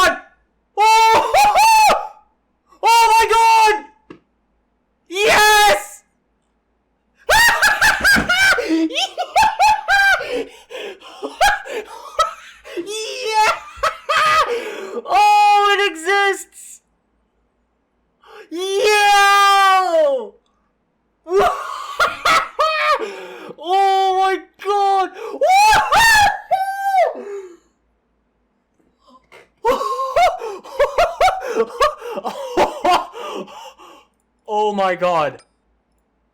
Oh my god. Oh! Holy shit. Oh my god. Oh! Holy! I am shaking! Oh my god! 1796 KC and we get the Inquisitor's mace! Oh my head hurts. Oh my god. Yeah, in other news, we got prayer potions too, so that's super cool. Oh my god. It exists. Oh, the Inquisitor's mace! Yes! Holy moly! That's underrate to the next item, of course. Oh my god, one thing at a time. The Nightmare. Ooh! Oh, would you look at that? Oh, baby. Wow. Wow. Oh, I want my prayer potions. I won't let them despawn. Well, as it turns out, I don't have enough inventory space for all the prayer. Oh my god. Yeah, that's what I was going to show. I ended up compiling a complete list of all of the drops that we've received so far, and as you can see, 1796 KC, we get the mace. Wow. We were expecting 1847 KC. Wow. Wow, wow, wow, wow, wow. I'm absolutely blown away. I am astonished. What do I do now? Oh my god. I want more of these prayer potions, so I'm gonna drop the Amulet of Strength. I am well and truly just milking it at this point. Wow. Can I just say that I feel a certain pressure in my head right now. I don't know what it is, but... That kill was rough, too. Before we waste any more time, we're going to run through the Lumbridge Castle and catch up to Hans over here so that we can reveal our total game time in Galanor Age with Hans. 357 days, 18 hours, and 41 minutes in the world since you arrived. 1,882 days ago. I don't know, you can take 15 or 20 minutes off of that if you want. I was killing some undead druids in attempts to get my Amulet of Strength back. I had to leave to juggle my clues. But that is that. 8,586 hours spent in the world of old school RuneScape of Galanor. Wow. Our goal is complete. Both Season 1 and Season 2 for acquiring the mace. So what I'm gonna do before we take a look back, I'm gonna get my Amulet of Strength back, and we're gonna go do one more Fasani kill with the mace. Alright, let's take a look at the stat upgrade, swapping from the Ursine Chain Mace to the Inquisitor's Mace. 146 crush bonus, 135 melee strength now. We gain 15 melee strength and 24 crush accuracy, which is absolutely insane. And this is made even better by the fact that the Inquisitor's armor has a set effect. When using the Inquisitor's Mace, the set bonus is tripled to 7.5% accuracy and damage. And that is insane, if I do say so myself. We gain 5 max hits with this weapon upgrade. Wow, that's insane. 41 to 46 max hit. So now we will bag the Ursine Chain Mace for now. Our bag is full. Let's go do another kill. Oh, and I do want to note that that calculation was with my ultimate strength and incredible reflexes, as well as normal attack and strength potions. So using better potions like Zamorak Brews or even super combat potions, yeah, the mace is even better with those. Okay, the first swing with the mace. Oh, it's an 8 XP drop for 2 damage. Okay, we're lacking a bit of damage right now. Ah, there's a little hit. Alright. 42! Holy! Oh, the animation looks so good! I might have just been looking at the Ursine one for so long. 44! 46! There's the max. Bonk.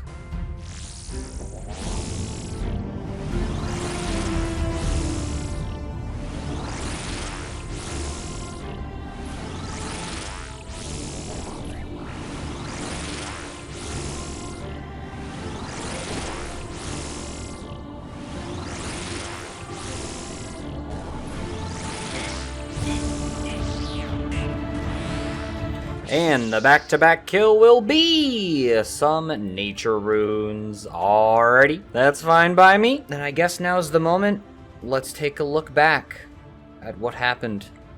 How did we get here through Season 2 of Inquisitor?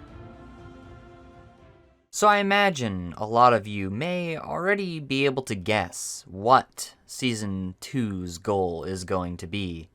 And of course, it will be the Inquisitor's Mace. And that is kill 250. No! Oh my god! Oh, what the heck? No. What? I keep that. That's my best in slot range body. Big KC 2000. Yes! It's done! Level 5 enchant on the Dragonstone Jewelry. The Dragonstone Bracelet becomes the Combat Bracelet. Oh my god. Are you kidding me? Oh! What is this game suck? And that is 6,000 Kraken KC. Oh. No! KC 1,000. Can't wake up. Has been completed. 300. Oh, let's go. The Amulet of Avarice. That's my 4th pet. That's my 4th pet. Big kill 400. 2,000 Slayer tasks. Oh my god, I got them. Yo, let's go. Oh my god. Nah. 8 kills later? Game? Are you okay? GG Vigorous Chainmace. Big brain. No, it hit 1. 500. Oh my god. Oh my god. Oh my god. Oh my god. Oh my god. Oh my god. Cool. That's the one thing Herblore wants. No way, is it actually? To finish Ancestral. I'm so sorry. Oh my god. Oh my god. That's the best orb. 400. Superior Slayer creatures. 600. 700 KC. Oh, hello, friend. Yeah, Sorry, bro. sort of expected as much. That's so sad, man. Watch me go, bro. I'm watching. Oh no, I'm gonna die. 500. No, not another one, bro. Money. Why? I'm sorry, bro. This game sucks. No. What the f*** an ancestral bottom? No, why not the top, bro? Oh my god, I got Domelet! Yo, let's go, DHCB! Let's go! It's usable! Wow, and there it is. The second Inquisitor's plate skirt. 800 Fasani's Nightmare. And there's the pet. 10,000 Kraken kill count. First sub 10. Yo, look at that. The Hauberg. Duplicate number 2. KC 900. Well, that's Eldritch Orb number 2. 1,000 Fasani's Nightmare. Yep, that's a master casket of all time. Oh my god. 500 in the Superior KC department. Oh my god, finally. 2,335. Easy MVP, bro. I see. Plate skirt number 3. That is my 4th duplicate in a row. Yo, I got the baguettes. KC 1250. 1,341 KC, and we have a Thermonuclear Smoke Devil. Green Log. A Gilded Spear. Oh no, why? We have now completed full Inquisitor for the second time. Let's go! Hey! Oh, well, okay. Hey! Oh! Hey! Royal Titans completed in 185. No. No! No! Big kill count, 1,600! 600 superior kill count. 15,000 Kraken kill count. A gilded full helm. Well, that's a really cool item that I can't wear. 100 million attack experience. 1,700 Fasani's Nightmare. Fasani's Speed Chaser. Finally! Yes! We can finally make use of our Dead Man Mode ornament kit.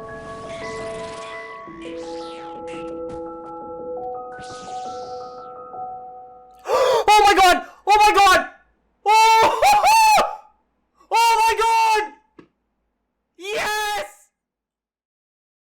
So, here we are, 3 years later, after the completion of the first season of An Inquisitor's Tale. I ended up yapping for around 15 minutes, and I decided I'm just gonna scrap that and make this short and sweet. So at the end of the day, I've found that I've really enjoyed playing old school RuneScape my way. The combat only way, the 30 defense locked way, the ultimate Ironman way. What started as an amalgamation of types of accounts that I wanted to try became Inquisitor. For an endgame boss I wanted to experience with friends, and then later, Fasani launching, becoming my favorite boss in the game. I'm here because I enjoy creating YouTube videos. I make videos that I'd want to watch, and at the end of the day, all I can really hope is that you enjoy them as much as I do. So, to everyone watching this last episode of Inquisitor Lost Pages, I say a thank you to you. Thank you for sticking with me over the past 5 years of Inquisitor, and thank you for tuning in to the final episode of Season 2. This chapter of Inquisitor has closed.